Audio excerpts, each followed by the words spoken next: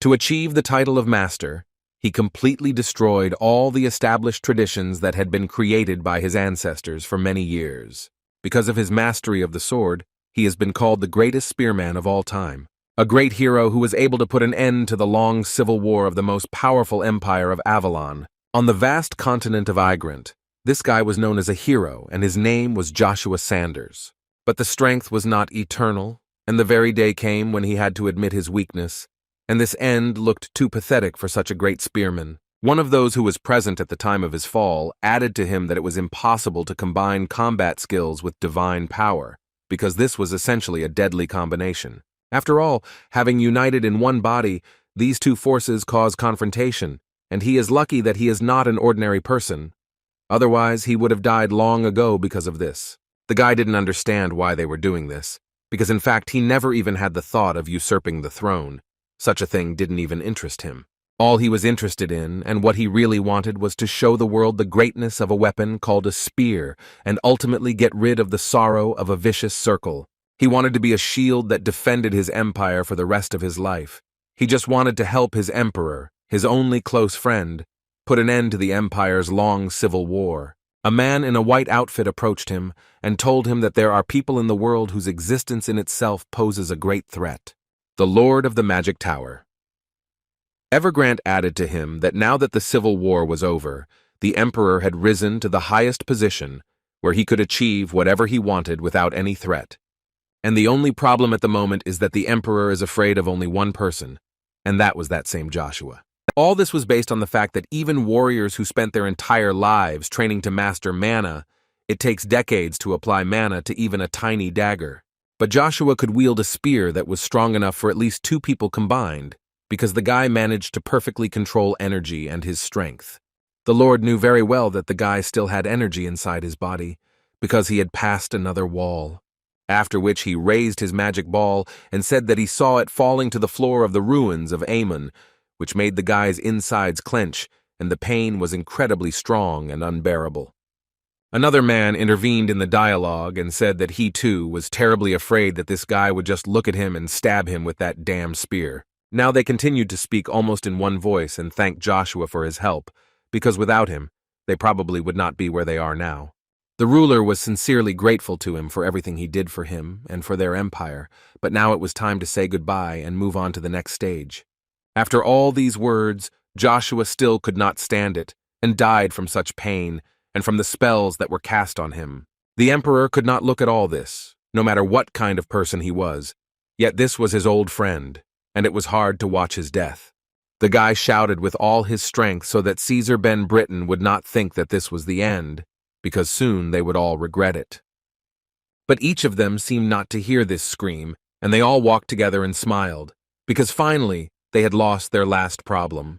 Joshua was surrounded by a magic circle of explosion, and the guy was well aware that, given its scale and area, he had approximately 5 minutes before the explosion. He was so offended that all his life he had been the greatest knight of all time, who was ultimately betrayed by his faithful friend, and who would have to end his life in a nameless wilderness. The ritual began to take effect, and he didn't even have hope for a miracle. He looked at his legendary spear, which was called the Reaper of the Battlefield, and thought that he might never use it again. Joshua decided to enjoy his weapon for the last time and reached for it using all his strength. He always thought that a special power was hidden in it, but he could not even imagine that the spear would reveal it at that very moment and give him a little hope for success. A few seconds after he finally reached for his drink, an explosion thundered, which could only mean one thing. Joshua Sanders met a futile end that belied his reputation as an invincible knight of the lance. Suddenly, the little boy came to his senses again and found himself in some stable, in which he did not understand how he ended up. Joshua's consciousness clearly remembers how he died in the explosion, but now he has turned into a child who looks at his hands and does not understand how this could happen. The thought occurred to the guy that what seemed simply impossible to him was that he could really become younger and return to his small body. The boy looked around him and realized that this was the place where he lived before, and he essentially returned to the past. But how did this happen? But this did not worry the guy too much, because he only thought that he had received another chance, and now he was sure that with Caesar, Ben Britain, everything would be completely different. But suddenly he was interrupted by several guys who looked like knights, and immediately attacked the little boy, because they did not understand what he was doing here when they told him to clean up horse poop. Joshua knew that these guys were most likely the personal army of the Duchy of Agnes. One of them rudely began to shout at him, because he wanted to hear at least a word from him. But his colleague interrupted him and said that the boy was deaf, and there was no hope that he would be able to somehow answer. The boy was not stupid, and deliberately pretended that he could not speak, because if he had opened his mouth, he would obviously have gotten a lot more. At one point, they stopped paying attention to this boy, because one of them suddenly realized that he had not seen Lucia for a very long time, and the second asked him to be quieter, because the Duke visits this maid from time to time. Lucia was the name of the Duke's personal maid, who was also the mother of little Joshua, so they decided to speak more quietly so that she could not hear. As it turns out, he is the illegitimate son of a maid who was raped by Duke Agnes many years ago. Since the corpse's personal knew this, they viciously tortured him because he had noble blood, which gave them great pleasure.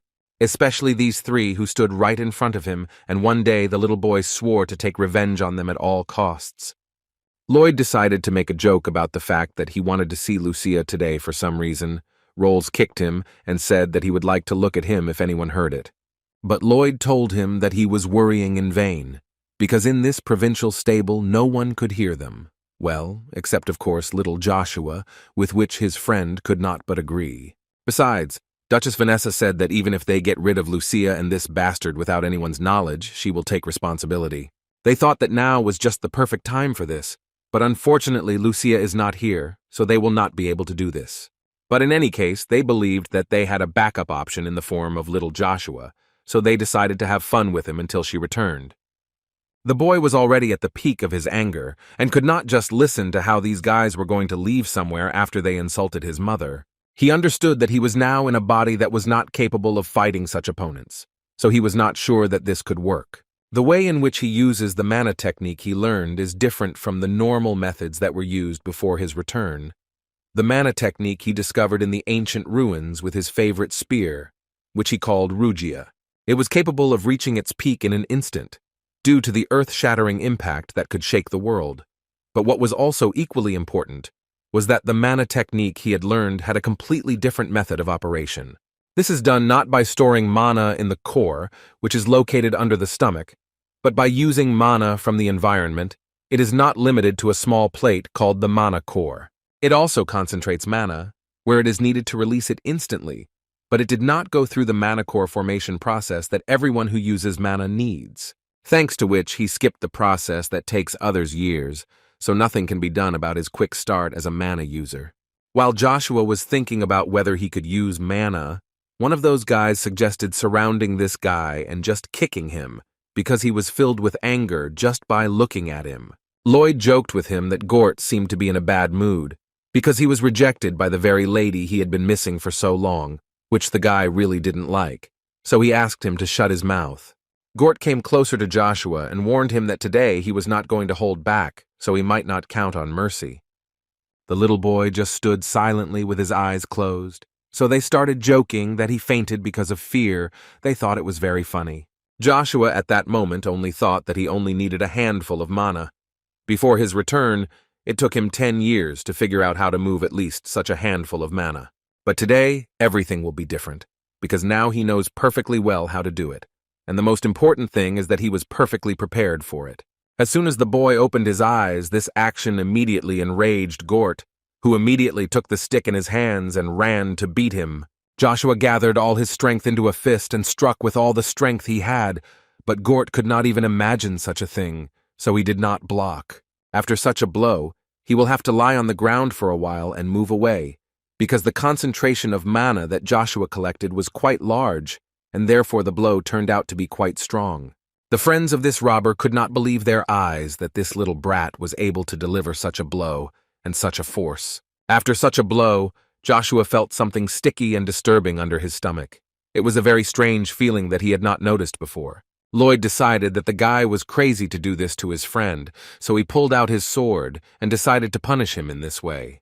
Joshua knew very well that it was too dangerous to go against a trained soldier with this child's body, but if he could take down Lloyd, then Roll was unlikely to attack, because he was the most cautious of the three.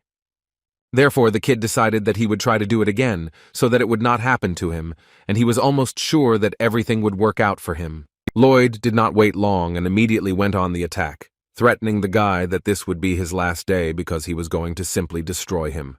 But what was the guy's surprise when this little guy was able to dodge his blow, because before, they hadn't noticed this behind him, but in any case, it didn't change anything.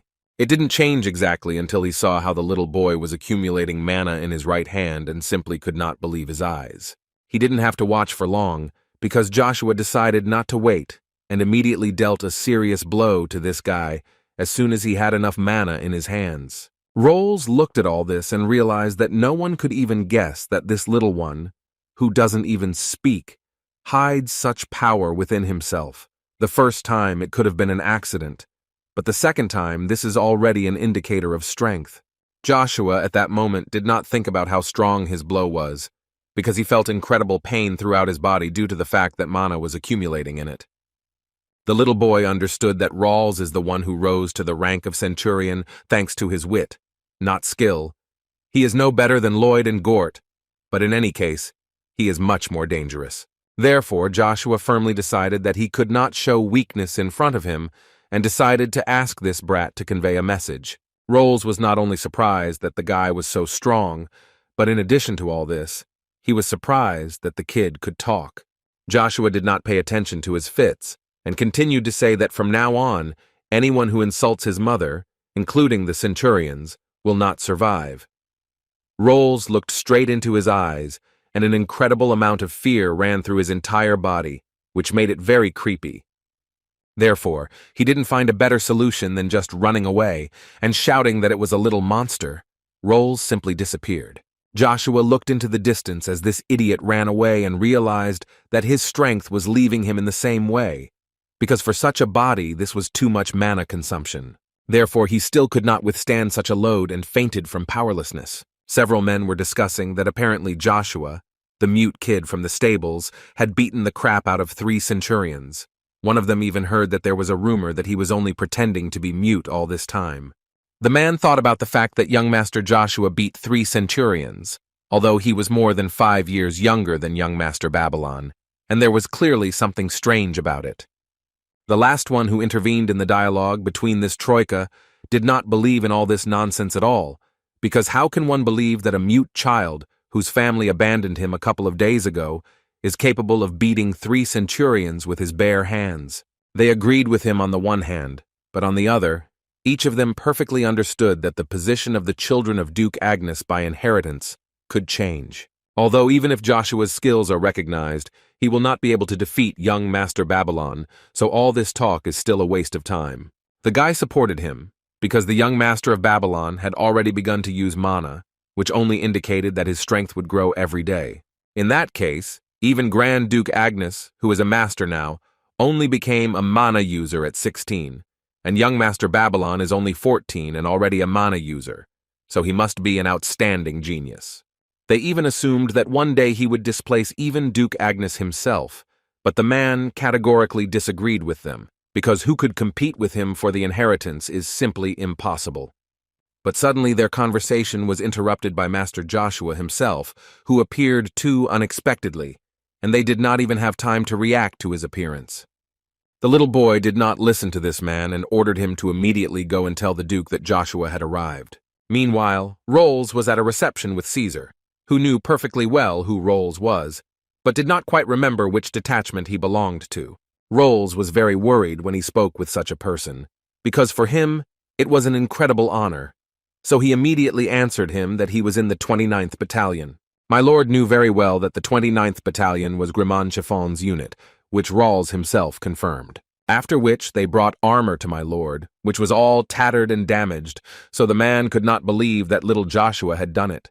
He was also approached by a guy who served my lord and asked Rolls to tell only the truth, because if he said even one wrong word or lied somewhere, then his life would hang by a thread. Rolls, of course, was nervous and understood that this was too serious, but still found confidence in himself and said that everything he said was the purest truth, and not a single word was exaggerated. As it turned out, the guy who was standing next to him was the same Chiffon who led the 299th Battalion, and he added that in this case there was no reason to doubt Roll's words, but it was still hard to believe. My lord absolutely agreed with him, because now the boy is only 9 years old, which is very young to have such power.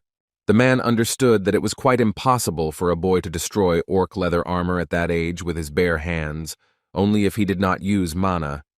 Chiffon interrupted my lord and asked for forgiveness for his rudeness, but he believed that using mana was a very complex process, and at that age completely impossible.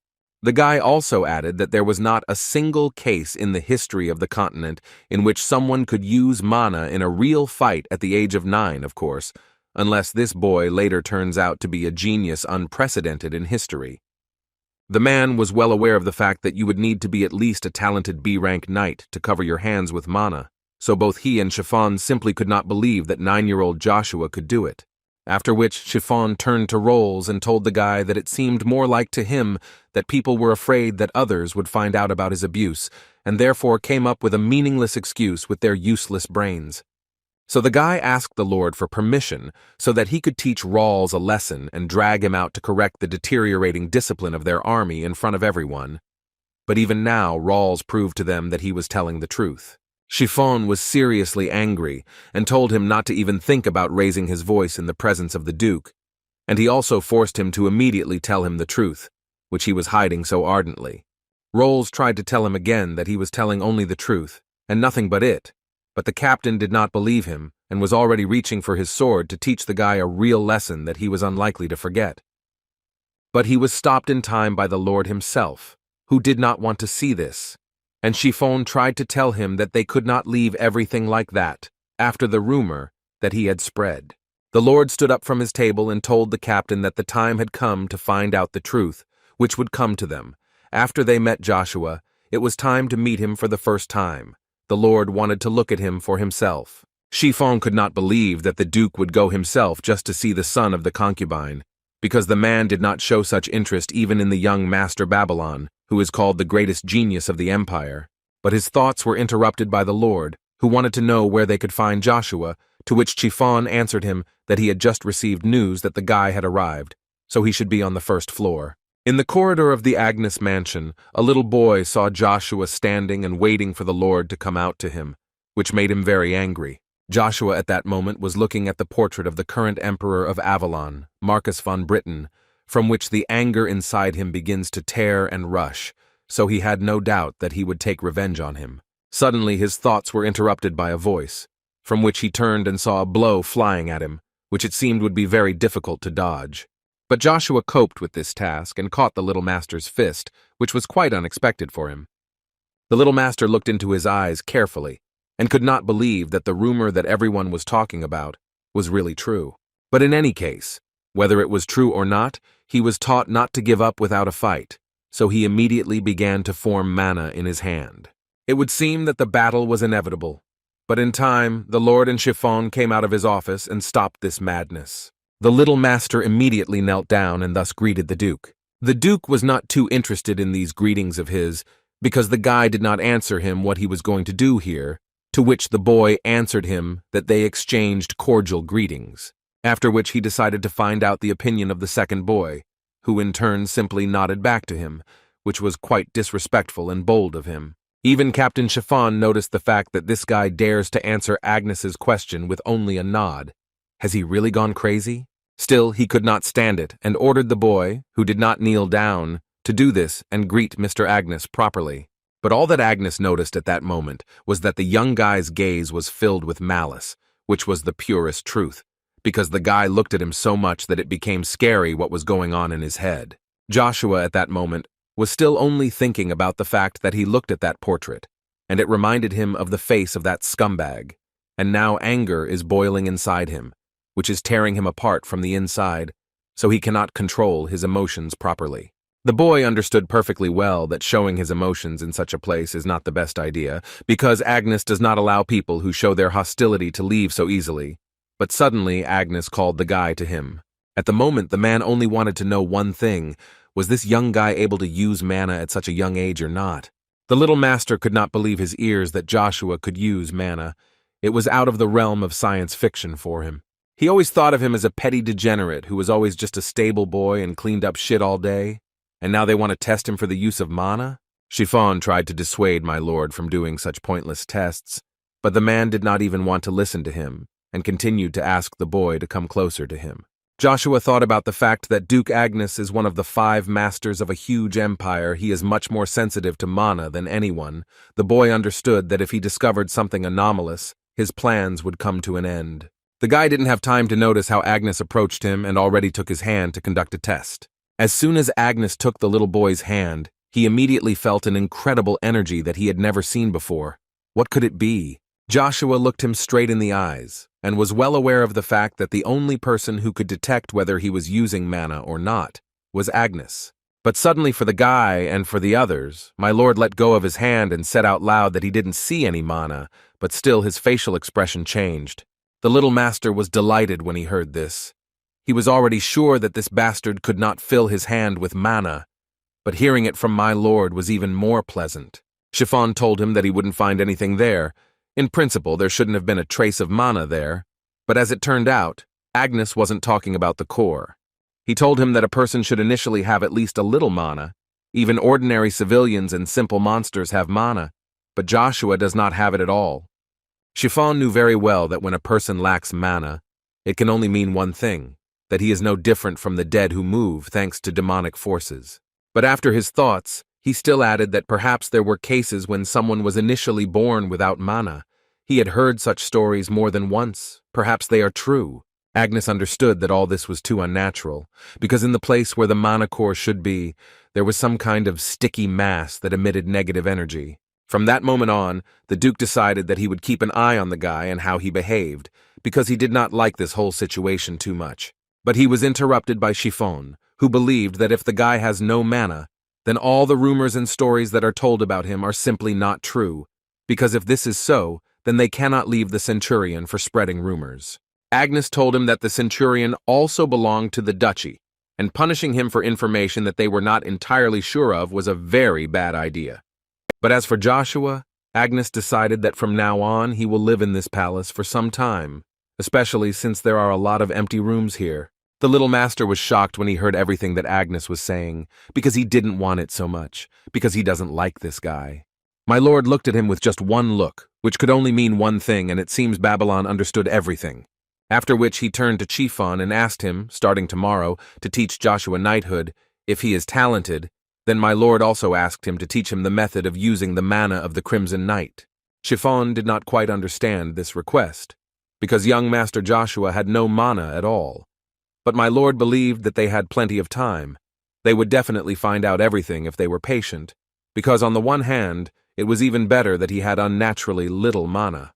After which Agnes went back to his office, and he told little Joshua that he would look forward to meeting him again after training.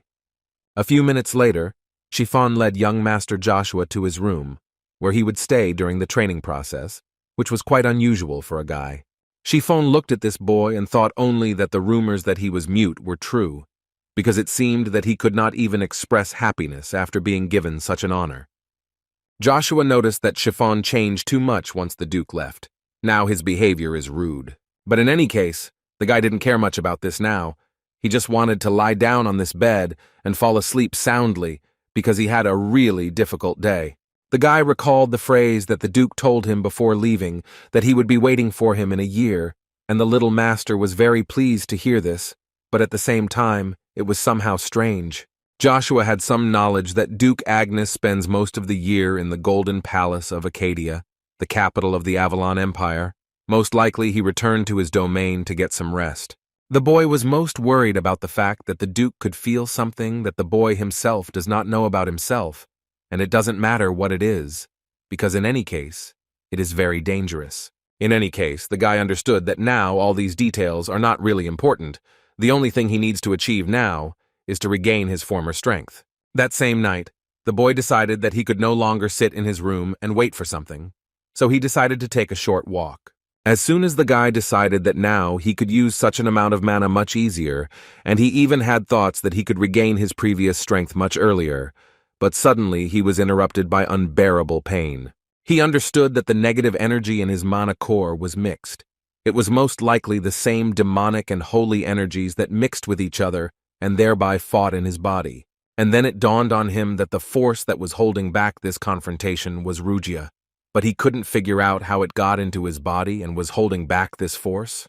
There was no time left to think, because several court guards heard some strange sounds and immediately moved out to check what happened there, and Joshua had to immediately hide. What he did successfully, as soon as the guards went around the corner of the palace from where the sound was coming, they saw nothing there, which was very strange for them because they were sure that they had heard something. Joshua ran with all his strength, but he didn't notice it, because he was only thinking about how he could combine all three forces in his body, and Rugia should somehow help him with this. From one of the hangars came the screams of a woman who had been captured by the same trio that Joshua didn't like so much. They were angry with her, that because of her son their reputation was at rock bottom. The woman was not a simpleton, and decided that she would not tolerate such a mocking attitude towards herself, so with all the force of her bite the guy who was holding her. But in any case, the male power was still stronger, so he pushed her to the floor for this, and it seems that in this way she worsened her situation even more. One of them took her by the hair and told her that he wanted to do the best he could, but apparently a woman couldn't just stand there, so they decided that they would act completely differently. But suddenly the guy asked Gort whether it was worth doing this, because if Joshua found out about this, then it wouldn't be sweet for them, and most likely they would suffer. Gort was not the type to give back, so he immediately said that he absolutely didn't care whether he knew or not. He remembered why he was here, and they wanted to destroy it. But still, his friend continued to stand his ground and tried to persuade him not to do it this.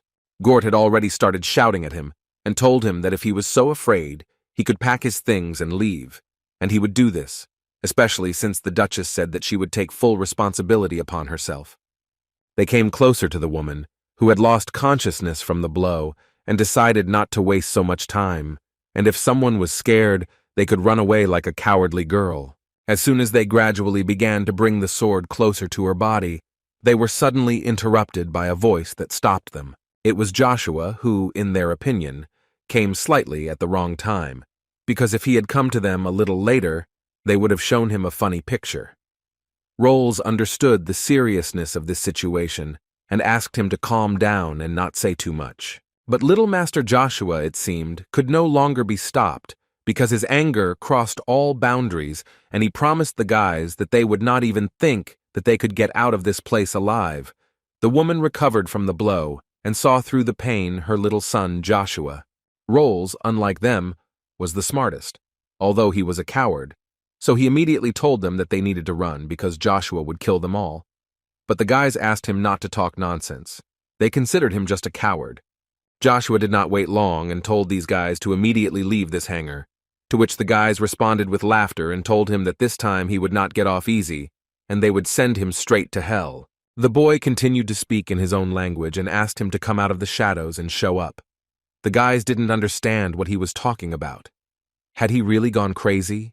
But suddenly, just out of nowhere, a guy appeared who came down right from above and was quite surprised at how the boy was able to see him.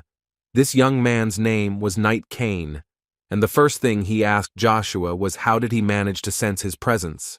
Joshua, at that moment, drew attention to his cross, which could only mean one thing. This is one of the 3 knightly orders of Duke Agnes, and this one belonged to the Order of the Crimson Knights, and it was logical to assume why such a knight would follow Joshua. The Troika, who had just threatened the boy, suddenly changed their faces and now greeted him as an honored guest. Knight Cain approached the boy and thought that he was the hero of the rumors about the concubine's son, but Joshua did not behave like a courtier and immediately asked him to answer one question. Joshua started by saying that the soldier tried to harm the lady of the Duke's house, according to the military regulations of the Duke's house. What would happen to the soldier in that case? The knight looked straight into his eyes and realized that someone was controlling his consciousness, and he could not resist. The force was too overwhelming.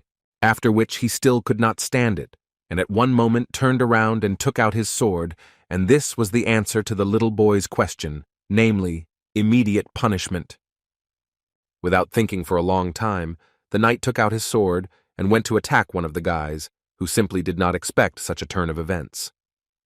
Because of the surprise, the guy didn't even have time to block, so the knight dealt him a fatal blow. One of the trio decided that it was necessary to launch a counterattack, because it was possible to get hit just as well.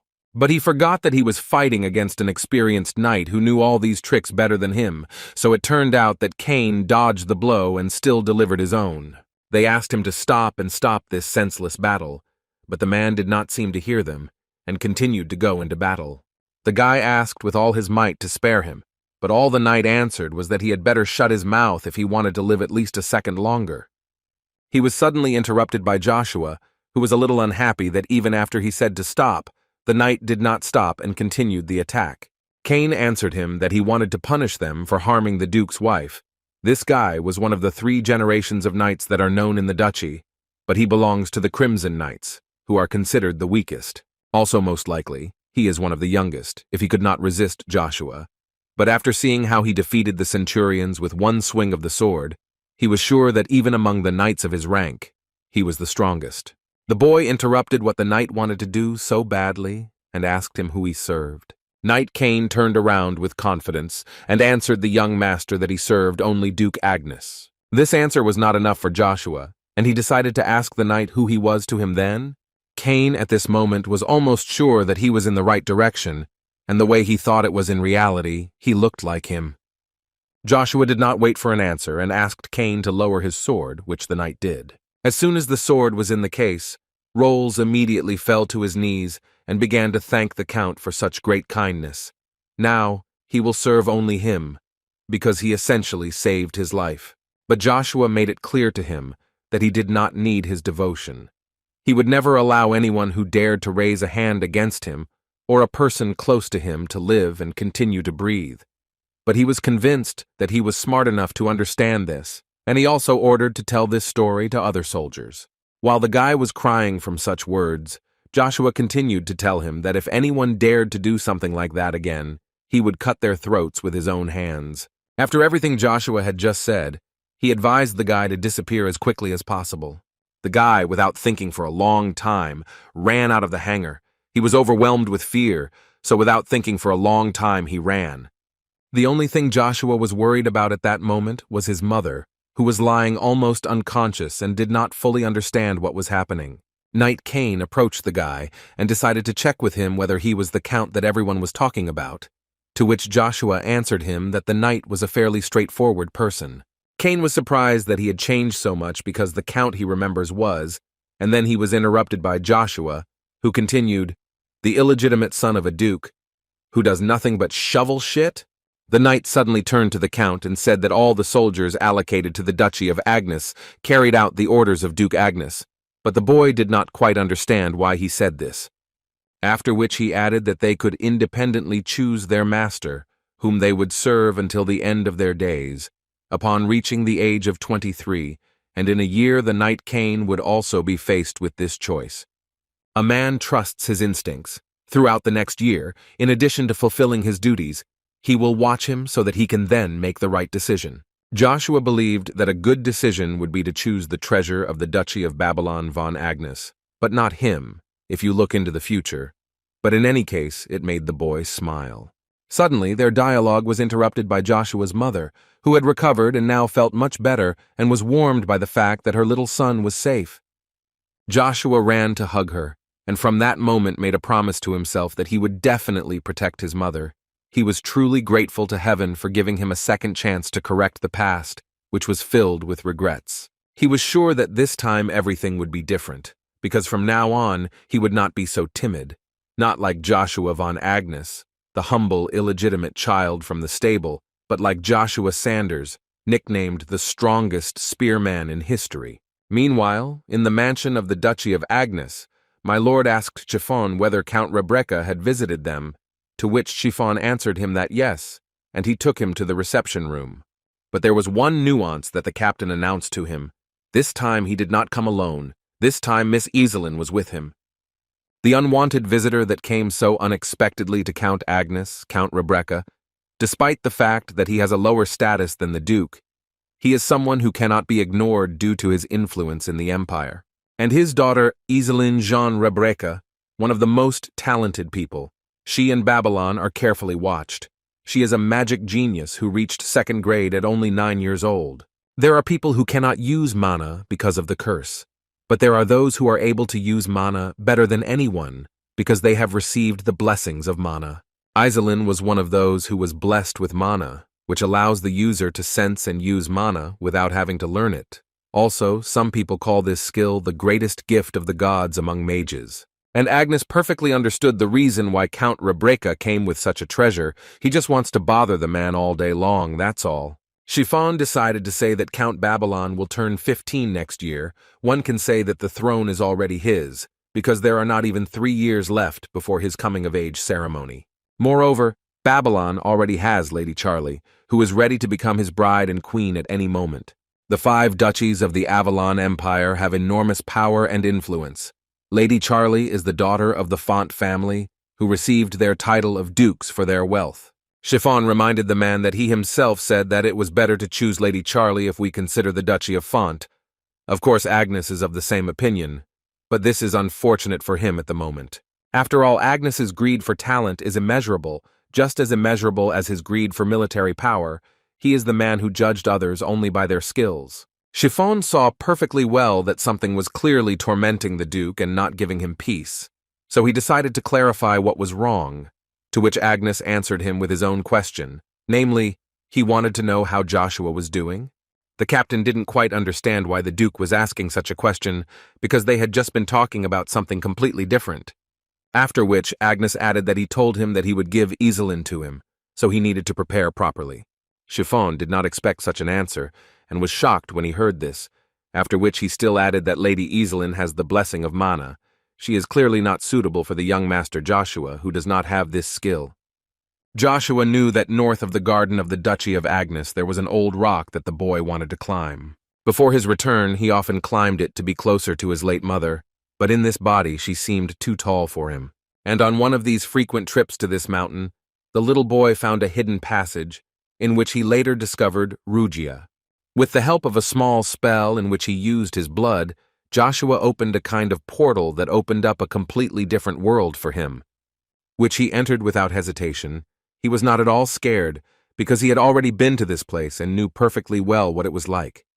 This place looked like a huge castle that was destroyed due to some explosion or war. Joshua was a little shocked when he saw what happened to this castle, and thought a little about whether this was the castle at all.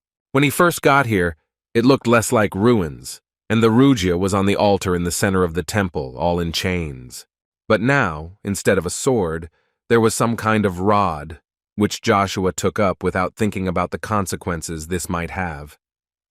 Suddenly the rod began to glow with an incredible light that you couldn't just look at, so you had to close your eyes.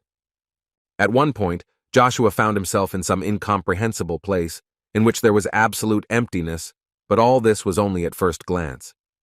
But his thoughts and guesses were suddenly interrupted by a very strange voice, and it was the voice of the very rod that was calling the guy to him. Joshua was slightly surprised by this, although he had seen a lot in his past life, but for an iron rod to speak to him, this was the first time. But the rod itself interrupted him and said that he was not who the guy took him for. As his interlocutor told him, he is an artifact of the demonic god Rugia, which the boy simply could not expect.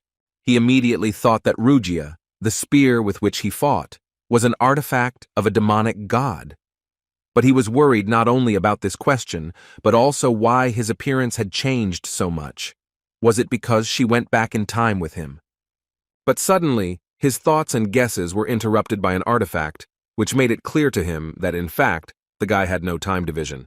After which he added that the 2 energies in his body will destroy him over time, and there is only one way in the world to pacify them, and then even use them.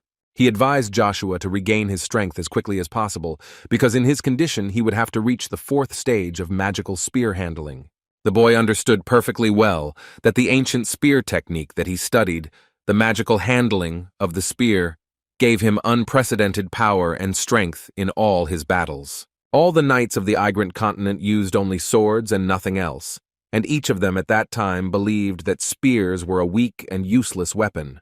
However, before Joshua returned, he managed to prove to them all that they were deeply mistaken, and before he returned to the body of a little boy, he was at the 5th stage of development. If we talk about ranks, then at that time only A-rank knights could create swords using mana. Masters were the absolute and strongest warriors. Although back then the magical skill of the spear was divided into 8 stages, at the 5th stage he was already considered the greatest knight of all time.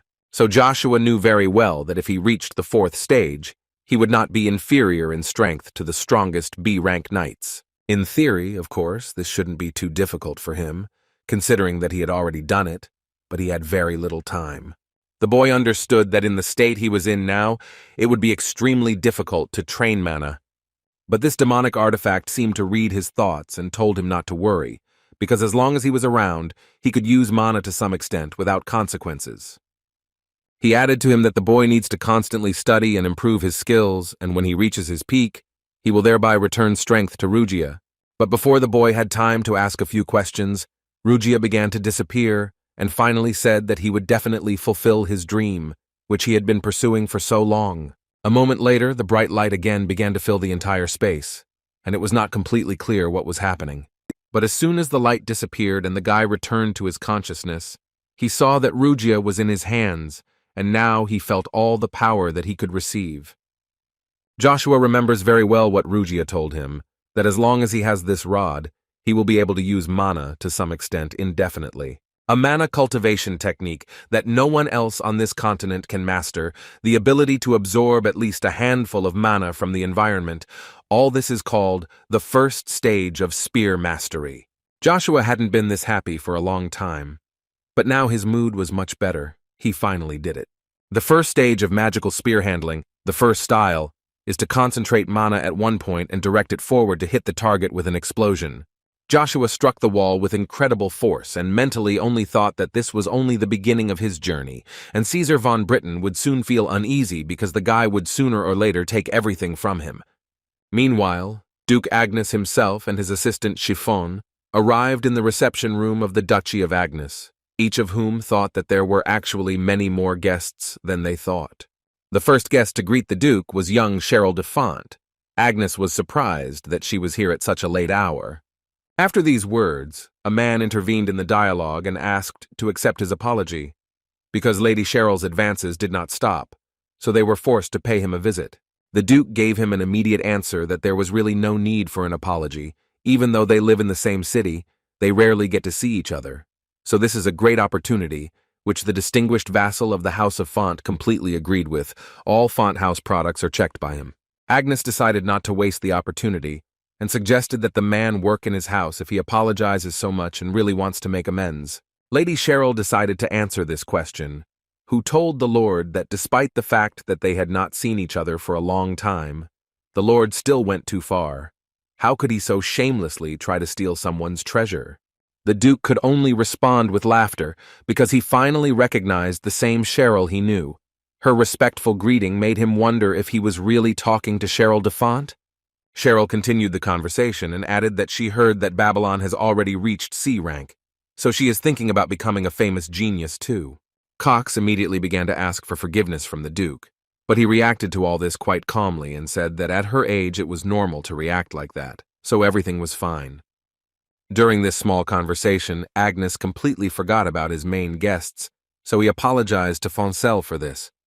Foncel Jean Rebecca and his daughter Iselin stood calmly and waited for the Duke to finish and give them his attention. Iselin Rebecca, after the Duke finally turned his attention to them, greeted him no less respectfully than Cheryl.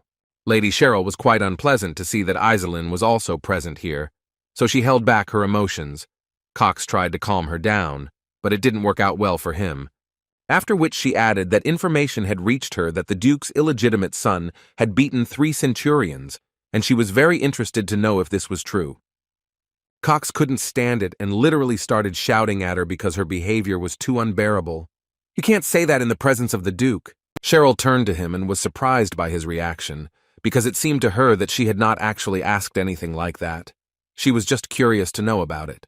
Chiffon decided not to wait for the Duke's answer and told her himself that it was just a rumor.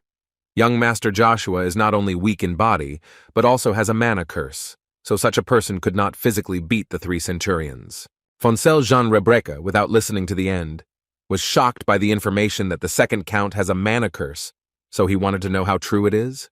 The Duke decided to answer this question rather unexpectedly, saying that now there was an opportunity to look at this kid, if he was so interested, which made Foncel even more surprised. Agnes added that it seems Foncel is one of the few magicians of the 5th level of the Empire.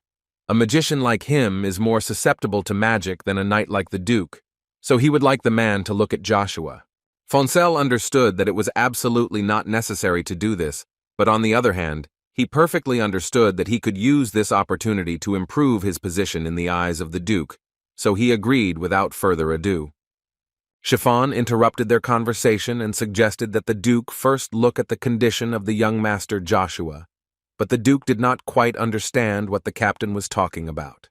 After which, Chiffon added to him that it would be better to confirm if Joshua has a mana curse before sending him to the capital, so they can also find out how true the rumors are. The Duke did not quite understand how Chiffon was going to do this, to which the captain answered him that if he could call a suitable knight from his banner, so that they could have a duel. Agnes was quite surprised when he heard this proposal, because in essence he was proposing to summon a knight of the Crimson Order just to fight the 9-year-old. Chiffon explained his proposal by saying that if the rumors were really true, then someone of exactly this level was needed, and it so happened that the captain already had a suitable person in mind. He was 100% sure that if the Duke saw this with his own eyes, he would definitely be satisfied. The next day, in Chiffon's office, he discussed with Kane his report, in which the knight described the situation in which he had an altercation with the Centurions. Captain Chiffon agreed with Kane that, in accordance with military regulations, he had the right to subject someone to immediate punishment, but still the guy believed that it was a hasty decision. But as soon as Kane said that these Centurions wanted to endanger the lady of the Duke's house, Chiffon immediately stood up from the table, and now understood why Kane reacted that way. Chiffon could not believe that these scumbags dared to do this to Lady Vanessa, but Kane corrected him in time when he said that they did it not with Lady Vanessa, but with Lady Lucia. At this moment, Chiffon calmed down his ardor a little and repeated the name Lucia again out loud, after which he sat down at the table and asked the guy again, "Does he want to say that he put 2 Centurions out of action for the sake of a concubine?" Kane explained to him that he considered Lady Lucia to be a respectable lady of the Duke's house. She was not someone who could be harmed by ordinary soldiers. Moreover, their actions were both an insult and a challenge to the Duke. If his captain believes that he did something wrong, then the guy is ready to be punished. Chiffon was silent for a while and thought about Kane's words and decided to say that they would not pay much attention to this, and besides, the knight had a new task. The captain looked him straight in the eyes and said that today he would have a sparring match with young Master Joshua. Kane did not expect such a turn of events, so he visibly began to get nervous and asked again what he had just heard. Chiffon confirmed this information and explained to him that they would do all this only to find out whether Master Joshua had a mana curse or not. True, the captain believed that without a doubt the result would still be a natural mana deficiency, but the Duke still cannot believe it, and thinks that this will become a big problem for the young master of Babylon. Kane decided to clarify whether the captain thought that the young master of Babylon could be removed. Chiffon's reaction was immediate, and he asked the knight not to talk nonsense, because Master Babylon is a genius that cannot be found on the entire continent. Chiffon believed that such a prodigy could not descend to such a level as to kick all sorts of pebbles again. At this time, Kane thought that the pebble that Chiffon was talking about was actually a meteor that opened the endless sky to destroy everything on Earth. Therefore, Chiffon believed that all he needed to do was inject mana into Joshua during sparring, and no one should notice it, because if he had a mana curse, then his body would reject this mana, and everything would be clear. Kane listened as Chiffon talked about how when mana enters the body of a person with a mana curse, it acts like poison, so the person dies after 10 days, and thought about the fact that Chiffon had always been on the side of Babylon. But he did not even suspect that the captain will show his face in a similar way. In the end, the captain summed up the results, and if the knight understood everything, he ordered him to wait near the small field for sparring. Soon the Duke and Chiffon would be there. Kane was already on the small sparring field and thought that even if this was an order from his superiors, he still would not harm Master Joshua as long as he was keeping an eye on him. At that very moment, Master Joshua came into this hall, walking here purposefully. After all, he knew very well that they would have a sparring match, and the boy seemed to be 100% ready for this. Kane confirmed this information and said that they organized all this only to test the Count's abilities. Joshua, on the one hand, was surprised, but on the other hand, It even made him happy, because it seems the Duke found out about his abilities and wants to look at them, and the guy didn't mind demonstrating them. His thoughts were interrupted by Cain, who said that there was no need to worry because he was not going to fight the Count at full strength. To which Joshua replied that the knight was really going to test him. The knight did not mean this at all, so he tried to explain everything to the little lord. But he interrupted him in time, saying that he knew that they had the right to choose their lord. Exclusive power was given to the knights. But Joshua knew very well that, on the other hand, he had the right to choose his subordinates. Therefore, Joshua added to him that he does not plan to trust his back to someone so insignificant and weak, and if the knight wants to see his true strength, then he should try, and besides, his sword is needed for this. Their dialogue was interrupted by the Duke, who came in with the guests and was pleasantly surprised that the guys were already in the hall and began to get to know each other. Cain, as befits every knight, greeted the Duke and ducked away. Chiffon at this time watched as Joshua again did not show any respect towards Duke Agnes, and was now 100% sure that he simply did not have it. But suddenly Jusha bowed to the Duke and greeted him no worse than Cain, which was quite good. The Duke did not remember being taught etiquette, but he praised him for doing a good job. Joshua told him that he is constantly learning by watching everything that happens here. Agnes praised him again and asked if he knew what would happen here now. To which Joshua, with a calm face, answered him that information had reached him that the Duke wanted to test him. Chiffon could not stand such words and still explained to the young master Joshua that there was a misunderstanding. This is not a test of the Duke, but his attention to the boy. He wants to better study Joshua's illness, which is possible in the future, to cure him. Joshua mentally didn't quite understand what this man was talking about, but then he remembered that this was Chiffon, and he had always been on the side of Babylon, so you shouldn't be surprised by this. But time passed, and it was necessary to start, so the Duke asked the guys to get ready, and they would start the fight. The Duke saw how Cain was ready for battle, so he explained to him that he had misunderstood. Today, Joshua's opponent would not be him. This role will be taken over by the elder brother Babylon, who was also there and was fully prepared to teach his brother a lesson. Duke Agnes warned them that this was primarily a training fight, so they would use wooden swords. Babylon already understood this perfectly well, because he was not even going to fight his brother at full strength. Joshua understood that Chiffon and Babylon were conspiring to put on a show in which they would destroy him, but for the guy this only caused a smile. While he walked to his wooden sword, he thought that he also wouldn't mind putting on a show and showing them how it's really done. Joshua stepped on this wooden sword with all his strength to break it and clearly did it on purpose, after which he picked up everything that was left and added that this was enough for him to fight. This made Lady Cheryl laugh a lot, and she noticed that he was a very funny kid, which was hard to disagree with. Chiffon turned to Joshua and explained to him that this was not a joke, but a real fight, in which this stick would not help him in any way. As soon as the captain wanted to take it from Joshua, he was stopped by the Duke, who asked him to wait and asked the guy if he was sure that this stick would help him. Joshua turned to him with a confident face and said that this is what he needs so much in this fight. After these words, all that remained for the Duke was to ask all the guests to take their places, because the duel would soon begin.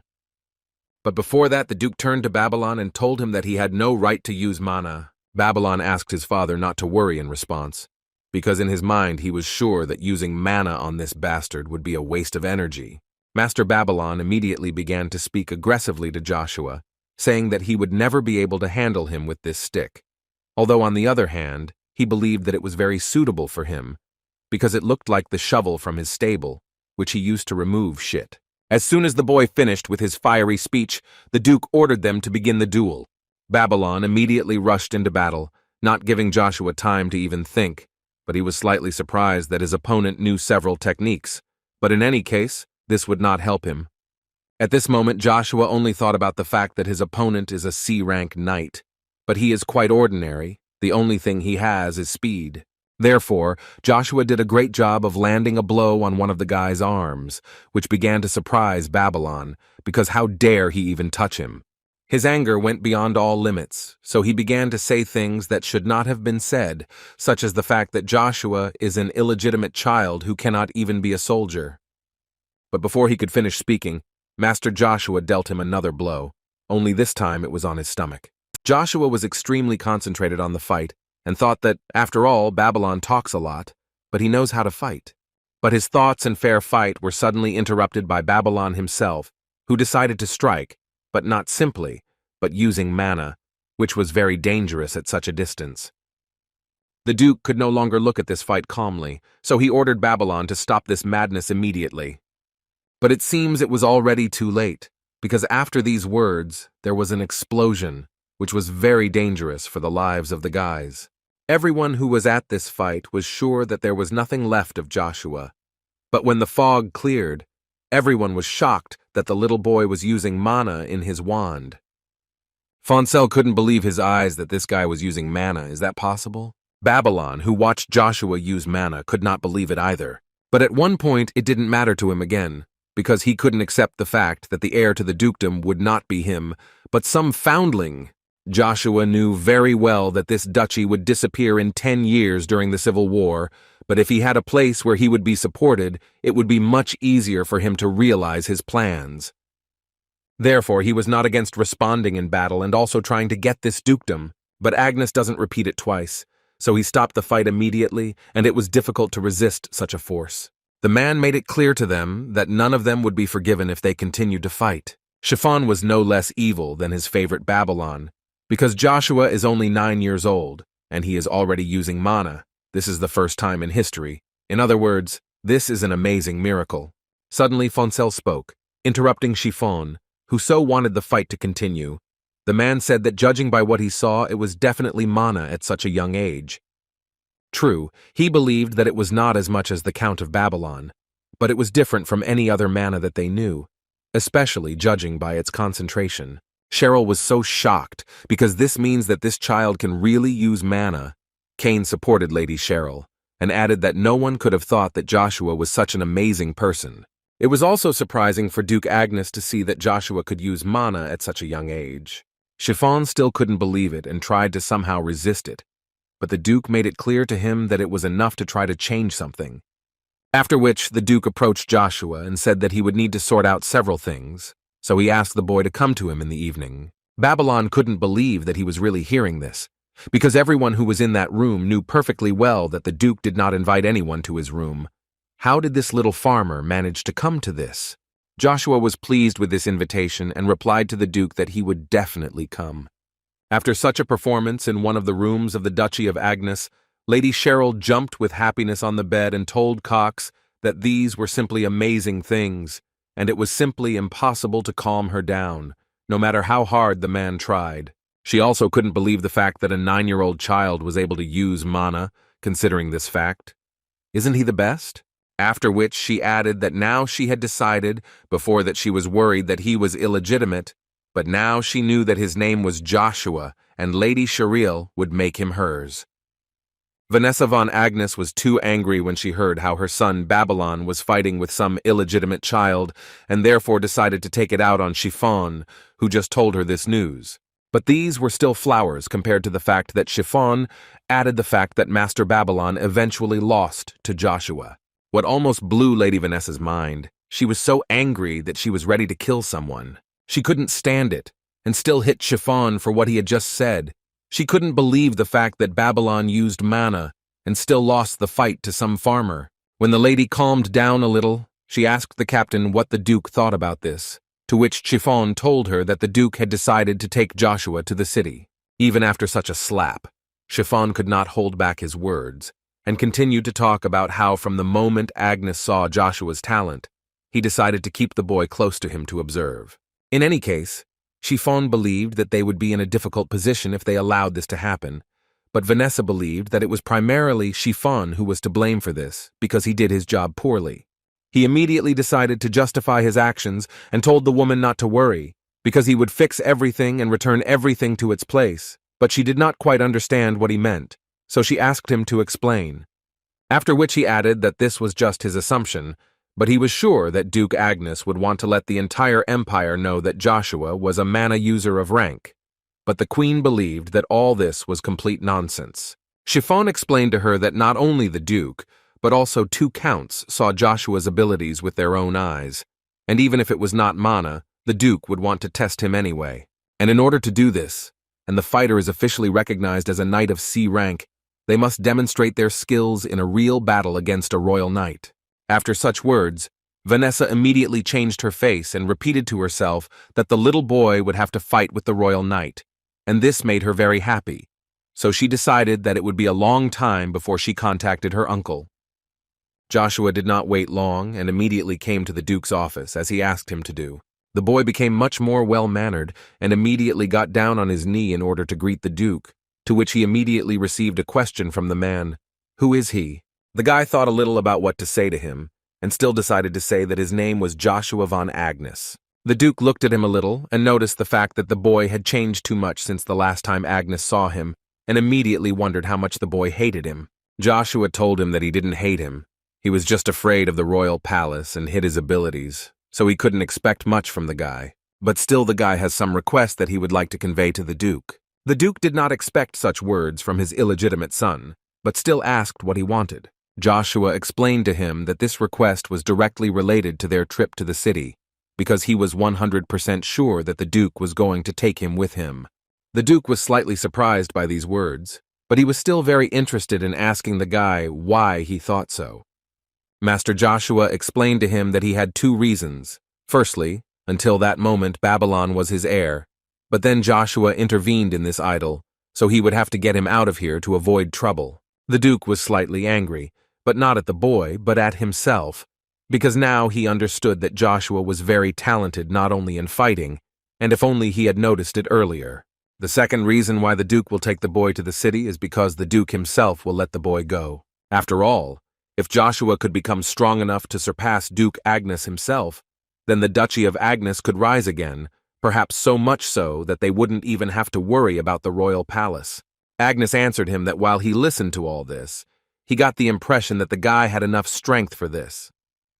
Joshua was confident that he would at least do everything so as not to disappoint his father and his family. The Duke thought that this young man was clearly unique, because not everyone can be so confident when standing in front of the Duke, so the man decided to ask him if he knew an option that satisfies these requirements. Joshua completely agreed with him and added to him that the Duke must be thinking about sending the boy to the Acadia Academy. All children of noble blood must attend the academy for 6 years, from the age of 10 to 15, and there is also the possibility of graduating earlier for those who have the same abilities as Babylon. The reason the royal palace created this system was to keep children in the academy to maintain the loyalty of the nobility and recruit outstanding talents. Agnes confirmed Joshua's words that he boy would indeed go with him to the city. In addition, the Duke would be able to personally teach him if he was next to him. Joshua was quite happy to hear this, because this was an excellent opportunity to learn the art of the sword from one of the 5 masters of the empire. But the boy had one caveat. Instead of a sword, he would like to use a spear as a weapon, because with it he feels much more comfortable. The Duke, of course, was surprised by this choice and desire, but now he clearly began to understand the fact why the guy fought with a stick in the battle with Babylon. Agnes released a huge amount of mana from his body, and once again asked Joshua if he really wanted to use the spear. It was difficult for Joshua to give a clear answer in such a situation, because a huge amount of mana was released directly at him, and it was difficult to resist it. It was hard for the guy to stand on his feet, but as much as Agnes is proud of his sword, how proud Joshua is of his spear.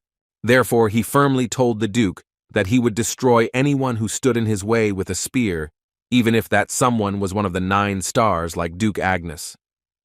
The man found it very funny to hear such things, so if he was so confident in himself, he asked Joshua to show everything he could do with his spear. One of the 9 stars of the empire decided to test the boy's strength, which was quite good for Joshua, because such a good opportunity might not present itself again.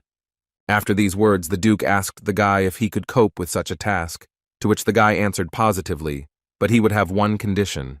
He asked the Duke that if he could pass his test, Agnes must promise him that he would listen to his request. Agnes did not mind fulfilling such a promise and promised him that if he passed the test, he would be able to use the spear and he would listen to his request. However, the Duke himself had a condition. If the guy fails this test, he will be obliged to listen to the Duke. Joshua understood perfectly well what request the Duke would have.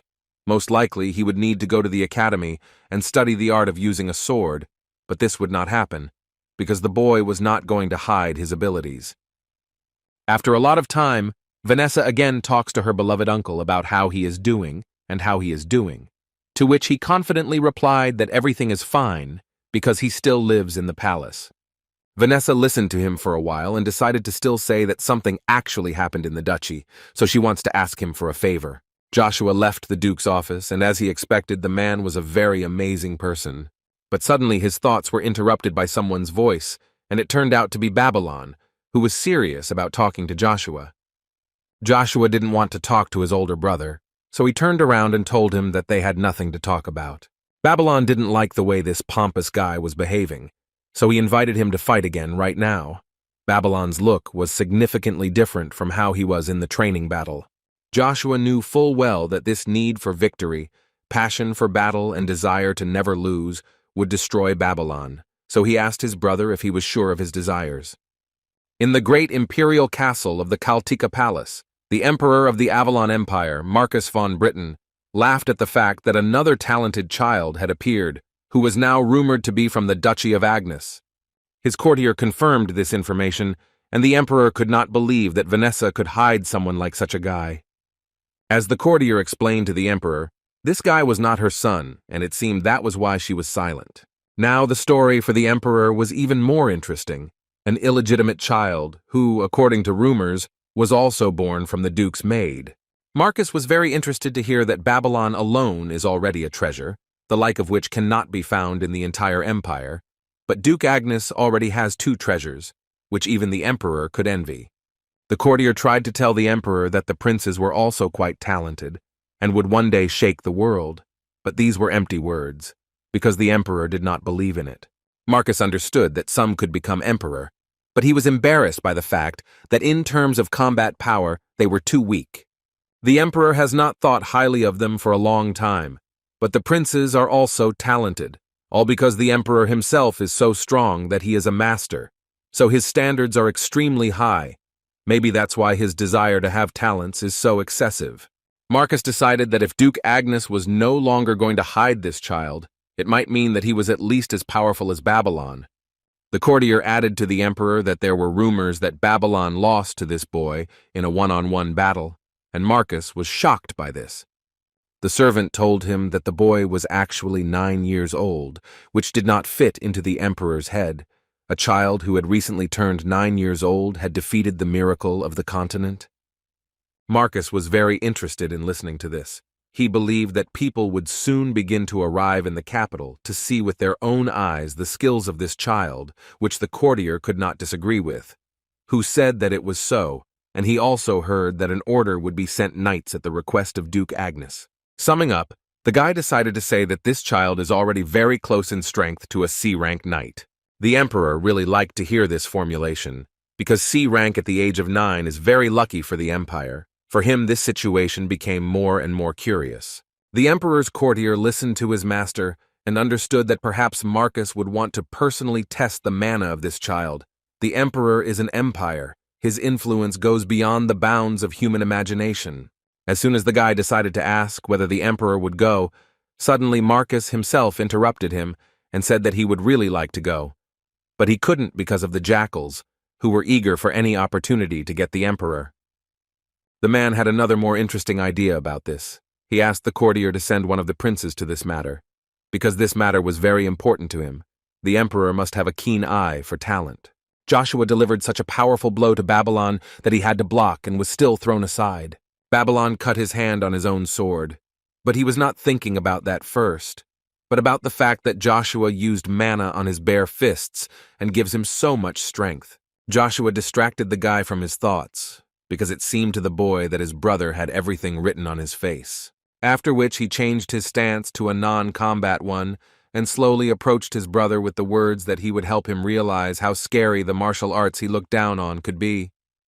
Babylon was very offended by these words, so he went into battle shouting that underestimating him was the worst mistake Joshua could make.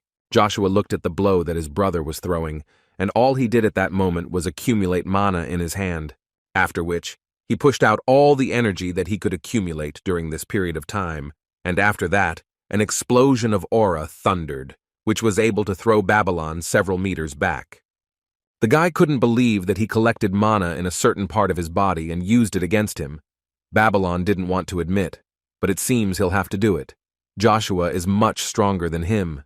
Joshua immediately approached the guy, in whose eyes he saw fear, and told him that he would never forget what he felt when Babylon fell from the hands of the one whom he had looked down on for so long. The boy added that if he could do what he wanted, he would tear Babylon apart for everything he did, the one who insulted his mother and Joshua himself. But this will not happen, and for the first time in a long time, Joshua finally saw the desire to gain power in his brother's eyes, so this time he will let him go. But before leaving, Joshua warned him that if he did not change his attitude, the guy would make it so that he would never be able to hold a sword with his hands again. After these words, Joshua decided that it was time to leave and finally added Babylon so that he would always remember that there was a colossal difference between them. The next morning, Joshua woke up with the thought that he was physically very tired. He was using too much mana without a break. Since he absorbed Rujia's personality, controlling mana has become much easier. But with such consequences, does that mean that his body is not capable of withstanding such an amount of mana? Suddenly his thoughts were interrupted by a knock on the door, and it seemed that it was Cain, whom the guy had recently called, who had come. But as soon as he opened the doors, instead of Cain, there stood a girl whom he saw for the first time in his life. This was the same Cheryl Defont who came to visit the guy, because she heard that he was 3 years younger than her, so she could calmly communicate with him. She did not wait until Joshua himself invited her to enter the room, and came in with the words that he could call her big sister, if it was more convenient for him, especially since they had something to talk about. But Joshua didn't think he needed guests that much at this time, so he put his hand in front of her face and let her know that he wasn't very happy with her here. Then he leaned a little closer to her and whispered for her to get away. The guy closed the doors right in front of her nose, so that it was so unexpected for the girl, because no one had ever done this to her. Cheryl stood like a statue and didn't know how to react to this, leave or perhaps try to enter his room again. Joshua didn't understand what kind of jokes this early, and it seemed the girl wasn't going to give up, so she continued to knock on the doors, which made the guy think about just ignoring her. But the nerves didn't last long, and the guy couldn't stand it any longer. He was embarrassed by the fact that the girl didn't understand the first time. Joshua decided to open the doors and tell her to get the hell out of the way, but he did not expect that the knight Cain was standing behind the door, who was frightened by such threats, and invited Joshua to come back later. But the guy immediately apologized to him and said that there was a slight misunderstanding. He didn't want to shout, he just confused him with someone else. Joshua got distracted from the main thing, so he decided to ask Cain how things were going with what he asked him to do, to which he received a positive answer, because the knight Cain did everything in the best possible way. But the knight, of course, did not fully understand why the young master needed this. Joshua didn't explain everything to him, but simply asked him to trust and listen to him, and then everything would be fine. In the large sparring field of the Duchy of Agnes, Rawls stood and did not touch anyone, when suddenly several of his colleagues decided to make fun of him that Joshua could beat him and his 2 friends. They thought it was very funny. Rawls continued to ignore them, and the guys decided that recently he was somehow strange. He stopped talking altogether. They even thought that he had tormented Joshua so much that the boy's illness had been passed on to him. In any case, their only concern was who called all the centurions to this place, to which one of them answered quite simply. He was told that this was a knight of the Order of the Crimson Knights, and today's training would be difficult. Suddenly, a loud voice shouted and warned that now it was necessary to greet the knight Cain, who came out to the centurions not alone, but together with Joshua. Rawls immediately began to get nervous, because he perfectly remembers the words that Joshua said before letting him go, but on the other hand, he could not know this. Suddenly, the thoughts of each of them were interrupted by Cain, who notified them that it was Joshua who would conduct today's training. The guy did not wait for his introduction, and he himself said that for today he would be responsible for their training, and his name was Joshua von Agnes. First of all, the guy said that they are centurions who will fight in the vanguard during the war, so their individual skills are most important. And Joshua himself came here in order to evaluate the skills of each of them, so he asked them to come closer to him. Several centurions, who had no idea what the count was capable of, began to laugh at him and decided that the boy had simply decided to play around here. Cain also asked Joshua again if he was sure of this decision, because he was still a count. The centurions warned the boy that even if he was a count, They would not spare him, and most likely he would suffer greatly, so they asked him to think about it again. Joshua grabbed the staff from Cain and walked up to one of the centurions, after which he pointed his weapon at him and asked what he thought about this. Rolls immediately began to panic and try to explain to Joshua that he would never have thought that. But the boy did not listen to him and asked him to close his mouth, because based on the reaction of the centurions, we can conclude that he did not keep his word and did not say what he should have said. Rolls immediately fell to his knees and began to apologize for his mistake and promised Joshua that this would not happen again. But it was already too late, and the guy told him that he would not be forgiven twice, because after he tried to harm his mother, the boy could have simply destroyed him. But still Joshua gave him a chance, which he did not take advantage of, and seems to want to repeat the fate of Lloyd and Gort. The centurions who were laughing the most suddenly fell silent, and could not believe that the reason why Lloyd and Gort were not here was because they were beaten by Count Joshua. Rawls still tried his best to beg Joshua's forgiveness, but the guy gave him a clear understanding that there would be no second chance. But since he was a centurion of the Duchy of Agnes, he would allow him to preserve his honor. After which Joshua immediately asked Rolls to take out his sword, and if he could defeat the Count, he would pretend that nothing happened and let him go. Rolls understood that he essentially had no choice, and he had to give it his all. Perhaps then he would have a chance. He immediately took out his sword and went on the attack, because he perfectly understood that his opponent was still a child, and if he did everything in his power, then he could succeed. But it seemed that this was all Joshua was after, so as soon as the centurion approached him, the guy used one of his signature stances and used a blow that was called a lightning slash, which helped to deal a rather strong blow to Rolls. It would be almost impossible to recover after such a blow, and looking at Rolls, one got the impression that this was the case, because he didn't even show signs of life. While the other centurions tried to understand how this could happen, Joshua asked each of them to listen carefully and said that judging an opponent based on his appearance would result in death for them on the battlefield. He also added that if any of them still had doubts about his abilities, he offered to approach him and check them again. Suddenly, one of the centurions began to approach the boy, and Joshua was already thinking that he would still have to continue the battle. But suddenly, to everyone who was there, this guy introduced himself as the 23rd leader of the centurions, and he greets Count Joshua. After this act, all the other centurions, or rather their leaders, knelt before Count Joshua and waited for his orders. Cain did not doubt for a second about his lord, and it seems he made the right choice, because Joshua met all his expectations. So from now on he will do everything possible to support his lord. Cheryl was sitting in the living room and was very worried about all the words that Joshua said to her and how he essentially drove her away. She was very offended. Suddenly Cox decided to dispel her sadness, who literally flew into her room with the words that he had good news, the essence of which was that the Order of Imperial Knights would soon arrive in the duchy. But for the young lady, not only did this not help, it also seemed to make the situation worse, so she collapsed exhausted on her bed and asked her not to disturb her anymore. Cox began to worry a little about her, because it seemed to him that something was hurting her, but he was very busy in the morning and did not notice. The girl was already tired of repeating the same thing 1,000 times, so she had to shout to Cox to leave the room and not bother her. Besides, he was here on a completely different matter. Cox immediately realized that he had completely forgotten about his lord's order and that he first needed to carry out his lord's orders. The man realized that he needed to run away immediately and left the girl alone, and she fell on the bed and thought only about how Joshua had behaved with her. Almost immediately after the incident with the centurion, Agnes called the boy to him to find out personally from him why he executed the centurion.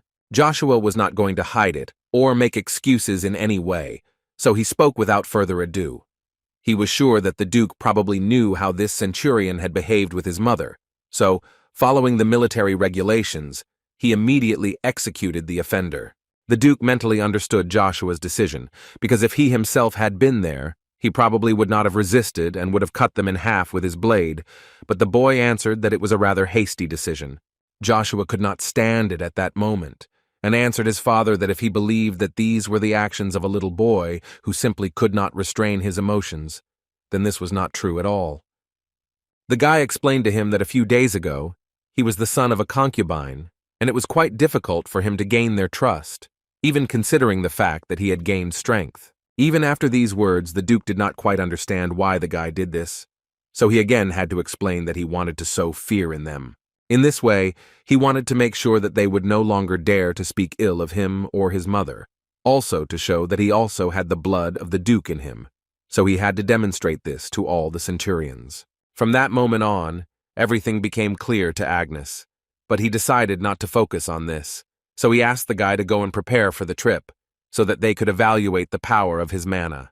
Agnes also added that the Order of Imperial Knights had been expelled, which Joshua already knew very well, and added that as soon as he was ready, he would immediately leave. The first leader of the Order of the Golden Mane, Armstrong, could not believe that two high-ranking knights who were also minors would come from their duchy. Chiffon was very angry when he heard such statements, so he added that even if this was so, then one of them is still the son of a concubine. Armstrong understood perfectly well that Chiffon was angry only because his position was at stake due to the fact that young Master Babylon lost to Junior Master Joshua. These words hurt Chiffon too much, and he asked him not to talk nonsense. Their conversation was interrupted by the Duke himself, who reminded them that the Knights of the Imperial Order would soon arrive, and that it was advisable not to quarrel. They immediately calmed down and greeted the Duke according to all the rules, which showed exceptional respect.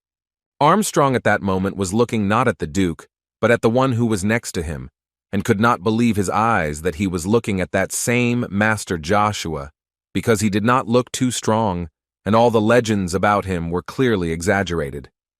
As expected, the Imperial Knights arrived on time, and Joshua froze in anticipation. Chiffon at that moment understood that a whole battalion was approaching them right now, and it was unclear who the Emperor had sent there, since the whole battalion had arrived.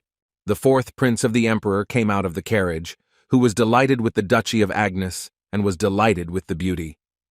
The Duke himself could not believe that he was seeing the fourth prince here. It was so exciting for him, but not for Joshua, who knew very well that this prince's name was Caesar von Britain, and the guy was not ready for this moment to come so quickly. The knight begged Sir Joker to spare him and stop, but the man did not want to hear anything, and simply walked forward. He struck this guy with a smile and was glad without an iota of regret that he had done just that. This man's name was Joker, and he was the captain of the first army of Imperial Knights, and most of all in his life he did not like to be told what to do. He was with his friend, who did not understand who would want to join the Imperial Order of Knights if the Joker mocked newcomers like that, to which the man replied that he could not stand them, because they showed off only because they could use a little mana. By the way, the man himself wanted to ask his friend why he came to him at such a time. The knight who stood in the fog slowly said that Madame Vanessa had a job for the Joker, and she really wanted the Joker to do it. All he had to do was make sure that little Joshua couldn't pick up a sword again. As soon as Caesar got out of the carriage, he immediately turned his attention to Joshua, about whom there were rumors throughout the empire. Joshua was very angry inside, because he was so irritated and angry by this Caesar, who was too pompous. One of the prince's servants politely asked to show respect, because he was still facing the prince. Joshua was so funny to hear this, because for him there are no two sons in the empire, except for the lord they serve. There is only one emperor who deserves the respect of all the knights of the Avalon Empire. After which the boy added that it seemed to him that there was no reason why he should show respect to the self-proclaimed fourth prince, so he was not going to do it. One of the prince's guards immediately ordered the Order of Knights to get ready, and he also added that little Joshua must be crazy to say such things. The man added that he heard that until recently he was only the son of a concubine who had to clean up horse shit. This man's name was Valmont Don Brown, and he was the deputy captain of the Ninth Order. One of the courtiers of the house came to the defense of Count Joshua, which was quite unexpected for Valmont. Therefore, the man decided to remind him that it is not Duke Agnes who is standing in front of him. Does he really want to protect this petty bastard? But Duke Agnes himself intervened in this skirmish, reminding them all that they were standing in front of the prince, and if they were not tired of living, they would immediately stop this madness. Valmont immediately recognized Duke Aidenpawn Agnes, who was one of the 9 stars of the empire. Even his presence created incredible pressure. Agnes immediately stated the fact that this all happened because of Joshua, so he forced the guy to apologize to the prince. But the prince decided to answer this. He believed that everything was fine, and in some ways this guy was right, so no hard feelings. The young prince's assistant explained to him that many people were now looking at him, and such actions could undermine the authority of the imperial family. But the prince explained to him that he was very weak, and if he defended his honor, he would most likely make himself a laughing stock. Moreover, Caesar believed that Joshua was absolutely right. The only one who is worthy of the respect of all the knights of the empire is His Majesty the Emperor, so he did not see anything wrong with this and asked the knights to calm down. He also added that knights must be prepared to answer for their words. He was sure that Count Joshua was aware of how useless the empty words of a knight who has no skills are. Joshua carefully looked at how the prince behaved and smiled, because he had not changed a bit. He was still trying to solve all his problems with just his tongue, but this time the guy would not forgive him for this. The count only thought that when the prince had everything, he would take it away, and then cut his throat, and that would be the end of it. One of the knights of the order asked the prince for forgiveness, but he has a great desire to personally test Count Joshua and test his mana. He would like to personally make sure that the count has enough skills to speak such words. Caesar told him that he was taking the count's safety into account, and he thought it would be better if the evaluator was Sir Joker, who had surpassed the level of a B-rank expert due to their difference in strength. The Joker was very happy to hear this, and thanked the prince for such a generous gift. He would gladly appreciate Count Joshua's mana. Sir Joker decided that the guy was mocking him because he took only an iron rod with him to the battle. The man asked to take his normal weapon because they are not playing games here. After which the man asked Joshua if everything seemed so easy to him only because people around him praised him for his talent, that even a little boy allowed himself to insult the prince. Joshua did not answer such questions, although in response he asked the man why he loves to wag his tongue so much.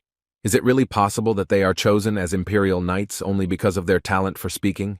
Joker immediately promised him that he would regret his words, because here it would be decided whether the count knew how to use mana only based on the battle with him. But before Sir Joker could finish speaking, Joshua had already gone on the attack and delivered his first blow, which was very difficult for the knight to block. Joker couldn't understand how this was even possible. It's such a strong mana that it's difficult even for him to restrain it. It looks like this kid can do something after all. But in the end, he didn't care, because his main task was to close the distance and strike, which he began to do. Joshua did not stop smiling, because he liked it so much that those who fight him think only that they will only have to close the distance to defeat him. But this weakness was minimized by long and hard training. He immediately responded to Sir Joker with a strong blow using his wand. Again, it was quite difficult for the man to block such a blow. But at one point Joshua got tired of these games, so he decided to use his signature stance and blow, which he usually called a lightning slash. The Joker was not as simple as the Centurions, but still he is an experienced knight, so he was able to easily repulse this blow, and it seems that now he will go on a counterattack. The prince really liked this battle, because it is so incredible to fight on equal terms with a B-rank knight at that age. But his guard noticed the fact that it only seems so at first glance, because in fact, Sir Joker does not show all his skills. But in any case, even he had to admit that in addition to mana, Joshua has excellent command of a spear, and his technique is quite unusual. The guy has seen such a thing for the first time. The Joker fought back blow after blow, and thought that if everything continued like this, the testing would end, and if this happened, he would lose his head. So he decided to take a risk. Joshua was also thinking about his opponent at that moment, and no matter how much he wanted to, he still had to admit the fact that the B-rank knight is much stronger than Babylon with whom he fought. Controlling mana is becoming more and more difficult. The Joker understood that the only one who could stop him was Agnes, so he decided to try anyway and dealt a completely different level of blow, which Joshua seemed unable to block.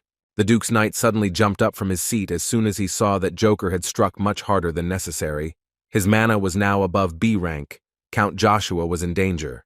Duke Agnes saw what was happening even without his prompting, so he asked the man to sit down and calmly watch what was happening.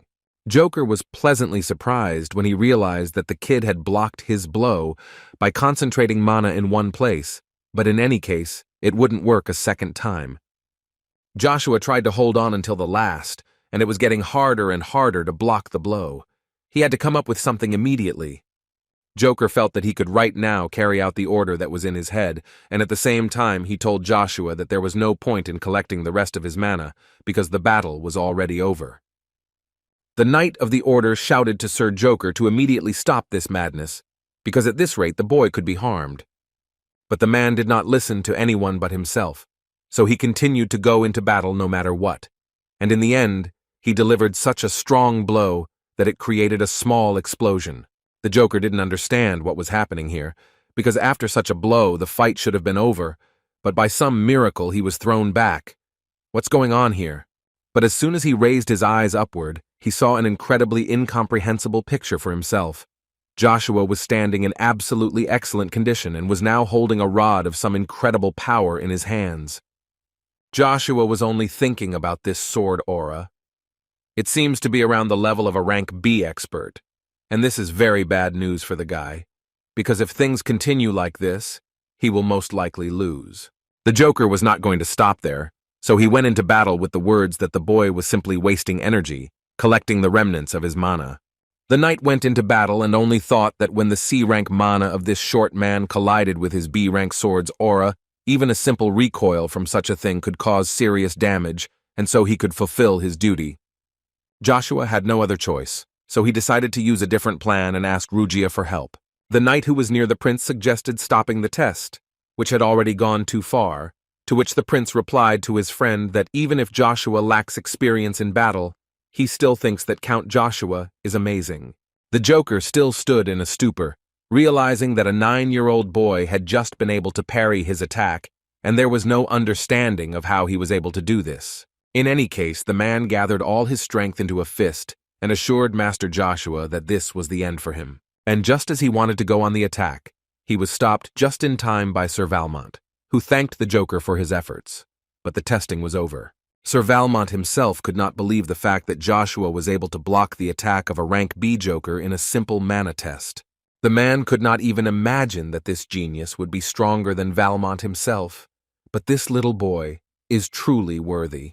Therefore, he had no other choice than to read that, according to the order of His Majesty, the second son of the Duchy of Agnes, Joshua von Agnes, was awarded the title of Knight C rank. Joshua wasn't going to play along with this knight or anything like that, but on the other hand, he understood that any more, and he would faint. The guy really didn't want to show his weaknesses in front of the prince, but on the other hand, he understood perfectly well that there wasn't much difference. In any case, he would take revenge and take everything from him.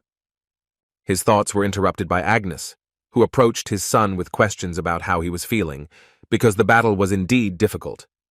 For the first time in his life, Joshua sees such an expression on his father's face.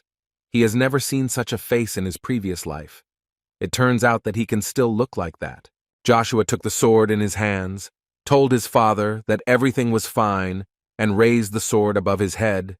And on this day, the youngest mana user in the history of the Avalon Empire was born. That same night, a meeting was held in the Duchy of Agnes, at which the most important persons of the duchy gathered. One of these respected people asked everyone to report only on important things.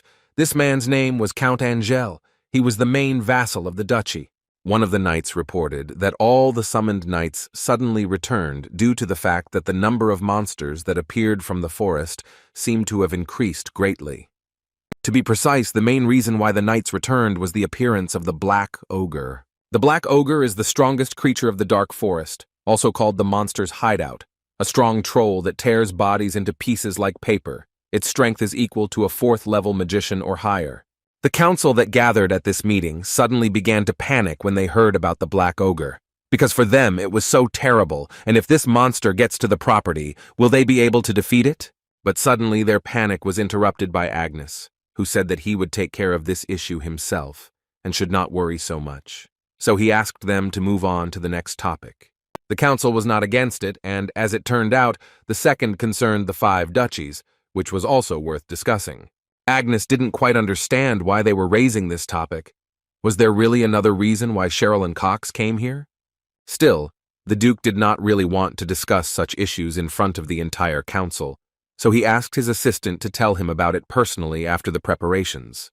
The person who controlled order at these gatherings asked everyone who still had any questions to report, and suddenly a hand was raised. Chiffon endured almost the entire meeting but still decided to ask his question, which directly concerned Count Joshua. As soon as the council heard this name, they immediately became active, because Joshua became the youngest C-rank knight, surpassing the Count of Babylon. This is a great event for the Agnes Duchy, but they were asked to calm down and listen to what Commander Chiffon was about to say. Chiffon said that until recently no one remembered Count Joshua, and besides, he was weak due to the curse of mana.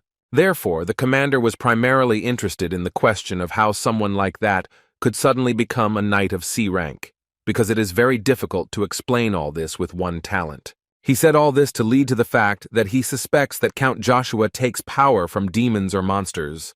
Otherwise, he cannot explain this situation. Armstrong believed that these were all stupid guesses, but Chiffon stood his ground and added that he was not the only one who saw the weapon that the Count used during the battle, which was able to change its shape. Is it possible that anything other than artifacts filled with magic can change its shape? Moreover, in addition to everything, the weapon that Count Joshua used was similar to a spear. Such power cannot be found in a simple spear. The aura that he felt when he attacked Sir Joker was close to demonic magic. Now the council switched to little Joshua, and now they thought that the Count could use the power of demons, which was prohibited in the duchy. Agnes sat silently and listened to what everyone said about how their dukedom was in danger, and they had to find out the truth. Almost everyone agreed with this, and they believed that this needed to be done before it was too late. Chiffon completed his task and ensured that the council is now far from being on the side of Joshua and his forces, and it seems they even want to take the Count away to avoid problems. But suddenly there was complete silence in the council chamber, and all because Joshua entered here and abruptly opened the doors. He passed by Chiffon and laughed at him and his guesses about monsters, and also invited him to personally test his strength if he so suspects him. Chiffon was outraged by such impudence, and he asked the guy to repeat what he just said. Joshua turned to him and told him that he should be able to determine if he had indeed borrowed power from the monster if he chose to blame him for it, and Joshua believed that he was right. Chiffon thought that Joshua is too cunning because he forces him to turn the sword against someone in whose body the blood of his master flows, and one wrong move and the master's anger will be directed at him. But on the other hand, he also understood that if this baby's strength was truly his, then serious consequences awaited him. Chiffon was already very angry inside, so Joshua also decided to add fuel to the fire, saying that the commander is a very indecisive person. Was he really scared and lacking courage? Isn't Chiffon one of the 4 pillars of the duchy? The commander jumped up from his seat and in a rude voice told Count Joshua that he was already going too far beyond the limits of what was available. The council tried to reassure Commander Chiffon because he was not alone here, and moreover was in the presence of Duke Agnes. Agnes agreed with them and asked them to immediately stop the quarrel and move on to more important matters. After which the Duke added that there is one thing that they all cannot understand, including Chiffon. Don't they know who was present at the mana testing? Armstrong answered this question by saying that the Imperial Order of Knights and the Chief Magician of the Imperial Evergrande Palace, so if Joshua used the powers of monsters, then someone would definitely notice it. After these words, Agnes looked at the council and believed that all possible issues that concern Joshua can be considered resolved.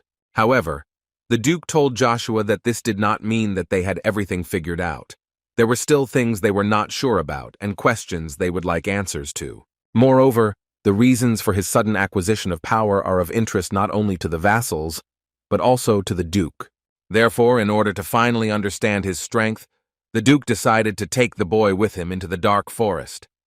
The council was surprised that Agnes was going to go into the dark forest, because it seemed to them that it would be better to leave this task to experienced knights. There was no need to expose themselves to such danger.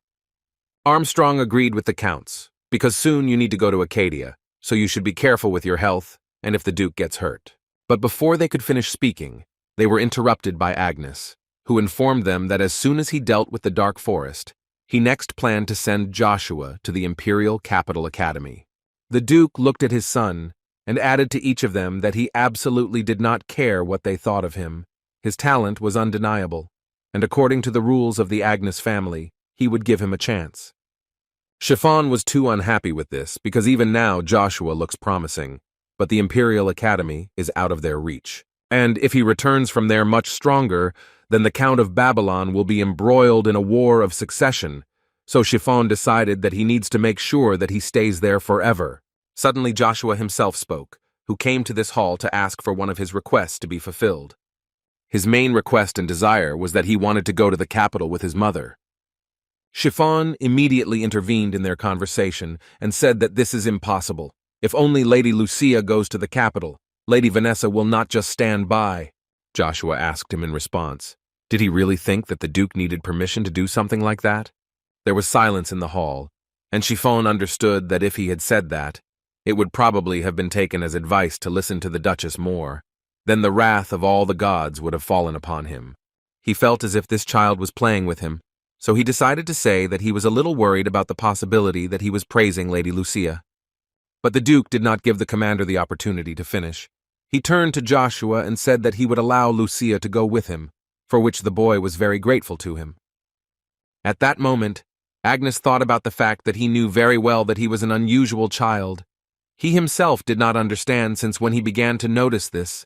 Even Babylon was not like that. The Duke decided everything and added to Armstrong that as soon as he dealt with the reports of the Font family, he asked him to come to his room with the Scent Knight.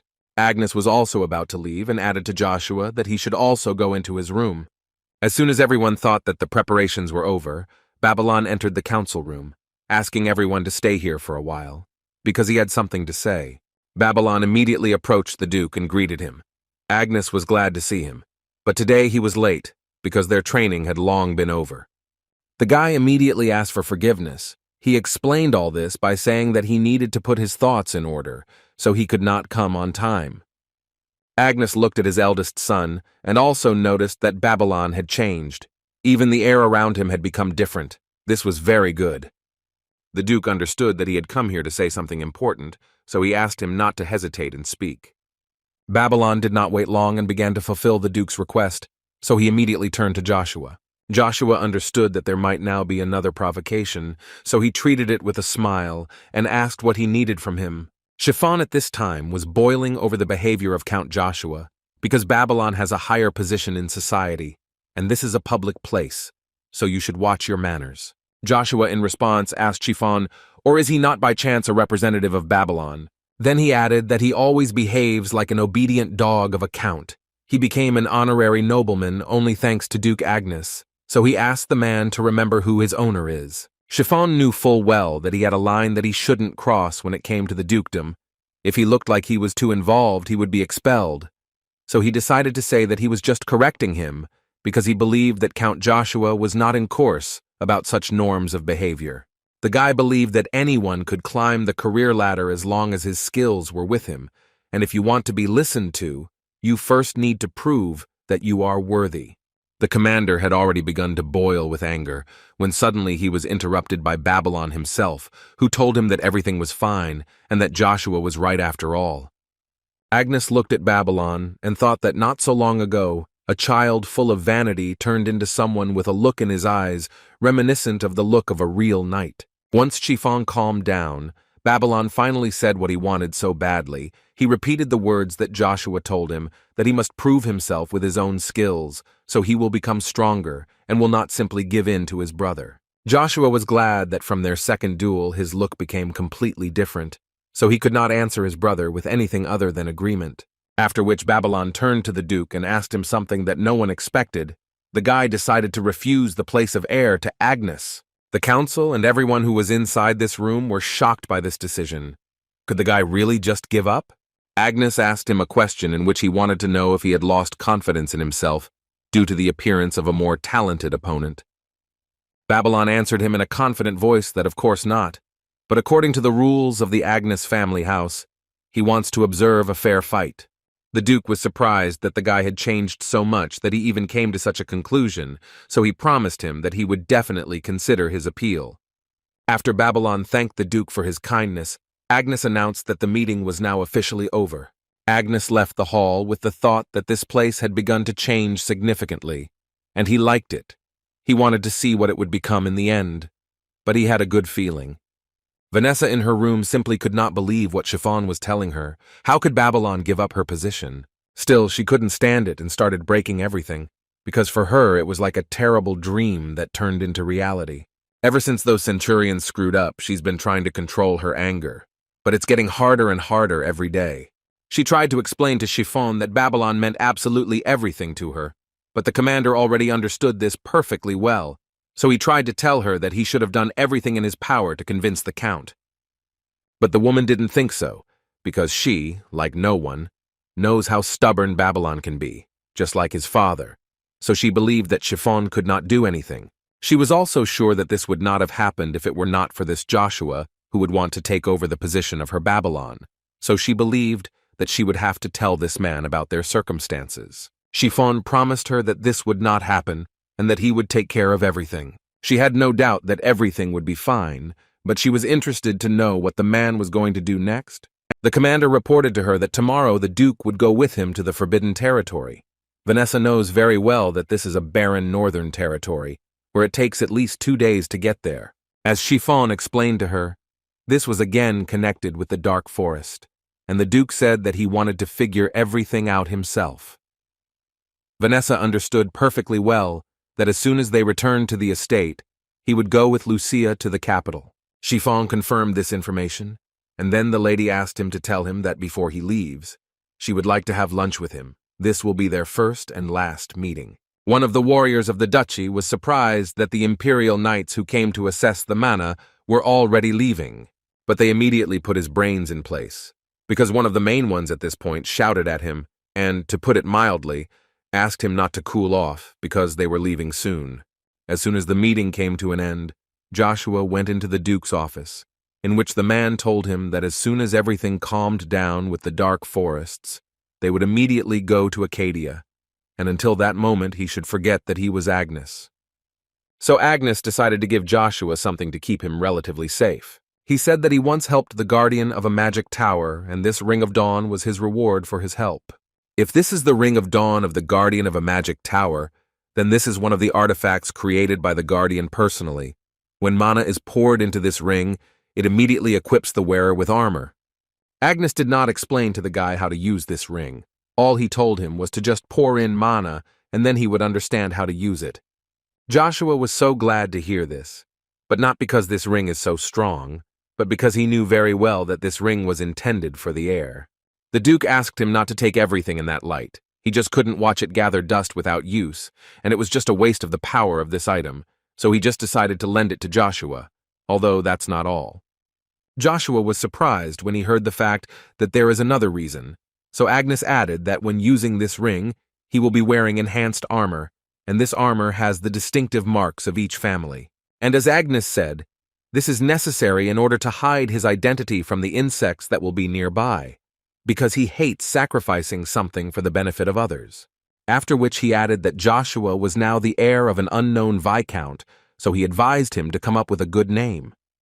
Joshua understood that there must be a reason why he needed to hide his identity, the same as the reason why he lent him the ring. It was so that there would be no consequences in the future.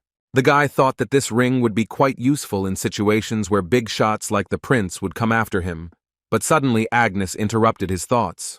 He suddenly asked the guy if he was angry with him.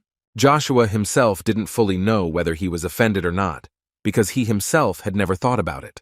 Even Duke Agnes could not expect that he would die in vain in the war between empires that would happen 10 years later. Probably, if you choose the reason why Joshua is offended, it is that he left him and his mother without protection, which is why Joshua's mother eventually died. The guy rarely saw the Duke in a past life, so he slowly forgot about this insult. They say time heals wounds. Has it really formed some kind of attachment between father and son? Caesar noticed that Joshua looked like something good had happened, so he decided to ask what happened to him. But without waiting for an answer from the guy, the prince told him that he had heard that after the dark summer, Joshua would go to Acadia, so he decided to ask the guy to come visit him, because the prince believed that it would be quite useful for him. Joshua didn't fully understand what the prince meant. Why should it be useful? Caesar explained to him that the imperial family could assign the knight who would protect them to the order of the imperial knights. Then he could serve as an imperial knight without passing the annual exam, and it would not be necessary to undergo 10 years of service. In other words, Caesar added that if Sir Joshua wanted, then after using the privileges he could leave the order at any time. After which the prince smiled and told him that he wanted Joshua to know that the guy was usually stingy with such generous offers. Joshua looked into his face and thought only that this laughter mixed with pretense and hypocrisy was truly disgusting, and if it weren't for those guys behind him, he would have already thrust his sword right into the prince's mouth. However, he needs to join the Imperial Knights to obtain another favorite weapon from his past life, all because his weapons are kept in a secret warehouse inside the Imperial Palace, which can only be accessed once a year. And this is only if you join the Imperial Knights and become a battalion commander. But now Joshua decided that he needed to focus on the task first, so he replied that he would think about his proposal, and now it was time for him to go. One of the courtiers noted that if Joshua's humility had matched his skills, he would have made steady progress.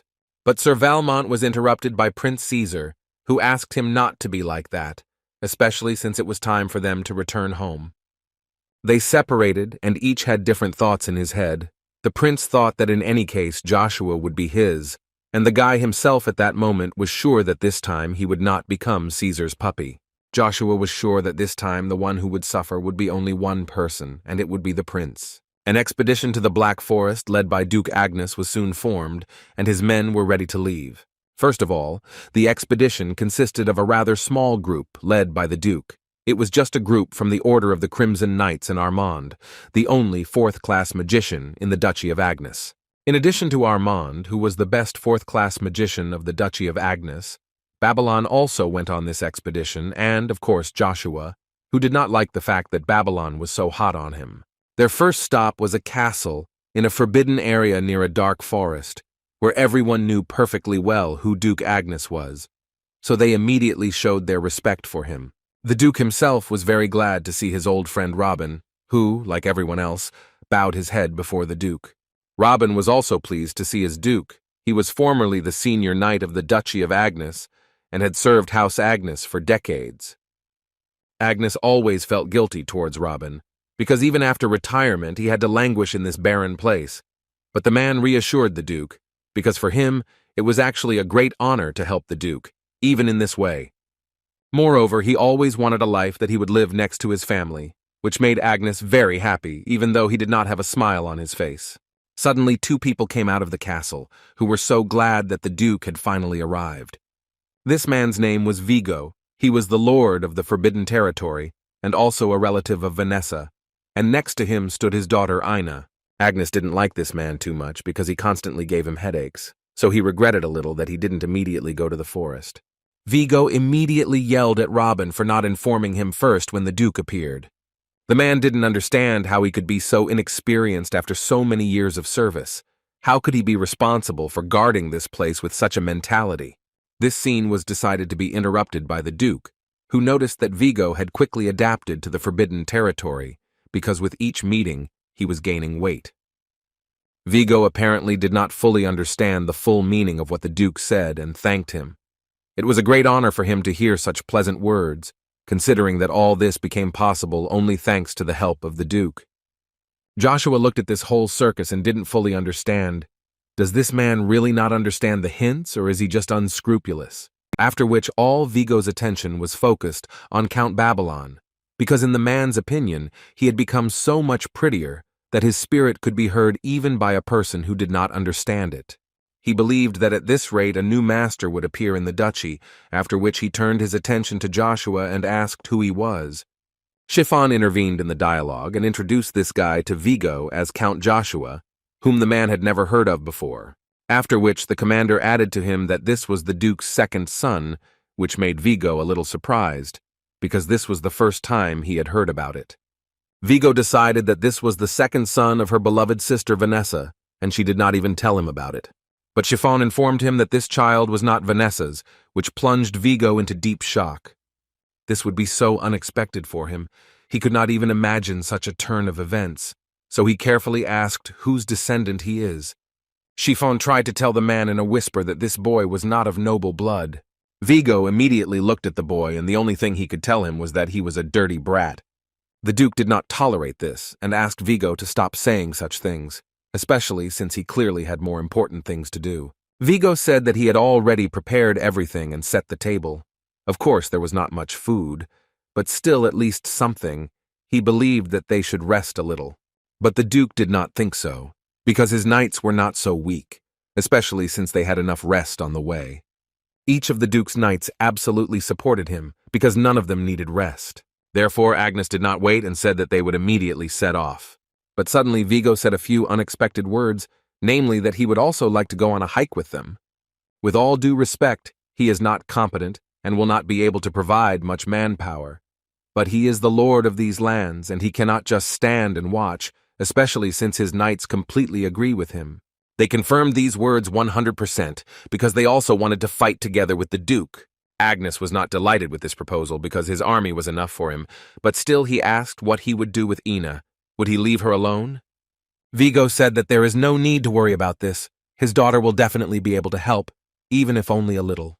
Agnes couldn't believe his ears that he was hearing this. Was this man really going to take a child to such a dangerous place? The girl decided to answer this question and said that she herself really wanted to go because she had already learned something and decided to show how she perfectly concentrates mana. Her skill was at a good level, since she was able to use mana to create a small figurine on her shoulder. As Vigo explained, they had recently learned the fact that his daughter was capable of using spiritual arts. As with magic, only those who were predisposed from birth can use the spiritual arts. In fact, sages are even rarer than magicians. In most kingdoms, there are not even 100, counting the weakest. Joshua was also surprised by this fact, because he did not expect that he could meet someone like that here. The guy has never heard of a sage named Ina, but she looked so familiar, as if Joshua had already seen her somewhere. Agnes nevertheless decided not to refuse Vigo, and told him that his knights would be in the vanguard, and Vigo's knights behind the main one, which completely suited the man. The Duke suddenly changed his mind, only because he understood that getting the sage was very good, so it was worth taking this girl with him, and with her the Vigo knights. Joshua understood that they would live together for some time, so he would have time to think that if she was really important, then he would definitely remember who she was. Suddenly his thoughts were interrupted by Vigo, who reminded the guy that he was watching him and would not take his eyes off Joshua. In the Avalon Empire in the throne room, the Emperor did not expect Joshua to be able to stop Joker's attack twice, despite the fact that he is a B-rank expert, and was even able to succeed in a counterattack. The Emperor wanted to hear Evergrant's opinion. He wanted to hear his opinion not as an Imperial Knight, but as the best magician of the Empire. The man decided to start by saying that he had already told the Emperor that it was very difficult for him as a magician to judge, because knights and magicians use mana completely differently. Marcus didn't like this answer, and once again asked the guy to say only that he felt how far this boy could go. Instead of giving an abstract answer, the magician decided to try to explain with the help of the Imperial Knights. The Emperor liked this idea, so he asked the guy to continue. For example, he would take Sir Valmont. He had not yet fought with him. But if there was a one-on-one battle, then Evergrant was 100% sure that he would not lose it. The Emperor agreed with him, because even if he was able to become a battalion captain at such a young age, and is one of the most prominent people in the Empire, he is still no match for Evergrant. But as Evergrant believed, Count Joshua was too different from Sir Valmont. The Emperor was already thinking about the fact that he thought he could lose to this kid. As Evergrant explained to him, it was only that he felt something. Right now he couldn't defeat him, but in 10 years or even less he would be able to do it. The Emperor smiled listening to all this, and decided to ask a rather unexpected question. He was interested in what Evergrant thought about their one-on-one battle. What would be the outcome then? The man stood silently, because he simply did not know how to answer such a question. But the Emperor was just joking, after which he added that it was a mistake to send the prince there. He should see Joshua in person. Marcus did not wait long, and decided to call Jachin, whom he asked to make sure that the boy lived in this castle for a while, and the Emperor would look at him at the same time. The man answered him that as far as he knows, the fourth prince is already preparing for this. The Emperor was surprised when he heard the fact that his son had already taken care of this. But when did he have time? Jachin also added that not long ago, a letter of recommendation from the fourth prince was delivered to the Imperial Knights, and it was for Count Joshua von Agnes. The Emperor believed that they would fulfill such a recommendation, but he was not happy with the fact that this task came to the 11th and 12th battalions, because they were always unpleasant. This is a collection of motley people who united because of imperial recommendations. In any case, he asked Jakin to report on everything related to this matter. The Emperor was so funny to listen to this, and he repeated the name Joshua several times and thought that maybe if this guy is so talented, he might be suitable for this. Joshua was surrounded by a bunch of monsters in the dark forest, and he was well aware of the fact that he seemed incredibly stuck. After several hours of exploring the forest, the Duke decided to suddenly set up camp and work out a plan of action. As soon as they set up a point to explore the area, Vigo suddenly began to interfere with them, who was very interested in finding out why they had set up camp so suddenly. In his opinion, the dark forest was right in front of them, and if they were in such an open area, then the monsters could attack at the most inopportune moment. Robin looked at his lord and realized that he was the only one who did not understand what was happening here, because the only thing that bothered him was his own desires. The Duke couldn't understand whether his wife's brother didn't listen to what they were saying at all, because you can tell how this forest works just by looking at it. Agnes was just talking about how monsters start attacking, usually as soon as night falls. Monsters crawl out of the forest like water. They are also especially merciless under the red moon, but in fact there is a more serious problem. The intervals between their attacks are becoming less and less, and this greatly frightens the townspeople. Therefore, taking into account all of the above, when it gets dark, and this will happen quite soon, they will not be able to see well, so they will definitely appear. So there is no need to go into the forest. Vigo, as usual, was delighted with the Duke, because he would never have thought that the man was so insightful and intelligent. Agnes didn't really want this man to be with them at the training camp, so he asked him to help set up the camp, unless, of course, he still had questions. One of the knights, together with Count Joshua, went to collect firewood in order to light a fire. At one point, the knight said that he had already collected a fairly large amount of firewood, and he believed that this should be enough. But Joshua did not think so, so he asked him to go without him. They were not against it, but asked the Count not to linger because it was quite dangerous in these parts. As soon as they left, Joshua took out his staff and thought to himself that he simply couldn't have another chance, so he moved towards the thick of the forest. Vigo noticed this, but it seems the man was not going to tell Agnes or anyone else about it. The Genesis Stone is a magically enhanced artifact that contains the power of creation, which is why magicians called it the Genesis Stone. It is believed that there is a Genesis Stone for each of the elements: water, fire, wind, lightning, ice, and others, but only 5 of them have been discovered. But at the moment, all 5 have still not been found. The Genesis Stone can strengthen the 1st-level magic circle to the 3rd-level magic circle. Not only magicians, but also knights want to have it. As far as Joshua remembers correctly, one of the Genesis Stones was in the deepest part of the dark forest, but no matter how strange it was really dark in this part.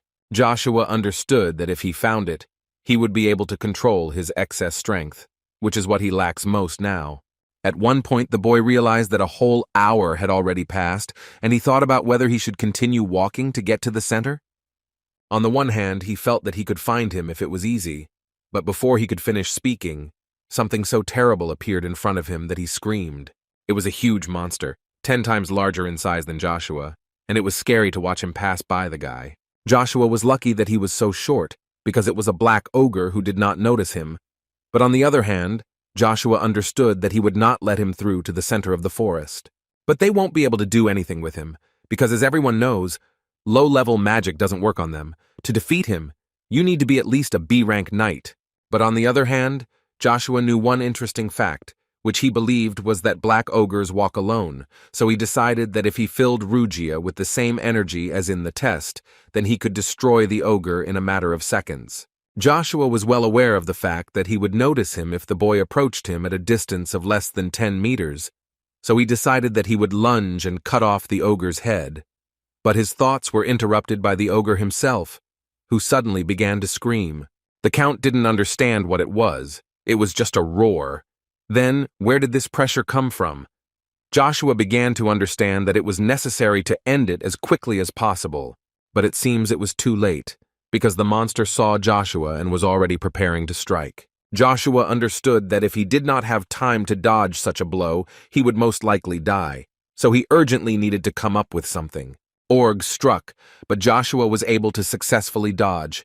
But this is far from the end, because at this rate, the ogre will still get him. Plus, the guy noticed that the red moon began to be visible in the sky, and he understood perfectly well that if he had to fight face to face with the black ogre, he would most likely lose. So he had to immediately hide. Joshua understood that the only way for the stupid ogre to lose him was to cover all his tracks, and then he would have a chance of salvation. The boy decided that he needed to use the technique that his old friend, the King of Assassins, taught him. Of course, he lacks practice in this matter, but still it is still better than nothing. The essence of this technique was that instead of concentrating mana on the target, the warrior must maneuver the mana as if it were covering the body and become one with everything that surrounded the guy. He even had to stop breathing and forget about his surroundings. It is very difficult to perform such a technique under normal conditions, but to do it when a huge ogre is looking at you is almost impossible. But still, Joshua was a very talented person, and he still managed to do it, and the ogre stopped paying attention to him. The guy understood that it was difficult for his body, but he had to get to the center of this forest while his mana was in this state. But at one moment he thought too much and did not notice that he was jumping onto an unstable branch, and as a result, he simply fell to the floor. It was very difficult for Joshua to recover from such a fall. He did not understand how this happened, and on top of everything, his back hurt very badly. But as it turned out a minute later, this was not the main problem, because literally a small army of ogres appeared in front of him, who were ready to tear the guy into pieces. It would seem that in this case you need to run away, but Joshua didn't think so. He thought that maybe it was even for the best. He just wanted to test it. There were too many monsters, and Joshua perfectly understood the fact that they needed to be destroyed with one blow. Otherwise, his chances of success were quite small. So he used magical handling with a spear and called this blow a gust of wind. The battle had been going on for a long time, and Joshua's strength began to fade very quickly, because in fact it is quite difficult. He thought that he was already strong enough for the second stage of magical handling of a spear, but it seems not. He cannot release even half of his power, as he thought this body has its limit. But he can't just chill out here, because judging by the direction in which the monsters are going, they will soon encounter knights from the camp. He understood that if everything was really like that, then he couldn't waste a minute. He needed to find the Genesis Stone as quickly as possible and join the knights. The knight of the duchy was conducting his evening rounds, and suddenly, out of nowhere, an ogre appeared, running towards him with his sword and clearly wanting not to hug. Behind the first ogre, a second and a third immediately appeared, and behind them a whole army, so the knights had to fight back as best they could. But it turned out badly. The ogres were too strong for them. Everyone without exception went into battle, and even Count Babylon was not against joining in the battle, in which he did very well. Suddenly a knight came to his aid and managed to deal with several ogres at the same time. Babylon did not understand who this knight was, because it was the first time he had seen him. Is there anyone so skilled among the Crimson Knights? Because just by looking at his handling of the sword, one can already say that he is C rank, or even higher. But no matter how well they dealt with the ogres, more and more came to their aid. There was a feeling that the ogres would simply never end. The knights understood that there were at least 1,000 of them there, and a reasonable decision would be to let them go in order to lose as few people as possible. But Chiffon did not think so. He said that anyone who leaves the camp will be severely punished, so he ordered the Knights of the Crimson Row to immediately line up and prepare for battle. After which the commander shouted and ordered everyone to prepare for battle. They never retreat. But it was worth considering that their opponent was not people, but ogres, who were also not going to stop at anything. No matter how hard Chiffon and his knights tried, even he had to admit the fact that there is no end to the ogres. This is not at all what they could have expected. And the main problem that haunted them was the red moon, which was supposed to rise the next midnight, but you can't order nature, and it rose now, which made the ogres even stronger. As soon as Chiffon realized this, he saw a huge ogre run out of the forest and run straight towards him, simultaneously destroying the knights. The commander understood that he was the only B-rank knight here, so he had no choice but to destroy him. He decided that he could cut the monster in half, but the ogre didn't think so, so he dodged the blow and struck Chiffon back, from which he was thrown back several meters. The other knights were well aware of the fact that if their commander could not cope with these monsters, then they all the more needed to retreat. They shouted that if they didn't run away right now, they would all be torn to shreds. Chiffon at that moment was trying to move away from the blow, and at the same time did not understand what was really happening. Had this monster really become more maneuverable because of the red moon? The commander's thoughts were interrupted by the Duke, who reminded Chiffon that knights should not lose self-control, no matter what the situation, but he decided to take this monster completely upon himself. As soon as Agnes took out his sword, a bunch of these ogres immediately flew at him, who did not spare anyone on their way. But none of them even suspected who Duke Agnes was and how strong he was, so the man decided to demonstrate it to them. With just one blow, he knocked the ogres back several meters, making them doubt that they could defeat him. Even Chiffon, who has known who Duke Agnes is for many years, was shocked that he had just destroyed just 100 monsters with one blow. He looked at the Duke and thought only that he was now looking at the true power of one of the 9 stars of this continent. Before reaching his goal, Joshua had to kill a bunch of monsters, and his strength was on the brink, but he still managed. He approached some cliff in the middle of the forest and uttered only one word, which was Bronto.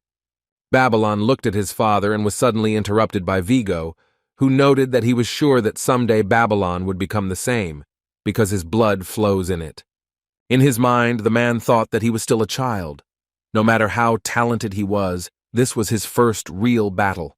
No wonder he was confused. Anyway, now that he thought about it, he remembered that he forgot to tell him about the baby that wasn't Vanessa's. Therefore, he pretended to have forgotten and immediately ran to Commander Chiffon to ask where that child was. But Chiffon did not fully understand what Vigo was talking about. Vigo had to play his best role in life, so he even shouted that he meant Joshua. Where is he? Chiffon was too busy fighting, so he didn't see where the boy had gone. They both thought that he could simply run away. The other knights heard about this very well, and each of them made his own conclusion that Count Joshua fled in the midst of the battle, which could not be said about Babylon, who stayed and fought with them until the last. While they were standing and discussing how coward Joshua was, they did not notice how the Duke was already quite angry with them, because the battle was in full swing, and they decided to stand and talk. They immediately cheered up and went into battle, because they feared the Duke much more than any orcs. And along with them, Babylon went into battle with words of help. May the power of Agnes be with them. The orcs realized that they had most likely already lost in this battle, and there was no point in continuing the battle. So they decided that the best option for them would be to simply run away. It was funny for the knights to watch this, because they made it so that they would never be able to get out of the forest again.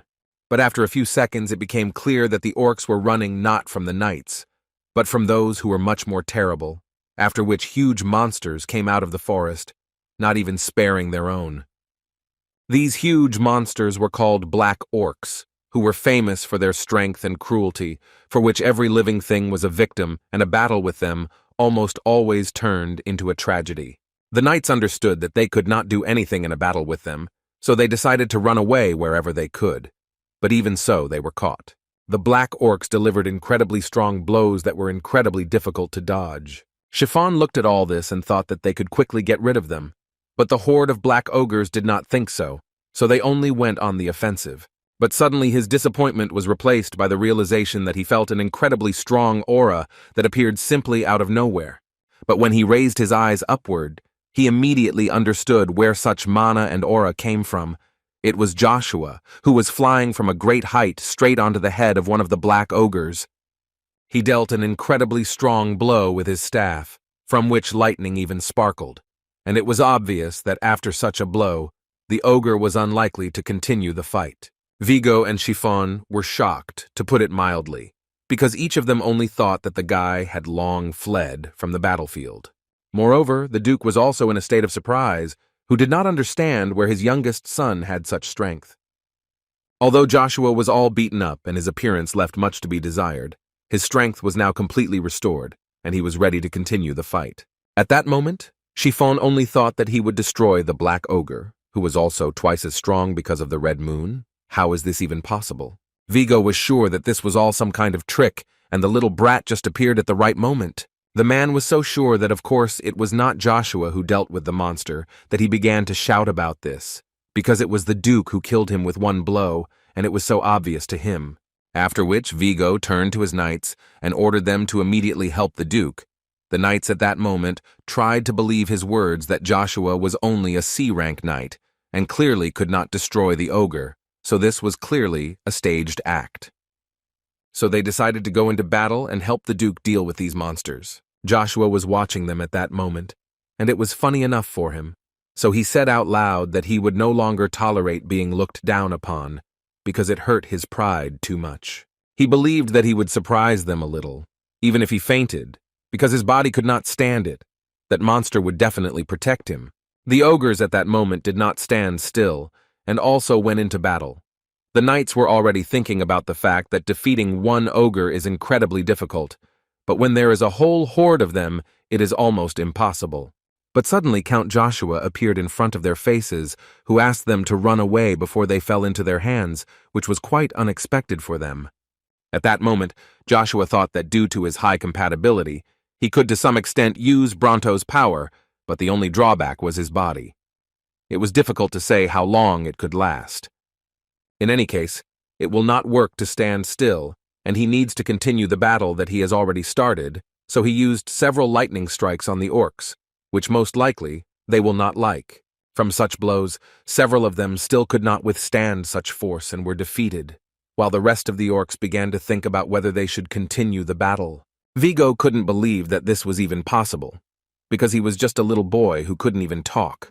The knights no longer had such a bad opinion of Count Joshua, because they saw that he really killed the black ogre, but the skin of a black ogre cannot even be scratched unless you use the aura of a rank B sword. They looked at Count Joshua and began to assume that perhaps he was a magical swordsman. Agnes understood that it was so energy-consuming, and therefore could not understand how this boy was still standing on his feet. But on the other hand, it was very commendable that he did not want to show his weaknesses. One of the knights who was near Agnes noticed that it was something. Now it became clear to him why the Duke was watching him. Armand was not sure about the guy in relation to the knight, but as a magician, since he uses a double spell that requires a higher class than a master, then we can consider that he is a monster who can change the course of the country's history. As soon as the guy finished speaking and managed to say that perhaps this was the one the Duke had been waiting for, when suddenly Agnes simply disappeared in 1 second. Joshua was slowly beginning to lose consciousness and become aware of the fact that he had reached his limit in this body. Unfortunately for the guy, this was not the last ogre that was in that forest, but he practically no longer had the strength to continue fighting, so he just watched as a huge monster attacked him. He was very lucky that his father, Duke Agnes, intervened in time, who managed to deal a crushing blow to the monster and thereby saved the boy. Joshua did not fully understand what was happening, but his smile did not leave his face, because even through his loss of strength, he understood that his father had just saved him and had not left him in trouble. The boy looked at his father and thought that not everything was as bad as it seemed, and in the end he passed out. When Joshua's consciousness returned to normal, he began to hear cries for help and at some point began to see the Duchy of Agnes burning, which looked very terrible. It dawned on the boy that this was not reality, but some kind of vision in which he was like a spirit who had no contact with the outside world, but could watch his house burn. He understood that this was all too realistic for a dream and could not continue there for long. Suddenly he saw someone come out of the castle, which was on fire, and the sword that this person was holding was very similar to the sword of Duke Agnes. But when this man completely came out of the fire, it became clear that this was not Agnes, but Babylon. Joshua couldn't understand what was happening. Was the Duchy of Agnes really collapsing? But on the other hand, this would only happen in 10 years? The boy simply could not understand what kind of strange dream this was. Why was he dreaming about it? Joshua began to understand the fact that he seemed to be having this dream because of Bronto's power. If this is a Genesis stone, then it is quite possible that it seemed to him that even the magicians of the Magic Tower had not fully revealed the full power of Genesis. When suddenly his thoughts were interrupted by some kind of wind that literally blew him away from his place. But after a few seconds, Joshua realized where this wind was coming from, because he saw Ina Vel Grace, who was standing next to a high-class spirit called the Sea Lion.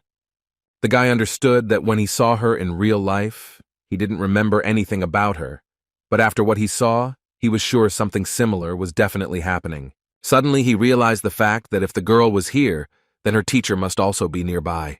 Joshua clearly saw them shouting at each other, or rather Babylon was very dissatisfied with something. But unfortunately Joshua did not hear or could not hear what they were talking about. He felt as if the magic of silence had been cast on him. This irritated the guy very much. But suddenly he saw Aina calling a man, but Joshua could not see him. He decided that it would be right to fly as close as possible and try to make out this man. Perhaps he would even be able to hear what was happening there. Suddenly his flight was interrupted by Babylon, who began to scream with all his might and asked the man to close his mouth, because as he believed, Agnes never kneels, especially because of some bald organization. All that the man who was behind the curtain of fog did was smile and laugh at the guy, after which he ordered Aina to attack Babylon along with her huge lion. The spirit dealt several critical blows to the knight's body, after which it would be difficult to recover, if it was possible to do so at all. The fog cleared and Joshua saw a painfully familiar face. It seemed it was him. But before the guy could finish speaking, he was suddenly covered by a huge stream of light, which was impossible to look at. Joshua woke up screaming, and the first thing he said was the name Draxia led Grace. It seems that was the name of the guy who recently came out of the fog. The boy understood that this was not an ordinary dream. It was more like a dream, because this had happened to him before, just not on such a scale. He tried to get out of bed and understand first of all how much time had passed, but it would be extremely difficult to do this. After all, as soon as he moved, he was enveloped in pain, which clearly would not go away, and these were all the consequences after a difficult battle in a dark forest. Joshua was a little surprised that his body was still unable to withstand such a load, even though he actually trained so much. He thought that he had reached the second stage in magical spear handling. This stage was comparable in strength to the skills of the best C-rank knights, but the strength he showed against monsters was much stronger. Perhaps with it, he could withstand even B-rank knights. Most likely, this is because of Bronto, who owns the element of lightning, but he was more interested in a prophetic dream, which apparently is also the power of Bronto. Then he will have to study the Genesis Stone even more. The guy was so immersed in his thoughts that he didn't even notice how the Duke was sitting next to his blood, who at one point spoke and asked the guy if this was surprising for him, after which he said that the red moon, which seemed to swallow the whole world just a few hours ago, was emitting such a beautiful light right now. Joshua didn't quite understand what Agnes was talking about, so he decided to just keep quiet and see what he would tell him next. The next thing Agnes said was that they would head to the academy as soon as they returned to the duchy. As he already said, the guy will not be Joshua von Agnes. From now on, he is the only son of the fallen Frederick Viscount, who desperately wants to revive the abandoned county. That's who Joshua is now. The guy liked these games, and he didn't mind being a completely different person, so he agreed with such a legend. Joshua understood that if this was the case, he would have to adapt to new conditions. In any case, nothing good would come of it if he was the center of attention. From now on, the most important thing was to restore his former strength. But Agnes was not finished yet. He decided to ask the guy about the interesting name that Joshua said when he was in a dream. The Duke was referring to the name Draxia Vel Grace. The man was curious to know how Joshua knew that damn name. But Agnes did not wait for an answer, and abruptly stood up from his seat and asked the boy to rest as best as possible, because tomorrow they were returning to the duchy. In the secret room of Castle Lock, at this time, a conversation began between Chiffon and Vigo. The second was interested in whether Vanessa knew about this, because the man was worried because he knew very well that someone who could displace Babylon had appeared. Chiffon decided to somehow justify himself, because they simply did not have time for this. Until recently, Joshua was a child who cleaned shit in the stable, and no one could even imagine or think that he was such a talented and strong warrior. Vigo added that if everything is as the commander said, then it turns out that he achieved all this himself, and he would never believe it. Even the Count of Babylon, who is called the greatest talent of the empire, needed help. He was only able to achieve such results with the help of the Duke's harsh training and the strict system in which he was kept since birth. And this brat, as Vigo called Joshua, did not even study with the Duke and did not undergo any training, but was still able to defeat the Black Ogre with the help of the skills of a knight above C rank. And besides, it was not just a C rank warrior. Not everyone has such skills the knight can show. Chiffon confirmed this information and added that for a C rank, this is impossible. The knights also know about this, so they began to call him a magic swordsman. Vigo said that in his life, he would not believe that this boy was a magical swordsman. If we take other circumstances into account, the other option would be more convincing. But Chiffon did not quite understand what the Count was talking about. The man said that the enormous power that was obtained in one day, it is quite possible that he received it thanks to a contract with a high-ranking demon. Chiffon was sure that this could not be. Joshua was tested in the presence of all the royal knights, including even the Duke himself, and Chiffon was also there and did not feel any demonic magic. Vigo answered him that the commander was slightly upsetting him, because it didn't matter at all whether he had really entered into a contract with the demon or not. After these words, it became even more incomprehensible to Chiffon what the man was talking about.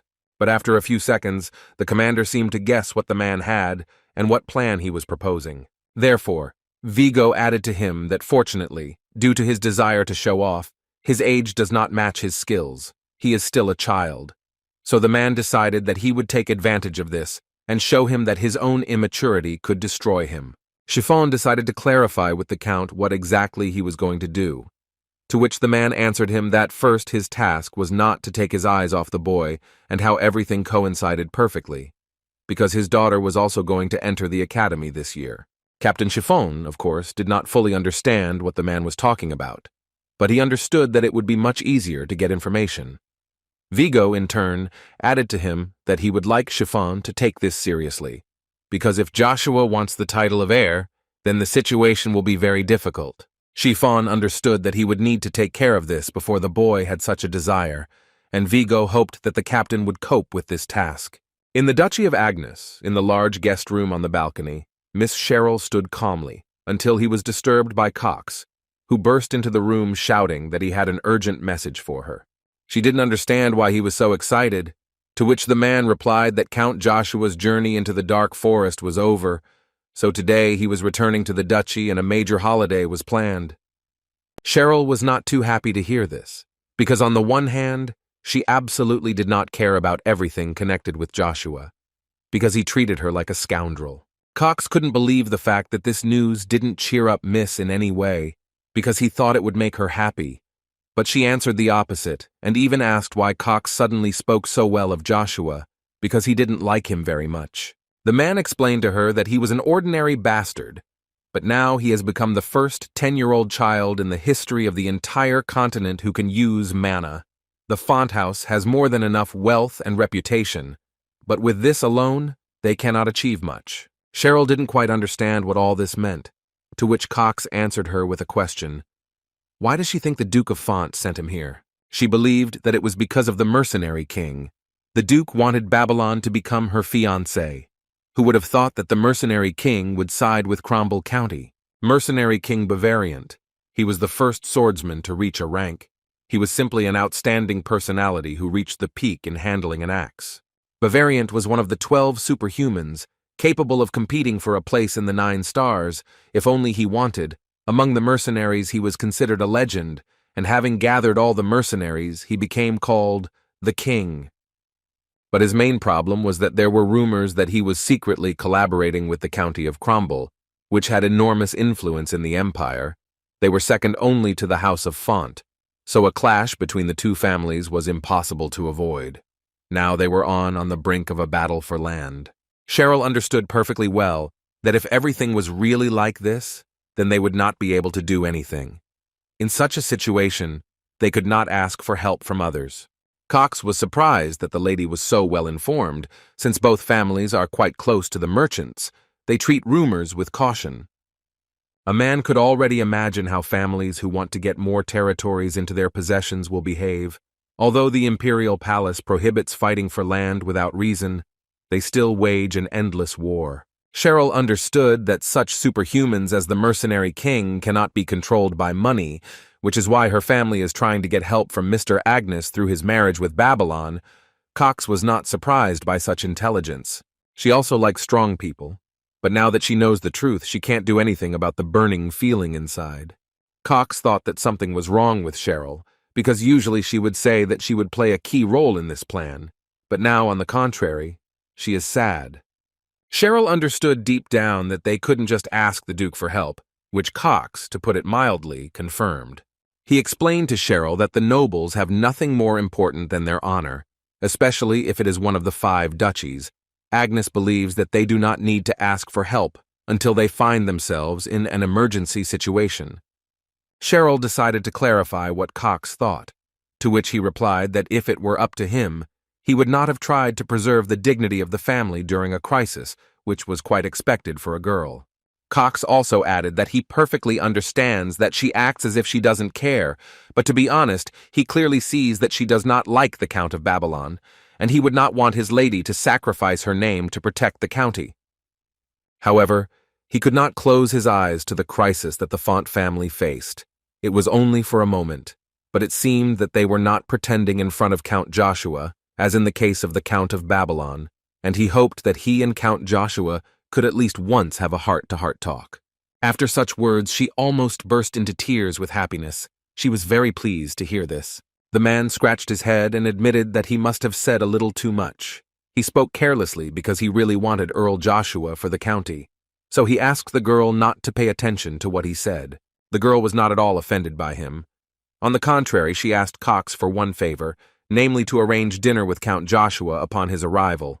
The man was very happy and assured her that she could rely on him. He decided not to distract Cheryl anymore and decided to leave, but promised that he would return only with good news. That night, the day the Order of the Crimson Knights returned from the Forbidden Lands, was the first time in a long time that such a celebration was held in the Duchy of Agnes. Kane was surprised that the hero of that evening, Lord Joshua, would just leave, to which the guy answered him that it was too natural for him to call him Lord. If anyone heard, they would probably make a fuss.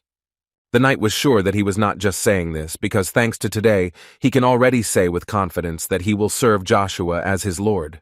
The guy made fun of him that he didn't even ask him. What if he renounces this knightly duty? Kane was sure that his lord was not such a fool as to refuse a subordinate who would become a master in the future.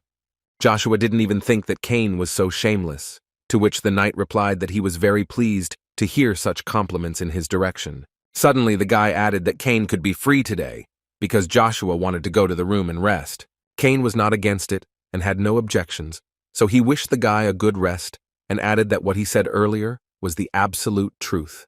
Apart from his monstrous skills, he really thinks that he is someone from whom he can learn a lot, and it will be a great honor for him to serve Lord Joshua. As soon as he said everything he wanted, he took his leave, and before leaving said that if you need him, he is always there.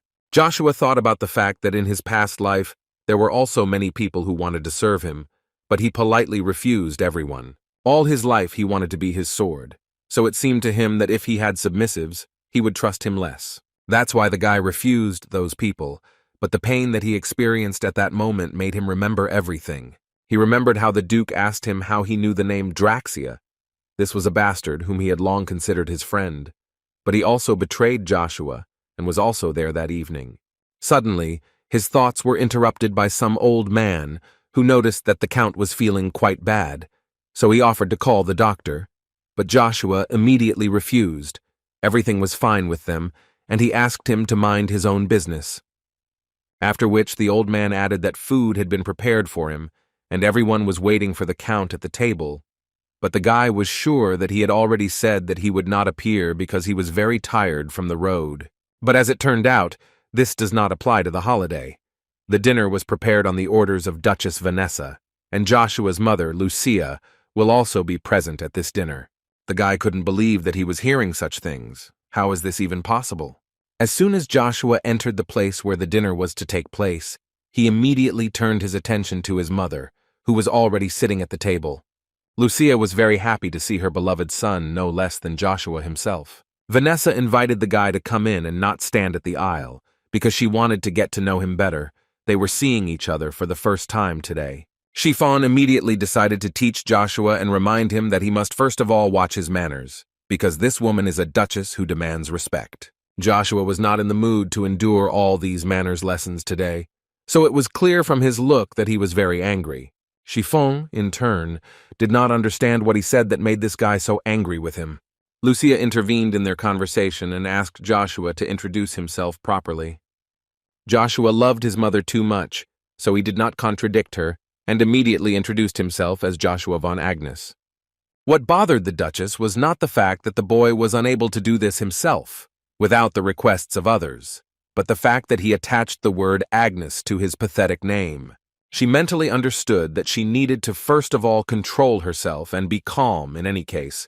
Soon she would never see him, so she decided to play her main acting role and said that she was very embarrassed that they had not met before, but only now when Joshua travels to the capital.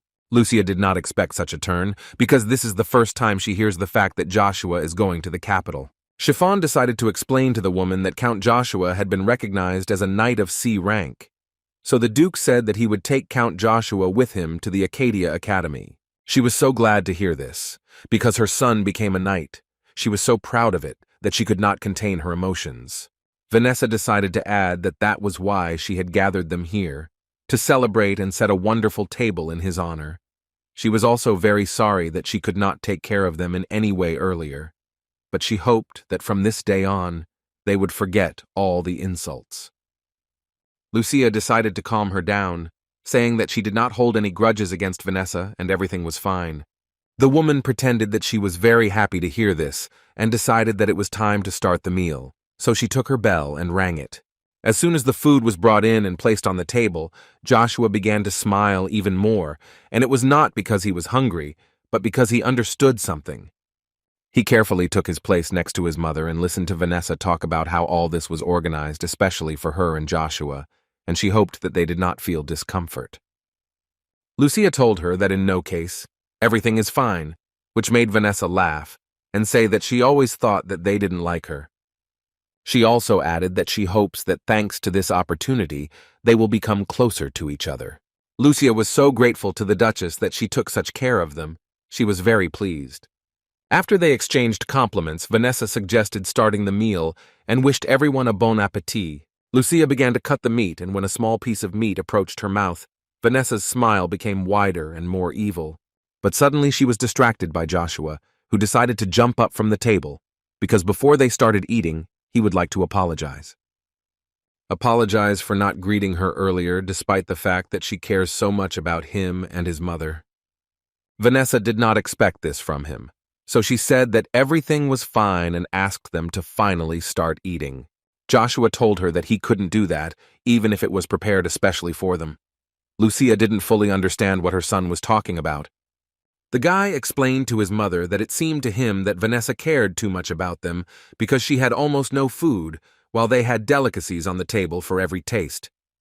Joshua assured Vanessa and the others that this was his last dinner before he left, so he wanted to share it with Vanessa. Mentally, the guy understood that his life was threatened hundreds of times in every possible way. He didn't think it was worth mentioning that the poison was among them, because Joshua was sure that she only added it to their food. After which he added to Vanessa that this was their first time eating together. Shouldn't she enjoy the meal with them? Vanessa got a little nervous because she didn't know what to say, so she decided to add that she wanted to be nice to them, but she couldn't join because she has problems with being overweight, so she has to watch what she eats. Joshua believed that his aunt did not need to worry about being overweight, because she was already all attractive, to which he smiled, although not sincerely. Behind her smile hid the thoughts that she could not believe that this child was able to notice the poison in the food. This cunning man had hidden his skills for so long and carefully. She understood perfectly well that he would definitely suspect something if she didn't eat anything, and suddenly her thoughts were interrupted by Joshua, who jokingly asked if she had sent them food. Chiffon did not tolerate such a bad attitude towards the Duchess. He did not understand how this guy dares to say such a thing. But Joshua was already tired of pretending to be a good-natured person, and he decided to answer rudely. So he said that the only one here who shows disrespect is Chiffon. Chiffon began to get a little nervous because he remembered that from the very beginning, Joshua looked at him with this deadly look only at him. After which Joshua decided to ask again. He was just joking, but looking at Sir Chiffon's reaction, he gets the impression that this is not just a joke. She immediately changed her sweet face to a very angry one, and it was absolutely clear that Joshua was absolutely right. In addition, Chiffon took out his sword and said that insulting a nobleman is punishable by immediate execution, according to the laws of the empire, so he can no longer look at this, even if the blood of his lord flows in him. Joshua didn't just look at him, he summoned his staff and shouted back at him. How dare he even raise his sword at him? The guy added that now he can't turn a blind eye to either the poison or what just happened here. Chiffon noticed that this aura was much stronger than that of a C-rank knight. This is at least a B rank. It was perfectly clear that Joshua was progressing at a monstrous speed, and besides, he owned an artifact that had built-in magic. But on the other hand, he perfectly understood that he had already taken out the sword and could not retreat. Chiffon thought that no one could know how strong he could become if everything was left like this, so he needed to take care of it right now. Prince Caesar went out to the park to enjoy reading a book when he was disturbed by Evergrande, who wanted something from the guy. The man said that a letter had arrived from the Duchy of Agnes and reached into his pocket to take it out. Caesar understood that it seemed Joshua had finally made his decision, so he couldn't wait to quickly open and read it. The prince opened this letter with a huge smile and at the same time asked Evergrande about what he thought Joshua answered. The man believed that he had accepted his offer. The Royal Order of Knights is, after all, an order that all the knights in the country dream of joining, and this guy is unlikely to be so stupid as to miss such an opportunity. As soon as the guy opened this letter and began to read it, then suddenly he began to laugh with a laugh that was not his own, and Evergrande did not understand what was happening and why he suddenly felt funny. But his laughter was suddenly interrupted by an ordinary smile, after which he tore up this letter and said out loud how interested he was now in dealing with Joshua, no matter what that meant.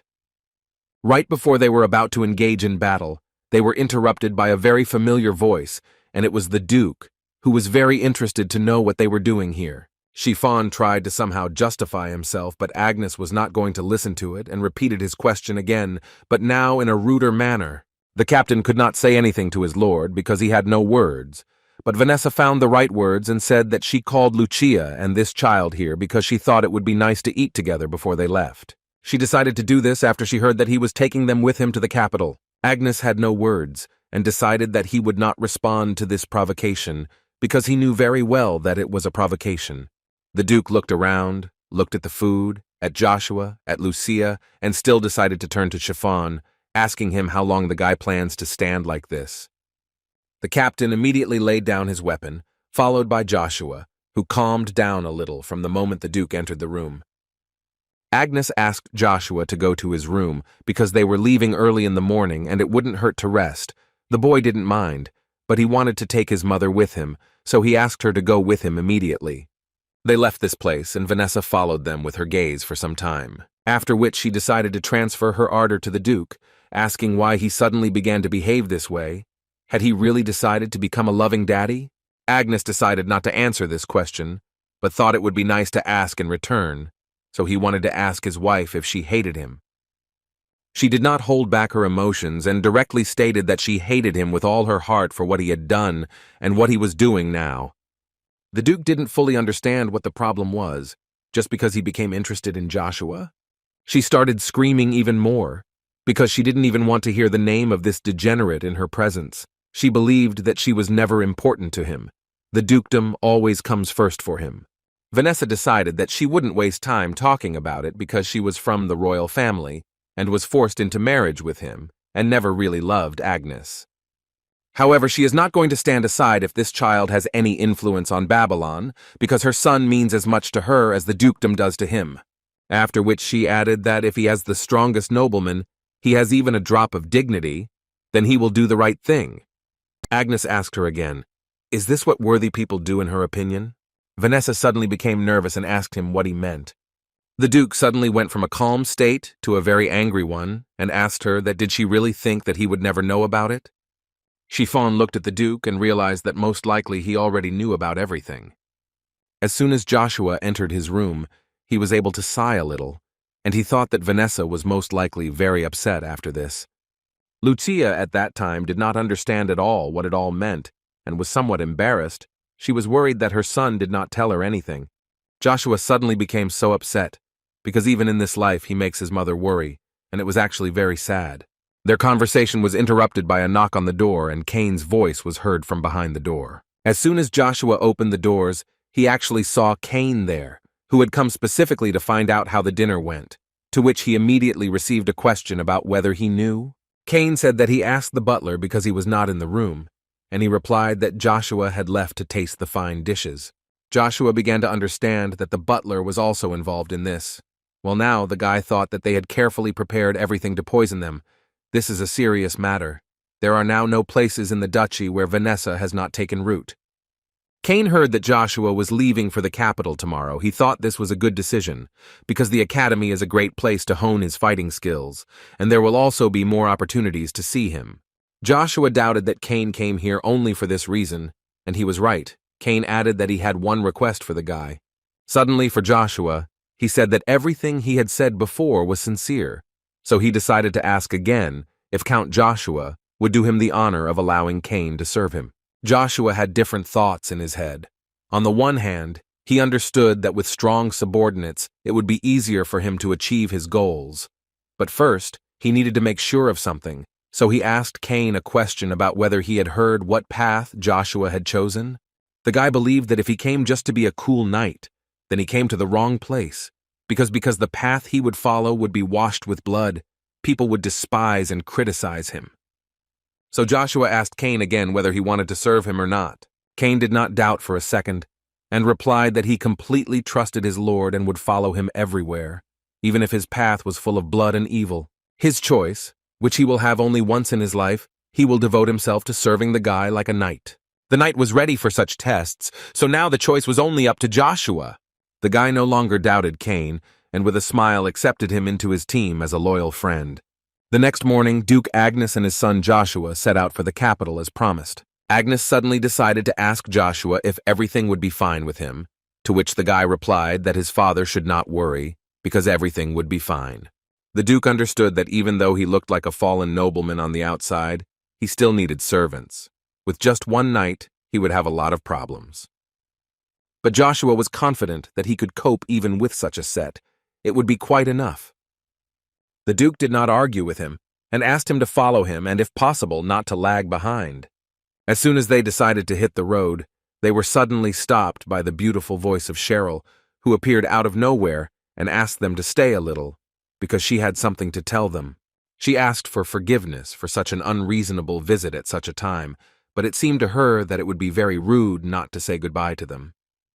Agnes noticed the fact that she did not show up when Fonsel and Iselin were leaving, but now she seems better, which the girl herself confirmed, and also added that her apologies for making them worry. The Duke could not understand in any way whether their tomboyish girl had changed, or it seemed to him he liked the way she behaved before, because it made him cheer up, because he never had a daughter, and this is quite annoying. She told him that she could behave as before without any problems. But it seems Cox was hinting to the Duke that this was not a very good idea. Now she reminded him more of the same Cheryl. He also decided to invite her to go with them to the capital, because as far as Agnes knows, her father is also there.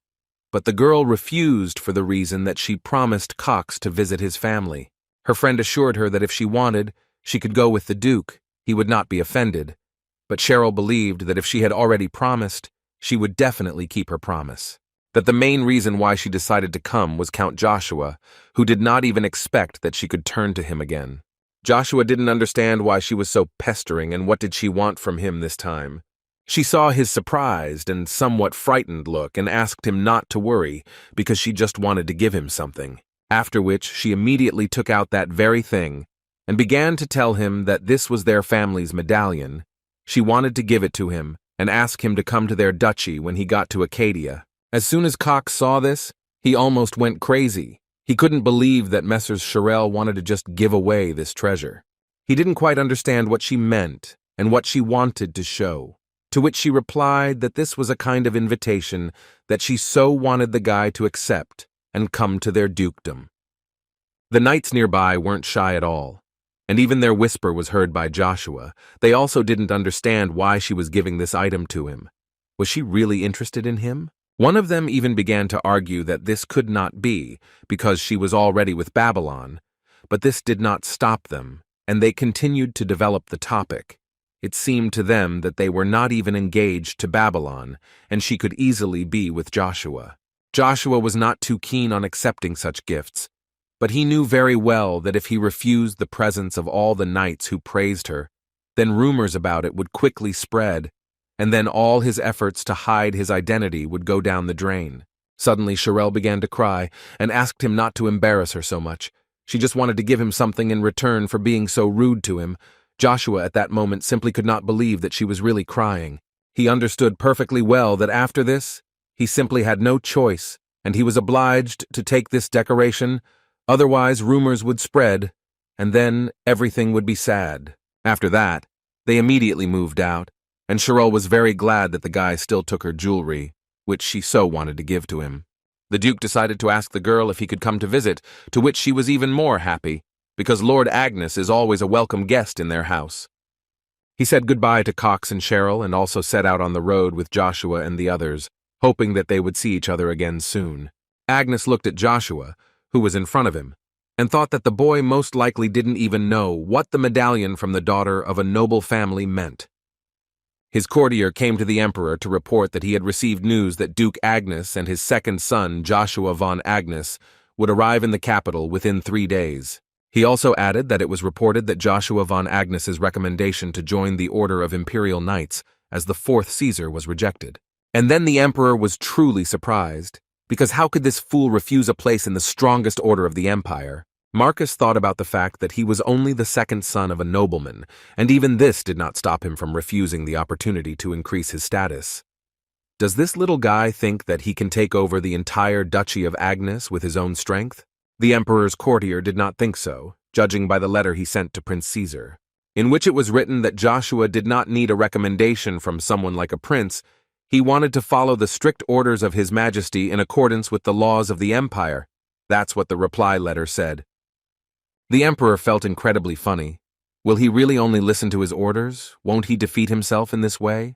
4 days later, the Duke and his subjects arrived straight to the very dwelling where they would live during their stay in the capital. This place was called the residence of the Agnes of the capital of Acadia. Lucia saw such a luxurious castle for the first time and even doubted that she could live there, but Joshua was nearby and assured her that everything was fine. Cain noticed that after so much time this place had not changed at all. Joshua was surprised that Cain knew this place, after which he added that he had lived in Acadia from an early age. He remembered being here with the Duke. Joshua was surprised when he heard the fact that he was so close to the Duke that he would take Cain with him. He had no doubt that Cain was a talented guy, but this was too much. After all, despite his outstanding talent, he had never heard of the knight Cain before his return.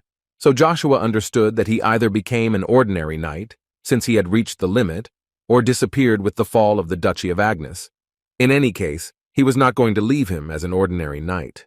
Cain suddenly interrupted the boy's thoughts and said that the Duke only brought him here once, saying that he wanted to test his abilities. He also added that Joshua most likely noticed that many eyes were fixed on the Duke's place of residence, so it is much easier to train here.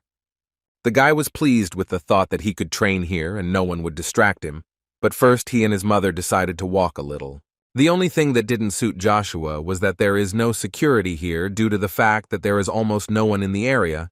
But even so, if you don't take Cain into account, then there are only maids who will take care of him mother. He understood that it would be impractical if Cain had to defend his mother alone in the event of an attack. Besides, he could not always be here, and there was no other option in his head. Joshua decided to leave for a while, so he told Cain not to worry and to be aware. But Cain was a little worried, because it seemed that Joshua was in the capital for the first time, and if he was not careful, he would quickly get lost. But the boy assured him that everything was fine, other than that, for now he would leave his mother to him.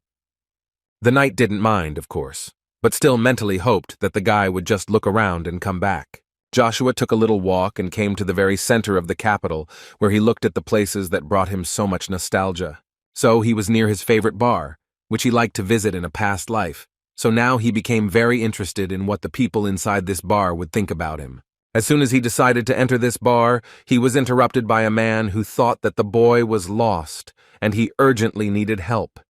If he told where he came from, he would help take him there. Joshua turned with a confident look and said that he had come for the red coin buried deep at the bottom of Lake Ralph, which shocked the man. He didn't understand how this guy could know this, but still offered to take him to that very place. As he thought, he came to the right place. He needs information. He definitely needs an informant who can look at the past that he experienced. He understood that an informant needed to quietly collect a lot of verified information, being able to deceive others. In this sense, the person in front of him was the most suitable for this, because most people would trust someone with a similar appearance.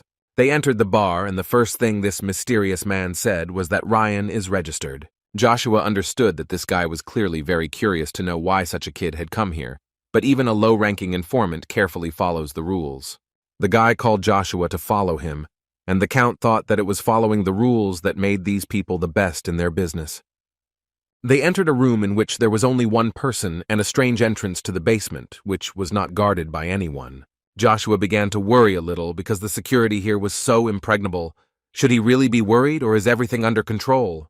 But then he remembered the words that a similar person once told him, "Trust is the basis of this business, and it seems that there will be no leakage, even if he says that he will give them the heart of a dragon." The man asked him to follow him down and be extremely careful because it was dark there. They approached the door, near which a guy was sitting and just reading a newspaper. As soon as he saw Joshua and his boss approach him, he immediately bowed to them and heard the boss tell him that they had a new customer. Now Joshua realized that this guy occupies a higher position than he thought. Even if there is a charter here, the people inside the secret are so polite to him, as expected. You can't judge a book just by its cover. The man announced that they had finally arrived, and Joshua, to be honest, was already a little tired because they had already opened so many doors. He said that this was the last one, so he kindly asked him to go with him to the third room. As soon as Joshua entered the room, he saw a hole there, through which they most likely transmit information. The time has come for the main question for which Joshua came here. What exactly does he want to know? The boy did not expect that he was also selling information. It was funny for him that the head of the branch was involved in providing third-rate information. Is he really so low in position? The man was shocked that the boy was so knowledgeable about their organization, but why was he so sure that he was the leader? Joshua told him that the basis of news organizations is to maintain security by maintaining standards. They also hide the identities of informants from each other. Even if they work in the same office, the informants will not know about him. The guy also knew very well that the distinctive feature of such organizations is that the main department 100% controls and services each department, and the informants themselves do not know the identity of the leadership or its existence in general. And as Joshua assured him, he had decided all this along the way, while he was being led here, based only on what he saw.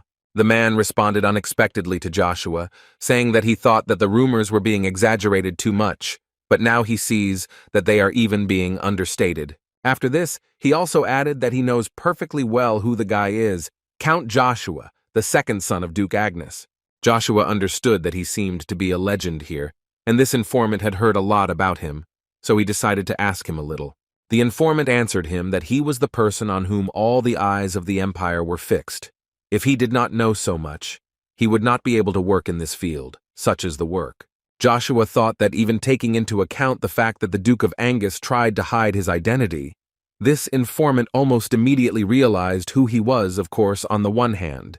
It's good that he has such information, but on the other hand, this does not mean that he will be able to sell information about him.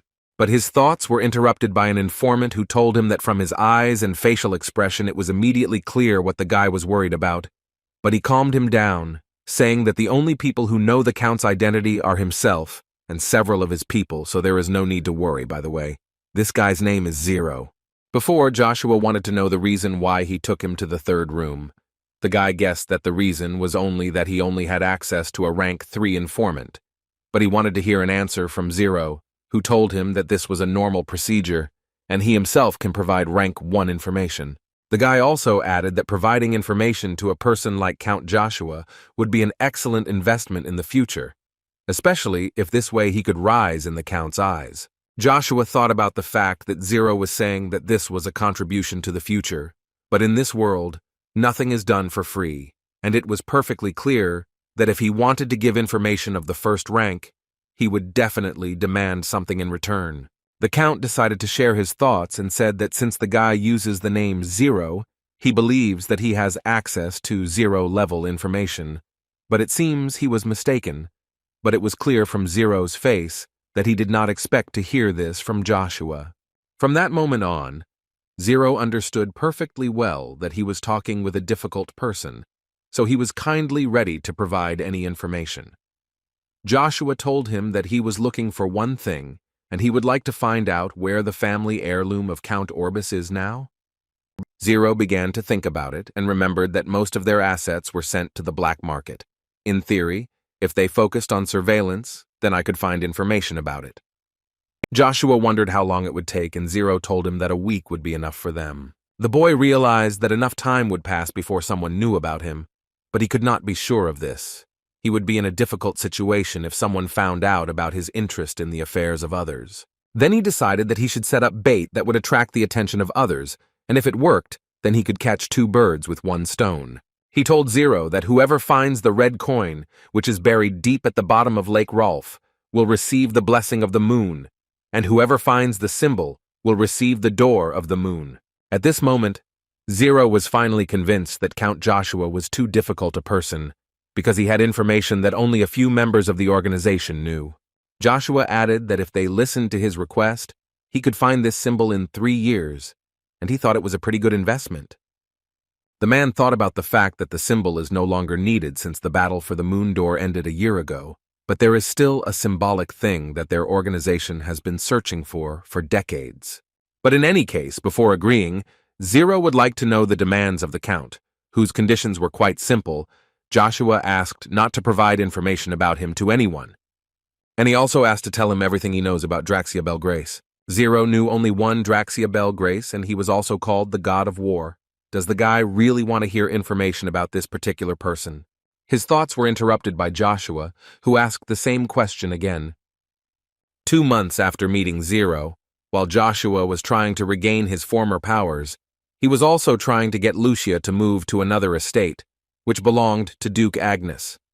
It was much easier to protect her from intruders there than in this wilderness. But of course Lucia did not want to part with Joshua. But there is no mother capable of defeating her son. So after Joshua stubbornly persuaded her, Lucia finally agreed and moved. A week before entering the academy, Cain and Joshua decided to have lunch at a good restaurant and discuss the Count's admission. Cain, during this dinner, noticed that his lord looked a little worried lately and wanted to know what happened to the guy. Joshua at that moment thought that even though they said that a week would be enough, 2 months have already passed since then. He will soon have to go to the academy, and if everything continues like this, it will seriously affect his plans. But suddenly his meal was interrupted by the same Zero, who was glad to see Count Joshua, no less than the boy himself. He looked at the knight Cain and simultaneously said that they were a little behind on the deadline because problems arose, namely the people involved, which complicated the matter a little. Although Cain didn't know this guy, he was already angry and not very inclined to believe him. Joshua also noticed this look and decided to introduce his friend to Knight Cain so that this awkward atmosphere would evaporate. After this, the Count decided to continue the conversation and still wanted to know how everything went, to which Zero gave him a positive answer, namely that they did everything perfectly as always. He gave Joshua a small object which, as Zero himself said, had passed through many hands, so he had to devote a lot more time to it. But the task was completed, and Joshua decided to ask the man questions regarding payment for this work. Zero told the guy that he could consider that it was a free service, because in comparison with his other order, it was nothing, even though it was a family heirloom. For them, it was nothing more than a simple thing without any special features. Unless there is a hidden power inside that they do not know about, Joshua with a smile asked him to do his job and not poke his nose into matters that do not concern him. The guy had no intention of doing so, and only added that he would inform Joshua as information became available. Zero told him that he would write off the fee for another request immediately, because they have another rule. Their organization works only on prepayments. Joshua was thoughtful when the informant told him about the rules. It seemed like he was planning to ask for something big once it was time to pay. Zero finished there and had nothing more to add, so he decided to take his leave. Joshua immediately took out the note that Zero had brought him and began to read it carefully. It said that the family of Count Orbis, literally 10 years ago, was one of the most prestigious magical families of the Avalon Empire, along with the Regressed family. A long time ago, even in an era when magicians were treated with great respect, the Orbis family went beyond the limits. This happened because the head of the Orbis family completely defeated a knight who was close to the title of master only with his skills. And from that moment on, for the first time in the history of the continent, he created the concept of a battle mage. Thus he attracted the attention of the kingdom of magicians, Terra, and everything came to the point that the king of Terra personally visited the Orbis family to take them to his own kingdom. Thus, the brilliant Orbis family, after a couple of decades, met its complete collapse, not from anyone else, but from the imperial family of their kingdom. Now Joshua thought that the imperial family deliberately got rid of the nobles in their kingdom. Suddenly Joshua discovered a mention of some barren accent, but the count did not know anyone with a similar name. But suddenly Cain said that he knew this man a little. He is also called a night trader. This man is a well-known person in the lower strata. There is a point of view that all things sold on the black market pass through him, and he is also the free brother of Viscount Vigo, whom they have already met. With every second, Joshua became more and more interested in listening to Cain, because Vigo was already suspicious to him, and now everything became even more confusing. Suddenly, their conversation was interrupted by Count Rebecca and his daughter, who said that a lot of time had passed since their last meeting, and they were very glad to meet Count Joshua again. The higher the rank of a noble, the closer his estate is to the imperial palace, so the location of the estate corresponds to the position of the noble. However, on the outskirts of the capital there is a very large and luxurious estate, which is owned by one very successful man, who does not care about the thought of his status and the price of land that is set in Avalon. Because this man's name is Baron Probalum, he is one of the most important figures in the lower strata. Baron Probalum met Count Varen and was surprised that he came to him. The count was not in a very good mood, because the deadline for fulfilling his promise had long expired. Probalum tried to explain to him that, as he already knows, elves are extremely rare, so it is also difficult for them to get them, so he asked the count for a little more time to complete this task. Varen was dissatisfied with such a request, because he entrusted this matter to Probalum, precisely because he did not want to hear such excuses and wait forever. Probalum tried to ask for his forgiveness, but the count was not so interested, and he asked the Baron if 1 week would be enough for him to complete this task. The man already lit up with joy, because he was well aware that with such a reserve of time, he would definitely deliver the elf to the count. Varen warned him that if he failed again, then he could forget about all the luxury that he enjoyed in the city. Probalum politely shook his head and replied that he would definitely take these words into account. As soon as the count left, the smile from the Baron's face immediately disappeared, because due to the fact that the count is always like this, he cannot turn around to the fullest. The butler who served Baron Probalum was excited, because he understood that a week would hardly be enough for him to find the elves. But Probalum didn't care about this, because he was going to do everything in his power to get these elves, even if it was impossible, because otherwise he risked losing everything he had been working towards for so long. After all, the count was the only son of Vilas Marquis, one of the most authoritative people in the army. Moreover, even the emperor himself trusts him. Varon Shenvilas is capable of more, so you should beware of him.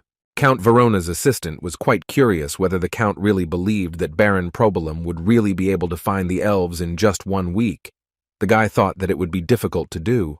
In fact, there was another reason why he gave him 1 more week, after which he asked the assistant what he thought was the most important thing for a king in managing his subordinates.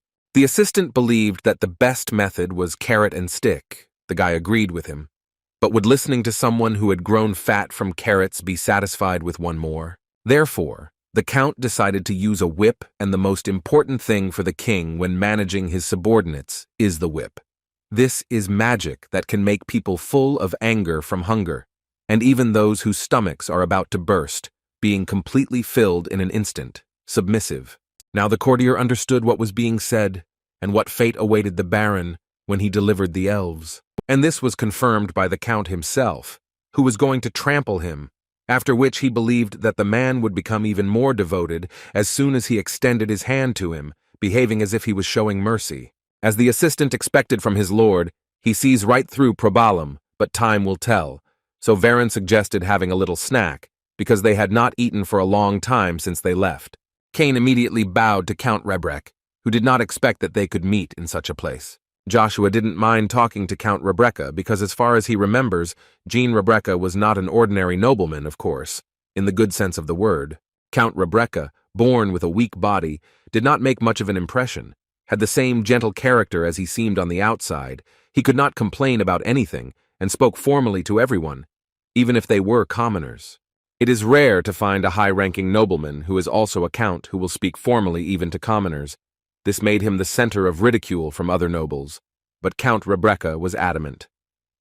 Despite this, he always cared about his family first, and although the rest of the nobles were not aware, Count Regressed was the one whom the commoners admired the most. While Joshua was remembering everything he knew about Regressed, his thoughts were interrupted by his daughter, who suddenly talked too much to herself. But before Joshua had time to answer, Count Varen entered the restaurant, who was extremely surprised that there were still people in this restaurant at such a late time. But then he saw Lady Regressed, who was standing next to her father and was embarrassed because she had never been paid so much attention to. He decided to talk to her and first of all asked who she was and what family she came from. She stood silently until his assistant began to shout that this was the son of Vilas Marquis, Count Veron, so he demanded to show respect to him. Cain knew very well that the eldest son of the Marquis has enormous influence even among 12 families. What did he forget in this restaurant? Count Regressed decided to defend his daughter and ask for forgiveness for his rudeness, after which he said that it was a great honor for them to meet the son of the famous Vilas Marquis, after which he himself introduced himself as the owner of the county of Regressed, Foncel Jean Regressed. Varen told him that he did not expect an apology from him. He was not at all sure how he raised his children, but it seems that his daughter has absolutely no manners, and he cannot help but pay attention to such an offense and wants to receive an apology from her immediately. Cain did not understand how anyone could expect politeness from someone at an informal meeting with someone they were meeting for the first time. He believed that such behavior was rather more insulting towards Count Regressed, since he uses his surname to appear more powerful. The girl continued to remain silent, and the Count could not restrain himself and decided to teach her a lesson because she did not ask him for forgiveness. She began to worry too much because even if she wanted to ask for forgiveness, she could not because she worried too much. He gave her one last chance to ask for forgiveness, and she needs to hurry up and show her respect. Joshua couldn't help but intervene in this circus, who was laughing at everything that Varen had done here. After which he added with a confident face that Marquis Vilas also has something to worry about because his only son is such a reckless asshole. Such words only angered the young count even more, who did not understand how this kid opposite him dared to even say such things. The knight who was with the Count of Verona immediately took out his sword and threatened him with violence if he did not introduce himself immediately. Joshua did not stop making fun of him, and even continued to say that a man should know how serious the consequences of his actions could be if he was a knight who studied the way of the sword, and this angered him even more. As soon as the knight wanted to answer him, he immediately felt an overly strong aura that covered his entire body. He couldn't believe that this aura was coming from this child, because he was still so small. How could he be so strong? Varen didn't understand what his knight was doing. Shouldn't he teach this child a lesson right now, given the words he was saying? But the knight couldn't explain to him that that's not the point at all. After which Joshua introduced himself as Asher Fen Frederick, but Count Varen did not know anyone with that name. But Joshua told him that he didn't have to worry because soon he would remember this name properly.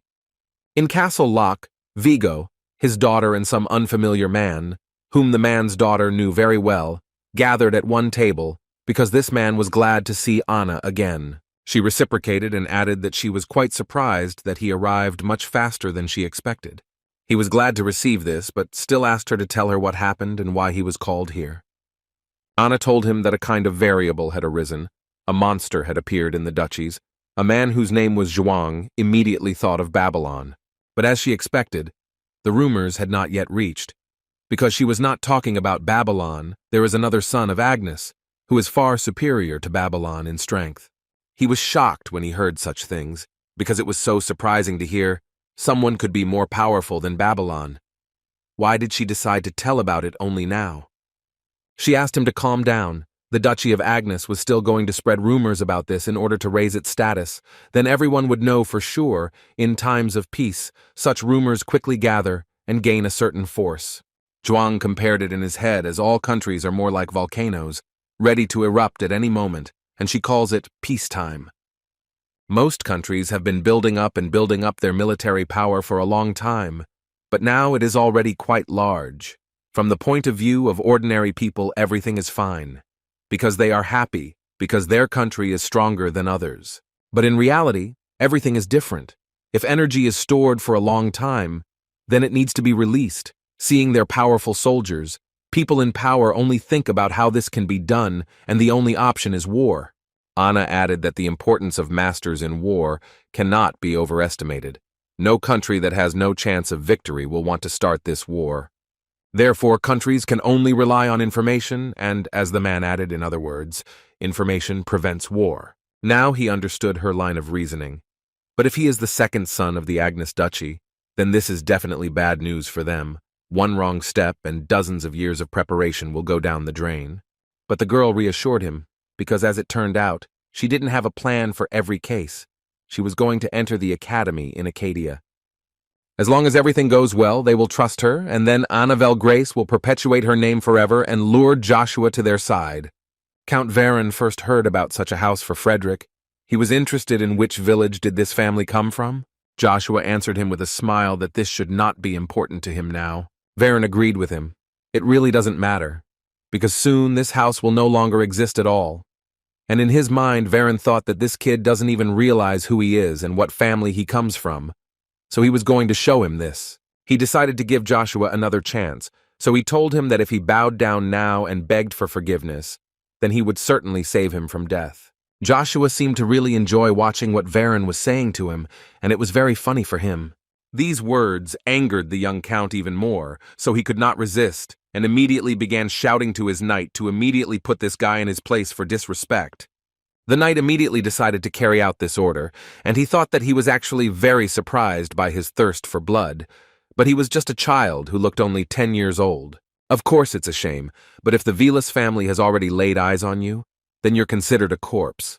So the knight decided that he would strike with all his might and finish him off with one blow, so that it wouldn't hurt him so much. Joshua didn't fully engage in the fight, but when he kept swinging his sword, he had to block the blow and concentrate a small amount of mana in his hand.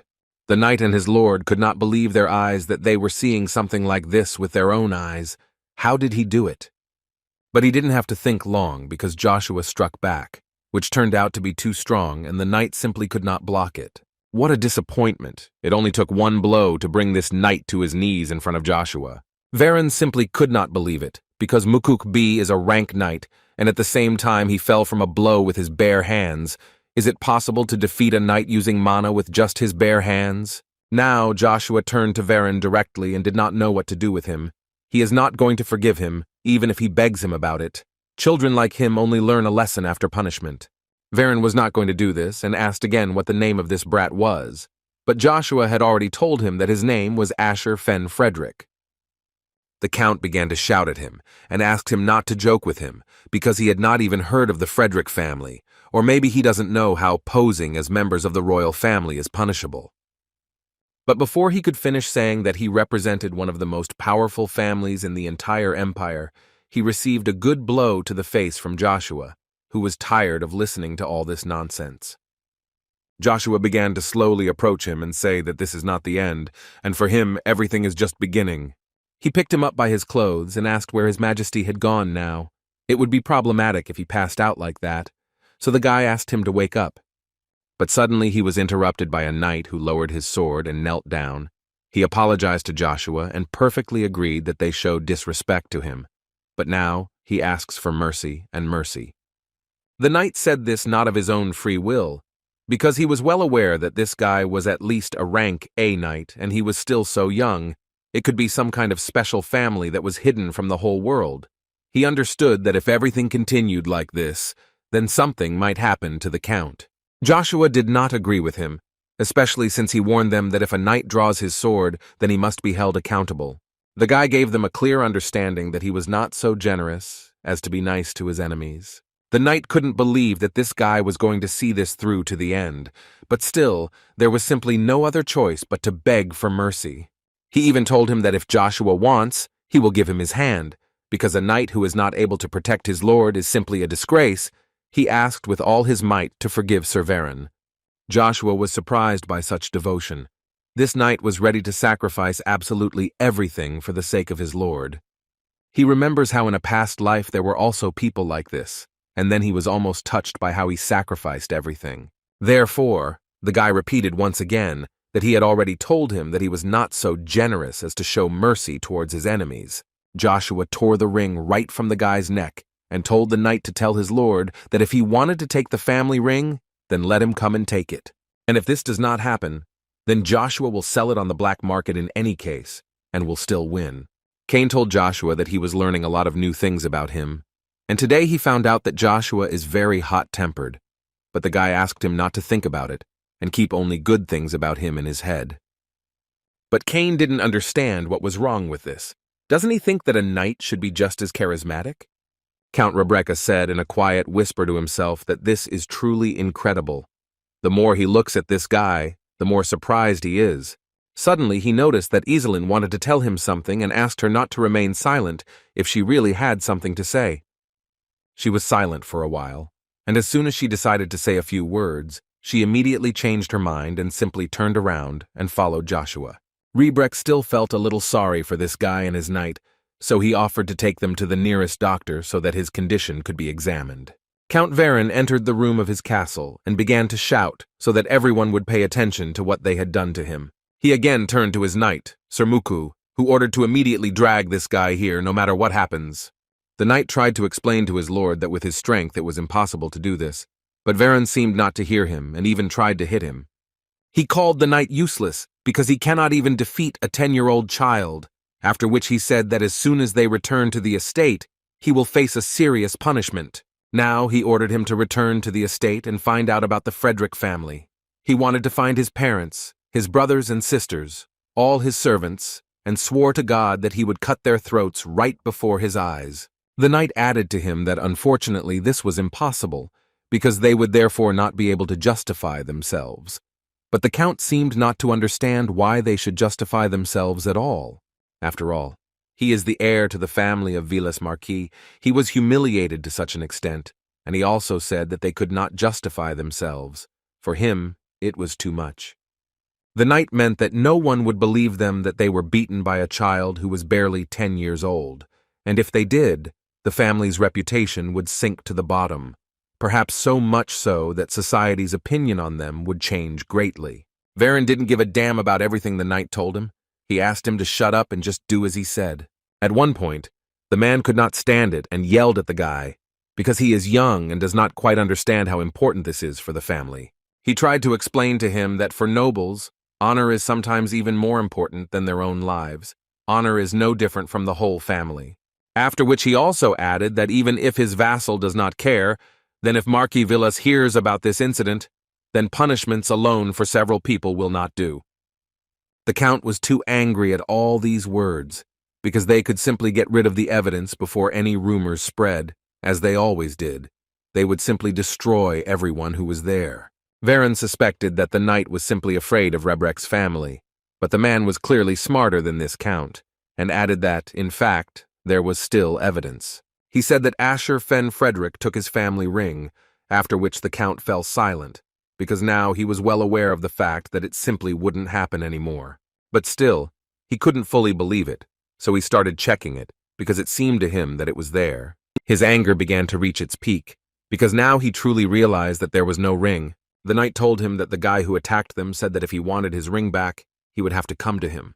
The man understood that they could not be hostile towards him, so he told the count that at present they were not in the same position, and asked him to moderate his ardor and observe the situation. Varen was not so stupid and understood perfectly well what the man was leading to. He essentially offered to go and apologize to him. The knight understood that it was useless to offer such a thing, so he suggested that he send a messenger, and if this did not work, then they would come up with a new plan. Cain was not entirely sure that the young lord would come to Joshua, but the guy thought that most likely he would not do it in person. Since he has his jewel, he cannot simply ignore him. Joshua believed that most likely he would send someone he could, someone with a fairly high status, but without the risk of information leakage. And Count Joshua even guessed who this person would be, because he knew that there was a rumor in Acadia that Probalam ruled the night in Acadia, but in fact it was ruled by the young Count of the Vilas family.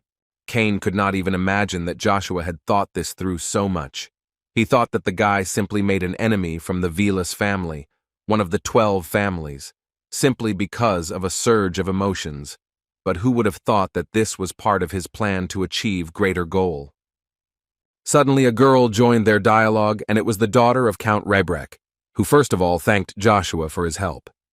But Joshua answered her quite sharply and said that there was no need to thank him because he did not do it to help her.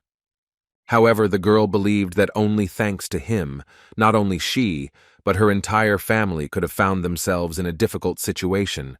But thanks to his help, they were able to avoid this, so she would like to thank him again. Joshua noticed that this girl is too different, considering that this is the future main sorceress of the continent.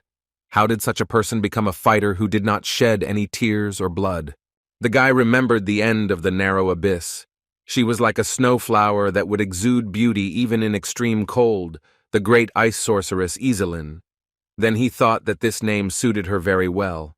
She added that even if the young lord gets into trouble because of this incident, they will be the ones to lend him a helping hand. The girl also offered to testify, but Joshua interrupted her, saying that this was not at all necessary. But the guy added to her that if she wanted to thank him so much, then he would like her to do him a favor in the future. She broke into a smile and was ready to do anything, even if he only asked. Someone was watching all this, but suddenly Joshua noticed him and looked this man straight in the eyes. The guy noticed that someone disappeared very abruptly as soon as Joshua looked at the roof of a nearby building. It was the same Zero who tried to follow the boy. But he noticed him, and the man did not understand how he even knew about it. Zero was sure that even the master could not notice him, but judging by his skills, one could say that he was not lying. So the man decided from that moment on to change his plan, because before that he thought that he was just trying to use them for information. But now Zero understood that the guy really knew about the lunar doors, and he became very interested in what the master would say about it. Probalam was right next to the restaurant where everything happened, and the first thing he noticed was Count Rebecca and his daughter coming out of this place, whose mood left much to be desired. But the man decided not to linger on the street for long, and immediately went inside, where Joshua and Cain were already waiting for him. The guys did not expect that he would come to them so quickly. Probalam introduced himself and showed respect for Joshua, but in his head he could not believe that this was the same child about whom there were rumors. Cain knew that although Probalam was a baron of the lowest rank, his strength was close to that of a high-ranking baron, and apparently he was in a big hurry to show such courtesy to the son of a noble family in the village. The baron did not wait long and said that he was a messenger from Lord Veron, and he had a message for Lord Asher. The thing that Joshua had was a precious treasure of the Vilas family, and he asked for it back. But Joshua was sure that he told him to come in person if he wanted to take him, so he asked the baron to go and tell him this again. If he did not show up, he would simply melt him. Probalam could no longer tolerate this brat, but still tried to ask again. Perhaps they could somehow resolve this issue differently, because Lord Veron now needs rest. Joshua answered him that he didn't think that Veron was such a weak person, so he asked to bring that knight Mukuk, who was with Veron. Joshua wants to talk again. The man began to gradually boil with anger, and Joshua noticed that he had quite expensive rings on his hand that could be sold. Therefore, without thinking for a long time, Joshua asked the man to give him these rings. After this meeting, Cain was sure that his lord was just a devil, because he did not understand how he was able to extort such treasures without a doubt. But Joshua assured him that it was not extortion, but a fair deal. Isn't it right to get something equal in return for a chance for Probalam? Cain completely agreed with him, but still did not fully understand why he asked for the ring. Joshua showed him the ring and said that it was not a simple ring, but the treasure of the Orvis family, the tears of the elf. Elves with their beautiful appearance were interesting to people, and only for this reason people began to hunt them. Because of this, many elves lost their homes and lives. From that moment on, the elves were hostile to people. Eventually, to protect themselves and their homes, all the elves gathered in a forest on the southernmost side of the continent, which eventually became known as the Forest of the Elves. Then, in order to never allow humans to find them again, the High Elves worked together to erect a barrier throughout the forest. However, even for the High Elves with extreme talent for magic, it was difficult to maintain the barrier at the entrance to the forest. This led to the deaths of all the High Elves except one. All the elves gathered around the last High Elf and began to consider him the king of the elves and named him Elenbas. Several centuries later, the only person who knew about the location of the elven forest and was friends with Elenbas disappeared after the fall of his family decades ago. This was the last head of the Orvis family, Zerath Dick Orvis. People say that he was missing, but Joshua was sure that someone would simply destroy him, trying to force information about the elven forest out of him. Considering that the location of the forest has not yet been revealed, Zerath Orvis said nothing about the forest of the elves until his last breath. Having learned about this too late, Elenbas showed herself to the continent to see for herself. She found the last descendant of Zerath Orvis, who became a maid for another family of nobles, and cried holding her hands and apologized, and drops of tears fell directly on the family heirloom, which later became known to the world as the Tears of the Elf, about which legends were later written. However, unfortunately, the last descendant of Orvis was said to have passed away due to illness. Truly the vile and merciless fate of one family. Now it is said that this ring, which appeared as a result of fate, has special powers. Behind all these stories, they did not notice how they arrived at the estate, but Joshua was in no hurry to enter because he was thinking too much about something. He was silent for a while and suddenly asked Cain to fulfill one of his requests, which the knight was always ready for. Joshua told him that this was not only for him, but also for Cain. He needed subordinates who he could trust with his back.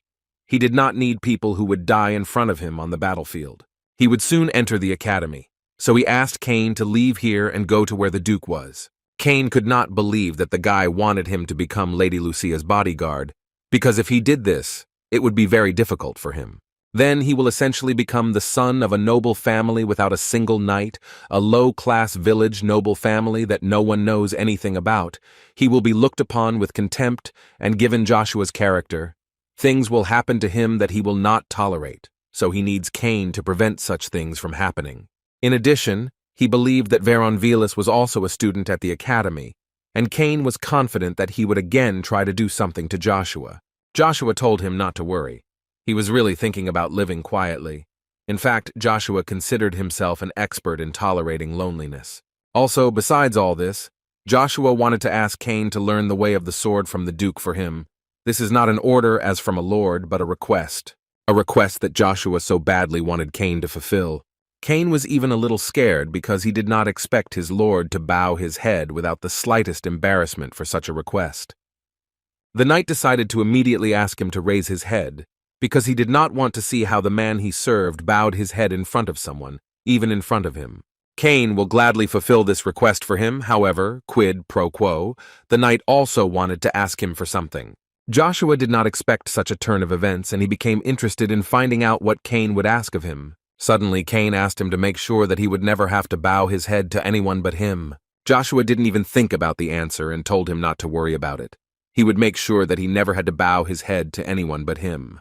Cain liked this answer, so he added that now it was completely at his disposal. In the center of the vast continent of Igrant, surrounded by 3 superpowers, stands an ivory tower so tall that it pierces the clouds.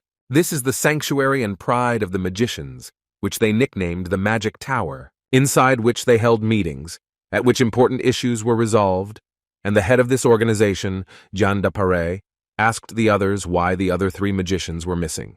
Earthmaster Marcus answered him, as they know, the Red Flame and Void Masters do not want to stay in one place. As for the Lightning Master, he is absent for a really important reason related to what he is currently working on.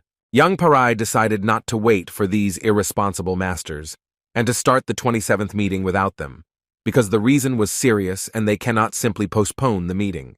As it turned out, the main topic at these gatherings will be Primordial Stone. Stormmaster Teta said that he was surprised that the old man got straight to the point, because it was so unlike him. The Master of the Earth did not tolerate such treatment and asked him to watch his language when they were at the meeting, but the storm continued to play tricks.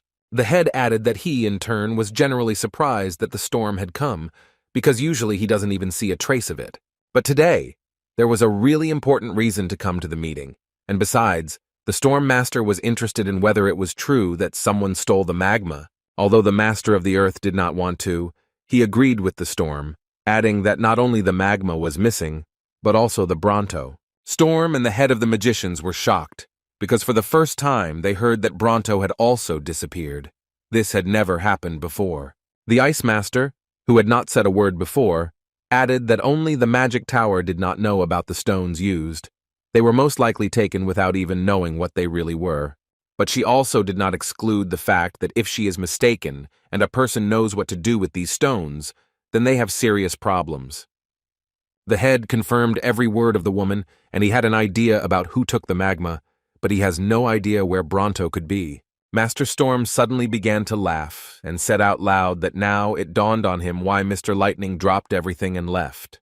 The Earthmaster added that it's not that there is absolutely no information about this, but he is not sure about Bronto or not.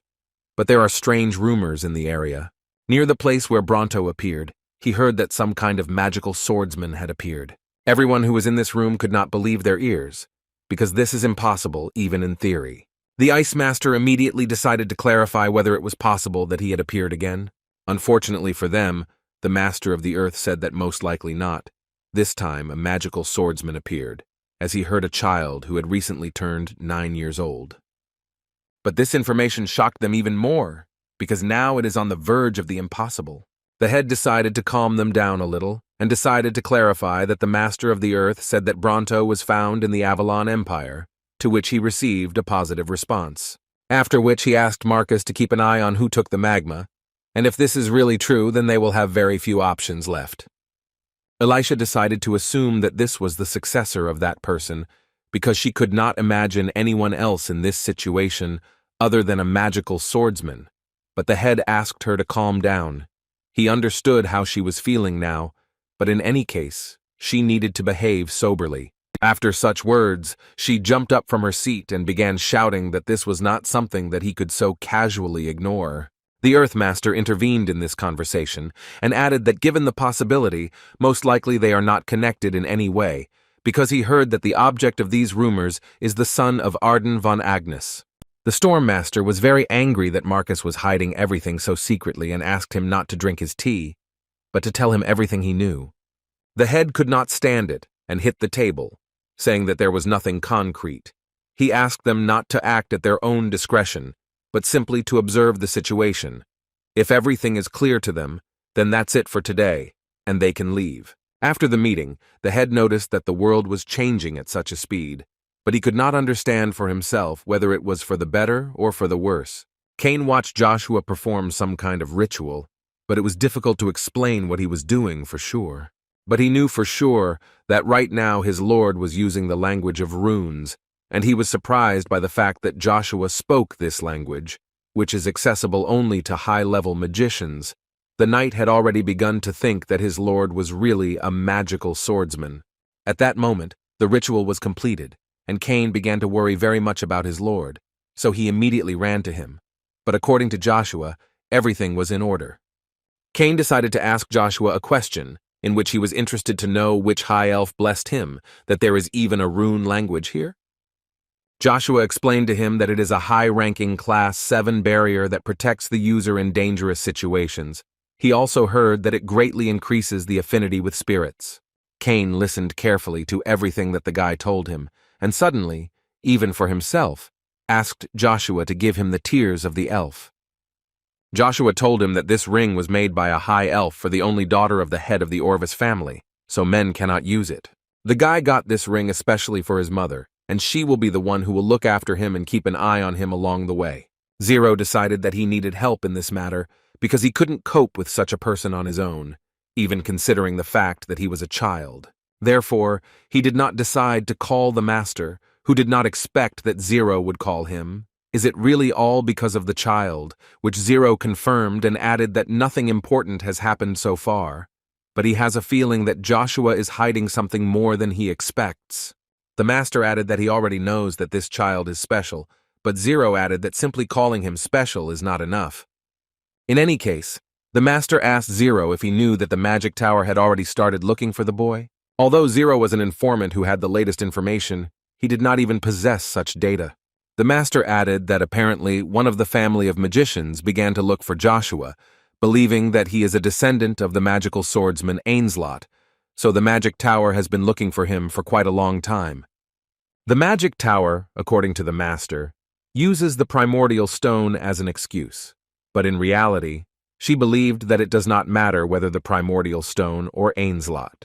Part of the forces of the Imperial Order of the Avalon Empire, the magic tower, the secret of their secret organization, all of this was concentrated around Joshua, and the master thought that this was strange and clearly worth paying attention to. The master would like to go to Acadia personally, but due to enmity within the organization, he cannot, although everything will change if this child really brings him a red coin. Zero was faithful to his master and promised that he would get this red coin and bring it so that it would not happen to him. The master trusted the man and disappeared. Now all hope was in Zero. Vigo screamed in fear, and the man who was with him at that moment asked him to close his mouth and just watch. Suddenly, out of nowhere, orcs began to appear, who had just not been here, and it seemed that this was far from an illusion. The man said a prayer and performed some kind of ritual, which he called the Rain of Lightning. All the orcs who were there were suddenly struck by lightning and now could no longer continue the fight. Vigo, looking at all this, could not believe that this was really possible, but it was true. After a few minutes, all the orcs that miraculously appeared here were destroyed. Now the man turned around and began to walk towards Vigo, whom he forced to speak. He was interested to know how strong his magic was in comparison with Joshua's abilities. He tore the rag over the man's mouth and repeated his question again. Vigo, instead of giving an answer to this question, began to shout that he was a nobleman of the Avalon Empire and asked this madman, did he really think that the Empire would simply leave aside? But as soon as the Lightning Man came closer to Vigo and simply looked at him, the man immediately stopped screaming at the top of his voice. The man told him that if he was afraid of the Empire, he obviously would not have even come here. So he asked him to hurry up and answer the question of how his strength compares with the strength of Joshua, who is rumored to be a magical swordsman. Vigo, no longer shouting, answered him that in terms of power, the man's magic is definitely stronger than Joshua's. Even a person like him can say this for sure. But these words did not calm the man at all, because Ainslot's feature was not the attribute of lightning. As he expected Joshua took Bronto, he realized that now he needed to meet him in person. But the Duchy of Agnes was not a place where it would be easy for him to get to. His thoughts and guesses were interrupted by Vigo, who shouted to him that if he was going to meet with Joshua, then he was thinking in the wrong direction. He explained what he meant. Joshua followed Duke Agnes to the capital, and now he should have entered the academy. The Lightning Master was not too happy about this information, because getting into the Duke of Agnes is difficult, and getting into the capital is even more difficult, because it is on a completely different level. In addition to the Duke of Agnes, there are several more monsters there. But Vigo, as it turned out, was not finished yet and added that he would help the man, although his first impression of him was not so pleasant. After all, if the Lightning Master is going to trample Joshua, then Vigo will gladly help him. Joshua's arrogance from not knowing his place greatly irritates him, and he can no longer tolerate it. The master was glad to hear this, and it was quite entertaining, but still he did not fully understand how Vigo could help him. The man began to shout that he had a Sterapes symbol under his eye and that he was a 6th-class magician, namely the Master of Lightning from 7 magicians, Jack Sterapes. The master was quite surprised that an ordinary Viscount knew him. This is commendable. Vigo also added that as everyone in the area knows, information is the main force in Avalon. If he cooperates with him, he will definitely help him, because he has many connections in Avalon. Jack answered him that even if so, no matter how urgent this work was, he in any case could not cooperate with a simple nameless Viscount. Although he said that he doesn't care at all, it will be extremely unpleasant for him if they find out a little more about him. As soon as he finished speaking, the clouds began to narrow and Vigo realized that Jack was going to destroy him. Therefore, he began to shout that if a noble of the Empire like him disappeared, then Duke Agnes would go looking for him. But all these words and threats were unnecessary, because the Lightning Master absolutely did not care about it, and he simply launched a lightning bolt at the man. Jack was sure that it was unlikely that anyone would look for someone like Vigo, so this was not a terrible loss. Time passed quickly, and after his 10th birthday, Joshua entered the academy, where about 1,000 other children of nobles entered with him. Students were divided into 6 classes and progressed to the next class through an annual examination, after which they graduated from the academy by passing a final examination. Joshua is confident that the 6 years he will spend here will be enough to reach the 5th stage of spear mastery, which he achieved in a previous life, if, of course, everything goes according to plan. He held a letter and a suitcase with things in his hands and confidently walked to look for his room. Joshua watched over the children of the nobles, and as expected, each of them had a personal servant, which could not be said about Joshua. In any case, he didn't care, because he had already found his room, which pleasantly surprised him because it was so spacious, considering that it was only for 3 people. He hoped that he wouldn't have to share this place with someone like Verona. He wanted to live a quiet life for a little while. Suddenly, a guy burst into this room, who immediately said that he was his friend and asked Joshua to help him with his luggage. The guy helped him with this without any problems, and received gratitude for this, because his new neighbor thought that he could not carry them, because they were too heavy. During all this, he forgot to introduce himself. His name was Agnes Kuhn Douglas, and at the same time asked the name of his new neighbor. Joshua looked at him and thought that this guy was clearly better than dealing with kids who wanted to show everyone their strength. He shook his hand and introduced himself as Asher Fen Frederick and added that he was very pleased to meet you. Agnes was a little surprised because it was the first time he had heard about this family, but in any case, he hoped that they would become friends. Suddenly they were interrupted by another guy who seemed to be living in the same room with them. His name was Icarus, and he would be the 3rd neighbor of Joshua and Agnes, and he looked like an absolutely adequate person. But it seemed so only at first glance, because Agnes immediately called him a scumbag, and this did not mean anything good. Joshua remembered this name because Icarus was the same genius of this era. He was called the Divine Brain. While the Avalon Empire was weakened by wars between empires and Emperor Marcus disappeared, the worst power struggle in history took place between the 1st and 2nd princes, which in the future would be called Bloody. Under the pretext of stabilizing the situation in the country, there were tens of thousands of victims in this struggle for power that lasted 10 years, and in the end it ended with the victory of the 1st prince, after which the administration and army of the 2nd prince passed to the 1st. In this war, there were 2 people who made a huge contribution. One of the 4 princes of the empire, who became a hero who put an end to the struggle for power, Caesar von Britain, and another genius of strategy and tactics with a mind sent by heaven itself, the servant who led the 1st prince to victory, the divine brain Icarus. Icarus didn't understand why they were staring at him like that. Did he really have something on his face, since they were looking at him like that? Agnes could no longer stand it, and still ran to immediately hug this guy and say that how could he not be surprised when their paths crossed again. Icarus himself was a little shocked, because he never could have thought that he would live in the same room with Agares. Agares was always so optimistic and cheerful. Now he is looking forward to the start of this school year. Joshua was surprised that they knew each other, and was well aware that the first years could not meet at the academy, which means they met in some other place. In any case, from everything Joshua knows about Icarus, this is the first time he has heard that Icarus has a friend. Since the couple did not have children for a long time, they decided to adopt Icarus, who was their servant at that moment, noticing his talent. After this, they were ridiculed by the nobles due to the unusual nature of what was happening. Icarus could not get rid of the image of a commoner at the academy, despite his talent, and was constantly treated with contempt. So he spent his days alone. The only one who extended his hand to him at that time was the 1st prince of the Avalon Empire, Caesar von Britain. He was the first who treated Icarus as a person, and gave him the opportunity to spread his wings as widely as he wanted. After this story, Joshua thought that they were similar to him because of his youth filled with nothing but contempt, because of a life full of failures taken away by Caesar von Britain, whom he trusted so much. Joshua decided to also introduce himself and extended his hand to Icarus, saying that his name was Asher von Frederick.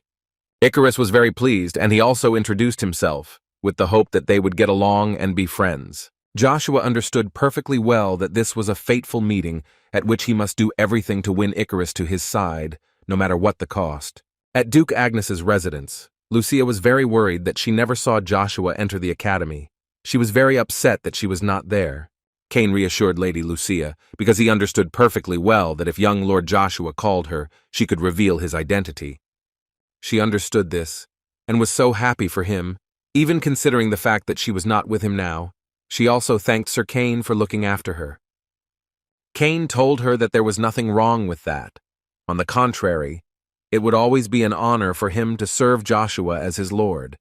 After which he added that Lady Lucia has a wonderful son, which made the woman laugh even more. She was very pleased to hear such things. When suddenly their pleasant conversation was interrupted by Duke Agnes, who asked them what they were doing. Without waiting for an answer, he asked Lucia how she was doing, to which she replied that she was very grateful to him for his generosity, because only thanks to him she could receive much more than she deserved. Walking past her, he added that if something was wrong, she could tell him about it at any time, and there was nothing wrong with that. After the Duke and his assistant passed by Lucia, his subject decided to ask the Duke why he left Lucia in this residence, because after learning about this, Lady Vanessa might do something. The Duke was a little unprepared for such a question, so the assistant added that he knew very well that young Lord Joshua had extraordinary talent. But the talent of young Babylon, in which imperial blood flows, cannot be ignored, and this raises the main question, who will be the head of the family? Agnes understood that he was concerned about the imperial blood, which the assistant did not argue with, because the authenticity of an illegitimate son cannot be ignored. He believed that if young Lord Joshua inherited the name Agnes, then there would be no end to the hype about the family. It was very interesting for Agnes to listen to such things, because if only blood affects authenticity, then in that case it is nothing.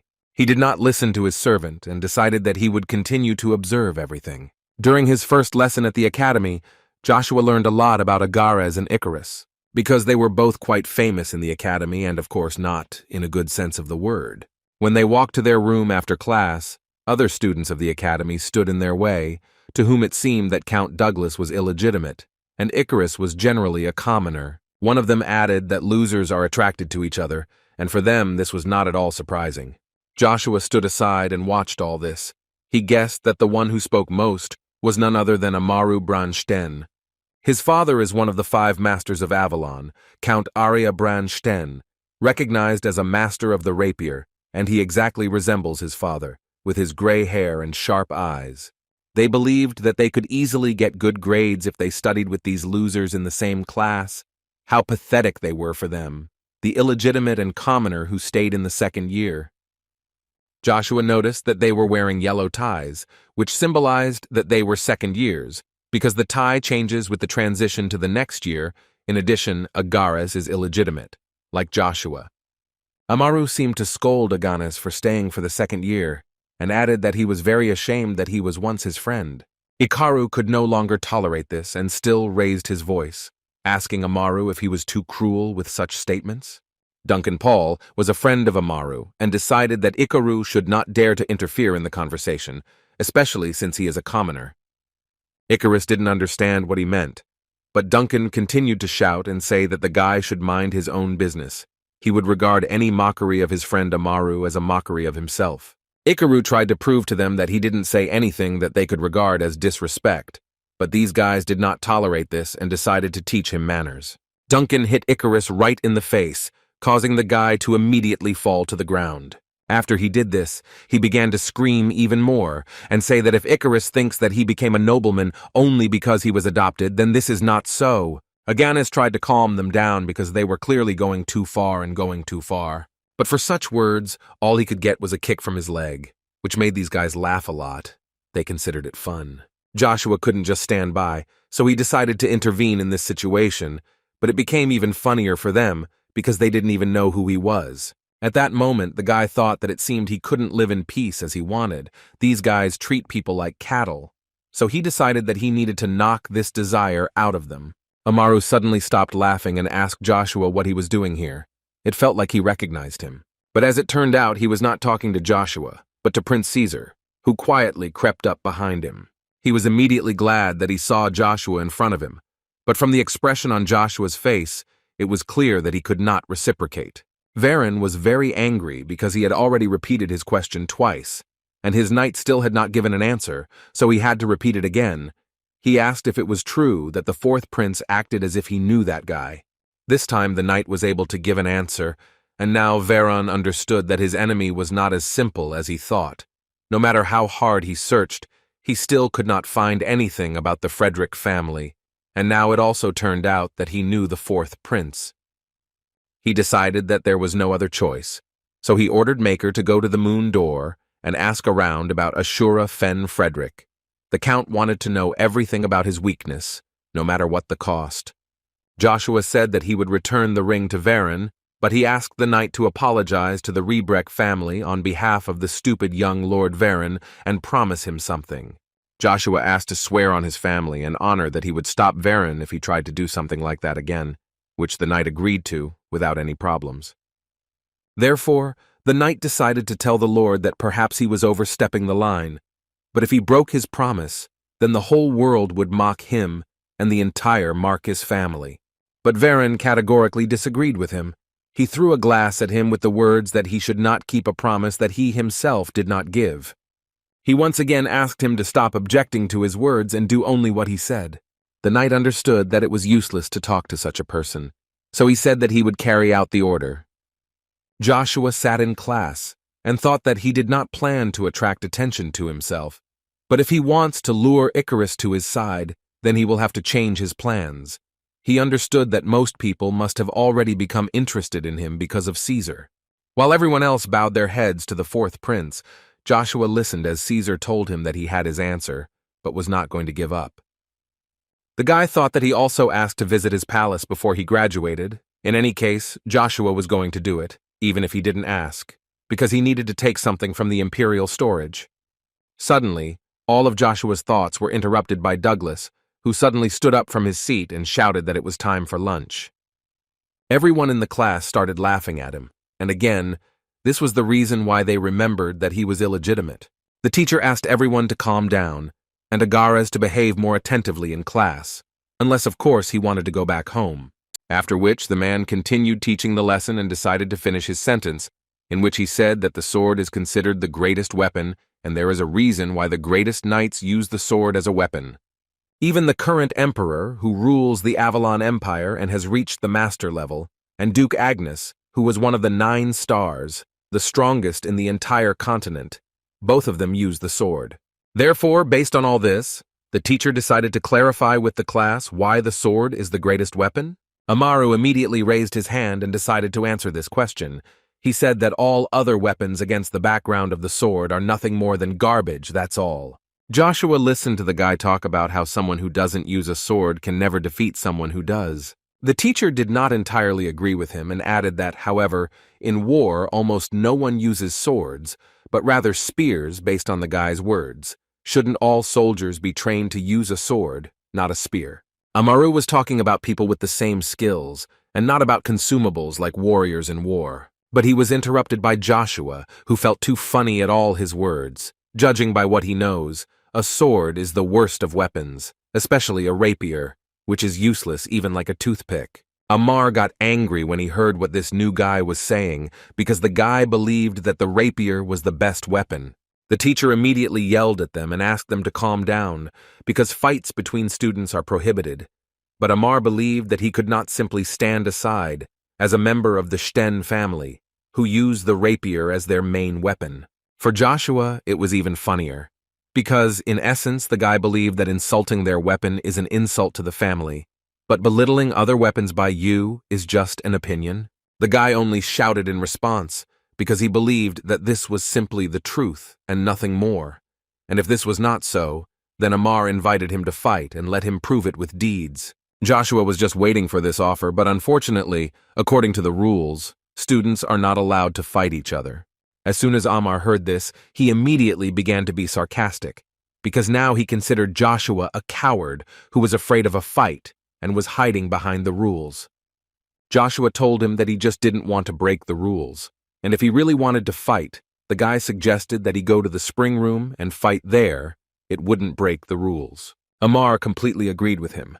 Besides, sword practice lessons are due tomorrow. After which Amar decided to beg the professor to allow this sparring, and then he promises that he will never argue about this again.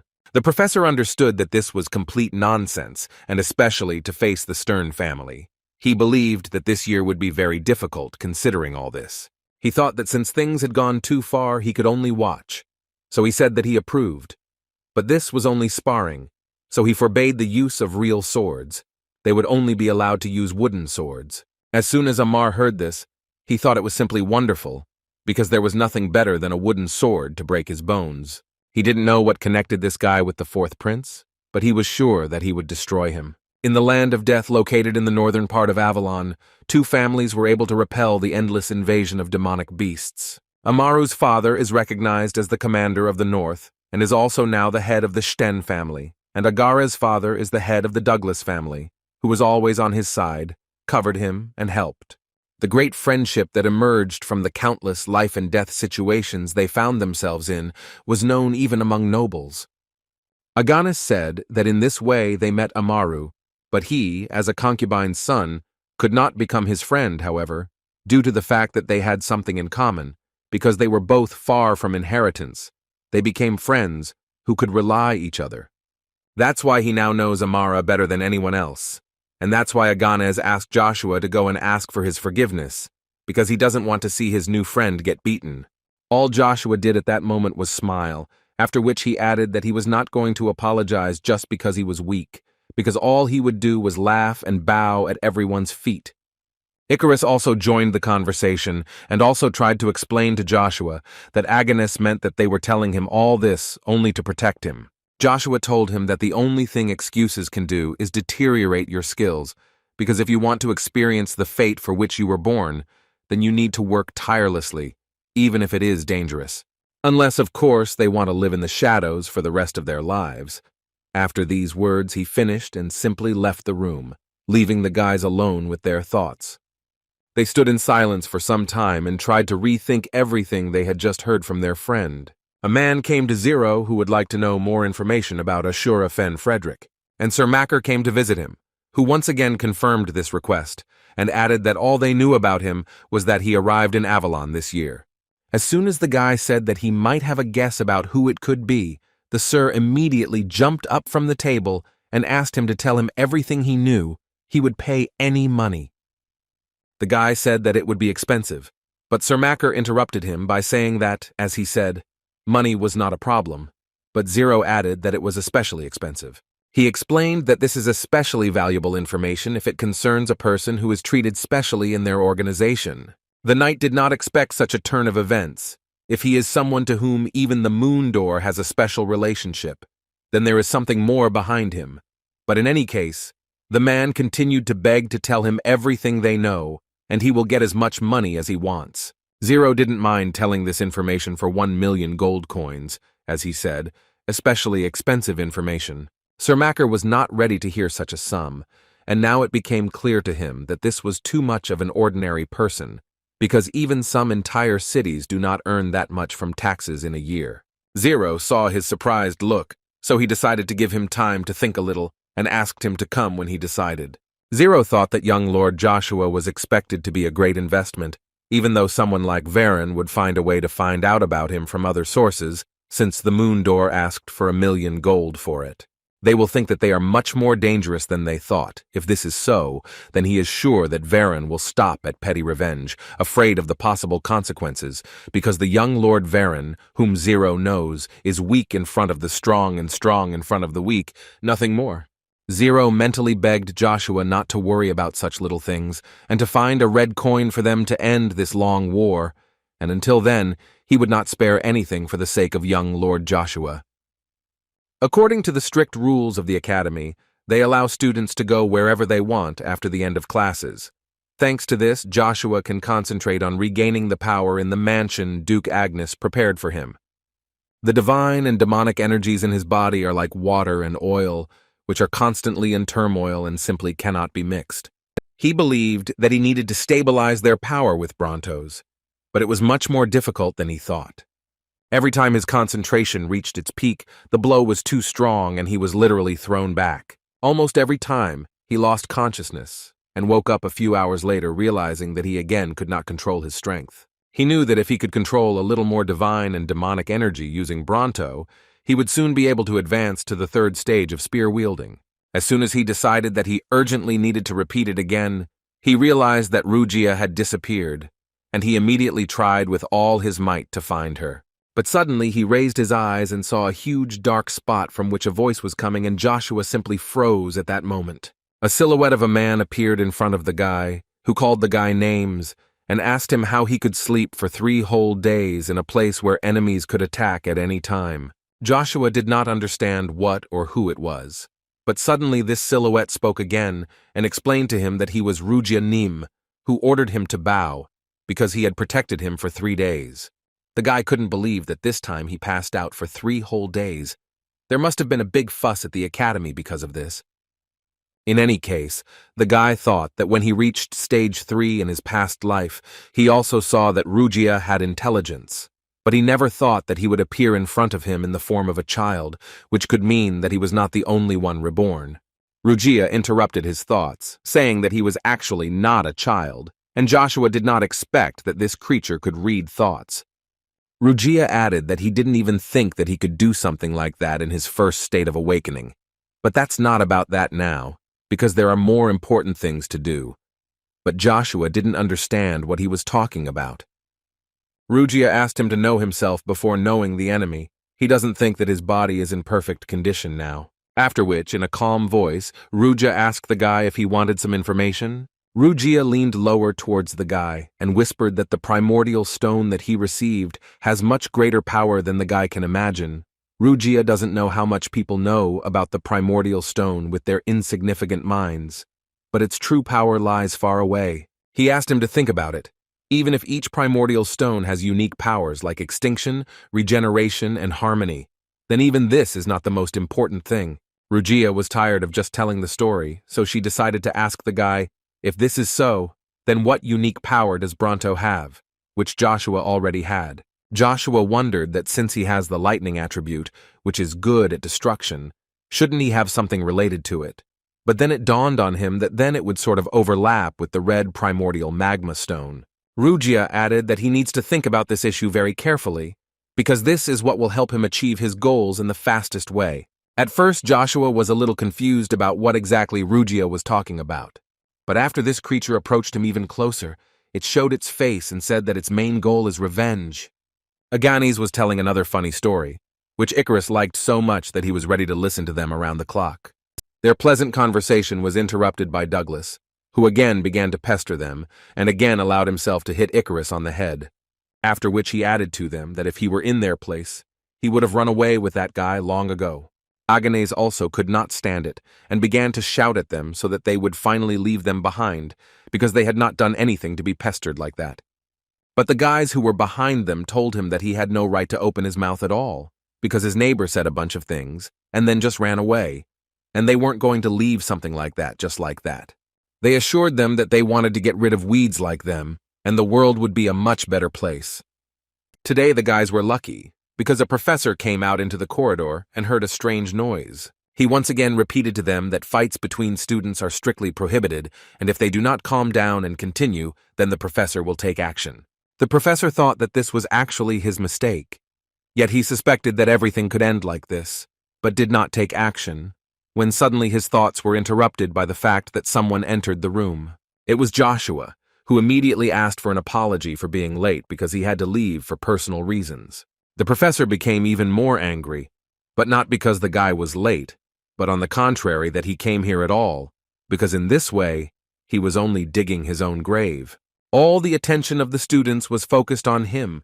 They also did not understand why he had returned at all. Did he really think that he had been forgiven, and everything was fine?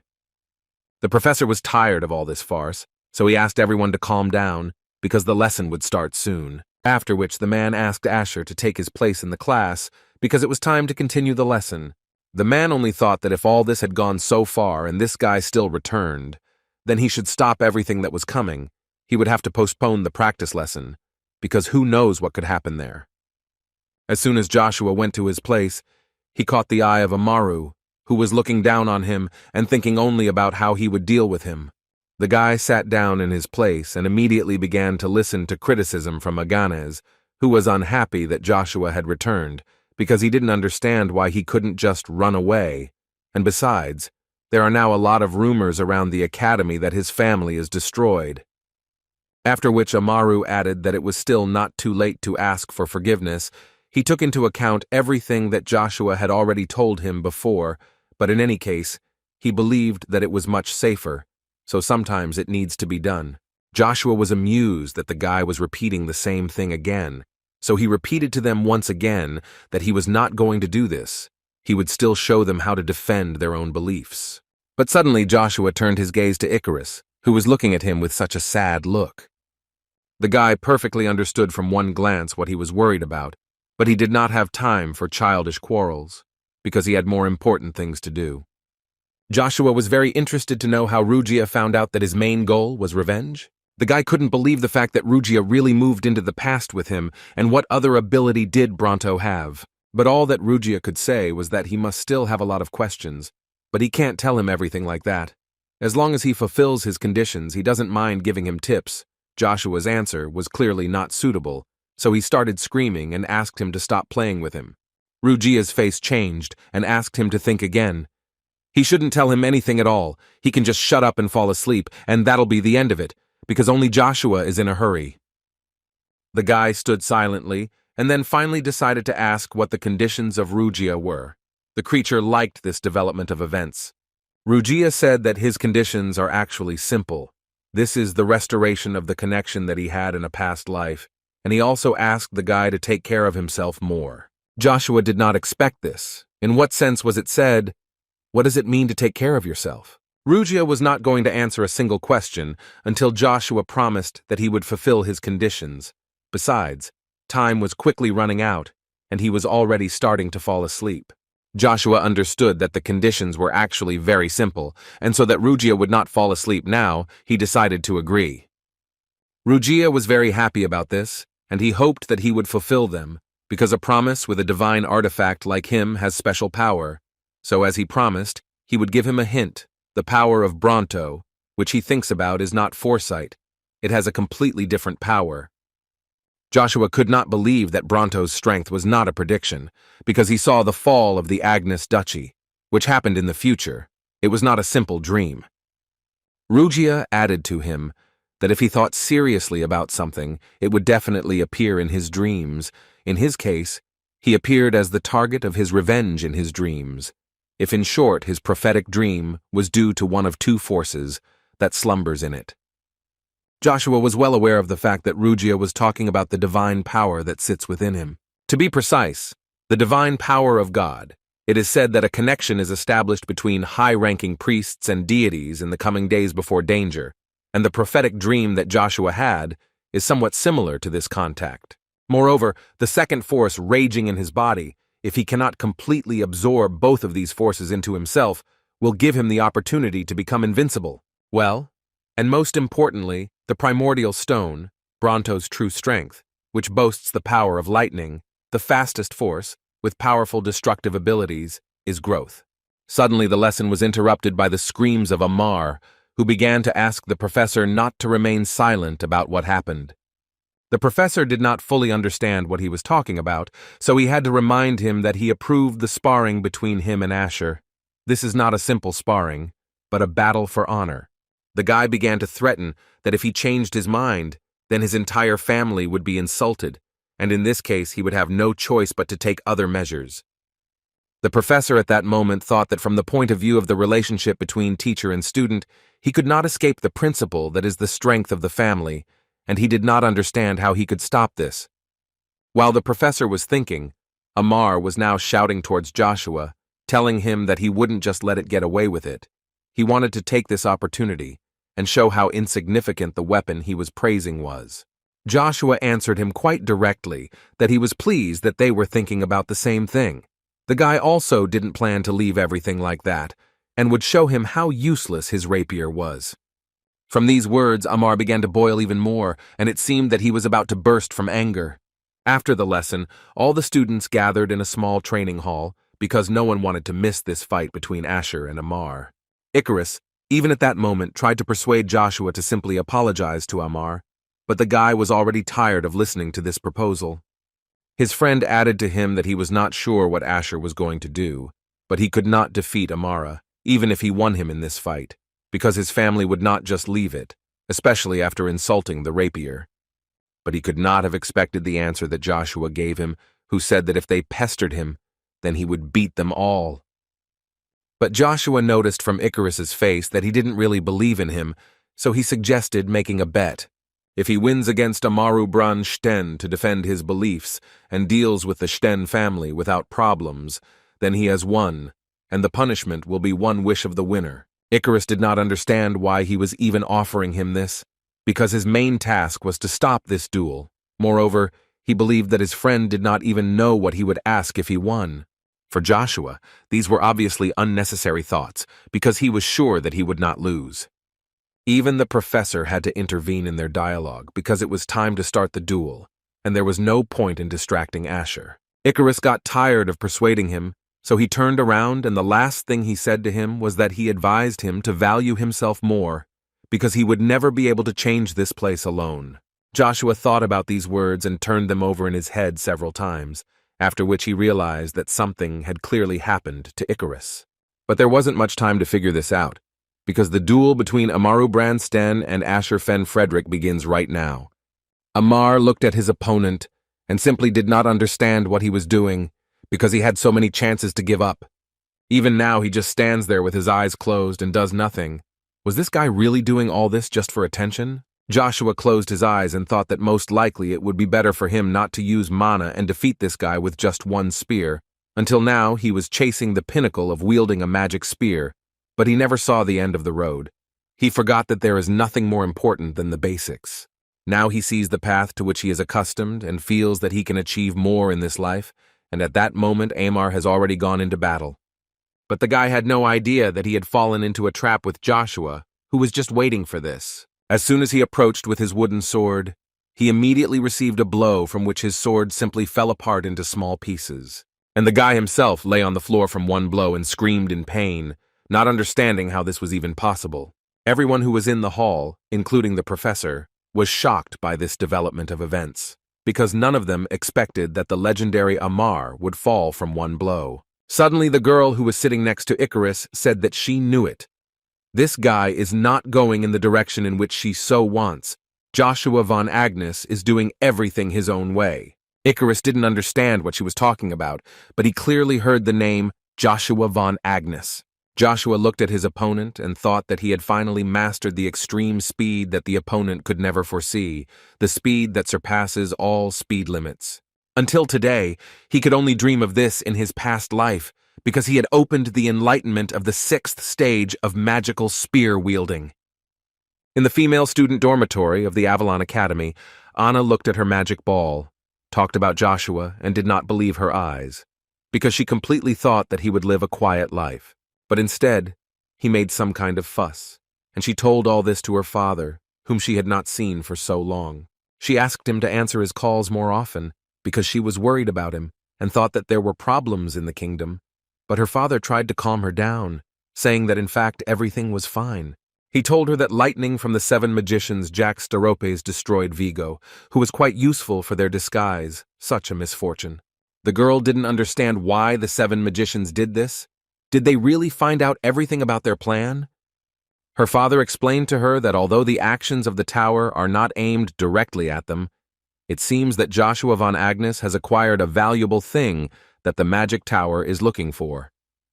She suggested that he take this thing away, but he told her that it was quite useless for them, because only a magic tower could use this thing, and besides, if they pay attention to them, their plans could be thwarted. The girl decided to return to the original topic of conversation and said that Joshua was creating problems.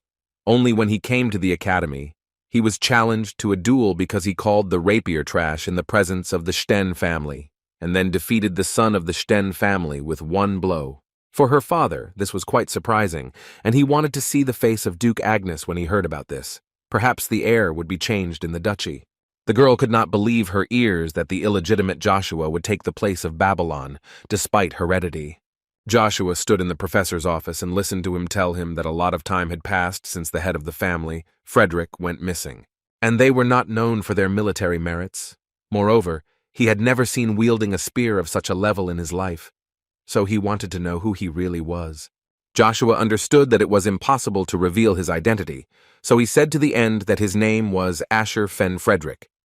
The professor had to add that there were cases when high-ranking nobles or members of the royal families of other countries entered the academy, hiding their identity, and frankly, the professor did not care at all what he was up to. However, such changes were undesirable for him, even if he was from the Sten family. It was a simple duel between two students. The professor believed that what the guy said to him could be regarded as an ordinary children's quarrel. But things took a completely different turn when he defeated the Sten family swordsman right in front of the children of the nobles. Joshua believed that he had done everything right, so he answered the professor that he was ready to take full responsibility upon himself. The professor felt funny when he heard this and told him that around this time last year, someone also thought so, a child named Simiz Kun Douglas. The man added to him, more importantly, this problem cannot be solved simply by taking responsibility.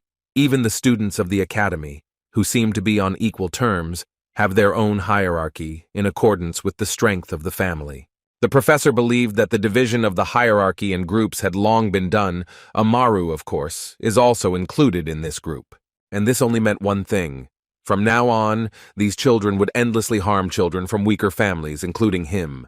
Joshua asked the man one question, namely, to divide the students by rank, and, for the reason of preventing even greater harm, to do nothing while all this violence and extortion continues inside the academy. Is this what someone who supposedly calls himself a teacher does? The guy believed that such a person would not teach him anything. If he was stopped by fear of consequences, then bad habits would not go away. The professor believed that there are things in this world that will never change, but Joshua immediately asked him not to say the word never, because only cowards do not try to do something out of fear. The man could not say anything about this, so he advised the guy to go to the Imperial Order of Knights. He would be able to graduate from there, especially since he believed that a person like the guy could easily pass the entrance exams there. Joshua at this moment was thinking that he had already rejected Caesar's offer to allow the imperial family. Moreover, since he learned about Bronto's power, he now cannot waste time either on the academy or on the Imperial Order of Knights. The professor once again asked the guy what he thought about it, because he would be able to arrange this exam, but Joshua gave him a negative answer, because the guy didn't want to waste his precious time on the academy. The man was delighted and was about to go resolve this issue when Joshua suddenly stopped him and asked him to wait with this for a while. After which he added that he was not going to run away with his tail between his legs. He was still not a coward. Therefore, he asked the professor for forgiveness and decided to take his leave and left the office. The professor stood silently for a little longer and thought about what the guy was telling him, and then asked Simiz for his opinion. Joshua stood on the roof of the academy and thought that although he was going to leave the academy, but now, in order to fulfill his goal, he would have to leave only after he had dealt with all this. His thoughts were interrupted by Amar, who quietly crept up from behind. He wanted to talk to Asher personally, so he asked him to listen. But Joshua didn't really want to communicate with him, so he immediately rudely answered him that they had nothing to talk about. Suddenly, Amar, instead of shouting and calling the guy names, bowed down in front of him and made it clear that he had specifically changed his mind. He admitted that he had laughed at the spear as a weapon before he knew anything about it, and he thought about it and came to the conclusion that he needed to ask for an apology. Joshua looked at this guy and couldn't believe that he was the kind of person who could forget about his pride and just apologize. How unexpected it was. The guy decided that in this case it was not worth treating him so harshly, so he also added that everything was fine and he was also wrong in belittling his opponent. Amar was very glad that Joshua responded so well and was no longer offended, so he immediately decided to ask him to teach him something, after which his view changed and he added, "Teach, for example, this extreme speed of his." Joshua was very surprised when the guy told him about this, because he couldn't even imagine how he found out about it. Amar saw from his face that he was surprised, so he added that although speed is defined as the shortest path from one point to another, in reality, everything is not so simple. It is very difficult to achieve, and during their duel, when Joshua attacked, Amar definitely felt, "This is before I lost consciousness." He was sure that his attack was far from direct, Rather, it felt like his whole body was being twisted. The guy was shocked that Amar understood the principle of rotation in such a short time. He is so attentive that he was able to understand the reason for his defeat, even with such severe pain that he lost consciousness. And the best thing about this situation is that he is not ashamed to ask to teach him something. Joshua couldn't even remember anyone like him from his past life. Amar saw that Joshua was silent and did not answer him, so he decided to ask again if the guy could teach him something. The guy answered him that this is not so difficult to teach, but he has one condition. Amar no longer heard anything, except that he was not refused, and Joshua agreed that he just needed to provide him with some information. For example, about circles in the academy, he would also like to know about Simiz Kun Douglas. In the imperial palace of Avalon, a courtier came to the emperor with an urgent letter from the Swellow Empire. The emperor did not expect this a little because it had to come from Draxia. The assistant confirmed that the letter was from Swellow, and in it was that they were going to speed up the plan they were talking about. They were asking His Majesty to adapt to a faster schedule and provide support. The emperor said out loud that there must be opposition from Tran more violent than he expected. Unfortunately, there was a chance that Avalon's involvement in this would be revealed. So the emperor decided to send 2 masters, and thus Draxia would not have any complaints. His assistant completely agreed with him and said that he would immediately convey this information, but this is not all that he would like to report. He then added that, as expected, Joshua entered the academy, hiding his identity. Moreover, although this is a rumor, it seems that he recently defeated Amara Sten with just 1 blow.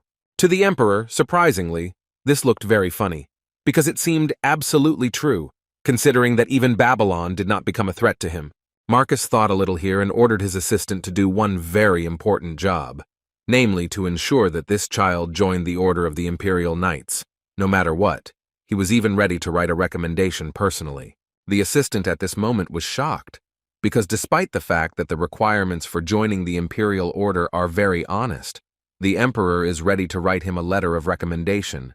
Joshua lay in his room and thought that the Araxia Academy Circle is a social division, just a child's game, however. What Amaru said, the truth is that this is not the case. The children of powerful nobles have formed a force in the face of the circle as a means to accumulate power in the future. He was also needed to establish connections with other children of nobles and control the children of less powerful nobles, who indiscriminately try to drive away all children who do not belong to the circle. Even the professors have no choice but to turn a blind eye to this, and Joshua understands Professor Kane's concern a little. But only by succumbing to injustice will it be pointless to expect change, and only a new vicious circle will begin. Moreover, Joshua already knows the biggest victim of the circle, and if he manages to solve this problem, then most likely it will be much easier to drag Icarus to his side. As soon as Joshua remembered Icarus, he immediately entered the room, and the guy was even a little scared, because he only remembered him. Ikaru was very worried about his friend, because lately he had heard a lot that there were rumors that the Sten family would soon send someone to the academy. But Joshua made him happy, saying that he had already solved this problem with the person concerned. His friend understood perfectly well who he was talking about, and still added that even if he decided everything with Amaru, there is no guarantee that the Sten family itself will not join.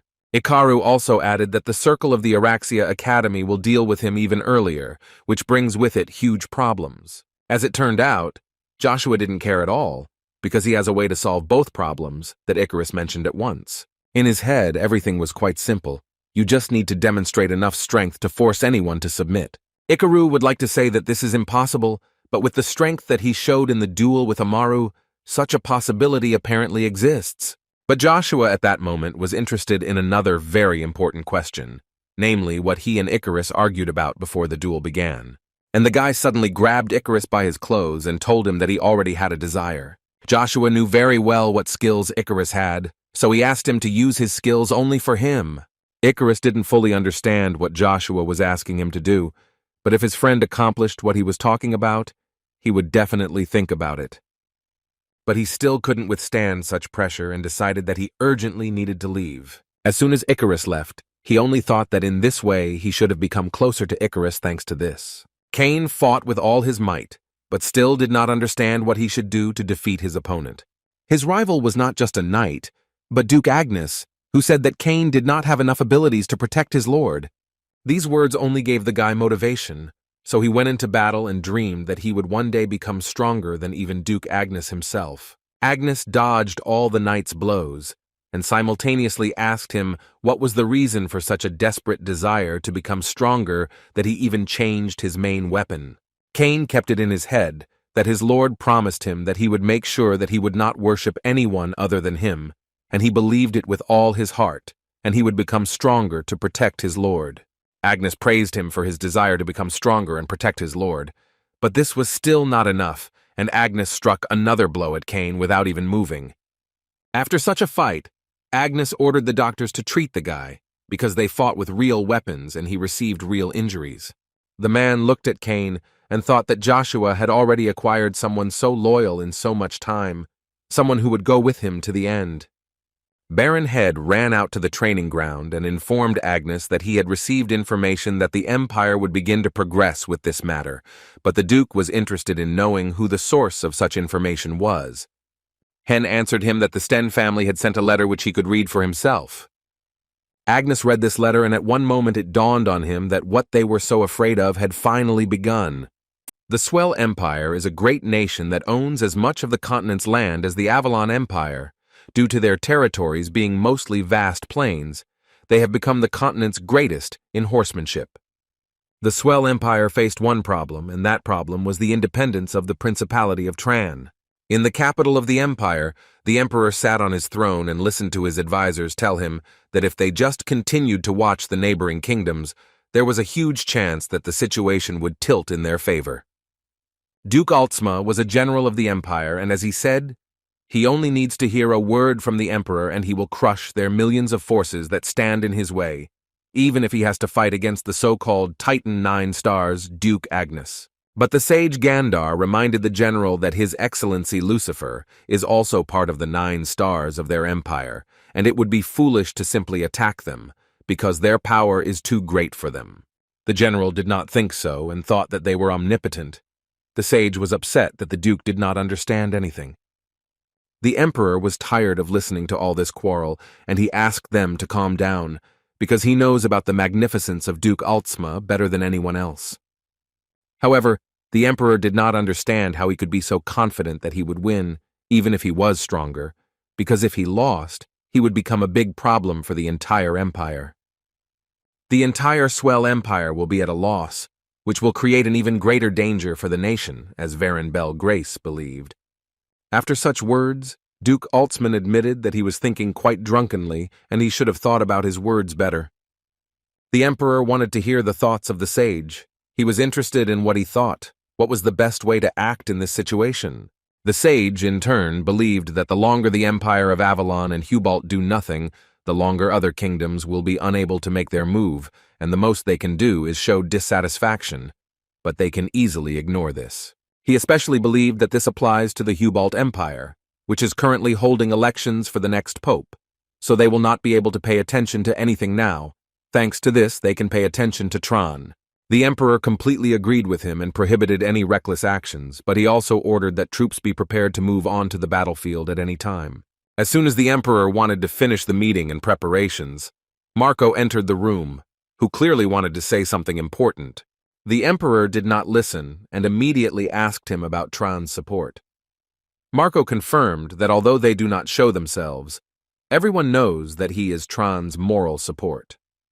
The emperor believed that the main thing was to wish happiness and peace to the townspeople, but Marco thought a little differently, saying that only the strong can have happiness and peace. It was funny for Joshua to watch how first Icarus and now Agnes, who would most likely say similar things, entered the room in turn. Before he had time to say a word, Agnes immediately began to beg Asher to stay away from Araxia, because if he stood in their way, his life and even his family would be in danger. He said this for his own safety, but Joshua did not listen to him, and at one point interrupted him, asking him how much he was afraid of this. The guy didn't understand the question, so Joshua decided to clarify whether he was afraid that the same thing would happen to Asher as to his brother. Aganis froze, because he had no idea how Asher knew about this. Joshua continued to put moral pressure on the guy and told him that if he wanted, he could run, and no one would say a word to him. But if he continued to run, then in the end, he would lose himself. After which he came closer to him and whispered in his ear the question, does he really want to run for the rest of his life? Aganis thought a little about his words, but still could not stand it and shouted at him that he knew nothing about how everything worked. He began to talk about how Araxia is led by Veron Shenvillas from one of the 12 families. They are an insurmountable wall for less powerful families like his family.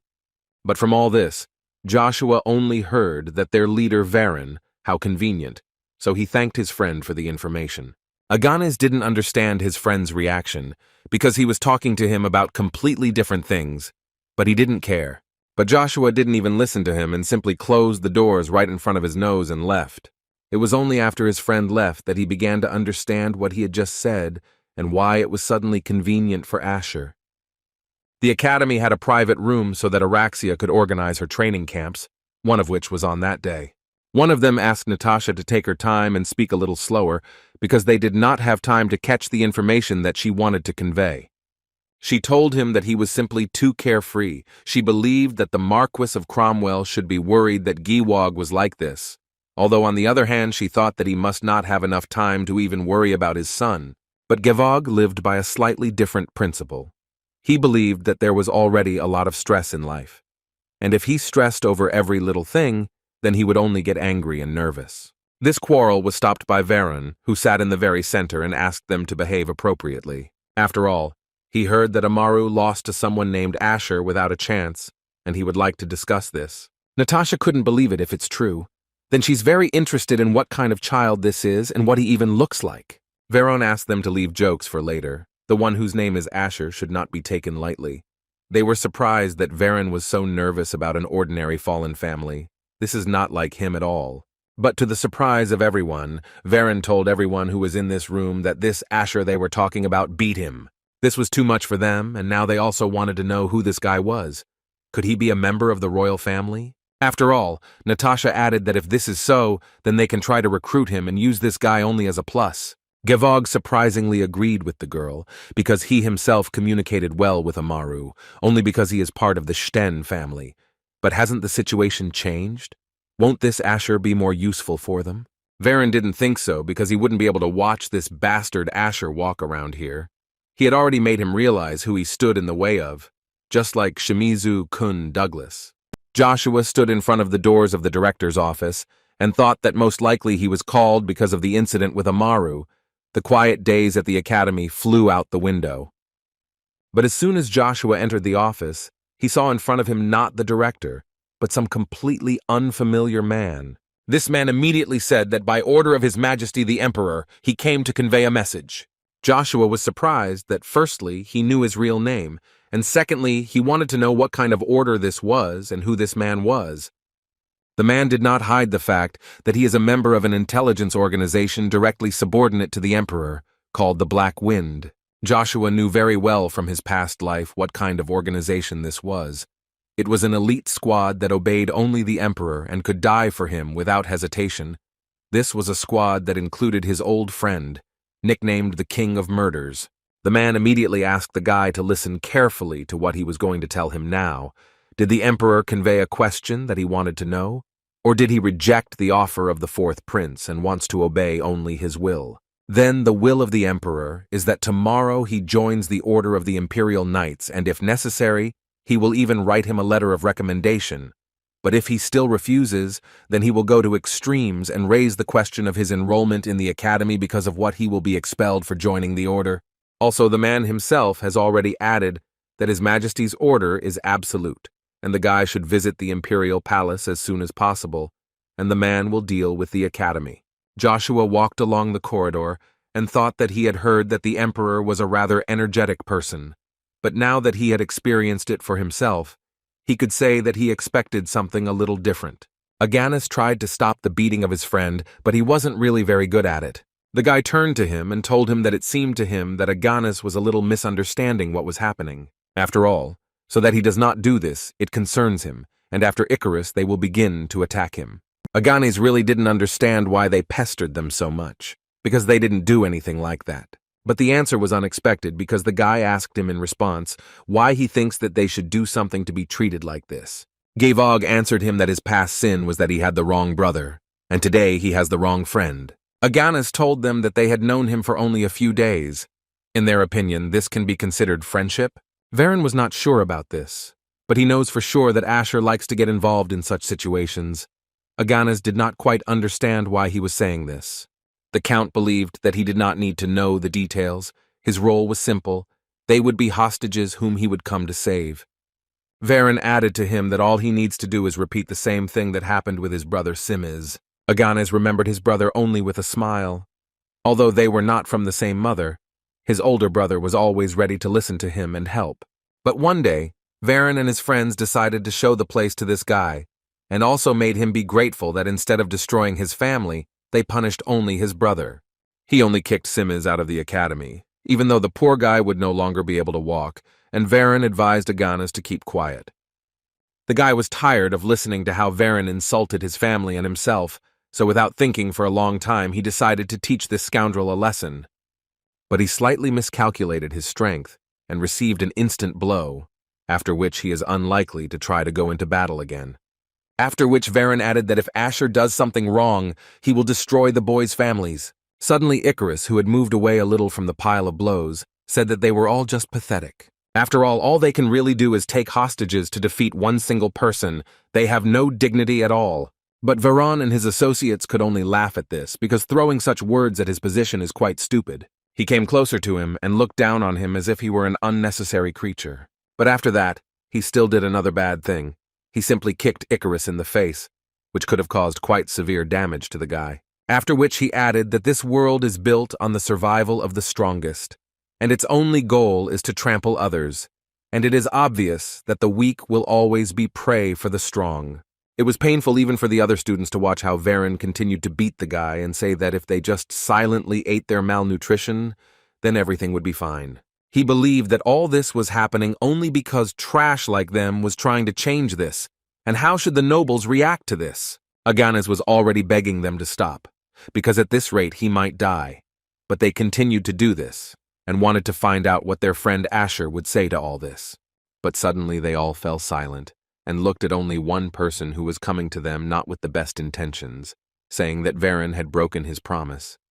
And all Joshua can do is make each of them regret it. Varen tried to answer him that Asher had done much worse than him and deserved punishment, but Joshua answered him that he laid hands on his friends, and this is a much more serious sin than he thinks.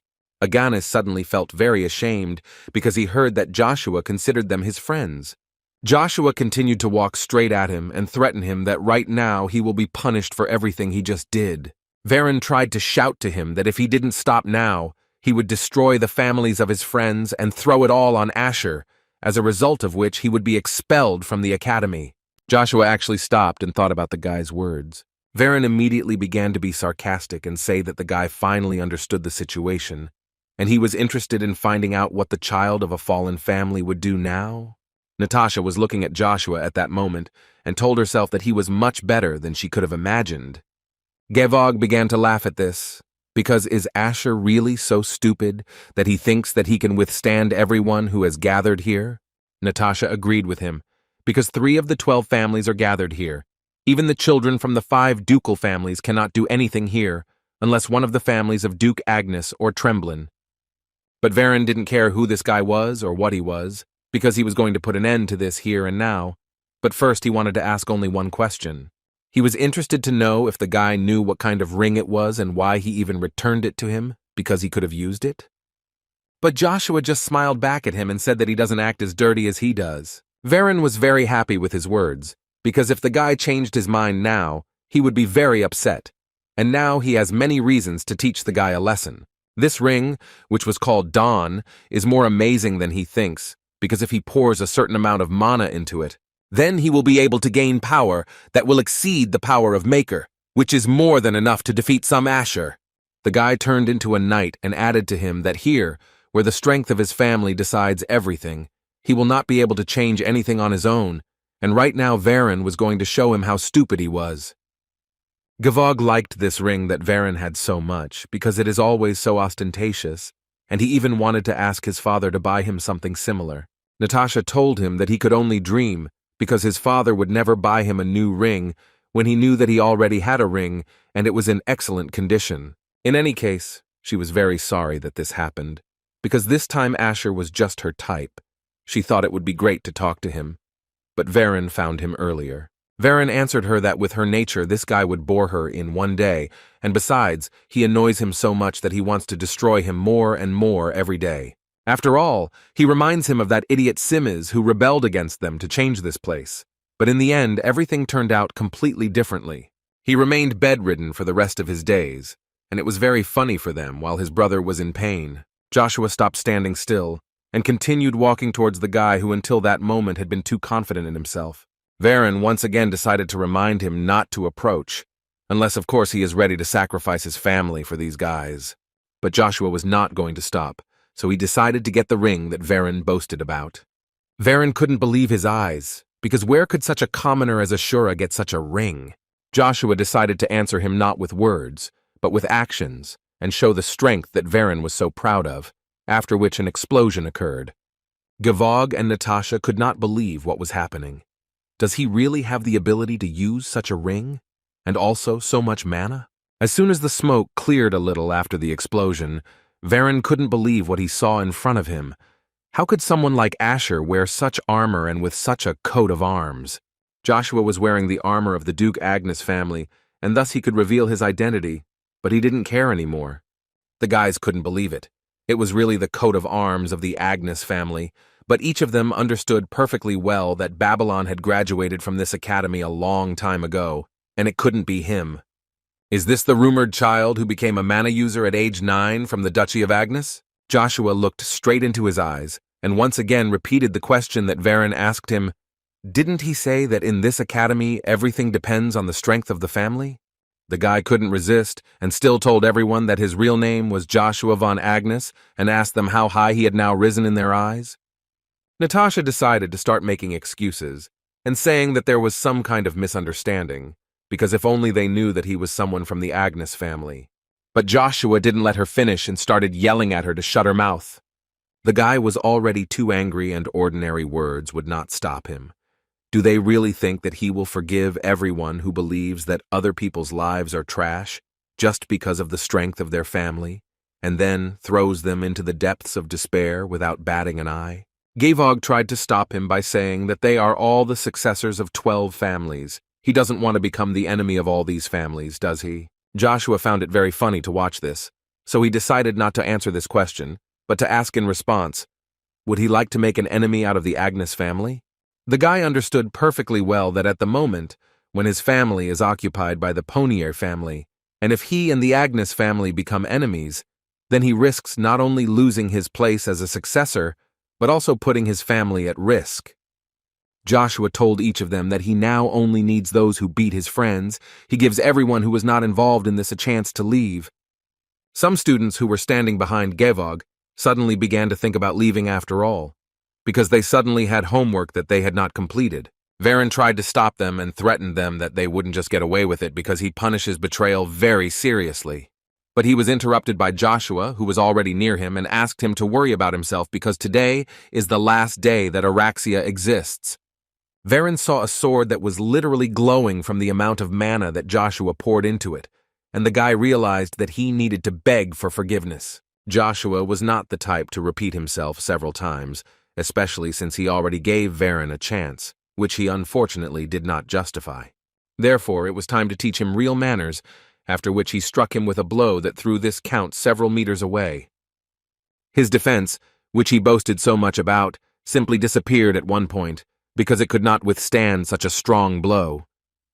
Joshua continued to walk towards them, and at one point turned to his friends and ordered them to take him and leave. Gawog at this time was still trying with all his might to insult Joshua. They say that the only heir of the Agnes family will be Babylon, despite how strong Joshua is. He even tried to threaten him, saying that the day would come when he would regret everything he had done today. But other than smiling, Joshua did not react in any other way, and simply answered him that he would look forward to this day. Natasha interrupted their conversation and shouted that they needed to take Varen to the infirmary as soon as possible, and she asked him for help. The guy didn't wait any longer and immediately ran to help her, despite the fact that they hadn't finished the conversation. And at that moment, Aganas and Icarus approached Joshua, who were surprised that he was from the Agnes family, but the guy answered them that everyone has their own secrets. He also added that he was very sorry that they had to go through all this because of him. Icarus answered him that everything was fine with them, and Joshua asked him a counter-question about whether it seemed to him that Icarus was not at all surprised that he was from the Agnes family. As it turned out, the guy from the very beginning thought that it was strange. Why would someone from a fallen family suddenly enter the academy? The imperial family wouldn't even lay an eye on someone from a fallen family. So why come here? And in order to simply act for the sake of personal connections, like Araxia, there is no point, because children here will not pay attention to someone from a broken family. But most importantly, in this case, everything was quite clear. He may not know it. But out of thousands of students in this academy, he was the only one from the fallen family of mongrels. Based on the past, it can be said that 9 out of 10 such people hid their personality. As Joshua expected, only by having the courage to express your opinion, even knowing the status of another person, can you call yourself a first-class strategist. Most likely this is what allowed him to think that he could resist a 1,000,000-strong army with only 10,000 soldiers. Icarus didn't understand why Joshua was looking at him like that, so he decided to clarify this question. Joshua told him that he just had beautiful eyes and he admired them. A small country under the yoke of the Swallow Empire for quite a long time, the king of which was Anthony, who dedicated his whole life to the liberation of Tran, sadly died at the age of 72. The princess couldn't believe that this really happened, but the knight who protected her tried to convince her to let him go. She listened to him and still let him go on his final journey, which had been waiting for him for a long time. The knight drew his arrow and thought about the last time he spoke with his mentor. Anthony, even in his last days of life, said that he was very sorry because there was still a lot of unfinished business, and he was the only one here who was chilling. In the last seconds of his life, Anthony entrusted his daughter and the Tran Empire to him, a knight who would never forget these words. Uravis, that's the guy's name, promised himself that he would ensure Tran's independence, no matter the cost, so his mentor could sleep peacefully, after which he still fired a fiery arrow and sent the man on his final journey. After standing for a while in silence, the princess finally made up her mind and said that, by the will of her father, she would leave Tran to Sir Uravis. For Uravis, it was a great honor to which he was going to devote his whole life. Now that his King Anthony has died, he can no longer hesitate, because he has to fight not only with the empires of Swell and Avalon, but also with the Magic Tower, and at all costs he needs to completely master the primordial magma stone. Joshua looked at the academy from afar and thought that apparently it was time for him to prepare to leave the academy. He could not even imagine that he would leave so quickly when he first came here.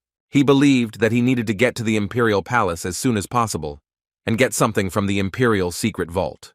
Cain will definitely be surprised when he finds out about this. He must be training hard with Duke Agnes right now. Suddenly, out of nowhere, the Master of Lightning appeared, who was so happy to see Joshua, whom he had been looking for so long. The guy immediately stood up and asked to introduce this man, unfamiliar to him. The man began to say that he was a member of the Magic Tower of 7 magicians, the Lightning Master Jack Sterapes, who came here to return Bronto, which the guy stole from the Dark Forest. Joshua believed that this place was not very suitable for such conversations, so he suggested that this gentleman change the location. The Lightning Master didn't think that the guy was so smart, so he invited him to choose the place where he wanted to talk to him. But after some time, his smile disappeared from his face and he was already very angry, because they had already walked quite far, but this was still not enough for the guy. Joshua pretended that he did not understand what would happen and asked the man if he really thought about this. Then the guy decided that since they had already gone far enough, no one would bother them here. Then they could start the fight. It was naive to believe that Joshua would just give up Bronto. The Lightning Master was surprised that the guy lured him all the way here just to have a one-on-one fight. Joshua wasted no time and immediately went into battle, because he was sure that he could not lose to some magician. He dealt a very powerful blow, from which all the mana he had accumulated hit one place. It seems the battle may end after the first blow. But as soon as the smoke from the blow cleared, Joshua saw a man holding his hand and praising him for his skills. He must be the strongest of his generation. However, as the man thought, it was too little, after which he put the guy to the ground with a light move. The master believed that he was not from his generation, and apparently he did not intend to behave obediently, so he would start with his hand. But Joshua is not as simple an opponent as the man thought, and he added that the man talks too much, and behind all this chatter you can weaken your defense and miss a few good blows. What actually happened was that Rugia appeared out of nowhere just in time and dealt a counterattack to this scoundrel. It seems that from this moment on, the Lightning Master will no longer play games with him, but will enter into a real battle. He had to use his abilities to dodge Rugia's blow, but he still succeeded. He looked at Joshua and thought that it would not be as easy as he thought. So this spear was the ancient artifact that he had heard about. The master tried to find out from Joshua whether he was able to destroy that black orc in the dark forest with this spear, but the guy was in no hurry to answer him. Joshua looked at the man with a smile and realized that he was much stronger than it seemed at first glance.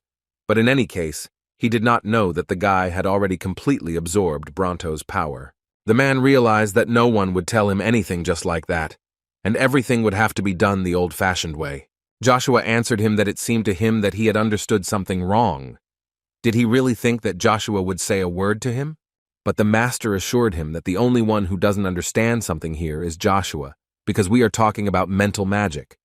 After which he immediately uses an incredible blow called a lightning blade, and Joshua will have to try to repel this blow. Although Joshua smiled, he still had no idea how this man could use Class 4 magic just by uttering words. The man at that moment continued his attack and told him not to worry, because he would leave him alive to talk a little more. After which he immediately launched a new attack, which was almost twice as strong. Joshua thought about his words and clearly understood that such an attack would throw anyone off their skates, so he needed to dodge all his attacks. But this was not as easy to do as it seemed to the young lord, because these attacks were not only powerful, but also very accurate. They continued the fight, and the Lightning Master already liked the way Joshua fought. He is not an easy opponent, and the main thing is that he is not boring at all. Joshua was quite pleased to hear such compliments in his direction, but they are still fighting, and there is no point in being distracted. The man was already tired of fighting off these cheap, childish tricks, so he asked Joshua to finally show what he was capable of. Because if this is all that the one about whom there are rumors is capable of, then the master will be clearly disappointed. Joshua understood that he needed to show tension, but keep his cool and move as simply as possible. But with such an opponent, it will be much more difficult to do all this, because these are not academy students. This is a really strong opponent. The man at that moment was thinking that, given all the conversations, Joshua still has good control of mana, and it is too dense for his age. Finally, Joshua waited for the moment when he was able to deliver a powerful blow with the help of Rugia, which would be difficult to dodge, even for such a master. It seemed to Joshua that he had succeeded, but as soon as the explosion occurred, he began to hear the voice of a man who noticed the fact that for a schoolboy, he had quite a lot of strong techniques.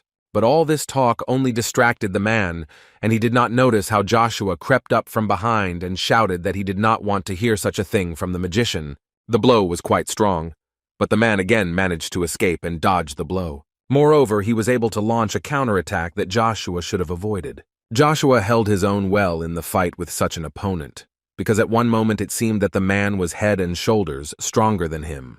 The Lightning Master himself was already starting to get angry because this cockroach was holding on for too long, but he was sure that it would end soon. He began to deliver several attacks at once, and all Joshua could do was run and dodge all his attacks at the same time. Joshua dodged the attacks and realized that he could not hold out for long. Sooner or later the man would hit him, so he decided to shorten the distance in order to strike. The man seemed to read the guy's thoughts and shouted to him that he knew very well that there was nothing more shameful than losing to a magician in close combat. Therefore, he decided to arrange this shame for Joshua and strike such a blow, after which even his staff would not help him. Joshua understood that this was inevitable, and he also needed to respond with a blow, so he decided to choose one of his strongest combinations, namely the first stance and lightning strike. From such a powerful blast wave, the guy was thrown back, which could only mean that the battle would continue. Joshua understood that this was too difficult a fight, because taking such blows on oneself is extremely difficult. The master was extremely surprised that the boy was able to withstand Class 4 magic. Even a B-rank knight could not withstand this. But all this does not matter, because with this he will end the fight and take what he came for.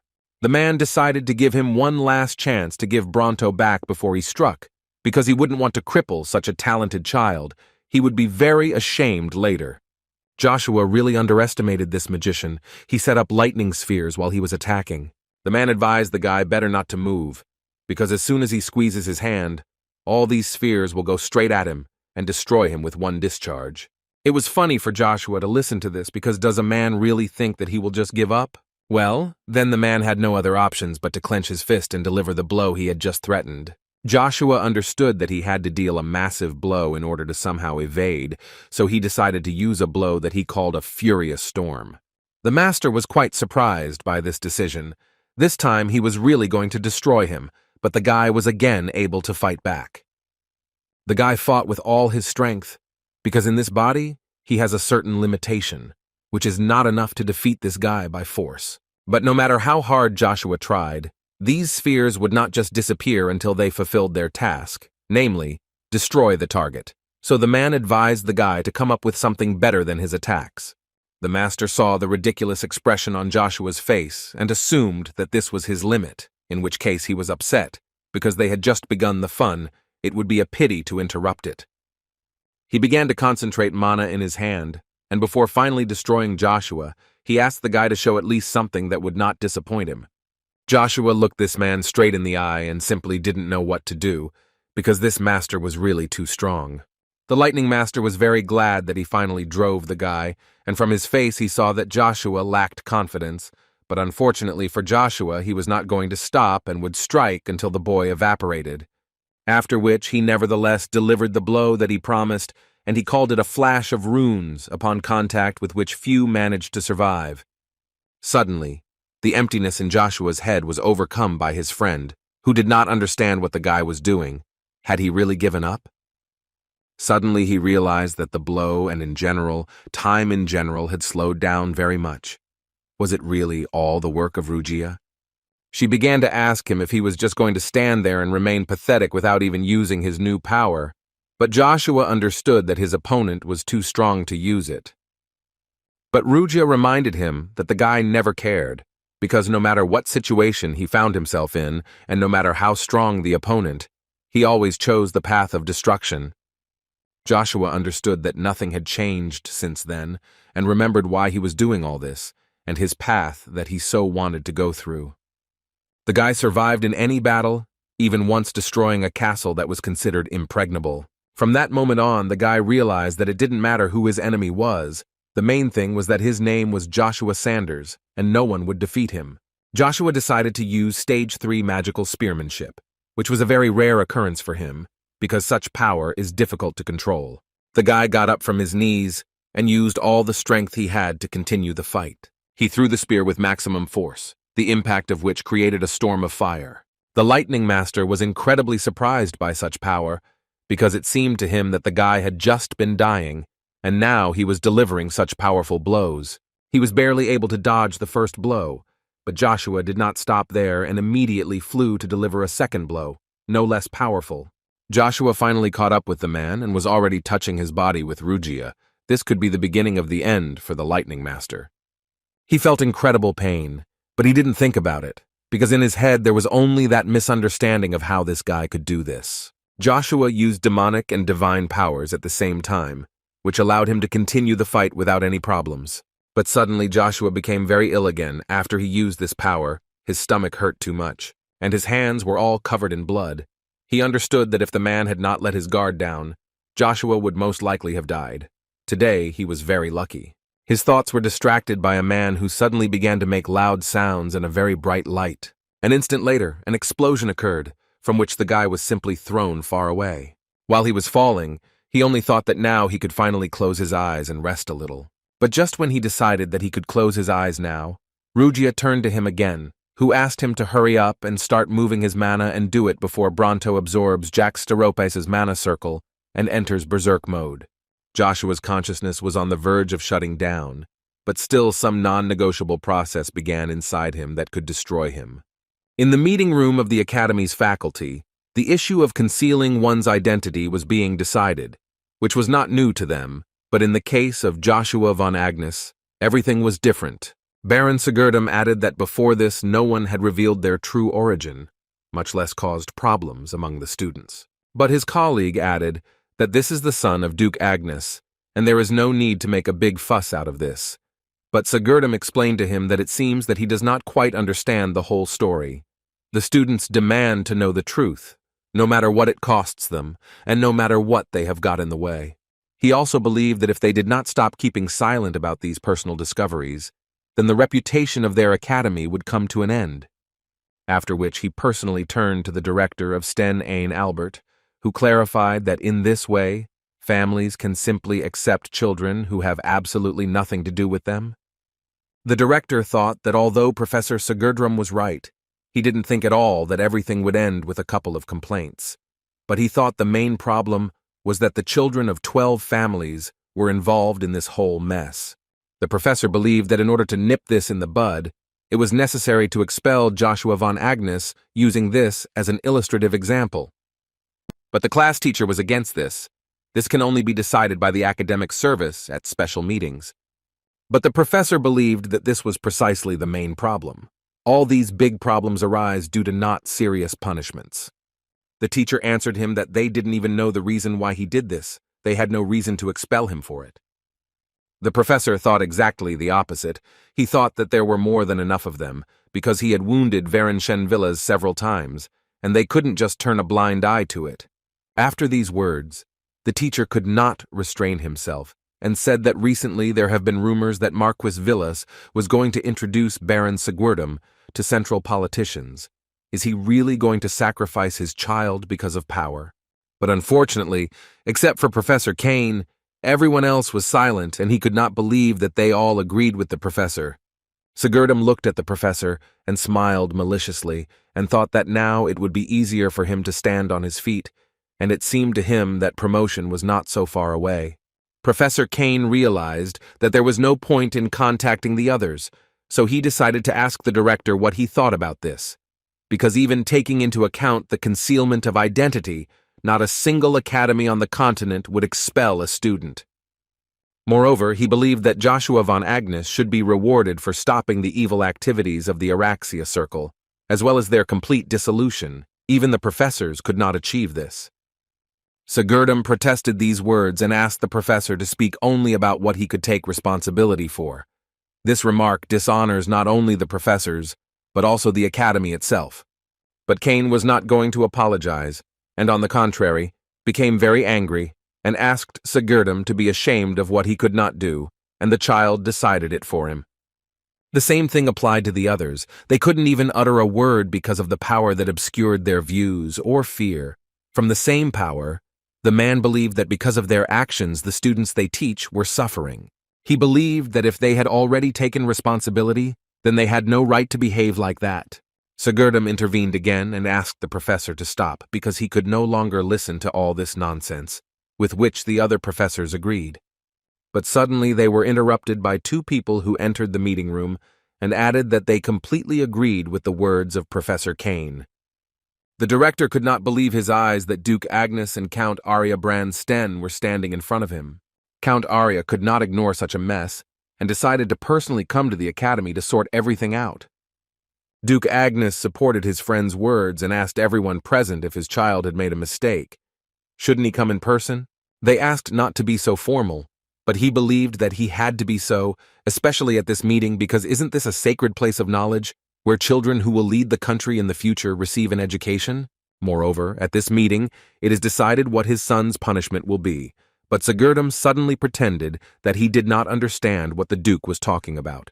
Duke Sten accepted the fact that hiding one's identity was indeed wrong, no matter what the reasons. After which, he turned his gaze to Professor Segedam and asked his opinion. The man became nervous and did not know what to answer, because as soon as the two dukes entered the meeting room, his opinion suddenly changed. Agnes laughed at this, and asked Arya to stop putting pressure on the professor, because they heard his opinion perfectly well. But suddenly they were interrupted by another professor, who asked them if their real reason for being here was to hide the fact of a fake identity.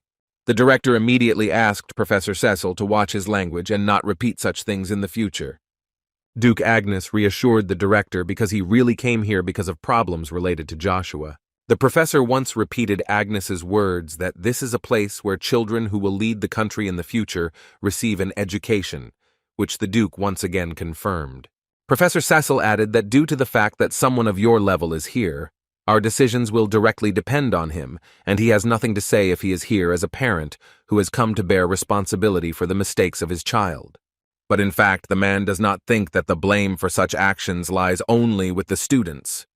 The director understood perfectly well what Professor Cecil wanted to say, but still tried to convey to him that such a straightforward speech could put them in a difficult position.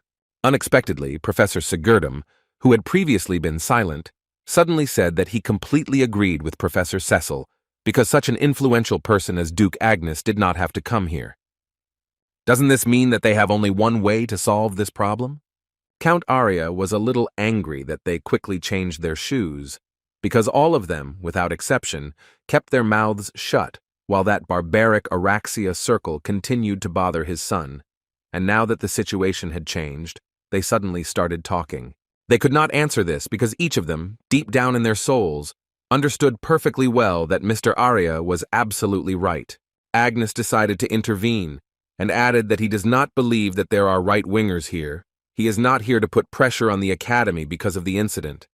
After these words, the director exhaled a little and still decided to ask the Duke why he came. Duke Agnes said that in fact everything is simple. He was told that his son had insulted the honor of the Sten family, so he came here to ask for forgiveness from Count Arya. However, he was also told that Count Arya had already left for the academy, which made him feel that Joshua would not get into trouble because of Arya's temper, so he hurried to come here. Arya allowed himself to clarify something to the Duke. He did not forgive Joshua. If he himself cannot prove the words he said with his own abilities, then they may not expect a good end. Agnes had nothing against it, and could only say that Arya would be surprised when he met him in person. The Count told him that he would look forward to the meeting. But more importantly, Agnes is here to say that the issue of special admissions this time has turned out to be a truly serious problem that is affecting the entire academy. The man wanted to make sure that Joshua received the appropriate punishment, maybe even expelled. Joshua lay unconscious for some time, and suddenly the pain that pierced his entire body woke him up. He rose to his knees and tried to understand what happened to him and what he needed to do now. Joshua would never have thought that he could defeat Jack Steropes in such a body, because meeting him on the battlefield is more terrible than a battle with any master. But suddenly his thoughts were interrupted by an incredible pain on the back of his head, which pierced his entire body. He fell to the ground again and simply twisted in pain, because it was extremely difficult to endure this. Joshua simply could not understand why he was in so much pain and what was the cause of this pain. But suddenly that same voice of Rugia came to his aid again, telling the guy to stop whining and finally gather his strength. Joshua realized one important thing, that after this fight he became much stronger, and not only that, it seemed to him that his arms and shoulders had grown and he had become bigger physically. The guy realized that this was the same growth ability that Rugia spoke about, which was confirmed by Rugia himself. Although he himself did not expect such progress, it seems that the growth of another power of the primordial stone was accelerated. Well, just in case, Rugia added that this does not mean that Joshua will soon turn into a decrepit old man. What a relief it was for Joshua. As Rugia explained, Bronto's growth power only stimulates growth to the optimal point for the owner's body. But this was the problem, because exactly 5 years later, his body would reach its peak. From now on, Rugia advised to pay special attention to balancing his body, which had grown a lot in such a short period of time. But this was not the end, and Rugia added that at this stage there is something else that the guy should know. It was just a guess, but Jojua's staff believed that Bronto had awakened, absorbing the power that had lost its owner. And most likely it was for this reason that Joshua began to grow so sharply, but the guy was interested to know where the pearl was stuck. Was it really right inside? Rugia confirmed this information and added that he can call it crystallized Bronto. In general, it is considered almost impossible for the primordial stone, which is the thing of the gods, to be stored in an ordinary human body. But thanks to this, Joshua's curse is lifted only by reaching the level of the so-called master. Joshua was a little enraged by this information, so he immediately decided to find out who Rugia really is. She asked again if he was sure of his words, But Joshua did not understand what she was talking about. What Rugia meant was, is he ready to bear the knowledge of who he really is? The guy was already so angry that it didn't matter to him whether he could or not. If Rugia didn't say right now what it really was, then he would never use her again. He was not going to use an unknown magical object for purposes unknown to him. It believed that this is what a person who pays for good with evil looks like. But in any case, Rugia was not against enlightening the guy about who she really was. Rugia flew into the sky and announced that she was the greatest creature that had ever existed. After that, Joshua immediately turned around and began to leave, but Rugia begged him to stop. She also added that it absolutely doesn't matter whether he uses her or not, because there is a contract between them. Joshua didn't understand what she was talking about, but Rugia was sure that he himself knew, because without his will, it would have been impossible to conclude a contract. And then the guy realized that she wanted to say that he, of his own free will, entered into a contract with her. That's right, Rugia added that when he returned to the past, that's when their contract was concluded. Amar again tried to talk to Agnes, but he did not want to talk to him and asked him to leave him alone and not come to him anymore. The guy continued to shout after him, saying that even though he was a member of the Agnes family, Joshua would be expelled just like his brother. He asked him to do at least something so as not to regret it later. Didn't Joshua reveal himself from him, and especially since the circle of Araxia no longer exists? Agnes turned to him and asked the guy what he could possibly know to say such a thing. His brother was crippled and then expelled. How dare Amaru even talk about his feelings? The guy started crying and saying that Amar doesn't even know what it's like when you're faced with absolute power. But suddenly Amaru said that in fact he had always been jealous of Aganes when they were little, which surprised the guy very much. He told him that this was due to the fact that his older brother never stood out in the family. He was the most ordinary. Just because Amaru had talent, his older brother tried to forcefully keep him from becoming the heir. What could not be said about brother Aganes, who was a true friend to his brother? There are not many people in the world who show their love for someone just because they are brothers, and the reason he left after that incident was because that he did not want to disturb him and create problems. Amar was jealous that he had such a brother to be proud of, so he believed that now it was his turn to protect someone and do as his brother once did. The guy offered to protect his friend Joshua von Agnes, and Amara would definitely help him with this. Aganis thought about the words that Amaru had just said to him, and remembered that Joshua was really his friend, who really needs help. So he immediately shook Amaru's hand and agreed. After which he suddenly took off and ran somewhere, saying that thanks to him, a great idea appeared in his head. Arya would never have thought that Agnes would say that he was ready to expel Joshua. He entertained him well. Now he will never forget the faces of those blockheads. But the man was still curious to know what he would do if they really expelled his son, because he heard that Joshua was illegitimate, so if he returned to the estate, he would not have many options. Agnes was not worried about this, because he knew very well that the guy had another choice, because he received an imperial decree to enter the Imperial Order of Knights. Now it became even more interesting for Arya if the Emperor himself invited him, but Agnes believed that this was not only because of his talent. Agnes started talking and forgot to ask the man how he found the time to travel here, because as he heard, Arya received a personal order from the Emperor to go to the Swallow Empire. As expected, Arya came all this way, expanding his schedule for the sake of the honor of his family, because someone's son disgraced the sword art of the Sten family, and this is no less important to him than the order of the Emperor. But looking at Agnes's face, he decided that he would leave this matter for now, because now he has more important things to do, and asked the Duke if he had heard about the latest news from Tran. After all, as soon as the Swallows heard about the death of King Tran, they immediately, under the leadership of Duke Altsma, of whom they are so proud, attacked Tran with their army. But despite their belief that Tran was nothing without a king, they were crushed to smithereens. Even Duke Altsma, the general of their army, was seriously wounded. Agnes didn't understand this at all, because Tran's army numbers about 50,000 soldiers, and besides, they don't have anyone equal to Duke Altsma. What happened there? Arya knew very well that only one person could rise to the rank of master in the Tran kingdom. Agnes could not believe what Arya was telling him about that same night. Arya confirmed this information, and added that he was the only reason why Tran was able to crush the huge army of Swallow, the outstanding knight Uravis. No matter how hard young Lord Joshua tried, no matter what young Lord Joshua did, Rugia would not come out. He didn't understand what was going on. Had he really gone to take a nap after his ridiculous monologue? Suddenly Joshua thought that the weapon of the demon god is Rugia, as the name says. It is one of the weapons of the demon god. The demon god is at the top of the hierarchy of demon kings. He is worshipped as something great and intangible. In terms of personal combat ability, he is superior to any other race, and is also one of the few who can be compared in strength to the Dragon Lord. And Joshua didn't understand how else this miracle could be explained, if not by the power of God. Suddenly he noticed that a whole crowd was running behind him, and it seemed they were running straight towards him. Agnes and Ikaru ran up first and began to ask him where he was and what happened to him, because they were so worried about him. Joshua was so happy to see his friends, especially after he almost died. They didn't understand what he meant when he said that he almost died, but in any case, they told him that because of him the whole school was now on edge. They also added to him that they were no longer going to run away and had all gathered here together for a common goal. Joshua didn't quite understand what they were talking about and for what purpose they had gathered there.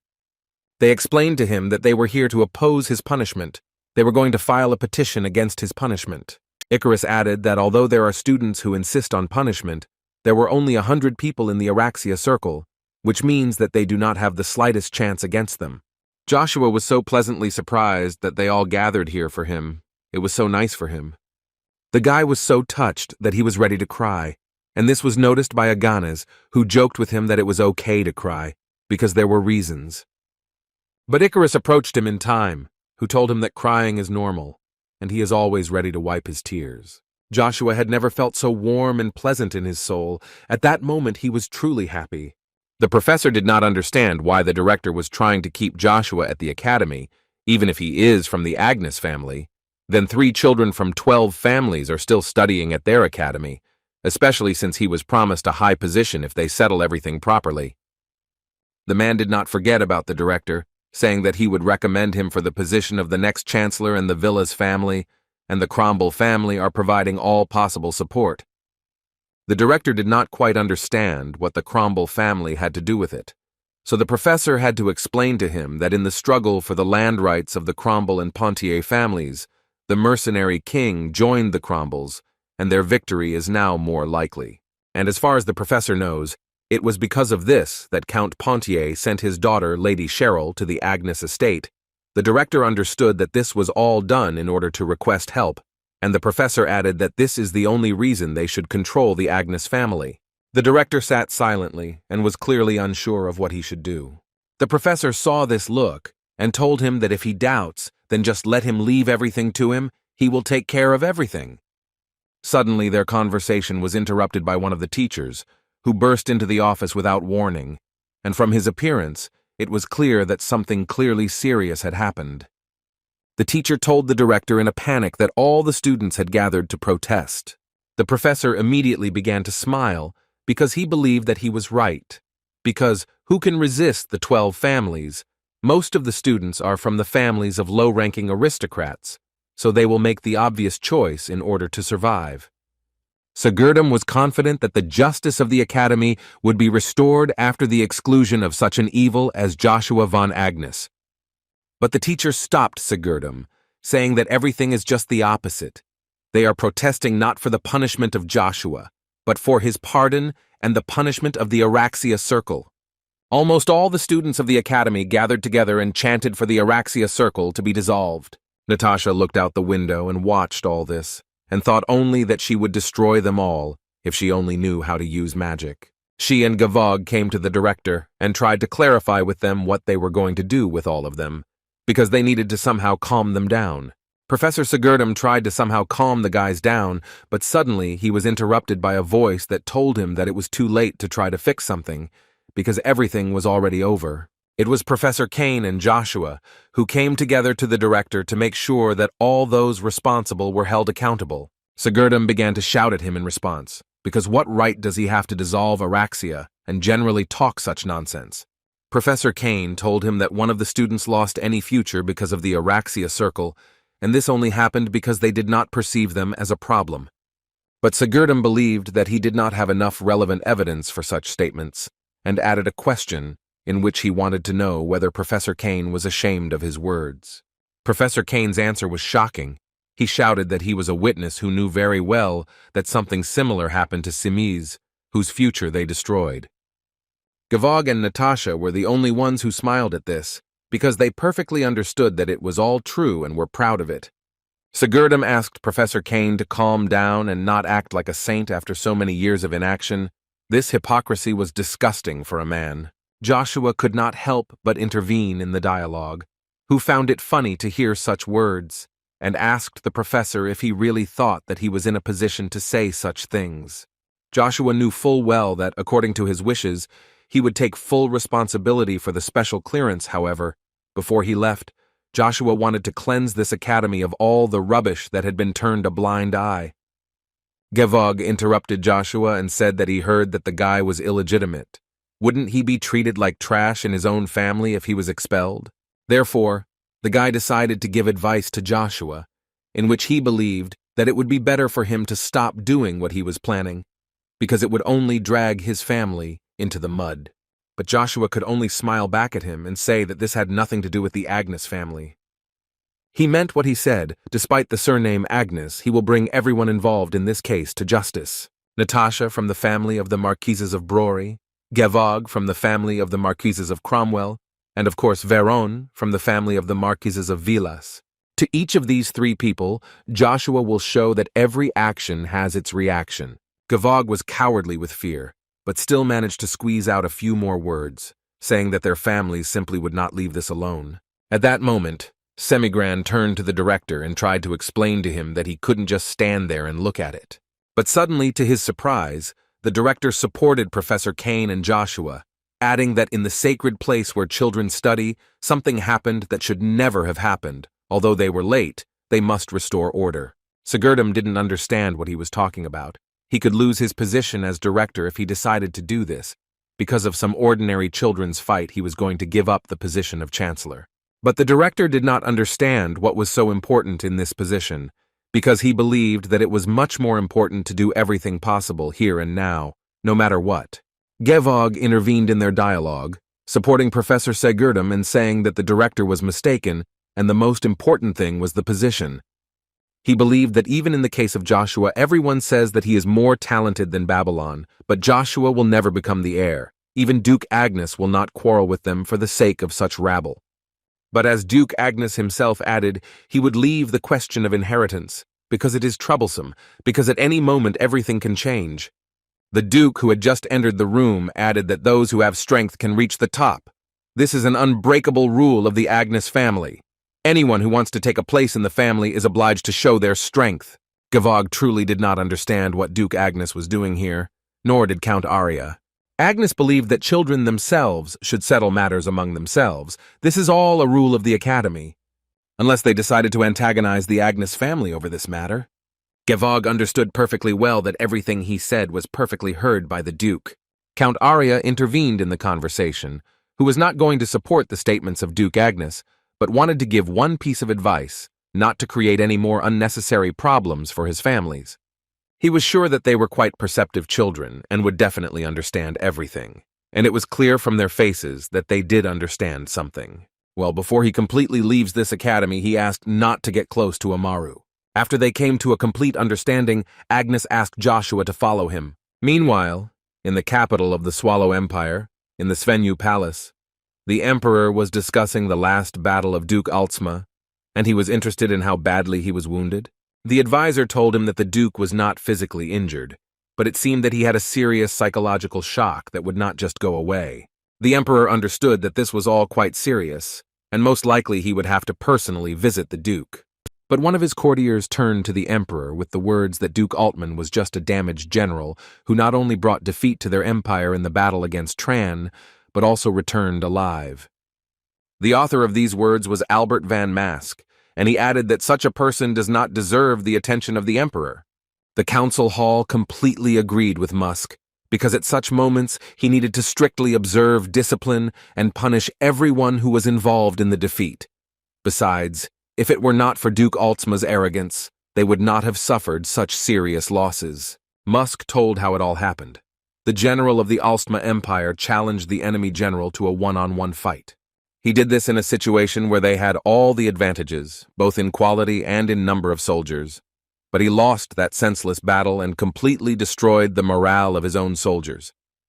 And Musk believed that for such a pathetic defeat, he was obliged to be punished. And absolutely everyone in that room agreed with them and asked the emperor to impose an appropriate punishment. The emperor could not believe that even after such a crushing defeat, they were trying to benefit from crushing their competitor. Therefore, he decided to answer them directly that Duke Altsma was not the only one to blame for this defeat, because who could even expect to see among the enemies a master who surpassed Duke Altsma? The man added that the main reason for the defeat was the lack of collected information, so instead of looking for the culprits and punishing them, the priority now is to draw up a strategic action plan. Duke Mask decided in this case to offer to send even more soldiers and at least 2 masters to definitely wipe Tran off the face of the earth, and he only asked for an order, after which he would move into battle. The advisor immediately intervened and said that Duke Mask's plan was extremely bad. Due to the failure of their surprise preemptive attack, all the eyes of the continent were now fixed on them, so they could no longer afford to act recklessly. The emperor completely agreed with him, because now it would be much better to just observe the situation and keep an eye on Tran. The advisor added to him that Tran is now waging an information war, making them aggressors who have destroyed the world. But before the advisor had time to finish, a knight suddenly burst into the hall shouting that they had big problems. The emperor did not understand that this had already happened there, and the knight told him that the Principality of Tran had announced its next king. The council was shocked by such a decision because Tran is under their power. How dare they do something like this without their permission? Are they really trying to take advantage of the chance to become independent? The emperor did not think for a long time and asked the knight who was their new king. The knight immediately gave him the answer that the 17th king of Tran, who will succeed Anthony, is an outstanding knight who will soon marry the daughter of the previous king. And this person will be Uravis, who promised that he would return Tran to its former glory. Agnes said that he heard that Joshua received a royal decree from the emperor himself. Is this true?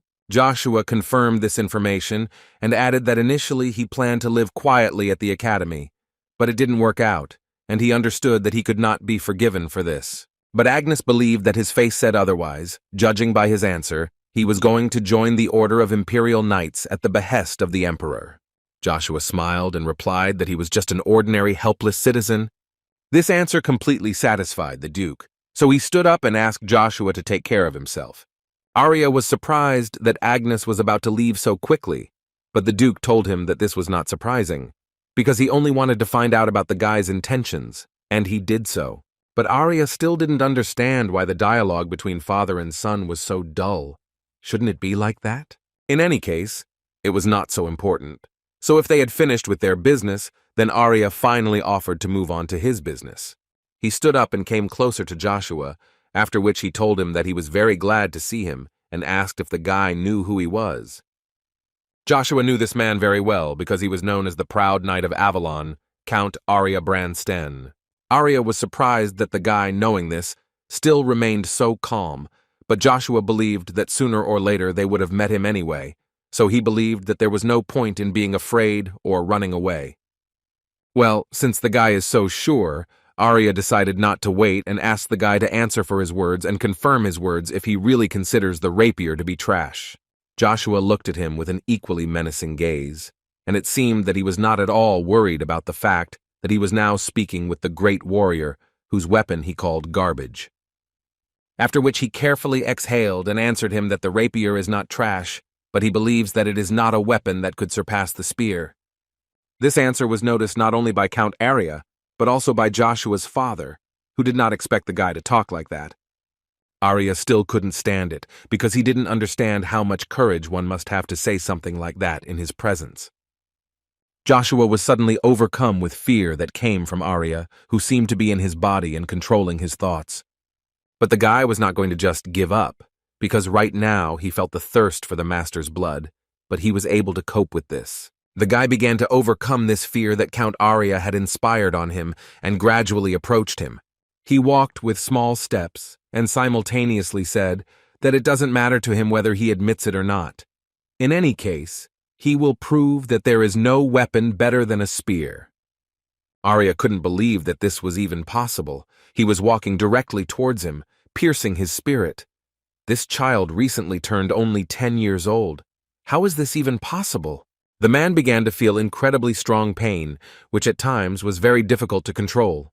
But suddenly, he raised his eyes and looked at Joshua with demonic eyes, and it became clear that he was just playing with the boy. Joshua began to realize that he had lost control, and with him, it seemed, Count Sten, who began to turn into a real monster. The man at this moment was thinking that it is not surprising that he is called the greatest possessor of mana, how much Joshua can be a tasty fruit. He wanted the boy to know despair as early as possible, and then he could absorb him, but he needed to wait a little. Agnes did not tolerate this.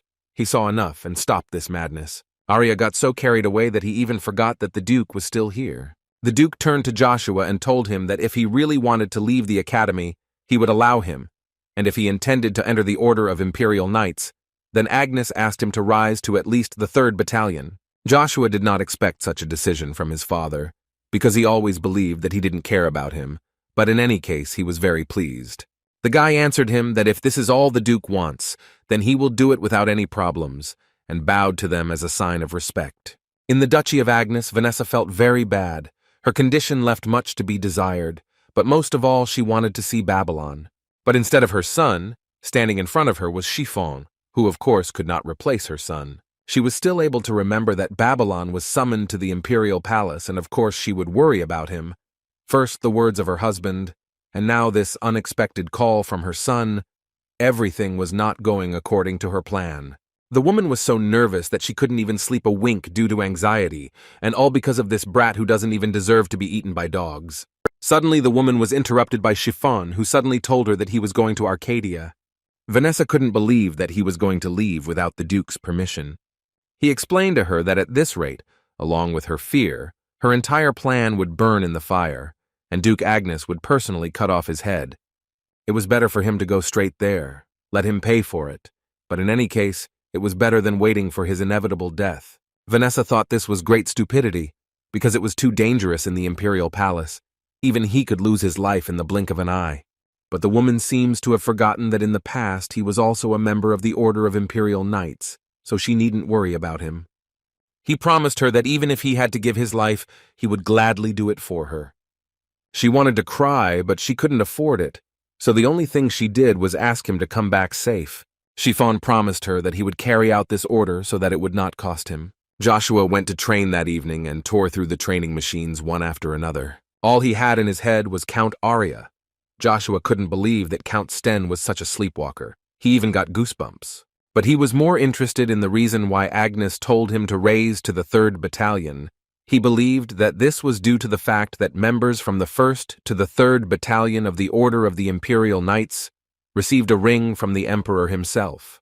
He must want Joshua to receive a new title, which will allow him to leave the Duchy of Agnes and finally make Babylon his heir.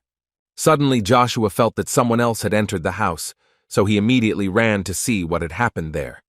But after a second he stopped, because now it seemed to him that he had heard, and there was no one there.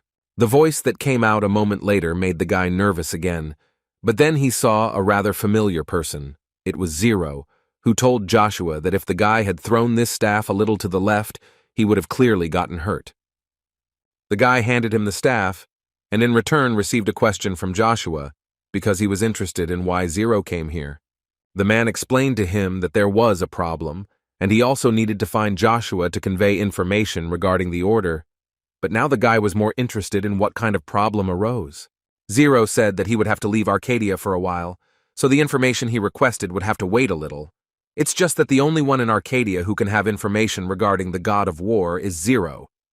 Joshua asked him not to say that he was leaving because of the situation that occurred in the Tran Principality. Zero was surprised that the guy was able to understand this after a couple of words. The guy told him that this was a wonderful coincidence, because he, too, would need more time to find the red coin. It was about 3 years, but he received an imperial decree to enter the knightly order, so he would have to leave his estate. Zero did not expect such a turn of events, because to receive invitations personally from the Emperor is very honorable. It looks like he really has something to do. Well then, Zero told Joshua that he didn't have to worry about the time to search for the red coin. Their entire organization was desperately working on this matter, so he would have as much as he needed. But lastly, Zero decided that it was time to tell the guy new information. Joshua was interested. Zero decided to add even more intrigue by saying that he was sure Joshua would be surprised. After which the man nevertheless said that they found out that Regressed has a certain relationship with the Avalon Imperial family. Joshua could have expected anything, but not such a turn of events because he already knew it very well. Zero was surprised that the guy had such a meager reaction, but Joshua decided to remind him that he came to him for exclusive information, and now he is telling him about what the guy already knows very well. The man was surprised that the guy was aware of his connection with Emperor Marcus, but then Joshua realized that his information was a little out of date. After all, the guy believed that Draxia was on excellent terms with the fourth Prince Caesar, but it turns out he is with Emperor Marcus. Count Joshua understood that this information might not be accurate, so he asked Zero again, to which the man answered him that they were convinced that this information had a fairly high level of reliability. Zero added that all this is due to the relationship between Draxia's father, Demero Velgrace, and the imperial family, the Swallow Empire. Joshua knew it. Emperor Marcus is trying to interfere in the affairs of the Swallow Empire. He wants to remove the current Emperor Varon Velgrace and put Draxia on the throne. The invincible god of war, a man whose skills are practically not inferior to the master, all this speaks of only one person, and this is Draxia Velgrace. Count Arya didn't understand why he had to do something so annoying for the pathetic family. But the warriors who ran straight at him shouted at him to shut his mouth, because it was unforgivable to talk about the Emperor of Verona like that. Arya understood that it seemed that now he would have to shed some blood, but of course not his own. At that same moment, he simply disappeared in front of the warriors' noses, and after literally the same moment dealt them several blows, and thereby killed dozens of warriors. The warriors of the Empire decided that the best tactic against such a strong fighter would be to build a magical shield with mana, which would give them the opportunity to catch their breath. Arya really liked this technique. He even praised them for it, but in any case, it could work with another, weaker knight, but not with him.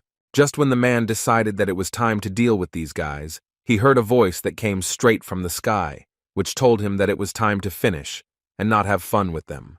It was the Duke of Tremblin, who destroyed this shield with one blow, and with it the warriors who were inside. Arya couldn't thank him enough for intervening, but he was always impressed by his sudden movements. Duke Tremblin was unhappy that Arya was taking everything too lightly. They're in the border zone now, but that doesn't change the fact that they're in the middle of enemy territory. Isn't Arya too calm for that? But Arya didn't understand why he was so excited. They weren't ordered to enter the imperial palace of Swallow and bring the head of Emperor Verona. This is an ordinary job for which it's a pity to even waste mana. Duke Tremblin thought completely differently. He was sure that a real knight should always give his best. Arya is already tired of this old grump, who, despite his abilities, is so gloomy and meticulous. He has much more fun with Duke Agnes, especially when he thought about how he almost made Joshua taste despair. In any case, Tremblin wanted to know why he mentioned Draxia. Had he already forgotten the Emperor's order to watch what you say? Arya didn't understand how this old man even heard this, but he only did it because he doesn't like the situation they are in, and he simply cannot understand what the Avalon Empire is losing. Besides, he didn't think that something like that would deceive them, and why are they playing these games of the brat Draxia? The Duke answered him that it didn't matter at all whether they believed it or not. They just had to follow His Majesty's orders, and that was all. But Arya was not going to listen to him and simply began to leave, saying that he was completely right, but still he thought that if you dance to the tune of a brat who just wants to become Emperor Swallow, then this did not seem to be an order from the Emperor. The Duke looked at Arya and caught himself thinking that he finally began to understand Evergrande. Regarding the fact that you can't take your eyes off him, because you never know what will come into his head. Meanwhile, at the academy, Joshua was just trying to hand in his resignation and say goodbye to everyone, but Icarus seemed to have completely different thoughts. His friend asked Joshua to become his servant and follow him wherever he went, but Joshua asked him several times if Icarus understood what this even meant. Joshua told him that although he is a commoner by birth, Right now, he is undoubtedly a nobleman, and even now he wants to become a servant? Icarus, without a doubt, told him yes again, because if Joshua is going to the imperial palace, then he will go there too. Joshua specifically said out loud that it would be very interesting for him to watch Icarus grow, so that the guy would want to go with him even more. After which the guy turned to Icarus again and asked him to be as honest with him as possible and tell him why he should go with him, because Joshua would never believe that Icarus really wants to become an ordinary servant again. Icarus told him that first of all he wanted to prove his worth by being on Joshua's side. Joshua didn't quite understand what Icarus meant. Why would he need to prove his worth? Icarus explained to him that he is confident that the young Lord Joshua, leaving his family, will reach the top and surpass the name Agnes, and he, in turn, is obliged to prove to the whole world that his skills are at their best, and to do this, he needs to be with someone similar level. And when he shows his worth, he hopes that Joshua will use him in the most appropriate way. Joshua already understood perfectly well that Icarus was truly an exceptional person for him, because the guy had already proven that there is no more reliable person than Icarus. As soon as Joshua agreed with Icarus, the guy immediately broke into a smile, which couldn't help but please the guy. But Joshua asked him not to rejoice prematurely because he refused. Icarus's face immediately changed, because he didn't understand what the problem was. Did Joshua really think that he wouldn't be of any use as a servant? The guy tried to convince him, because even if there is no point, he won't lose anything. Icarus, in any case, is not doing this for the sake of a reward. He just wants to prove that he is worth something. Joshua looked with a smile at how his friend was trying to convince him and still stopped him, saying that everything was exactly the opposite, which Icarus did not understand a little. The guy explained to Icarus that he was too special to waste such a talent on Joshua. The Count advised him that if he really wanted to prove to him what he was worth, then he should try to change the academy that he had to leave, and if Icarus needed it, Joshua allowed him to use his name. Joshua also added that instead of becoming his servant, it would be better for him to stay in this academy, where extensive knowledge is concentrated. Icarus listened to all this in silence and did not understand how to react to these words. But Joshua had not yet said the most important thing, after which he came closer to Joshua and added to him that he did not want his people to become his servants. Icarus was so pleased to hear such words, so he agreed with Joshua without any problems and promised him that he would prove his worth in this academy. The third princess of the Swallow Empire, Irona Vel Grace, admired the flowers that bloomed so beautifully. For the emperor, this was not at all surprising, because flowers are supposed to behave this way. The emperor's daughter saw how bad her father was, and she suspected that he was thinking about Uncle Demaro. The emperor sighed heavily and said that he was interested in knowing what would have happened if he had given up the throne to his brother Demaro. Would the people of the Swallow Empire be happier? He looked directly at his daughter and said that it seemed to him that in this case the relationship between Swallow and Tran would be better. His daughter, without hesitation, answered him that, although he did not understand everything in the world, if Uncle Demaro had inherited the throne, she believed that people would have suffered even more than now. She added that she will never forget the sincere smiles of people that were given to them by the emperor, who is also her father. She was amazed by the faces of the people who expressed pure joy for the emperor. On the day when they first left the palace together, they were everywhere then, and it couldn't help but make her happy. She took his hands and said that until then he had worked as hard as he could. She believed that he was the son of this empire, and most importantly, a father whom she could rightfully be proud of. Irona believed that this was far from his limit. She believed that he would become even better. So she asked him not to reproach himself. She, and in general, all the people of Swallow did not want to see him like this. He was very pleased to hear this, and he was very grateful, but even at such moments he can't help himself, because he understands perfectly well that there was no more reliable person than Demaro. The girl categorically disagreed with him because Demaro had not appeared for more than 10 years, although it was not known whether he was alive or dead. It was absolutely clear that the empire was no longer important to him. The emperor looked at the birds playing together and remembered how close the Swallow Empire and the Principality of Tran had never been. The man wanted only one thing, so that no more blood would be shed on these lands. But their calm situation was interrupted by a knight who ran to the emperor and shouted that they had received an urgent message from the guards at the border. The knight took out the message itself, in which he said that the Tran Principality attacked the Baker estate and slaughtered about 1,000 people. At the residence of the first magician of the Imperial Palace, the master came at the first call of the owner of the Magic Tower, who was already waiting for him. The owner of the tower was glad to see Evergrant as a guest because they were with recent friends, but the magician himself was very worried because he did not understand why the man had called him to his place. But the old man calmed him down, saying that if you don't take into account the lack of hands due to his departure, then there are no problems. Evergrant had no excuses about this, so in a calm voice he asked the owner for forgiveness, if it was necessary. The old man asked him not to worry about this, because he did not contact him for the sake of accusations. The man told him that it seemed to him that he was becoming an eccentric because of his age, and he was interested in the question of how the emperor treats him. Evergrant answered him without a doubt that everything was fine, and he liked serving the emperor. The old man was happy about this. Although he accepted the emperor's offer for the sake of his own ambitions, Emperor Avalon must not allow him to spread his wings because of his dictatorial nature. The man was also sure that Evergrant supported the fourth prince, whom he spoke of as the most promising. But Evergrant interrupted him, because if the old man called him to a conversation only for the sake of lecturing, then he leaves. But the old man, as it turned out, slowly led to the point of saying that it seemed to him that Evergrant had chosen the wrong one and that the fourth prince was unlikely to be able to inherit the throne. The magician did not expect this, and now he became even more interested, because he wanted to know why the old man thought so. He explained to him that if a man had supported the first or second prince, he would not have said a word, so he asked Evergrant to think about it before it was too late. Evergrant thought about it, but then remembered the first feelings he felt when he first met the fourth prince, Caesar.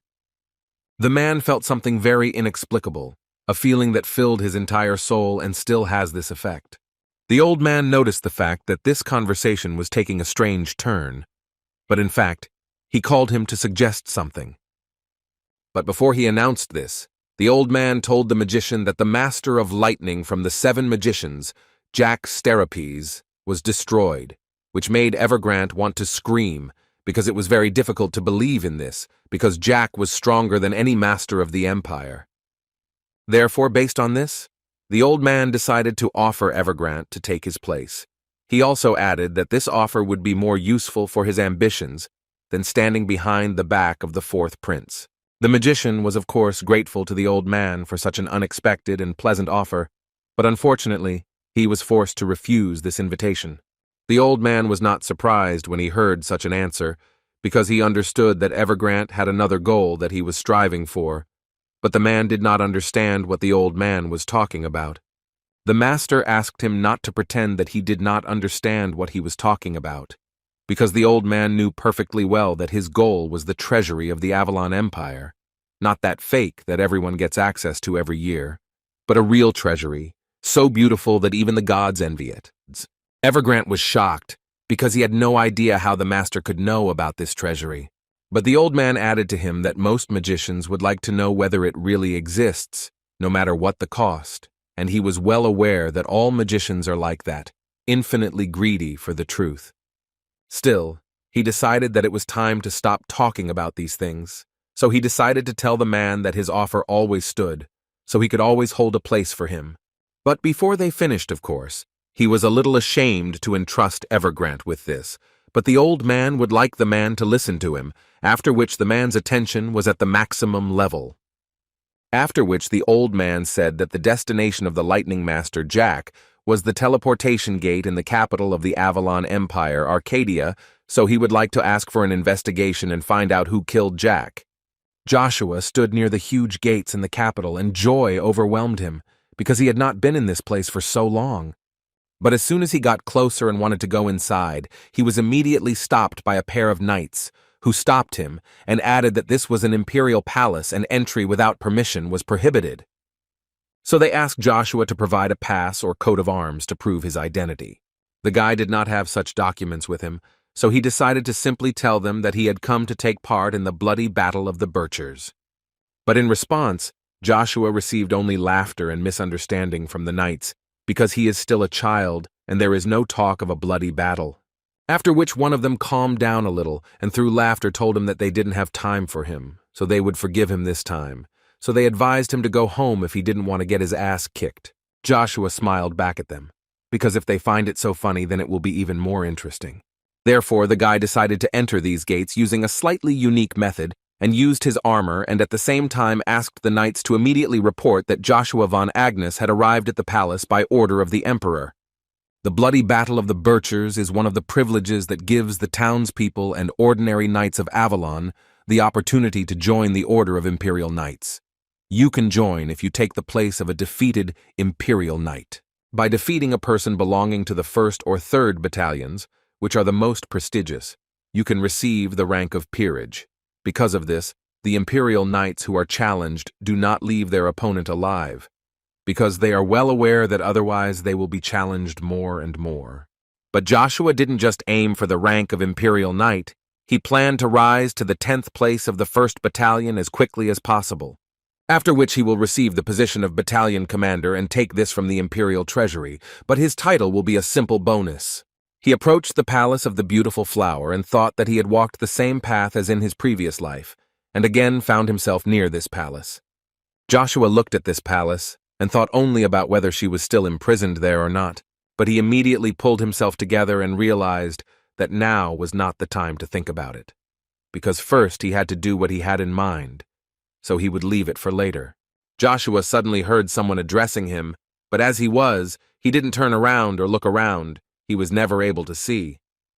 But the voice did not stop, and even imagined that his name was Cercerin van Britten, and he asked to talk to him a little. Joshua was distracted at that moment, and remembered how he first came to the Imperial Palace of Avalon as a mercenary, and she treated him warmly, neglecting his status. The guy didn't feel love or longing for her then, but he was very grateful to her for everything she did for him.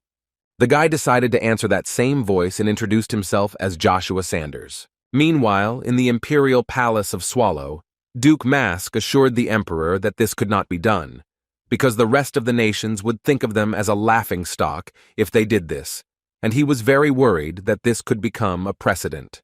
But the Emperor did not talk about forgetting about this issue. He suggests leaving it until they find out the true face of the enemy. Musk did not give up, and tried to convey to the Emperor the idea that they had discovered the Tran coat of arms at the scene.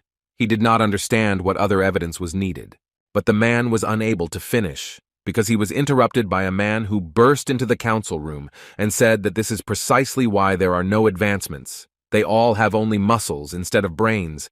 They just know how to fight. He asked them to see what they had brought the nation to by taking positions because they considered themselves the greatest. All this was told to them by Prince Lucifer, who held the position of the first Prince of Swallow. Lucifer immediately approached the Emperor to greet him, and the Emperor was very glad to see the prince. They had not seen each other for a long time. However, he added that the reason he was in such a hurry to get to the palace was because of these nobles who didn't do their jobs correctly. Musk didn't understand why this pompous prince decided so, but immediately received a question about how he thinks which country will benefit more from this, to which the Duke answered, Tran. Lucifer had no doubt that he would say so. So this once again confirms his words, that they are all slackers here and don't think. He had to explain that Tran is now under the rule of Uravis, who is stabilizing the situation from the inside, and they absolutely do not need such primitive aggression, which could turn out to be a fatal mistake for them. Duke Mask asked a rather logical question about who else besides Tran could attack them. Lucifer asked the man to strain his brains at least a little and think, otherwise the last convolutions with hair will disappear. The Emperor intervened in this dialogue and added that forcing the two nations into conflict was beneficial to everyone except Tran. Therefore, he suggested that if we exclude the Hubalt Empire, which is currently busy with elections, then there is only one option left, and that is the Avalon Empire. In the great imperial palace of Avalon, the imperial peace was disturbed by one of the courtiers, who conveyed to the emperor information that Duke Gershalt and Count Aria had successfully completed their missions and were now returning to Acadia. This could not but please the emperor, but he was more interested in how things were going in the Swallow Empire.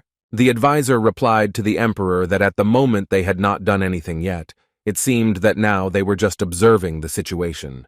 This was quite unexpected for him, because they are barbarians who love battles. They were able to endure this, The emperor believed that all this was because of that old man Verona Vel Grace. But as soon as the emperor finished speaking, the advisor added that he still needed to tell him something. The courtier brought him information that he had heard rumors that Baron Vigo, who managed the Locke estate, with whom they asked for cooperation, had died. The emperor didn't care at all about this pig, but he was worried that Arden von Agnes might find out their plan. But the advisor convinced him that their investigation showed that this was not so. Duke Agnes was in Arcadia at the time of Baron Vigo's death, and when the main house learned of his death, they were confused. The emperor did not care about all these details. He only wanted to know who did this to Vigo.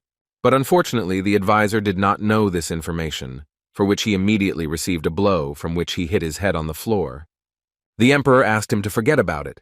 He believed that even though he was called the Black Wind, even he would not be able to find out what really happened, because the Agnes themselves, under whose noses everything happened, were not aware. After which he added that he needed to meet with that person, since this was requested personally from the emperor, and he thought that they might know something that they did not know.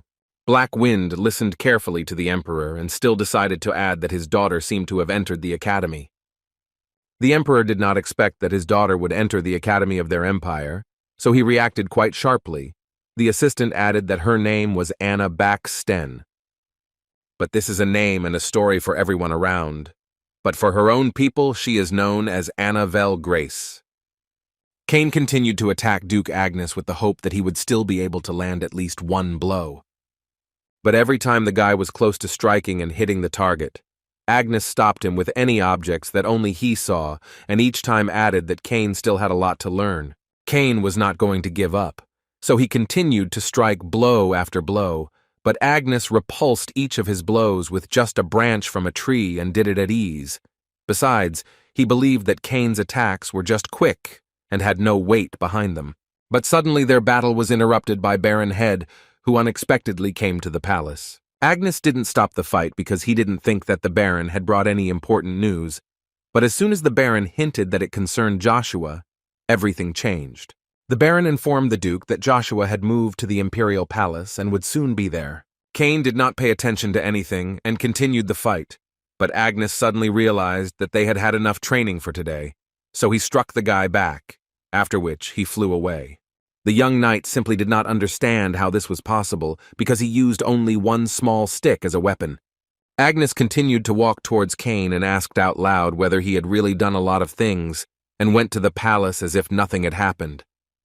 After which he turned to Kane to find out what the knight thought about his lord's actions. Kane believed that they were just sparring at the moment, but Agnes asked him to understand, because they were only doing this because Joshua asked him.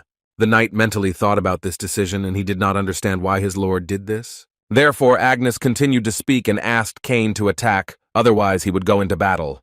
Kane decided not to waste any more time and immediately went into battle.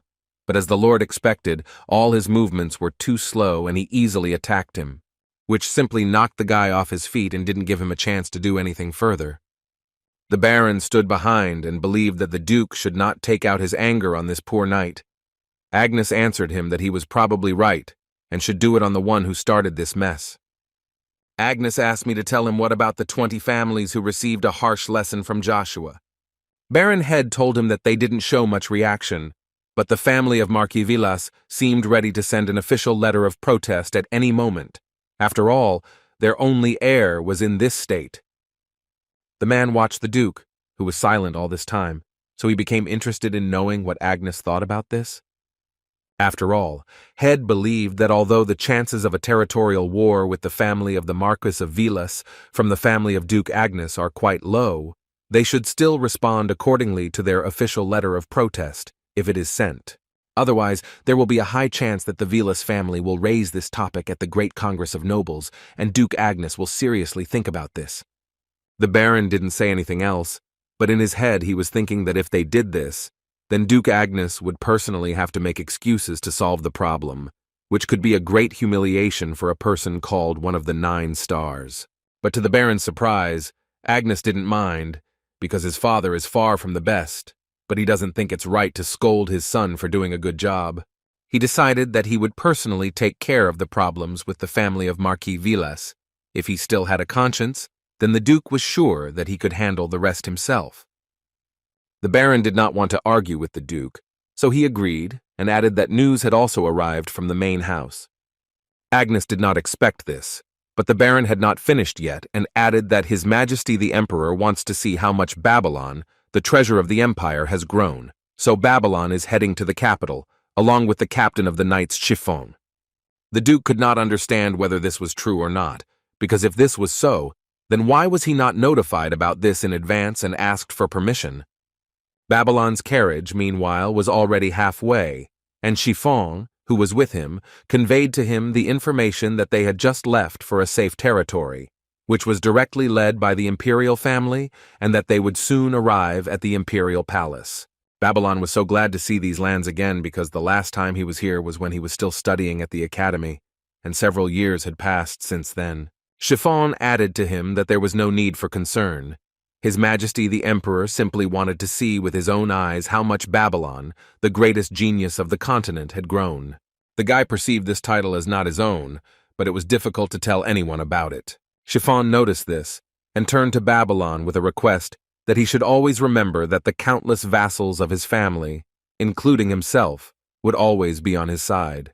Babylon guessed why Chiffon told him this, but still decided to simply thank him for such pleasant words. Chiffon was not finished yet and tried to say something else, but it was hard for him to talk about it, so he started from afar. But suddenly, he was interrupted by Babylon himself, who asked the man to speak directly and to the facts, because they were not strangers to him.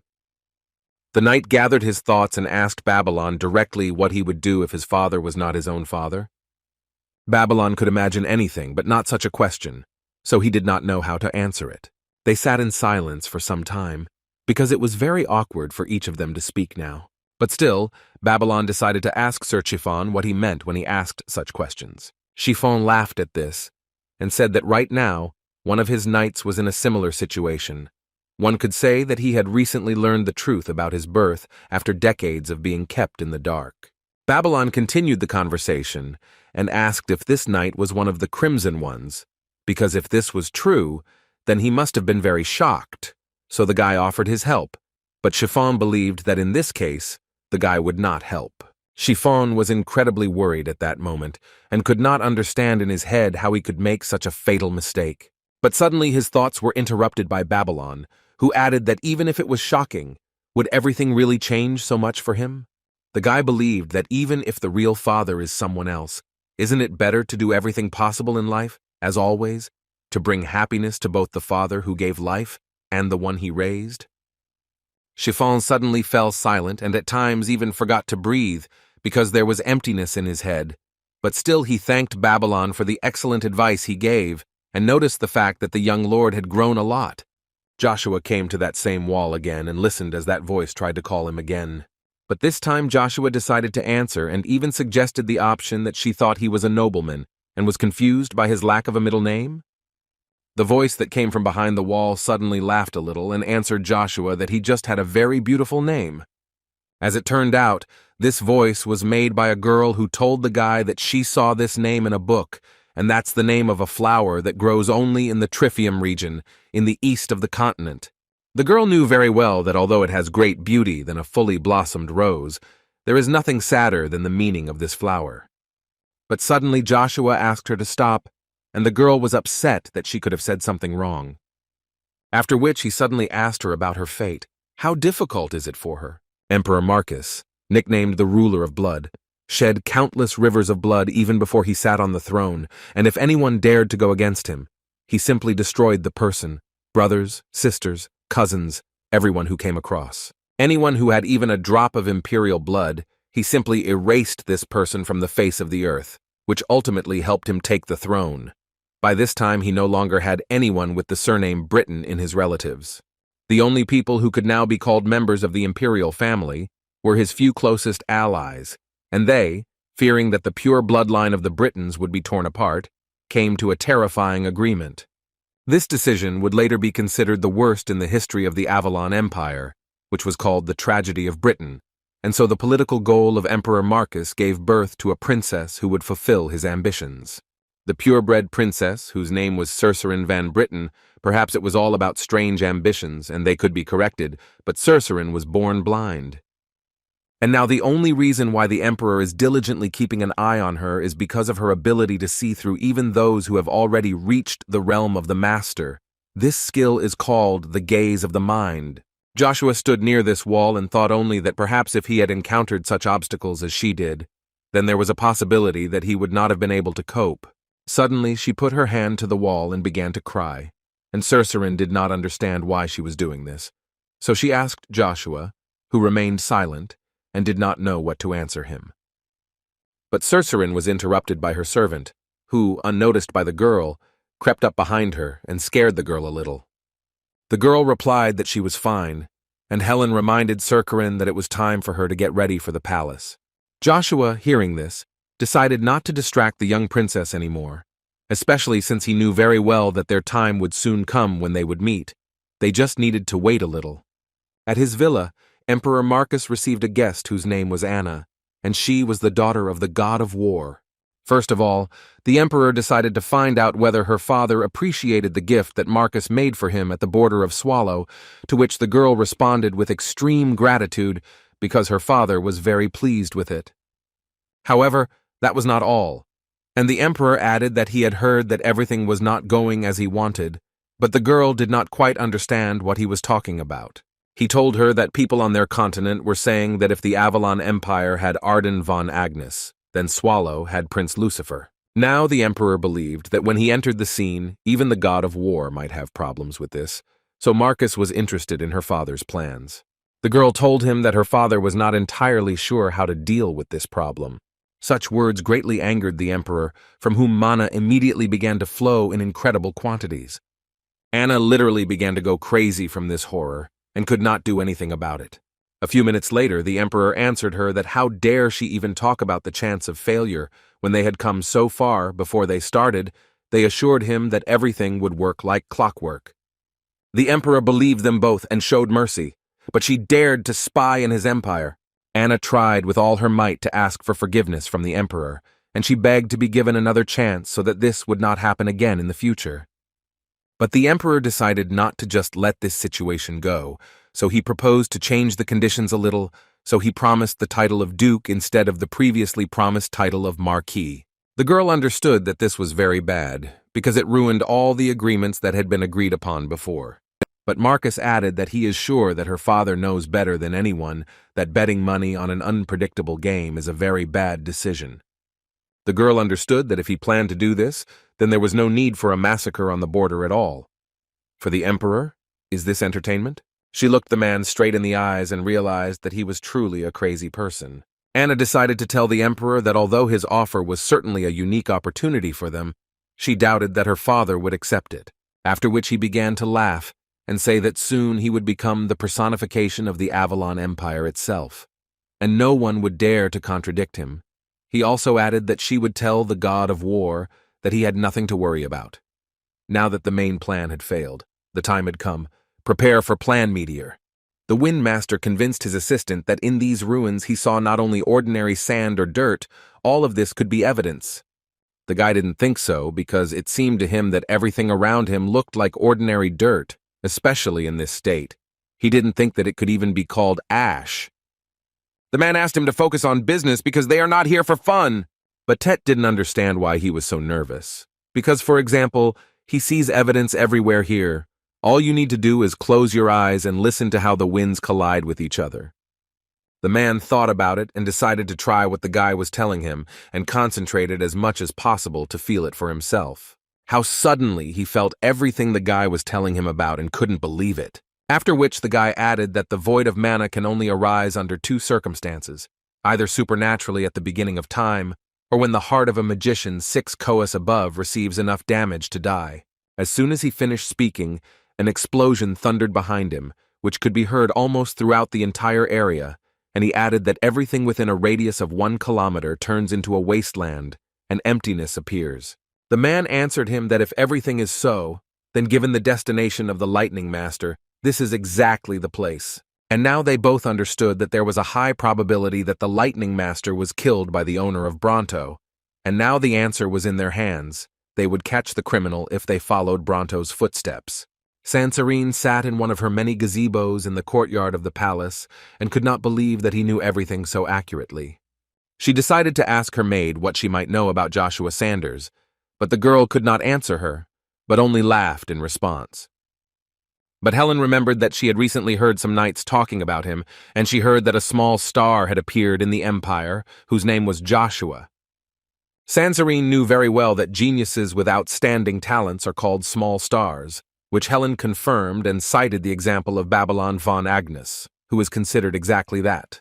However, the girl added that according to the knights, most nobles do not really like this. Sansarine didn't quite understand what her friend was trying to convey to her, so she asked her to decipher it a little.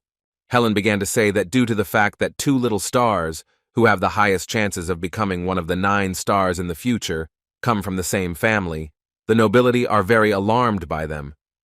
Sansarine began to guess, and Helen confirmed that his full name is Joshua von Agnes, and he is the second son of the pride of the Empire of Arden von Agnes. Joshua arrived at the training ground of the 11th and 12th Battalions of the Imperial Knights and was so glad that almost nothing had changed. He immediately saw a battle between 2 knights who showed the highest level of battles, and a large number of people watched with pleasure. Joshua noticed that one of them is still a little stronger, and for this reason he speaks a little more than the others. But his opponent was also no simpleton, so at times he answered him. So the fight looked really spectacular. But still, the battle came to its logical end, in which a man from the battalion won, who thus tried to explain to his opponent the difference between their battalions. After the fight, his fellow knights who had bet a large sum of money on him gave him his share and reminded him that the loser would challenge him to fight again if he left him alive now. The guy thanked his friends for reminding him because he really forgot, and as soon as he began to pull out his sword, his opponent suddenly spoke. He respectfully addressed Sir Langer and told him that he was so sorry, and he promised him that if he ever dared to challenge him again, he would immediately become his servant, and now he asks him for mercy only once. The knights from the 12th Battalion shouted to the guy that he was disgracing their honor, and how after this could he even dare to call himself a knight? Suddenly they saw Joshua, who appeared near the battlefield just out of nowhere, and they did not understand who he was, and he, in turn, still repeated that this place was exactly like the Colosseum. Nothing had changed. It seems Joshua realized that he missed him too much, that he was so happy to be here again. But suddenly, he was interrupted by one of the knights, who asked him if this guy had accidentally gotten lost, because this is not a place for brats like him, so it's better to go where he came from. Joshua immediately decided to use his ring because he didn't have much time, so he wanted to finish everything as quickly as possible. His body was again covered by the same armor of the Agnes family, and he notified everyone who was there that he had come here specifically to participate in the bloody battle of the Birchers. Each of the knights immediately noticed that the guy had a patch on the armor of the Agnes family, and each of them understood perfectly well that only a direct member of the bloodline could wear armor of this quality. Joshua did not leave them alone with his guesses, so he got ahead of each of them and said that his name was Joshua von Agnes, and he wanted anyone to fight him. But after these words, only absolute silence was heard. Because each of the knights had already heard about him, this brat was a knight who was able to wield mana at the age of 10, an unprecedented genius in the entire history of the continent. One of the knights, nevertheless, decided to turn to him and ask the young lord if he realized why now the Birchers practically do not resort to the bloody battle. Joshua knew very well that, according to the will of the current Emperor Marcus von Britain, regardless of rank, those who defeated the Imperial Knights in the bloody battle of the Birchers receive their place, and the losing knight, in turn, loses his rank. He also added that responsibility for everything that may happen during the fight lies entirely with the participants. The result is undeniable, and revenge is strictly prohibited. Any violation of these rules will be regarded as treason. The knight confirmed that all this was exactly so, but he was more interested in finding out from the guy, or, knowing all this, does he really want this? Joshua sighed slowly, and yet could not stand it, and shouted that he came here to participate in the bloody battle of the Birchers on the orders of His Majesty the Emperor. The 11th and 12th Battalions are obliged to take part. But they all suddenly began to say that if Count Joshua suffered because they did not retain their power, then they were afraid to imagine what Arden von Agnes would do to them. One of the knights understood that he would most likely have to join this battle, but on the other hand, he also did not want to be marked by the Agnes family. Joshua looked at each of them and didn't understand how they could call themselves knights, so he decided to give them a little motivation that should make them cheer up a little. He started shouting again, only this time about how the lower battalions would never change. Joshua believed that all they did was chat among themselves like a ragtag bunch of mercenaries with no skills or support. Joshua believed that the only thing they know how to do is boast about their origins, although at the same time they do not even have the courage and confidence to defeat the knights of the highest battalions. He added that they are simply nobody, incapable of vagabonds. After such words, even such cowards came to their senses and plucked up the courage to go into battle and do something to oppose this brat. One of them even tried to insult him in response, saying that Joshua was just lucky to be born with a golden spoon in his mouth, and this does not give him any right to talk nonsense at them. After which this knight took out his sword and said that if Joshua so badly wants a bloody battle of the Birchers, then he will arrange it for him. Finally, Joshua saw the fuse, at least in one of them, and understood that this was exactly how it should be. The knights behind this guy started chanting his name and cheering for him to teach this brat who talks too much a lesson. They so wanted him to shut his mouth. He took out his magic sword and began to concentrate as much as possible on the battle, simultaneously saying that he would not give him any concessions. The knight was going to fight with all his might from the very beginning. The knight did not wait long and used all his aura that he could accumulate to deliver the most crushing blow. One of them advised Lord Joshua to stop before it was too late, because Katges, a B-rank knight and C-rank mana, could not withstand his aura. But Joshua did not doubt his abilities, especially since this was not the first time he had heard such warnings. After which Count Joshua added that they all missed one point here, that he is not a C-rank knight. But Cages, who was going into battle, did not give a damn about everything that the guy was using, because he was sure that he clearly saw that Joshua was just an amateur who was only pathetically using the power of the family, having nothing behind him except his name and him. You should be ashamed. Joshua did not argue with this guy. He just wanted the knight to check for himself whether it was a real aura or not. But the guy saw perfectly well that the knight stopped only because he thought of Joshua as a C-rank knight. After which, Joshua slowly but confidently began to speak word by word, and in the end called the knight a pathetic coward. The knight no longer saw or heard anything except that he had just been incredibly offended, and he would do everything to punish the guy for it. And of course, he decided that he couldn't delay this for long, so he immediately went into battle.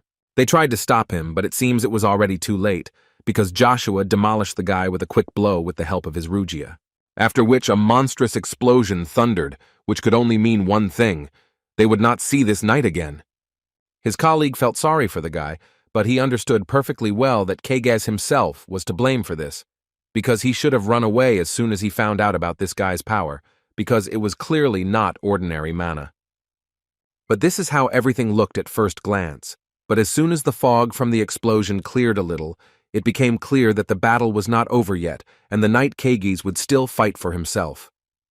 Joshua immediately understood what was going on here. It was not the strength of the knight Kagaz. It seemed to him that the vice-captain was not allowed to stop the bloody battle of the Birchers. As soon as the smoke cleared, no one expected to see the Bison Viper behind him, who essentially saved the life of the poor knight. Viper Bison was the vice-captain of the 12th Battalion, who added that the young lord was well informed.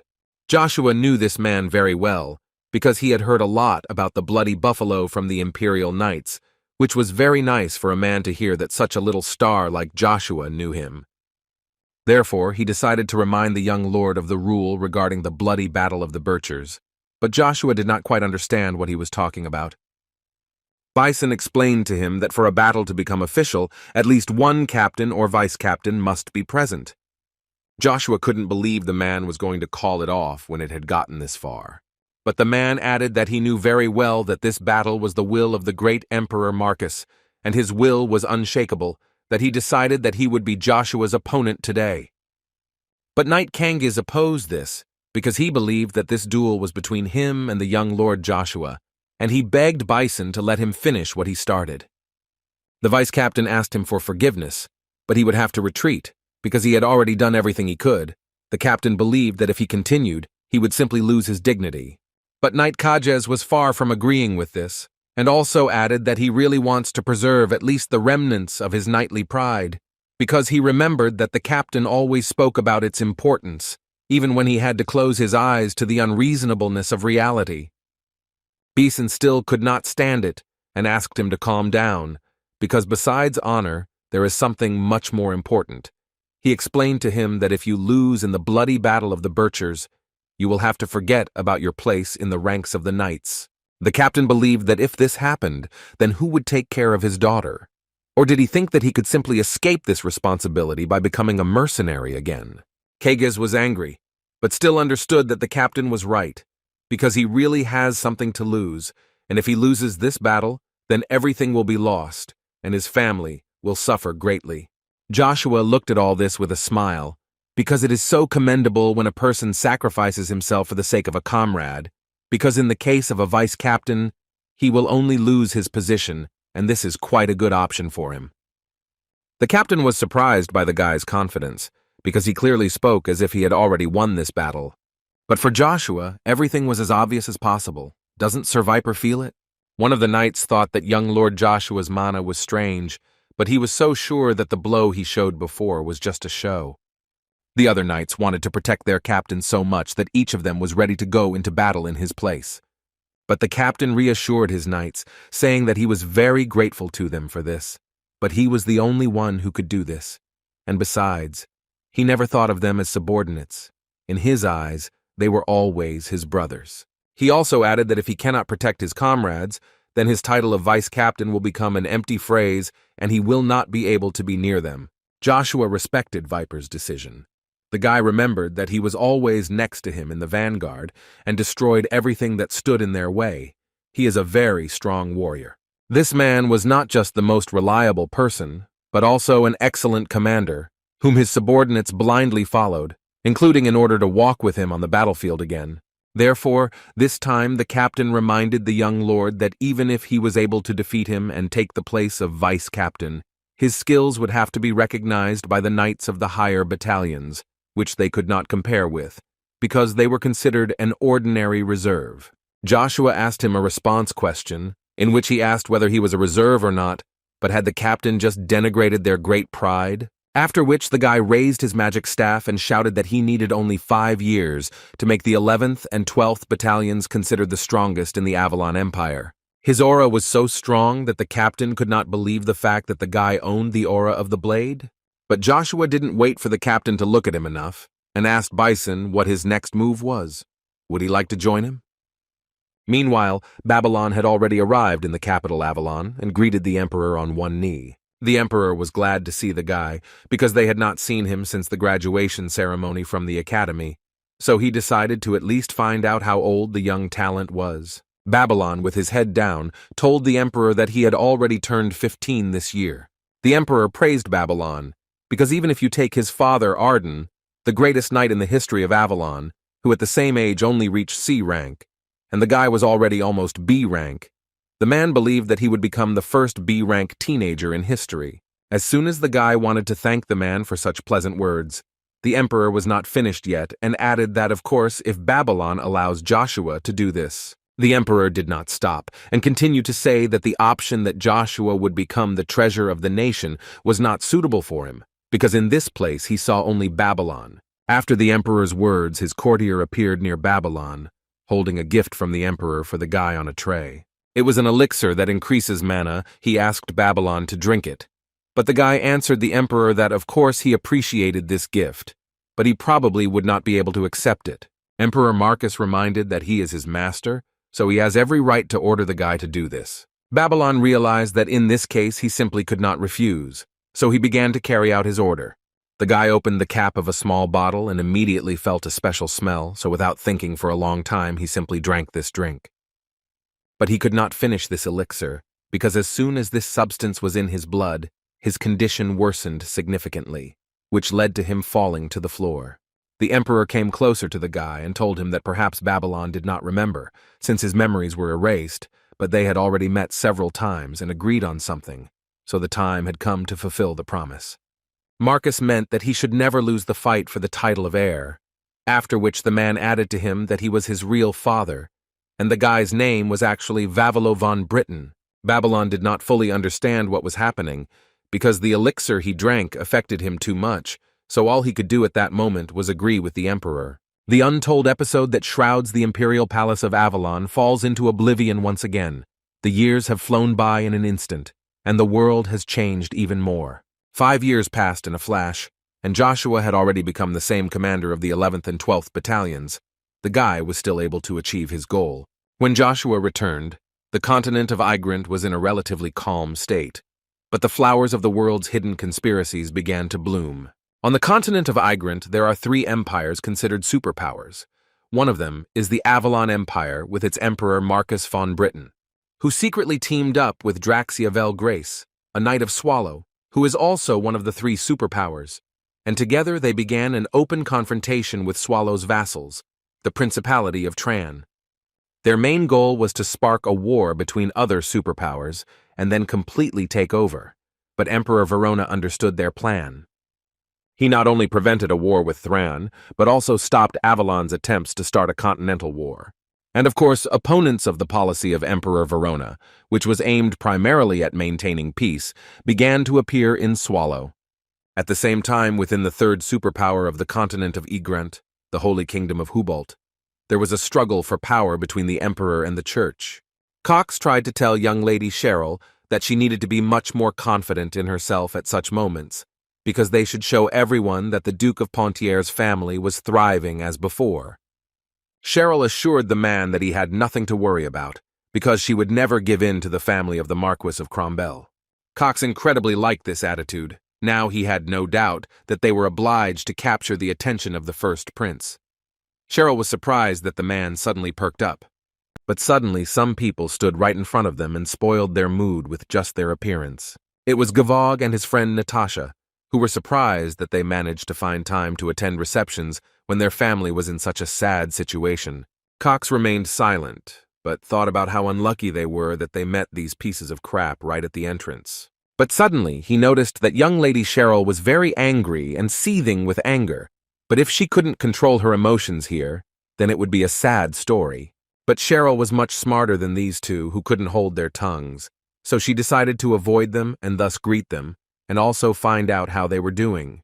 Gavog was surprised by this reaction because it was quite atypical. He felt bored. After which the girl added that since he was not so verbose, she would probably go straight to the palace, since someone was waiting for her there. But before she left, Gavog turned to the Knight of the Imperial Order and reminded him that his father had told him to pay special attention to the safety of the palace that night. The man took the guy's hint and asked the young lady to provide a coat of arms that would provide her identity, or, if possible, an invitation letter. Cox still could not stand it and began to shout at him, "Because they are members of one of the 5 ducal families. This is disrespect." And he allowed himself to ask, when did the Imperial Knights allow themselves to get involved in civil strife? Gavog again interfered with his own business and added that no one here is waiting for a family that is on the verge of extinction, so he suggested that they go home so as not to spoil the first prince's birthday, especially since such a holiday is only once a year. But then the guy remembered that because of his Cromwell family, only chips and ashes were left of their house, so they had nowhere to return. Or did they come here, forgetting about their own honor, to beg for salvation, using the only silk thread of hope? Cheryl was boiling with anger so much that it was too difficult to simply control her emotions. She turned and began to speak to him in a raised tone, and wanted to hear from him the reason why he dared to speak to them like that. Gavog did not have time to answer, because at one moment they were interrupted by another knight, who said that the Pontier family was officially invited by the prince, and for what purpose were they blocking their path? This prince was Joshua, who sent the knights to their posts, and from now on he will be in this place. The knights did not mind listening to his order, but on the other hand they were obliged to listen to the young Lord Gavog. Joshua made it clear that he was not going to repeat it, and the consequences of not following his order would be much sadder than those from the young Lord Gavog. In this case, they understood perfectly well that it would be best to do as Joshua said. Gavog tried to shout to them, but it was useless.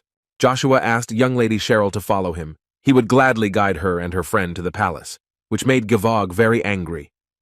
But the guy understood that Joshua was trying to drag the family of Duke Agnes into this matter, but they still could not defeat the mercenary King Bavariant, and not only that, then he added that Joshua was now a nobody, because he was kicked out of the Agnes family. Joshua stood his ground and simply ignored this upstart, which angered Gevog even more, so he muttered under his breath that he would make this Joshua rot in hell. Cheryl calmed down a little, and, in addition to gratitude, added to the guy that she recognized him. He was the same Joshua who had grown a lot since their last meeting. Joshua didn't want to talk to her, so he answered her that he had already led her far enough, and from here he was sure she would find a way out on her own. Cheryl was not offended by him, because she understood perfectly well that he had always been so cold and remained the same.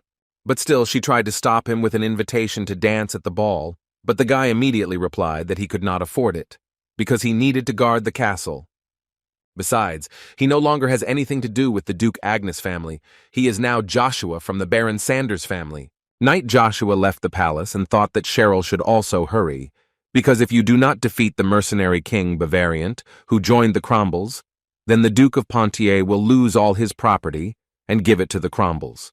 However, he also understood that he could not enter into this fight now, because there were too many things that he needed to take care of first. Although he didn't want to run that far either, because he needed to survive at least this day, so he decided that he could go out and talk now, because he seemed to be alone here. But Ruja didn't think so, and she was right, because Joshua was immediately attacked by an unknown woman who so wanted to destroy him. She believed that she could defeat him with just one blow, but Joshua was not such a simpleton as she might have thought, so he easily repelled this blow. After that, the woman suddenly stopped her attacks and asked Joshua who he was and how he detected the energy of true death. But Joshua could only tell her one thing, after which he asked Aisha to stop her idiotic attempts to kill the first prince. She was extremely surprised, because before that, there was not a single person on earth who could know her name, so she became even more interested in who he was. Aisha didn't wait for an answer, so she went on the attack again, and Joshua had no doubt that it would be easy to talk her out. She's not that kind of person. But her attack ended exactly when she noticed that he was using the energy of dragons. How is this even possible? She realized that she would never win a fight with such an opponent, so she decided to greet the master of great mana. She could not even imagine that he could be a black master, so she asked him to forgive him. Joshua wanted to punish her, but he can't, because she didn't know anything. But as he said earlier, she will have to give up her idiotic attempts to destroy the first prince. After she realized that the Black Dragon Lord was standing in front of her, she could not contradict him in any way, so she completely agreed with him. Joshua told her that since the Black Wind would begin to pursue her as soon as it became known that she had failed the assassination attempt, it would be best for her to leave Arcadia. She believed that he did not need to worry, but Joshua did not even listen to her and immediately interrupted her, saying that she had no right to disobey his orders. So he once again ordered her to immediately leave Arcadia as far as possible. After all, she herself must understand that if she does not do this, then the entire race of dark elves will not escape his punishment, and the girl now understood him perfectly. After which, she immediately decided to leave on Joshua's orders, because the girl understood the seriousness of the situation. And Joshua himself had fun watching this, because just as he was a complete slob in his previous life, he remained the same. She really believed him that he was a black dragon. He knew very well that Aisha would soon become the queen of killers because she took on the mission to destroy the first prince at his birthday banquet. But in the end, she failed and suffered so much that she acquired a scar that would never heal. Joshua was not completely sure who gave her this mission. But in any case, he advised her to run with all her might, because their destinies would definitely intersect in this life. She ran away and could not believe that this was a real black dragon, because those who gave her this mission, most likely, could not even imagine this. They would never have believed that the master of mana was having a great time in the center of Avalon. Well, it was even good for her, although she would be persecuted for some time, but now she is completely free and can enjoy it. While everyone at the holiday was discussing their affairs and having fun, several men turned their attention to Lady Cheryl, who stood in modest solitude They believed that her family was on the verge of ruin, so they did not understand what she was doing here. But the man's interlocutor added that they came here only to beg, but they both agreed that there was no family who would be ready to support them. Cheryl heard all this and was incredibly unpleasant. A voice sounded in the hall, announcing that the first prince of the great empire, Kaiser von Britain and Princess Cercerin von Britain, were coming out. As soon as the prince appeared right in front of the people, he immediately thanked everyone who came to congratulate him, and also asked not to be shy and enjoy the modest reception. All the girls in the hall forgot about food and the holiday itself, because they were all delighted with the beauty of the prince. Censorine decided to ask Helen again if Joshua Sanders was on the list of invited guests, but her assistant replied that, like last year, such a name was not on the guest list. The girl was upset again, although she herself didn't fully understand why she was so upset, because 5 whole years had passed since they talked to him, and she was still thinking about him. The prince heard his sister muttering something and asked what was bothering her, but Censorine told him that everything was fine, and it seemed to him. He thought that she would be nervous, because she had not been outside the Palace of Brilliant Flowers for a long time, but apparently he was worrying in vain. But then the prince suddenly noticed the wonderful Lady Cheryl among the guests, and he was happy that he saw her, because last year she was absent from the holiday, but in any case it doesn't matter, because now he is very happy to see her. Cheryl realized that he was addressing her specifically, so she greeted His Highness Kaiser von Britain, but he asked not to do so. He could not get used to this greeting. In any case, the last time he saw her was at his birthday 3 years ago, and since then, he has been following the circumstances of the life of the Pontier family, and from that moment, they had nothing but misfortunes, and he even worried a little about her. The girl thought that she had heard it, or was it a hallucination, so she asked the prince to repeat who he was worried about. But instead, he told her that he had wanted to see her for a very long time, so he wanted to ask her to dance. Everyone around, including Cheryl herself, was shocked by such proposals, because everyone around her considered her obliged, who came here to ask for help for her family. Cheryl mentally did not understand why he was doing this. He really wanted to see her, but she understood perfectly well that if she took his door, she would become the target of jealousy and wariness of all the ladies from influential families present here. She categorically could not make enemies of her family, of which there are already plenty, so after thinking, she decided that the best choice would be to say that she could not dance with him. The prince didn't understand what the reason was. Had he done something wrong and that's why she didn't want to dance with him? He asked her to tell her what was wrong. Cheryl could not connect the 2 words and explain what the real reason was. But today she is definitely lucky because Joshua came to her aid again, who said that she refused because she already had a partner who would dance with her. Prince Kaiser did not know who he was. He could only assume that he was an imperial knight.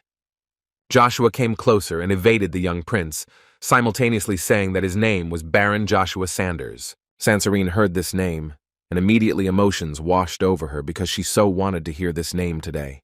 The people who were in the hall knew very well that this was the same Joshua Sanders, who was able to become the commander of the Imperial Knights in just 5 years, a prodigy knight, but they heard that he was from the Agnes family.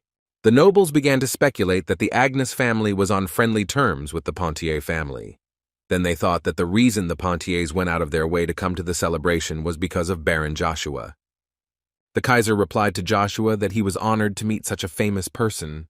Joshua was honored to see His Highness the First Prince with his own eyes, but he and young Lady Cheryl had already agreed, so he asked him to understand.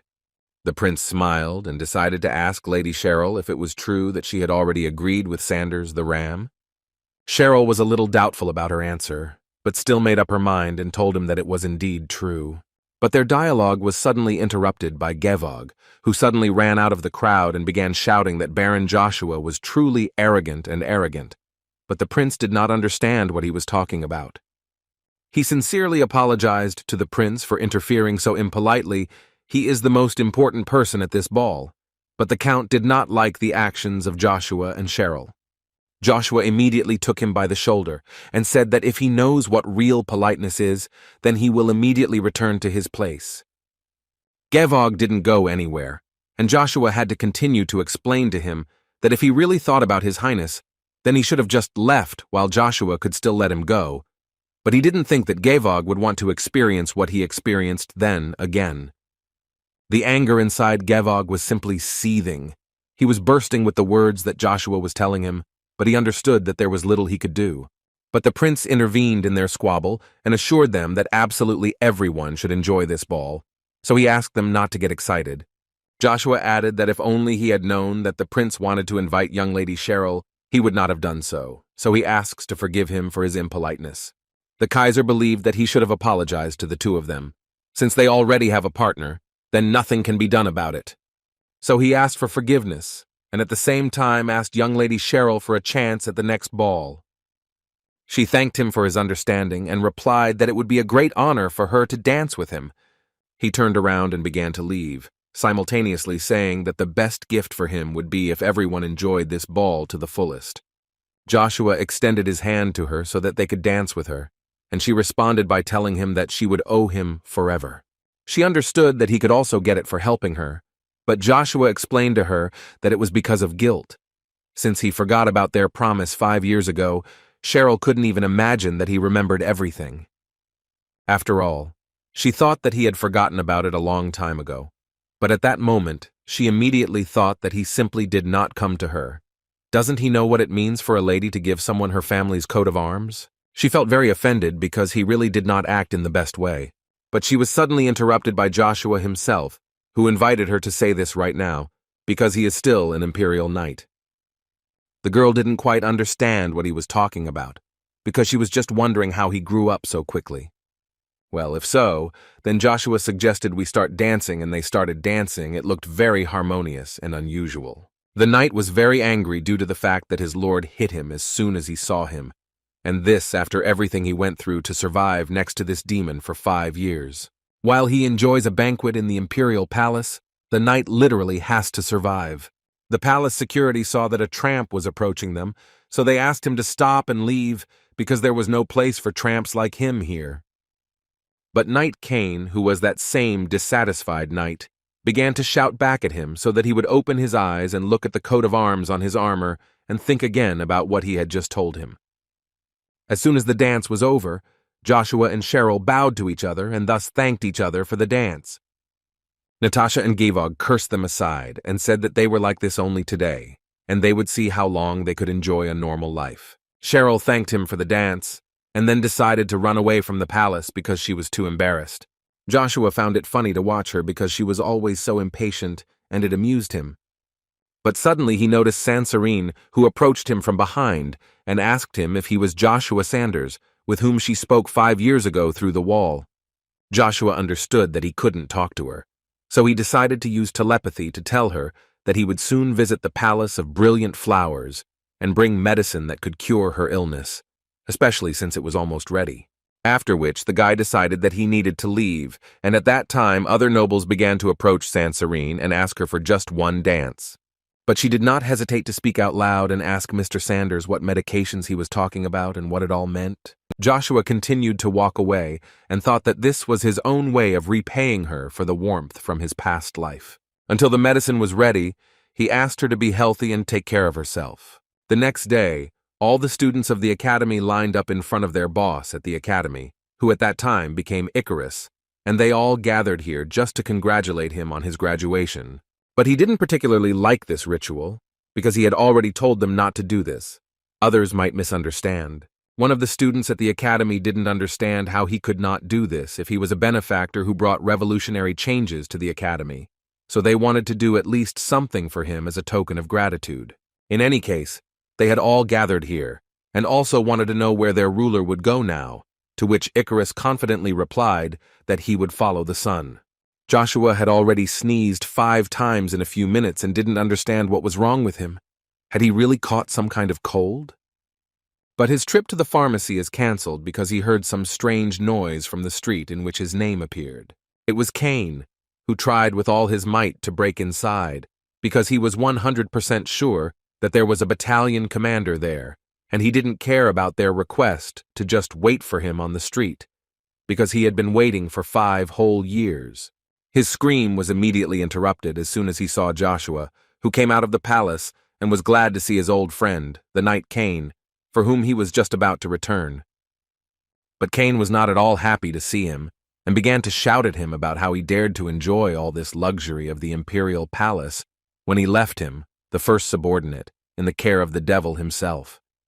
Cain said that he waved his sword again and again until my hands didn't give up. After telling such a long story and such a strong insult, Joshua only said the word sorry, which in itself was somehow offensive. But even such a small thing was enough for Cain to say that he was not offended, and he was glad that his Lord at least understood. After which Joshua added that since he had finally arrived to him, then this could only mean one thing, that he had reached that very necessary stage. Such words immediately made Cain burst into a smile and could say with confidence that he was so strong that he would not lose to anyone, except of course the Lord himself. Joshua looked at him and did not understand what had happened to him, since he had changed so much. Now Joshua was thinking about acting alone after all.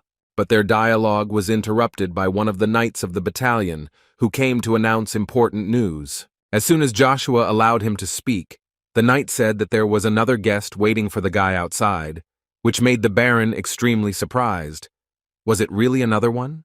As soon as Joshua went outside, he immediately saw the familiar face of his friend from the academy. It was Icarus, who, after training, decided to immediately visit his friend. Joshua was very surprised when he saw him, because Icarus had changed too much in appearance that it was impossible to believe that it was really him. Icarus was embarrassed when he saw such a reaction from his friend, and it even saddened him a little that his friend forgot his face. Cain was simply fascinated by such unearthly beauty. How is this even possible? After which the knight added that he had heard a lot about Master Icarus, and he knew very well that Icarus graduated from the academy with the highest grades in history, as well as a prodigy strategist who refused offers from scouts from respectable families and even the imperial palace. Cain couldn't even think that she was such a beautiful lady. That's why he wanted to accompany Lady Icarus so much, if, of course, she allowed it. Icarus did not understand what was happening and who this person was, and most importantly, why did he call him lady? At this moment, Joshua intervened, who pulled Icarus by the ear and asked him not to do that again, because in this way he scared Icarus very much. Icarus heard Joshua say his name and was very glad that the Count remembered him, and now can only hope that he remembers their agreement. The guy immediately decided to remind him that Joshua asked him to prove his worth at the academy, which he actually did. Now it's his turn to Baron Joshua. Joshua could not forget this. Moreover, he added that he was going to personally go and find him. If he himself had not appeared, the strategist's place cannot be empty. They punched each other, and Icarus noticed that Joshua, as usual, was embarrassing him and speaking so carelessly. But their idyll was interrupted by Cain, who was only thinking that they had really decided to throw him overboard. Cain believed that they would not get rid of him just like that, so he also joined them and asked Icarus to take care of him in the same way. Joshua was glad that his small team was finally assembled, and he offered to discuss the future plan. Baron Sanders immediately warned them that he was very simple. He was going to see His Majesty, and then go to Reinhard, but the two of them should not go with him, but to the Pontier families. Cain was not the only one who could not believe it, but also Icarus, who could have expected anything from Joshua, but not such a plan. In the great imperial palace of Avalon, the dukes of all famous families gathered to listen to what the emperor wanted to convey to them. For some time he sat in silence, and they did not quite understand what was happening. Why did he even call them here? But suddenly he stood up from his throne and began to say that he had no words. How is it even possible that in the entire country, which is considered the country of knights, there is no one who would like to take part in the battle of the masters? He did not want to become a laughingstock for others, and he would never allow this, because he believed that only they, Avalon, should be the absolute nation of the continent.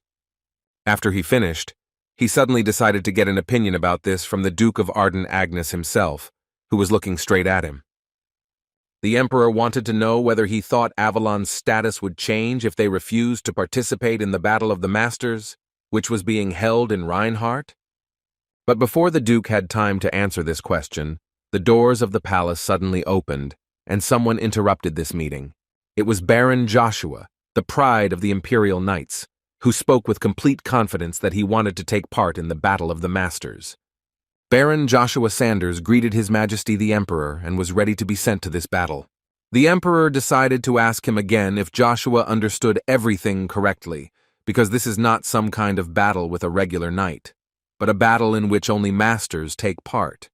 Joshua did not hesitate for a second, and then confirmed this information, and he once again said that he wanted to take part in this battle. This, of course, was commendable, but the emperor still wanted to know how old Joshua was, to which the guy answered him 15. Marcus understood perfectly well that common sense did not work on this guy, and in this case, the emperor asked Joshua to show everyone present here that he really had the necessary qualifications to participate. Arya stood aside and thought only that he personally would like to see how far his growth had reached, and perhaps this was his only chance to see it. But at the same moment he caught the eye of Duke Joshua, who understood what Arya was thinking about, and with his gaze tried to make the man understand that he should not do what he had in mind. Arya didn't understand why Arden Agnes was so concerned about this guy if he personally kicked him out of the family. At this moment, Joshua added on his own that before he proves his abilities, he has one condition, and if the emperor fulfills it, then he will take part in the Battle of the Masters without any problems. Other nobles immediately began to shout at him, because how dare he even allow himself to do this and set conditions for the emperor. They shouted at him to know his place.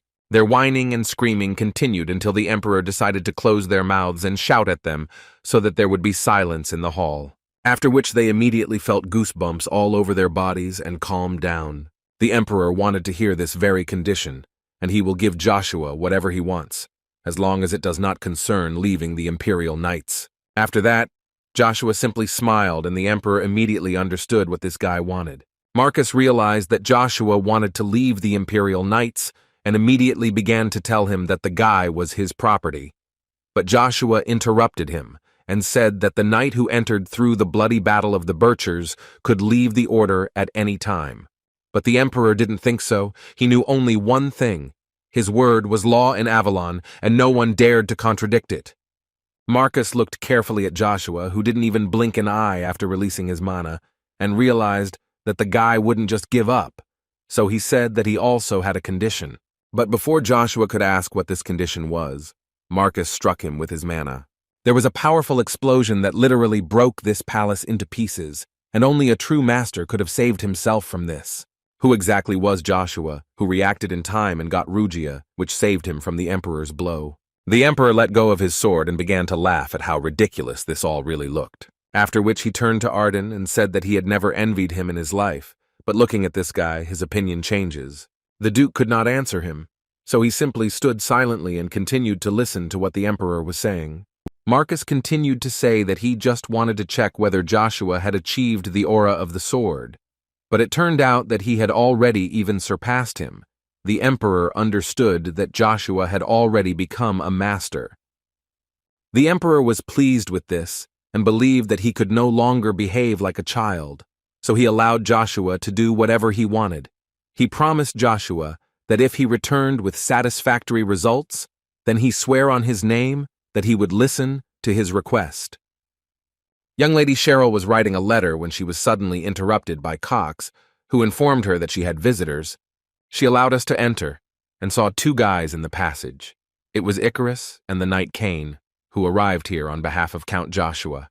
As soon as they crossed the threshold, Icarus immediately greeted the young lady Cheryl, followed by Cain, who in turn thanked them for coming such a long way for her. Icarus introduced himself and added that he was a member of the Harvest Estate, which is one of the southern estates, like Pontier.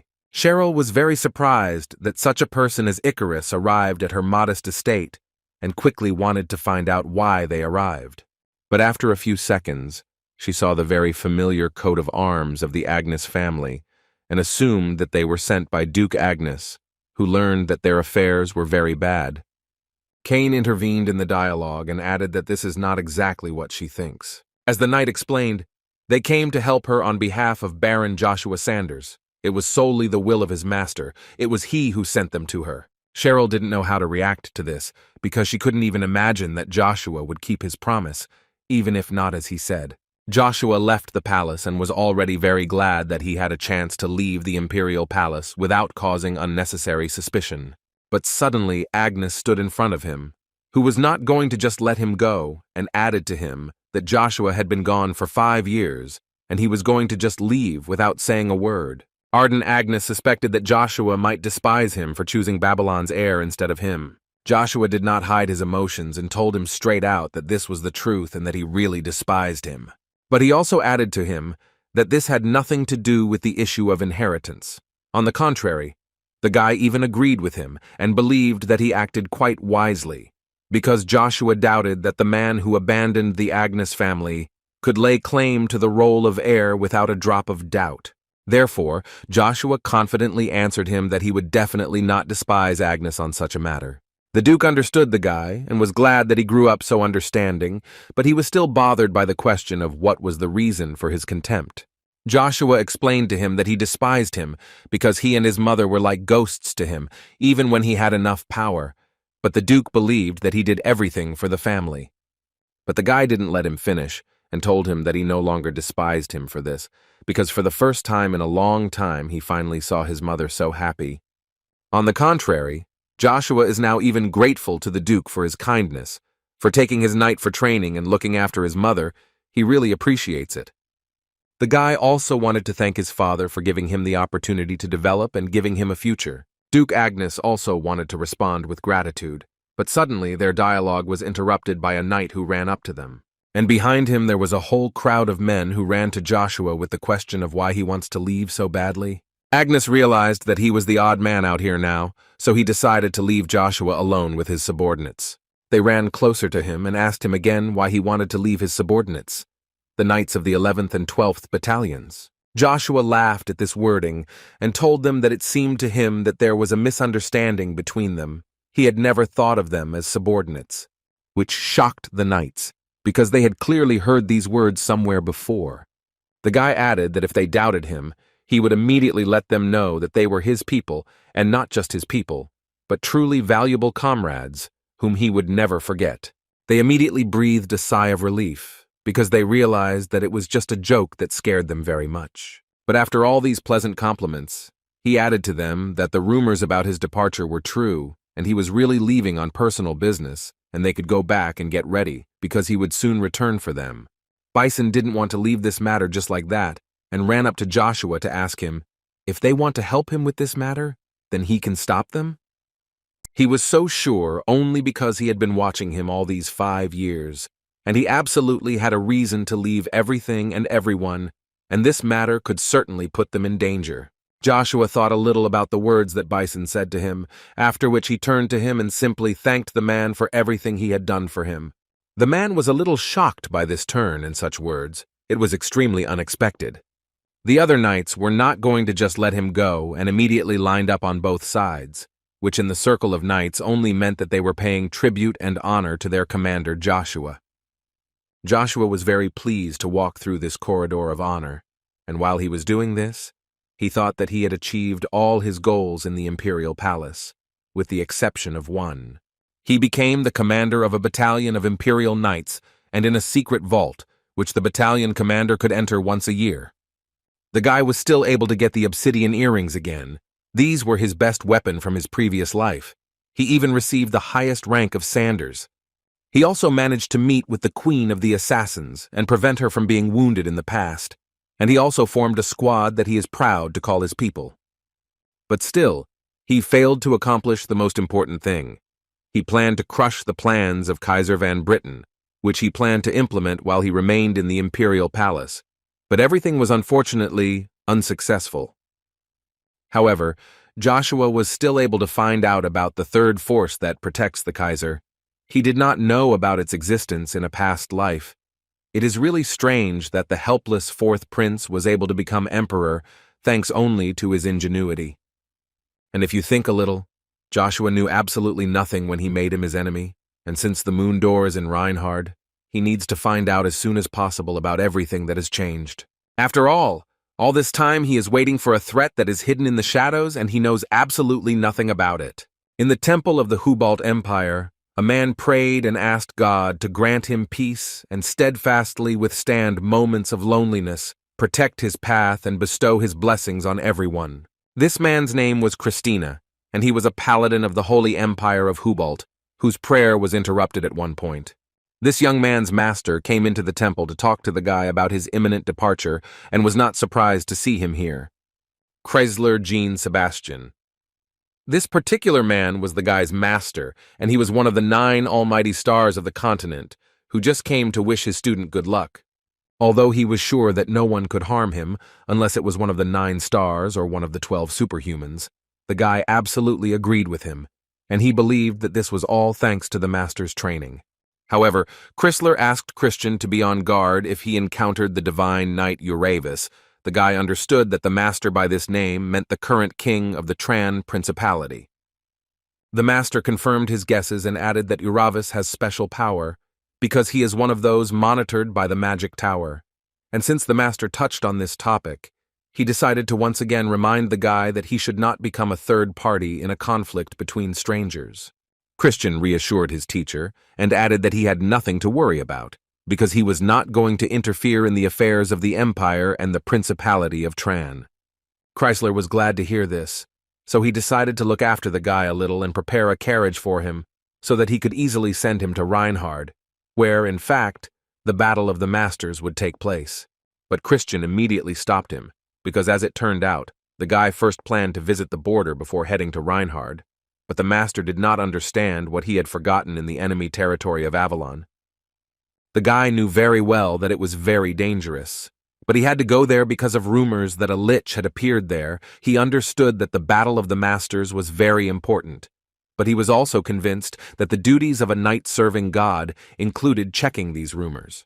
The master couldn't believe his ears that he was hearing something like this from a student. When high-ranking mages whose bodies have expired cannot give up their passion for learning magic, even when on the verge of death, they give up their souls and become immortal with the help of dark magic, which turns them into leeches. So such mages are recognized as enemies of the continent, regardless of nationality. Christian told the teacher that this information is known only to the high priest, and he believes that he can be completely trusted. But the teacher was more interested in finding out where exactly this place is. The guy will immediately answer the man that this place is in the eastern part of Avalon, namely in the Trifia region. Cain once again reminded Milady that he could do such things for her. Icarus was very annoyed by the fact that Knight Cain still called him Milady, although he had already repeated hundreds of times that he was a man. But the knight found it so funny every time, because he couldn't even imagine who could believe it. Icarus no longer knew what to answer, so he assumed that Cain had been possessed by a lustful demon. But their conversation was interrupted by Lady Cheryl, who with a sad voice called Cain and told him that they had a problem, which was that Cromwell had reached the magic tower, but the guys did not quite understand what this meant. Therefore, Cheryl had to explain to them that in this case, they would no longer be able to use the teleportation gate. The Duke of Pontier's family had to make their way through the mountains on their own. At the teleportation gate of the capital of Arcadia, Joshua talked with a local worker who said that there was no teleportation gate that directly connected Reinhard and Accardi, so he would send him to the Ghibri Palace in the Duchy of Tremblin. This is the closest gate to Reinhard, and while the old man was telling all this, he looked very carefully at Joshua. Therefore, the guy still couldn't stand it, and asked what the specialist saw on his face that made him stare so intently.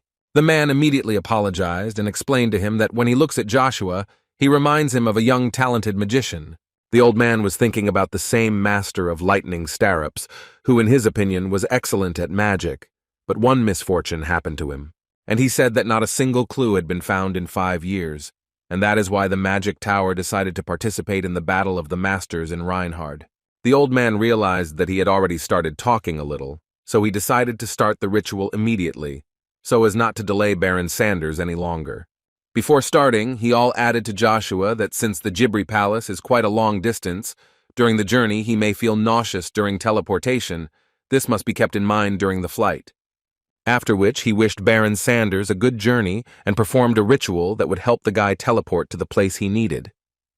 A few seconds later, Joshua found himself in the very place that the old man had just spoken about, and all the way he thought that the magic tower was still looking for Jack's stirrups, and he understood that this was normal, because Bronto disappeared with him. As soon as the teleportation process ended, Joshua was immediately met by Count Ghibri, who was very happy to see his old friend Baron Joshua. It was quite unexpected for Joshua that the Count personally came out to meet him, but as it turned out, it was an order from His Majesty, so the man had no other options. Ghibri also added that His Majesty accepted the imperial decree, that the families showed sufficient hospitality when he learned that the pride of the empire, Baron Joshua Sanders, was going to Reinhard. Joshua was dissatisfied with the actions of the emperor, who does not believe in Joshua so much that he notified everyone in the region, and now everyone knows about his movements, which is not very good. Ghibri was glad to see Joshua, but he didn't really want to stand outside, so he invited Baron Joshua to come inside. But the guy answered him that he certainly appreciated his kindness, but he did not have time, because an urgent matter awaited him. Ghibri tried with all his might to stop him, because he understood that this was an order from His Majesty, and he was obliged to fulfill it. So he tried to persuade Joshua to at least treat him as a sign of hospitality. Joshua understood everything perfectly well, but still asked to forgive him, but he needed to sort something out as soon as possible, so now was not the best time for this, but he promised that he would try to come to the Ghibri Palace for dinner. Ghibri tried to find out where the guy was going until he completely disappeared, to which Joshua told him that he was heading to the mercenary guild. The man could not believe that he would leave Emperor Marcus alive, despite the fact that his plan in Swello had completely failed. He must have had a serious matter with His Majesty. Although on the other hand he could guess, without his explanation, most likely he plans to destroy the Agnes family with the help of Babylon, since the Emperor will be able to attack Swello if he is no longer interfered with by the Duke, who is against the war. And if that was the case, then they would have another opportunity, so he asked him to let him know if he needed help with the Imperial Palace. He would do his best to help him. But Draxia answered him that even if he says so, he still will not obey him, even though he abandoned his country, but he has not yet lost his pride. The man did not understand where he got the idea that he would have to obey something. He asked him for cooperation. Draxia thought that this sounded very strange, and at this rate, his father would have a heart attack. The man answered him that he had never perceived that madman who was crazy about murders and wars. In any case, he wanted the guy to know that his offer always stands. After all, he believed that Draxia was an incredible person in many ways, and also very meticulous, especially for that trash that everyone considered the first prince of Kaiser Van Britain. In the Jibra Mercenary Guild, Joshua couldn't understand only one thing, which made him even more angry. Why couldn't he get a silver badge? The man tried to explain to him that first he needs to successfully complete 100 missions with 2 stars and earn a bronze badge. Joshua knew this very well. But why does he keep telling him to get the bronze badge first, when there is a way to get the silver one right away? The man believed that he was an aristocrat from Avalon the Baron, and therefore he could not afford to give him a badge that was issued under the name of the guild if he did not even know what Joshua was going to do with it. Joshua couldn't understand since when did the guild, when issuing a badge, be interested in the intentions of its recipient. Aiden, that was the man's name, said that Joshua was a rising star, a talented genius among all the geniuses of the continent, and if all these rumors were true, then he was sure that most of the missions would be a piece of cake for him. Now Joshua didn't understand anything at all. As Aiden said earlier, he doesn't have trust in him, so he asks first to give him a reason to trust him. This can be done in any way. Joshua was already tired of listening to this, so he could no longer hold back and shouted at him that mercenaries only provide their skills to clients and receive money as a reward, so he asked not to neglect the will of the founder of the guild. Aiden didn't understand why he suddenly started talking about this, but Joshua had not yet finished speaking, and continued that mercenaries are just people who carry out orders on a contract basis. They cannot be restrained by anything other than business relations with receiving a reward. The guy just wanted to offer his services to those who need them and receive the appropriate reward, so he didn't understand what other reason was needed. Aiden thought a little and finally decided and said that he would give Joshua a mission with which he could immediately get a silver coin. Joshua was very happy when he heard this. He didn't even care what kind of mission it would be. He believed that he could accomplish anything, after which the man reached for his cabinet, where people's requests for various kinds of missions were kept, and added to Joshua that he was going to give him a mission with 5 stars. The guy didn't expect such a difficult mission, especially right away, because he knew very well that such missions are often compared to reconnaissance of dragons' lairs.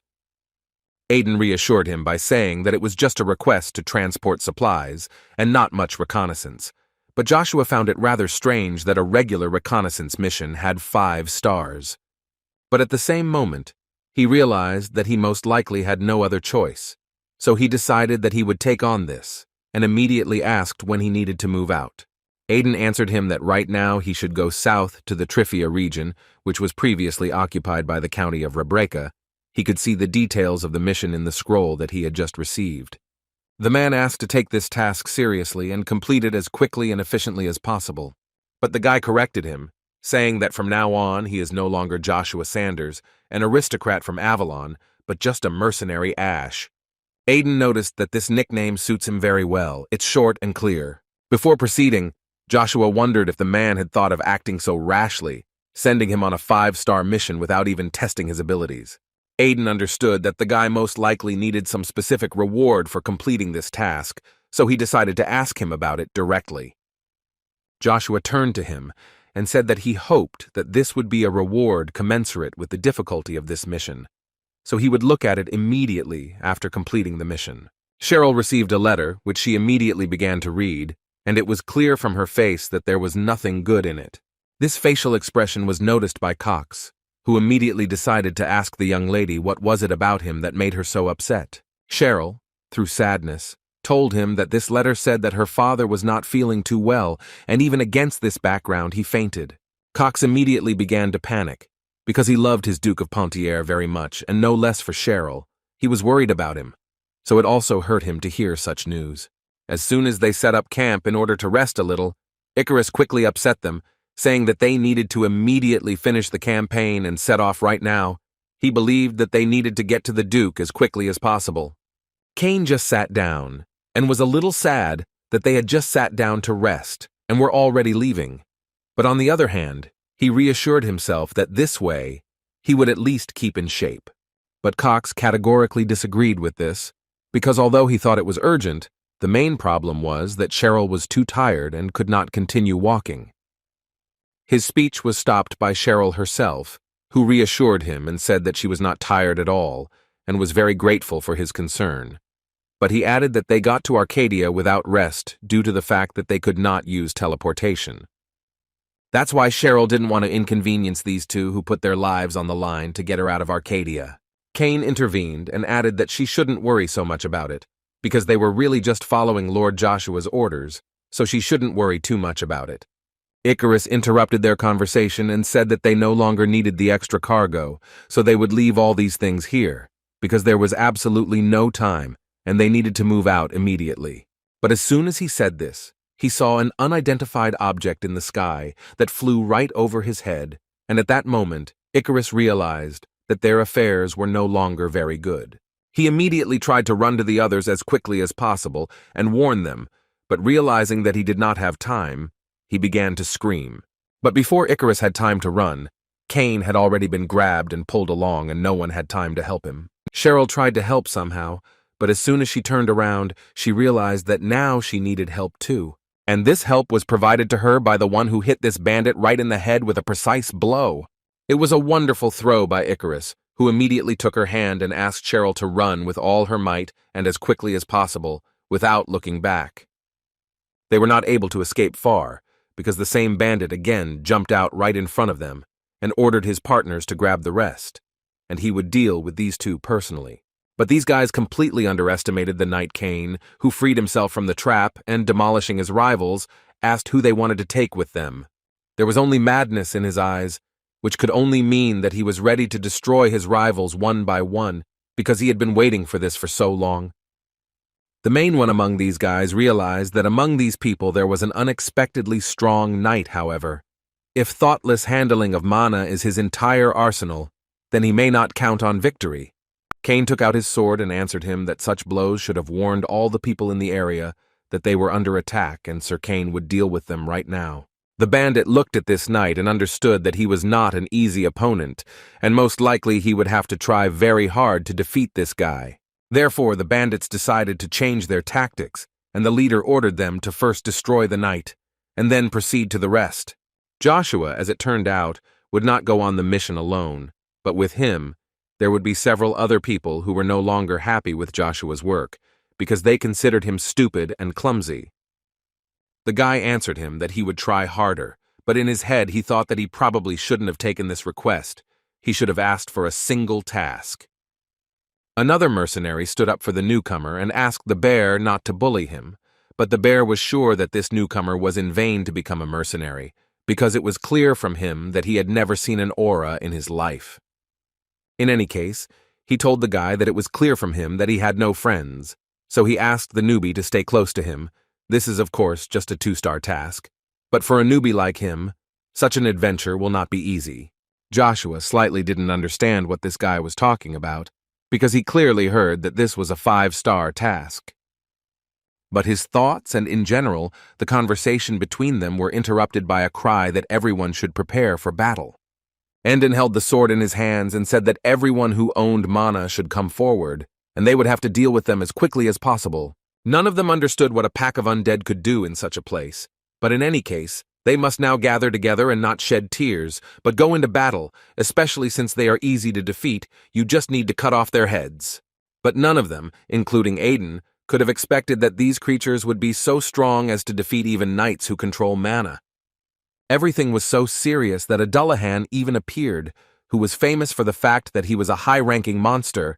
It was known that all his armor could not be damaged without an aura of B rank or higher. Joshua knew that this guy would appear here, and it was at this time that the bear tried to stop the newcomer, because if he does not want to die, then he should not be a hero. But before Joshua could come up to engage him in battle, some warrior just jumped out of nowhere, and as if with his light, was able to destroy them all in one gulp. This wizard used a freezing technique that helped him deal with all the monsters with one blow. The bear immediately realized that this was a 4th-class mage, but he did not understand what a mage of this level was doing in a 3-star task. Joshua thought that magicians were neglected in Avalon.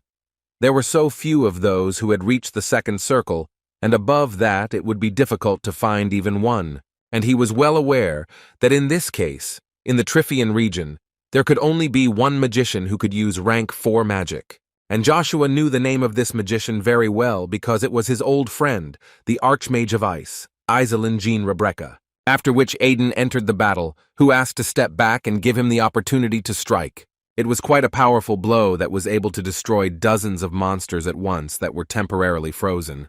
The mercenaries immediately began to shout that they expected this from the head of Aiden. They knew that he would do a great job. It was incredible, because he had so much power in just one blow of his hand. Joshua also thought about this power. He heard about it, but such power is amazing. An artifact that is imbued with the magic of invisibility, which was called Abdaham's brass knuckles. Even in his past life, it was the favored weapon of Valun Axler, the second in command of 1,000,000 mercenaries for decades. So valuable was this weapon. But in this case, Joshua understood perfectly well that his other favorite artifact was the life fawn. Was it interesting to find out, or is it already there too? But the battle is not over yet, because one of the mercenaries ran and shouted that another large flock of undead was approaching, and he shouted that he needed to get out of here immediately. All the mercenaries who were there could not believe that they were seeing such a large number of Dullahans. There were as many as 5 of them. They understood that even the head of Aiden would not be able to cope with all of them. Each of them understood perfectly well that their only chance was to escape. Perhaps they would be lucky and be able to survive. In any case, life is more important than some kind of money. No matter how much Aiden shouted at them to come back and fight like loyal people, they continued to run and didn't even think about listening to him. His screams and hopes that they would return were interrupted by Joshua, who made him understand that they were unlikely to do so he should stop screaming. Moreover, he is here and now Joshua would like to earn some money for himself, so he asked Aiden to make sure that after this fight, a decent reward would await the guy. The bear again saw that the newcomer was eager to fight. He did not understand why he was behaving this way, but it was already too late, and it was time for them to get out of here. Joshua finally pulled out his Rugia and was 100% ready to show them what he could do. The guy understood that there was practically a whole army there, so he decided to use the 4th stage of mastery of a magic spear. Such a powerful force simply erased these monsters into ashes, and it was immediately clear that there was no longer any danger. Endon simply could not believe his eyes. How is this even possible? He of course heard that Lord Joshua is a very strong knight, but not that much. The bear and his friend were no less surprised by such strength, because they considered this guy just a beginner who needed to be taught everything. They looked at Joshua and told each other that they had never seen such power. There were no more Dullahans, and only an experienced master could destroy such a number. Endon came closer to Joshua and told him that among the legendary techniques of the Agnes family, he had never heard of one that could boast such wide, destructive capabilities. And even more so about the technique of the spear that he used, the man was pleasantly surprised and happily examined this spear. Joshua answered him what he always said in such situations, that there is no need to try to know too much, it can do harm. After this small massacre, Joshua and Aiden went into the man's tent, and Joshua asked to tell him about the task in more detail, because he understood that this was not just surveillance of the cargo, and why the difficulty from 5 stars suddenly dropped to 2. The man answered him that, to be honest, no one expected such an attack. He just thought that they could easily cope with ordinary monsters and quickly complete the task, so he lowered the difficulty. Joshua listened to him and understood that for the world of mercenaries this was nothing special, but still he decided to ask him what kind of monster they now need to deal with. Endon told him that in Reb, in the small town where Count Rebecca's castle is located, a lich had appeared with whom they would have to fight. The guy couldn't even think that the lich could be in the Reb. He understood that Iselin was somehow connected with this. Joshua stood with a serious face on the outside, but inside he was thinking that this task was suitable in complexity in order to get what he wanted so much, and this could not help but cause joy, but he could not show it. The guy realized that he didn't have much time to complete this task, so he asked why they set up this camp, because it was time to move forward. But the fact was that they did not have permission to enter the Reb, and in order to obtain it, a certain amount of time was needed. But Joshua did not understand why such formalities were necessary. Was it all because of some kind of lich? Endel added that this is not the case at all. There is currently a territorial war in Rebecca County, so the imperial family regulates entry by proof of identity. This is the first time Joshua has heard about the territorial war at the Regressed estate, so he was a little surprised. At this moment, Iselin entered the tent, who decided to answer Joshua's question, saying that the matter here was only about the Marquis Crombel, who carried out a massacre in this house too. Cheryl tried to somehow help the Knight Cain repel the attacks, but Icarus grabbed her hand in time and once again reminded her that her main task now was not to be captured, so she should focus only on this and get out. She threw his hand away and said that there was a pier a little further from here. They would be at the Pontier estate as soon as they crossed the river, so she asked him to hurry up. Cheryl immediately asked Cox to prepare a boat so that they could cross, but the man didn't know how to tell her one very unpleasant news. The bad news was that Cox and the guys discovered that the pier, which was supposed to be their salvation, was destroyed, and now they had no options left. On top of all the other problems, one of the mercenaries who were pursuing them had already appeared near them, and he was sure that they had only one way to escape from here. After which he immediately went on the attack and simultaneously shouted to them that this way was to die right there on the spot. Icarus and Cox at least somehow tried to protect the young lady from the blow, but this guy was definitely much faster, and besides, he had a weapon in his hands. At one point, Cheryl already thought that her end had come, because it seemed there were no more options, and the Knight Cain was too far away to help. But suddenly she realized that this bandit stopped and fell to the ground, and only when he fell did the arrow that was in his back become visible. Cox, of course, was incredibly grateful to the one who managed to help them in such a timely manner, but still he was very interested in finding out whose arrow it was. When suddenly they heard a voice behind them asking them if they were okay or not. A soldier of the House of Pontier, Count Troy, came to their aid just in time, who was well aware of the moment that if he had delayed even for a second, it would have been quite sad. As soon as they entered the palace of the Pontier family, Count Troy was immediately concerned that his servants did not fulfill his request and did not call as many knights here as possible. But the courtier tried to explain to him that all the free people were called by Baron Arna. After which the man turned to Lady Cheryl and told her that he was very glad to see her again, and it was also good to see that Cox and the others arrived in good health. Cheryl understood that not everyone had arrived in full force because Sir Cain was still missing. Icarus noticed that she was quite sad about this, so he added to her that there was no need to worry about Cain. After all, as Icarus believed, Cain is the first knight of Baron Joshua, who clearly will not give up just like that and will definitely return soon. Troy informed the young lady that he was now heading to the meeting room, so he asked Cheryl to make herself comfortable, and if they needed anything, they could contact the courtiers. But Cheryl did not agree with him, and told him that she would go with him. But he was not sure of the sincerity of her desire, so he told her that if she didn't want to, then she didn't have to go. The young lady explained to him that now she could not do otherwise. When her father was unconscious, she was obliged to take his place as the lord, and thus was obliged to prove to the vassals that she was the lord's confidant. The strategic meeting had already begun, and the man tried to convey that they could not refuse this post, but Baron Arna already knew this, but at the same moment he understood that they could not protect them all. Earl Troy and Lady Cheryl finally arrived in this meeting room and interrupted their discussions. As soon as the man entered there, he immediately wanted to know if it was true that the Marquis of Cromwell was back in action. Cheryl, too, without hesitation, informed everyone present that she would also participate in the meeting, so she asked them to report to her about everything that happened. Baron Arna, who was a vassal of the House of Pontier, thought that this was a bad idea. There was a military meeting going on right now, so he would report everything to her later, because she was still too young to participate in such a thing. Cheryl thought differently and asked me to report everything to her right now. The Baron's assistant told her that Cromwell began to attack, not only the trade convoys controlled directly by them, but also the family's clients too. And the biggest problem was that the route used to deliver supplies to their domain was completely captured. Cheryl understood that if food supplies ran out, then all the people in the domain would begin to die of hunger, so everything was much more serious than she expected.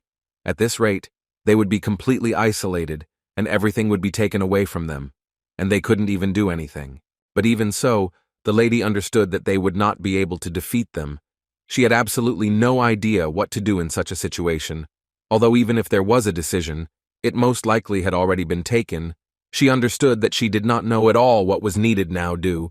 She really wanted to get someone's advice. Icarus also decided to get acquainted with how bad things were with them, and after a few seconds, he offered to transport food directly to the property. Couldn't this be done?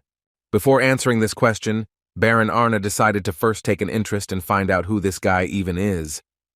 Count Troy decided to answer this question and said that this guy helped Lady Cheryl escape from Arcadia and get to them safely. Baron Arna, of course, understood everything, but in any case, even so, is it acceptable for an outsider to participate in such a meeting? Cheryl also decided to stand up for Icarus a little and said that he was the best in his academy, and besides, he was her guest, so he would definitely be able to help the Pontier house. Baron Arna did not understand why she was seeking advice from a man who had just graduated from the academy, because he was just an outsider, so it was not convenient for him to hold a meeting at which they discussed the future of the family. And now that the Lord is not with them, they have no time for all sorts of tomfoolery.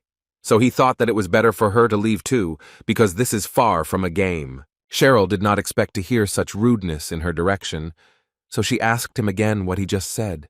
Cox could not stand it and immediately stood up for Lady Cheryl and asked the Baron not to talk such nonsense ever again, otherwise he would not vouch for himself.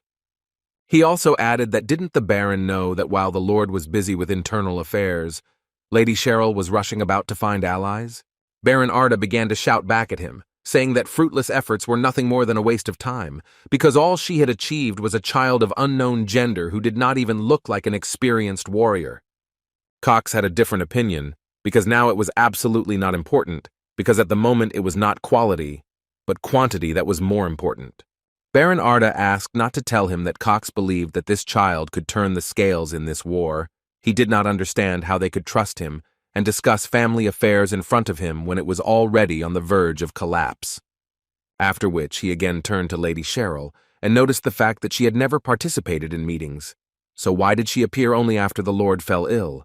And finally his lectures, he said that he was not going to receive, much less carry out, orders from such an incompetent lady like her. Icarus listened to this man and thought only that it didn't matter to him what he said now, because he could only shut him up with action. He decided not to waste any more time, because he understood perfectly well that in such matters, during conversations, you can only trust your skills.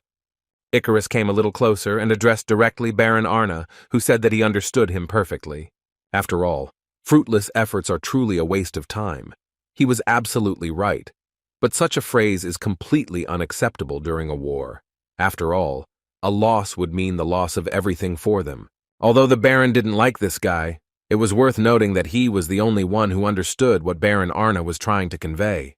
But Icarus was not finished yet, and added that this is why it is worth giving credit to Lady Cheryl, because she was able to bring an ally who is simply no more reliable. Well, the guy considered himself this precious ally. The Baron just started laughing at this because he was actually very interested to know what the guy would say, but now he understands perfectly well that this is just the ravings of a child. Icarus decided not to react to such statements, and added that the food that the domain could produce would be enough for 70% of the inhabitants. And in this case, the guy believed that if they were not disturbed by people, and they maintained their defenses, concentrating only on military provisions for the soldiers, then they would be able to hold out longer.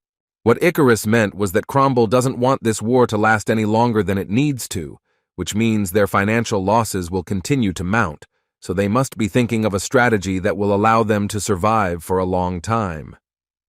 The Baron believed that the guy was essentially offering to abandon people and try to hold out as long as possible in the castle, but Icarus had slightly different things in mind, namely that he understood perfectly well that they were already preparing to make their move first, regardless of what they will do it. So now that they are completely isolated, they will most likely propose one battle to end it all, rather than drag it out too much.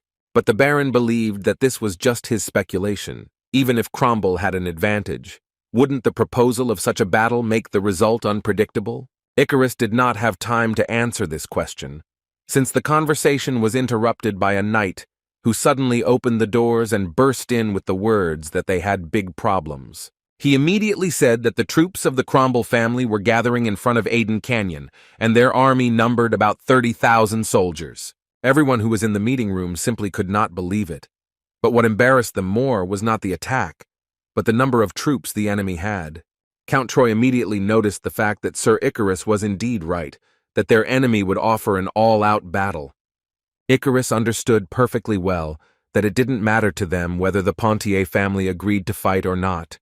In any case, if so, then they would simply easily wipe them off the face of the earth with their numbers, and if not, then they would still have to concentrate all their forces there to face such a large army. Troy listened to him carefully, and still did not fully understand what they would get from the fact that Pontier forces would be there, but he knew for sure that they were in a castle that was ideal for defense, and also if they focused on military provisions, and if they hold back their onslaught, they will do what the enemy wanted. Icarus completely agreed with him. It would be so if their main goal was really a direct assault, but there is something else that they want so much. After which he took one of the figures and put it on the map, then added that their main goal was there. The figure was on the border with the Dennis River, and it was now clear that they wanted to cause sabotage. Baron Akar could not believe that such a young guy could foresee such complex military combinations. After which one of them said that if everything is as Lord Icarus said, then they have a chance, and he was interested to know how Lord Icarus came up with such an idea. Now they can't waste a minute, so they had to hurry up and prepare the troops. But for now the man decided to go to his platoon in order to prepare properly. Cox saw Baron Arna just standing there and couldn't say anything, so he decided to add that if he had nothing to say, then Cox concluded that he completely agreed with Lord Icarus's plan. Although this incredibly angered the Baron, he understood perfectly well that Icarus was not an ordinary child, but a truly gifted boy, so he understood everything and replied that he was waiting for orders from Lady Cheryl. Troy walked towards the exit, and before leaving, he asked them all to gather in this place again as soon as all preparations were completed. As soon as the man left, Lady Cheryl turned to Icarus and said that he was truly an amazing person. She could never even think that he would be able to outshine these stubborn aristocrats. Now she was sure that the rumors were really true, because thanks to him, everything would go well. Icarus believed that she should rather thank his master for everything. Cheryl agreed with him. But in any case, she believed that this in no way diminished his enormous contribution. But first the guy wanted to ask them a few questions that had been bothering him for a long time.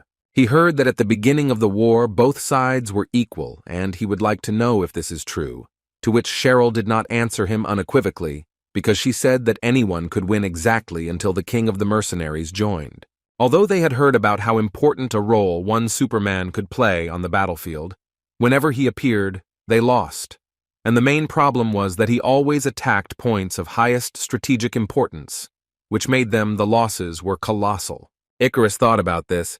He wondered how he manages to select only targets with the highest priority, after which Icarus added that according to the information from the research on the Pontier family, there was not a single factor in which the Marquis Cromwell family was weaker.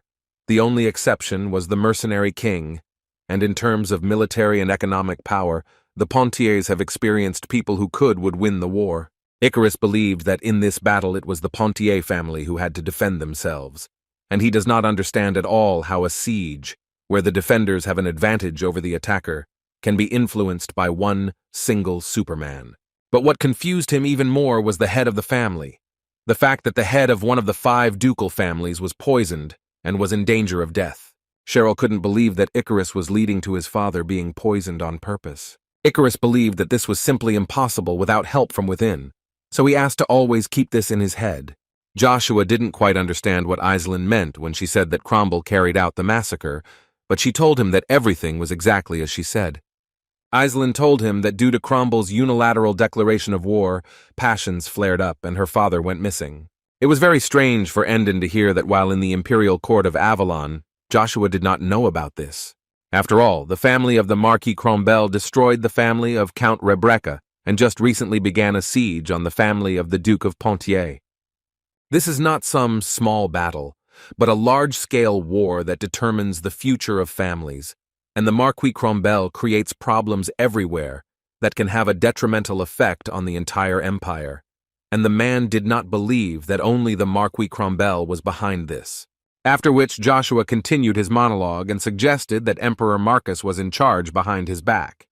Endon said that the loyal dog of the crown, the Marquis of Cromwell, a straightforward nickname, and rumors that he received orders directly from the emperor, made a lot of sense, since he was an imperial knight, and the man honestly thought that Joshua knew this. Joshua didn't understand why he was telling him all this.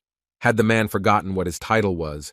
Because from the point of view of the imperial crown, such stories could be regarded as treason. But Endon was not afraid to tell this to Joshua, only because he was sure that if the Pontier family fell, then the next target would be the Agnes family. And the man also added that he did not completely trust him, but he knew for sure that Joshua was not his enemy. He also needed to ask him for a personal request, which only Baron Joshua Sanders could fulfill. Joshua was a little confused about what he was talking about, but then Endon added that this request was that he wanted Joshua to look after Lady Iselin. Christian, of course, knew about the rumors, but he couldn't even imagine that it would be in such ruins. But suddenly a man stood in his way, who told him that he had entered a forbidden territory and asked Christian where he was going. The knight confidently answered him that he had heard that peculiar remains had been discovered here and therefore was sent for investigation by the Hubalt Empire. But a woman entered the dialogue and asked him to drop all his meaningless excuses, since this territory is under the close control of the Avalon Empire. So she asked him to leave this territory for now. Christian cursed the whole place. He thought Avalon was a damn place. He didn't understand what they were thinking about, because he couldn't even imagine that they would watch the ruins like that. It was quite suspicious for him to watch the royal mages and the mages from the magic tower working together. How can they be connected with each other? The Lich who appeared here in the Avalon Empire, he stood in front of Reba's castle and did not understand what Emperor Marcus wanted to achieve. Christian entered the castle and looked around. It seemed like there was no one there, but the thought flashed through his head that this was a rather old building, and he hoped that the floor wouldn't fall under it. But its sound, which suddenly began to come from behind him, made him concentrate and prepare for a possible fight. And not in vain, because a few seconds later, a huge monster jumped out at him, which appeared quite unexpectedly. Christian was well aware that this was one of the many varieties of ghouls that were quite fast, but in any case he knew how to deal with them. But not under such conditions, because his worst fears still happened, and the floor simply collapsed under him, and he and the monster fell down. Christian was able to cope with the flight and still joined his feet, which could not be said about the monster. But it seems that this animal did not care at all. The ghoul immediately stood up and went on the attack, But standing on a strong floor, Christian was still able to strike a blow that would destroy this monster. But as soon as the guy dealt with one monster, his gaze fell on a dark room from which only the eyes of the monsters could be seen, who were just waiting to attack the guy. What they subsequently did, their number was so huge that the knight was already thinking that it seemed to him that the end had come. Christian still decided that he would at least try to fight for his life, and went into battle, and it seemed that he was even doing a good job, considering that he dealt blow after blow.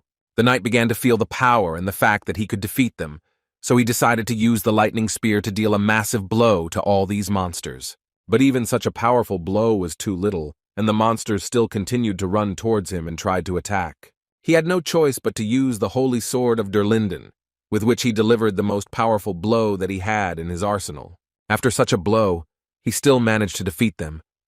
But he thought about how strong the Lich is, that ghouls are drawn to holy energy. He hoped to come and quickly and quietly deal with everything, but it seems it will be much harder than he thought.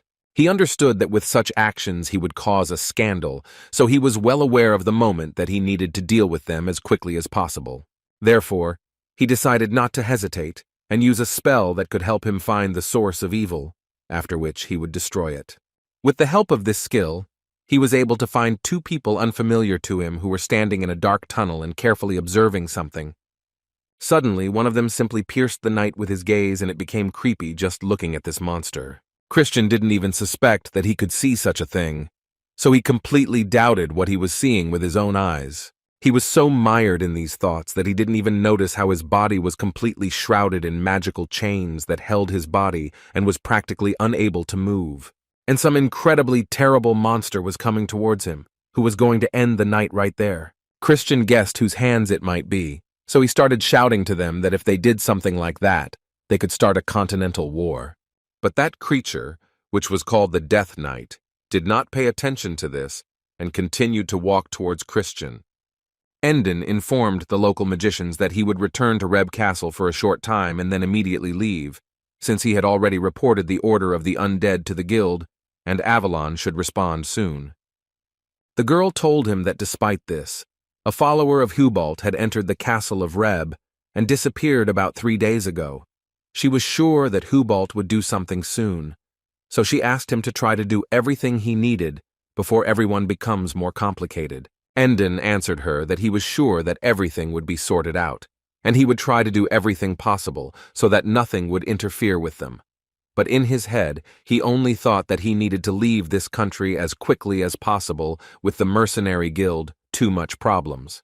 After such a fairly short conversation, Endon and his mercenaries set off on their journey, and the magicians could only wish them good luck. Iselin and Joshua, who were in Endon's carriage, did not utter a single word the entire journey, and Iselin noticed this, to which Joshua answered quite simply, he simply had nothing to say. The girl didn't understand how this was possible, because as far as she was concerned, she had a couple of questions that came into her head. The first of which was why he asked for an artifact that was now just being developed to protect her. Joshua, in turn, could not say anything to her, so he continued to scream, so she had to add that there was a fairly high reward for her head, and he was asking for so little for what he was doing. He had to tell her that after he saw Captain Endon in action, he decided that he could be useful, and that was all. Iselin didn't quite understand what Joshua was talking about. What did it mean? But suddenly she started laughing and saying that if he gives them a little time, they will give him one. She will personally control everything as soon as this is over. Joshua decided to interrupt this laughter by asking the girl about how her father disappeared, which greatly changed her laughter to sadness. The guy immediately saw that she was upset, so he decided to ask her forgiveness if it was difficult for her to talk about it, so she might not answer. But the girl decided to tell him everything. It happened so suddenly that she still doesn't understand how this could happen. She said that their family palace was simply set on fire, and everyone, including knights and servants, could simply be burned alive. Iselin remembers those moments with great sadness on her face, because she had to leave her father, who asked her to leave, because it was too dangerous there. She looked at him for the last time and cried at the thought that she might never see him again. Iselin and her father's assistant ran away from there as best they could, and the girl, in the hope that her father could hear her, shouted to him that she would always be waiting for him. but all she heard that evening in response was only an explosion, after which she no longer remembers anything. Iselin added that her father sacrificed himself to buy them time to escape, and all she had left was a half-burnt estate.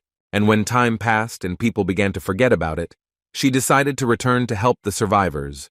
Then rumors began to appear about a lich that had appeared in the Reb, and most of all she wanted to look at this lich with her own eyes. Joshua listened to her carefully, but still could not say that he understood everything, but still added to her that he did not know what she expected from the lich. But he couldn't continue what he was just saying. Instead, he just jumped out of the carriage because he felt a very strange feeling. The guy was sure that he felt his presence. The damn dog Caesar, who was called Velvel.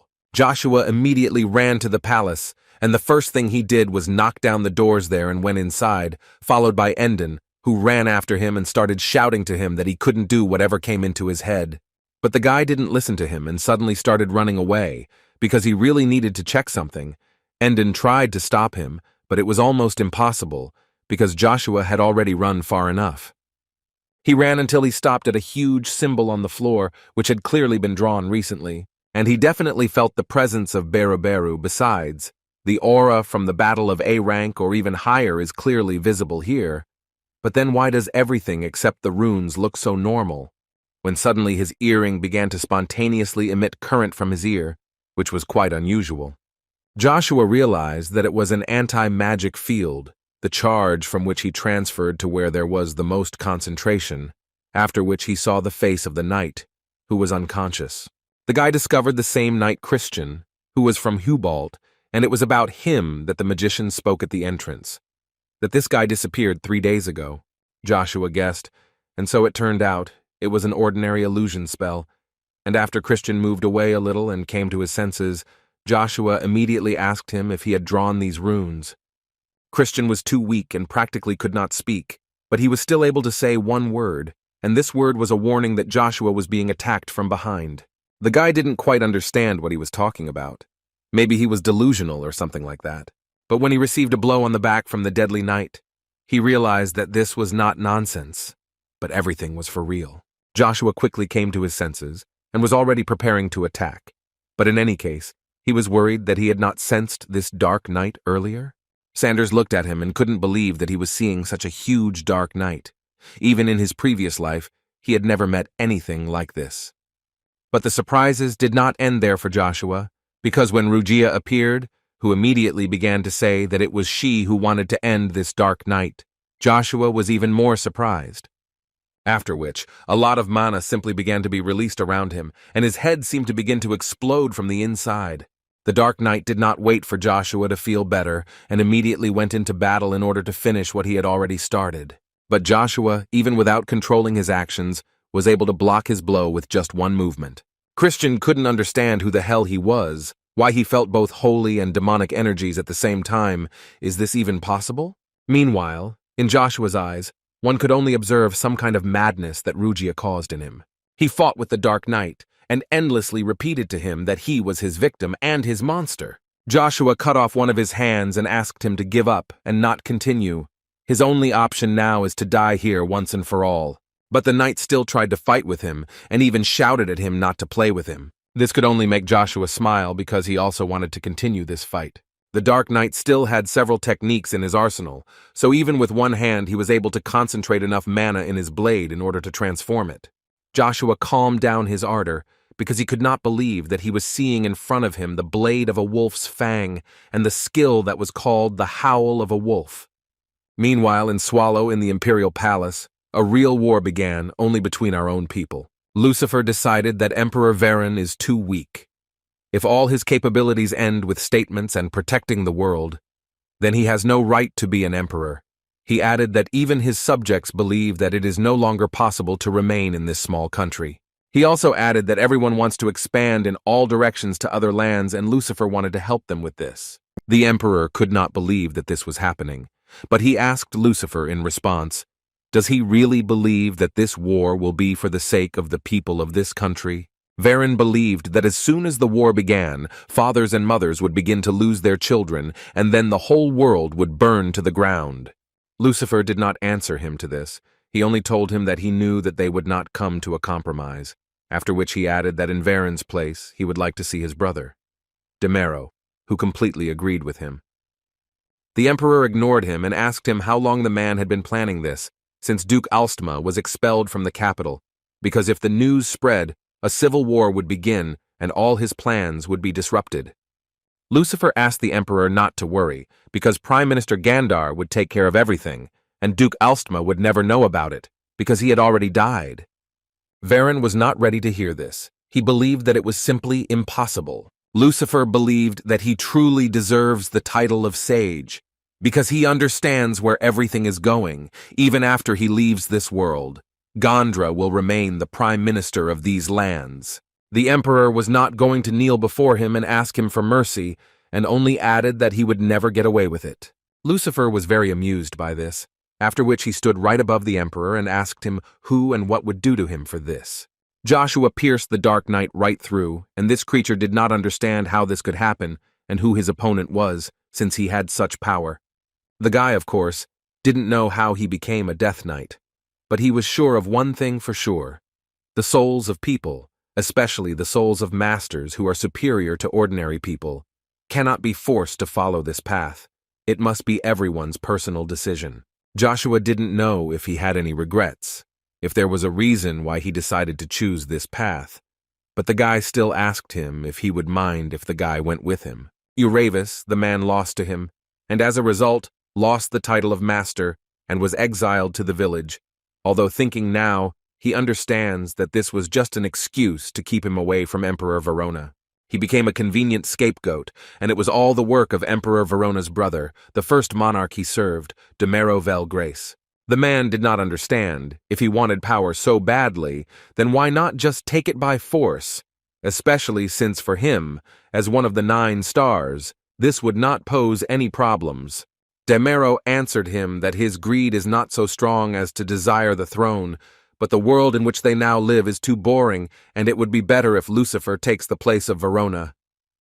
The man understood that he had been so stupid all this time. He needed to stay near Emperor Verona at all costs. How stupid he had acted, and because of this he would die right now. Demero turned to Sir Evergrant and told him that if he was going to create demonic beasts, then this was his chance. The knight's soul, full of anger and regret, should be easy to handle. Evergrant told him that he would let him know when he was finished, and he also guaranteed that the result would interest him. Joshua knew very well that his real name was not the Black Knight, but the Wild King, Duke Altsma. The Duke immediately asked him to kill him because he had made the wrong decision and had to pay for it with his life. He also added that now he is not free. He is forced to play by someone else's rules. So in order to prevent him from dishonoring himself even more, he asked to destroy him. But Joshua believed that he had a better offer. Whoever did this to him, he offered him to control him. In exchange, he asked Alstman to ask him to borrow his strength, in which case he would accept his choice to become a Death Knight. This was his proposal and a way to show respect to the Wild King Altsma, who ruled these lands to which the Duke could not answer. But after a few seconds, he began to laugh at him and say that he knew that Joshua was as interesting to him as they said about him. Anyone would say that for him it was pure gain, so why would he choose something else? So he decided that instead of being a slave to a black magician, it was better to be on the side of the continent's greatest genius, so that Joshua Sanders, the greatest spearman, could do whatever he wanted with him. Joshua was glad to hear this, and especially that the man accepted his offer, and he then decided not to hesitate and start right away. He asked Rugia for help and immediately began performing a ritual that would allow him to subsequently control Duke Altsma. Endon ordered everyone to be on alert, because there is a high probability that in the area, in addition to the Lich, there are also demons, so do not forget why they are here and do everything to save the mercenary Ash. But in his mind, all he could think about was that he felt an incredible amount of demonic energy after Baron Joshua entered. He could only hope that everything was okay with him. Suddenly, several knights appeared in front of them who clearly did not wish them well, and so it happened. As soon as they came closer, they asked all the mercenaries to get out of here because they were no longer welcome. Endon did not understand who they were, and the man who stood in the center answered them that they were knights and priests recently sent by the Hubalt Empire. Now they were in charge in Reb Castle, so they had to return immediately. But the man was not going to leave anywhere, because his comrade was inside the castle, so they couldn't just leave him. And in my head I didn't understand how Hubalt's troops arrived at the place so quickly. Mondrain, the head of this group of knights, decided to tell them about the main threat to Reb Castle, which was that the more victims entered there, the more demons they would have to face, and their job was to stop them, so they hoped that they will leave on a good note. Endon was a little surprised that they dared to threaten the Avalon Mercenary Guild on Avalon territory. For him it looked like a serious military provocation. The Knights of Hubalt began to understand that they could not solve anything here with words, but still he once again tried to convey to the man that the whole world could be under threat. But the knight interrupted his speech as soon as he saw that a black substance appeared behind the man, which seemed to want to embrace Endon. He understood that it was coming at him from the inside, and it looked quite dangerous, but it was still not clear how he could fight it. The head of the Knights of Hubalt immediately began shouting to them that they should all prepare for battle and destroy all the demons they see. Endon and his mercenaries realized that here they must form an alliance with the knights for the duration of the battle against these monsters, because they themselves could not cope. A monster began to emerge from the palace, and the knight immediately felt an unusual energy, and realized that this lich was extraordinary. He was worried that it could be a demonic king. But a man who was quite familiar to Endon came out of the castle, and he was very surprised by his appearance. It was Joshua, who carried out the knight Christian in his arms, who dealt with everything himself, and also carried out one of the holy knights of Hubalt. But the Knights of Hubalt, who came to the rescue, did not believe Joshua that he had helped their friend, so one of them immediately went on the attack. Endon intervened in time and stopped the man so that he would not do anything stupid. The man tried to explain to him that this man, Baron Joshua Sanders, he is a noble of the Avalon Empire. He is not a demon, so he asked him to lower his sword and calm down. The knight didn't understand. Doesn't he feel the demonic energy emanating from him? It can't be a person. Joshua smiled and knew that this would turn out badly. That's why he asked him not to overdo it with demonic energy. Ruja answered the guy that it was not so easy, especially since he had just absorbed the Death Knight, and so wanted to show them what he was capable of. The Battle of the Knights was stopped by a girl who found this situation very strange, but they did not quite understand what she was talking about. This girl's name was Syrian, and she added that this amount of demonic energy would be enough to kill everyone around. And if this guy is really Baron Joshua, then this battle will add firewood to the furnace of conflicts between nations. Mordrain believed that they did not know what this demon could do if they just let him go, so he must do everything to stop him. Then she suggested that he leave the choice to God, with the help of the holy artifact, the Tear of God from the Temple of Hermes, with the help of which they could understand whether this man was really a demon or still Baron Joshua Sanders. After which she asked permission from Joshua himself. If he is who he claims to be, then he should easily accept the decision of the Tears of God. Joshua didn't know how to react to this. He had two thoughts in his head: destroy them or fall for this provocation. Syrian added that so he wouldn't worry, she could easily perform such a ritual and help him get out of this situation calmly. Joshua suddenly realized that she was trying to talk to him using telepathy, but still supported this conversation and clarified the reason why she was helping him. She suddenly changed her face and said that this was in order to make a deal with him, because he is as handsome as they say, just like her type of guy. Rugia had never seen such an unholy saint, so he warned Joshua that he couldn't do this anymore, and if he didn't do anything, he couldn't vouch for himself. Joshua decided to refuse help, which slightly upset and generally surprised the woman, after which Joshua immediately threw Sir Christian to the floor, who was unconscious, and unfortunately could not confirm that this was indeed Baron Joshua Sanders. As soon as the knights saw this, they immediately ran into battle, because their main task was to save Sir Christian. But Joshua decided not to fight with them, because nothing good would come from it, so he asked them to stop. Syrian was shocked, because she didn't understand how suddenly this energy turned from demonic to holy. How is this even possible? Who is this person? She was so carried away by thoughts about what was happening that she completely forgot that she was holding a holy artifact, which eventually fell out of her hands. But it seemed so only at first glance, because this artifact was taken from her by Joshua, who believed that those who forgot about their duty and succumbed to greed did not deserve to use this artifact.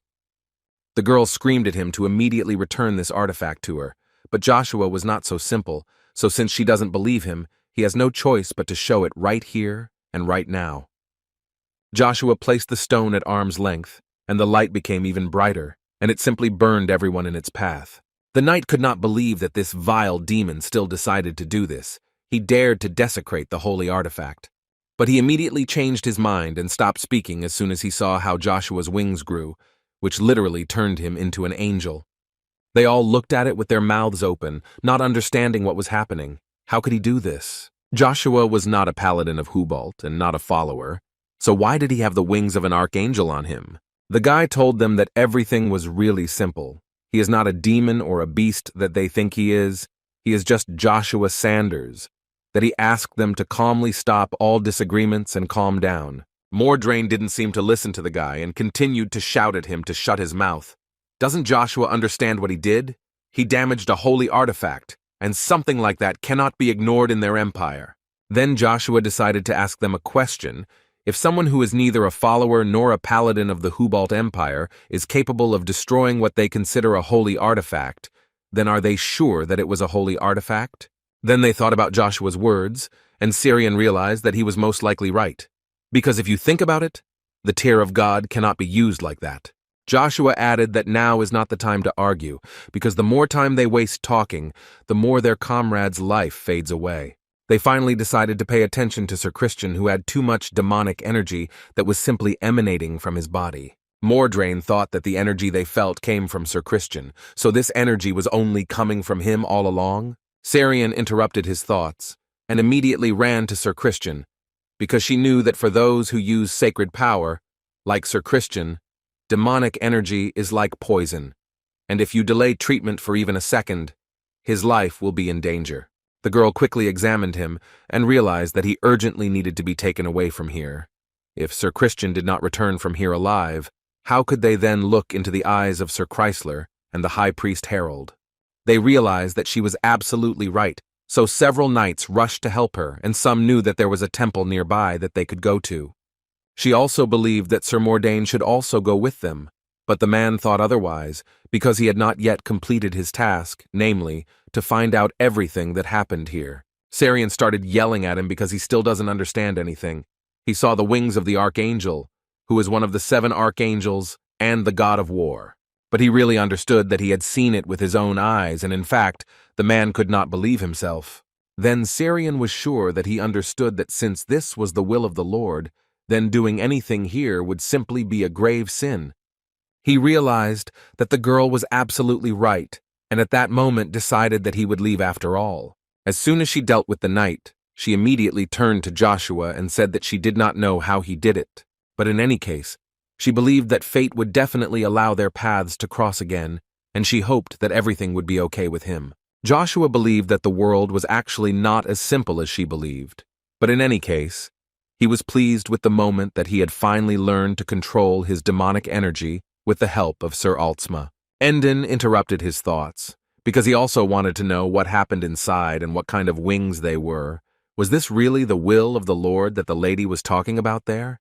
Joshua answered him that he would explain everything to him as soon as they returned back. In any case, they still needed to get money for the work.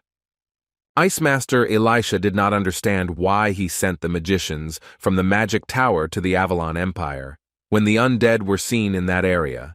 Because of this, the Hubalt Empire was on edge, and if something went wrong, then the magic would definitely be to blame Tower.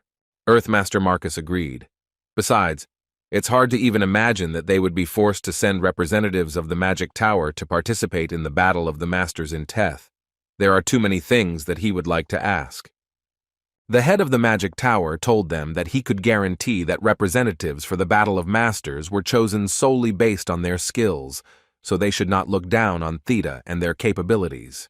The head of the Magic Tower, Yangdan Pare, believed that if we talk about pure potential, this child is beyond his reach even for him. Elisha emphasized that he must believe in this child to say such things about him, after which the head of the Magic Tower added that they sent people to the Avalon Empire only at the request of Evergrant. Evelyn could not believe that he was talking about that traitor Evergrant, because she did not understand why he agreed to help him, because she was sure that he had enough wisdom to think first of all with his head, and not with emotions. Perry asked them in response to remember what Evergrande had said before leaving, but they could not remember, because in fact, too much time had passed since that moment. The old man reminded them that he had declared that he would follow in the footsteps of the one who determined the boundaries of the battle mages. The master of the earth simply jumped up and began to say that this was simply impossible, because 20 years had already passed since he disappeared. The leaders of all nations were desperately trying to find him, but could not even find a strand of his hair. Therefore, Marcus could not believe that Evergrande had found some kind of clue, even some little thing about Zerath Dick Orvis. A talented battle mage of Avalon, whom even the kingdom of Terra was looking for, Zerath Dick Orvis, was the only one who knew about the location of the Elven Forest, and was priceless if only because of this information, and of course, given his abilities and achievements, he could ask for everything that wanted. Perry understood that Marcus would never trust Evergrande, but as a person who knows about the relationship between Zerath and Evergrande, the old man simply cannot help but trust him. Therefore, he decided to ask him how many people would refuse the opportunity to get information about Zerath Dick Orvis, and whether the old man should have rejected Evergrande's offer. Marcus did not answer these questions, but still decided to ask his last question, in which he wanted to find out whether the old man believed that this was really the right decision. The man answered him quite confidently that he was Yang Dan Pare, the head of the Magic Tower and a 7th-class magician. Did he really think that he would really participate in a deal that would be unprofitable for him? The Ice Master and Marcus froze in surprise at what he had just said and realized that most likely he was right. The man didn't understand what was happening because he had lost contact with Duke Altsma. Could someone really defeat him and cope with the Dark Knight? He suspected that the paladin from Hubalt was to blame for all this, that he had invaded Reb's castle, and as soon as he took care of everything himself, now he realized that he had rushed too much with it. He simply couldn't believe that he had lost the master's body like that, and now he had only one option left, in which he couldn't make the same mistakes as last time. He did everything in his power to gain the favor of Emperor Marcus to touch the Dark Book of Spells, and now he cannot tolerate another fiasco like this, after which the man ran to the topic of Zerath Dick Orvis and said to himself that he would allow him to return to this world again, even though he would become an ordinary lich.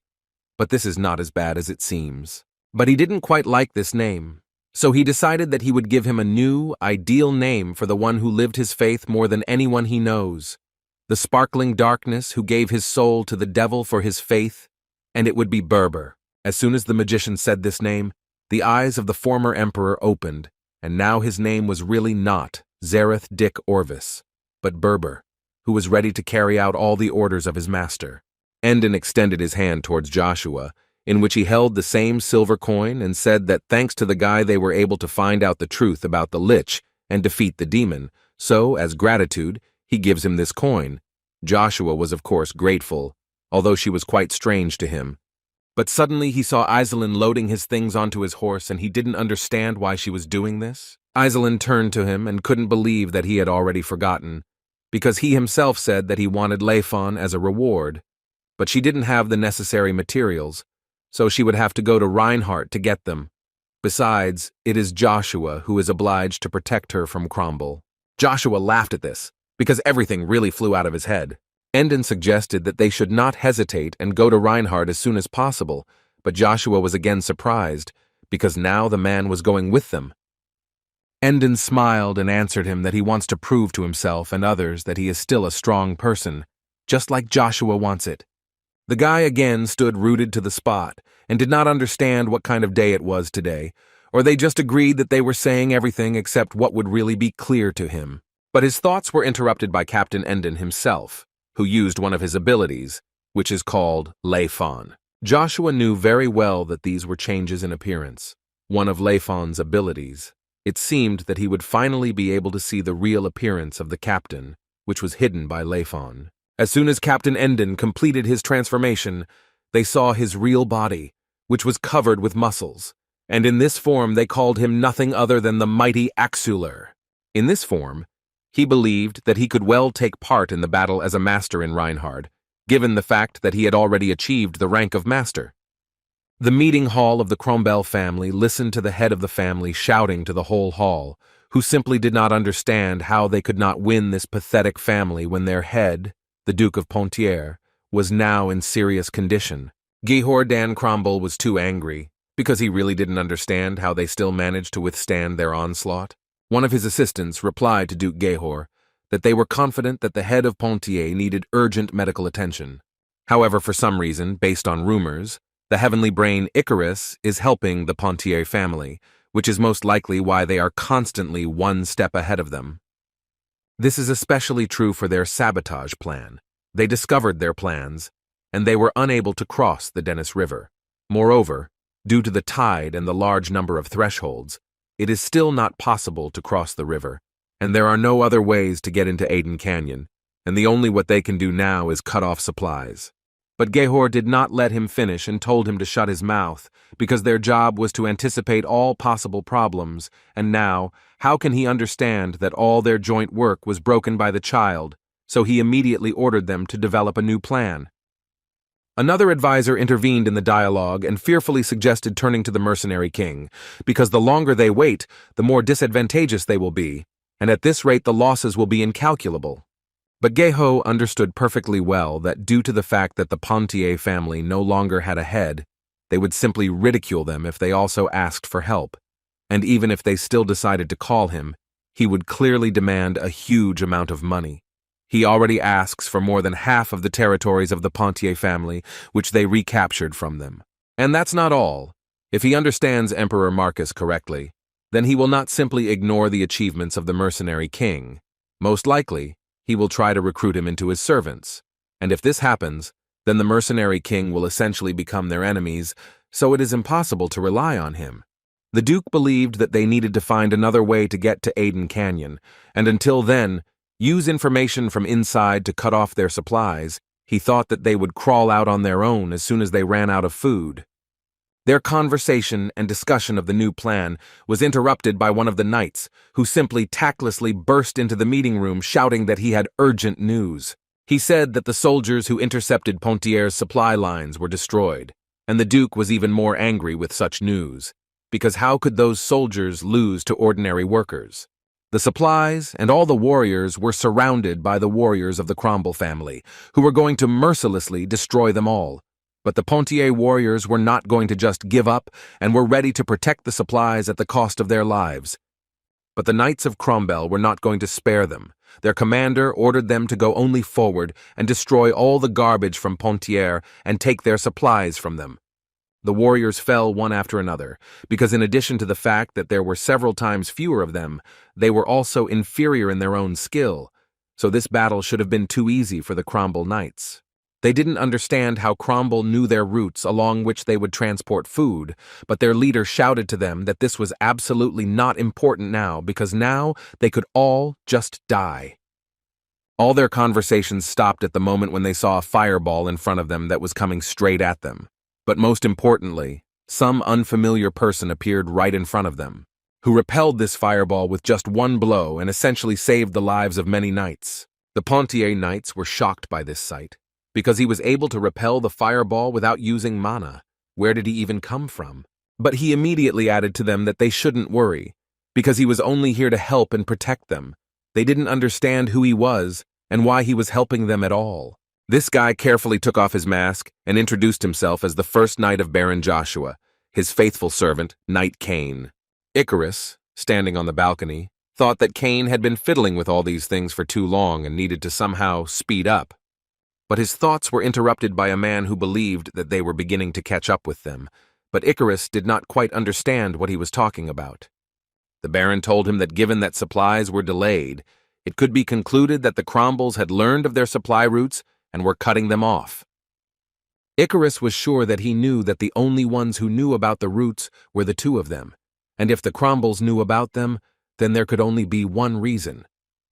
Baron Ida understood what this guy was getting at, so he asked him directly if he considered him a spy. But without waiting for an answer, she said that a simple peasant like him would never understand this, because the nobles would rather die than throw away their honor. They all confirmed their loyalty to the Ponthier family, and after all this, does he really think that they can agree to such a betrayal? Again, he did not wait for an answer, and asked Icarus what he was trying to achieve when he was trying to get closer to Lady Cheryl. He only asked not to say that he wanted to use her to become the Duke of Pontier. Icarus looked at him silently, and after this did not willingly want to talk to him at all. The man held his gaze in the same way, and did not take his eyes off him until they both heard shouts that the gates were opening, because supplies had finally arrived. The Baron advised the guy that he needs to better watch what he does, because there are countless people here who will never take their eyes off him. Lady Cheryl immediately ordered everyone to carry the wounded and distribute medicine and blankets to everyone who needed it. She herself decided that she couldn't just stand there and began to help everyone she could. Icarus and the Baron were immediately lowered from the balcony, and the first thing they saw was that too many wounded had arrived, and the guy didn't understand why this happened. But Cheryl explained to him that on the way, they were attacked by Cromwell's warriors. The guy understood that this sudden attack was possible only because they already knew that they were coming. He believed that it was a miracle that they were able to return after such a sudden attack. But as soon as he started talking about the miracle, Sir Kane appeared, who told him that he was the creator of this miracle, because he was not only able to defeat the Cromwell warriors, but also escort the supply convoy here in complete safety. Cheryl and Icarus immediately ran to him because they were actually very worried about him, and what a relief it was for them to find out that he was actually alive and everything was fine. The young lady added that they were worried because they couldn't connect in any way, but thank God he's alive. Their fun and joy was interrupted by Baron Ida, who immediately approached Kane and began to find out who he was, and could he be trusted? Cheryl immediately told him that this was the man she had previously mentioned, Sir Kane, and the Baron knew very well that he was Baron Joshua's servant, and was glad that he was able to return alive. Kane didn't like this guy too much, so he leaned over to Icarus to find out why this guy was so nervous, to which Icarus told him that this was the commander of the Knights of the Pontier family, Baron Arna, and he should be welcomed. Knight Kane was not against doing this, but as soon as he wanted to greet the Baron, he was immediately interrupted by a warrior who was riding his horse at full speed and shouting that he had important news. He also added that the enemy was beginning to cross the frozen Dennis River. Bavariant, who was also called the King of Mercenaries, one of those 12 supermen who shouted to his dogs to only go forward and rob Pontier along the way.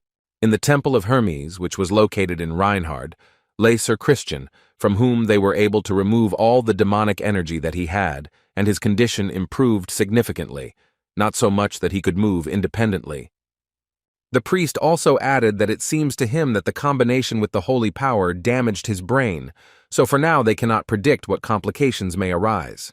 After which High Priest Harold decided that a quick recovery could not be counted on, with which his assistant absolutely agreed.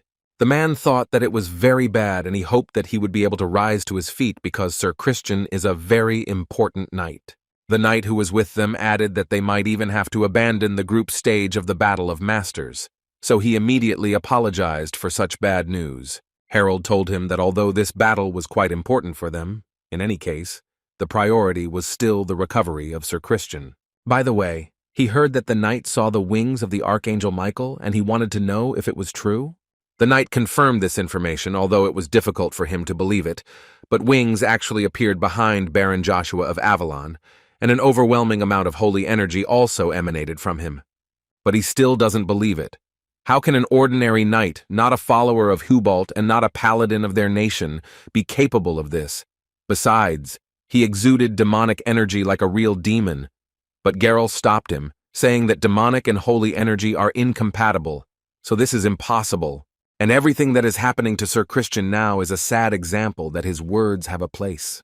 However, the man added that if he is really able to control them in his body, then his abilities are already beyond the comprehension of ordinary people. The knight couldn't believe that Harold wanted to say that Baron Joshua had reached the level of a godlike being. But Harold reassured him because he didn't quite mean it. He was saying that the source of demonic energy was not Joshua. But then, the knight didn't understand what kind of energy it was. The priest didn't know this, but he was still sure of one thing. If these were really Michael's wings, then this was a great opportunity for the Order. In total, there are 8 great demonic kings, reflecting 8 vices, and in heaven there are 7 archangels with their holy weapons. Among them, the most powerful is Archangel Michael, who is called the God of War. Now it is impossible to understand what is happening. The world around is changing at a rapid pace. Captain Endon was very glad that they finally arrived in Reinhard, because the festival that took place there was so amazing. But his smile left his face when he saw that Iselin was too sad. So he decided to ask her what happened. Was she upset that Baron Joshua was forced to leave on urgent business? But she immediately replied that it was not the case this. She was sure that this was just abnormal, that he promised to accompany her in exchange for the Leifon, and now he decided to just leave her.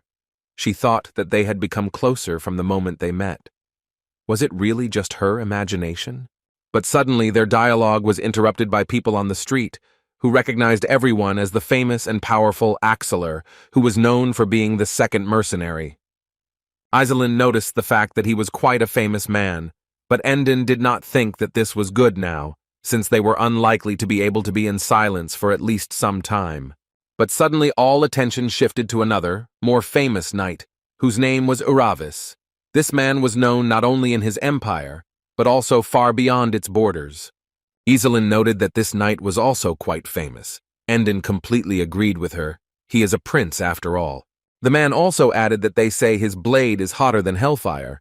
It seemed to him that he was the complete opposite of Lady Iselin, but she believed that it was impossible to compare like that, because she is a magician, and he is a knight, and besides, she does not even participate in competitions. But suddenly their dialogue was interrupted by Uravis himself, who came closer to them, and the first thing he said was that he imagined the man to be a little smaller, but as it turned out, he was an even bigger monster than he expected. The prince did not talk to him for a long time, so he simply asked for passage, because it was actually time for him to go. Endon and Iselin did not interfere with him. On the contrary, they let him through and bowed as a sign of respect. It was a great honor for them to meet such a famous person. This meeting made it clear to Endon that he had the wrong opinion about him, but now he has completely corrected himself, so he is waiting for the day when they can still cross blades. In the hall where the draw for the Battle of the Reinhardt Masters would take place, everyone was talking about the fact that there had never been a battle of masters on a larger scale than this one. It was indeed very exciting there. The main presenter of this event came to the center of the hall and announced that in 30 minutes the draw for the Battle of Masters would begin, and if the participants themselves were still not there, then please prepare a replacement representative as soon as possible.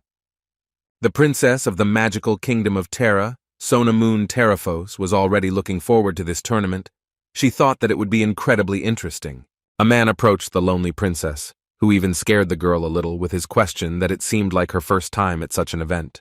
The princess replied that she was very glad to see Lord Slacks and asked him a similar question, but the representative of the mercenary guild was one of the few participants with experience. When the girl heard this, she immediately decided to ask him who he considers a potential winner.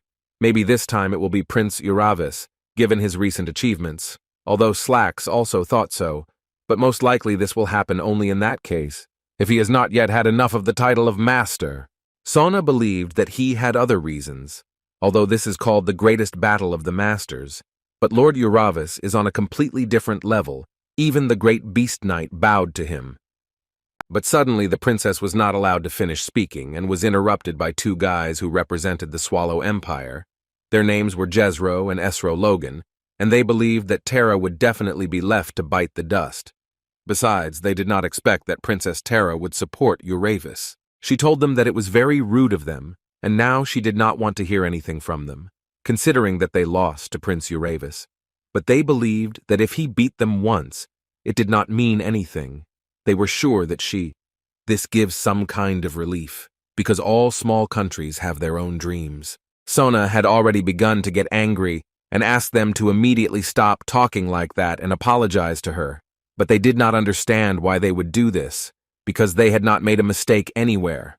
This conversation was starting to get out of hand, so Slacks couldn't help but intervene and ask him to stop there, because he didn't think it was a good idea to continue in front of everyone.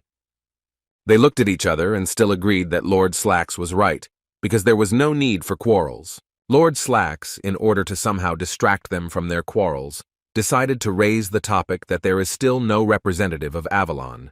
It seems that the infamous Lord Joshua Sanders will not be able to appear, Apparently, they decided to send Lord Joshua's brother, Lord Babylon, who heard what he was saying and immediately decided to come up so that they could repeat everything again, only this time in his presence.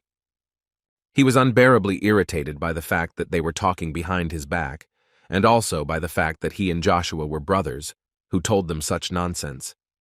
They immediately asked him for an apology because there had been some misunderstanding and they would reconsider their thoughts and words. They were quite lucky, because at that very moment the outstanding knight Lord Uravis, as well as the representative of 10 million mercenaries, the mighty Auxiliar, entered the hall. Everyone who was in that hall began to applaud these two incredibly strong men, the powerful energy from whom emanated simply incredible. The brothers from Swallow were still very funny, because be that as it may, they are not even from the Empire. What a pity that they are representatives of such small states, at the mercy of public opinion. But Slacks asked them not to speak foul language about the mighty Auxiliar, even if they are right. Jezro immediately answered him that he would not recognize anyone until he crossed blades with Jusha or Uravis or whoever. He asked that at least someone here could confirm the rumors about these two, because he believed that this was a common deception to create hero for the masses. The brothers immediately turned to Babylon and asked his opinion. Didn't all this look like a simple deception? Was that why Avalon decided to send him here instead of Joshua? But the guy's answer was quite unexpected for them, because he told them that that's all he hoped for. Suddenly, everyone in the hall fell silent, including the brothers who could not keep quiet, because the main organizer announced that the representative of the Avalon Empire, Lord Joshua Sanders, had arrived. Joshua appeared in the hall, silently walked inside, and delighted everyone who just looked at him. Even the brothers, who were not used to reacting to people this way, were shocked by what they saw. They could not believe that it was really him. Sona was now 100% sure that the rumors were not an exaggeration. Although he is young, he is definitely not inferior to either Uravis or Auxiliar. But Joshua did not pay attention to anyone except his paternal brother Babylon, who also looked straight into Joshua's eyes. Their views diverged after Joshua simply walked past Babylon and continued on his way. Babylon was so angry that he couldn't say a word. He was irritated by the mere sight of this guy, even though they had once been on normal terms. But that time had long passed. Joshua approached his friend, Captain Endon, who immediately began to scold him for the guy being late. But Joshua noted that the man himself had just arrived. The host of this event asked all the representatives and family members to look at him, after which he announced that before they draw lots, he asked them to allow him to explain the format of the battle. After his words, a girl came into the center of the hall with a box, in which, as he explained, there were 21 glass balls, on each of which was written the number of a participant in the Battle of Masters. He added that their position will depend on which number they draw from the box. In this format, it turns out one will fight the second, the third will fight the fourth, and so on. However, since the number of participants is odd, the last one remaining is eliminated. Well, the most important thing was that the title of Master is not given in accordance with the results of each battle, even during the battle. If at least half of the 6 masters consider the participant worthy, then from that moment on, he will be considered a master. Well, so that they would not doubt the fairness of the event, 3 masters from the Empire and 3 independent masters were invited to help, and if they have questions, they can ask them without any problems. Endon was the first to ask his question, because he was interested to know whether there would be a reward for someone who had already won this tournament last time. The organizer pleased him, because the winner of the event will have the right to challenge one of the 12 superhumans or 9 stars. Babylon was very shocked by this information. It sounded so strange, but at the same time very tempting. But the presenter had not yet finished speaking and added that, moreover, the winner of this year's Battle of Masters would receive Nagashan's hammer as a reward. Even Uravis, who could have expected anything, was very surprised by this, because now everything is completely changing, and there is a significant incentive to win. He understood that the fact that they could get Nagashan's hammer meant that in essence, the winner of the Battle of the Masters would become the owner of Reinhardt. The neutral city of Reinhardt, which does not belong to any of the countries, its treasury can make most other countries laugh, and it also has an advantageous geographical location. In other words, due to these factors, any person who understands military affairs lives with the dream of taking over these lands. Uravus thought that if he became the owner of Reinhardt, then the Swallow Empire would cease to be a hindrance for them. From that moment on, everything became more interesting for him, and now the presenter decided to finish with the explanations and get down to business, after which he asked everyone in turn to take a glass ball out of the box and show the number that they got. The final groups will be announced as soon as there are no balls left, so he asked everyone to stand in line. Lord Joshua was the one who completed the groupings, and as soon as he pulled out the last number, all the groups were formed. The first match, which everyone considered the most interesting, would be between the powerful Axelar and the Prince of Tran, the knight Uravis. This fight promised to leave unforgettable memories. Sana looked carefully at all the groups and understood that in Group A there would be a duel between the 4th magician of the kingdom and the 7th magician of the magic tower, and it seemed to her that something was clearly wrong here. Well, the first match will be between Joshua and Babylon. How interesting it will be, and the two brothers talked about what would be something to see today. Because of all the Knights of Steel of non-empirical origin, his skills were recognized the most. But no matter how much he fought, he doesn't have a chance anyway. One of the brothers said that if a representative of Avalon, one of the 3 great nations, lost to a commoner of unknown origin, it would be a shame. They were interrupted by Sun, who did not understand how much they could say nasty things about empires and commoners. Besides, until the match starts, nothing can be predicted. Until the very end, everything can change.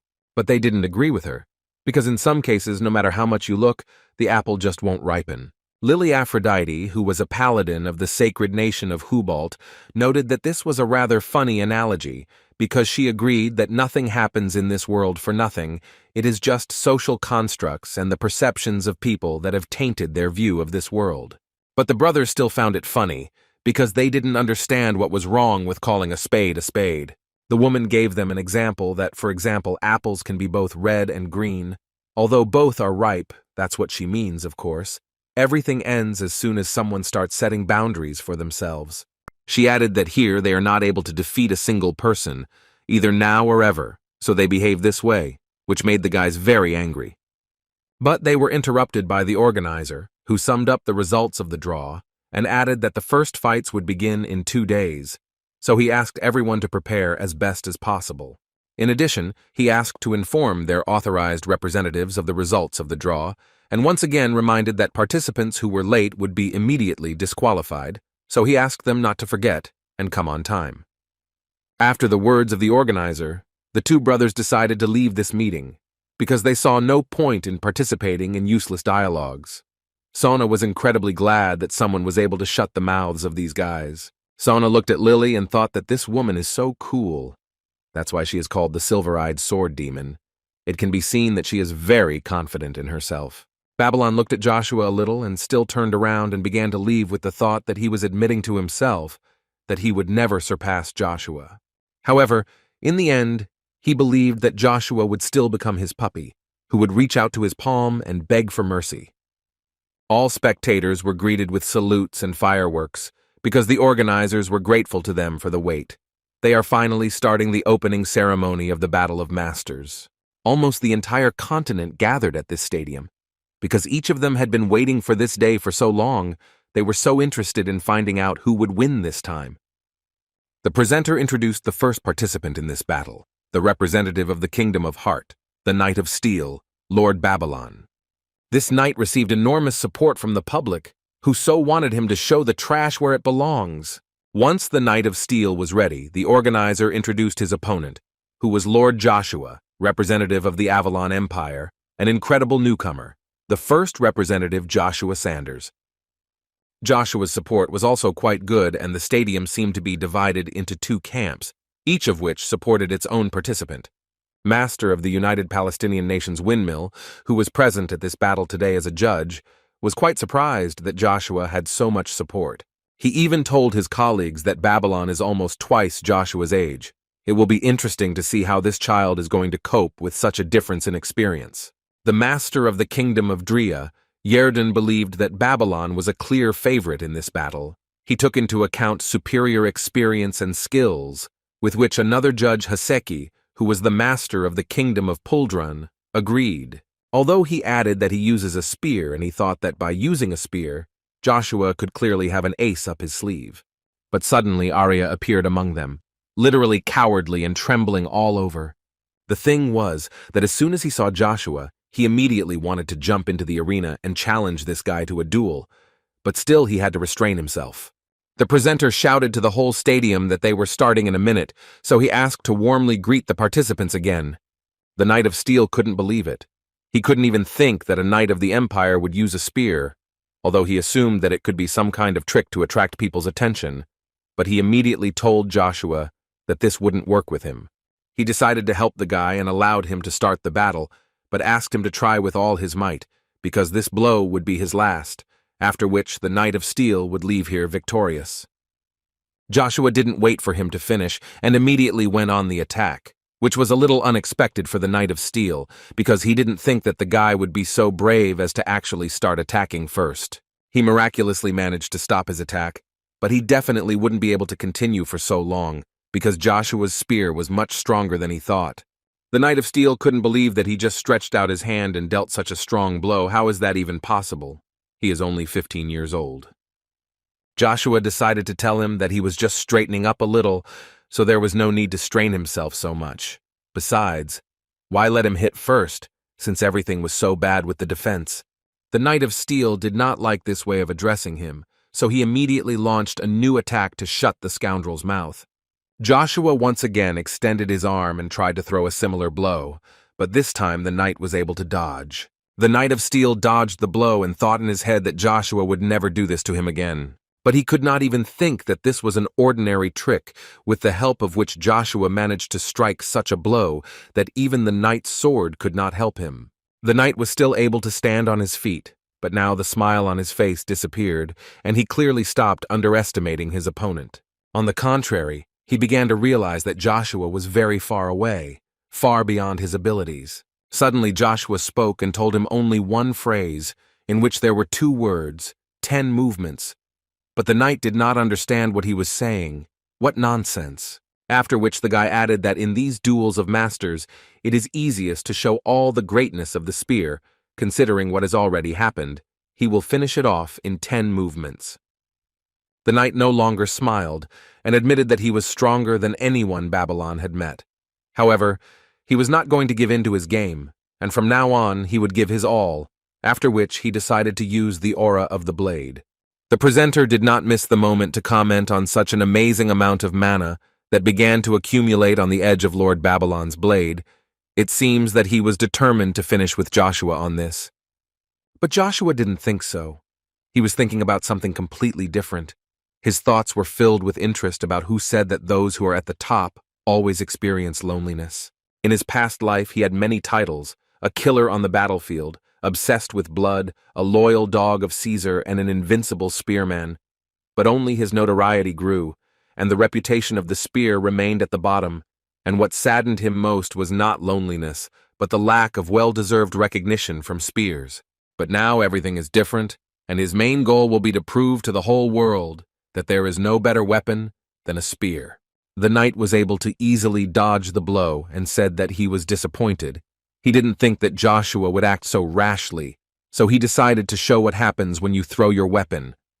He struck a blow in which he concentrated all his strength and managed to deflect Joshua's spear, which could not harm the Knight of Steel.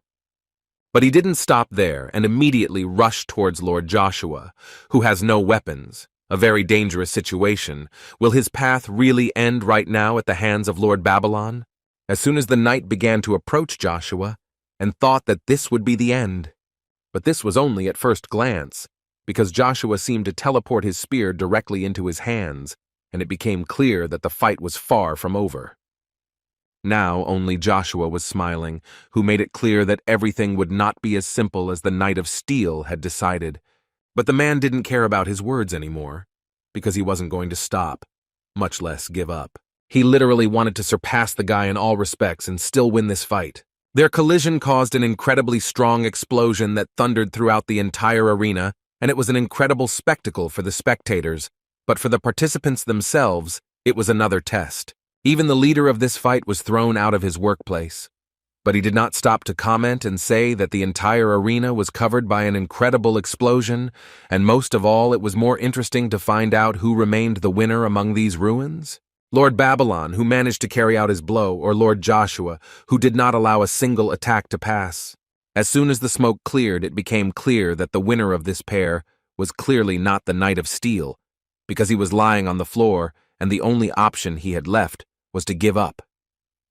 What he actually did was that he was overcome with incredible fear as he simply looked at Joshua, because his aura was so strong that he could only say 2 words that he lost. Lord Babylon surrendered, and victory was Lord Joshua's, which was announced by the commentator to the entire arena, after which the guy's fans jumped out of their seats and began chanting his name. Joshua couldn't say that he didn't like this outcome of events, so for some time he just stood there and enjoyed this moment. After which the commentator added that although the match is over, in any case there is one more thing that is worth clarifying, namely the judges, who probably have something to say about the representative of the Avalon Empire. Does Lord Joshua Sanders have the right to be called a master? Most of the judges believed that it was obvious to everyone Babylon became a knight, could not do anything, and lost, so they were in favor of granting Lord Joshua the title of master. Arya was just going crazy at that moment. The only thing in his head was that he had been waiting 5 years for this degenerate Joshua to reach his peak, but he couldn't stand it anymore, and he wanted to do it right here and now, especially Agnes and Marcus isn't here. The man only thought that he was his, all of him, and the man would not give him to anyone. His face, when the realization of his painful death in solitude slowly came to him, made Arya get even more excited. He imagined Joshua's face when he would beg for mercy, after which he suddenly stood up and said that he fully agreed to give Baron Joshua Sanders the title of Master. After these words, Joshua had no choice but to leave the arena and listen as his name began to be chanted even more. Rugia was no less happy than him. Everyone was so happy, although essentially nothing like that happened. But Joshua replied that it was still a festival, and you should have fun here. Spear believed that Joshua was just running back and forth the entire fight. While he was doing all the main work, these naive people were simply deceived. Now people began to pay more attention to the spear with which the Knight of Steel was defeated, and some of them even wanted exactly the same one for themselves. Rugia was too glad that these pathetic people recognized him, that he played with the spear a little and made all these people kneel, and Joshua at that moment tried to calm him down with all possible methods. While he was trying to calm his magic spear, Iselin came up from behind and first of all congratulated Joshua on his victory. She also added that this side of him is all amazing. He must be in a very good mood right now. At this moment, Rugia realized that he was superfluous here and disappeared with the words that heroes are always accompanied by women, and Joshua himself answered her that she need not address him as a lord. He is still no longer part of the Agnes family. She felt a little awkward, because she didn't understand how best to address him, so she suggested another option, Baron Sanders, but the guy told her that she could just use his name, Joshua. Iselin understood that because of her status, she couldn't do that, but Joshua interrupted her when he put his hand on her shoulder and added that she could call him by his name because they were still friends. She felt so pleased when she heard these words. It was as if her whole body came to life. Joshua decided to ask her why she was walking here alone. Where did Axeler go? The smile on the girl's face suddenly disappeared, after which she said that he could not fall asleep, since his first opponent would be Prince Uravis, and therefore he left somewhere at dawn, leaving her alone. Joshua, hearing this, thought that even before his reincarnation, Uravis not only became one of the 12 superhumans, but also one of the 9 stars. He also understood that Axeler does not know the future, but even he can be made nervous by Uravis's aura. In addition, he has another primordial magma stone.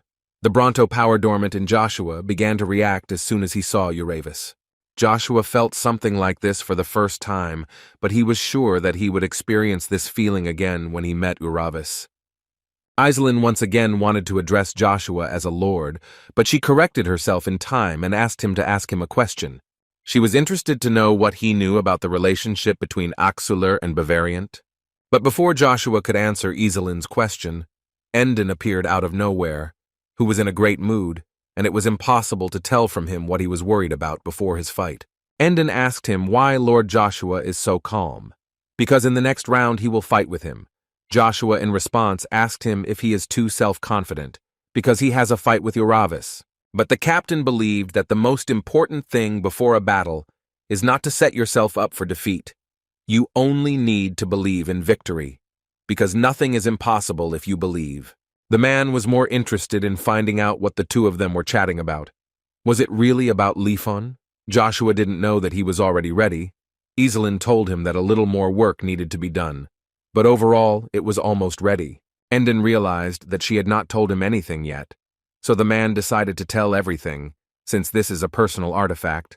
Then to complete it, the user's measurements are needed, so all that remains is to measure it up and down. Iselin didn't understand why he was saying this, but Joshua reacted quite calmly and said that they could come to his room today. He would wait, which made them a little shocked.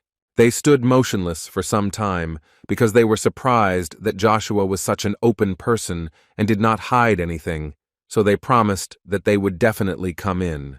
The man thought that being so talented at 15 years old meant that in 5 years no one in the world would be able to stop Joshua Sanders.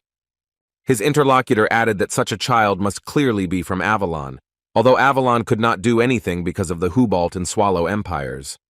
But he also understood that the presence of Joshua changes everything radically. That warrior Mad Marcus has a powerful pawn. He must be dying of thirst to attack someone, and sooner or later the balance between the empires of Avalon, Hubalt, and Swallow will be destroyed. One of the judges completely agreed with him, and what scared him most was that they would not be content with just dreams.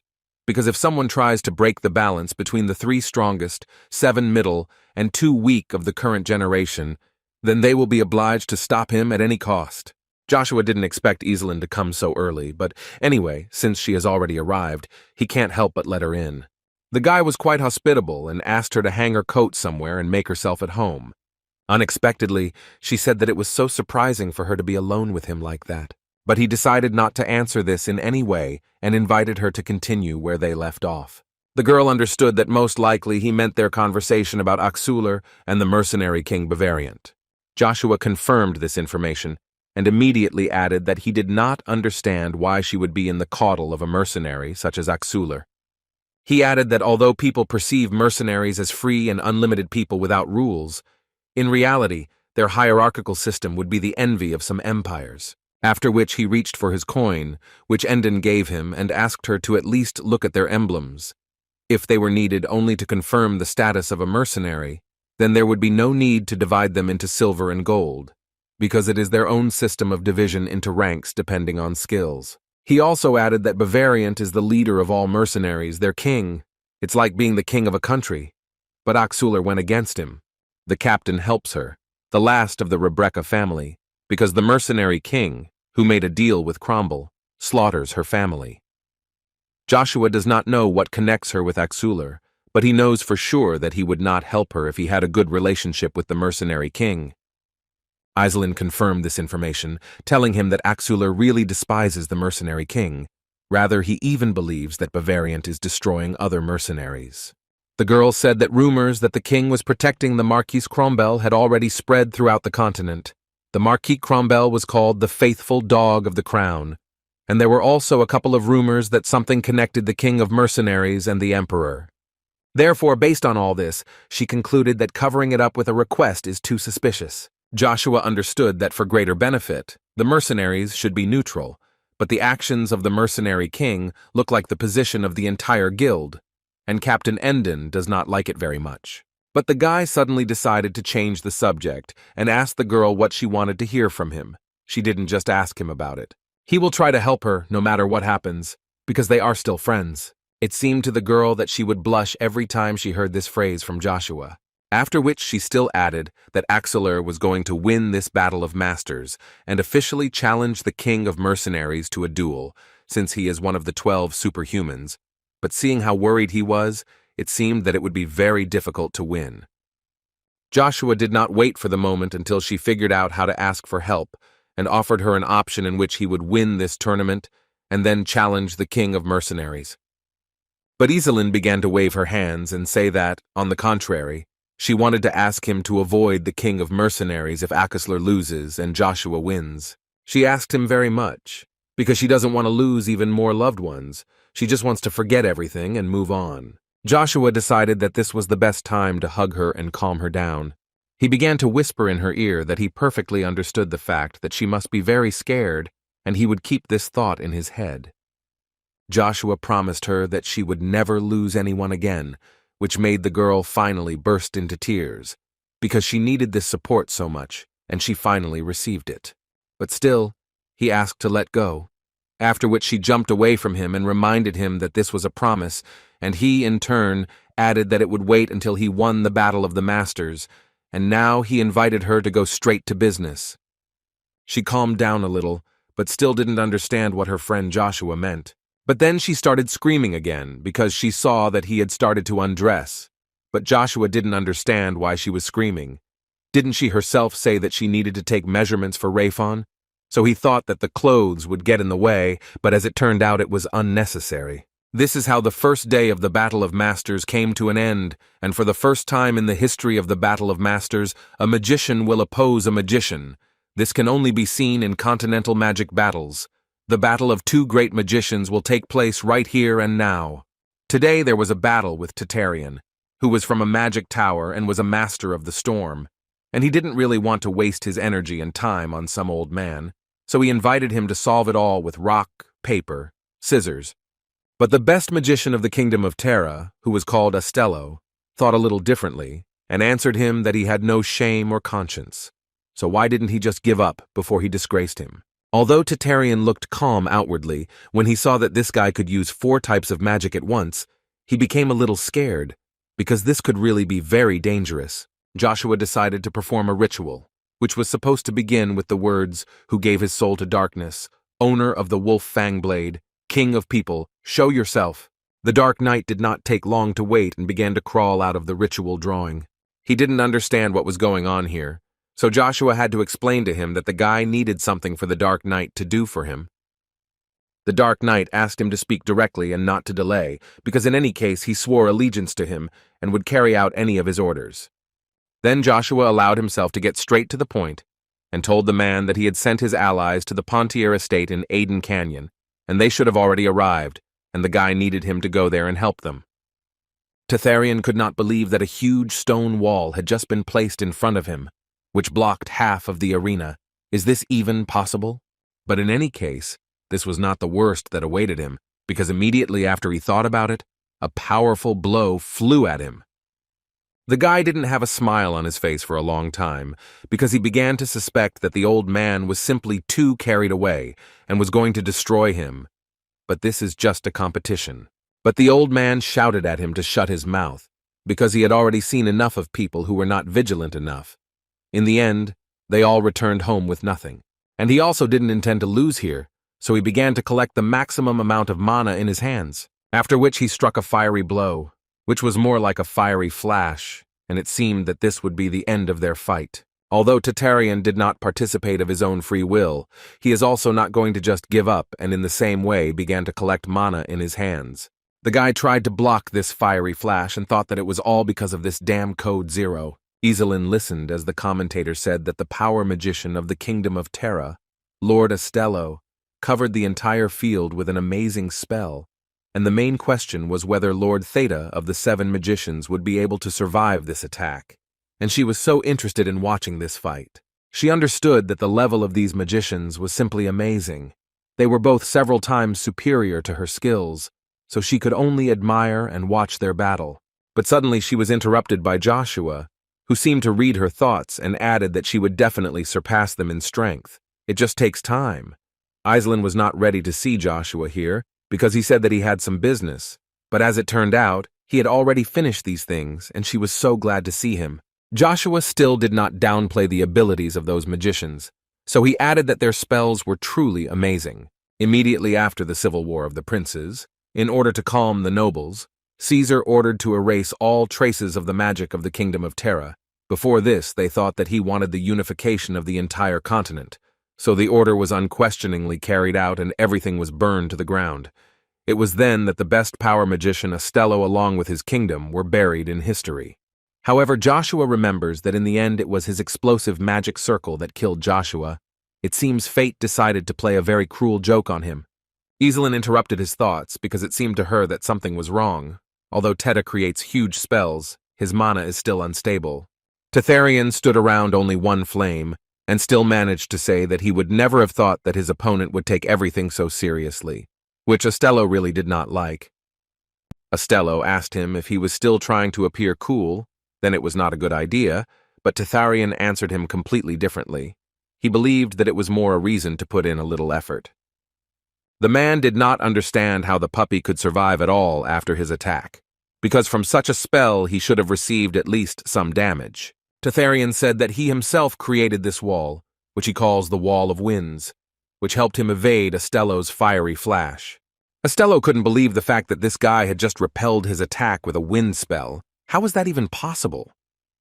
Tetharian told him that wind element spells are usually very weak in defense, but what should he do if he specializes in this? Therefore, he and our new ways of using spells, and now it was his turn, so he could only ask for forgiveness for what he was now going to do.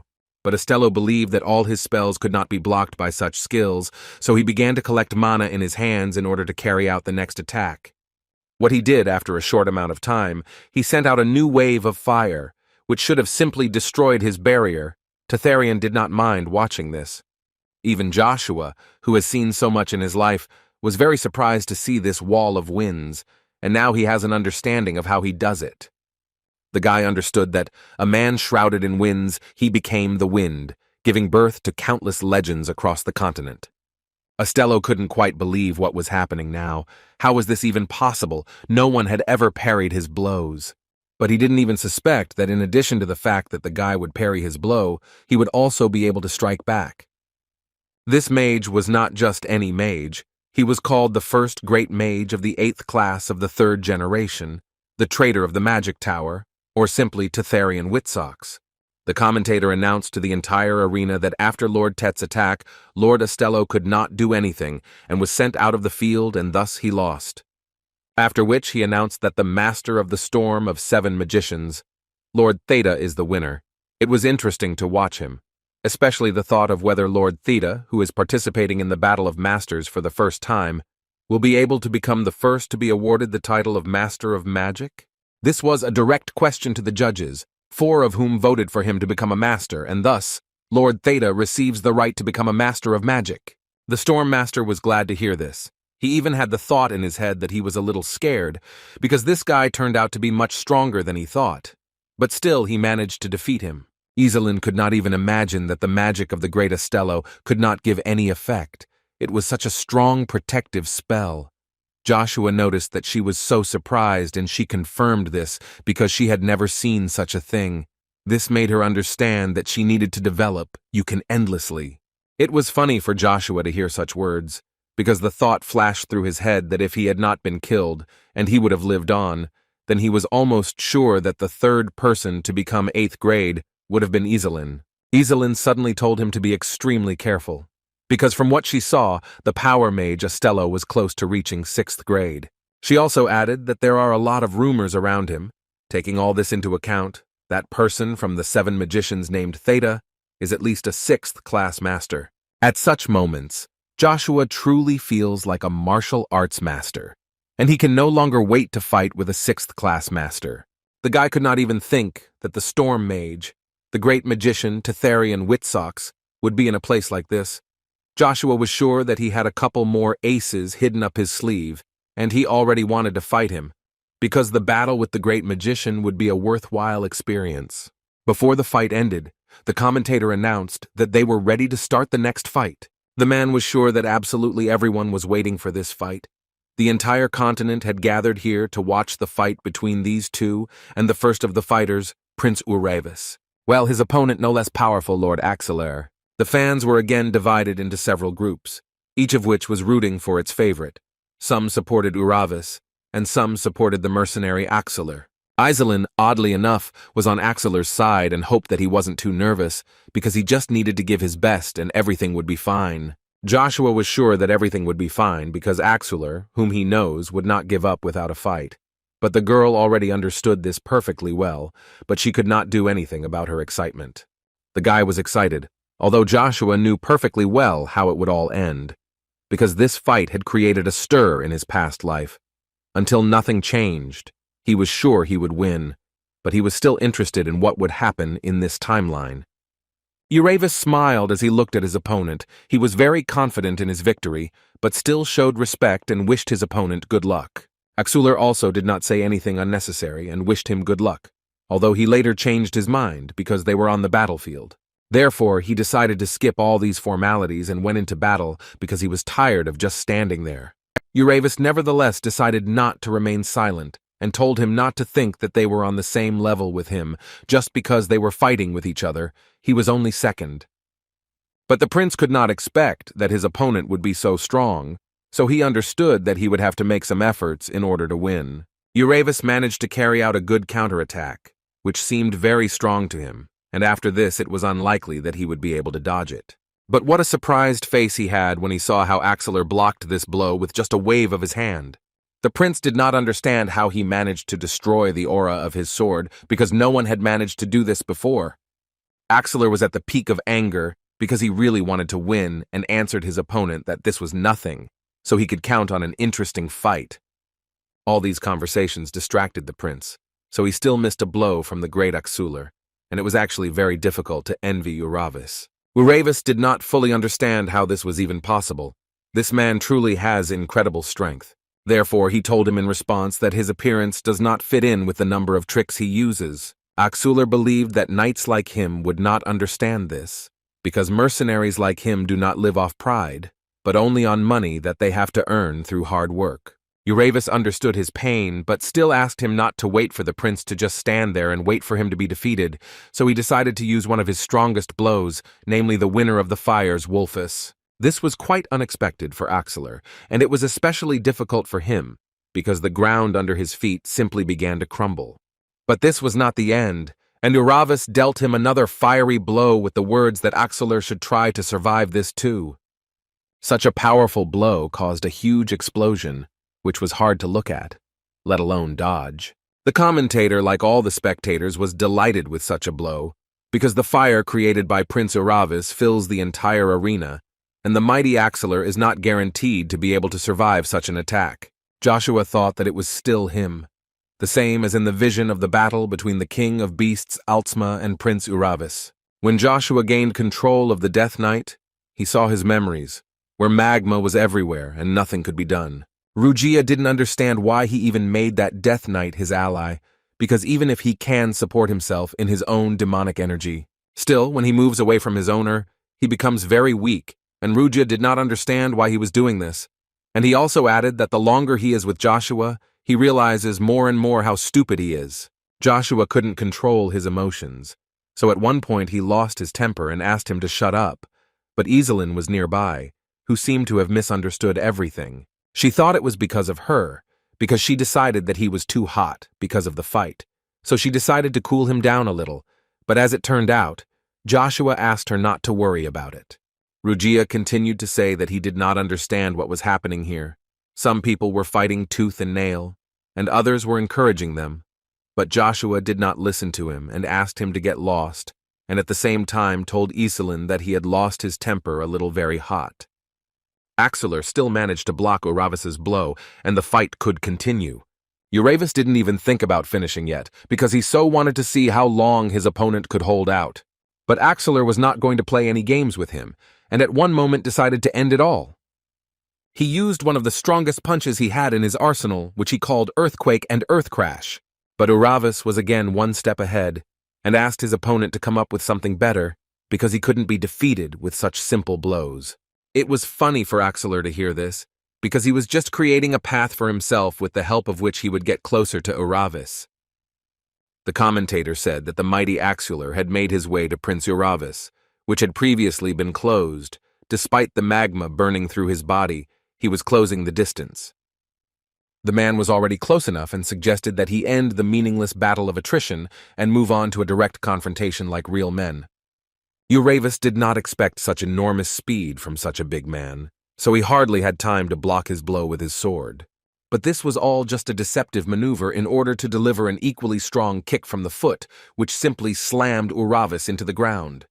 But Axeler didn't stop there and decided to use the aura of a huge fist to finally end this fight. He dealt such a strong blow that huge pieces of earth simply fell away from them, and a huge explosion arose around them. Uravis was of course surprised by such strength, but was still able to dodge such a powerful attack, and now he was about to start a serious battle. He added that with such a final blow, Axeler can only scare his mercenaries, but not him. After which he delivered another no less powerful blow, which Axeler was able to block in time. The man thought that he was able to connect all three blows. Moreover, one of them should have been stronger than the aura of the sword of an A-class knight, so he did not understand how Uravis was still standing. Uravis stood with a wide smile and his heart seemed to come out, saying that he was now at the peak of his strength. Aislinn liked this match no less than the previous one, but as a magician she could not say who would win, so she decided to ask Joshua's opinion.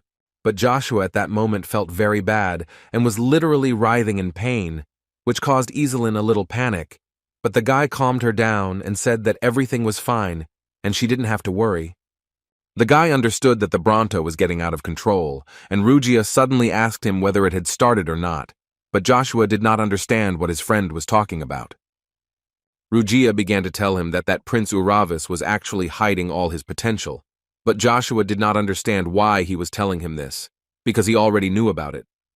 The guy knew that Uravis's skills were not just some kind of lights, they were hellish flames capable of burning anything and anyone, a demonic flame that even Duke Altsma, who had reached the level of a master, could not approach.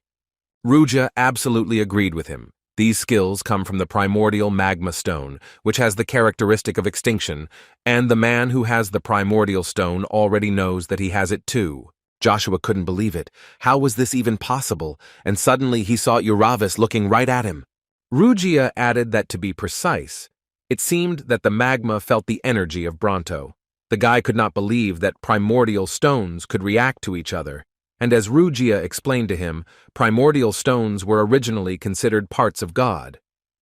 And based on this, there cannot be several of them. Each of the stones is a single whole of one large stone. After such a serious battle, it was obvious that the old man would have to recover for a long time, but he was quite lucky that the priests would help him with this. Although after several hours of persistent treatment, it became clear that this kind of wounds would not heal at all, and they decided that they needed to call more priests. And in the meantime, the man endured all this pain. His girlfriend, who was most worried about him, stood at the door to his room and shouted at the guards because she did not understand why she could enter Mr. Axeler, because the competition was already over. The guys who were on guard today asked the girl to understand the fact that in order to avoid trouble, everyone whose identity has been confirmed is prohibited from entering, so she was advised to return to her room.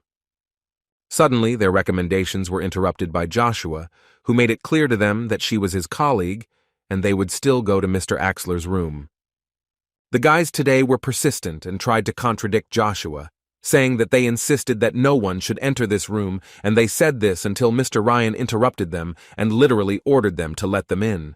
District Geiger, that was the name of this man who held the position of ruler of Lionheart and was one of the 12 superhumans, who at that time had some business in the temple, but now it is not important because he is here to report that Mr. Joshua was recognized as a master, so there is no need to worry.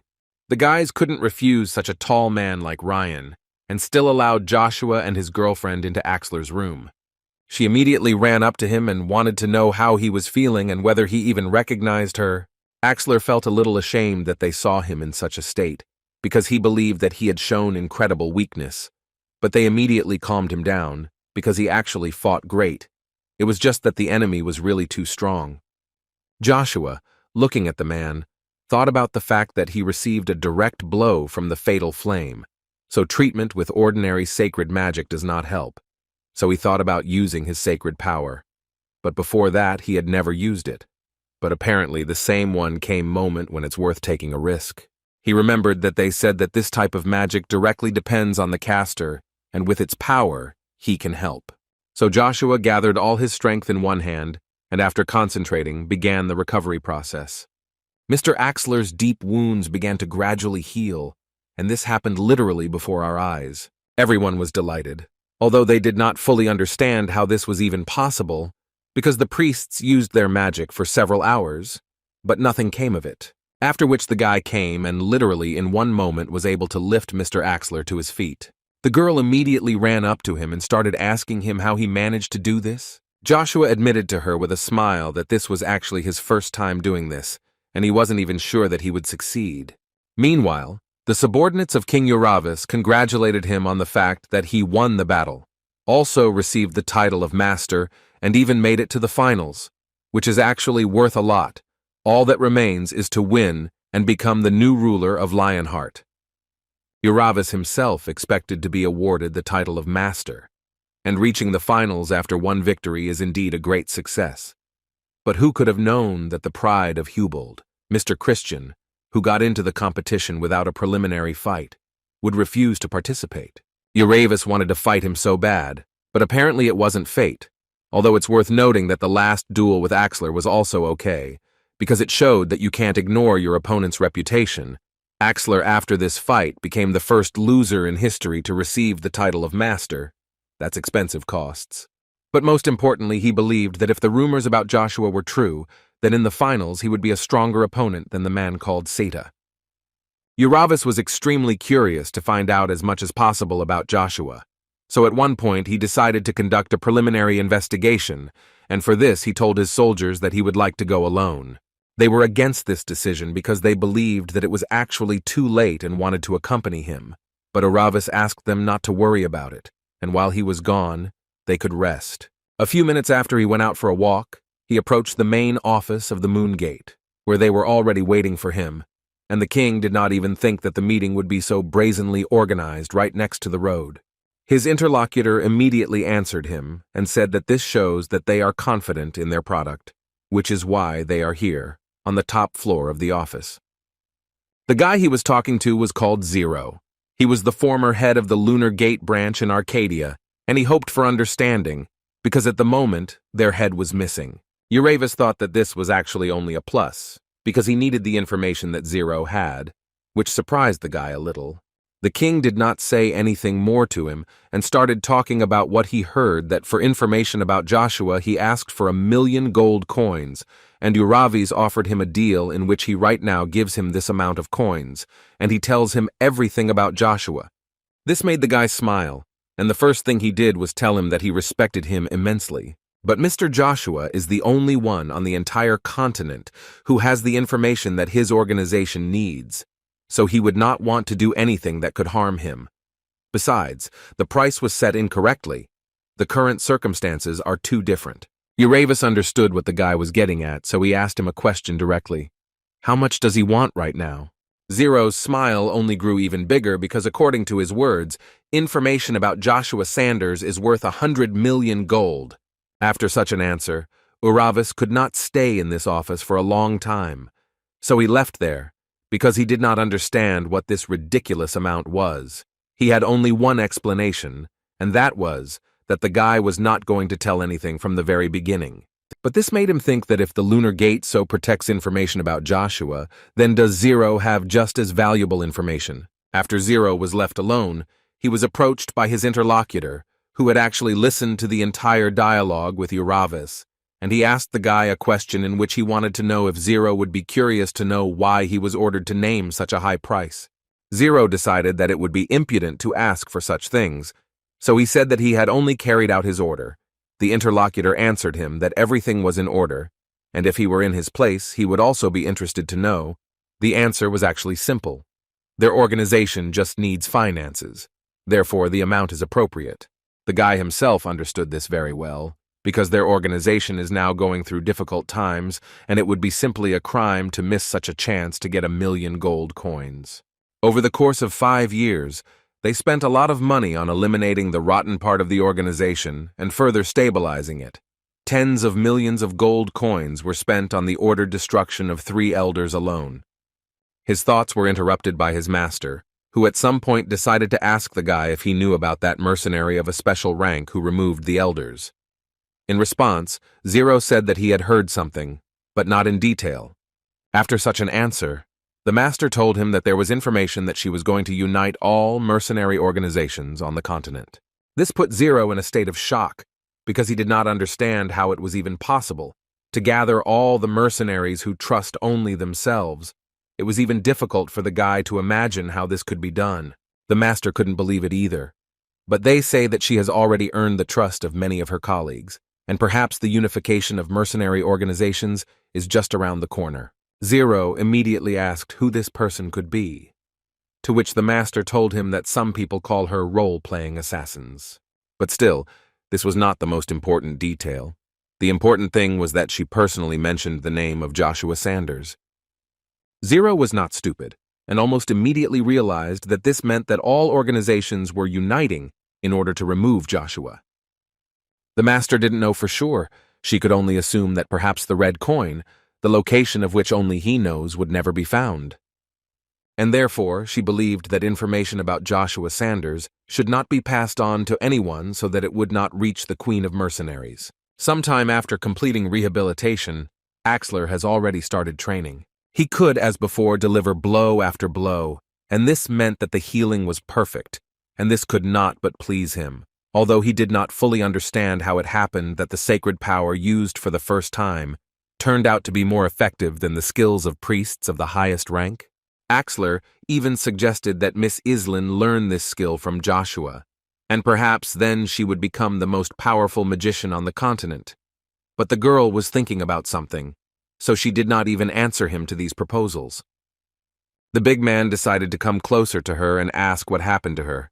Did she really miss Joshua already? But in response, he only received a scream, because in her opinion, this is complete nonsense. In addition, he scared her very much when he got so close, so she couldn't help but scream. Axler tried to explain to her that she immediately sank as soon as Joshua disappeared, so he decided to clarify this question. Islin explained to him that she had this condition not because of Joshua, but because of the man she saw in the temple. Axler immediately decided to find out who she was talking about, what kind of person he was. The girl did not know his name, so she could only try to describe him, and began with the fact that he looked like a lion, whom people addressed with respect, and seemed to call him Mr. Ryan. Axler suddenly stopped smiling, because he knew one Ryan who was one of the 20 superhumans of the continent, and had they really seen the King of the Lions, Ryan Geiger? The girl immediately had a smile on her face, because that was the man's name, and she was glad that she was still able to remember his name correctly. It was actually strange for the big guy, because it is difficult to see him, and here it was such a chance meeting, so Axler suggested that perhaps he specifically came to the temple in order to see Joshua, to evaluate him, because if he wins the competition, then Joshua will probably challenge him to a fight. Islin did not fully understand why the big man believed that Joshua would choose him out of all 12 people. Axler believed that the reason was actually simple, although the winners of the master competition from time to time became the rulers of Lionheart. But to gain the recognition of people at the same time was a completely different matter. The old man thought that if he showed his abilities by defeating the current Lion King, then he could definitely touch the hearts of people. And most importantly, it seemed to him that he was one of the most convenient opponents for receiving the title of Superman. The man looked at his opponent with a smile and told him that this was actually too much, to appear like this without warning and express his dissatisfaction. Joshua was the one the man addressed, and the guy answered him that he had come here to warn that the current lord of the Magic Tower, Ian Donforay, would soon die. Joshua believed that Evergrande would soon destroy the current lord of the Magic Tower Foray, after which he would take his place. This caused incredibly strong indignation in the man, so he began to shout at Joshua and ask him to shut his mouth, because, as it seemed to him, he perfectly understands that in this way, the guy wants to knock him out of himself before the competition. It seemed to him that to believe in such nonsense, you had to be stupid, because the first 7th grade magician would be destroyed by a wizard who babysits children in the palace. Joshua continued to tell him that he had recently learned that 5 years ago, a man was looking for him, following Bronto and the lightning magician, so he now wanted to ask the man if it was true.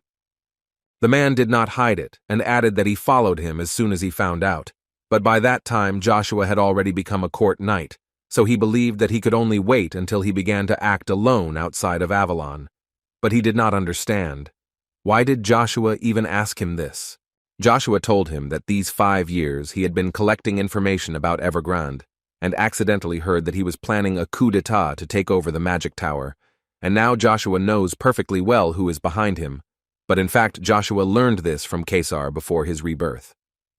In any case, it was the truth, which his interlocutor did not want to believe until the very end, so he smiled sarcastically, after which he asked Joshua to leave, because he had already lost too much time while listening to all this nonsense, and now it seemed to him that he would stop worrying about the magic tower and advised Joshua to worry about himself first of all, because he was going to give him an official punishment for his crimes. Joshua also didn't try to prove anything to him, so he added with a smile that it was his right to believe it or not, but in case it goes as he said, he has something to offer in this case. The guy was interested in this, so he still asked Joshua what he meant, to which the guy answered him that he would stop Evergrande, and in return, the man would have to help him become emperor. His people arrived at the place where Uravis trained, whom he sent to find out everything they could about Baron Joshua. But they didn't come to him with information about Joshua. They were going to tell him that Seth, one of the 7 magicians, refused to participate in the semi-finals. The old man screamed at the top of his voice when he found out this, because he could not understand how the brat even dared to refuse to participate in the semi-finals, and also against Code Zero, whom he could have destroyed with ease. Semi was already tired of listening to this cry. He even had to close his ears at some points to answer that he understood everything perfectly well. But perhaps the old man would be a little quieter and listen to him. But the man didn't care, and he had already reached the point where he even has no idea what to do with Bronto? Semi still could not stand it, and interrupted him with words that Bronto 5 years ago became one with Baron Joshua, and they say that the Lord King of Lightning wanted to take the crystal by force. But Joshua resisted, and everything ended sadly for the man. And this only meant that the destruction occurred in an attempt to defend himself. But the old man was not going to believe that 10-year-old Joshua could defeat the Lightning King, moreover, destroy him. It was funny for Semi to watch this, but he still continued to prove to the old man that it was true, although he himself did not fully believe in it. The guy now knew that the King of the Earth had come to warn that Evergrande was planning to capture the magic tower, and Semi believed that now it was much more important to go to Avalon and find out where the truth was and where the lies were, but he was not sure that this was worth telling the old man. Suddenly, the old man himself interrupted his thoughts and told him that it would be better if he forgot about everything, although he doubted that the guy learned anything more because his laziness was always higher than him.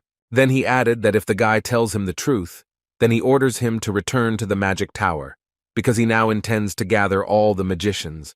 But Semi immediately made him understand that this time he cannot, because he would like to finally see the world, so he'll come next time, maybe.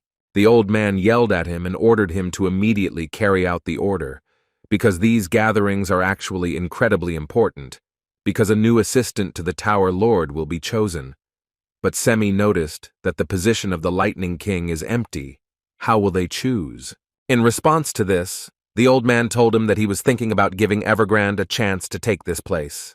And after these words, Semi realized that apparently Joshua was right after all. At the Lunar Gate, on the 5th floor, Joshua listened as he was congratulated for making it to the finals, to which he replied that it was amazing for him to sit here and talk to the master of the Lunar Gate himself. In response to this, the master told him that it was a pity that their acquaintance was only now taking place. In any case, the master believed that now it would be best to get straight to the point, and she was ready to talk about what interested him so much. And this information concerned not only what was happening in the Fonte family, but also in the imperial family of Avalon. And he was also ready to inform him about the situation on the continent, which Joshua should be aware of. The guy was not surprised that she already knew what he needed so much. But first the master told him that he must pay for all previous services and reminded him of his promise that he made 5 years ago, in which he promised to tell where the red coin was. Bauer told her that even if he said the Moon Gate would not be able to do anything and he did not understand, is it really so important now? The master did not have time to say anything when Joshua called her name, the silver-eyed demon Lilith Aphrodite, which shocked her because she had no idea how he could know this.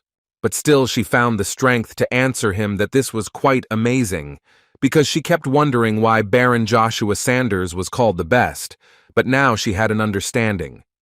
Now she was ready to take off her mask, but not before adding that he hadn't really thought everything through. In her opinion, the situation has changed, and in the current conditions the coin has become a vital item. The red coin is an attribute of the main god Hermes. In Hubald, who worships Hermes, the red coin is also called the Grail. In this state, there is a party of supporters of the emperor and a party of supporters of the pope. The possession of the lunar gates, which manage all the information of the continent, gives power. Lilith knew very well that the supporters of the pope had won in the party struggle, and therefore she was able to save this place. But the sacred artifact, called the Tear of God, was irretrievably lost, although she believed that the word destroyed was more appropriate here. And she believed that Joshua was the criminal who destroyed the sacred artifact, to which he reacted quite sharply. The guy did not answer her, so Lils had to ask him again, because if you believe his words, now supporters of the Pope are looking for a red coin that can replace the Tear of God. Joshua realized that apparently they needed this coin incredibly badly, so he answered the girl that it was kept by the imperial family of Avalon, which literally shocked the girl. He noticed how much she began to worry, so he asked her not to worry so much, because he gave his word, so he would have to find a way to take it back. Lilith calmed down a little when he told her these words, after which she said that she had no choice but to entrust him with this matter, and she really hoped that he could handle it. But before that, Joshua asked her to share information, which they promised to provide him with.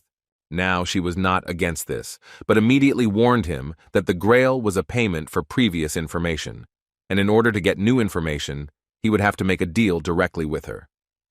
Joshua was not against it, and he was ready to pay any amount, if of course we are talking about money.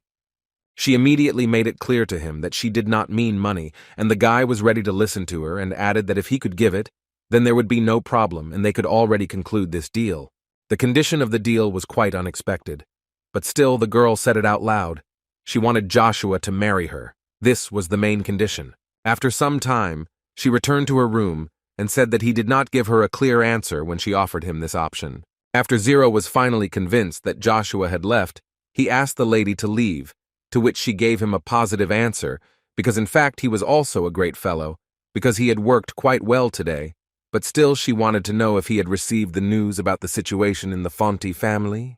Zero was happy to tell her this information, and began by saying that in order to get through the only entrance to the valley, after the Dennis River was frozen by the Cromwell family, the mercenary king led the army to the Aden Gorge. But what was most surprising for Zero was that to freeze the river, they used ice magic of the 7th level from the Blizzard Scroll, and this is known to be the highest rank. Lilith could not believe this information, because she had no idea how a 7th level magic scroll could exist. After all, she understood perfectly well that in order to imprint magic, it is necessary for the magician to be a class higher than the class of the spell, which means that the scroll was created by someone of at least the 8th level. Zero confirmed this assumption and added on his own that now the most powerful magician of the continent is the Lord of the Magic Tower, Ian Don Foray, but his powers are limited to the 7th level, and therefore Zero believes that one of the ancient magic scrolls was used then. Lilith was a little unclear why the family of the Marquis Cromwell decided to take such a step. Zero believed that they intended to break the Fonte family with one blow, and it was only a matter of time. The girl repeated his words, but she believed that it was definitely a matter of time, but it was not clear for whom exactly and for what family. Finally, this moment has come. They began to announce the final competition, in which the main character of the Masters competition will be determined, and who will become the new ruler of Lionheart.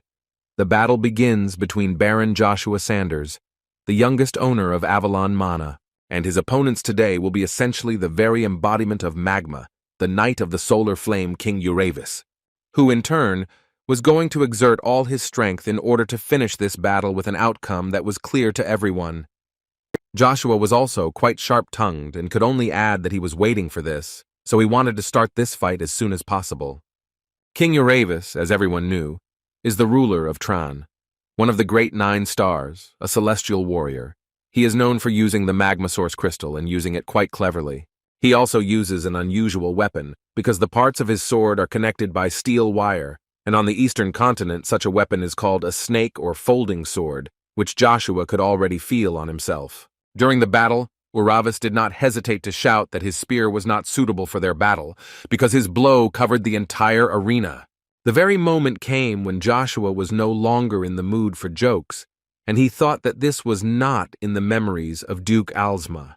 So the guy did not think that Uravis would show here what he hid even in the battle with the Duke. Was he really that serious? In any case, it was a great honor for Joshua, and although it was difficult for him, he still enjoyed every second of this fight. After a few minutes of battle, Joshua could already notice the fact that Uravis's fighting technique is based on the unpredictable trajectory of the sword, and also this speed, which is inherent only to masters, neither in the past nor in this life. He did not want to fight with such an opponent as Uravis. Today there were not many people on Joshua's side, but Islan and Axler came to support him again, although the man came because he bet all his money on Joshua. But this did not change the fact that he came to cheer for him. Iselin was a little surprised that he placed a bet, but the man immediately explained to her that the organizers had artificially equalized the number of bets on each side, and yet Joshua's victory would give him an amount 12 times larger, and only for this reason he decided to bet almost all his money. He thought that she would understand him, but Iselin was angry, and she was no longer going to be in the company of a person like Axler. But as it turned out, she was angry because he didn't offer to bet on her either, so she sweetly asked him to take him to where they accept bets so that she could bet everything on Joshua. Joshua at this moment thought that now Uravis should be much weaker than in his previous life, but he is still difficult to deal with, which means that he has only one way to deal with him.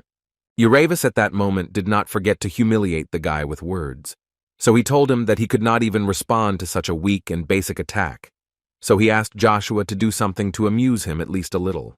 But then he decided that he wouldn't play anyway, and warned Joshua that this would be the end of their fight, after which he released a flame at him, which in his opinion was simply impossible to fight off. Uravis believed that this flame was capable of absorbing absolutely everything it touched, but Joshua did not think so, and was quite easily able to repulse what seemed to the man a serious blow. After that, the smile on Uravis's face disappeared, and he thought that the guy had just reflected his hellish flame, which evaporates even mana. This, in his opinion, simply cannot be, unless this guy has a source crystal.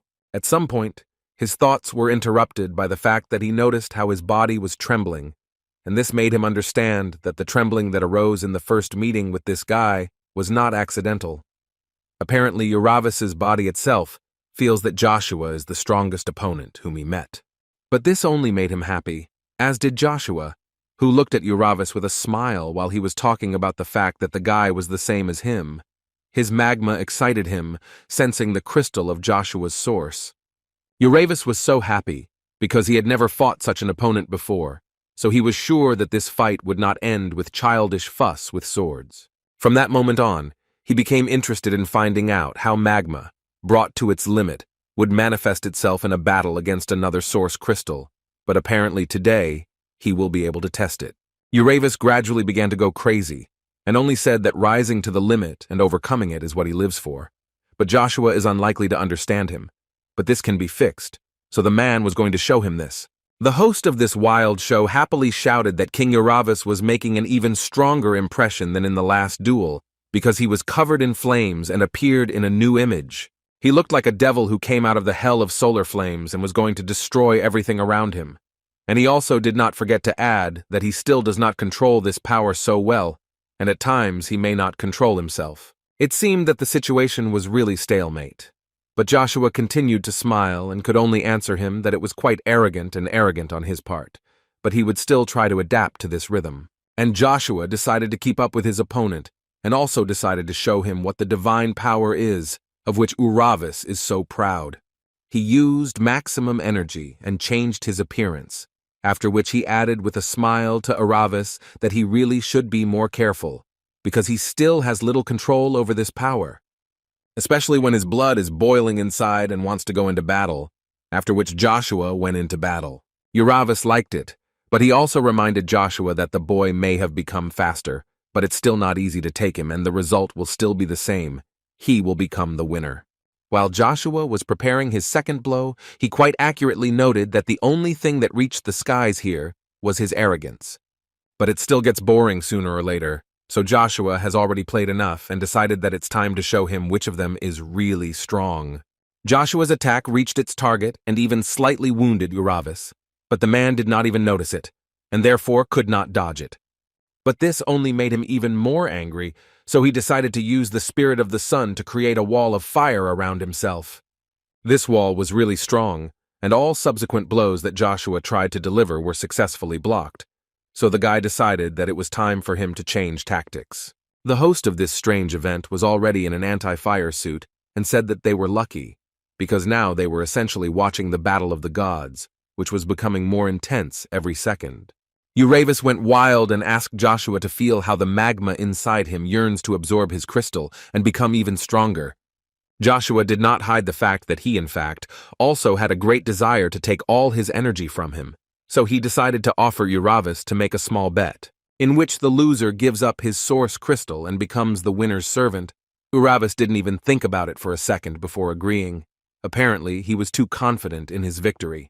After he added that he would get Joshua and another crystal, then turning Tran into a true kingdom would no longer be just a dream. So today he fought solely for this reason. Joshua at that moment recalled that in a past life people called Uravis the Little Sun. Enemies, not having a chance to get closer to him, were torn into pieces and became a handful of ashes. And Joshua very much did not want to meet with this messenger of hell again. But nevertheless, he once pierced such Uravis with his spear, which made him an invincible lancer. And in order to repeat this in this life, the guy decided to use the 5th level of the magical spear technique, which allowed him to use his strongest blow, which was called True Lightning, and it was probably the only blow in the whole world that could break through Uravis's defense. Apparently, after rebirth, this blow did not lose its uniqueness, because Uravis was seriously wounded, and in his head the only thoughts were that nothing was seen or heard, only a brief flash. It was too fast an attack, which most likely could not even compare with the attack of the bloody Duke Lucifer. And about his attacks they also said that first a person feels pain, and only then hears the sound of a blow, which apparently he had to feel today. Axler and Iselin, who were sitting in the front rows with their betting tickets, were no less shocked than the rest of the audience. Even the presenter was not prepared for such a turn of events, so he could not comment on this blow. All that could be noticed was that some kind of flash of lightning threw King Uravis far away, and if not for the wall, then most likely he would have been flying for a long time. In any case, it didn't matter anymore, because the winner of this year's Masters competition was the representative of Avalon, Mr. Joshua Sanders. While Joshua could enjoy the fact that he emerged victorious from the final fight, Uravis at that moment found himself in another space in which he did not understand what was happening, because he had literally just participated in the fight. He understood that most likely he was here for a reason, and most likely he simply lost consciousness, which means that he lost. Uravis thought that he could only envy the strength of the last Joshua, so he would not deny anything, but honestly admit that he lost. But suddenly his internal dialogue was interrupted by some voice that told him that he was a complete disappointment. The king did not understand what was happening at all and why the magma inside him began to act on its own. What happened? She literally left him through severe pain, and Uravis could not do anything about it. He could only endure it. After a moment he was able to withstand this pain, but now he had another question. What was it all about? The magma that was inside Uravis's body literally came out of him and spoke, saying that source crystals do not accept defeat, and since King Uravis himself had just admitted this defeat, he no longer has the right to own the crystal. Listening to all this, Uravis could not say a word. He simply could not believe it. His silence was interrupted by a huge mouth, which began to literally shout to Uravis that now this is his crystal, and he will become a slave. Uravis woke up screaming, and for moments still did not understand that it was a dream. It seemed to him that he was so real, even with too much. Besides, now that he woke up, he did not feel the magma, so he wanted to find out as soon as possible what happened. Suddenly, he saw a letter that lay next to his bed, which he immediately grabbed in his hands, and it was written there that Joshua, as promised, took the magma from him. And as for the second condition of their dispute, he believed that it was too burdensome for the king to be servant, so he asked Uravis to fulfill one request. This message made Uravis laugh, and he laughed because this guy gave him a hard time and still won, and after all this he wished a speedy recovery. And while Uravis was resting and moving away from the battle, people gathered to crown the new King Lionheart. Even Ryan Geiger himself, the current ruler of Lionheart, arrived on site to personally look at the new king, which, as promised, was Joshua Sanders, who successfully defeated King Uravis in the final fight. In honor of the occasion, they knelt to greet Joshua Sanders, the winner of the Masters competition and the new ruler of Lionheart, and were glad to announce the transfer of the throne according to tradition. Joshua, in response to this, asked them for one request since he is too busy. He would like to omit all unnecessary things and carry out only the necessary procedures. The district liked these words and liked the way the guy spoke. Plus, he also didn't like all these procedures and traditions. They were too boring. Therefore, he happily supported this idea and ordered everyone to get up quickly, because the king said that he was busy, so they should skip the formalities and go directly to the main procedure. Kinaitu, the king's assistant, believed that this was impossible, and argued that all this was due to the fact that the inhabitants of the continent reproached them without that the king of Lionheart is only called that, and if they still do not conduct the ceremony according to the rules, then they will simply be laughed at. Joshua, in response to these words, could only say that this was a great disappointment for him. Kinaitu did not quite understand what he was talking about. After which the guy asked a direct question in which he wanted to know, since when did Lionheart care about the opinions of the inhabitants of the continent? After all, Joshua believed that everyone here worthy, regardless of their origin, has a chance to become a king, and besides, as far as he knows, they are incredibly proud of Nagashion's radiant will, and he stands here only because he defeated all the strongest rivals thanks to his skills. Based on all this, Joshua immediately made it clear to them that if in Lionheart he had to worry about someone's opinion, then he would give up the title, after which he turned around and began to leave. Kinaitu began to panic because he did not understand what was going on here, and how can one voluntarily give up the title. The man asked him to return, because he swore loyalty to the will of Nagashion and lives only to bring it to life. He realized that he would probably have to apologize for his words, after which he asked Joshua to think again. The guy stopped and answered him that even if he becomes king, he won't be able to handle things alone, and since his so-called support is mired in unnecessary formalities and only cares about other people's opinions, then he's not sure that he can lead them, and anyone can sit on the throne in royal robes. In his opinion, it doesn't have to be him.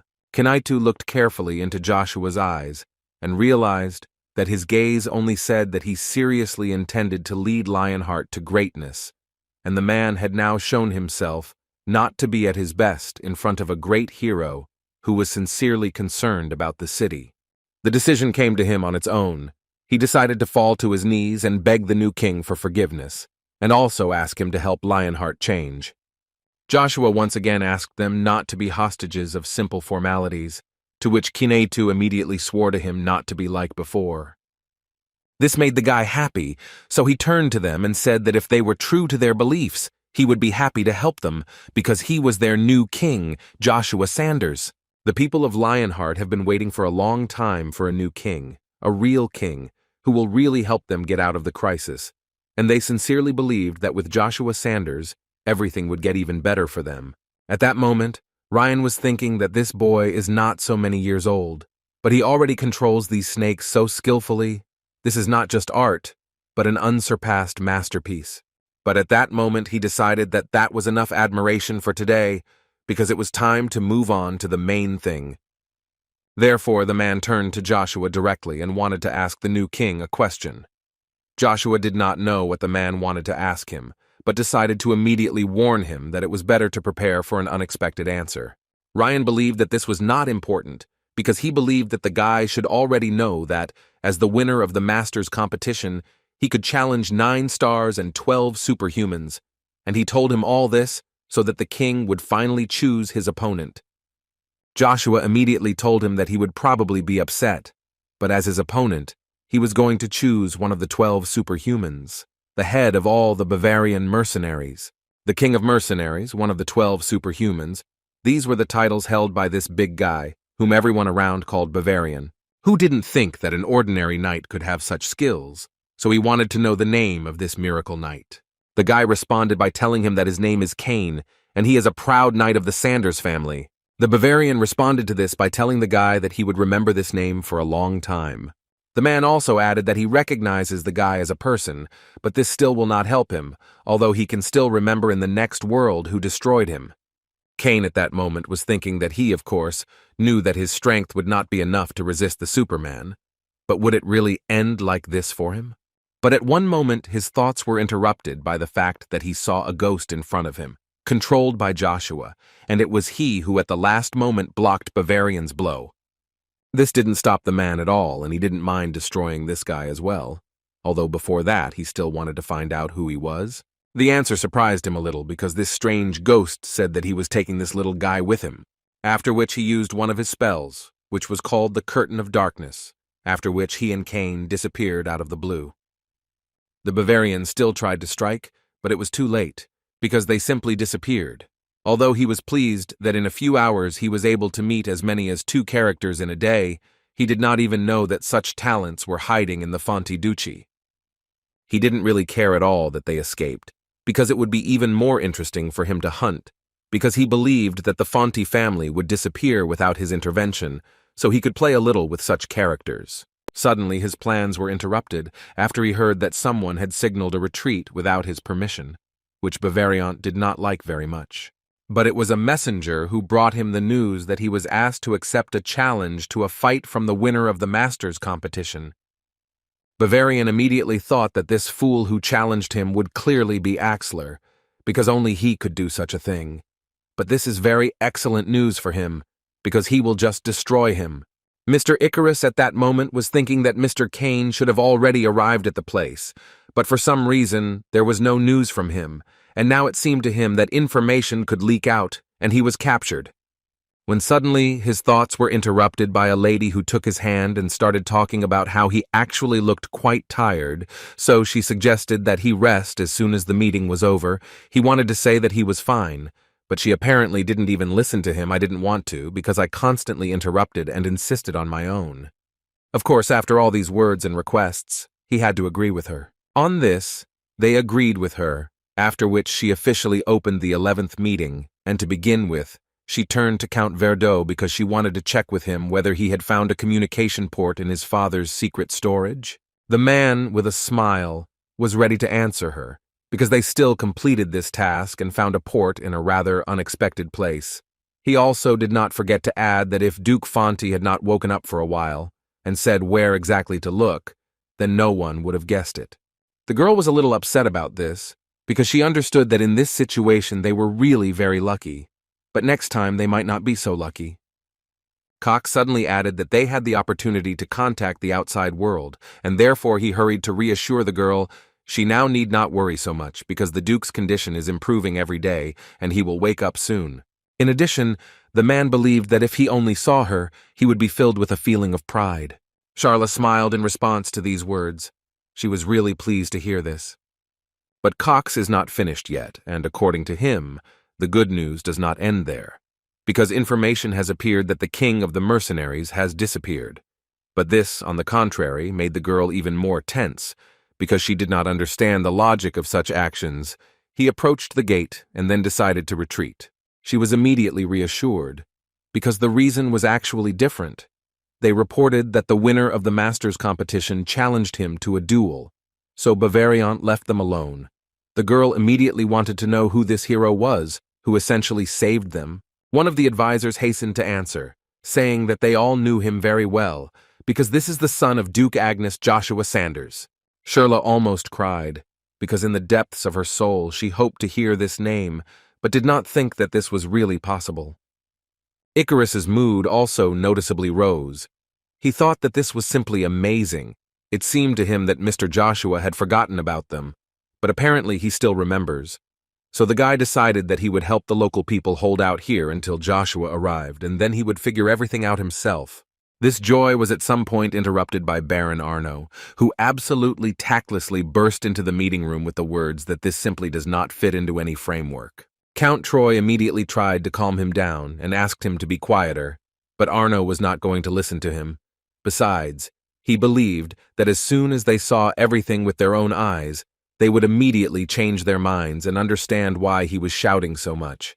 He opened his cloth, which he brought with him, inside of which there were fragments of the sword of Knight Cain, which the scout found early in the morning, and Arno believed that this only happened because of Icarus's stupid plan.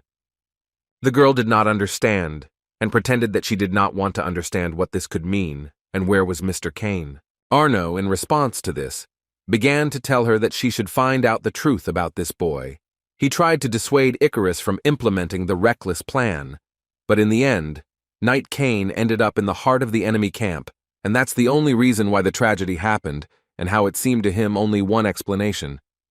Icarus, according to Arno, wants to undermine their strength in any way and lead to defeat. The man believed that he knew very well that Icarus was Cromwell's spy, and he needed to be punished immediately. They tried to stop him and tell him that Mr. Icarus personally discussed this appointment with them, so they believed that there was simply a misunderstanding. But suddenly, they were interrupted by Icarus himself, who told them that in fact they were both right. Then he added that he gave everyone present here different information about which path Mr. Cain would take. Charlotte didn't understand why he did this, so she asked him to immediately explain himself. Icarus confidently told her that he had already said once that you can only trust yourself, and a series of events pushed him to the idea that there was really a spy among them, so he set up nets to catch him. And if you believe the guy's words, then in fact Mr. K went along the 5th food route, and there is only one reason for his disappearance without a trace. This reason is the person to whom he told about the 5th way. This person is that same spy. After these words, Icarus asked Cox to stop where he was and finally tell the whole truth about his identity. Cox stopped and in response to these words began to accuse Mr. Icarus, who also knew this path, and it arouses more suspicion in him, whether he himself handed over the Knight Cain into the hands of the enemy. Icarus did not answer such questions, and simply told Cox that now he would ask him only one question, in which he would like to know where Count Cox went tonight. The man seemed to be expecting this question, so he immediately said that he couldn't sleep at night, so he went out for a little walk, and someone probably noticed this. Cox believed that if the guy's suspicions were based on this, then they were pretty stupid. Icarus smiled and noted the fact that he did not say that the man was seen yesterday, he simply asked where he went.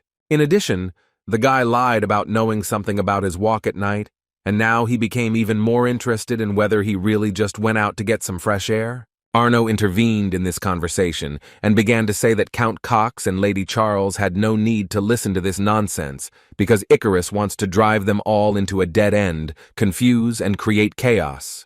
And he thought so only because they all know perfectly well how much Count Cox has done for the Fonte house. So he decided to remind Lady Charlie that she should know better than anyone that he does not deserve such vile accusations against him. These words really made the girl think, because in her head she really couldn't find any reason for Cox to betray them. After all, for her he was a second father, who from childhood to this day has always been by her side. He was her best teacher and only friend, so she couldn't believe that he could just betray them like that.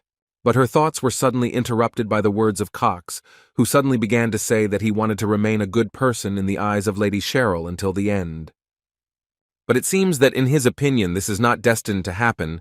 He was tired of hiding, so he decided to admit that Icarus was right, and he was really a spy, and it was he who tried to poison the Duke of Fonte, and it was he who conveyed information to Cromwell, only he did all this. Cheryl did not want to believe it until the very end, and her tears, which were accompanied by words of denial, were proof of this. At one point, she couldn't stand it, so she started screaming at the man and asking him why he decided to do this. What was the reason for this? In response to this, he began to smile and say that they all forgot his nickname. He is the Spirit of Gold, which meant that he is essentially a monster that feeds on wealth, and it turned out that at one point he was on the verge of poverty, so he believed that this is a great reason. At this moment, only Icarus could think soberly, who believed that everything was actually not so simple. It seemed to the guy that the relationship with the house of the Marquis of Cromwell was not so familiar, although he understood that it was not necessary to be one of his own to spy. In any case, Icarus was extremely interested in finding out how influential the man was behind Count Cox, and he doubted that it was the Marquis Cromwell. Cox, in response to this, said that Fonte's house for him is like a creation on which he invested his youth, and for him it is actually an expensive place. Arno could not stand it and immediately began to shout at him, because he wanted to know why he betrayed the Duke then? In response to this, Cox told him that duty, honor, and even the name always go to the winners. Arno did not quite understand what the man was getting at, so Cox had to say directly that the Avalon Empire is the country of the winners, for which he is ready to play to the end. He believed that today Fonte's house would disappear, and there would be nothing left, honor and duty. Absolutely everything would disappear. Arno continued to shout at him and say that he couldn't just get away with this and wouldn't leave here alive. Suddenly no one was listening to their dialogue because a complete nightmare was happening outside the window. Shirley and Icarus came closer to see what was happening there and saw a huge explosion that covered everyone with an orange light that gradually ate out the eyes of everyone who looked at it. Meanwhile, Joshua was officially announced as the new ruler of Lionheart, in response to which he promised that he would work hard to turn Lionheart into a better city. Ryan could only add that he was honestly even a little sorry because he really wanted to fight the guy, but he unexpectedly chose the King of Mercenaries as his opponent. Joshua continued to smile and repeat that you really don't need any special reasons to fight. And if both sides don't mind, then a duel can be arranged at any time, so he asked Ryan not to be upset. The man really liked such audacity, because he remembered himself in his youth. The man liked Joshua so much that he decided to give him a gift as a sign of his promise. It was a small picture of a lion holding a sword tightly in its teeth. The man added that at the moment he had losses and draws on his account, and if you believe his words, they fought with one opponent for 2 days without rest, but were unable to identify the winner. His opponent is not one of the stars or supermen, just a master of Avalon, and he says this to the fact that the external is not everything, so you should not look exclusively upward.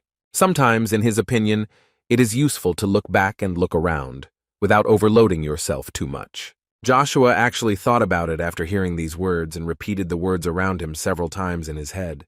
Then he turned around and, before leaving, added to Ryan that he forgot to say hello to his colleagues, so he would go away for a while to fix this problem, although he did not fully understand what the man was saying, but he was still very grateful to him for his help. The man, as it turned out, was not finished yet, and before Joshua left, he asked him not to forget to carve his name on the tombstone of Nagashina, a royal grave on the outskirts of Lionheart, which is easy to find. Joshua didn't mind and told Ryan that he would try to fulfill his request as soon as possible. In the forest, meanwhile, 3 men stood and waited for Joshua Sanders. They believed that this would be their only chance to deal with him once and for all.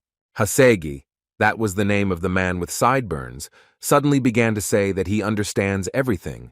But isn't the Swallow Empire a much bigger problem than Joshua? Iodine did not understand how they could not guess, because Emperor Verona suddenly fell ill, which is why Duke Lucifer is now sitting on the throne of Swallow, and the man was interested in when warmongers are on the thrones. How long will it be before the world is plunged into war? Their third companion, Windmill, completely agreed with them and was literally bursting with anger because the situation was getting worse and worse every day. But still, he believed that now it was quite important to remain calm and do everything possible. Suddenly their dialogue was interrupted by another man, who had not even had time to approach them before he began to take out his sword and say that he would not just leave it like that. They immediately realized that Joshua was hidden in Avalon and did not want to release him. But they did not understand that apparently the man came not to protect Joshua, but to fight him, because he had been waiting too long for this moment. For Iselin it was a complete disappointment, because she could not believe that Joshua had decided to challenge Bavarian. Axler asked her to be calmer. He believed that Joshua, that is, King Joshua, most likely chose this particular enemy for a reason. Iselin understood that Bavariant was now at war with Fonte's home, and this challenge allowed him to gain time. But she still believed that this opponent was too strong, and it seemed foolhardy to challenge him. Therefore, she knew that the King of Mercenaries was a greater monster than it seemed at first glance, and she was actually so annoyed that the person dear to her was moving forward at risk, and she could do nothing to help him. Axler tried his best to calm her down, so he told her that in fact everything had already happened, so there was no point in panicking. Now, the best thing she could do was enjoy the moment. In addition, he asked her not to forget that not only bad things had happened, but also something good, and he was now saying that the bet on the dark horse had worked, and if he had only known about it, he would have bet all the money, which he has. In any case, he managed to earn 36,000 zlotys, and all this was his money. With that kind of money, he believed that he could leave the mercenaries right now. He was literally shaking with pleasure, so he wanted to quickly take the money and leave. Suddenly, his joy was interrupted by a voice that turned to Axler and told him that they had not seen each other for quite a long time, and first of all congratulated him on receiving the title of Master. To say that the man was surprised when he saw Lilith is an understatement, because he did not understand what she was doing here, but she believed that she did not need a special reason to appear here. Besides, she came to collect her winnings. This actually surprised him even more because he had always thought that she was too religious for betting, but it seems he was wrong. She answered him that she decided that religiosity should not prevent her from supporting her young man. This provoked Axler to ask her who this lucky man was. But then it dawned on him, as well as on Iselin, that she was talking about Joshua, whom she had just called her boyfriend. Iselin was obviously upset by this because she didn't understand what right this woman had to call Joshua her boyfriend. She decided to ask her who she even was to call Joshua her boyfriend, and whether she really knew him at all. This even made her laugh a little, because she believed that there was no one on the continent who knew Joshua better than her, and she believed that they should call themselves. The girl introduced herself that her name was Iselin, and she was a very close friend of Joshua. Lilith decided that since the girl did not say her last name, then apparently she was one of the commoners. But before she could continue, Iselin interrupted her and began to say that she knew nothing, because Joshua always protected her, and she always did in return supported him. And she did it stronger than anyone, unlike some women who have recently appeared. Lilith very much doubted this, and to prove that she was Joshua's biggest supporter, she took out a silver ticket. Axler understood perfectly well what this meant, and in what case this ticket was issued. It was issued for a bet higher than 10,000 gold coins, and he could not believe that she could bet such a large amount on Baron Joshua. Lilith noticed that she bet 50,000 on her lover, because she believed that since they were dating him, how could she not be confident in him and his strength? Iselin had a very subtle reaction to this and simply started giggling, which confused Mrs. Lilith a little, after which she reached into her pocket to pull out something that sparkles very much. But before that, she wanted to ask Lilith? Or does she evaluate people only by money? Iselin did not wait for an answer to this question, after which she put a golden ticket on the table, which was legendary because it is issued for a bet of 100,000 gold coins. As it turned out, Iselin made a bet of 500,000 gold coins. But she thought that even that kind of money was ridiculous to bet on her best friend. Lilith really did not expect to see something like that. She generally thought that the golden ticket did not exist. In any case, she continued to smile and say that now she was really interested in the girl, because it was quite surprising to her to realize that a girl could have so much money. Iselin replied that even if she wanted to talk about it, she still would not do it. Mentally, she recalled that she had received this money by pawning a family heirloom, a treasure that was protected even during the destruction of the house, a blue wing. It was the legacy of the most powerful wizard in the history of the empire, Geras Orbis, created by him personally. This artifact gave clarity of mind and increases concentration, increases the speed of using magic. But if she were not so confident in Joshua's victory, she would not have given the blue wing as collateral. But in the end, her faith was justified, and now she had 6 million gold coins. With this money, she wanted to buy the blue wing back and restore the estate, where she and Joshua would be together. She would like to say live, but she was not alone there, so she had to keep silent about this moment. Although Axler was interested in another question, he wanted to know if she would take him with her to the estate, because unfortunately, he does not have his own house. Nobody answered this request, but Lilith suddenly added that she always thought that she knew Joshua well, but looking at the girl, she understands that much is still hidden from her. Although, on the other hand, she saw only one big plus in this, because now she will be able to get to know him much better. Suddenly, she turned to Axler and wanted to notice something from him, and he didn't mind helping her. After which she began to say that she would like to return to their agreement, which was suspended. She understood that this was probably a big surprise for him. They communicated using message magic, so Iselin could not hear what they were communicating about.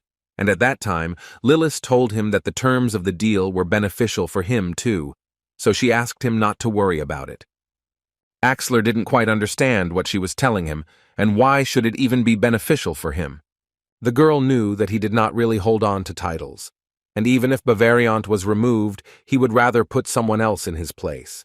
But she could not agree to this. Therefore, she would like to ask him, when Joshua destroys Bavarian, to take his place as the mercenary king, and then she will happily accept his terms of the deal. Arya, meanwhile, dealt with 3 masters who were waiting for Joshua in the forest. And at that time Joshua himself was already in the forest, to whom Arya told that they could do without unnecessary words and have a good time. Joshua did not expect to see such a picture, because he was able to deal with 3 masters alone, and his skills are at the level of a Superman. The guy did not even think that Count Arya could be so strong. The man at that moment interrupted the guy's thoughts and asked him not to stand like a statue, but to finally start fighting, because right now they could finally enjoy this moment together. Joshua did not answer him, so Arya, without thinking for a long time, went into battle, so Joshua had to take out his spear and prepare for battle. The guy didn't expect that the man's speed would be so high, because he literally disappeared without a trace, and he understood that if he lost sight of him, there would be a blind spot, so Joshua urgently needed to catch him. But before he had time to think about it, the man dealt him several dozen blows to his body, and Joshua didn't even notice it. Arya was already behind him and said that the UN called this technique the butterfly dance, and also advised him not to look for it with his eyes. It is useless. In this situation, it is better to use sensations and attack instinctively. Joshua at this moment was of little interest in what techniques he was using. He was no longer satisfied with the fact that Arya did similar things with the masters of other countries, because, in his opinion, even the County of Wall would not be easy to cope with a situation that could lead to an international conflict. Arya did not understand why he should worry about those who were destined to become a pile of ashes along with their countries. In any case, he asked Joshua to end this talk and start fighting. In addition, the man noticed that they didn't have much time left, so it was better to start as soon as possible. Joshua continued to stand, and Arya, in response to this, suggested that the guy was simply scared. In response to this, Joshua could only smile and mentally think that the man would have to wait a long time to wait for this moment. But still, the guy couldn't help but notice the fact that he was a little excited about the unexpected meeting with a strong opponent. Arya acted like a madman, although apparently he was, because he incredibly enjoyed their battle with Joshua. He literally enjoyed every movement. But at some point, he decided to add fuel to the fire and told Joshua that if the guy beats him, then he will tell him something interesting about the true relationship of his father Agnes and mother Lucy. Joshua now wanted to win, but it would be incredibly difficult to do this, because Arya is really so far probably the strongest opponent the guy had to fight. So far, he had only had to repel all possible attacks from Arya and was not entirely able to attack back. At some point in the battle, he asked Arya to answer him what it means to be destined to become a handful of ashes along with their countries. Is Avalon really going to start a continental war? But instead of answering, the man only asked the guy to focus on the fight that Arya had been waiting for 5 whole years. Joshua was still able to hit him with a blow that literally cut him in half, but it turned out to be an illusion that Arya created. The guy noticed that Arya was starting to circle around him, and it wasn't funny at all. Joshua understood that he was now in quite serious danger. Arya at this time flew high into the sky with the words that there were still many untried dishes left, so he advised Joshua to first study the menu, after which he was going to use the unique secret technique of the head of the House of Walls. Joshua realized that it was time for him to use his new crystal, which he took from Uravis, whom he defeated in the final battle, so he used magma. He also remembered to use the 5th-level spear technique, which helped him create a huge flame, which prompted the fire dragon to come out. Arya at that moment had no intention of stopping, and seemed to be just waiting for Joshua to show all his power. Ryan, after Joshua had left, stood in front of his throne and thought out loud that he was now officially unemployed, and therefore had thoughts of what he should do. The first knight guarding the king, Axayan, invited the man to stay here for a little while longer, unless, of course, he had not yet decided what to do. Axayan also added that their knightly order needed to say goodbye to him properly, when suddenly his words were interrupted by an earthquake, which began quite unexpectedly and for unknown reasons. Kinaitu, who was also there, immediately realized that this was not an earthquake at all, and asked them to look towards the forest. Someone was fighting in the forest of Wilhelm. Arya, meanwhile, was already going completely crazy, because he was already at the stage that he was confessing his love to Joshua. He also said that he really wanted to try it slowly, but in the end, he finished it too quickly. Joshua didn't like such statements too much, so he asked Arya to stop treating people like food and behaving pervertedly, although now the main thing for the guy was to hear the answer to the question he asked at the very beginning: what does all this mean? Arya gradually began to move away from the blow and get to his feet, and at the same time talk about the fact that since he had already promised, he would have to tell. After which he asked him a question that did not require an answer, whether Joshua knew that the Agnes family had no legitimate heir, and that it was a matter of the rich history of relations between Emperor Marcus and Duke Agnes. According to Arius, Joshua's father knew everything from the very beginning, but for some reason he did nothing about it and has been doing this for 20 years. The man couldn't help but notice at that moment that the expression on Joshua's face at that moment was simply priceless. So he decided to continue talking, and the next fact he announced was that in the Empire, there are at least 3 who are superior to Joshua in strength, but excluding the Duke Agnes, then 2 remain. But their conversation was interrupted at one point, because they heard a noise coming from behind, and as it turned out, these were Joshua's new subjects who had arrived to protect the king. Arya had finally gotten to his feet and said that he was very sorry that they were interrupted, so he would have to tell the story about his parents next time. But before leaving, Arya asked him to remember one thing. He asked Joshua to beware of his father, who is called the Black Spirit of Avalon. He is more dangerous than the current emperor.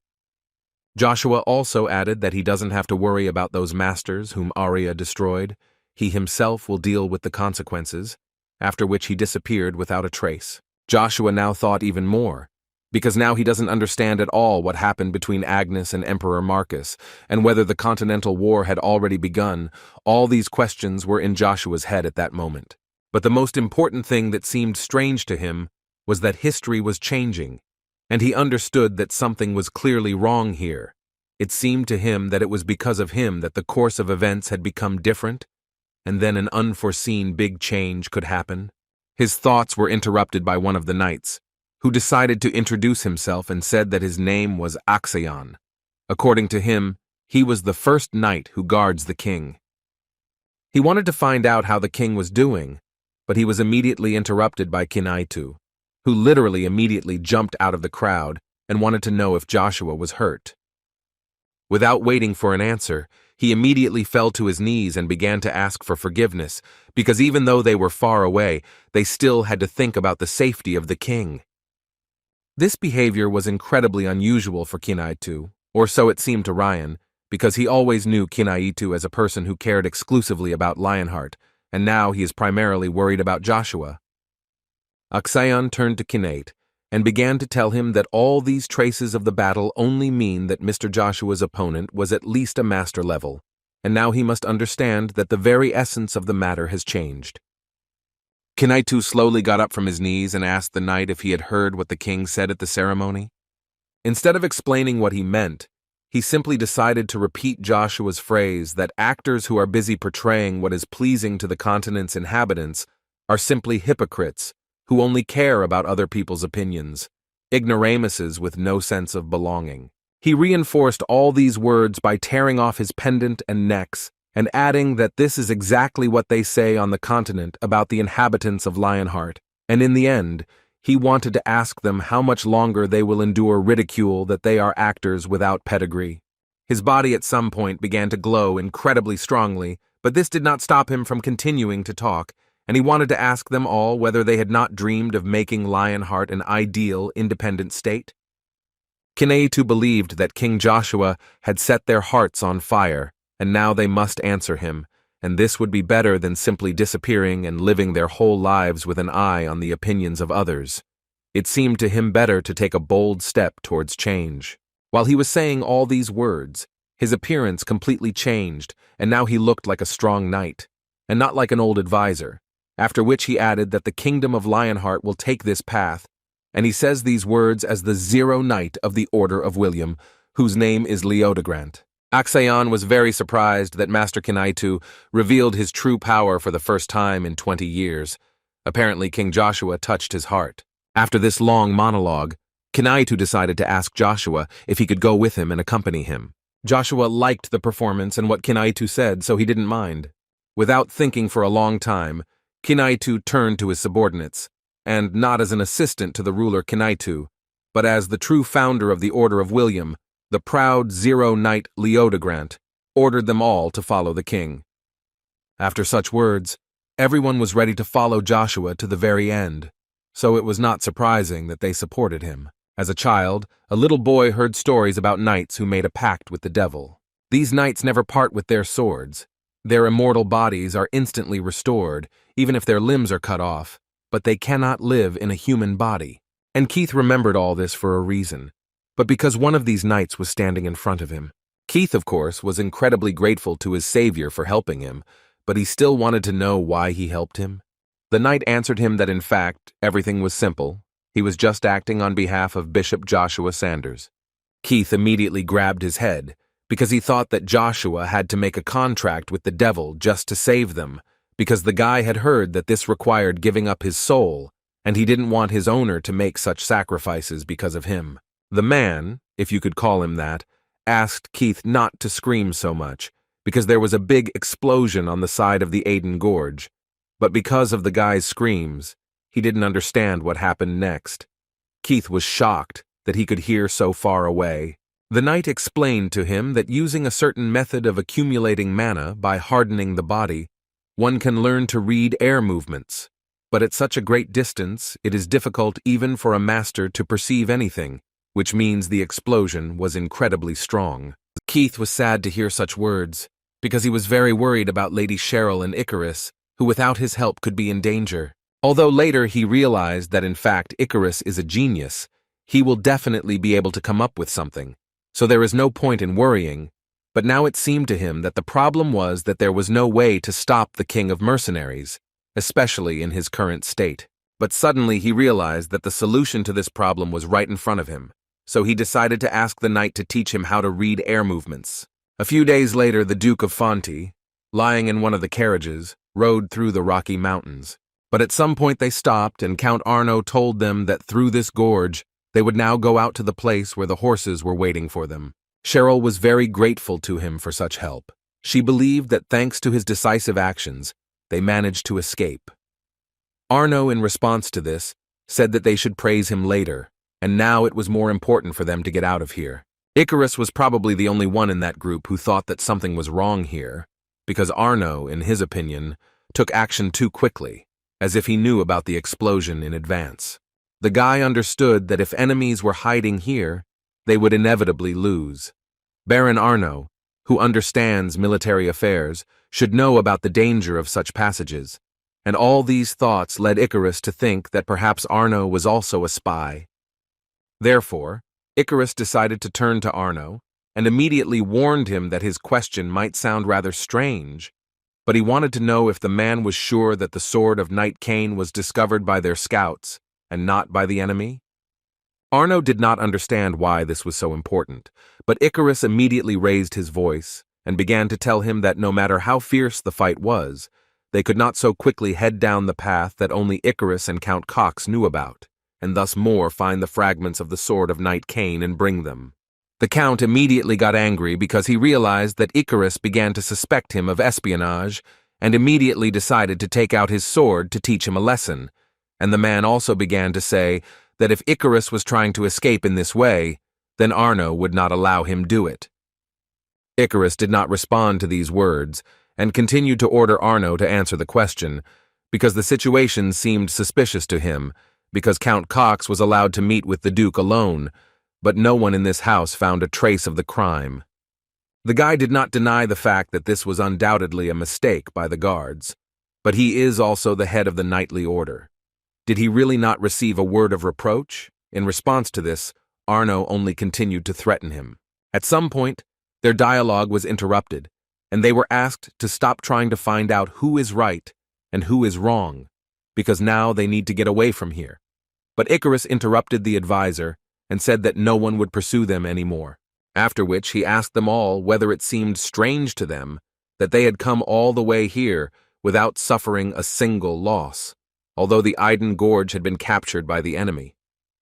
Arno continued to shout at the guy and say that he actually knows these lands like the back of his hand, and it is he who knows about paths the existence of which the enemy does not even suspect. Cheryl intervened in this dispute and said that it seemed to her that Mr. Icarus's words made sense, because a lot of time had passed, but it was too quiet around. It also seemed strange to her that they did not even see the shadow of Cromwell's persistent mercenaries, although it was time for the pursuers to show themselves.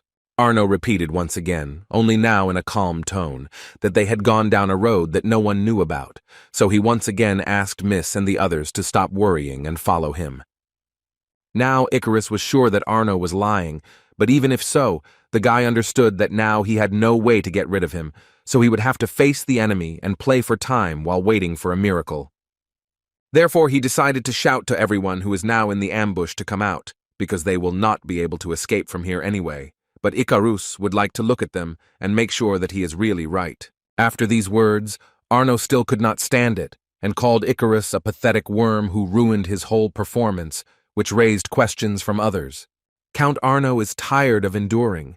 He endured a lot in order to finally see the face of the lady, who will be in complete despair, but now, apparently, he will have to do it earlier, and he decided that he will show them the faces of the angels who protect him.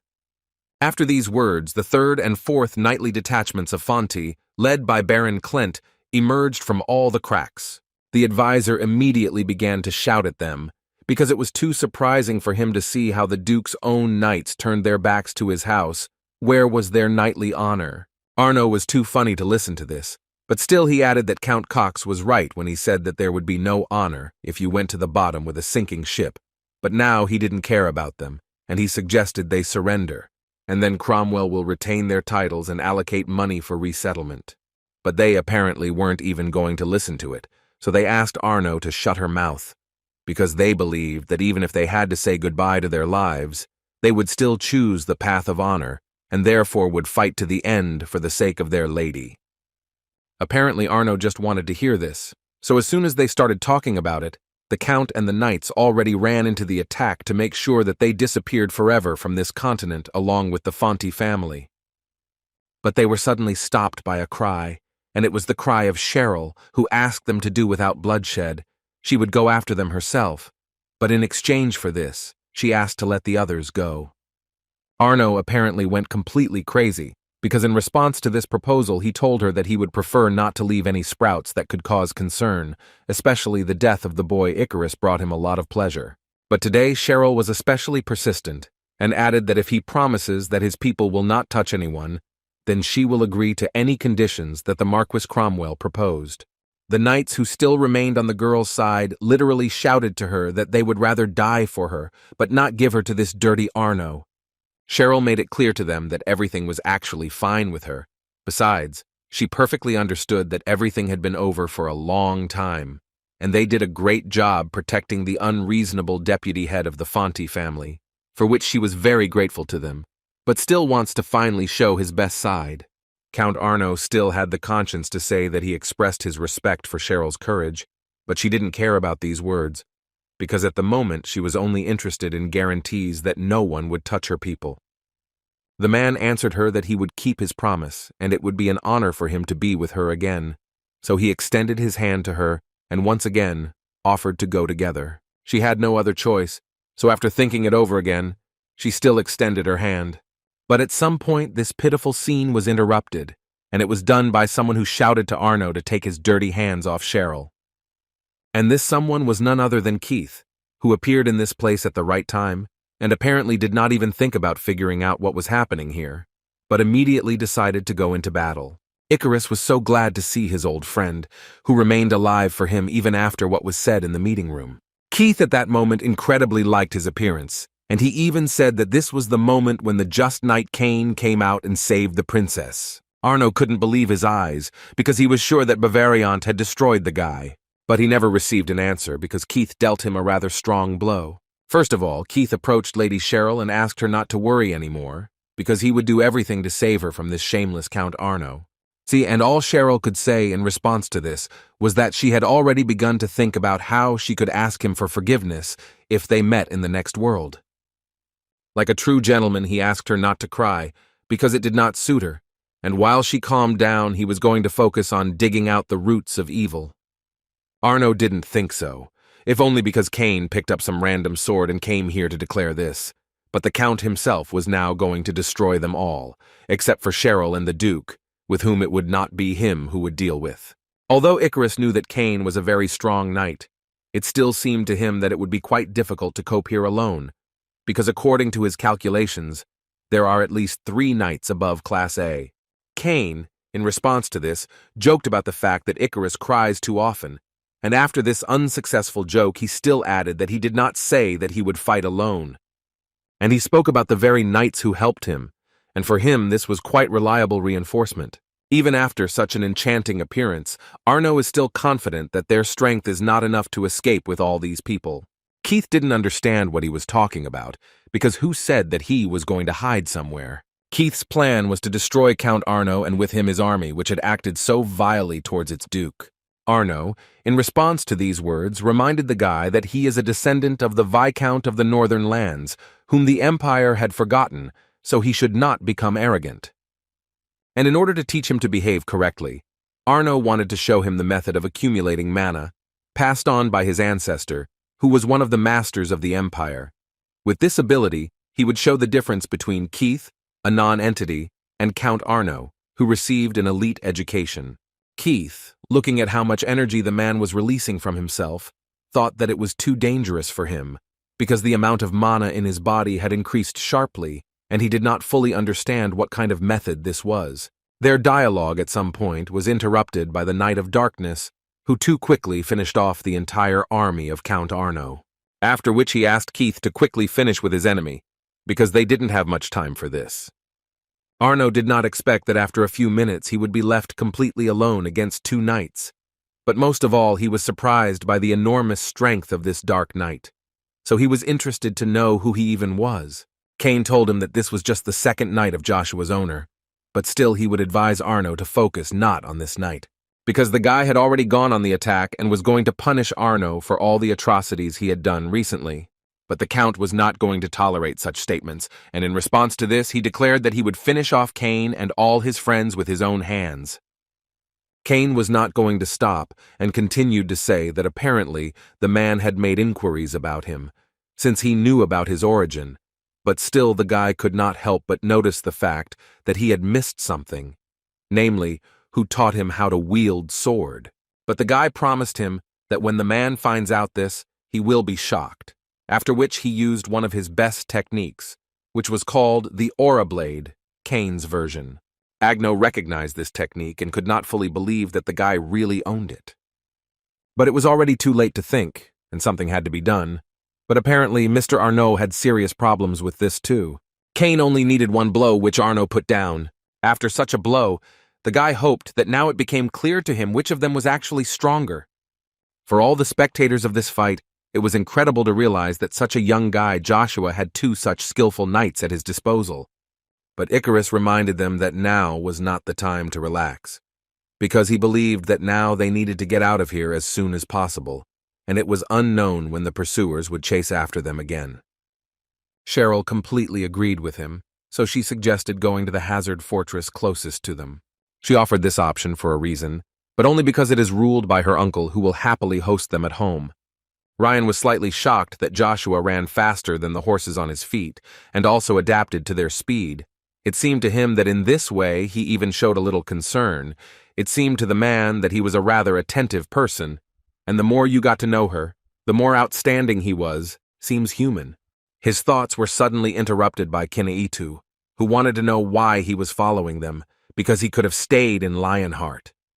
Ryan told him that he was now more concerned about how they would cross the border of Avalon, because for them, they were foreigners, not like Joshua. Kinaitu didn't know how to answer this question, because he didn't really have time to think about this question, because he was simply following his king. They continued to move in this manner until they met a small army, which, as soon as they saw Joshua, immediately began to congratulate him on his triumphant return to his homeland. According to them, the empire was proud of him, and therefore the emperor ordered to make sure that his nailed ones passed no problem.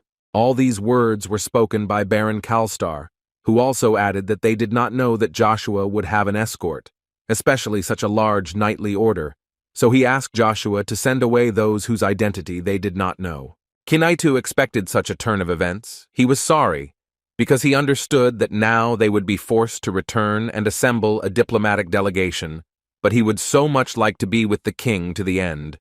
But apparently nothing can be done about it.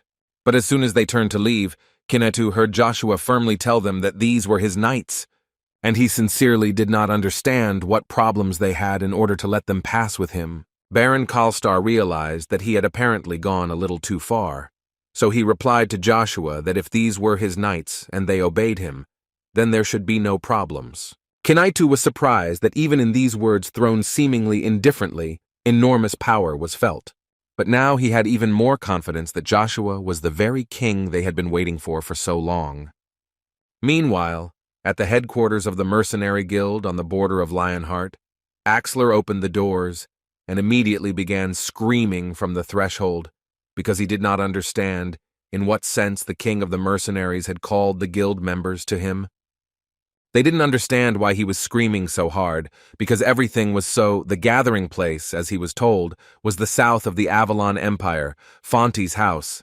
1,000 mercenaries had already gone to him. Axler was still angry because he didn't understand why he wasn't informed about this earlier, because he believed that he could have simply spoken out then. But the guy didn't let him finish, because he suddenly decided to ask the man if he knew what Mr. Bavariant was striving for. And without waiting for an answer, he himself began to say that everyone knew that Avalon had promised to grant titles and lands, and on this it was already possible to build genus. Darmian also did not forget to add that most mercenaries are commoners who rarely get the chance to raise their social status, and while Mr. Bavariant does not have close associates ready to serve him. But he believed that if you show your abilities in front of him now, it will not only guarantee a stable income, but also give a unique chance to break into the aristocrats. So no one wants to miss him. That was the truth. Axler was sorry that not all mercenaries are like him. Islin suddenly turned to Axler with the words that now they know what needs to be done, but the man did not quite understand what she was talking about. She believed that they should stop the mercenary King Bavarian on their own, and for this it was best to go to the Duchy of Fonte.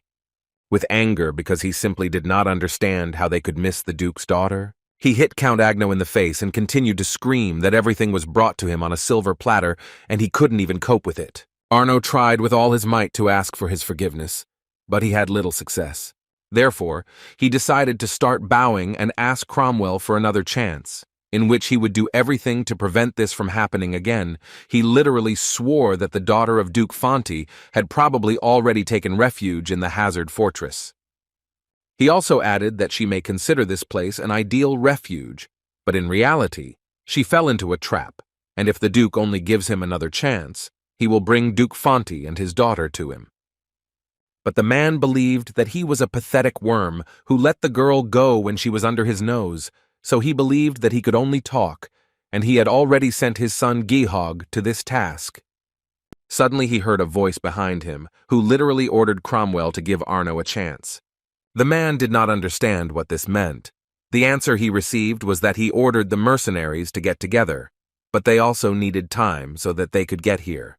Cromwell did not entirely agree with him because it seemed to him that Gehog and his people were enough to take Hazard, but Bavarian believed that with such decisions, he was simply underestimating the enemy. And in order for Roval to understand what he was talking about, he decided to list that on their side is Icarus, whose name is the Fox of the House Fonte and 2 knights of rank A. And if the Black Knight of the Deniz River is who he thinks, then it will be quite difficult to defeat them. Cromwell still believed that the strength of A-rank knights was still not a reason to give this useless worm a chance. Bavarian still believed that it was possible that Cromwell thought he was stupid and useless. But in his opinion, he was still a rank A knight, which was a very valuable resource, which Cromwell had little faith in.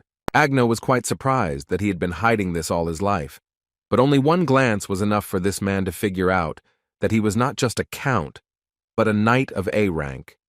Now it was clear that it was not for nothing that he was called a Superman. Arno was enough to be nearby to understand this.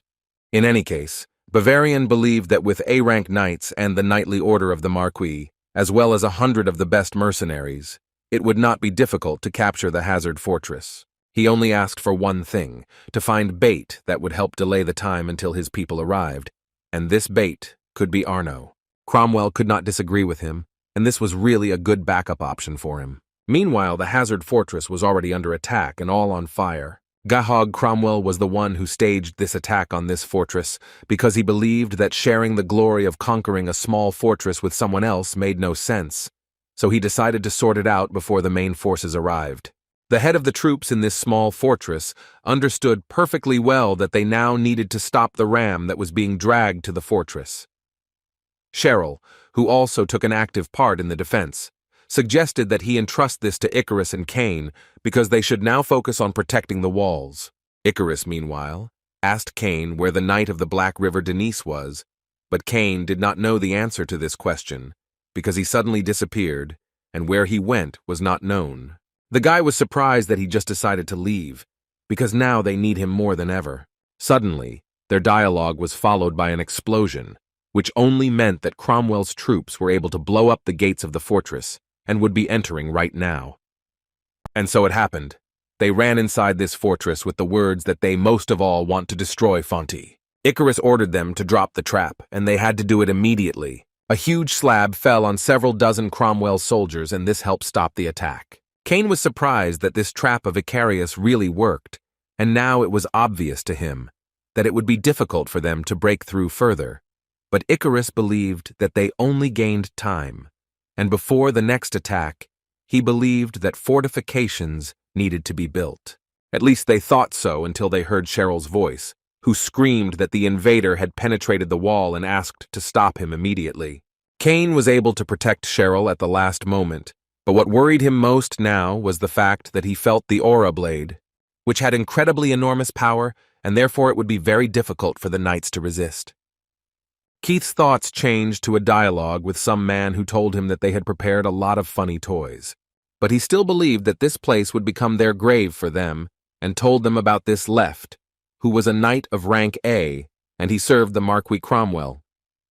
And next to him stood his brother, whose name was Wright, who was also a knight of rank A, and he added on his own that they could surrender the fortress and become Cromwell's slaves, and then they would save their lives. Otherwise, only death awaits them.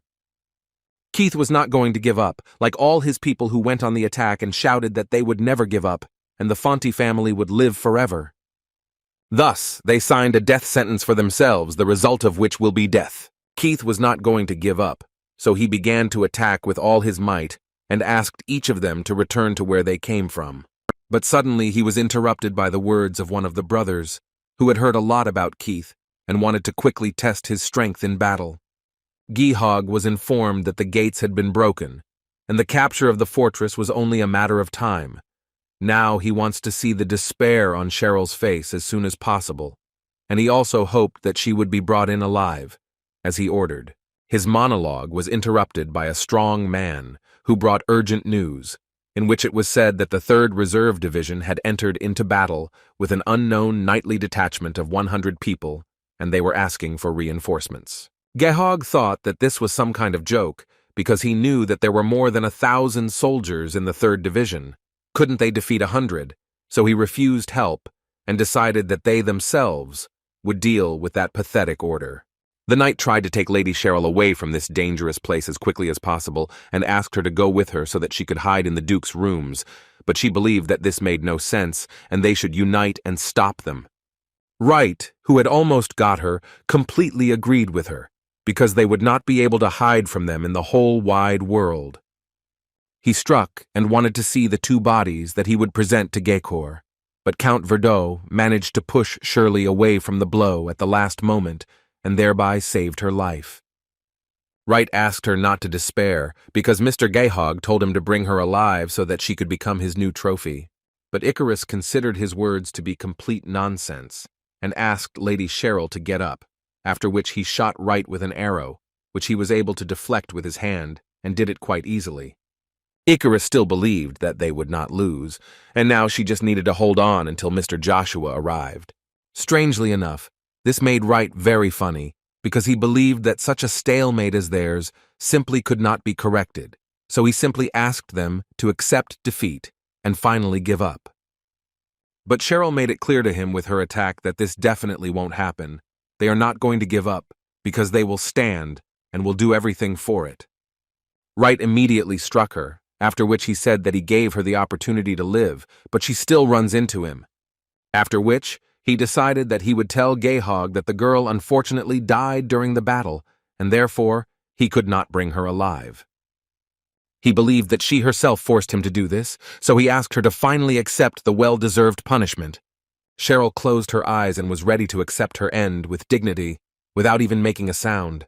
But at some point, she heard the sound of an explosion, and when she opened her eyes, she saw a stream of lightning strike the man. He himself was shocked because he did not understand what was happening and who was capable of this. But after a few seconds, it became clearly clear who was the culprit of such a powerful blow, and it was Joshua, who, in his style, appeared quite on time. Cheryl could not believe her happiness that she again saw Joshua, whom she had missed so much, in front of her. Paradise didn't care who appeared in front of him, so he went on the attack and didn't even think about who was standing in front of him. But quite expectedly, he received a strong blow to the face from Joshua, who was absolutely prepared for such a development of events. The blow was so strong that the guy left the imprint of Joshua's fist on his face. Icarus also didn't believe his eyes. He, of course, always believed in miracles. But in this situation, even he found it hard to believe that Joshua appeared so on time. But he apparently did not appear for long, because as soon as he dealt with this bastard, he told them that they had behaved well, but they would see each other later, and disappeared. Cain, meanwhile, continued to fight, but with every second it became more and more difficult for him, because his opponent apparently was not just an A-rank knight. Even the enemy himself said that he had been resisting for too long, but the more time passes, the worse it is for Cain himself, because they have reserve troops that are already quite close to this place. The guy at that moment was thinking that he couldn't just resist them alone, but he had nowhere to retreat, so he began to understand that if this continues, they will all simply die here. But apparently he had a third option, which he did not consider until he heard the voice of his master Joshua, who did not understand how much longer the guy would hesitate and asked him to destroy this enemy as soon as possible and go with him. But he was not going to interfere in the fight, so he immediately told Cain that he would wait until he could handle it. This provoked the knight with whom Cain fought even more, and he decided that even if he did not understand where this kid came from, he would still destroy him. And as soon as he said this, he then heard the voice of Cain, who began to shout at him and tell him to shut his dirty mouth and not say anything like that about his master. Then he delivered a blow that would be too difficult to block, and it was far from certain that he would be able to do it. Cromwell's knight did not understand where the guy suddenly got such strength, because he had just literally almost defeated him. Joshua, meanwhile, went to deal with the rest of the knights who continued to attack the fortress. He immediately gave them the opportunity to let go, and those who feel at least a little guilty for the brutal destruction committed on Cromwell's orders can leave, and he will not punish them for these crimes. But they just laughed at his words because they thought that he was talking complete nonsense, so they continued to attack. Joshua gave them a chance, and the fact that they didn't take advantage of it was only their problem. By this time, he had already reached the 5th level of spear proficiency, and no one could resist him, but still he understood that without development he could be written off, which he would very much not want. At first he had only one source crystal, but by combining the power of destroying magma and the power of developing Bronto, he was able to combine fire and lightning, thereby increasing his level. And this gave him the opportunity to increase his level of magical spear technique and become the master of lightning and fire, and this in turn allowed him to cause a great heavenly fire, which literally wiped out all the knights from the face of the earth. Gegok could not believe his eyes that several lightning bolts erased his vanguard to shreds. Therefore, he decided that the Fonti were using some kind of trick to achieve this result. But he still believed that their military strength was great, so he ordered each of them to send all their troops to attack. But they asked him to first look in the other direction, because someone was clearly approaching them. Gayhog at first was not going to believe him, because he was sure that they had cordoned off this area and no one could get here. But then he remembered that the 3rd Division asked for reinforcements, because they were fighting with some detachment that had only 100 soldiers. But he did not provide them with this help. Kinaitu at that moment ordered all his knights to destroy the enemies who stand in the way of their new king. Icarus could not believe that Mr. Joshua had brought help with him, and Cheryl was even a little jealous that Joshua had such a strong support. Keith, seeing this, immediately took off and went on the attack, because in his opinion it was he who should be near his king. Icarus did not support him, because he needed to figure this out first, but Cain no longer listened to him.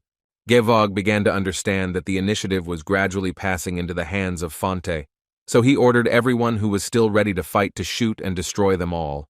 But the archers tried to explain to him that their soldiers were there, and if they started shooting, they too could die. The Count turned to the one who said this, and began to call him names, because he believed that they should immediately reduce the number of opponents, and they would always have time to recruit new soldiers. But if the archer did not carry out his order, he would die then and there. But his threats were interrupted at some point after he heard the voice of Joshua, who at that moment was telling Giwog that his character had not changed at all. After which King Joshua added that his friend Varen Vilas was exactly the same, and he would do the same to him as he did to him, because he considered them 2 offspring from among the 12 families would turn into a bloody mess in his hands. Gavog's body began to shake and he couldn't control it, so he could hardly ask Joshua what he was doing here because he should be in Lionheart. Joshua answered him rather rudely, saying that his family had crossed the line and he came here to correct it. Hearing this, Gavog tried with all his might to come to an agreement with the guy. After all, he is still the only heir of the Cromwell family, and if Joshua destroys him now, then he will not be able to cope with the consequences. But the guy was not going to destroy him, because he actually remembered very well the fact that his father was quite rich, so he decided to save Gavog's life, but take everything else from them. The Count got tired of listening to this, so he started shouting at Joshua to stop talking nonsense, because even he couldn't defeat his entire army. But Cain, who was already running behind Joshua, shouted to them that no one said that Mr. Joshua was alone. Cain was always next to him, which, according to the guy, is his first knight, and will destroy everyone who gets in the way of his master. Even the knights of Giwog have heard about him.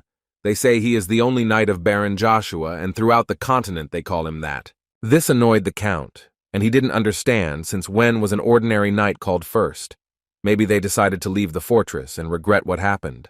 But Kinade apparently wanted to give the answer to this question, who immediately told him that those who opposed their king would be sorry. Cain had already begun to attack at that moment, and therefore asked the unknown order to stand aside while he sorted things out here. Gavog at that moment simply could not believe that his 5,000 warriors had just been destroyed with such ease. This was clearly not a dream. Joshua asked him to wake up and accept reality, because soon a real nightmare would begin for him. And from that moment on, Joshua announced that the battle here was over, and now Gebo Cromwell was his hostage. And to make it a little more fun for him, he will be in prison, where the strength of his family, of which he was so proud, is missing. In the forest of dark, magical creatures, people forgot when they knelt before real power, and a promise that could not be broken was broken. After such a battle, everyone who could help began to clear away the rubble, which they thought needed to be finished as quickly as possible. Icarus and Cheryl also took part in this, and the guy assured the lady that they could handle it on their own, and asked her to go and check how Duke Fonte was doing. But the girl assured him that everything was fine there. Because he was behind him, they were looking after her, but she thought that she should stay here. Suddenly they announced that the knights were approaching, so they asked everyone to get ready, and in the center of this small army was none other than Joshua, who first of all went up to his friends, who were so happy to see him. Joshua turned to Cheryl and told her that it was normal for them to say hello, but now it was finally calm, and they could talk a little. But suddenly one of the knights who stood behind him took out his sword and began to walk towards Joshua. As it turned out, they didn't want to do anything bad. They just decided to welcome their new god of war, Joshua Sanders. They thanked him an insane number of times, and he was incredibly pleased to hear it. Ryan was on the sidelines at that moment, but he watched everything very carefully, and thought only that he understood people quite well, and now he was sure that the people in this fortress could not do without him. In the imperial palace, the emperor was informed that 1,500 soldiers died in this battle, Gayhog, the heir of the Cromwell family, was imprisoned in the dungeon of the Hazard Fortress. In addition, according to their information, knights of rank A, aristocrats, and Left Shawn were killed. Marcus, listening to all this, simply did not understand where the Fonte house got such powers and what was going on there. The advisor suddenly added that as far as they know, Baron Joshua Sanders and the Knights of William under his leadership came to the aid of Fonte. They repelled the attack of Cromwell's army. The Marquis of Brory, who stood next to the advisor, immediately began to talk about how Sanders brought a foreign knightly order and destroyed the warriors, and therefore he believed that this was a real challenge to the emperor himself, so he believed that he needed to immediately punish Baron Joshua. Marcus decided to turn to Aiden and find out what he thinks about all this. Without waiting for an answer, Marcus added that not only did his son cause harm to the masters of Avalon, although it would probably be more correct to say to the masters of his empire, but now he has also begun to destroy the existing foundations, and after all this, he would like to know what to do with this young man. Prius, who was one of the 5 Grand Dukes of Avalon who stood next to Agnes, believed that violation of the laws of the empire should be severely punished. He also added to the emperor that at first it seemed to him that it was worth inviting Joshua to the palace and finding out the whole truth. Marcus actually thought after these words, because from the very beginning he believed that it would be right to punish him to the fullest extent of the law. However, now he does not hate him, and this seemed to him to be a problem. Besides, he allowed Cromwell too much from the very beginning, because as it seemed to him, Duke Fonte could well feel unfairly offended. The emperor also asked not to forget that thanks to Joshua's victory in Lionheart, for the first time in a long time, the glory of Avalon thundered across the entire continent. Its achievement cannot be denied. Therefore, Marcus decided that in gratitude for this, he was forced to grant him the title of Marquis and a large house in the south. Marquis Brory believed that this was too much of a reward, so he immediately decided to tell the emperor that it was too unfair. Of course, he did not deny that the guy deserves praise, but there are families who made a much greater contribution to the development of the country, so he literally asked Mr. Marcus to reconsider his decision. Marcus immediately ordered them to remain silent, because he was free to manage his own resources, and at that moment, he announced that the meeting was over. He also added that from now on, anyone who in any way interferes in the relationship between the houses of Fonte and Cromwell will be responsible to him for interfering with his entertainment. After which he asked everyone to leave the meeting room, everyone except Agnes, with whom he wanted to talk.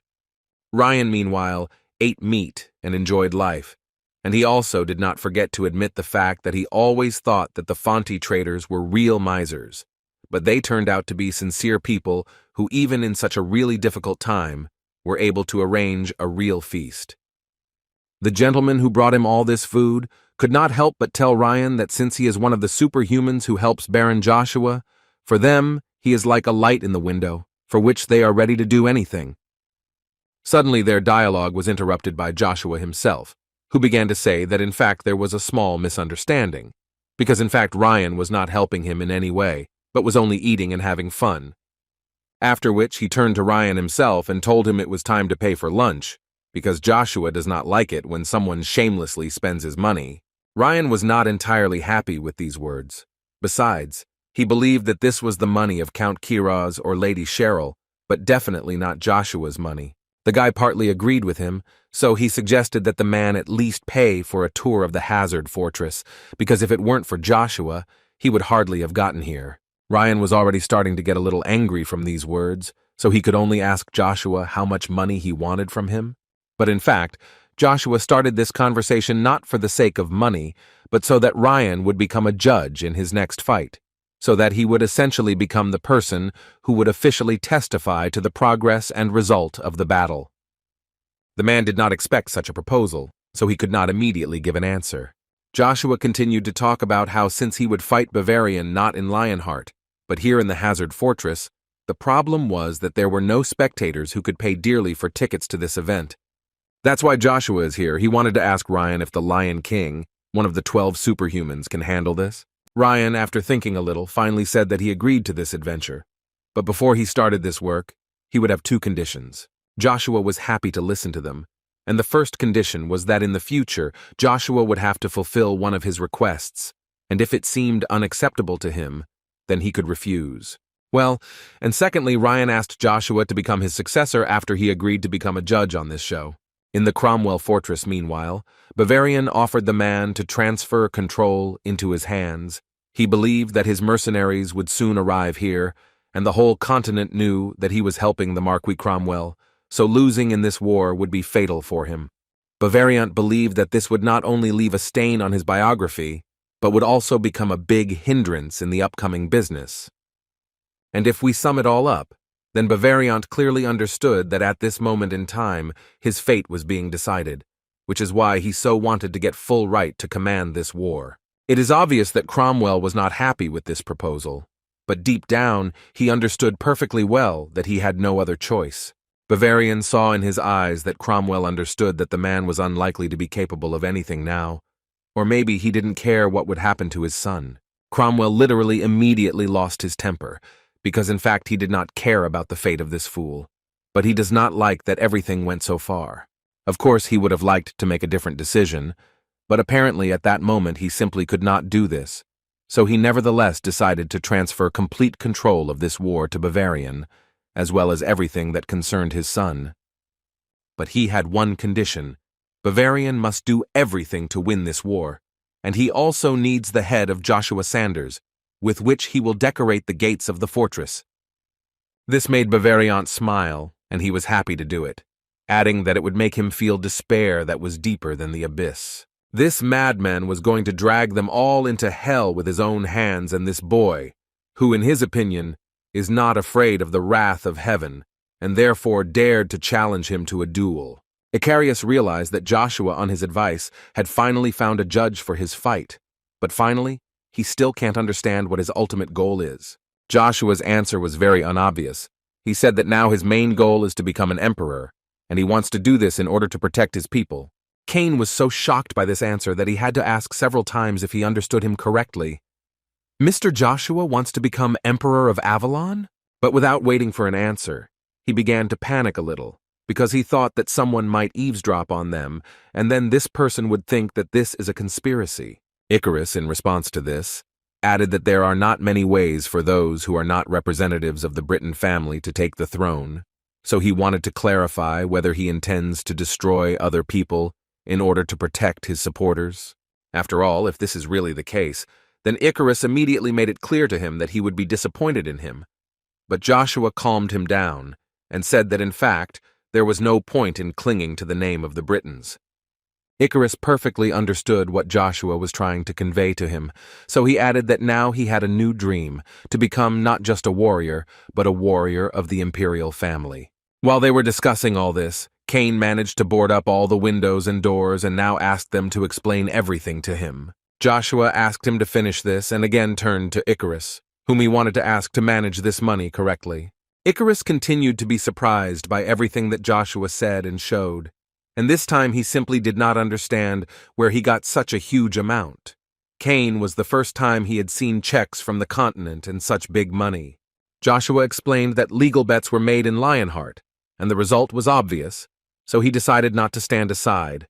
Besides, in his opinion, now Fonte is going through hard times, so he asked Icarus to consult with Shirley before he makes a decision. Icarus, of course, respected Joshua's opinion, but still asked him to explain to him why he should invest in someone else's war, especially when Fonte has enough money. The guy also added that after the end of the war, it would be better to use these funds to found their own house, the great house of Sanders, the best in the empire. But Joshua believed that this was really not in a hurry, and they needed to think about everything first. But Icarus immediately interrupted him, because he believed that Joshua was thinking absolutely wrong, and decided to ask him how long Joshua was going to live as a person who only has a title, because in the entire empire he is the only one who does not have, let alone a family, not even at home. And first of all, Icarus believed that it was necessary to find a good mansion, hire people, buy furniture, and other household items. But even if, after all these words, Joshua still wants to invest in the war, then Icarus asked him to write in this book detailed reasons why he wants to do this and what specific expenses he is going to make. After which, after the words of Icarus, he will study his project and decide whether it is worth spending money on it or not. Joshua, opening this book, was a little shocked because there were more than 100 points that needed to be described. As soon as Cain forgot the windows and doors with metal, he suddenly said that he knew how someone not from the Britain family could become emperor. And he meant an arranged marriage, and wanted to hear in response that he was absolutely right, and that's exactly what they were going to do. Just as Joshua was about to answer him, they heard the soldiers shouting that the alarm had begun because the enemy had begun to attack them. Cheryl was the first to go down to the army and listen to one of the warriors telling her that after the previous assault, they did not have many warriors left capable of holding the defense, and perhaps it would be better to leave this fortress. But she reassured them, because she believed that as long as Joshua was here with them, they were safe. But she was informed that Joshua Sanders had left the fortress a few minutes ago, which scared the girl a little. Icarus tried to explain to Joshua that the difference in the strengths of Fonte and Cromwell was too great, and if he left the castle in such a situation, the morale of the warriors would clearly drop. Joshua, in turn, believed that defense alone could not win this war, so he decided that they would arrange a face-to-face battle with one action. Icarus understood what he was talking about and believed that this move was good, but only when the Allied forces exceeded the enemy forces, and therefore asked Joshua not to forget that the advanced detachment of the main troops was moving towards them, and everything would not be the same as with Gehog. Joshua, as it turned out, still believed that his military strength was several times superior to theirs. So this, as Icarus himself said, was actually an excellent option. Icarus, standing in bewilderment, simply did not understand what Joshua was trying to tell him, because it seemed to him that the strength of his allied forces was several times worse and less. But at some point, he heard rather strange sounds that were similar to the stomping of a person. Although he completely believed his master, still decided to ask Joshua again if he was sure that everything would be okay, because judging by the flag in the distance, this is a knightly detachment that specializes in battles with masters, and it would not be better to follow the advice Icarus and stay behind the fortress walls? Joshua in response asked him to listen carefully. If the owner of the Aura Blade increases the level of mana control, then he will be able to gain absolute power. And so that Cain could do it, Joshua decided to show him how it's done. And apparently he was going to show him this in practice, because as soon as he mentioned it, Cromwell's soldiers arrived at this place and immediately began to attack Joshua. But this apparently was their main mistake, because with this technique he could literally destroy any of them with just one blow. Even after such attacks, no one was going to stop and decided to continue attacking him, and this was only to Joshua's advantage. Joshua, of course, did not forget to notice the fact that they are deservedly called the vanguard of the Marquis, but this is still not enough to stop him. After which he decided to show them true power and used the power of Aura to do this. Its blow literally pierced the battlefield and destroyed every enemy, but for those who follow it, it will become the most reliable spear of glory. But for those who oppose him, it will become a fierce spear that will destroy him forever. Everyone around heard a voice that told them that this was a song that would tell about a lonely knight who chose a simple spear as his favorite weapon. One of the leaders of Cromwell's knights shouted at them not to succumb to the pathetic poems of wandering poets. Unfortunately for them, these were their last words because Joshua immediately struck with his spear. Cain, who at that moment was standing aside, having heard the owner's voice, was filled with energy inside. Did he really use mana, and in general it can be used like this? Now it seemed to him that Joshua was a real god. Kenite, who was standing next to Cain, suddenly said that this was his real king, whom he was ready to worship, which angered Cain, and he immediately began to say that Joshua was his master, and he was the first to serve him. But the man didn't care who started serving, and when, because now he is the worthy king of their Lionheart. At one point, the main army began to leave the fortress, which was going to follow Joshua. Seeing this, Cain began to doubt a little that it was necessary to do this right now, because the main force of the enemy would soon arrive, and is it wise to leave the walls of the fortress at all? Icarus reassured him because he knew that Lady Cheryl would control them and lead them to attack. At the same time, the advance party reached the fortress of Hazard, the main troops of the Marquis of Cromwell, and 1,000 mercenaries of Bavarian, as well as Cromwell himself, who at first doubted the plan, but now he is even more worried, because here he did not see any cover to set up an ambush.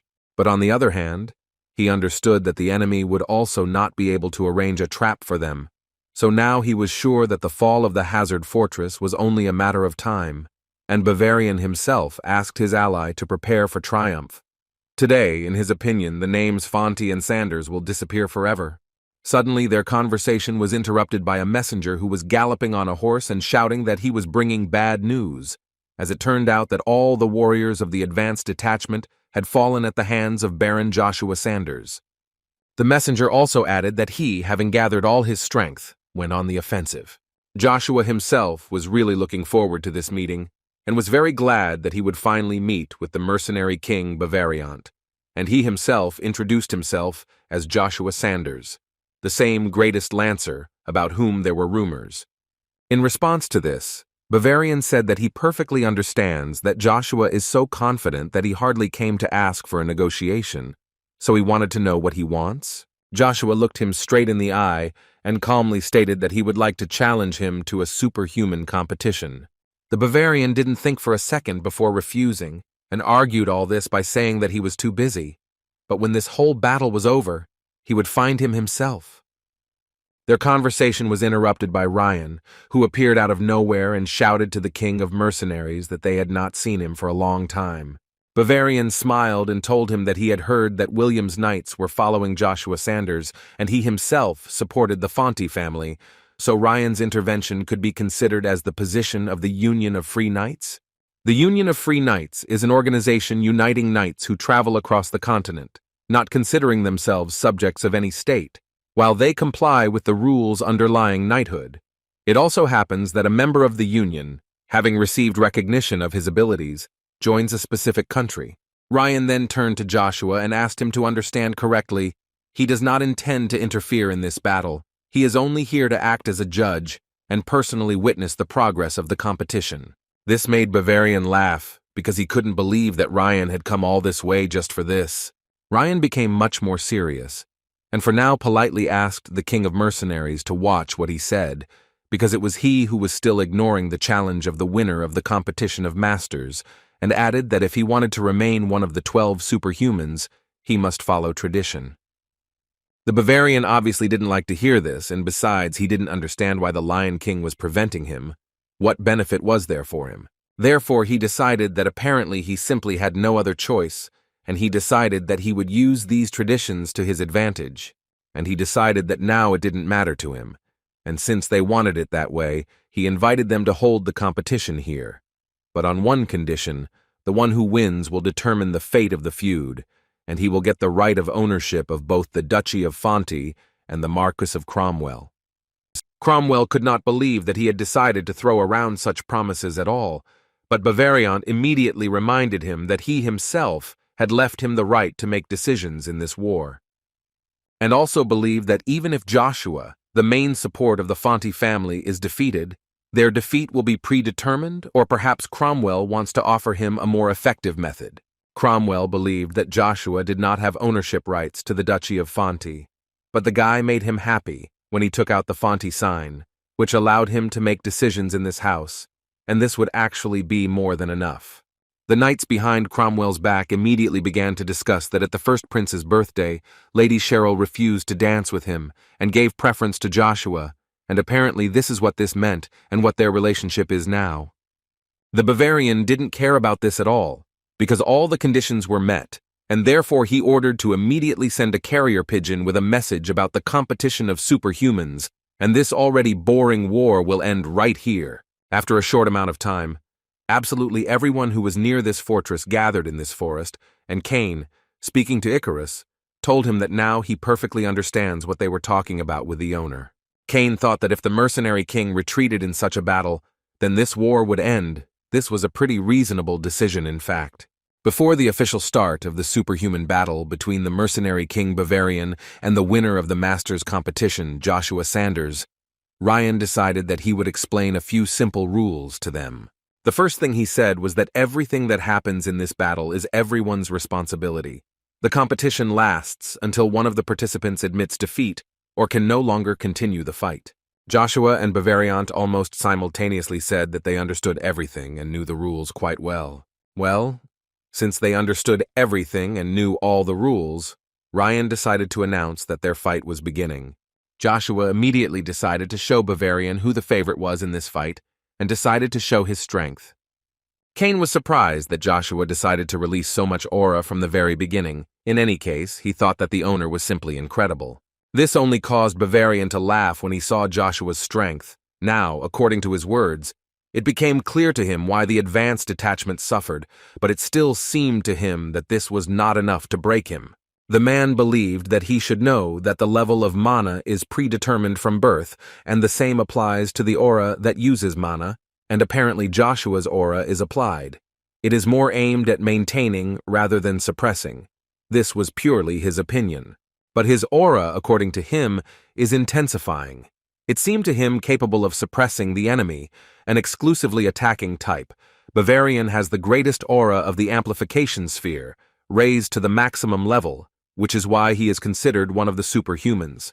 And when he saw what kind of aura Joshua was using, he was sure that he could not cope with him. Cain did not expect such an overwhelming aura that literally suppressed Joshua's aura, and now he even had doubts that Joshua would be able to defeat such an opponent. The Bavarian was tired of talking and finally decided to show everything he was capable of, so he began attacking actions. He immediately warned Joshua that there was simply no point in running away, so he advised him to do everything to at least repel his attack. But as soon as their weapons collided, Bavarian realized that it would not be as easy for him as it seemed before. The blast wave from their strikes was too strong that some had to hold on to everything they could see so that they would not simply be blown away. Marquis Cromwell even needed protection, which his knights created for him from their shields. But it would not have helped him if Bavarian's axe flew straight at him, which for unknown reasons flew out of the fog, in the center of which Joshua and the mercenary king were fighting. In any case, he immediately noticed the fact that the axe was broken, and this could only mean one thing. And the thought that Bavarian could lose put him in a state of panic, so he even began to shake with fear. When the fog cleared, Cromwell's thoughts and fears came true. Joshua stood with his spear, and opposite him was the headless body of Bavarian. The outcome of the battle became clear just a few minutes after it began, and now the fate of the two families was sealed. Everyone who was on Joshua's side had a smile on their faces, because they perfectly understood what this meant specifically for them. But on the other hand, they could not believe that Joshua was able to destroy the king of mercenaries with just one blow.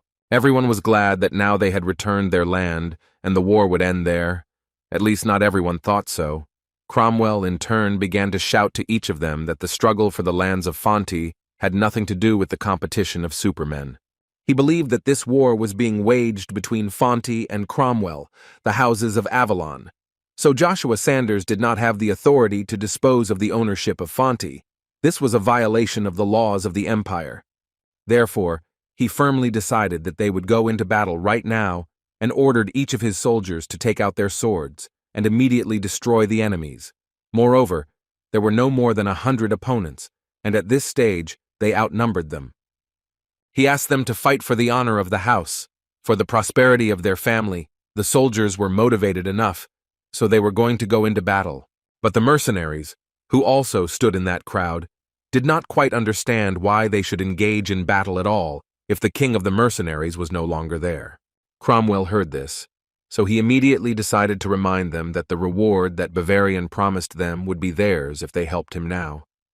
The man was sure that each of them dreamed of getting rid of low status and getting a position that would give them the opportunity for a stable life. Such words obviously had an effect because Cromwell put pressure on each of them, so they ran into battle as it seemed to them for a better life. Cain could not believe that they really moved towards them and decided to go to the end. Kinaitu in turn ordered William's knights to prepare for battle and destroy everyone who threatens the king. Joshua at that moment simply stood and carefully watched this whole show and could not help but notice that the Marquis Cromwell was actually acting incredibly dirty.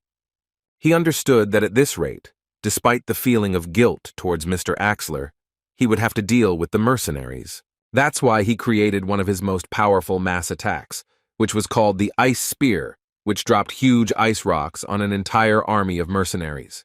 But this offensive was interrupted not by Joshua, but by Axler, who appeared out of nowhere and ordered each of the mercenaries to listen to him carefully, after which he said that from that moment on, the contract between the mercenary king Bavarian and the Marquis Cromwell ceases to be valid, and now he is their new head.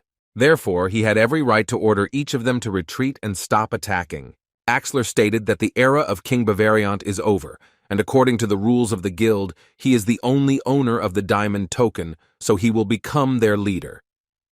He promised everyone to create new orders among the mercenaries and restore lost moral principles. But for this, they need to abandon this war and return to the guild. Cromwell immediately ordered this fool to shut his mouth, because he believed that the man at least appeared out of nowhere, and also demands to terminate the contract. Cromwell is more than sure that Axler does not even understand what he is asking for, because only the penalty will be 10 times the contract amount itself. Axler believed that the conclusion of the agreement was not agreed upon with the guild, and therefore he could make a claim to the deceased mercenary king, who single-handedly signed the document. This angered Cromwell even more, so he immediately ordered his knights to stand still and immediately destroy this insolent man so that he could never open his mouth again. At this moment, Iselin intervened and, using magic, tried to explain to each of them that the war was already over, and now they did not need to point swords at each other.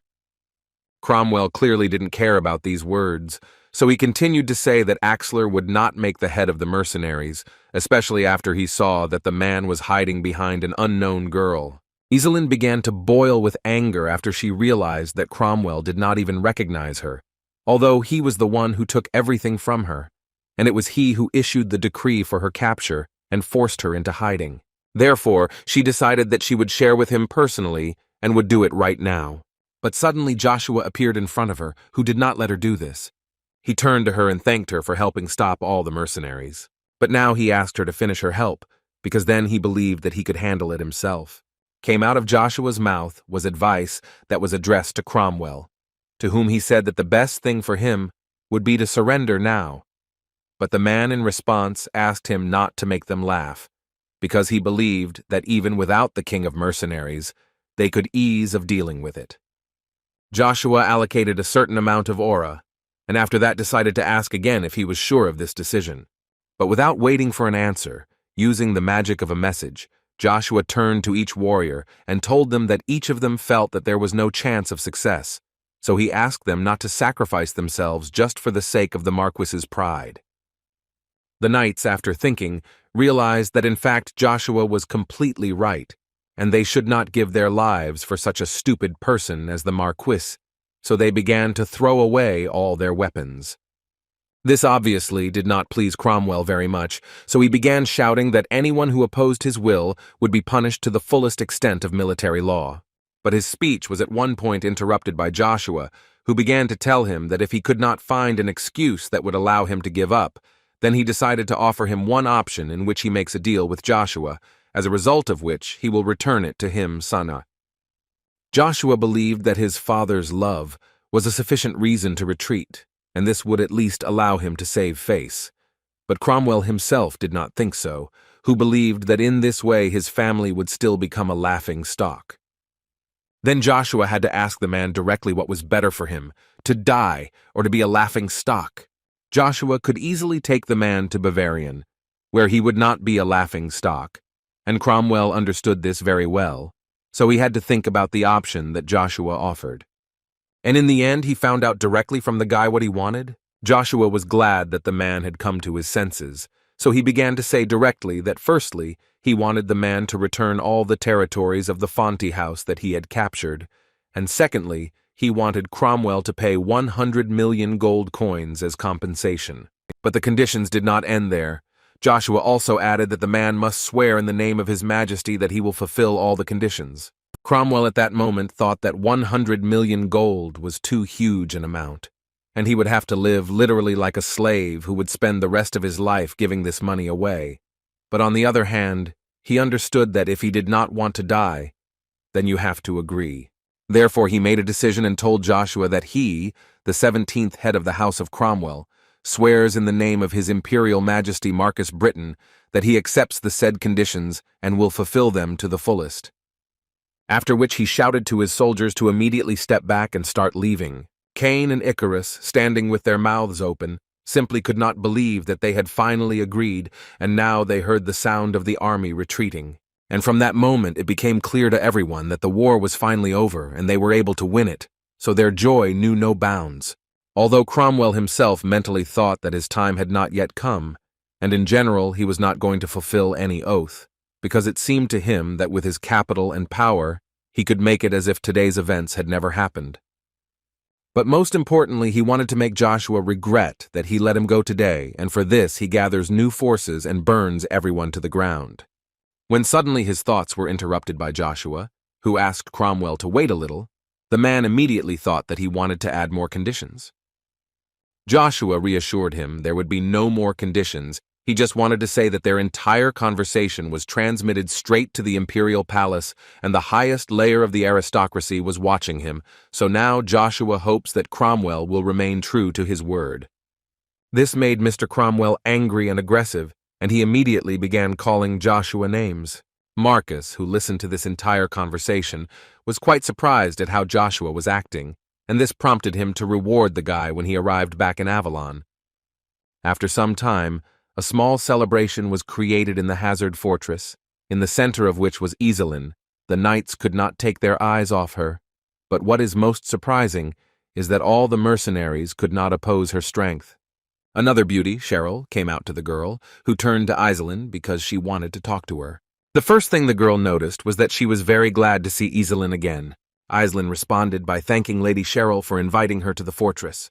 Cain, meanwhile, was actively telling the story at the table, and in the end he decided that one day he would create a war song, and then the whole continent would ask him to perform it. It was so funny for Comrade to hear this, so he could not restrain himself and said that this, of course, is the goal of a real man, although it sounds ridiculous. Cain did not hold back and immediately began to shout at Comrade and say that he was his first knight who began to serve him. Besides, Joshua's father himself recognized him as a genius, so now he asked Comrade to shut his mouth. After these words, the smile on Comrade's face disappeared, because he did not expect to hear that King Duke Agnes, the Black Spirit of Avalon, recognized Cain. Now he understood that he really should appreciate Cain's abilities. Cain was glad that they finally understood who they were dealing with, and also added that since they felt respect for him, then he decided that he would allow them to join, although the men did not quite understand what he was talking about. As it turned out, the guy told them about the Knights of the Golden Spirit, according to Cain. This is the owner's personal knightly order, and their main goal is to surpass the 7 legendary Knights of Avalon. It was a nice toast to drink, so Comrade and his friend would be only too happy if they could together become the strongest order on the continent. Icarus, who was also there, was so amazing to watch how they had just argued with each other and now got along. It couldn't help but make him happy. When suddenly their cheerful conversations were interrupted by Joshua, who appeared rather unexpectedly, they were surprised, because it seemed to them that he had gone to rest, and it was not clear where he was going for the night.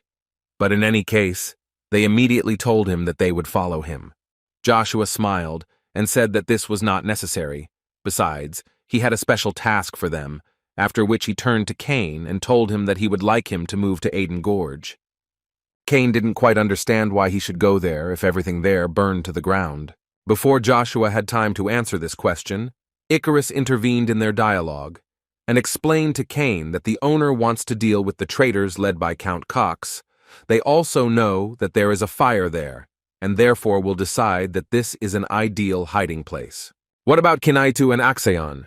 Joshua asked them to take William's knights and immediately return to Lionheart. Kinaitu was quite surprised when he learned that Joshua was not sending him to Aden Gorge and would like to know the reason for this decision. Icarus decided to answer this question too, telling Kinite that the fact is that Lionheart is in danger, which surprised him very much. Therefore, the guy had to add that the news that William's knights, the defenders of Lionheart, had left the city and were in Avalon had already spread throughout the continent, and therefore they believed that there would certainly be those who would decide to take advantage of the situation and seize the defenseless territory. The man was slightly surprised, because since the Emperor knows that they are here now, will he really not do anything, and then it turns out that the rumors claiming that he is behind the King of Mercenaries and the Marquis Cromwell?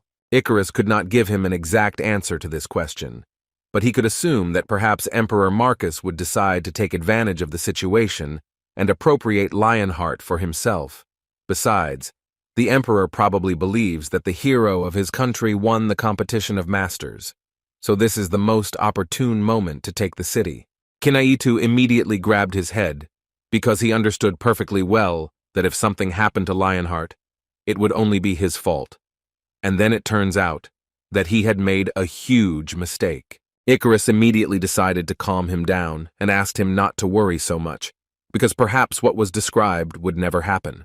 In addition, the guy believed that depending on the owner's decision, the geography of the continent could completely change, and now they stand in the very center of a huge whirlpool of changes. Now, according to Icarus, the fate of the continent is in the hands of the owner, so the guy would like to find out from Joshua what choice he will make.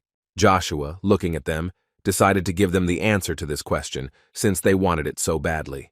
After this conversation, Cain and Icarus discussed why Joshua made this particular choice, and for both it was quite strange, although in any case they both decided that they would follow him to the ends of the earth.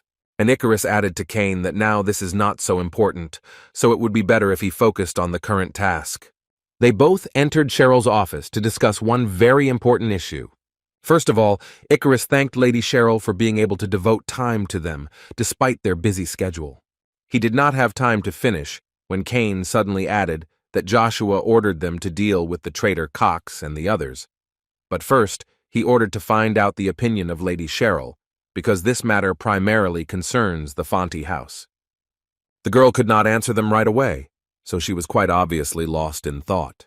After several minutes of thought, she replied that she did not have enough mercy to forgive traitors. Therefore, for the sake of the inhabitants of Fiode, who received a knife in the back, and for the sake of the reborn house of Fonte, she, forgetting about shame, asked the two of them to sort this out. Such words could not but please both of them, so with their hand on their hearts, they answered her that she could easily trust them. When suddenly Cain remembered that he also wanted to ask Lady Cheryl a question, and it concerned the sign that she gave to Joshua as a child, and the question itself was that he was interested to know if she really wanted him to become her husband. Icarus immediately turned on and, to put it mildly, reminded Cain that he should not ask such questions. But Cain did not understand what was wrong with that, and besides, he was sure that Icarus was also interested. Cheryl could only laugh at these two and add that they were actually great for each other. Well, seriously, she could say that in fact, then she gave this sign to Joshua out of pure stubbornness. In order to thus attract his attention, he was not looking in her direction at all. And now she is not entirely sure of her feelings, and whether this stubbornness still affects her, and whether she likes Joshua, or was it a temporary infatuation with his uniqueness. In addition, she considered him to be something of a divine creature, who is not easy to approach, to which Cain reacted with laughter, and added that it was not for nothing that Joshua was glorified as the god of battles. Icarus immediately hit him and asked him to stop talking nonsense. In any case, Cheryl believed that now there were things that were much more important than love and dating, so she decided to leave these things for peacetime. At this point, she decided to close this topic. Besides, in her opinion, it was high time for them to deal with the traitors. Icarus did not understand her. Was she really going with them? Cheryl did not understand his surprise. Of course she would go with them, because she wants to see their end with her own eyes. Joshua, meanwhile, was near Bavarion's grave, and, after standing nearby for a while, he finally began the ritual for which he had come here. He read a prayer that literally gave another chance for the mercenary king. Joshua decided to give him the right to roam this world, but for this, he needed to obey him. But it was no longer Bavarion, but Lord Dullahan, whom Joshua decided to summon to this world, but he did not even expect that the dead man would have such strong energy. Joshua understood perfectly well that now was not the time to think about it, and he confidently began a dialogue with him, saying that it was he who summoned Dullahan, the legend of the demon world. These words seemed to provoke Dullahana and began to approach him too quickly, and Joshua did not quite understand what to do next. The knight, whom Joshua had just tried to subdue, decided that first he wanted to test the strength of Joshua, one of the superhumans. Joshua understood perfectly well that Lord Dullahan was extremely proud, and he would never serve someone who was weaker than him. But if this was the only condition, then for Joshua it was not really a problem. Therefore, he dealt him a rather strong blow, which would have destroyed any knight of this rank. But apparently Dullahan was not included in this list, because after such a strong blow, only a scratch remained on his armor. Although Joshua was surprised by this, but on the other hand, it only turned him on even more, because it was always really nice to fight seriously, so he began to think about using an aura blade or sacred power.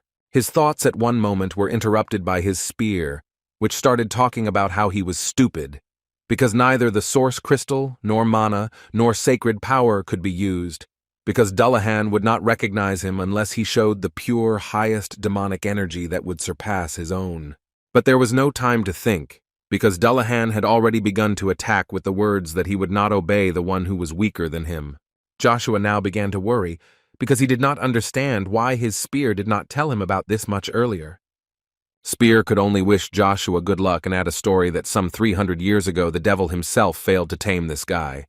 But still Joshua has one advantage. He uses Rugia, so he doesn't have to worry. These words actually did not calm Joshua down. Rugia realized this and immediately advised him to use more demonic energy, because this way Dullahan would drive him away. Joshua was tired of listening to this and asked Rugia to shut up, because it was already very difficult for him to pull out this energy. Without any force, he was already trying to get everything he could. The guy was so carried away by this process that at one moment horns appeared on his head, after which he released an incredibly huge amount of energy, which literally threw Dullahan away. But this was only the beginning, because what Dullahan saw next shocked him. Joshua looked like his old acquaintance, whom they had seen more than 1,000 years ago. After Joshua turned into a demon, Dullahan immediately knelt down and agreed to serve him until the end of his days. Joshua was quite happy to hear such words, so he immediately ordered Rugia to use the seal of submission. After they performed this ritual, Rugia suddenly said that the power of domination originally belonged to the devil. But Joshua did not quite understand what she was talking about. But that was not all she wanted to say. After which she began to talk about how the mark on her chest depicts the red moon, which means the underworld, and the spear symbolizes it. He is an angel who was a supreme archangel with 6 pairs of wings, who one day became fallen. He left heaven and the devil took him to hell, but he stole the power of domination and escaped. In the entire history of the world, he became the only one who was called a traitor in both heaven and hell. Rugia added that he was too strong for anyone to cope with. He alone could cope with 2 devils at once, and now his symbol, his pattern of dominance, appeared on Joshua. Joshua, listening to all this, finally wanted to find out what his name was, to which Rugia replied that he was Lucifer, the first who stole the light, after which she moved into the stage of the second awakening. Cheryl, along with her companions and a small army of knights, arrived at Aden Gorge, where the ruined fortress of Fonti now stood, which no one was going to give up just like that, and the enemy archers immediately prepared for battle. Count Arno immediately began to panic because he understood what would happen if they lost this battle, which could not be said about Cox, who was too calm. The man understood that they had changed their course and went not to the hazard fortress. But here, and now looking at the army led by Cheryl, he understood that most likely Cromwell lost. Cox jokingly noted that Arno could have escaped from here a long time ago, but this only angered him more, and he began to say that the Black Knight of the Denise River had blocked all escape routes and they were locked here. Then the answer from Cox was no longer so friendly, and he asked Count Arno to better keep quiet and think about how to stay alive. Looking at the top, Kane understood that the traitors were not going to just leave. Icarus noticed that this is because the defenders of the fortress have an advantage in battle, so he asked him to return to his place, because as soon as the attack weapons are ready, they will begin. But for now, you just need to watch. Kane categorically disagreed with him, so he asked them to watch from behind with comfort, because this time he will show what he is really capable of, although he will not be able to completely repeat the owner, but he is capable of doing something similar. Therefore, he concentrated on his aura and was able to superimpose one aura on the second, which allowed him to concentrate a huge amount of power within himself, after which he went on the attack. Cox did not wait a second and immediately ordered the archers to shoot at him. This didn't even stop Kane, and at that moment he only thought that since you can add an aura to the sound and thus influence the perception of the enemy, then by applying aura to aura, you can cover your entire body with it, which gave him even more confidence, and for good reason, because a protective field was created around him that protected him from arrow attacks. Cox and Arno understood that their affairs were deteriorating more and more every second, because they were at least shocked that he had turned his aura into a protective sphere. Meanwhile, Kane continued to go on the attack with a request not to hide behind the walls of the fortress, because he is only one here. Why are they so afraid of him? They tried not to listen to him, and this was their main mistake, because literally within a few seconds, the gates of the fortress were destroyed, and Kane was getting closer and closer to the traitors. Arno and Cox understood everything perfectly, and there was no point in explaining to them where they would soon find themselves. On the same day, a few hours later, they were already tied to 2 posts, and this is exactly what their finish looked like. Cheryl walked confidently towards them, and at the same time gave them the opportunity to say something final. Even in such conditions, Arno still tried to remind someone that he had rights, and the first thing he said was that behind these walls she had no privileges, and he was Baron Arno, an aristocrat of the great empire of Avalon. And this, in his opinion, meant that she simply did not have the authority to arrest him, so he demanded that she immediately remove the handcuffs from him and let him go. Cheryl decided that she would not pay any attention to these words, and this made Arno start screaming even more, but no one heard him. And the lady herself turned to Cox, who asked if he wanted to say something final. Even in this situation, the man continued to smile and say that traitors have no right to ask or say anything. They can only regret that they could not carry out everything they had planned. In response, she could only thank him for the truth, after which she turned around and began to leave. After she had retreated to a safe distance, she ordered the archers to prepare to fire. Arno was simply going crazy from such a picture, and began to say everything that came into his head about how they were going against the will of the emperor and the like. But all these words were empty words for Cheryl, and she simply looked at him and chose to ignore it all, after which she waved her hand. And the arrows flew straight at the traitors, one of whom remained silent, and the second spoke until the last second of his life. The immediate execution of the traitors who raised her instead of her parents was Cheryl's first step towards her future nickname of the Steel Empress, and this ended the war between the Marquis of Cromwell and the Duchy of Fonte. However, in order to counter the retaliatory actions of Cromwell, who would not give up so easily, Joshua's companions decided to remain in the Duchy of Fonte for a while. And everyone remained except the knights William and King Ryan, who returned to Lionheart to prevent possible threats. In exchange for the Lion King's favor as a referee in the duel, Joshua agreed to succeed him as head of the League of Free Knights. Axler, who became the new head of the mercenaries, recognized the relationship between Marquis Cromwell and the guild, but then wrote that they were recalling all mercenaries from the Avalon Empire. In addition, they promised to take only half the payment for all orders that the guild would receive. To regain the trust lost as a result of these events, he reduced the cost of all orders by half, showing an exceptional example of working not for the sake of enrichment. And 2 years later, in order to change attitudes towards mercenaries, he decided to change the cost of guild services. Thanks to his knowledge of his business and promptly taken measures, Axler strengthened his authority, and at the same time his popularity among the guild's mercenaries increased. In the Hazard Fortress, Kane could not allow Joshua to get rid of his subordinates so easily. This time he was sure that the owner would not be able to do it just like that. Until the last minute, Kane wanted to find out why Joshua needed to go to Trifia. Did he really want to catch the very dragon about whom there were rumors? Joshua was already starting to get noticeably angry, so he had to say that he had a personal matter there that had nothing to do with the dragon at all, and besides, he believed that they should stay here and look after Lady Cheryl. But Kane was not the only one who unfortunately made a scene. Icarus and Iselin were also against him going on his own, and rushed to remind him that he was their master, and not Lady Cheryl, and Icarus also asked him not to forget about the hidden Cromwell. They believed that he could say that he was leaving on personal matters, but a dragon was clearly involved, and now was not the right time for this, so they asked him to postpone everything until later. Kane decided to interrupt this scene a little, because he suddenly became very interested in finding out where such a beauty as Iselin came from next to him. It was strange for Joshua to hear such questions. Does Kane really not remember? Although later he realized that Iselin was just a child then, and it is not surprising that he does not remember her, but he never had any reason to talk about her. He told Kane that he promised her protection, so she is by his side, and she will be with them for a while. So he asked Cain and Icarus to take care of her as well. Icarus thought at that moment. He became interested in finding out what kind of relationship Iselin had with Joshua, since he promised to protect her. In any case, Joshua did not have time for these childish games, because he urgently needed to go to Trifia, and he didn't care if he met a dragon there or not. Cain shouted after him that he was taking this too lightly.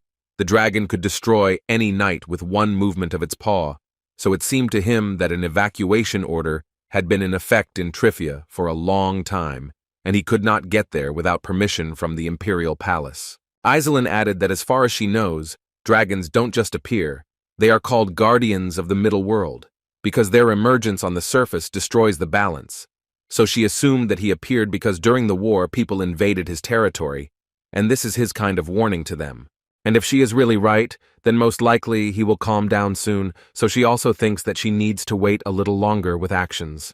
Joshua once again repeated that he was not particularly interested in the dragon, but still it seemed to him that this was not a warning as it seemed to Iselin. He believed that this was a danger approaching from the future, not a warning, but the threshold of a hurricane. Joshua mentally understood that the first act of the era of chaos of Crevice could begin.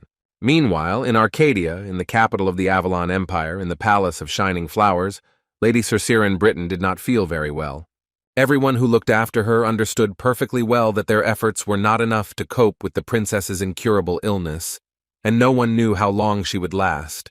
But they decided that it was better to prepare for this day in advance. Circeran, meanwhile, could hardly breathe normally, but all she could think about was that very guy, whose name was Joshua.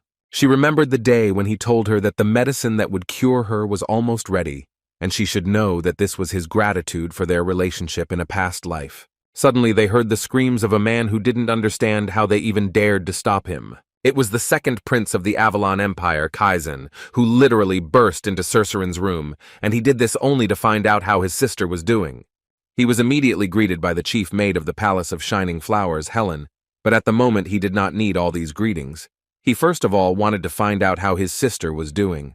Helen sadly answered him that no medicine was working, and every day the princess was getting worse and worse. Circeran heard her brother's voice and decided to stand up to talk at least a little, although they tried to explain to her that it was better not to do this. Kaizen was so sad to look at his sister, who had been used by her own father all her life, and now she was in this state. Circeran still continued to defend him, and said that if she could at least help the country in this way, then she was incredibly happy. Her brother immediately decided to support her a little, and said that everything was really in order, and she didn't have to pretend that she was so loyal to her country, because he knew very well that she didn't want to own the eye of consciousness. This is a cursed ability. He also added that if he were in her place, he would have long dreamed of escaping from here, but he understood that she really didn't have much time left. But he decided that while the girl was still alive, he himself could use her eye of consciousness, so he asked her to come with him. Circeran tried to dissuade him and say something, but she was too weak to somehow resist him, so she had only one option, and that was to do as he said. The maids who were watching the princess tried with all their might to stop him, even blocking the exit with their bodies. But it is obvious that two girls cannot do anything against knights of such a high rank. Meanwhile, in the Trifia region, in one of the dense forests, a little boy was playing on the street and there were no signs of trouble. Suddenly, Joshua came out of nowhere, who immediately recognized little Asha, although the boy did not understand who the man was. Joshua introduced himself and said his name, after which he added that he was the one who was saving him, and also that he missed him very much. Ashu didn't understand what this stranger was talking about, so he replied that he didn't know how he got here, but most likely he was mistaken, because at least his name is not Ashu. Joshua believed that this was not true, because in a past life he had decided so and the boy liked this name, so he left it. But Ashu believed that this was all nonsense and therefore asked Joshua to leave. But he was not going to do this, because he wanted little Ashu to get the so-called Sanders flower for him. After which Joshua applied force and used his skill, which was called an anti-magic field. This ability literally immediately destroyed the barrier behind which Ashu stood. This resulted in the appearance of huge orcs, which suddenly appeared behind Ashu. Now Joshua had a smile on his face because he finally saw his old friend, whose name was El Yunvos, who was the fifth of the High Elves, and Joshua really wanted to talk to him, so he came here. This only angered the elf even more, causing him to start calling Joshua an arrogant and greedy man, because he knows who he is and still does such things. But in any case, he believed that they had nothing to talk about, and sent his monsters into battle, which were supposed to destroy Joshua. Joshua responded by immediately warning him that his methods may seem harsh, but he was doing this to free him from the black dragon Regressed. Ashu didn't understand how he even knew about this and who this guy was after all. Joshua at that moment asked him a counter-question, in which he wanted to find out how long, having forgotten the name of El Yunvos, he was going to remain his slave. Ashu couldn't believe that this guy was using the fear of the dragon. This skill is only available to the highest masters. And this skill worked perfectly on the huge orcs, who immediately turned around and began to run away. After which, Joshua began to gradually approach Ash and asked him to calm down, because he really just wanted to talk to him. Ashu still could not understand how such an ordinary person could use the fear of a dragon, and besides, he knew that the only black dragon who is not immersed in sleep is Crevasse. Joshua explained to him that in fact it was just an illusion, which he could create quite easily, but Ashu did not completely believe him, and argued that he could perfectly distinguish truth from lies, and was sure that it was not an illusion, but real fear dragon. He realized that this was a great opportunity to make a deal with this kid, so Joshua told him that if he was so interested in knowing how he did it, then he could just make a deal with him, and he would tell everything. But Ashu continued anyway, scream and ask Joshua who he even is. Joshua asked him to calm down and listen a little, and as soon as Ashu calmed down a little, he asked him if he remembered the only friend of the elves among people. Ashu immediately understood that he was talking about Regressed Orbis. It was an old friend of Ashu, who at one time sacrificed his life for the sake of the elves, and he could not even thank him, but he could not believe that he was alive. But it was worth admitting that this interested him quite a lot, so he decided to ask Joshua what he wanted from him. He assured him that Ashu would easily cope with this task, and began to say that as he knew, the life of children born with the eye of God was short. But Joshua also knew that Ashu was called a genius of alchemy, and he would easily create a cure for this curse. Ashu understood that for this medicine he would need the Sanders flower, which grows only in these parts, so he would agree to it, but only if Joshua told him how to use the fear of the dragon. Then Joshua suggested that they swear to each other to fulfill their promise, because he believed that trust was important in this matter. In response to this, Ashu said that he could prepare the medicine, but Joshua needed to get the ingredients himself, to which the guy agreed without any problems. Mentally, Ashu thought that a stupid person was standing opposite him, because people with the eye of God are born once every 1,000 years, and does he really think that it is so easy to create a cure for this curse? Ashu believed that a whole life would not be enough even to find the ingredients, so he was sure that Joshua would not find them. Therefore, with such thoughts, he confidently vowed that he would create a cure for the curse of the eye of God, and Joshua, in turn, promised to give information about the fate of Regressed Orbis and tell the truth about the fear of the dragon. Then Ashu decided to start by naming the components, and he would bring them, but he immediately warned Joshua that the search would take a lot of time, so perhaps he would first talk about the fear of the dragon. But Joshua reassured him, because as it turned out, he brought all the necessary ingredients, except for the Sanders flower, which simply didn't fit into Ashu's head, who couldn't believe his words. Ashu knew very well that this was all on the verge of fantasy, because all these ingredients simply cannot be obtained by human effort, and this is especially true for the most important component. Joshua immediately realized that he was talking about a fragment of the dragon's heart, so he decided to show it by removing it from his ear. Also, the guy did not forget to note that this is actually the answer to his second question, how he actually created the illusion with the dragon. It seemed to Ash that today he would not get out of the state of shock, because he understood that this was in fact not a simple earring, it was made of obsidian stone, and it was this that helped create real fear of the dragon. But he also knew that it, like the eye of consciousness, contained a curse, and not just any curse, but a curse, because the earring was made from the heart of a dragon. And if a creature below the dragon class uses it, then it will simply go crazy, unable to cope with the demonic energy, and he was sure that on this continent no one could cope with such power unless he was a demon king. But then it dawned on him that one obsidian earring was not enough to break Crevice's barrier, so now he doubts too much that Joshua, who stands opposite him, is even human. Joshua could only smile in response to this and asked Ashu in response if he really still considered him human. Ashu didn't have time to say a word when Joshua decided to answer his own question and said that he was God. Such words incredibly frightened Asha, who even fell to the floor from overexertion. Joshua found it so funny to watch, and he liked deceiving people in this way more and more. This time it worked out well too. Meanwhile, in the great palace of the Avalon Empire, Marcus listened that in the name of the Continental War and by order of His Majesty, Agnes, or the Black Spirit of Avalon, was serving in the vanguard. And Marcus liked it incredibly much because he believed that this was how it should be. In his opinion, Agnes could only follow his orders. His assistant suddenly interrupted his idleness and immediately decided to ask for forgiveness for his impudence, but he noticed an interesting fact that Marcus destroyed the Duchy of Fonti, the former source of money for Agnes and his allied county of Rebecca.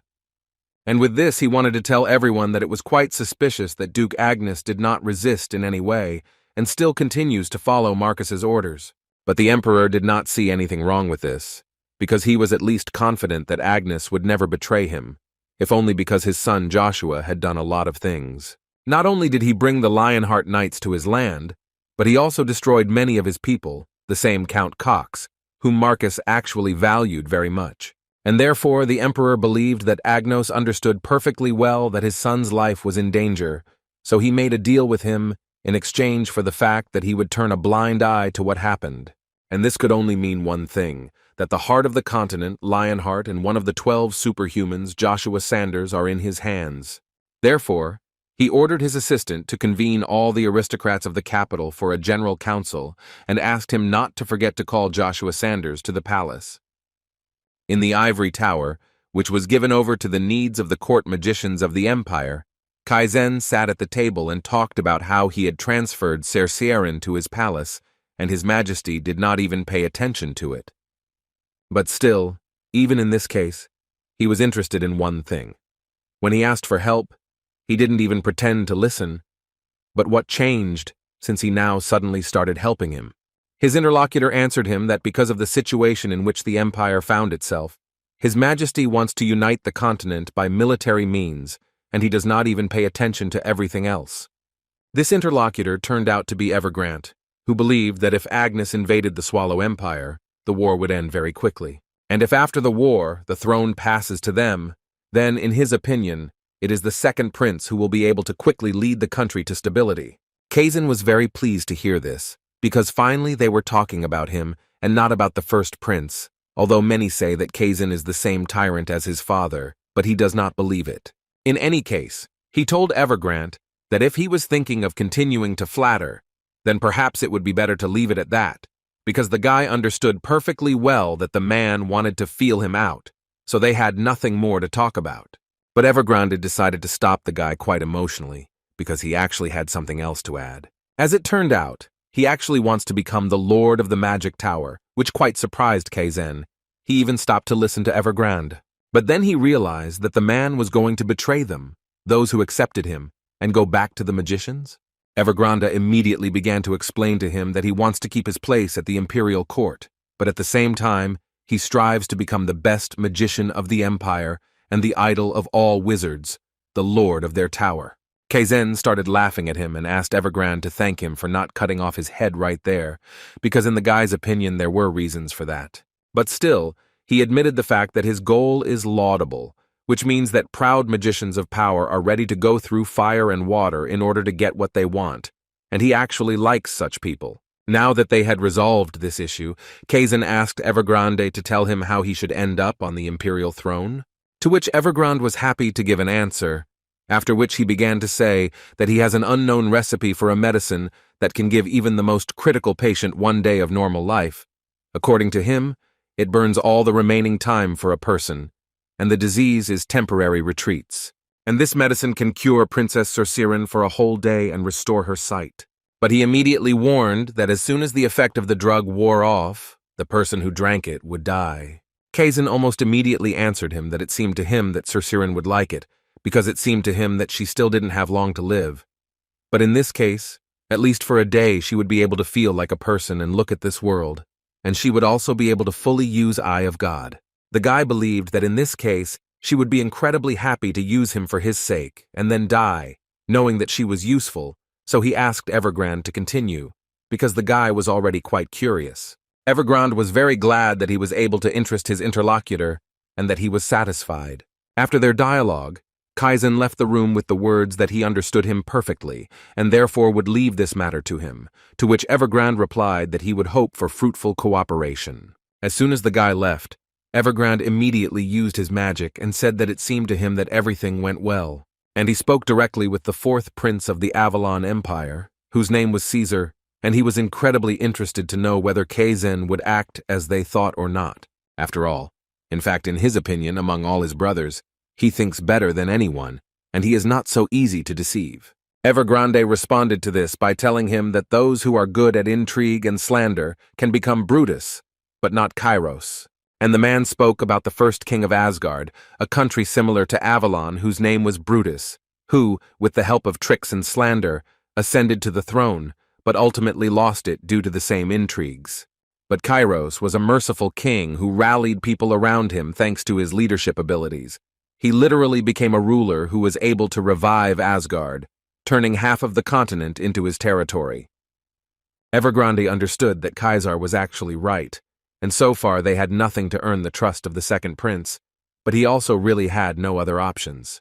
The first prince Kaiser is supported by the equally powerful duchies of Agnes and Tremblin, but the second prince Kaizen cannot win the battle for power. But mentally the man thought that everything was like this. But if Jairus Orbis entered the game, the situation would change significantly, and now he believed that it would be more correct to call him Berber, a rich hillbilly who sold his soul to the devil. Therefore, Evergrande believed that if they, within reason, helped the second Prince Kaizen, then besides them, he would have no one left to rely on. In addition, he believed that under their leadership, Kaizen's influence would grow, and when the first prince felt threatened, then at that moment they will gather all their strength into a fist and destroy the second prince, for which they will receive Caesar's complete trust. Caesar supported this idea, but most of all he wanted everything to happen without significant changes. Evergrande didn't quite understand what the guy was telling him, but the answer was quite simple. Caesar meant Joshua Sanders. He then added that Lionheart treated Ryan, his previous king, one of the 12 superhumans, like nothing, but his knights suddenly sided with Joshua. Of secret in him, besides abilities that were not appropriate for such a young age, and until he tied their hands and feet, Caesar believed that he needed to be eliminated, otherwise later it would be too late. Therefore he asked Evergrande for one more thing, namely, to turn Joshua Sanders, like his brother Kaizen, into a person dangerous to the Empire.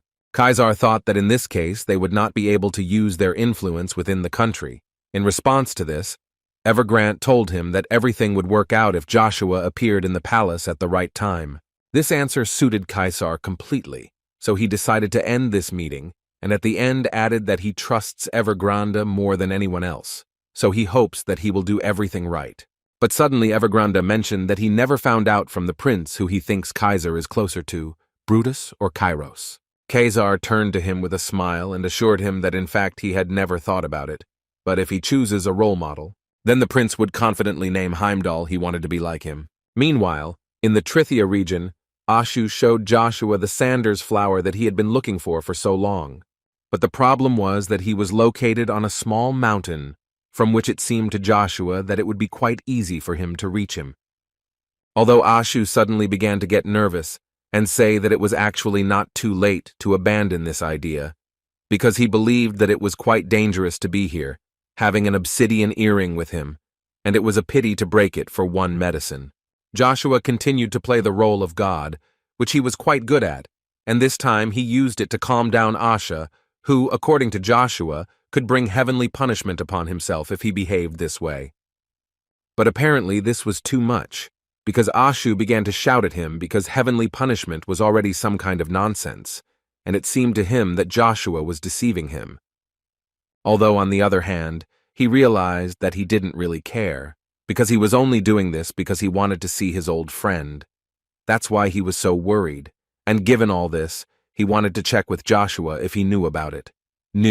Is this a side effect of this flower?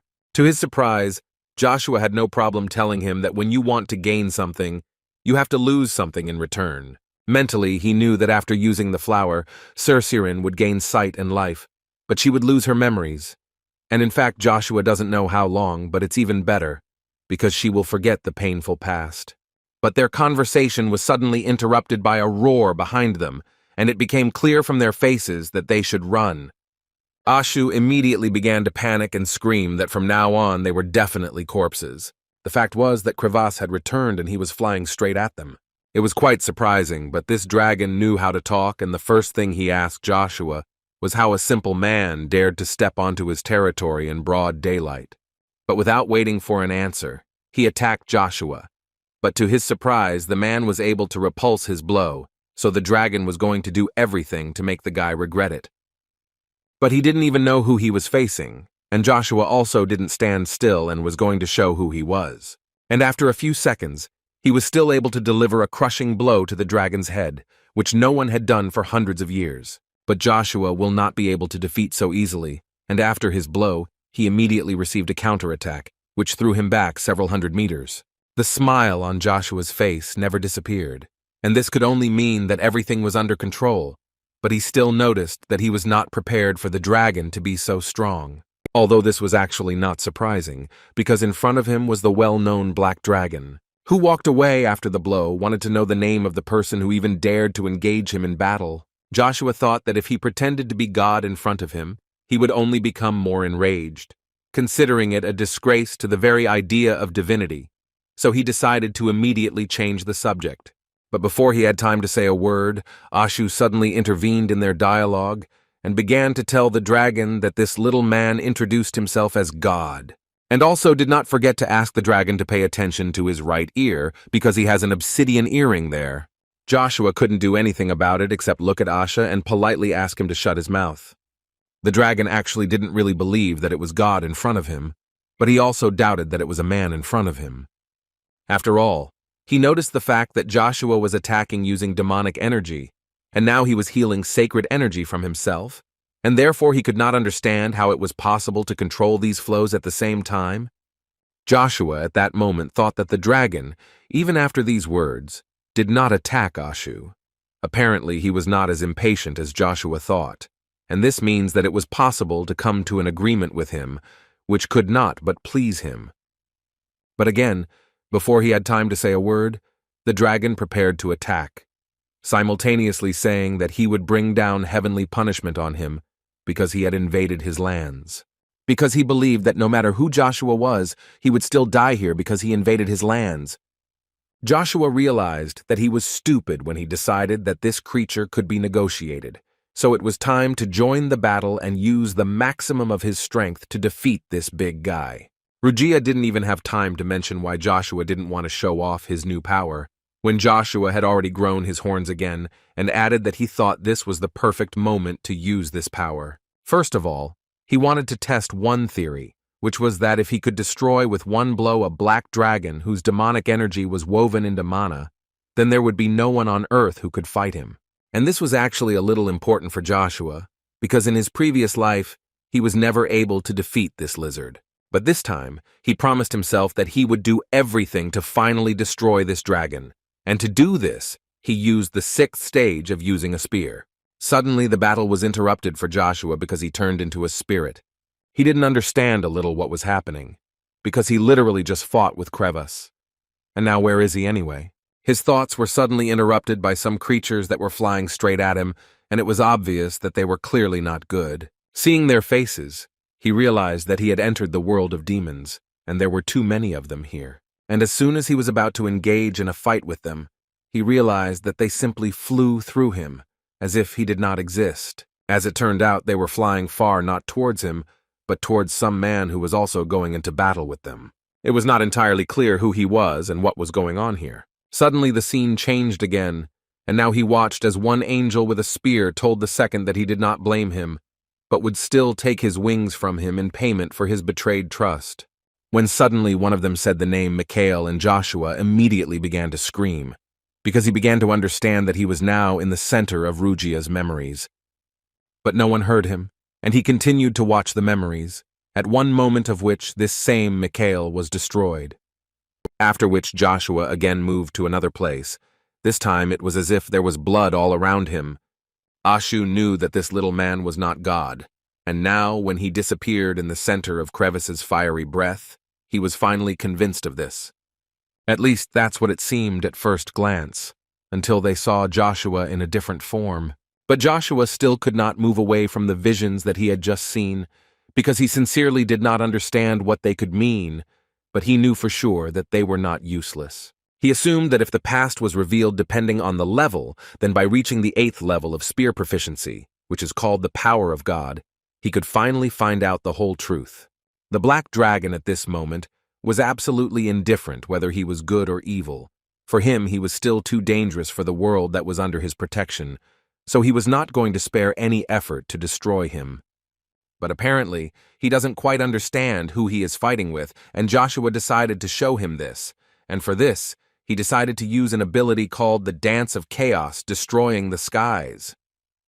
With this ability, he literally broke through the stream of energy that the dragon spewed out. At one point, he managed to destroy his dragon's fiery breath, and now it was his turn to attack. Creeves did not expect such a turn, because in his entire life, almost no one managed to destroy his fiery breath. But this, as it turned out a little later, was not the worst problem, because Joshua, using his new abilities, caused him quite serious damage. Ashu, who watched this carefully, could not believe what was happening because not every demon is capable of piercing the body of a black dragon. Joshua essentially only needed one blow to cause the dragon to stop using its wings and simply fall into free flight. Creeves could barely speak. His strength simply left him at some point, so before he died, he still decided to ask him who he really was. Joshua, in response to this question, made him understand that in fact this is not so important. The main thing is that he knows very well that Mr. Crevice is angry not so much because he invaded his domain. How much is due to what happened in the castle, which is located on the border of Trifia? Crevice now finally understood everything.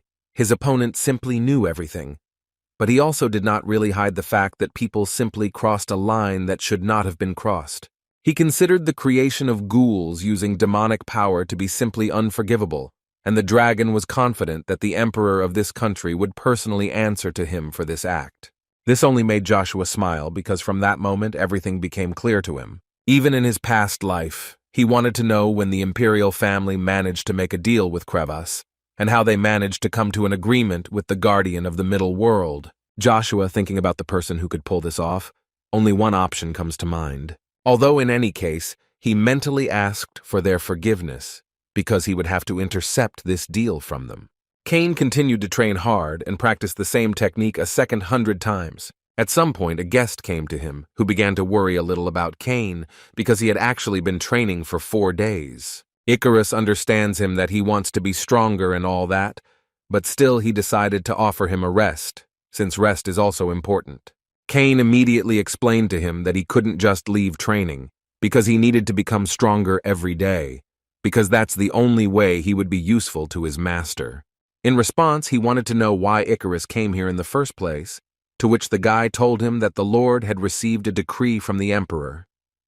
Cain did not understand how he knew this without even opening the envelope. Although Icarus did not have the right to read it, because it was written for him personally, they still participated in the territorial war between Pontier and Cromwell without the order of the emperor. And they also brought knights of another nation to Avalon, so Icarus does not expect anything else from this envelope. Cain still believed that there was no point in guessing, and it would be best to open the envelope to find out what was written there. After that, they almost simultaneously started talking about the fact that perhaps it makes sense to open it. This made Icarus laugh, and he even thought for a minute that apparently they thought alike. But in any case, he agreed with Cain, so he opened the envelope without any special regrets. At least he wanted to do it, until Cain snatched this envelope from his hand and said that only the Lord could open it.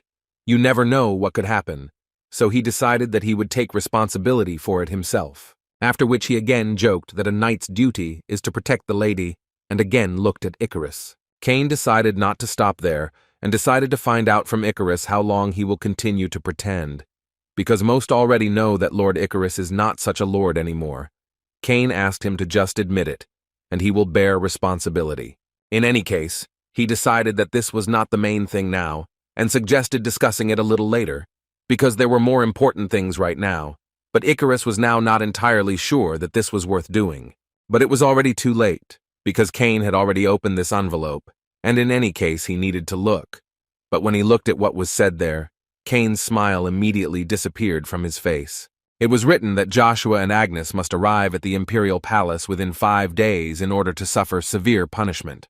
But the main problem was not this, but the fact that Joshua is now in Trophy, where there are no teleportation gates, and if we take into account the time to deliver the message to himself, he will not reach the castle earlier than in 2 weeks. Icarus reassured Cain because he believed that there was no point in worrying about it, because he was sure that Joshua had already finished his business and was heading back. So he decided that they would set course for the palace in the morning. But first, he needed to do what Lord Joshua had asked for. Cain immediately told him that they could not just leave the Pontier family.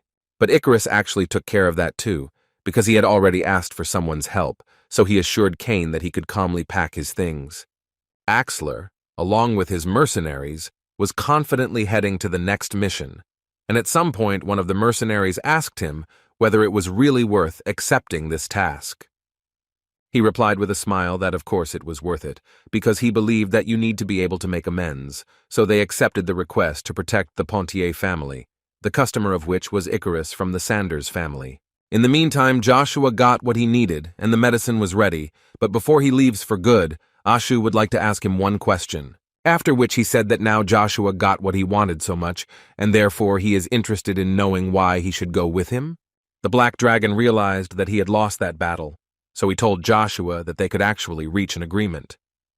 Joshua was just waiting for this option, so he immediately said that one of his conditions would be a blossoming Sanders flower. And while Joshua was technically a knight, but soon he will become emperor, and he still has no servants, so secondly, he wished Ashu as a servant, and he will be for 10 years. Ashu begged him not to do this. He asked him to at least reduce the term, because 10 years is too long, and he belongs to the sacred race, so he cannot be a servant. With him because he was ready to serve the Black Dragon, but he was not. So now he will serve not 10 years, but 15. Ashu still didn't want to do this, so he asked him to make a deal with him. After all, he uses primordial stones. Ashu offered to tell him where the rest were. He was ready to do everything, but not become a servant again, because he had just received his freedom. But if Joshua still refused, then Ashu asked to reduce the sentence to at least 5 or even 3 years. Joshua agreed to these conditions and reduced his term of service to 5 years. But he wanted to know where the remaining ancestral stones were. Ashu was so happy to hear this, and immediately told him that one piece of God with the powers of the wind was in Tempest. Suddenly their dialogue was interrupted by a black dragon, who appeared as if he was about to attack again.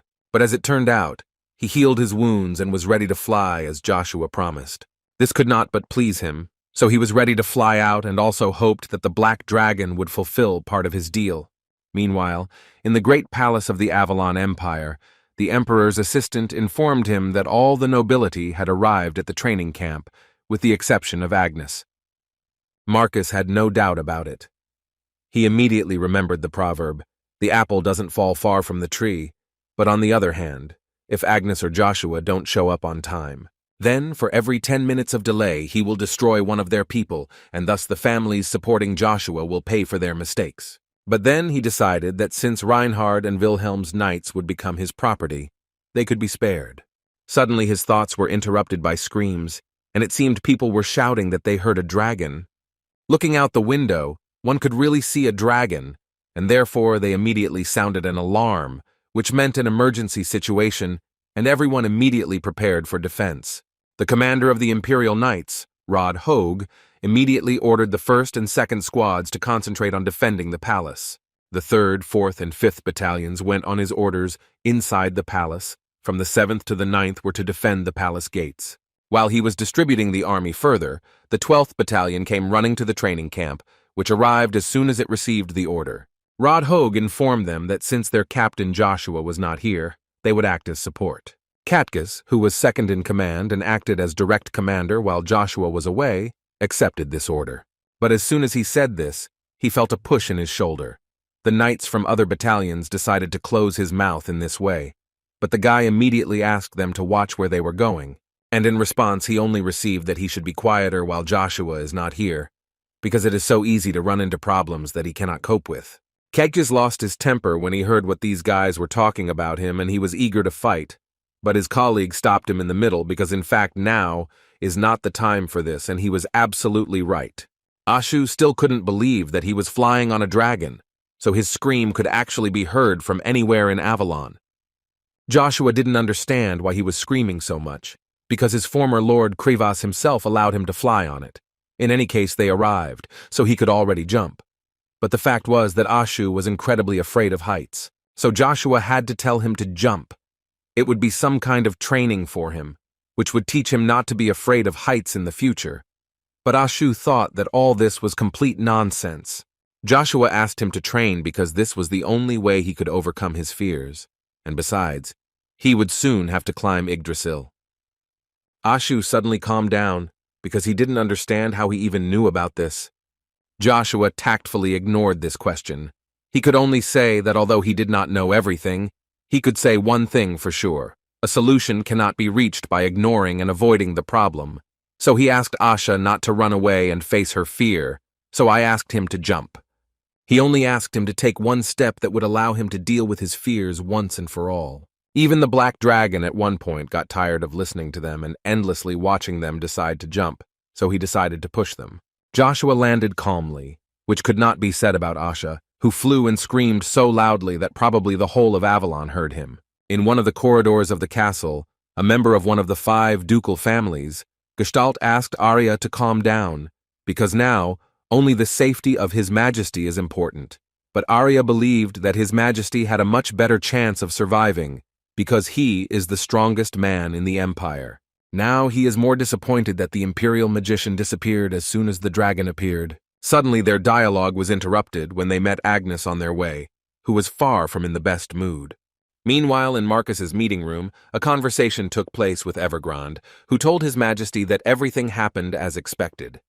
Now Evergrande believed that all that remained was to offer the Black Dragon conditions that he could not refuse. Asked him if he was sure of this, because he understood that if they made a mistake, they would most likely just die. Evergrande asked him not to worry, because he knows exactly what the Black Dragon wants, and if he allows him to explain, then even though the Black Dragon appeared because the Liuli invaded his territory, the man still believed that his true interest lay in the experiments of people with the dead and the creation of ghouls.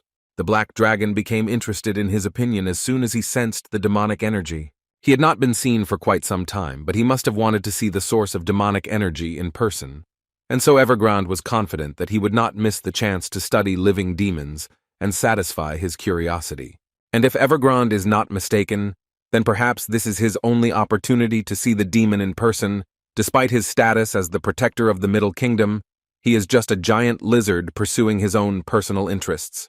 And for the magician, this meant only one thing: that it would be easy for them to enlist his support, and they would do this with the help of concentrated demonic energy and a source of demons, namely the demonic horn. This horn of a mid-ranking demon is to satisfy his greed, after which Evergrande wanted to use the information he received to control the Black Dragon and do whatever he could wish for with it. Marcus was slightly surprised that Evergrande had already been able to obtain a horn that could satisfy him, but the magician assured him that there was nothing surprising there. Although Evergrande thought in his mind that he had almost violated his agreement with the demon, his thoughts were interrupted by Marcus, who did not understand why Evergrande suddenly stopped talking. What was the matter? But before he could answer this question, they both heard shouts that the Black Dragon was retreating. This was the worst scenario for Evergrande, because then his plan would fail, and this could lead to bad consequences for him. Therefore, he decided to immediately ask Marcus to leave this room in order to carry out all his instructions. Marcus looked at him as if he clearly suspected something. From one such look, Evergrande sweated and thought that one wrong word, and he was a dead man. But the Emperor did not say anything more to him, except to let him go, and the magician did not wait even a second, after which he immediately left the room. But as soon as he left the room, Marcus ordered his assistant, who using his ability to hide in the room all this time to pursue Evergrande. Marcus understood that this magician could have anything on his mind, and therefore he wants to know what Evergrande is up to, and if it doesn't suit him, then Marcus allowed him to be destroyed on the spot. Brory told Probolum that there was talk that the breath of this dragon could burn the entire city to the ground, and if this was true, then he believed that it was better to remain on guard while he was alive. Although then, he added that first they need to get rid of the reason why this dragon flew here, and specifically from the person who sent troops to Trafia. Gehor Cromwell immediately realized that Brory was talking about him, and understandably, he got angry because Brory told him to end the war as early as possible. In any case, he believed that now it was not important, and he should just forget about it, because he thought it was suspicious that on the day when they were having an important meeting, Joshua Sanders appeared. The man was almost sure that it was behind all this Joshua. Their dialogue was interrupted by the same Joshua, who entered the meeting room along with his new servant Ashu, who still could not recover from the jump from a great height. Suddenly there was incredible silence in the hall. Everyone was afraid to even say a word, because they had all heard very well about what Joshua had done and who he was now. Ashu was so pleased, because in fact he shouted on purpose because Joshua himself asked him to, who didn't quite mean it, but that's not bad either. Brory at one point could not stand it, and began to shout that Joshua Sanders was being incredibly rude, because no one could think that he would create such a scene right in the meeting room. The man believed that he did not understand at all the current position of the emperor, and since Joshua had returned to the palace at all, he was obliged to behave like an imperial knight, and not forget about his duty. After this speech, Ashu Brory whispered in Joshua's ear that if he just wanted to shut them up, then he had an excellent spell. But suddenly their jokes were interrupted by a voice that informed everyone present that Marcus Britain, aka the Emperor, had arrived. Such as Agnes followed him. Everyone who was in that hall saluted the Emperor and greeted him. Joshua was also no exception, so he bowed his head and asked Asha to do the same, even though the kid believed that he was also a king. But when the Emperor himself came closer to him, Ashu suddenly changed his mind. Because in 1,000 years, he had never met a person with such a strong trail of blood, how obsessed he was with bloodshed. Suddenly the Emperor spoke, and he was surprised that Joshua was able to get to the castle so quickly, because he had heard that the guy was far to the south in the castle of the Pontier family. In response to this, Joshua said that he was in a hurry to arrive on time by order of the Emperor in order to fulfill his important assignment, so he arrived as quickly as possible. Marcus didn't quite understand what the guy was talking about. What other important order? Joshua explained that it seemed like the Marquis of Brory was talking about his duty as an imperial knight. But in any case, he wanted to point out that they had all seen an angry dragon in the sky over Arcadia, and he believed that the cause of this anger should be punished. And it was Gehog Cromwell who should suffer the same punishment, because it was under the pretext of a territorial war that he invaded the territory of the Black Dragon, which caused his anger. Now Joshua was just waiting for an order from the Emperor, and as soon as he gave the order, Joshua would immediately arrest him and make him pay for the mistakes he had made. In his mind, Marcus thought that Joshua had become an even more arrogant child. Did he really think that this would somehow help him? But in any case, the man understood that the games were over because at least because of Joshua, Agnes is now on Marcus's hook, and that's enough for him. Therefore, he answered Joshua without any doubt that he could do whatever he wanted. It was his decision. The aristocrats did not expect such a turn of events. They simply could not believe that he just up and abandoned them, and what should they do now? Cromwell immediately tried to prove that in fact this child was lying, because even though they had invaded trophy territory, they still strictly followed his orders. The Emperor suddenly stopped and asked the man whose orders he was following.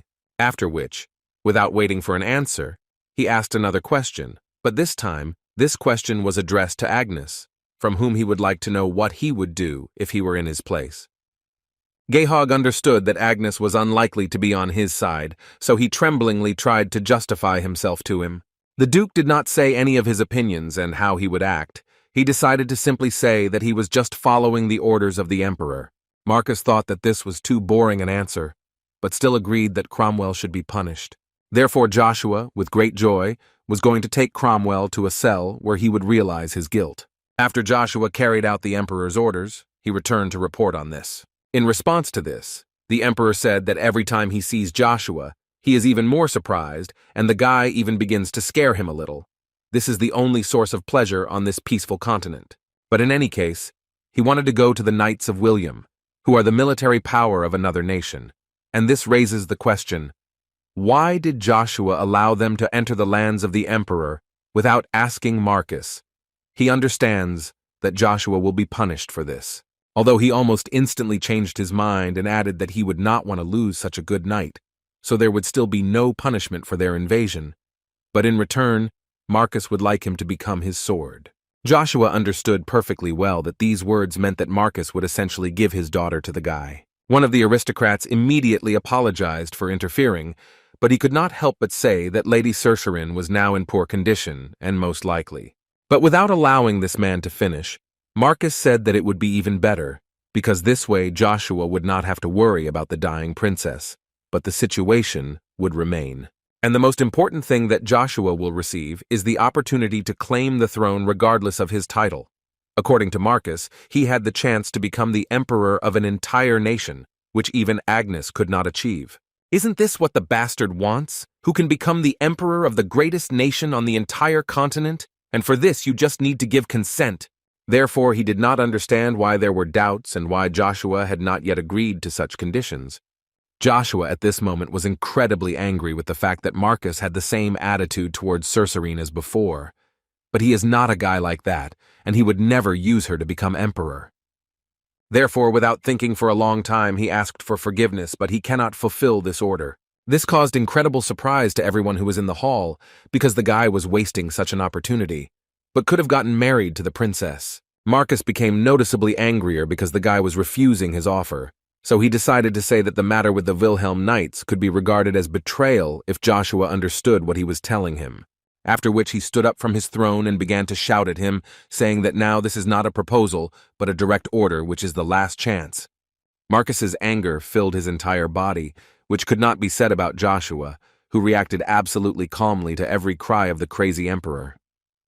Joshua believed that the emperor compared him to a thing, equating him to a sword, and as he knows, all things have their own price, which directly depends on their significance. Marcus began to smile, because he perfectly understood that the guy was trying to bargain with him in this way, but he was amused by the fact that apparently the guy simply did not understand that all of Avalon could become his property. Joshua explained to him that what he was trying to say was that he was not yet ready to become his sword, and if he just gave him time, he could guarantee that he would become an outstanding sword that had no equal. The guy also did not forget to add that when he turns 18, he will have to choose who to serve. So he simply asked the emperor to wait for this moment. Marcus completely forgot that the guy is not even 18 yet, so now he sees nothing wrong in following tradition and waiting for his 18th birthday. And once they resolve this issue, Marcus would like to know what Joshua wants then, but the guy didn't quite understand what he was talking about. According to Marcus, he is simply trying to gain favor in the fight for his support, which is why he asks the guy what he wants. In this case, Joshua decided to say that he would like to create a new order of knighthood from the 11th and 12th battalions under his command. Brory immediately began to shout and ask the emperor not to listen to Joshua, because one cannot even think that any order other than the imperial one would occupy the castle. The man suspected that Joshua might have bad intentions towards the emperor. Marcus only raised one hand to cover Brory's mouth, who was actually talking too much today. After which Joshua replied that he probably himself understood that his request was simply impossible to fulfill, but still he decided to ask the guy why he wanted the order of knighthood. Joshua told him that as he already knows, he has faced prejudice all his life due to the fact that he was illegitimate, and his mother suffered as a result, so he understands how the 11th and 12th battalions feel. The guy believed that each of their knights dreams of becoming the greatest sword of the empire, and he would like to help them in their endeavors. And for this, he needs to create the greatest knightly order of the entire continent. After these words, the emperor suddenly changed his mind and began to say that if he wants to create the greatest knightly order of the continent, then why should he refuse his request? Therefore, from now on, Joshua Sanders can carry out this idea and bring it to life. He also asked perhaps the guy would like something else. Joshua thanked him for his kindness, and added that this was actually more than enough. Then the emperor decided to bow out, and before that he said that he was appointing Joshua as Count of the Empire. Moreover, the emperor decided that the territories of the traitor Marquis Cromwell would go to Count Joshua. And with this, he decided to end the meeting of the central nobility. Everyone could be free. And he also recommended that Joshua think about his middle name in his spare time. It was impossible not to say that Joshua was not surprised by this turn of events. But he was more surprised by the words of Agnes, who told him that he seemed to be getting closer and closer to the center of power.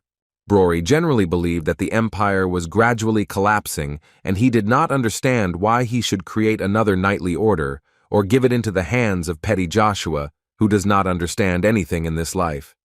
The Baron believed that the Count should not worry, because the more he does, the more he attracts the attention of the nobles, and what can any family do in the whole empire? Suddenly, their dialogue was suddenly interrupted by Ashu, who addressed these old men with the words that he was sure that they had heard the emperor that he would support Count Joshua Sanders. Ashu believed that Joshua was giving them the last chance to change their miserable lives, but they did not understand at all what this little man was telling them. He continued to talk and asked them to just listen. First of all, they will reward everyone who joined with special privileges, and those who join them later will not get anything. So he immediately recommended to them that if they want an easy life, then they better join them right away. Most of the aristocrats, although they saw a small boy in front of them, they still thought about his words, and this entailed that they literally began to fight over who would be the first to join them. In Brory's thoughts, things were getting even worse, because now not only the independent order in the empire, but also other families were supporting Joshua Sanders. He, like no one, understood that at this rate the influence of this guy would soon surpass Emperor Marcus. Evergrande came to one of his hideouts to discuss the fact that the Black Dragon had not swallowed their bait, and now he did not know what to do next. But his interlocutor immediately reassured him, saying that in fact nothing had changed, because in any case they were destined for a meeting with Crevasse. He would never have even thought that Heimdall would be right. Joshua is really a big problem for them now. He certainly didn't know how Joshua was able to lure Crevasse to his side, but they can't let him ruin their plans. Therefore, he decided that he would leave Joshua to another hunter.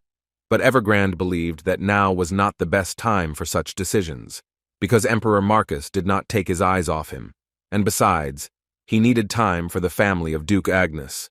He needed to wait until the troops of the second Prince Kaizen will not become strong enough. Evergrande believed that now it would be best to get rid of Emperor Marcus and the Magic Tower. In addition, everything was already ready, and Heimdall gave information about Ashir Britain, and Evergrande was sure that soon the Black Wind would carry the news to Emperor Marcus. The man's interlocutor was very glad to hear this, so he decided that then they would start with his destruction, and then they would go step by step, and then they could only hope that after he died, this tyrant would maintain his greed.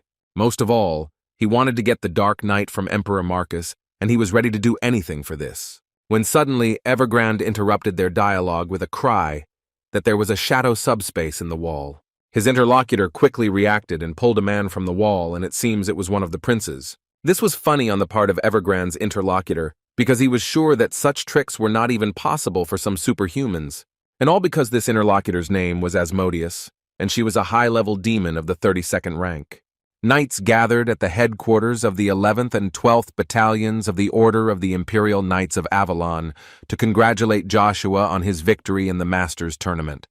It was so amazing for them, they would never have thought that he would dare to say something like that in the presence of all the nobles. But most of all, they were glad that they would have their own order, and they were sure that the rest of the knights would bite their elbows from envy. And since he had already started talking about this, they were very interested in asking Joshua what kind of order he would like.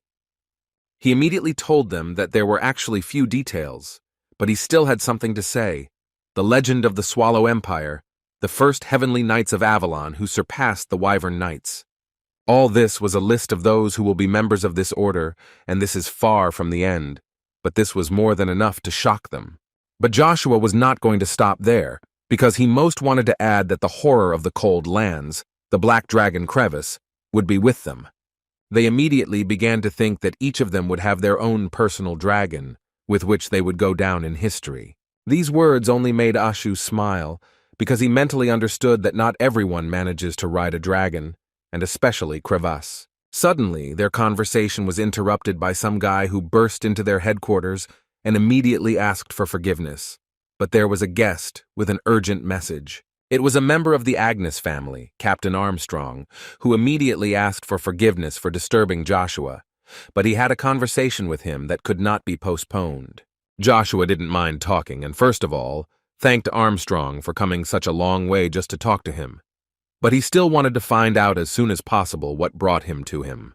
Armstrong told him that he was here to convey a message from Duke Agnes, after which he began to talk about how no one else had achieved such success, so he wanted to invite Joshua to the estate and celebrate it.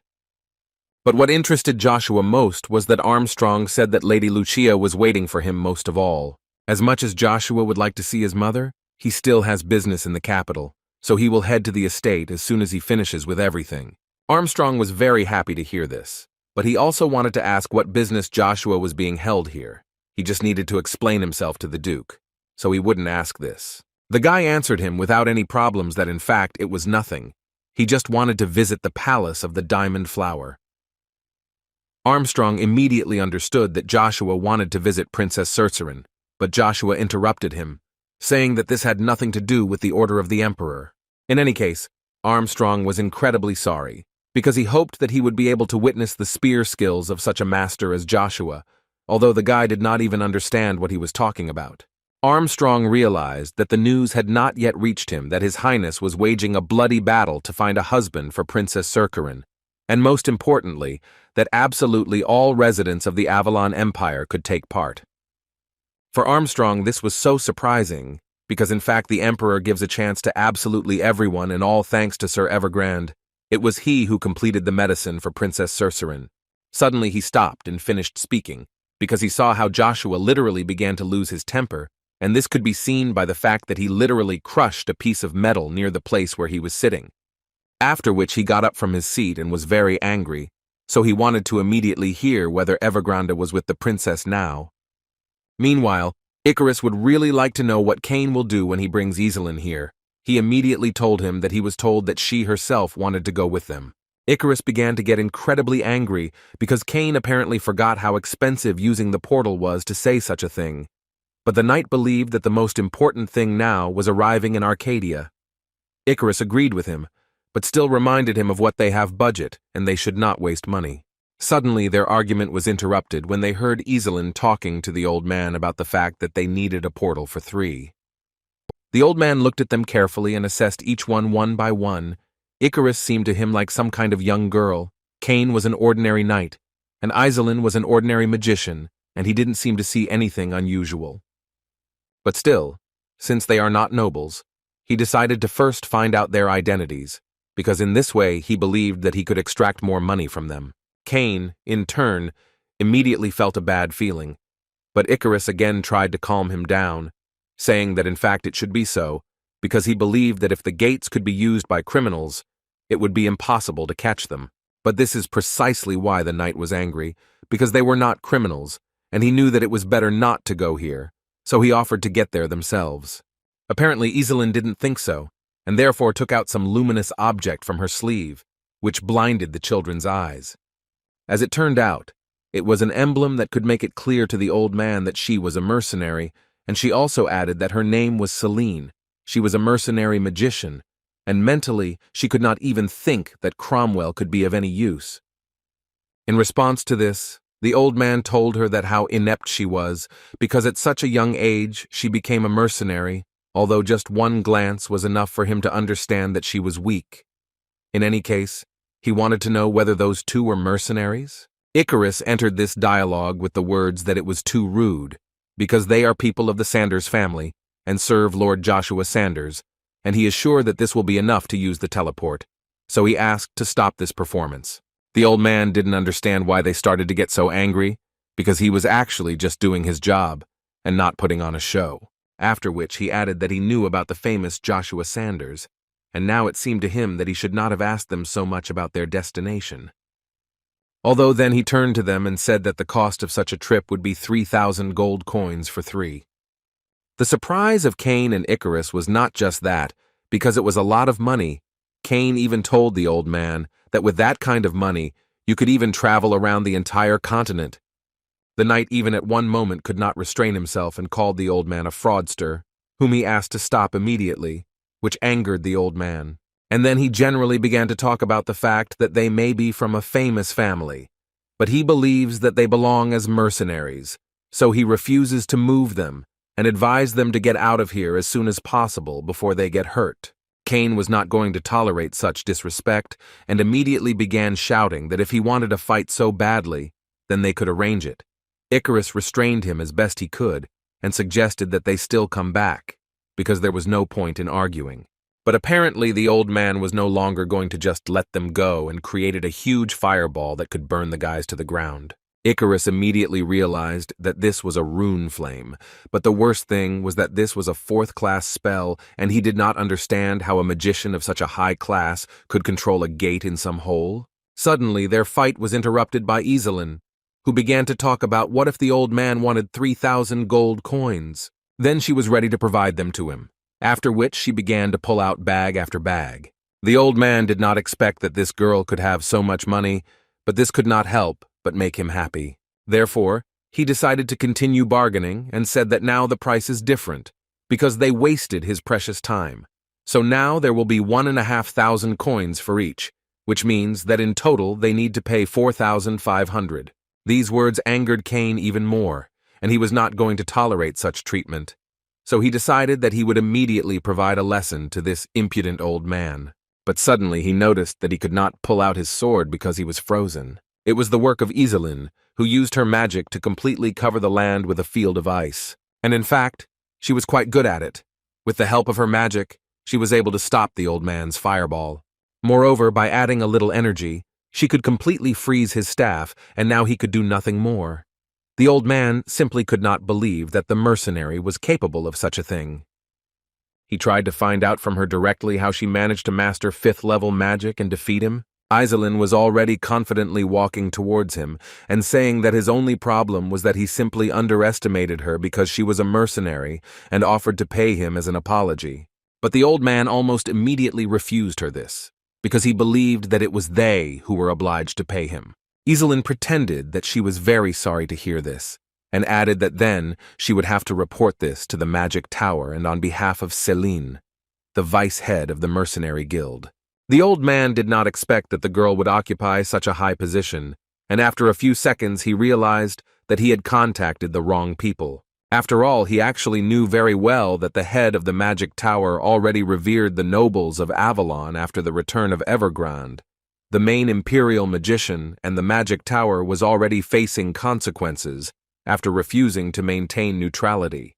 And this meant that if the vice-head of the mercenary guild reported such a thing to the Magic Tower, he would simply be kicked out of there. Therefore, he immediately decided to make the right decision and ask their forgiveness for not recognizing them.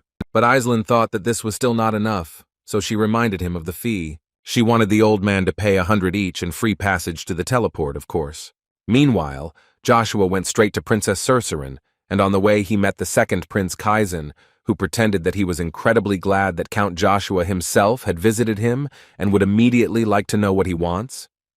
Joshua at that moment was thinking that because of his actions, the future was slowly beginning to change, which is why new factors began to appear that he knew nothing about. But in any case, he understood that even taking these conditions into account, his ultimate goal did not change, and this time only he will be responsible for his life. So he said that he was here to see Princess Cercerin, and now he asks him for a personal visit. His subordinate knights immediately began to shout at Joshua, and the reason for this was that he had no right to address the second Prince Kaizen like that. But Kaizen himself reassured his subordinates and asked them to relax, because he believed that Joshua had not said anything like that. Although he still decided to ask him why he should give Joshua such an opportunity, because it seemed to him that he didn't even have the right to be here. Joshua assured him that he actually had the right, after which he said that he was sure that the second prince already knew that the husband of Princess Cercerin would soon be determined in a bloody battle.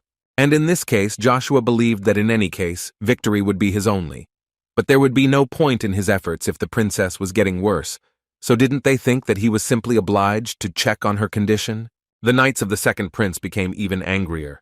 Because they did not understand how he even dared to penetrate the second palace for such a reason, he must have a lot of pride. Kazan was interested in asking Joshua if he really thought he could defeat all the Imperial Knights, and even Captain Rod alone. Joshua didn't think long and replied that it seemed to him that this was more than possible in reality. After this, Kazan added that he actually liked Joshua and rather unexpectedly invited the guy to make a bet.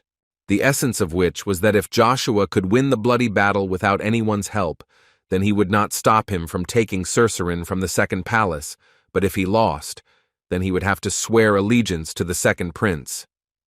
Joshua actually did not expect anything different from the second prince, so he was ready to accept this dispute. His response was immediate. He said that he liked this deal quite a lot, but in exchange he would like to visit Princess Cercerin right now. And he also decided to repeat that he insisted on a personal meeting, because he would not want anyone, including the prince, to be present. If the prince had not been there, then his knights would have gone into a fight long ago, but so far they could only restrain Joshua with words, and this time they called him the commander of the reserve battalions, and they are not going to allow him to see the princess.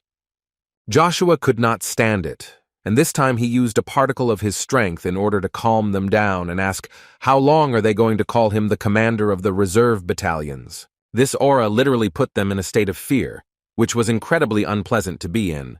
With every second, the pressure became stronger and stronger, and at one point, this pressure even forced them to bow to him.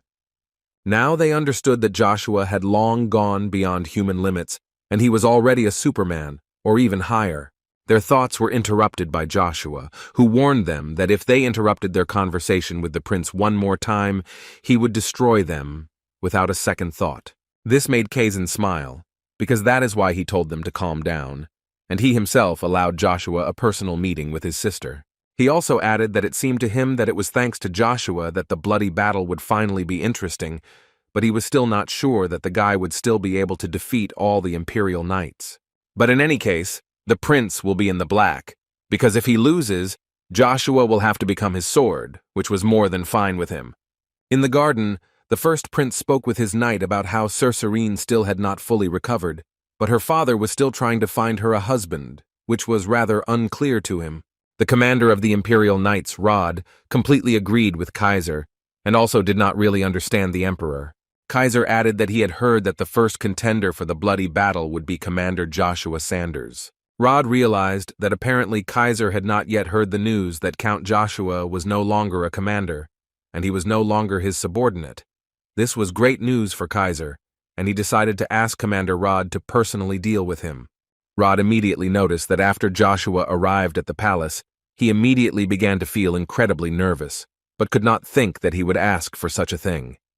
Although, on the other hand, this is logical, because after all, he was the most influential person in the Avalon Empire after Emperor Marcus, and even if you put together the power of everyone else, including the second prince.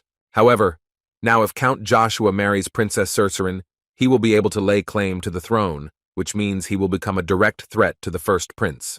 But Rod still believed that it would be better to make him not an enemy, but a so-called assistant, or even a friend, so he suggested to Kaiser to lure Count Joshua to his side. Kaiser did not know how to respond to this proposal, but it was clear from his face that he liked this idea. Although then, he remembered that very ball where Joshua danced with Cheryl, and he essentially stole his lover from him.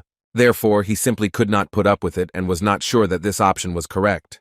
Rod added that in this case it is unlikely that they have a choice, but there is another knight who is able to stop Joshua.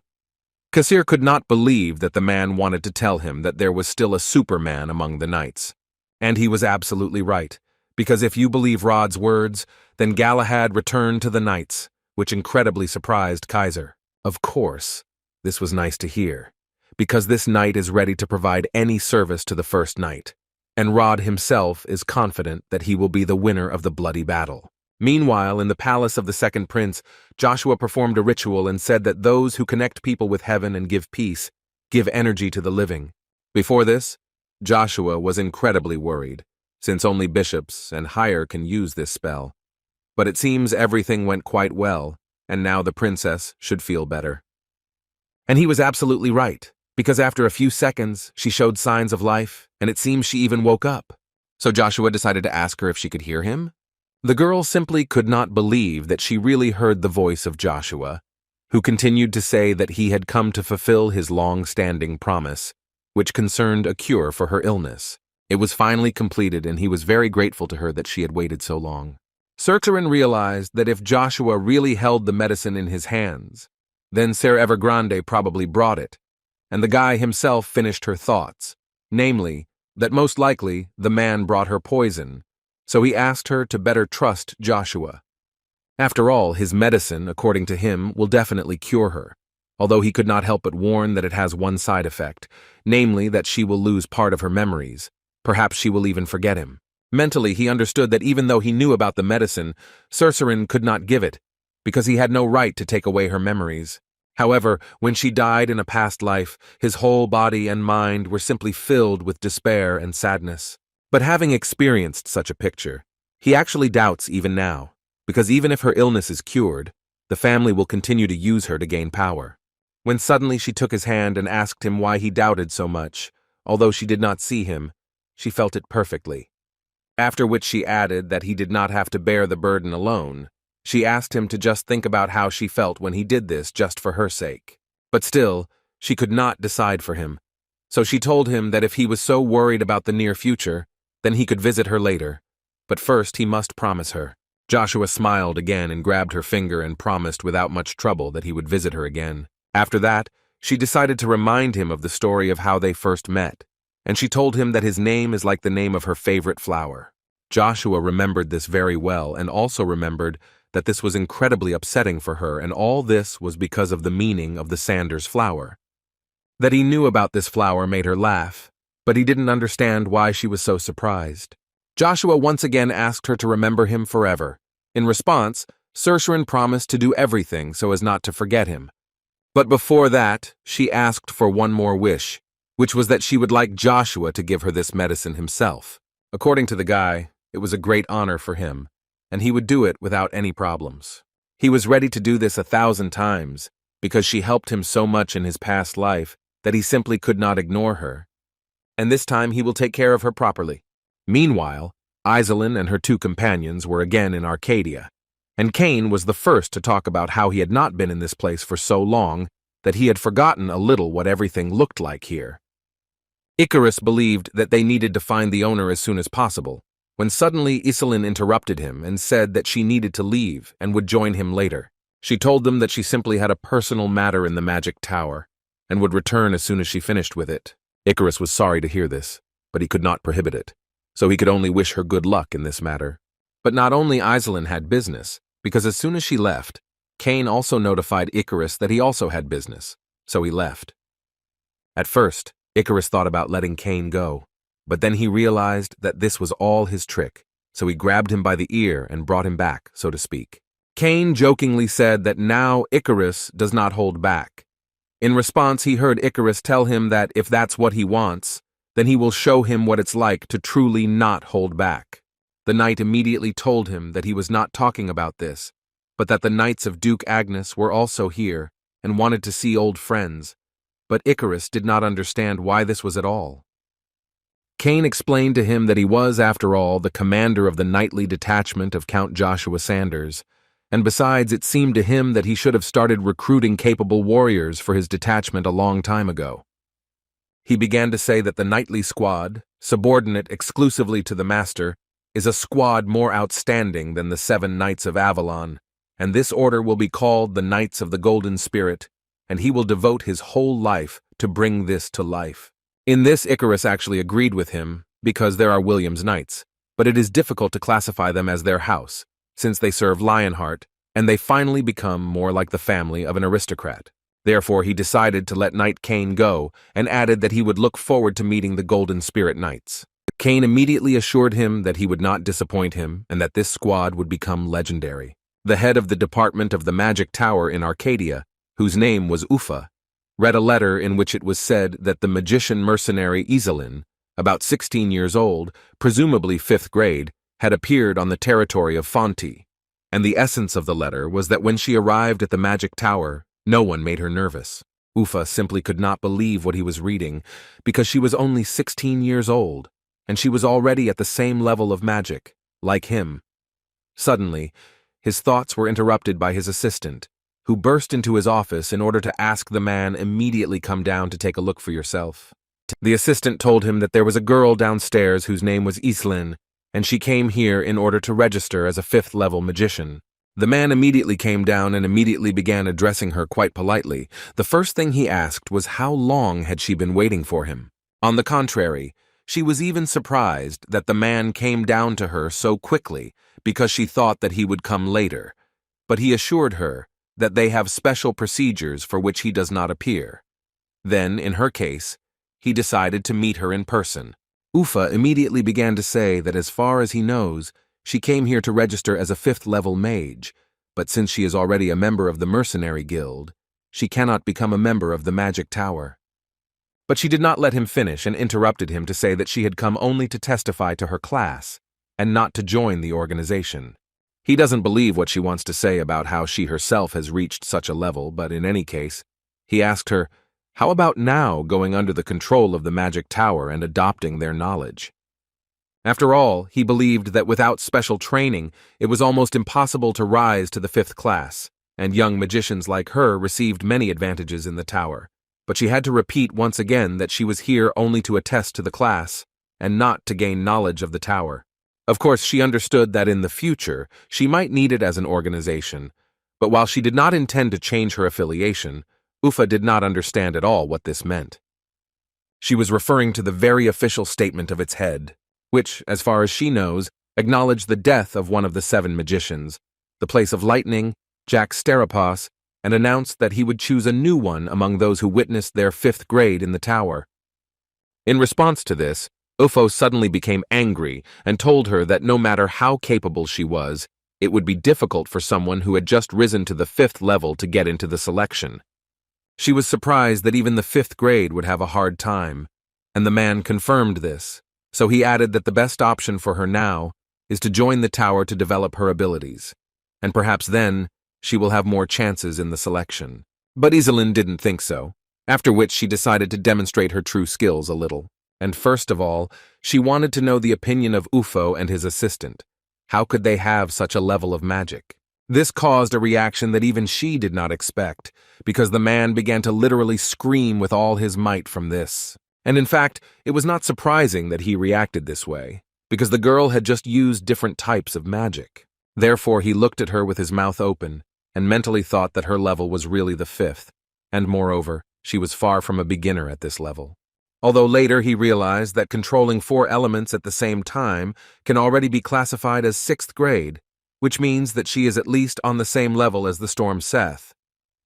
Cain, meanwhile, stood among the Knights of the Empire and thought that if he understood everything correctly, the owner would have to fight with all the Knights of the Empire, including members of the court order, in order to get the princess. And it seemed to him that something was even too much, because their house had just become a county and was already close to disappearing, and he did not understand at all what Joshua was now proposing to do to his subordinates. Suddenly his thoughts were interrupted when he heard what the local knights were saying. They were sorry for the command of the division, because they would first have to fight with the court knights, and since Sir Galahad, who was guarding the 3rd prince, had already returned, then even there won't be a chance. Sir Galahad himself walked ahead of them, and with a smile stated that he had come here in the first place to bring Joshua to his knees, but he did not want to take away the chance from his colleagues, so he wanted to apologize for this. It is obvious that Cain immediately got angry, because he heard 2 offensive words towards his owner, and he believed that this puppy did not dare say such words in his direction. He simply had no forgiveness. Today he is simply not allowed to think normally, because as soon as he thought about Joshua, a hand appeared on his shoulder, which scared him incredibly. He didn't even feel how someone was behind him, and this frightening voice, along with the aura, made his body shake with fear. He was already thinking that this could be absolutely any master in the Empire, but when he turned his head, he saw Joshua there, and it was not surprising to him now. But in the future he asked the owner not to scare him so much, because his heart almost jumped out of his chest.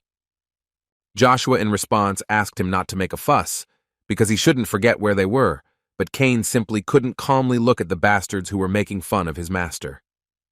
Joshua, of course, was sorry to say this, But he thinks that with Kane's abilities, he has no chance of defeating a knight like Galahad, who he thought would become the commander of the court knights. The same night, Galahad quite brazenly intervened in their conversation, saying that apparently the rumors were not lying and Joshua was really in the city, after which he noted that it was actually a great honor for him to meet him, and he was even looking forward to the meeting of his spear and his sword at the Bircher slaughterhouse. In response, Joshua could say that his words are actually a big absurdity. Galahad didn't quite understand Joshua why he said this, but instead of explaining anything, Joshua simply began asking the knight why he wasn't guarding the third knight right now, and what was he even doing here. If you believe the words of this arrogant knight, then if he tells, then he will have problems because he left the Order of Court Knights and created a separate association.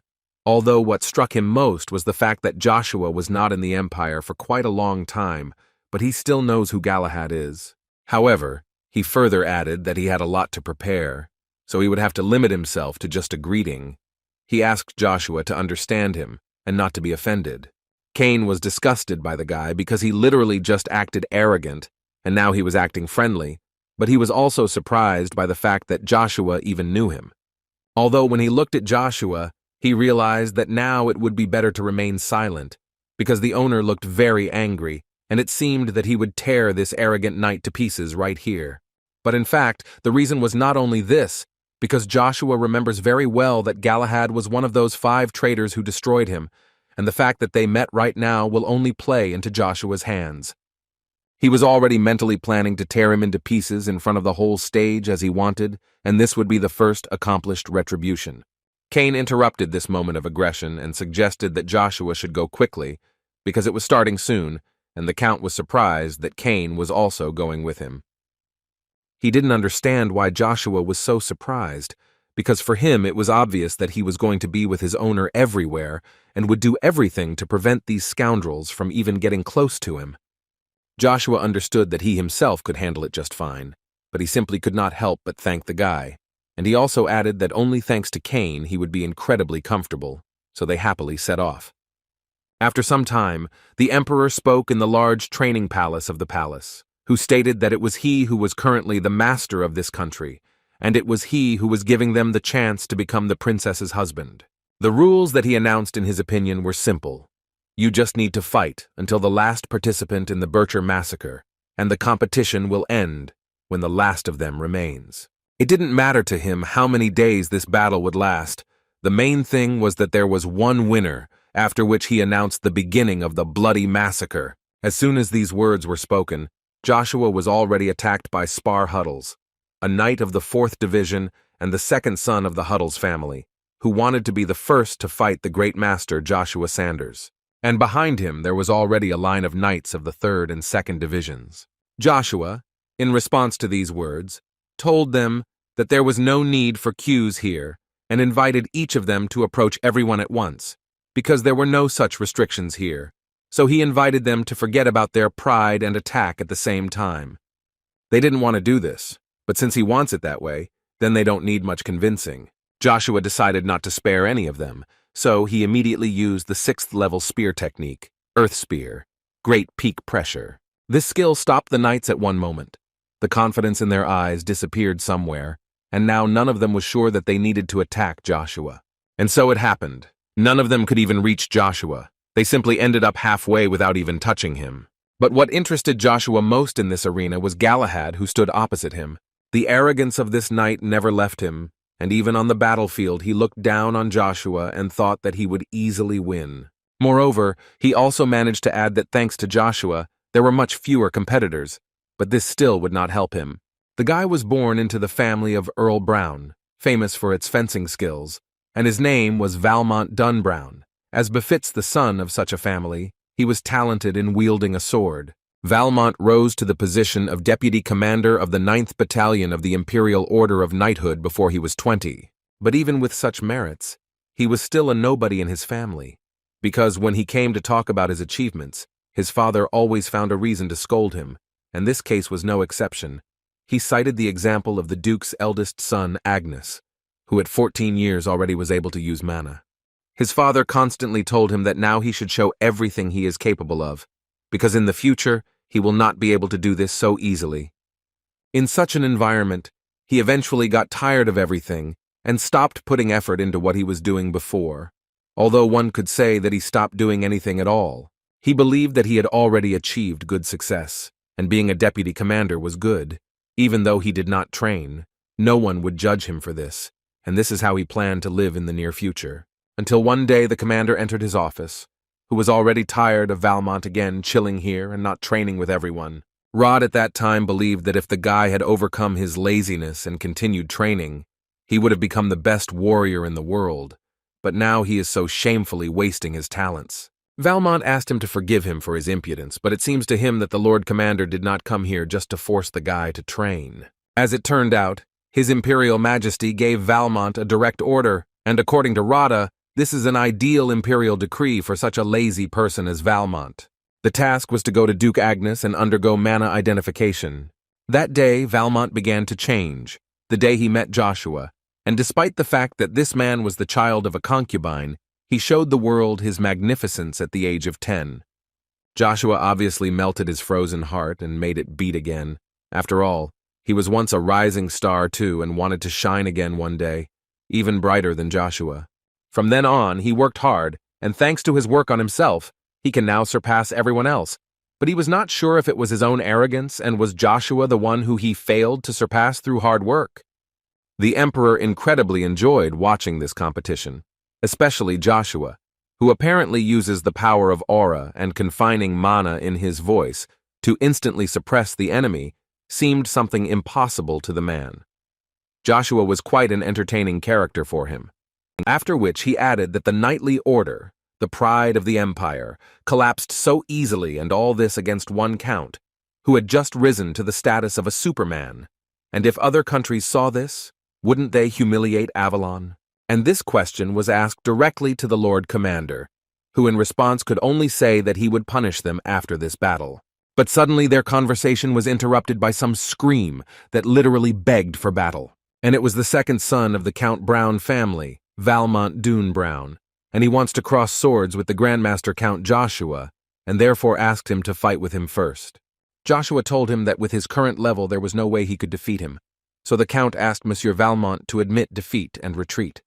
He did not expect such a turn of events. He wanted to fight, but as soon as he looked into Joshua's eyes, he realized that his body was filled with fear, which was literally destroying him from the inside. Thoughts simply flew through his head, one after another. He could not understand what this incredible pressure was. His consciousness was literally fading away from him. Valmont, of course, understood that he was facing the greatest rival in his life, but still he decided to pull himself together, and in order to protect himself from the influence of Joshua's strong aura, he decided to wrap himself in mana. And he succeeded. He stood on his own 2 feet again and literally unleashed the power that had always been inside him. Now he was ready to fight, and before that, he did not forget to add to Joshua that he would never give up just like that without raising his weapon. So now he repeats once again that he wants to fight Joshua with all his might in order to finally feel the gap between them. Joshua did not expect this from Valmont, but he pleasantly surprised him. So he still decided to give him a chance and asked him to show everything he was capable of. And for this, he decided to carry out the attack first with the help of his demonic energy. Valmont, of course, was able to stop such a blow, which was actually a basic one, but to do this, he had to exert quite a lot of force. In his current state, he is unable to even use the aura blade and will not be able to defend against the aura of the Count's spear. And so he decided that his only chance was to strike from above and reflect his aura at the same time. And to do this, he understood that he needed to extract as much mana as possible from his body, and in order to change the properties of Joshua's mana, he would have to precisely control and change every part of it. His mana collided with Joshua's mana, and everything went according to plan. He was still able to wrap it around himself. Joshua never ceased to be surprised and think that Mr. Valmont really managed to independently learn the casting of mana, even without ever seeing this spell before. Now Joshua saw that he was a genius that surpassed even Uravis. But what was most surprising for him was that the pieces of mana that Mr. Valmont threw into the air changed their shape. Joshua had never even seen this before, even in a past life. Valmont called this technique the last move of the Browns, and it was worth noting that this blow is really quite strong, and Joshua will have to devote his strength to cope with it.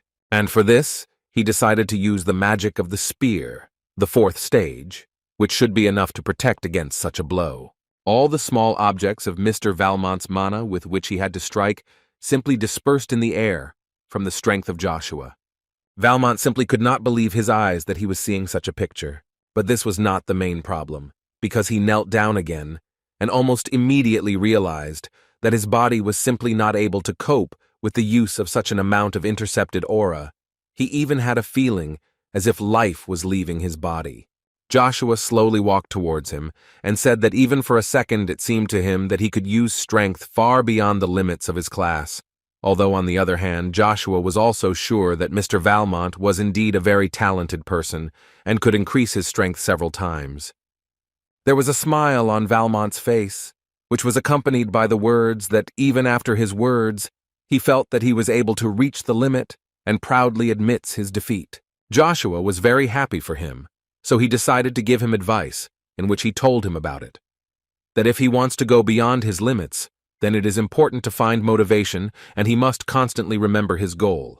And if we are talking about the position of Commander-in-Chief of the Imperial Knightly Order, then Valmont should fight for it. And Joshua told him all this for a reason, because in fact he was sure that with such skills as Valmont's, this was more than possible. Their conversation was interrupted by Galahad, who was not particularly pleased to hear such words, because he considered it rather tactless of Joshua to tell him to become the Commander-in-Chief of the Imperial Order of Knighthood, especially if he proposes to appoint someone without the desire to make efforts, like Valmont, to the position of commander, because then there will be no motivation for the Knights of the Order. Joshua mentally understood that even despite Valmont's brilliant talent, he was never able to grow up and become someone higher than the Deputy Commander-in-Chief. But on the other hand, Joshua believed that not only Valmont was to blame for this, but Galahad, who is standing in front of him right now. Therefore, the Count decided to answer Galahad and said that, as you can see, he is still the same selfish, impatient, and evil, which Galahad did not like very much. Therefore, he could not restrain himself and answer that Joshua has no right to evaluate him at the first meeting. Besides, he does not even know how much Galahad gives for the sake of this empire. But Joshua did not even listen to him, and added that it was more likely for him that Monsieur Valmont was afraid of other talents of the empire. After all, at some point even the same Valmont will be able to surpass him in all aspects, and then no one will need Galahad. Also, Joshua did not forget to add that he was a little nervous, since there were small changes here. But the fact is that Galahad remains the same. They make Joshua happy. And he can say now that Mr. Galahad will never be able to defeat Mr. Valmont, much less Count Joshua. But all these words only caused Galahad to smile and nothing more. But after this smile, no one dropped a word, and both knights flew up to begin the long-awaited fight. Rod even ordered all the knights to disperse from the battlefield, because they should not be involved in the battle of superhumans. The fight was so intense that at times it was not even clear where they were fighting. The energy around was too strong, so Rod repeated several more times for all the knights to immediately run away, because they could be hurt, and then the consequences would be serious. Valmont could not move from his place because he was too passionate about the battle, but his eyes did not even have time to follow the development of events. He could not even think that the battle of superhumans could be so mesmerizing. Rod at this moment was thinking that while Count Joshua's mana management method was interesting, Galahad was still the leader in terms of combat power. He understood very well that in a superhuman class battle, the outcome of the battle depends on the way in which mana is used, and Galahad's ability is the Ignite Charge of God, and this is his secret technique, where he instantly ignites every muscle to tear his enemies apart. His body, strengthened by a huge amount of mana, becomes stronger than steel and is very difficult to even scratch. However, the most frightening thing about this ability is the speed, and therefore, despite the genius of Count Joshua, if he does not notice Galahad's secret technique and misses at least one blow, then he will be in big trouble. But at some point, all the man's thoughts were interrupted and his gaze froze on the battle. The fact was that Joshua at one moment seized all the initiative and pointed his spear straight at Galahad's back. A little more, and there would simply be nothing left of his opponent. Galahad understood this better than anyone, So he also tried to ask Joshua to leave him alive, because this was just a competition. But all these words were just empty words for Count Joshua, because he initially had one goal that he pursued and therefore he was not going to change it. Even though the battle was already over, drops of blood were still flying in the air, and everyone mentally heard the same words. There is no need to be angry because of this sudden death, and no need to be afraid of being forgotten in the pages of history. Thanks to a man who shone brighter than anyone else, this land is still protected, the ultimate sacrifice that will be remembered by everyone in the area. Now let Joshua let go of the resentment that he held in his heart for so long. The Holy Spirit was unable to fall asleep deeply in this chaos. These words were not in vain, because Joshua had prepared this poem in advance, especially for such an occasion. All the knights around simply could not believe what happened and why Joshua even did this, because he destroyed the knight Galahad and did not even blink an eye when he did it. They all thought it was just a friendly competition. Why did he do it? When suddenly another knight descended into the arena, Rod walked very slowly towards Joshua at first and wanted to first find out how he dared to destroy such a powerful knight of Avalon. According to Rod, he has long turned away from his actions, but he simply cannot ignore such a vile act. So he, as the commander-in-chief of the knightly order, immediately executes him for this act. Joshua did not even expect that the commander would be so angry because of the death of Galahad, but he understood that in this state, Rod would not listen to him, so Joshua decided that he would make him calm down. But when their blades collided, Joshua realized that everything would not be as simple as it seemed to him, and the power that Rod possessed simply pushed him away. Joshua was distracted for just 1 second, and Rod hit him with an incredibly strong blow that the guy could not have expected, which he asked Agnes if he thought that that old man could hurt his spoiled son, although without waiting for an answer, Marcus said that he thought it was incredibly funny. But still it seemed to him that it would be better if the one who taught this boy a lesson was the knight of Avalon Agnes. Then perhaps Joshua would begin to respect someone around him. But when Rod was in front of him, the Emperor did not think that this would somehow help. Joshua tried to stop Rod with words and said that he only needed 1 minute to explain everything. But Rod was not even going to listen to him, and as soon as the fog cleared after the blow, he immediately went on the attack with the words that Joshua would be punished for destroying the Imperial Knight in front of so many people. Given all this, Joshua was well aware that Rod would not listen to him, at least for now. Joshua realized that if they had to fight like this further, then first of all he would need to protect himself from Rod's absorbing aura. Therefore, without thinking for a long time, he decided to use the 6th stage of his spear, which was able to divide mountains with its strength. According to Rod, this was all still expected and still ridiculous, but still he recognized the fact that the boy was really strong. And this meant only one thing. He had no choice left, and he decided to use the secret technique that he had hidden before meeting one of the 9 stars. But apparently Joshua did not intend to bring the battle to such a stage, so he declared that Galahad was responsible for the death of the 3rd prince. Rod was not going to believe all this nonsense, because it even sounded funny. How could the personal guard of the 3rd prince harm his master? Joshua continued to convince him that he was telling the truth, and therefore he executed him in accordance with imperial laws. Rod still didn't believe him, and believed that Joshua was saying all this just to avoid punishment for a crime. Besides, how can he say this when he doesn't even know who the 3rd prince is and what kind of person he is? Joshua, in response to this, stated that he was a great swordsman from a young age. He was called one of the greatest talents, and if the assumptions are correct, then now his abilities have already surpassed those of Galahad. So Galahad would never have done this alone and would never find out who is behind this. It's not clear why, but Rod also stated that the 3rd prince was not greedy for power at all, and no matter who hurt him, he would not benefit from it. Joshua answered the commander-in-chief with a calm tone that he was in fact completely right. Rod believed that he was mocking him. But the guy immediately added that if you think about it, what would happen if the 3rd prince had a reason to enter into a fight for the throne?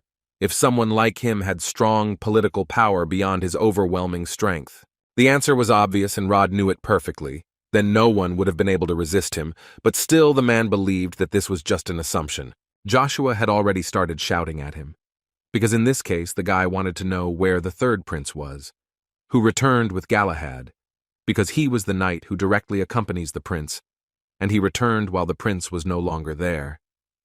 Is Radu really still? Isn't it clear yet? Isn't it clear? The man, in response to this, still said that Joshua's hypotheses are still not enough, because there is no hard evidence, and even if this is true, Rod was interested to know how Joshua could know this in advance. The guy understood that he couldn't tell him that he had already lived this life, so he simply said that he heard it by chance.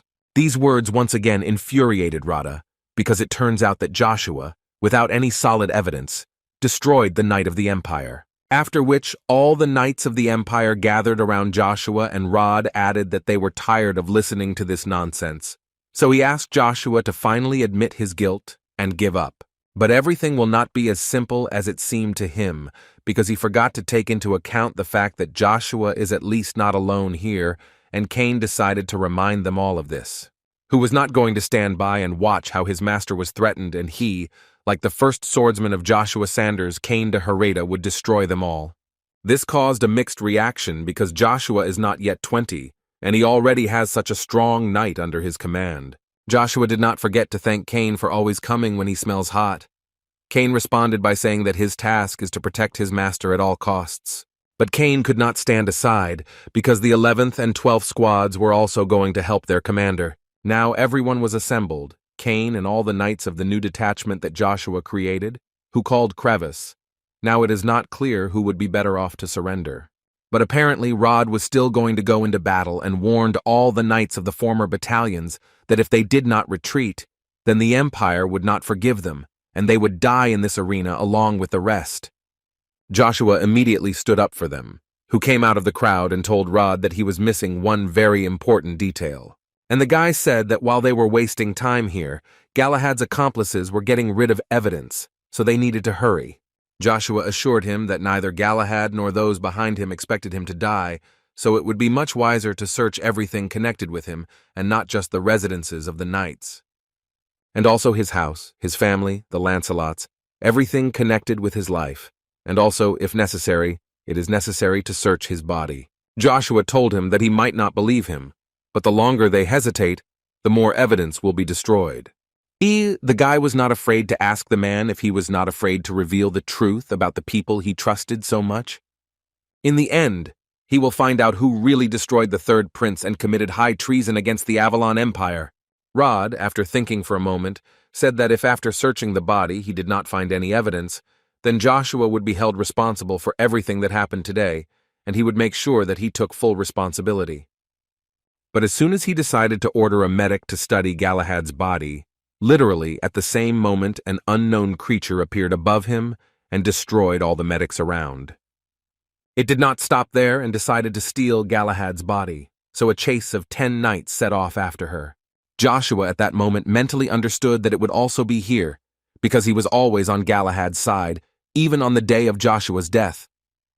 As soon as he decided to help the knights in pursuit, Rod suddenly started shouting at him, who ordered the guy to stop immediately, after which he added that they themselves would pursue this man, because suspicions had not yet been removed from him, so he would remain here for now. But he was suddenly interrupted by another, more important voice of the Emperor, who ordered Captain Rod to release Count Joshua. After all, it seemed to him that now they should first of all check who this unknown, mysterious person is. Besides, he believed that the current situation made Joshua's words more convincing, so he wanted to give him another chance to explain himself. Rod tried to tell him that they couldn't be sure, because there was always a chance that Count Joshua would escape if they let him go now. Marcus didn't see anything wrong with that, because if he escaped, then they could bring his father to justice for the crimes he committed. After all, the lack of proper upbringing is clearly the fault of the parents, according to Marcus. Agnes could not say anything in response, only that he would carry out any order of the Emperor. At this point, Marcus suggested ending the conversations and ordered Joshua to go and finally catch that mysterious man, and they would solve his question a little later, for which he would receive gratitude from Joshua. Joshua immediately disappeared from this place, not leaving even a smell behind. Cain will have to run after him again, because the master, as usual, is not waiting for him, but the knight never held a grudge against him. Evergrande, meanwhile, got in touch with the fourth prince, because he incredibly wanted to talk to him. The prince began by saying that they were faced with big problems, and so he wanted to ask Evergrande what he thought. How long would it take to conquer the magic tower? The man told him that Ian, the master of the magic tower, had a surprising number of followers, so it might take some time, but he added that many of his people were also high-ranking magicians, so it wouldn't be too difficult. This was good news for the prince, so he added that the next time they meet, he will be the master of the tower. Evergrande was incredibly grateful to him, but still he wanted to know first what happened. The fact was that Sir Galahad's assistant passed on the information to Count Joshua, and as a result, Joshua destroyed Galahad, and is now getting to the bottom of the real truth. Evergrande couldn't believe it. It was simply unimaginable, but he still added that this assistant could not leak information because he respects Heimdall as much as they do. In addition, Evergrande believed that he was connected with the Dark Monarch, one of the 9 stars, and perhaps he was erasing evidence faster than anyone else. So for now he suggested that the prince wait and see a little more to see how things would develop further. The prince at that moment mentally believed that Joshua still could not move so freely. He definitely had something, and if so, then he had the understanding that he would definitely find evidence that the third prince was destroyed and that, in this situation, all their plans will be destroyed even before the start of the war. Therefore, he asked Evergrande to return as soon as the issue with the magic tower was resolved. The man understood him perfectly, and before ending the conversation, he asked the prince to remain safe at all costs until he came. But the prince had already decided that he would act yourself before it's too late. Joshua, meanwhile, used all his strength to quickly catch up with the one who stole Galahad's body. And he did not do this alone, because Cain did not leave him for a second, and at some point it seemed to him that where Joshua was going to go was a trap, so he asked the gentleman to wait. Joshua didn't really care because he thought there was something he had to do. Therefore he did not listen to Cain and simply walked forward, although in fact it was obvious that there was a trap ahead. But Cain was not going to give up and continued to ask the gentleman to wait for him. After some time, he still managed to catch up with him, and it seemed to him that my lord was torturing him too much when he was racing like that. He talked all the way about how he trained tirelessly and he doesn't even get to use this sword often. Joshua suddenly stopped and decided to ask Cain why he spent so much time training with the sword. Was it really because of him, or was there another reason? Cain told him that at first he did this to succeed as a knight, but then serving Joshua he changed his mind. And now he believes that many of the things he showed were admirable. They were ideal, so he wanted his sword to be as similar as possible to his, and now he uses this sword exclusively for Joshua. But as it turned out, this is not what Joshua wanted to hear, so his answer was quite unexpected. He told Cain to go his own way. Cain did not understand this at all. So Joshua had to explain that he was once the same as Cain now. He wanted to be sincerely useful to someone because he was confident in himself, and because nothing in the world scared him if he had that spear in his hands. However, what was truly scary was something he didn't even think about. He recalled how in a previous life, in gratitude for his good deeds, Kaiser Britain, the ruler of Avalon, awarded him the title of Archduke. Then Joshua was confident that he would bear this honor and remain close to the emperor until the end of his days. Other more significant knights also did not stand aside then. For example, Galahad also sincerely congratulated Joshua and said that he deserved this award, because his great deeds in the magical country of Terra will forever remain in the history of the Avalon Empire. And after such a speech, he invited him to become his friend with whom they would go through fire and water. Joshua didn't quite understand what he meant because he and the captain of the Order of Imperial Knights are already very good friends for the past 20 years. In response to this, the man told Joshua that he was very pleased that he thought so, but still he once again asked him not to be shy and in the future to call him Galahad, Joshua's best friend. But as it turned out later, all these were just pathetic tricks that Joshua unfortunately fell for. That same best friend Galahad, on the day of Joshua's death, was most happy that this was happening because he was haunted by a man who considers himself an invincible fighter when he has a spear in his hands. So now Joshua was trying to explain to Cain that it is not always right to live for someone, so he asked Cain not to say anything like that. Joshua first asked him to live his life, and not live just to be Joshua Sanders' sword, unless he wanted to regret it in the future. But apparently Cain still didn't understand what Joshua was trying to convey to him, because he continued to say that he was almost sure that he would never regret it, because he believed that the day he met Joshua was the brightest moment in his life, and he thought it wouldn't be a big deal if Joshua didn't understand him. They only hoped that Joshua knew about his sincerity. But before he could finish speaking, Joshua had to save the life of Cain, at whom someone had successfully shot an arrow. After this, Joshua ordered him to get ready, because they were facing difficult enemies, and if they showed even the slightest hint of weakness, they would simply be destroyed in the blink of an eye. Hundreds of enemies were circling around them, but Joshua understood perfectly well that since they did not appear, it meant that they were trying to gain time in this way.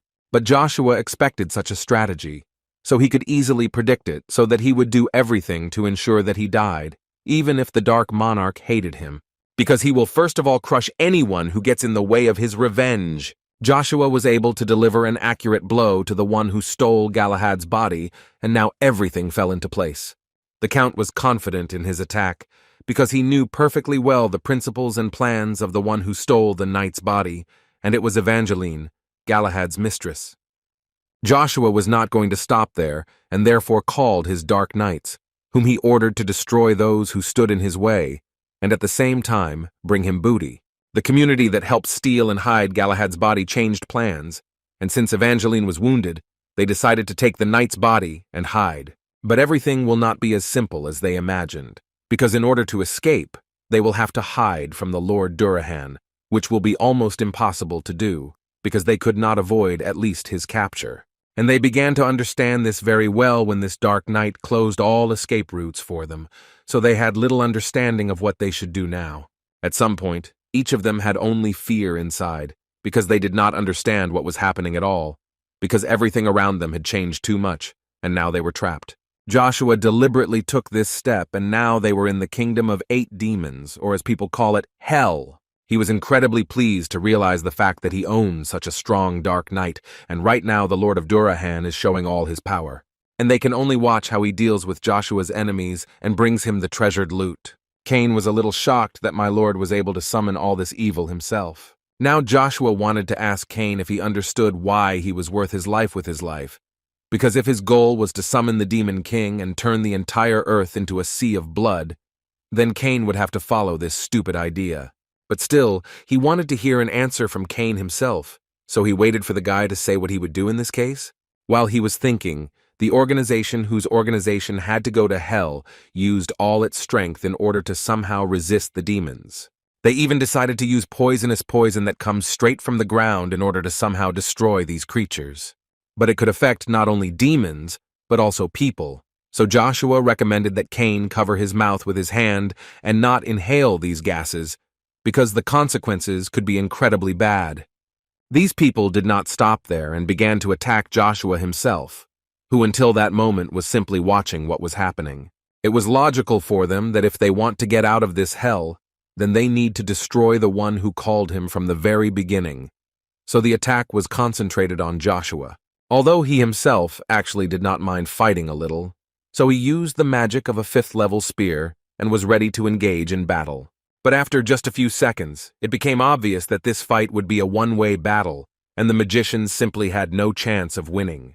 After such a technique, the illusion of hell disappeared, and this meant only one thing. Joshua was still able to destroy his opponents, except for his long-awaited prey, which was carried by one of the Dark Knights. Evangeline could barely speak, but still, through the pain, she wanted to find out who he even was. Without waiting for an answer, she continued to call him a monster while he slowly approached her, but he, in turn, believed that she was the only monster here. Asked her what she thought it would be like to die in the forest alone, without even knowing why. When suddenly he heard the voice of Rugia, who did not understand why the guy was babbling again. This girl needed to be destroyed as soon as possible, and Joshua once again could not understand why Rugia only appears at such moments. In response, Rugia began to say that he needed time to restore his memory, and now that he remembered everything, he asked Joshua to concentrate on revenge. In the end, he believed that after all these years, he would finally be able to truly take revenge, and all he had to do was raise his spear and thrust it straight into her heart. And if Joshua does this, he will make sure that her soul writhes in agony forever. After which, he simply repeated it 1,000 times to Joshua and literally begged him to destroy this girl, and Joshua himself doubted it a little, but still raised his spear. And when he finally decided to do this, Cain stood in front of him, who asked the gentleman not to do this. But until Joshua himself wants it, nothing will come of it.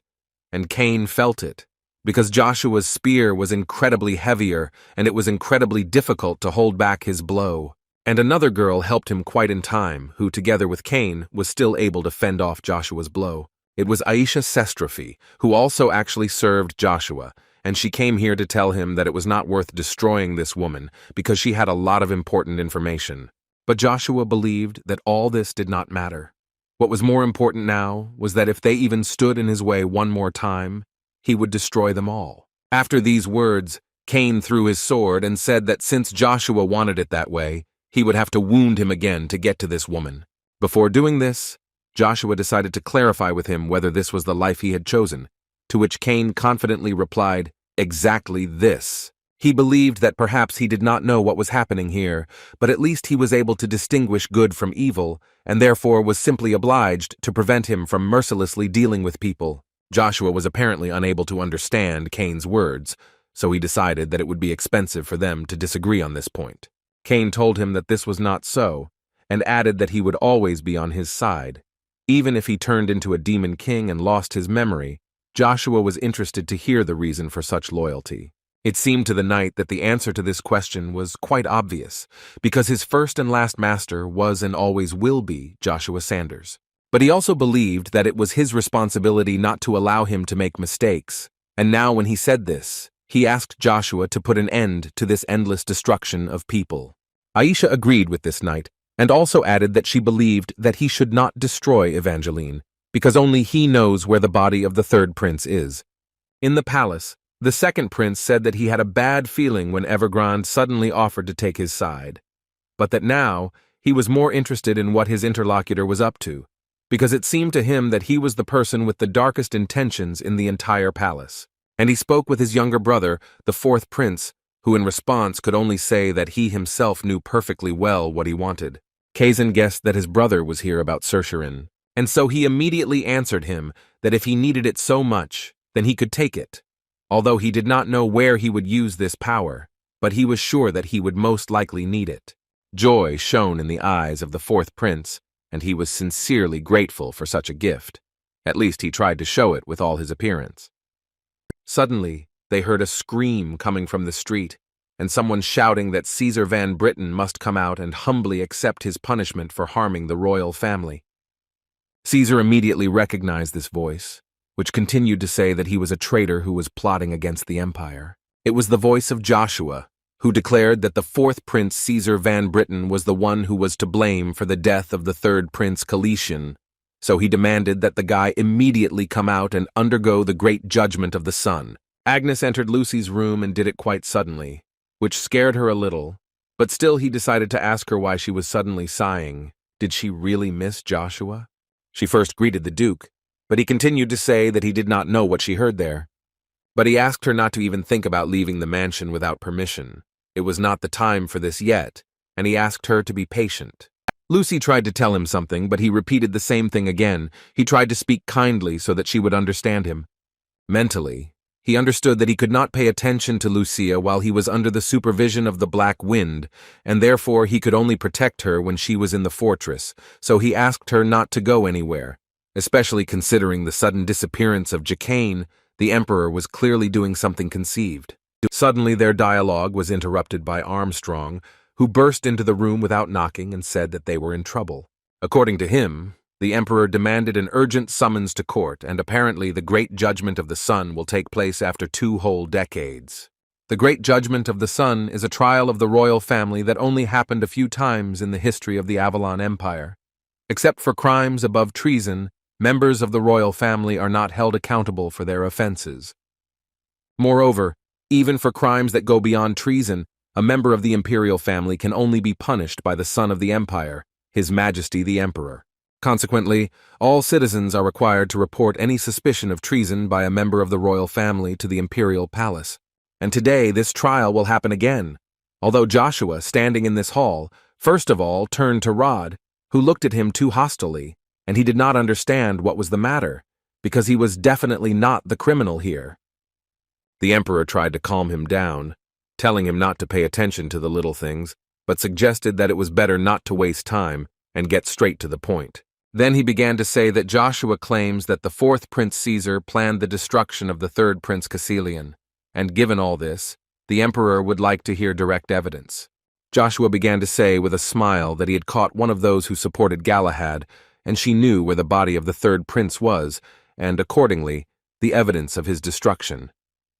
Joshua, looking at her, advised her to tell her where the body of the third prince was, and she should do this as a minimum for the sake of her and Galahad's son, Edwin. The woman immediately started screaming because she had no idea how Joshua could know about their son, Edwin. She understood that in fact Joshua was right and she needed to do everything to protect their child. Therefore, now in the courtroom, she told everyone that the fourth Prince Caesar hired them to destroy the third Prince Caecilian and then turn him into an undead. She also added that they did this and then resurrected him in a secret room in the basement of the palace, where they could find the resurrected third prince. The emperor, looking at his youngest son, said that destroying his brother and then turning him into an undead is worse than a crime, if this is of course true. However, he again turned to Count Joshua with the words that he simply could not believe that Caesar would have done such a thing, and if he asked him personally, he would most likely answer that he had not done anything like that. Therefore, the only option left was find a secret room in the basement of his palace. But Marcus also could not help but add that not a drop of demonic energy was felt inside the royal palace, and it seemed to him that this could mean either there was simply no secret basement, or the prince had someone strong enough to hide it. Then in this case, in order to find her, they will need experts in this field. In other words, the emperor meant that they need to invite priests from the righteous empire of Hugh Balt to his palace to investigate, because he could not trust the word of this dishonorable sinner and let in the likes fanatics to the palace. Joshua asked his majesty not to worry, because he believed that there was a way to solve this problem without the help of other countries. After which he added that the imperial archives contained the key to solving this matter, so you just need to use it. The emperor got a little angry when he heard such words, because how can Joshua even know about something that even he doesn't know? And didn't Joshua visit the archive only as a battalion commander, and is now again asking permission to enter there?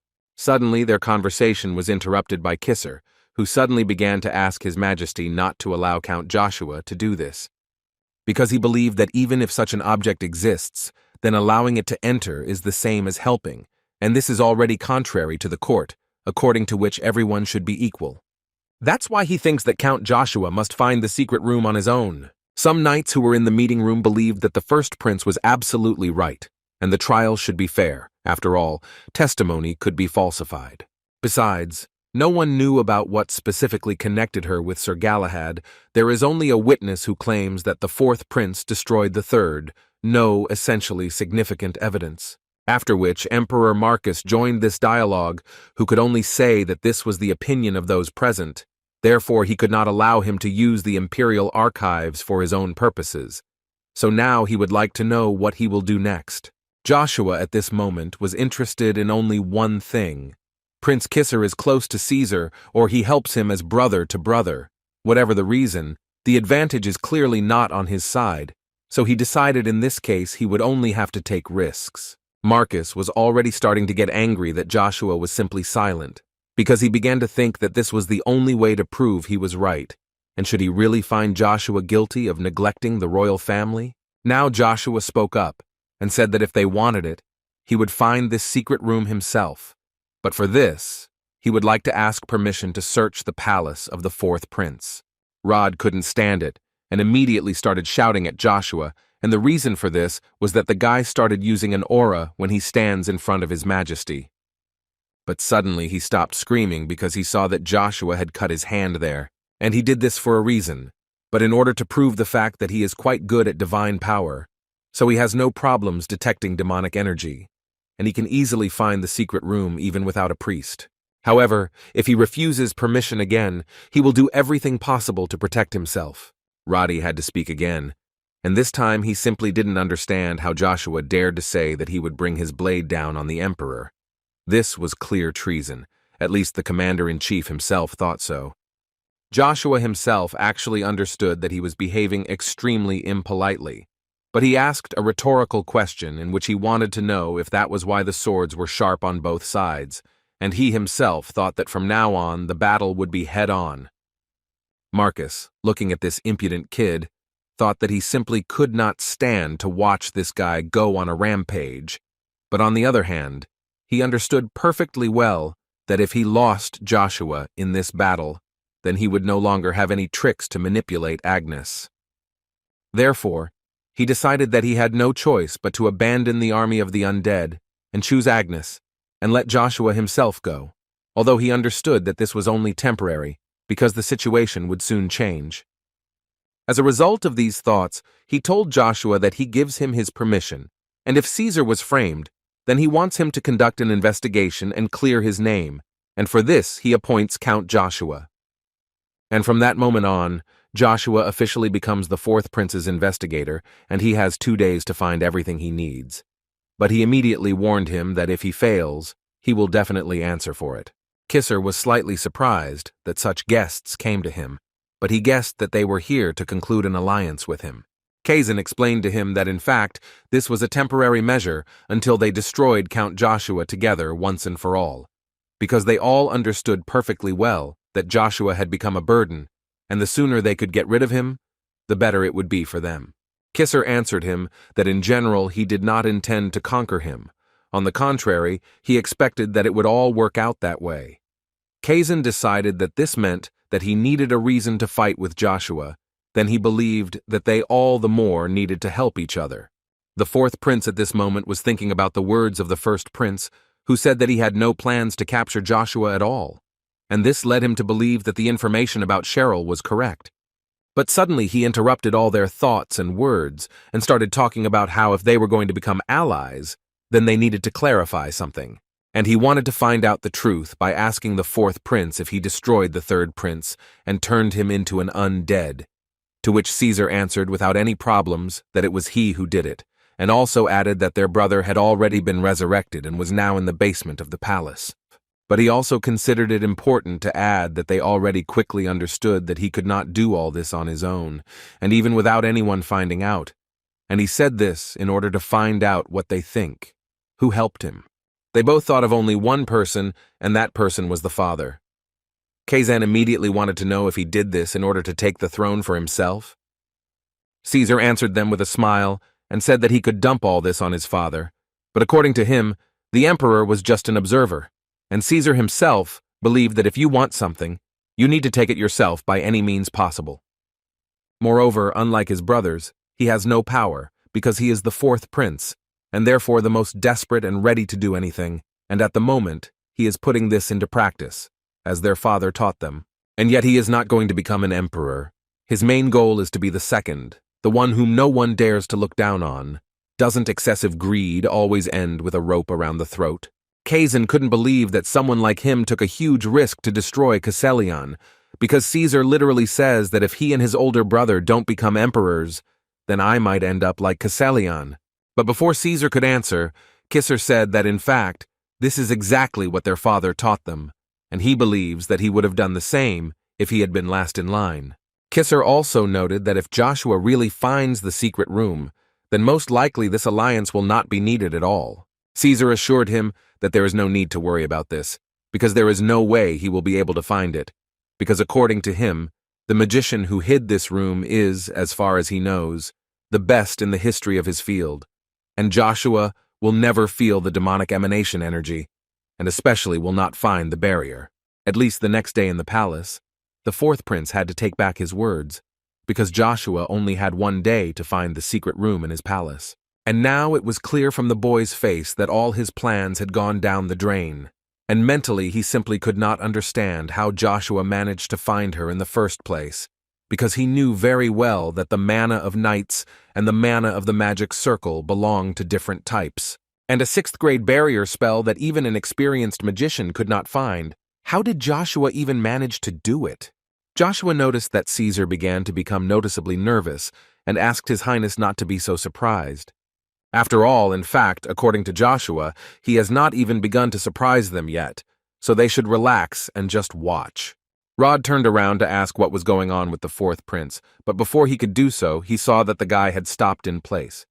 And then he did not hesitate to say that since it had come to this, he ordered Baru to destroy them all. After these words, the barrier of this secret room began to decrease, and Joshua immediately realized that something was clearly wrong here. In the neutral city of Reinhardt, at the headquarters of the Lunar Path, a guy reported that the Oboe Moon team conducting reconnaissance in Avalon had sent a message that the troops of Duke Arden von Agnes had already advanced. Lilith understood perfectly well that they were trying to start a continental war, and the wanton delivery of the first strike in such a peaceful time, and the opening of the meeting made everything completely clear. Therefore, she could assume that the Avalon Empire seemed to be in full-scale preparation for war. Zero believed that this seems to be the case, and the appearance of the cemetery in the Reb's castle also seems to be part of the Emperor's plan to create and use an army of the undead, and in this case, Zero believed that if the army of the undead joins them, then they will go here. Therefore, it seemed to him that they, in turn, must find the Holy Grail as soon as possible to stop them. Lilith thought that Joshua had told him that the Holy Grail was in the royal archives, so there was nothing they could do about it at the moment. But even in this case, Zero told her that they could not just sit and wait for Joshua, because apparently he had begun the Great Court of the Sun against a member of the royal family, and in this case, Count Joshua's defeat in this court could push them even further away from Holy Grail. Listening to all this, Lilith could only say that apparently Zero still does not fully understand what kind of person Joshua is. He does not lose. The knights from the Order of Black Crevasse could not understand what was happening at all, because they had a feeling as if something was leaving her body. They believed that this simply could not be. Was their soul really leaving the body?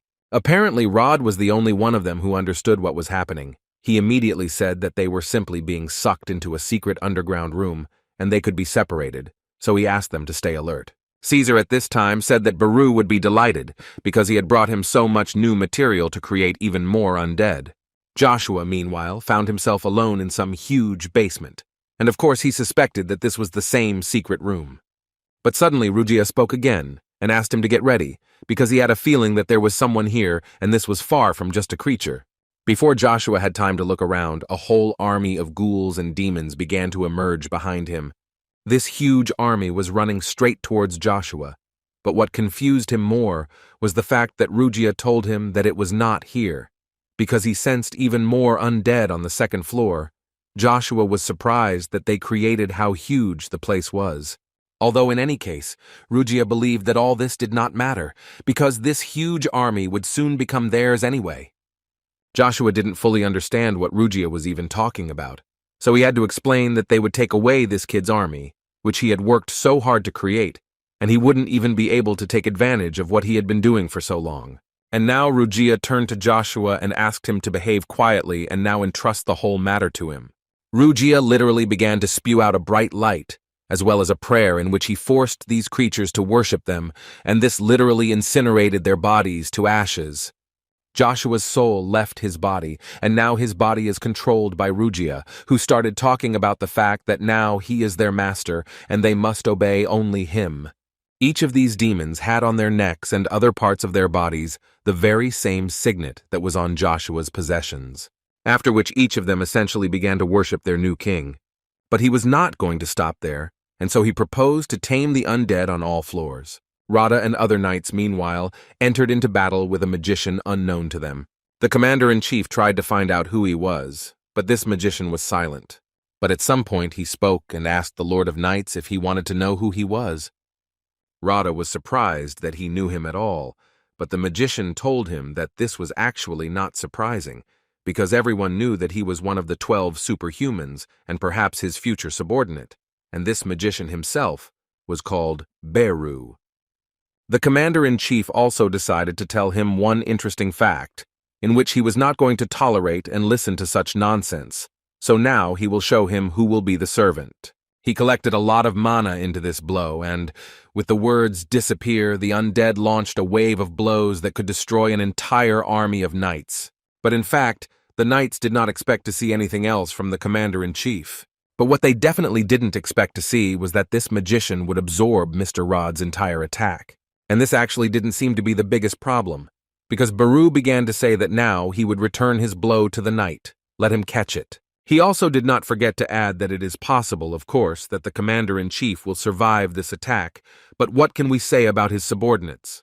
Rada understood perfectly well that this attack was quite close to him, and it was already too late to retreat or block the blow. And then, just in time, his knights came to Rod's aid, who were not going to allow the magician to do this and therefore strike several blows to his magical hologram. Meanwhile, the commander-in-chief himself was going to behead this guy with one blow, and was only worried that none of his knights would fall under the cross blow. But as it turned out, they couldn't even do this, because the magician got angry and used slightly more of his demonic energy, which threw them back several meters. Valmont simply didn't understand how he managed to parry Captain Rod's sword from such a distance and what makes him such a powerful magician in general. Captain Rod interrupted his thoughts and asked the guy not to let him deceive himself. This is just a circus show. At least the commander-in-chief thinks so. Baru had a different idea and said that before Mr. Rod was a famous and quite strong man, but not now. At the moment, the magician considered the captain a pathetic and incredible weakling. And he didn't want to talk about the others at all. It seemed to him that they were not worthy of his attention at all, although this was not surprising to him, because for him and Rada, he was nothing more than a piece of meat. When suddenly Rada started talking about how he now remembered that the only battle mage on the continent whom the knight could not defeat in close combat was Zerath Dick Orvis. The man immediately wanted to find out from him why he was here, because nothing had been heard about him for decades. They even said that he had simply died. But in response, Rada only heard that he had spent too much time on those who were destined to die. Therefore, he politely asked Rod to die and then be reborn and become his servant. Some knight was flying at them, and Rada at that moment ordered all his companions to raise their mana as high as possible. They need to hold out until reinforcements arrive. But the light from this knight was too strong that they could not even look at him. They were literally blinded. Today they were lucky that Rada was with them, who at the last moment managed to repel this attack and thereby protect his subjects. Although he himself was not in the best condition from this light, which made a question creep into his mind. How does their enemy use the solar sword technique, which only Britons can learn? But then he realized that most likely this was the same third Prince Casselian, and Rada immediately wanted to know what they did to him. Orbis was ready to give him an answer to this. Although, on the other hand, he believed that he was not obliged to do this. So without thinking for a long time, he struck at all his opponents, after which he decided to do everything to take several new subjects for himself. No matter how hard Rada tried, he could not break free from this magical grip.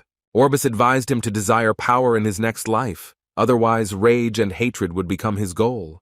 These words were the beginning of the end for the knight Rod, whose body was gradually turning into a demon, and at that moment he felt incredibly strong pain. Valmont could barely breathe, and still couldn't believe that he was so helpless, although he understood that he couldn't let the captain die like that.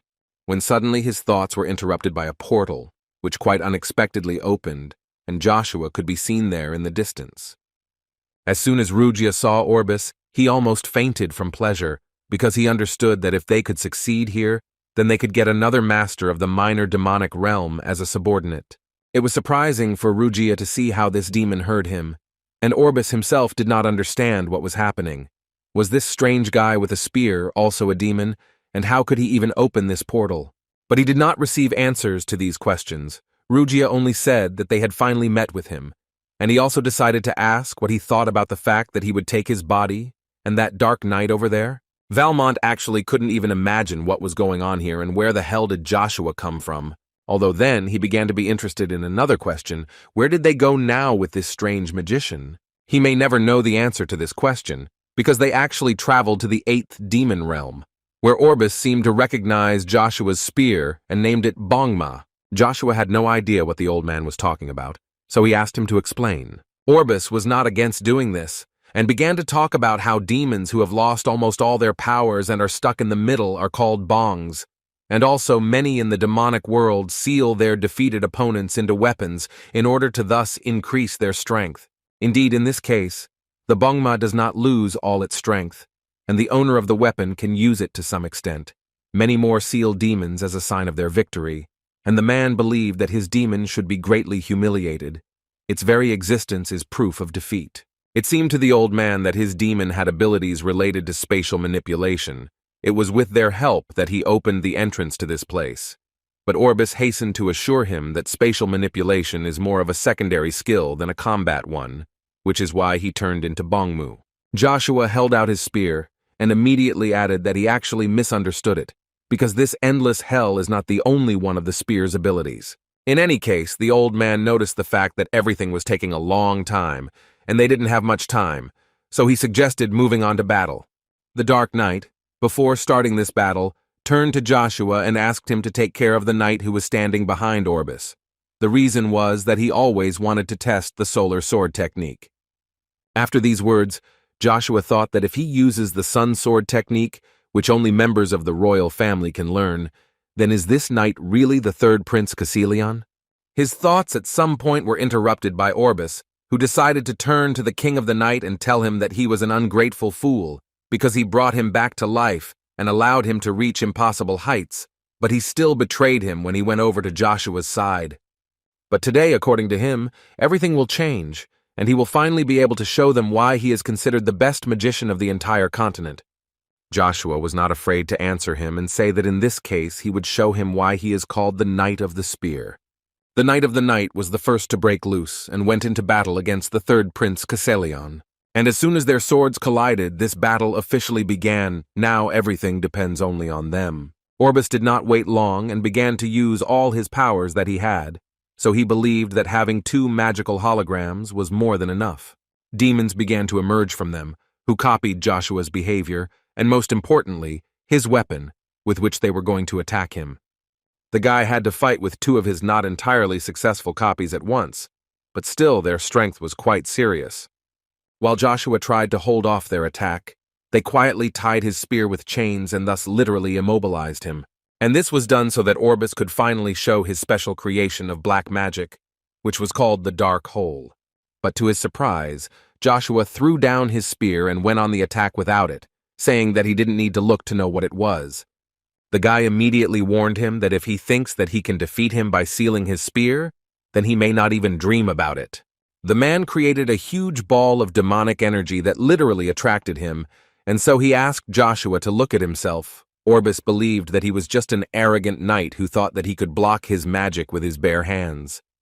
But this will never happen, because now the man will do everything to reduce his soul and mana, and thus he will make them disappear forever. This only made Joshua laugh, because he thought exactly the opposite and believed that only he would disappear today. As it turned out, Joshua is able to use the magic of the spear without the spear itself, which is why he used the magic art of the 6th level spear. Orbis obviously did not expect such a turn of events. He had no idea what was happening at all and why the black hole was unfolding, and was it really now sucking him in? Joshua was not going to stop at that moment and continued to use his skills, and this time it was a destroying black sphere, which literally copied the black hole of this dark wizard, but it was several times stronger. After Joshua dealt with him, mentally, he could not believe that the famous Beru was broken by his own skills. How low it was for what seemed to be the best magician on the continent, but now he can remain with his soul, sealed there forever. The battle between the Knight of the Night and the third prince was still ongoing, and so far, it was impossible to choose a favorite.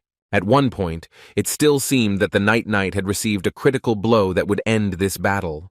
But this was only at first glance, because he was literally able to grab his opponent's sword with one hand and thus stop the blow. And then there was a rather logical continuation. He struck back, which literally divided the third knight into 2 parts. He didn't understand what happened, and why the third knight gave up so quickly. Did he really just not want to show what he was really capable of? Cassilion told him that he only learned martial arts for himself, and that he never wanted to be emperor and was not interested in raising his own troops, and only for this reason he left the royal family. But then his mother disappeared under mysterious circumstances, and he went in search of her. Joshua did not fully believe that the third Prince Cassilion was in front of them. Rugia at that moment literally screamed at him and offered to lure the prince to their side before he completely disappeared. But Joshua was not entirely sure that this should be done. From this, Rugia began to get even more angry and ask him not to say nonsense, like he was a prince, because it was obvious that he became like this solely of his own free will. But there was no meaning in his words until Rugia said that if he was really so important to him, then he asked Joshua not to let him disappear so easily. After these words, Joshua suddenly began to say that he cannot promise that he will get what he wants, because revealing the truth is not as simple as hitting someone to solve the problem. But still, Joshua believed that if they entered into a contract, then he could only guarantee one thing, namely that he would do everything in his power to help him. Although the third prince himself still had the final say, would he make a deal with him? Kassalion, looking at Joshua at that moment, could only think that words actually have different powers depending on who says them and if they are this person. Then he can only say one thing. He believes that even with his help, even the impossible will become possible. That's why he agreed to sign a contract. But first he wanted to hear the name of the person with whom he was doing this. The guy introduced himself with a smile as Joshua Sanders, after which he added that in this case, they could actually immediately begin to fulfill the contract. A few seconds later, first an image and then the body of the third prince appeared in front of Joshua, who himself appeared a few seconds later with the words that his name was Kassalion, and he was the third prince who would serve his new master, Joshua Sanders. Suddenly, their dialogue was interrupted by someone's voice, which said that Joshua was really always getting in the way. Joshua immediately turned around but did not see anyone, and the voice continued to speak, or rather to wonder, why the hell is the brightest star of the heavenly and demonic kingdoms united like this in the middle world? The guy didn't understand what was happening at all, because it seemed to him that he had imprisoned Baru in his destructive sphere, and he could still speak. It's simply impossible. But as Rugia told him, the voice he hears does not belong to Baru. And the criminal who entered into a contract with Zerath Orvis and created Baru, the 32nd among the highest demons Asmodeus, is with whom Joshua had a dialogue. Now he is just a demon of the 32nd rank, but was once one of the 7 demon kings with sinister abilities, Asmodeus. Long ago, his harmful influence spread beyond the demonic kingdom, into the middle ones, where people, elves, and other races lived. It spread so widely that it seemed that he ruled the whole world, but even that was not the end of his greed. In the end, he sought the kingdom of heaven only to have all his plans thwarted by one of the 7 Archangel Raphael. In that battle that lasted so long, Raphael and Asmodeus inflicted incredibly serious injuries on each other that could have destroyed them both. And now, many years later, he has reappeared, and from that moment on, he is becoming more and more interesting. But Joshua was actually tired of enduring this and asked to stop this nonsense and finally show up. The answer he received was that it was difficult for Asmodeus to do this now, but he asked to take into account that in the end he would be able to see her, so he asked for a little patience. After which, Asmodeus added that he had actually worked hard to get this body, but since today was the honorable day of their meeting, he would gladly give this body to him as a gift. But this is where their meeting comes to an end, and he is forced to say goodbye to Joshua for now, but will look forward to meeting him again. Joshua tried to stop him, but apparently it was quite useless. They noticed that after these words, a huge amount of divine power overcomes the barrier of endless hell. She strikes at what was holding their bodies together, the summoning apparently occurring through force. Suddenly, this rift became huge, and Joshua saw Arya and Eri in front of him, who most likely helped him get out of this hell.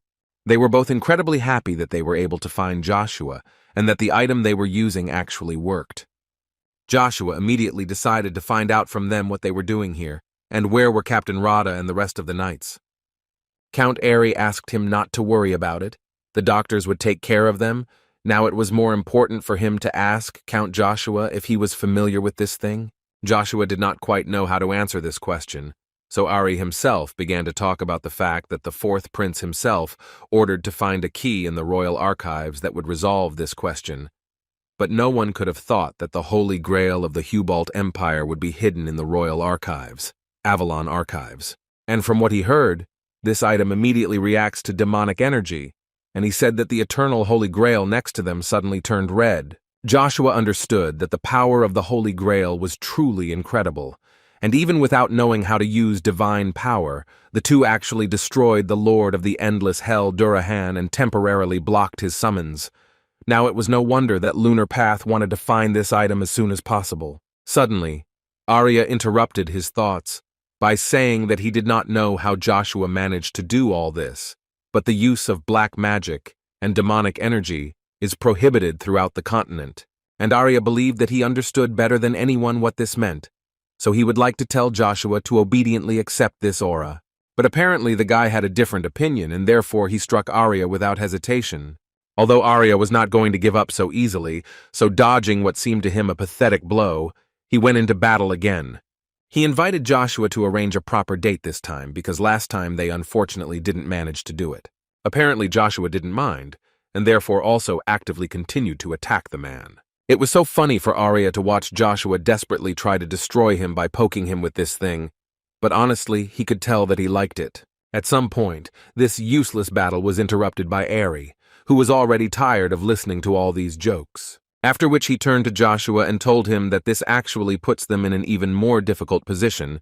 Since this is a royal order, he had better follow them obediently. Joshua at this moment thought that he is a duke who rose to the highest position of the star thanks to the art of wielding a sword alone.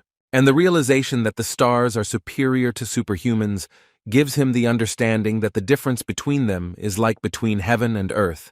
And now fighting this duke will be much more difficult than fighting anyone else. After all, even among the other 9 stars recognized by the continent, Tremblin Aerie is called the King of Swords. Joshua was so angry with Caesar, who all he could do in this situation was to attract Tremblin here, but still the 4th prince thinks that Josh will fall into his trap. But this will not happen.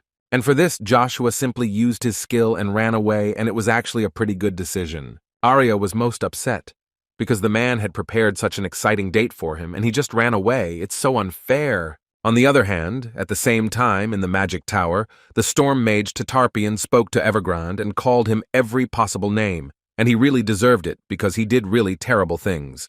The only response he received was that Evergrande considered him a second-rate magician whose end was obvious. The storm mage simply could not believe his eyes, because it seemed to him that Evergrande was calmly using magic even in an environment without mana. But for this to become possible, he must reach the final level of using magic, and this is the 8th grade. His thoughts were interrupted by Evergrande, who stated that he would teleport him back and blame him for what happened today in the magic tower. Well, of course, he did not forget that first he would destroy his magic circle to make sure that he would never be able to use mana again. Tarpeon began to shout at him and asked him to shut his mouth, because his grandfather gave him the opportunity to become the master of the tower, and he stuck a knife in his back. But now the storm mage doesn't care anymore. He can set him up as much as he wants, but he still will never to avoid the label of a traitor, and today he will also not be able to hide his actions. Evergrande began to smile even more, because it seems the little storm mage even knows what the old man, to whom he is so loyal, did to become the master of the tower. He believed that in this world, if a person does not betray, then sooner or later he will be betrayed, and therefore he became interested in asking Tarpeon what he thinks, who taught him to live like this in this world. Without waiting for an answer, he himself said that this old man taught him that winners are always pure, and losers are sinners. And in this case, he will be remembered as the sinner who destroyed the magic tower. Suddenly, his monologue was interrupted by Iselin, who used her ability, which was called Limiter Return. Evergrande didn't understand at all what was happening and who she was, and most importantly, how did she get here? But Tarpeon immediately recognized her, because he remembered that she was the mercenary who tried to become one of the 7 magicians, but again he was more surprised by the fact that she was able to use magic in this place. Iselin would be happy to talk to him, of course, but it seemed to her that now was not the right moment for this, so she asked to discuss this later, and now it's time to get out, especially since she found a way out of here. Evergrande, meanwhile, could not believe that he had been teleported. He began to worry that the girl might ruin his whole plan, so he decided that he would immediately return and deal with her. Suddenly, one of the knights ran up to him and began to tell him that there was a letter for him, but Evergrande immediately answered him that he was very busy now and would read this letter a little later, although the knight insisted that it was urgent because he sent by the 4th Prince Caesar. Evergrande's face suddenly changed, and apparently his opinion too. He suddenly became interested in what Caesar wanted from him. He immediately contacted His Majesty, and the first thing Caesar decided to do was find out how things were going in the magic tower. Evergrande reported to him with a smile that during the day they would capture the tower, and they could announce the appointment of a new master of the magic tower tomorrow. Caesar was glad to hear this, so he ordered him not to return to Avalon, but to remain in the tower, and also warned that it would soon be difficult to contact him.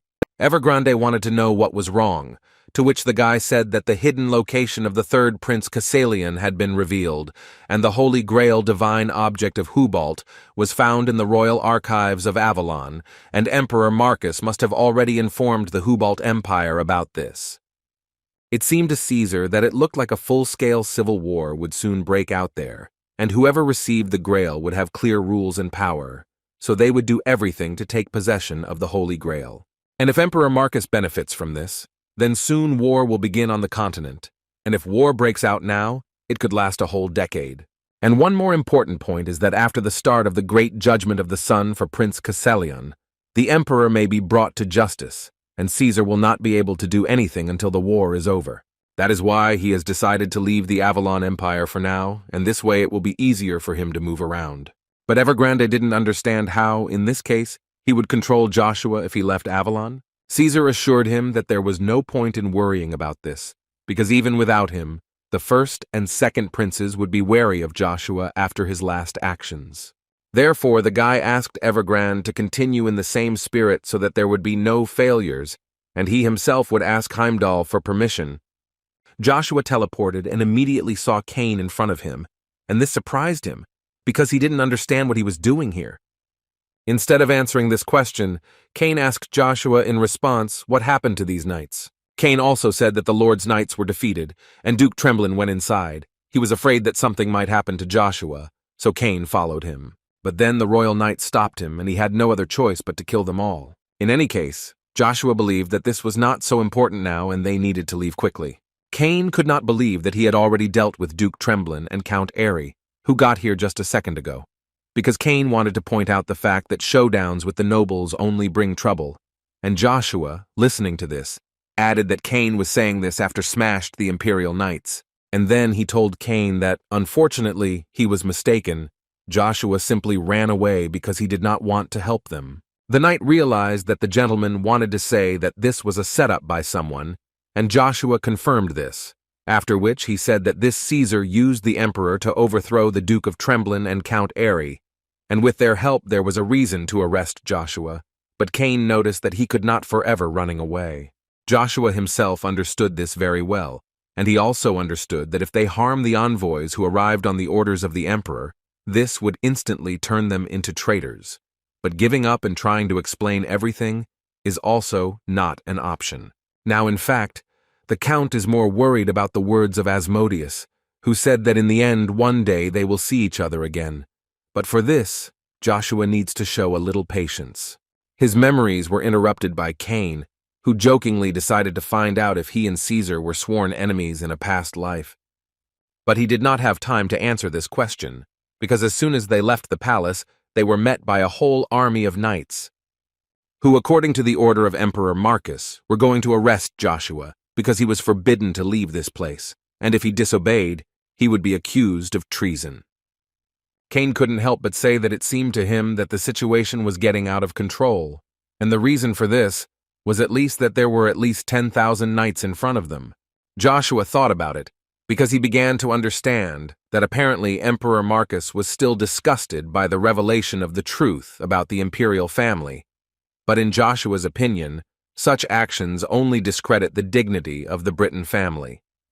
Not only was there a huge army in front of them, but also Duke Tremblin appeared behind them, who asked them to surrender now or invited them to put their necks under his sword. It became difficult for Cain to be there, because his presence alone is enough to create such strong pressure.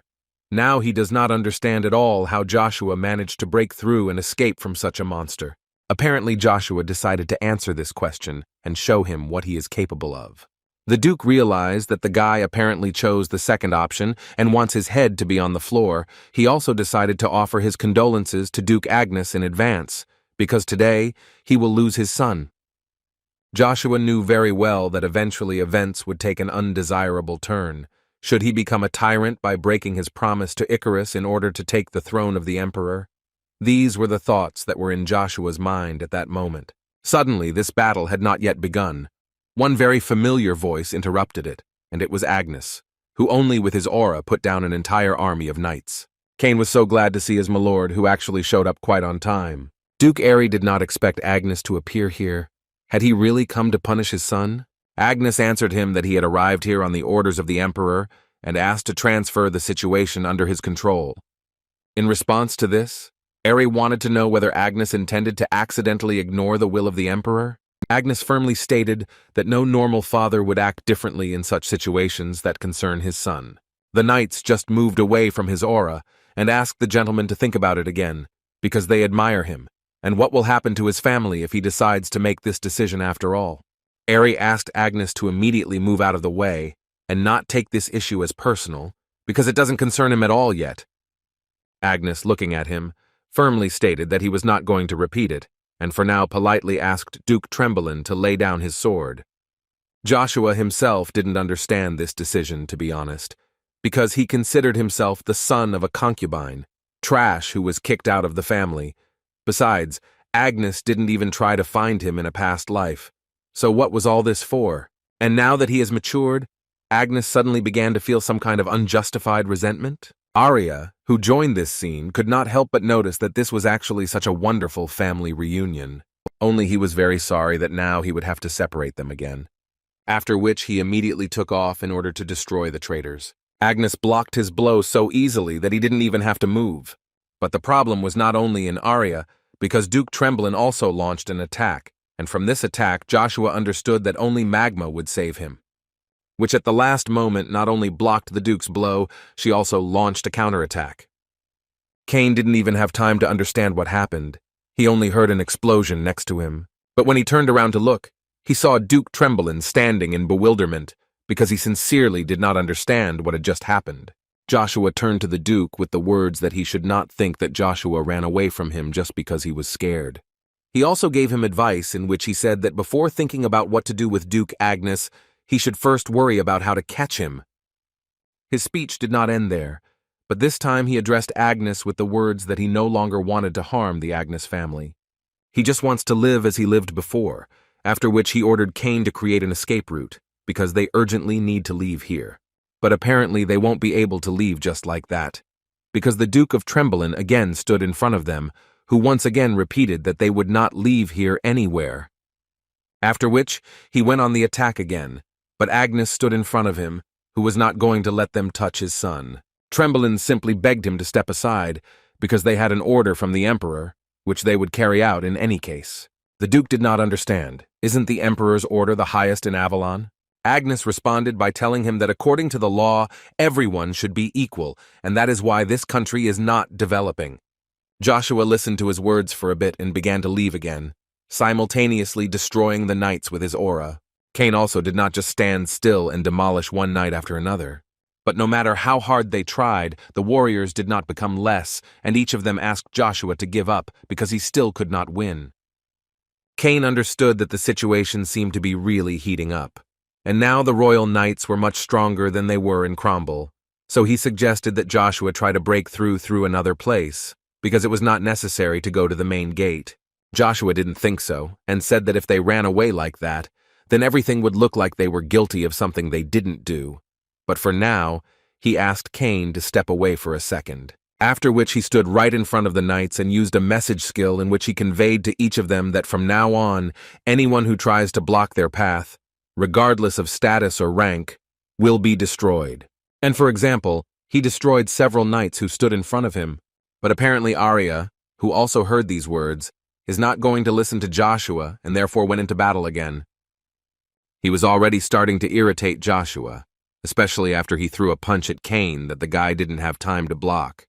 Arya also heated up the situation and said that he was sure that Joshua knew how to stop this and asked him not to hold back. How suddenly Joshua disappeared and appeared behind him, and Arya at that moment was interested in only one question. Why didn't he cut off his head? Joshua calmly answered him that it was absolutely wrong to chop off everyone's heads, so he just carefully cut off the hand, so it was better for him to put it in place as soon as possible, and for this he needed to stop pursuing him. He still laughed at the guy and added that he would regret being so generous today. But in any case, he let him go, and besides, as it was noticeable, no one else was trying to stop the guy. Inside the duty room of the Imperial Palace, Rod was retreating from the battle, and at the same time decided to ask for forgiveness from the first Prince Kisser. After all, it seemed to him that such a shameful incident occurred on the territory of Avalon, especially here in the imperial palace, under his protection, which he did not even notice, so he deeply blames himself for this. The first prince suddenly answered him that he did not need to be so strict with himself, because in fact no one could have thought that this would happen to his younger brother, the third Prince Casselion. Therefore he asked him not to feel guilty, but rather asked him to concentrate on a speedy recovery, because Avalon needed the main lord of the knights. After which, he stood up and said that this would be the end of their conversation, because he still had some things to do, and asked him not to strain and to have a good rest. Valmont, who was also there, decided to ask the first prince what would happen to Joshua. In response, the first prince said that Joshua had been branded a traitor for disobeying the emperor's decree and had also been stripped of his noble status and was now nothing more than a fugitive with a bounty on his head. Valmont actually did not expect a different answer, so he simply agreed with it. As soon as the first knight left, Rod suddenly asked him if he was really so curious to know this. But Valmont did not understand what the Lord was telling him, so Rod explained to him that the boy, who was not even 20, defeated Avalon, the greatest knightly empire of the continent. And if Rod spoke honestly, then he himself could not believe the rumors that Joshua was single-handedly defeated the mercenary king. But this guy, in his opinion, surpassed him, withstanding the attacks of Duke Tremblin and Count Arya. And in fact, he ran away proudly. Perhaps Joshua Sanders will become the first person on the continent to achieve such fame before the age of 20. Rod believed that this boy was certainly an inspiration to many. Such luck for the Empire, because in his opinion there are many talented people here, but there are none like Joshua. And that is why Rod decided that he took full responsibility for what happened and resigned from his post, which simply shocked Valmont, because he did not understand why he suddenly needed to resign. As Rod has already said, for the sake of the young talents of the Empire, it is time for an old man like him to retire. And so he would like to say that he wanted Valmont to become the next leader. After which he added that even if he refuses, there is no need to reproach himself for this, because who else but Rod knows that he may not yet be ready for this.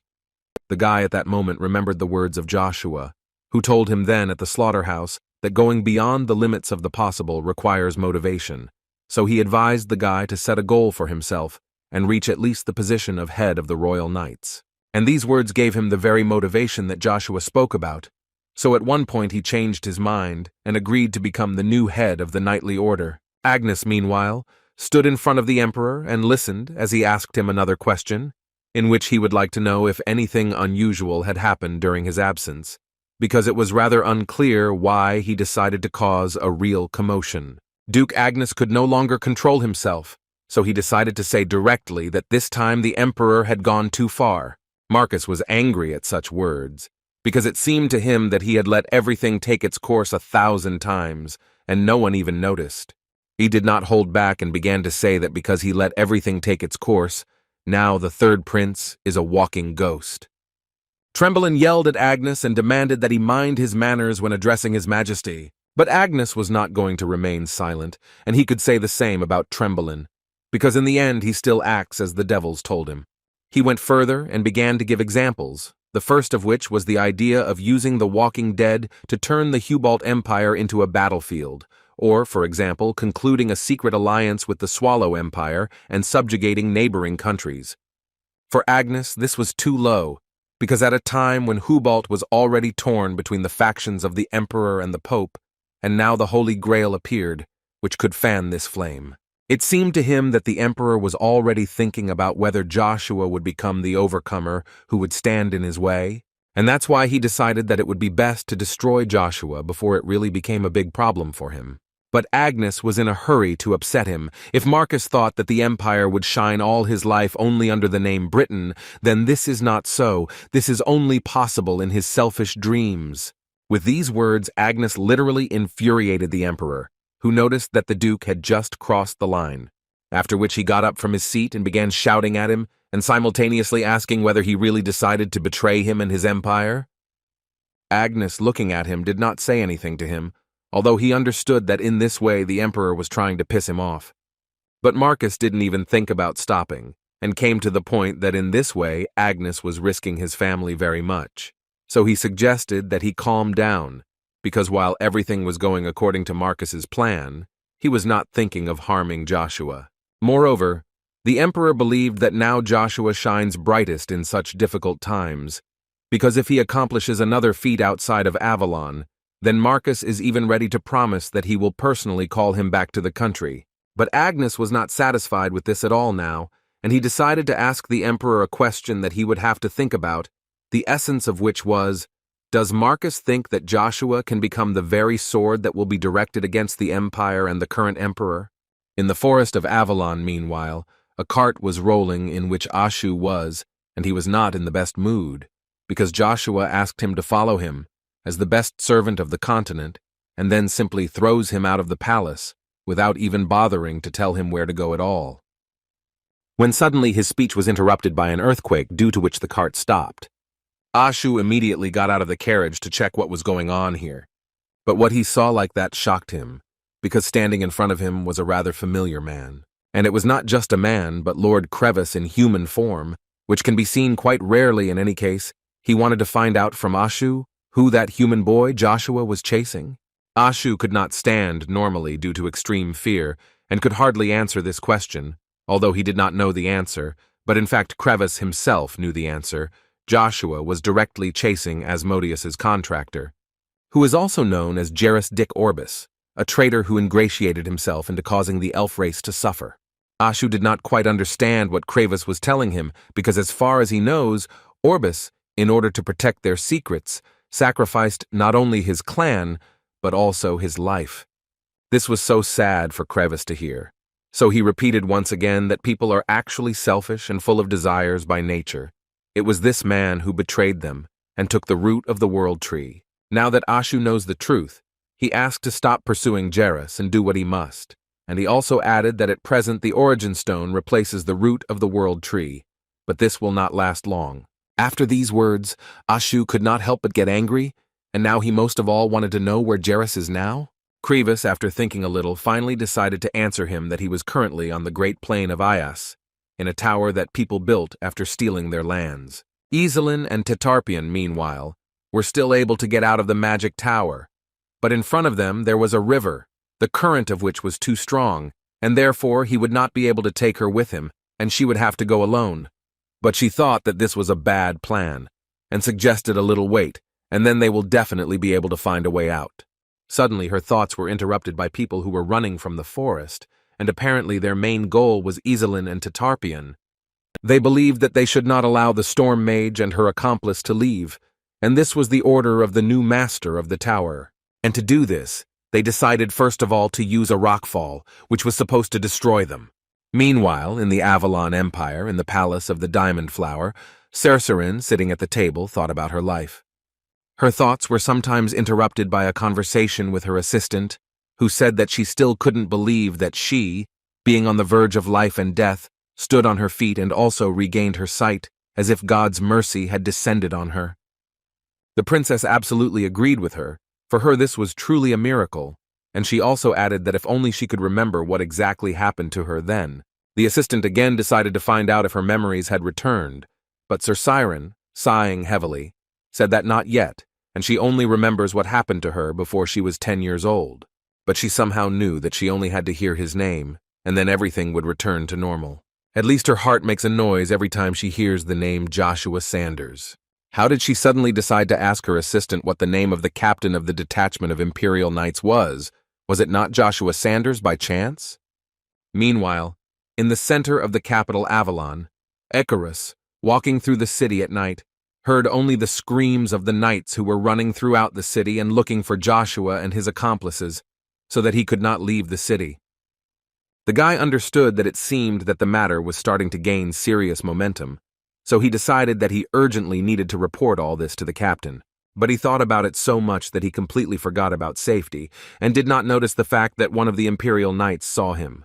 Joshua, sitting in one of the huts in the city, said that judging by the way Emperor Marcus was acting, weakening the power of the Britons was not part of his plans. Cain absolutely agreed with him, and also added that carrying out any missions in the imperial court was becoming more and more dangerous. He also believed that they would have to endure many more trials in the future. When suddenly their conversation was interrupted by Icarus, who unexpectedly burst into that hut and first of all wanted to ask them if they had both gone crazy.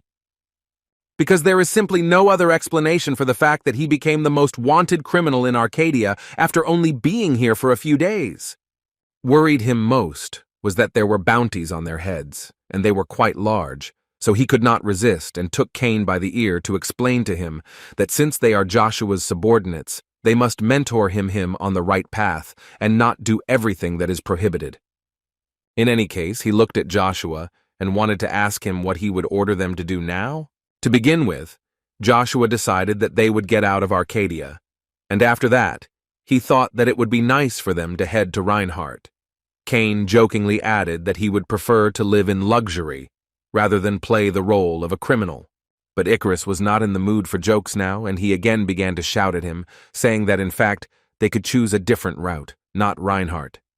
And first of all, he thinks so only because the Emperor most likely has already prepared an ambush there, and now that the King of Reinhardt has become an enemy of Avalon, His Majesty can invade the lands of his master at any moment.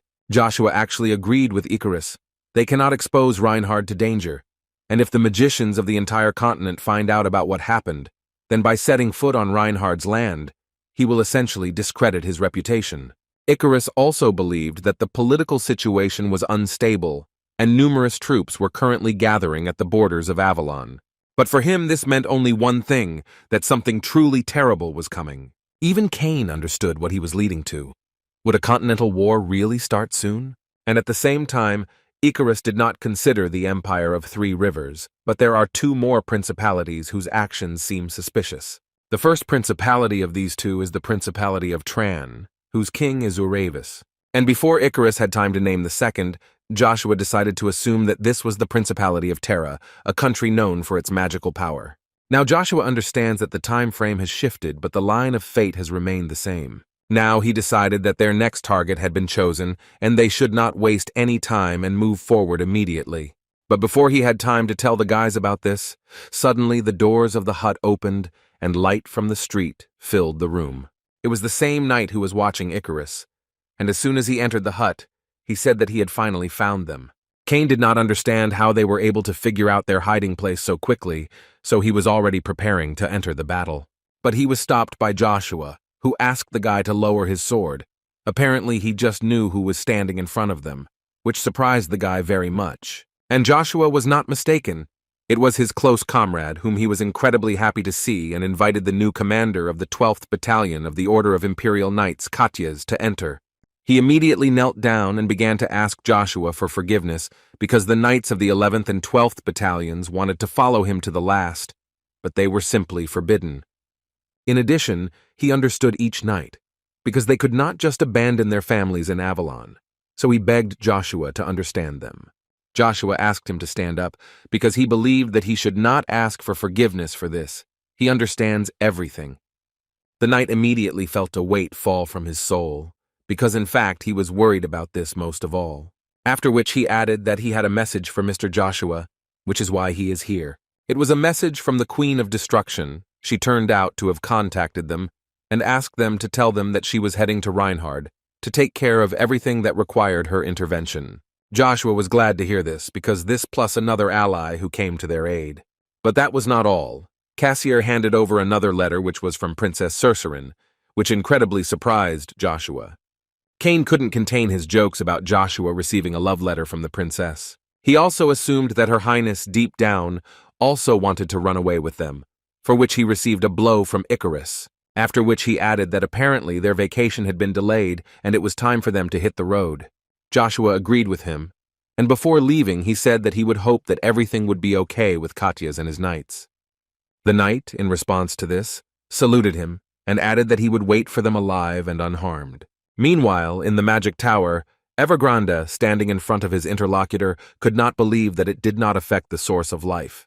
Therefore, he would like to find out as soon as possible what happened in the secret room of Prince Caesar. Baru could only answer him that there was an incredibly huge force emanating there that was simply impossible to resist. And now he talks about the power that came from the demonic spear of Joshua Sanders, but Evergrande could not understand where the artifact of the demonic god would come from on this earth. Baru told him that in fact he shouldn't be so surprised, because this is just a vessel with the power of a demon sealed inside. The demon itself most likely is nothing, and he was confident that he would easily solve this issue. But now, it was more important to determine the location of the Black Dragon Crevice. On this occasion, Evergrande reported that he had learned that Crevice had headed to the elf's magic tower. Baru did not like this, because it seemed to him that they were faced with too many unforeseen factors that arise at the moment when the process of recruiting an army is nearing its end. Evergrande tried to tell him that there was no reason to worry, because they had finally found the key to the location of the primordial windstone. If so, then Baru ordered them, at the end of the coronation ceremony of the tower, to immediately set off and take with them a legion of undead and liches. Evergrande promised that this order would be carried out, and he also had something else that he would like to tell him. After permission, he said that recently, at the imperial court, they began to talk about Ashir von Britten. In response to this, Baru told him that, as Heimdall predicted, this is how everything is happening.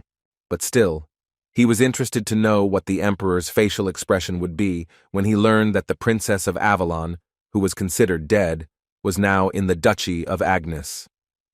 Lucy had been riding in the carriage for quite a long time, and mentally she simply could not stand this trip anymore. But she was tired, not because the trip was difficult, but because she was tied by the knot of a political marriage. She felt as if she had simply been bought at the market like some kind of thing. She even thought that it would be better if she died under some random circumstances, but as soon as she thought about it, very strange things began to happen around her carriage. And it didn't seem like it to her, because literally a few seconds later, she saw how her knight, who accompanied her, literally began to fight with other knights. Her defender literally immediately realized that this was an ambush, so he got off his horse in order to try to repel them all. There were actually quite a few knights against him, and they were not going to stop until they achieved their goal. But their main mistake was that they simply underestimated who they were facing. After all, he literally destroyed each of them, despite the fact that the princess sees all this, much to her regret. At some point she became so scared that she simply closed in on herself and hoped only for the best. After some time, she finally opened her eyes and saw only her accompanying knight, who was covered in blood. Lucy woke up from such a terrible dream, and at first did not even want to get out of her bed. She slowly got up and was tormented by the thought that she was again dreaming of this terrible nightmare, which was repeating itself not for the first night in a row. But still, some moments from this dream seemed to her like her past, which she simply could not fully remember and understand what they even meant. When suddenly there was a knock on her door, this obviously alarmed her, because she was not expecting guests at such a late hour. Although then the thought ran through her head that perhaps this was Joshua, whom she had been waiting for so long, so she quickly ran to open the doors. But to her regret, Chiffon stood in front of her, to whom she asked with disappointment what he forgot here. He told her with a smile that her Grace Duchess Vanessa wanted to see Lady Lucia, although then he asked her what to call her correctly. Perhaps Princess Ashira von Britten would be more correct? Meanwhile, in the magic tower, all the magicians congratulated Sir Evergrande on his assumption of the position of Master of the Magic Tower. He was incredibly grateful to them all for their congratulations, and in return promised that he would serve them for a long time and do everything to make the Magic Tower prosper. Evergrande literally promised each of them that together they would create their own paradise, the splendor of which even the kingdom of Terra itself could not compare. I heard about the magical empire in all corners of the continent, and everyone will remember the name of the new titan of the 9 stars of Evergrande con Ashbalt. And now, after he had given his speech, he decided that it was time to elect a lich who would lead a horde of undead that no army could compare with. Suddenly, his plan was interrupted by one of his assistants, who informed him that they had missed Tetarpion and his girlfriend. But he said this only so that he would give them one more chance, and then they would definitely deal with them. These two guys were called Scorpino and his red-haired friend, Zephyros. Meanwhile, on the Aya's plain, 2 teleport guards asked those who came to them to stop and show their ID first. Cain decided to make fun of them, saying that of course he would show it now, but he just couldn't remember where he had put it, although in his mind he perfectly understood that they didn't have it at all and, what's more, never had it. One of the magicians immediately warned them that the knight's entrance to the magic tower was strictly prohibited, and if this was their destination, he would ask them not to waste their time and leave immediately. This was the first time the guys had heard about such laws, and, according to these two, this was an internal order of the head. But Icarus did not tolerate this, and immediately made it clear to them that this was simply an abuse of power, and there should be a limit to everything. Even such impudence, and Cain agreed with him. The magician did not tolerate such statements, and immediately told them that if they wanted it that way, he would prohibit their passage, and from that second, no matter who they were, passage was prohibited for them. Joshua came out from behind the guys with a smile and told them that he definitely wouldn't do that. After all, he at least came with the intention of becoming one of the magicians, and until he achieves this, he will not leave here anywhere, and they both must clearly understand this. The magician continued to repeat that he did not believe him, and moreover, he generally doubted that a young man with such a strong physique practiced magic. In fact, Joshua was just waiting for these words, and since they don't believe him, he will happily show them all this now. And for this, Joshua decided to use nothing else but magma, and with the help of magma, he was able to show them what the real power of fire is. They even asked him to stop, because at this rate, he could burn everything here to the ground. Cain noticed that now they definitely look like scammers, and Icarus added to this that Joshua is especially similar. He always has a suspicious face. The magicians who were on guard could not believe their eyes, because by their standards, a wall of fire is at least the 5th class of magic, and perhaps even higher. But only one of them thought so. But the second magician immediately told his colleague that this was all a deception, and in fact, he was an ordinary knight who uses the element of fire with the help of his mana, and thereby pretends to be a magician. He himself knows one of these knights who often does this, and his name is King Euravus, who is the god of hellfire. Joshua continued to smile, and could not believe that this was not enough for them. Would he really have to show a few more tricks to convince them? And during the second attempt, he decided to use lightning, which, in his opinion, should have shocked the guys. But perhaps this would have been the case if at some point it had not been announced over the loudspeaker that Tetharian's hideout had been discovered, so an urgent meeting was announced in the testing tower. Also at this moment they added that the issue of the execution of Tetharian and his assistant, the hired magician, was at stake. Joshua, listening to this, almost immediately realized that this hired magician was Iselin. After this message, the magicians who guarded their portal suddenly began to tell Joshua that since he wanted to become a follower of the tower, then this was his ideal chance. They meant that if he brought these traitors, they would not only accept him into their ranks, but they will also be generously rewarded.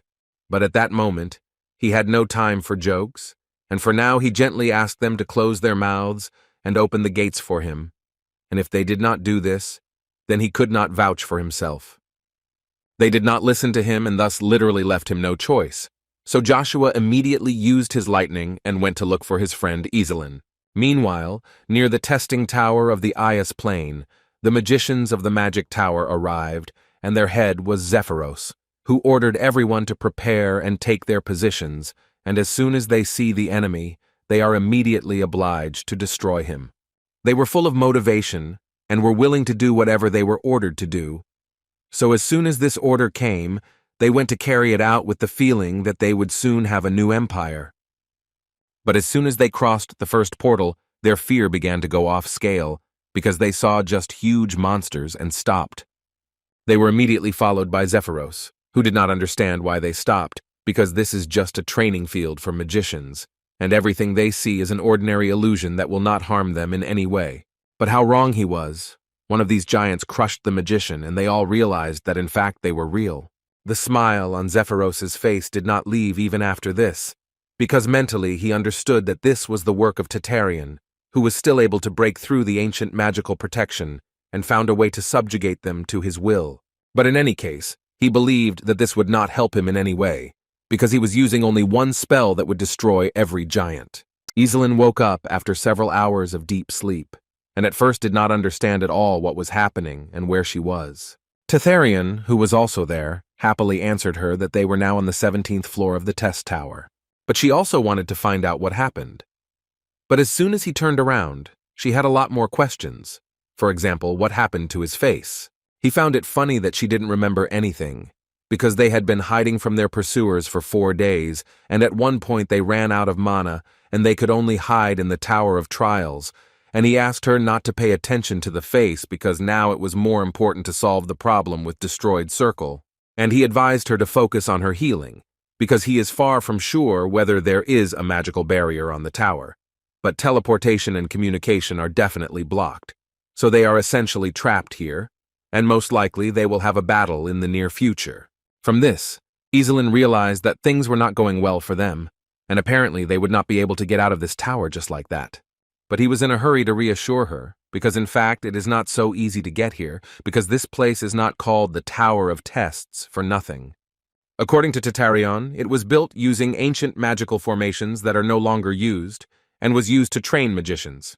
When activated, a test appears on each floor. And the higher a person rises, the more cunning traps and monsters he will encounter, so they will simply avoid them, rising higher and higher until the magicians give up. But Iselin noticed the fact that she had heard that these were not real monsters, but only illusions. Tatarion assured her that they were not anymore, because he made them tangible. She was surprised because how he was able to change the ancient magical formations himself. Theta, as it turned out, had learned something since he became the manager. Although he believed that as soon as it was activated, it got out of control, and this was a task and no one could cope with it. At least he thought so until they both heard a vibration that could only mean that they were probably already catching up to them, and so they should think of something to avoid falling into a trap. Teta did not expect that they would be faster than he thought, and it seems that one of the 7 magicians was sent for them, so it's time for them to leave here immediately, and at the same time, hope only that reinforcements will arrive on time. At this moment, Iselin decided that now was probably the most appropriate moment to tell Tatarion that in fact only one person was coming to reinforce them, which confused the guy, because how could one person cope with an entire detachment of the Magic Clan? But she asked him not to worry about it, because this one man is Joshua Sanders, who, according to her, can do anything, because he is the greatest master of the continent. Teta was not too sure now that they would be able to survive, because according to him, Iselin is just a crazy fan of Joshua, and apparently they really don't have long to live. Meanwhile, Zephyros and his partner were still trying to deal with all the illusions that had become reality, and given how easily they do it, it's probably not for nothing that they are called the 7 best magicians, because they are able to defeat any monsters. Their subordinates were so glad that 2 such strong masters were with them and believed that a little more, and they would realize the dream of the Magic Tower, and after which the 7 magicians and Lord Evergrande would undoubtedly create a powerful empire. Zephyros was so happy to feel the feeling of victory, so he could say with great confidence that Tatarion was mistaken when he decided that he could defeat them with such cheap tricks. But at some point, his words were interrupted by a huge explosion from which people fled with the words that they were now dealing with the damn spearman of Avalon. The 2 magicians began to guess who they were talking about and what kind of spearman he was, but they could not fully believe that he was able to reach such a level in the training base of magicians, because he was, after all, a knight. But looking at how he masterfully controls the lightning, it became clear how he did it, and Joshua, meanwhile, came close to them in order to find out which of them was in charge here. Although from their faces he realized that these 2 were the main ones of this gang, so he decided not to delay and immediately tell them that if they stop pursuing Iselin and Tatarion, then he will save their lives. Zephyros seemed not to hear him or believe too much in his abilities, since he decided to ask Joshua not to interfere in the affairs of the Magic Tower, and to make it clearer to him, he decided to use the element of fire. And he aimed a fiery cannon at Joshua, which, according to his calculations, should have simply burned the knight to the ground.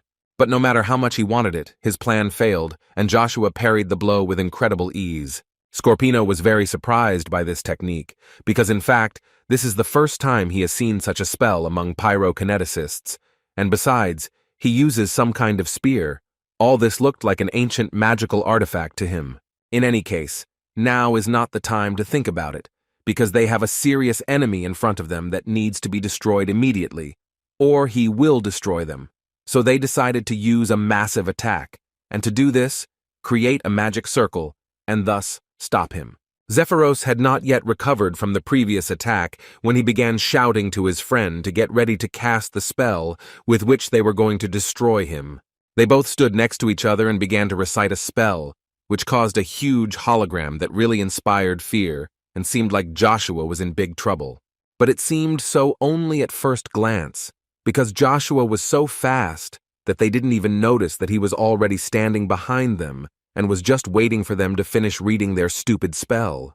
Then he looked at them and said that they should relax already, because their magic tricks would not work, because no enemy would wait for them to complete the spell. Although they could not believe that he managed to get close to them so quickly, they still did not give up and were immediately going to strike him twice, but in close combat. But as Joshua said, no one will wait until they finish casting their spell, so with just one blow, he scattered them in different directions. Then he added that it was time for them to come to terms with the fact that they would not be able to defeat a level 6 spearmaster. Tatarian and Iselin continued to move around the tower, and at one point stopped to see what was happening in the distance. The girl understood perfectly well that apparently they would soon catch up with them, and already began to doubt that they would be able to hold out until Joshua arrived. Tatarian asked her not to become limp and assured her that they would definitely cope, and everything would be fine. Besides, he believed that some of them had never even started climbing the tower. She agreed with him, because then this means that it would also not be easy for them to unravel the magic of the ancient people. But apparently, she misunderstood him, and besides, according to Tatarian, the tower was not created by people. This great magical tower was created not by ancient peoples, as most people think, but by dragons. And moreover, according to Tatarian, it is they who set the rules here. By clearing the floor, the hero receives a special reward.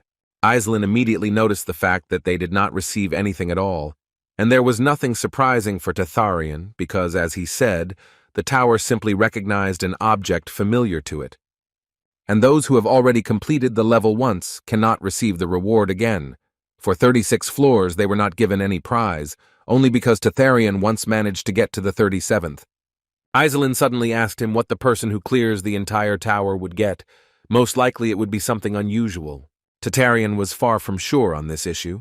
But if you believe the words of his grandfather, the former master, then the whole truth will be revealed to the winner, including the secrets that the magic tower hides. But the guy himself doesn't really believe in it, but the legend is passed down from generation to generation. In any case, they are now only on the 30th floor, and the level of difficulty is increasing, so he recommended that she be prepared. And as soon as they opened the doors to this level, it immediately became clear that it would not be one of the most enjoyable and exciting. All Iselin could say was that it was very creepy here, and it all reminded her of hell. Tatarian suddenly became nervous, and the reason was that he noticed the fact that something was clearly wrong here, because before this level looked completely different. Suddenly they heard a little boy screaming and shouting the name Zerath. On the other side of this magical forest stood Ashu, and opposite his not very good friend, whom he asked how he could destroy the entire race of elves, and why he did it in the first place. It was even scary to look at such Ashu, because he was incredibly angry and asked Baru to answer his questions. But in response, he received only one thing, that the truth would not really change anything, and Baru asked him to get out as soon as possible before he finished him off. A century ago, humans and elves lived side by side because their races were quite similar, so they easily found a common language. But time passed, and gradually there was no place left for the elves in human society, and in order to save their home and their own lives, the elves hid from the eyes of people in the most remote areas of the continent. In a place that was known only to them, it served as a source of life not only for elves, but also for all other living beings. And this place was so special because the sacred tree Yggdrasil grew there, to protect which the elves built a barrier, and they worked hard for the good of their race, until one day someone stole the source of life from Yggdrasil. Ashu only thought that at that time he borrowed strength from the black dragon Crevice in order to somehow maintain the strength of the tree, so he was at his beck and call for a long time, and of course filled the tree with energy.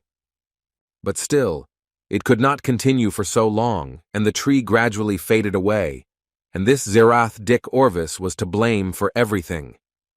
Ashu actually could not even think that he would be the very thief of the source of life of Yggdrasil. In any case, this is no longer important. Ashu wanted to know where is the source of life for Yggdrasil now. But in response, he received only a smile and ridicule that it would be completely sad to reveal everything to him at once. These words began to anger Ashu even more, because it was because of Orbis that countless elves died, and he was simply funny about this. Ashu would not tolerate this, and promised him that he would finish him off with his own hands. But his words were cut short at the moment when Orbis used his power on him, and now it was not easy for Ash to even stand still. Orbis immediately told him that even if he surpassed the strength of the 7th-level magicians, he still would not be able to defeat him, no matter how hard he tried. And he told him to run away, and he should have done it while he had the chance. But now it's too late, because here he will only meet his end, and today the elves will again lose their leader, because the last high elf will fall. Orbis didn't even think about what he was saying, so he told Ash that after he finished him off, he would go to the sacred tree and finish off all the other elves so that he would not be so offended. And then he was going to turn them into an army of the walking dead, which would be led by a new leader. So they talked to him, and Orbis was happy to destroy the last leader of the elves, Asha. But at some point, his last blow was interrupted, and apparently it was Iselin who used her spell, which was called an ice spear. Ash couldn't even believe what was happening, because it seemed to him that they were alone in the magic tower. Where did people even come from here? Suddenly his thoughts were interrupted by Iselin, who shouted to him that this was his chance and he should run away. She tried to shout to him that they would try to buy him some time, but he needed to run urgently. Orbis became even angrier because he got the dirty work again, and this time he has to destroy Evergrande's pawns, who just can't calm down.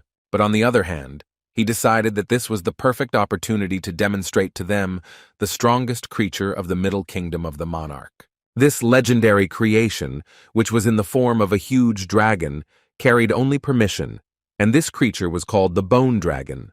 Tetherian, looking at this, wanted to immediately find out who this guy was, since he managed to summon something so powerful.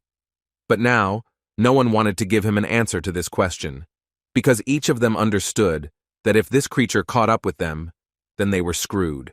The guy decided that they wouldn't just leave, so he stopped in order to buy some time for Iselin and Ashu. Tedda was sure that they simply could not hide from this huge monster, so he decided to distract him, and they should run further. And for this, he used his storm skills, but looking at how this dragon passes through it, it seemed that he did not care at all. Theta was one step away from death, because this dragon literally came close to him, and his magic was too useless against him. The guy simply couldn't believe that this dragon broke through the 7th-level defense so easily, but apparently this is not his main problem now. Joshua stood in front of this magician and ordered him to go to the magic tower and tell Evergrande to wait for him there. But apparently Scorpio has not yet shown everything he can do, so after he admitted the fact that Joshua is a great master, he decided to add that sooner or later he will take revenge on him for all the humiliation. And he also did not forget to say that Joshua will also fall sooner or later. There is no need to think that he has no equal in this world. After this monologue, they raised a protective barrier, and he ordered them all to retreat to the magic tower. And after they disappeared, Joshua told himself that it was they who were defeated. Suddenly a door appeared behind him, which apparently meant a transition to the next level. Joshua did not hesitate for a second, and went straight to this door, because he was sure that upon entering it, he would meet Iselin. But as soon as he walked through that door, instead of his friends, he saw something more interesting. It was a new test. But not ordinary. It was something like a battle with himself, because a copy of himself appeared in front of Joshua. Rugia noticed that this is a fight with a double, which is an ideal copy of the test subject, and you need to go beyond all your boundaries to defeat such a copy. Moreover, according to Rugia, this is a legendary monster that disappeared 1,000 years ago from the face of the earth. Rugia understood that Joshua was unlikely to feel the energy that was here, but in other words, one could say that in front of them was the king of doubles. For Joshua, it was still all so exciting. Fighting a double was already good, and a king was doubly pleasant, at least he thought so, because Rugia immediately warned that he should be careful, because this is a dark creature from foreign lands. Then Joshua wondered what such a monster had forgotten here. He wanted to preserve his family, so he remained in such a relatively safe place? His jokes were interrupted by his double, who announced that he would use the magical possession of a spear, the first stage. While Joshua couldn't believe his ears and eyes, This doppelganger successfully struck him with a lightning attack. The guy continued to fight, but he was still surprised. Because his opponent was also able to copy the power of the magic spear, Rugia noticed that that's why he was called a royal-level double. 2,000 years ago, this guy slammed a stupid lizard, and Rugia was telling all this while Joshua was trying to attack. But when it came to the lizard, it immediately became clear to him that he was now talking about dragons, and therefore Joshua simply could not believe that he could defeat the dragon, although Rugia immediately said that there was nothing to be surprised about, because the doubles amaze with their strength and their endurance knows no boundaries. While Joshua was digesting this information, his opponent went into battle again, and this time used the magical possession of a spear, but in the second stage. As one might have already noticed, he duplicates his opponent's abilities in their original form, but it was not clear when he even managed to copy them. Although the answer was actually on the surface, because he did it when Joshua had just entered this floor. Amazingly, this double could even use Bronto, and to prove this, he created a huge wave of lightning. But Joshua still believed that no matter how much he imitated him, this double still could not defeat him, because he was still just a pathetic fake. And to prove it, Joshua was going to use the peak of his power, and for this he needed a little time. In his head, Joshua was saying what seemed to him to be quite important things, such as how the body gives birth to the earth and the soul to the sky. Meanwhile, the double continued to attack Joshua with all the techniques that Joshua himself possessed. But at some point he decided that it was time to finish here and move on, so he decided to use a skill that he had always avoided before. And now that his body and soul were ready, Joshua was finally able to use the 7th stage magic spear mastery. Ashu and Iselin, meanwhile, tried to use all their strength to the maximum in order to somehow stop this dragon, but they did not succeed very well. But they did not give up, and especially Tatarian, who until the end believed that they still had a chance to defeat this monster. Therefore, he gave it his all, using all the fire skills that he had. But at some point the guy noticed how he was being attacked by Orbis, who told the guy that they had been doing this for too long, so they would never be able to defeat him. Ashu tried his best, but even his most powerful spells had no effect. At some point, Orbis got to him, grabbing him with the help of his magic. But he decided not to stop there and made it clear to Ash that they would go with him to the afterlife, in which Orbis only needs such a companion as a little guy. Orbis dreamed so much about this that he completely forgot that besides Ashu there were other magicians there, such as Iselin, who decided to use a spell called Supernova Ice Star, which literally froze everything around. But what was most important for her was to freeze Orbis, and then use an ice spear on him. Orbis was impressed by the strength of this young girl, but in any case, he still believed that this was not enough to defeat him. Then he used only his aura, which was enough to throw Iselin away. But he didn't stop there. The man grabbed her with magic in the air and literally squeezed all her organs. Although it seemed to him that after this the girl would definitely not get up, but how very wrong he was. His surprise knew no bounds, because he had not seen such endurance in a magician for a long time. For this he promised to give her a special place as his subject. Ashu stood on his feet again, and literally ordered Orbis to leave these people alone, because this was their battle in the first place. He had already done enough. Before he could finish speaking, he was pinned to the ground by a dragon's paw. Orbis told him that the lack of power gave him no choice but to give up, and he believed that Ashu was obliged to understand this truth, because many thousands of years had already passed. He also added that in order to get what you want, you need to gain strength by any means and even sell your soul to the devil. Only then can you get everything you want. But suddenly his noble speech was interrupted by an explosion, and when he turned his head, he saw his large dragon scattered into small pieces. Well, in the center of this explosion there was a silhouette that was already quite familiar to Orbis. It was the same spearman with whom he fought in the secret room. Now Tatarian understands why Iselin praises Joshua so much, because he is becoming stronger every day. Even now he has passed so many floors of the magic tower that even the most powerful magician would hardly be able to do. The dragon decided not to think for a long time and launched a counterattack on Joshua, which turned out to be quite serious. Iselin couldn't believe what was happening. It seemed to her that he was real, and she literally begged him to wake up. Orbis, meanwhile, did not miss a moment to notice the fact that Joshua, fleeing from the persecution of the Empire, ended up in this very place, where he again fell into a trap. In any case, he didn't have as much time as he would have liked. So he finally decided to add to Joshua that greed was not good for him, and he should have thought before climbing to the top floor without sparing energy. Insignificance is Joshua's middle name. But as soon as he said these words, another split appeared behind him, from which another Joshua appeared, who did not like the fact that the old man called him insignificant. Now the real Joshua appeared in front of them, who, looking at Orbis, thought that the one in the basement was just a fake, and now he can watch the real one.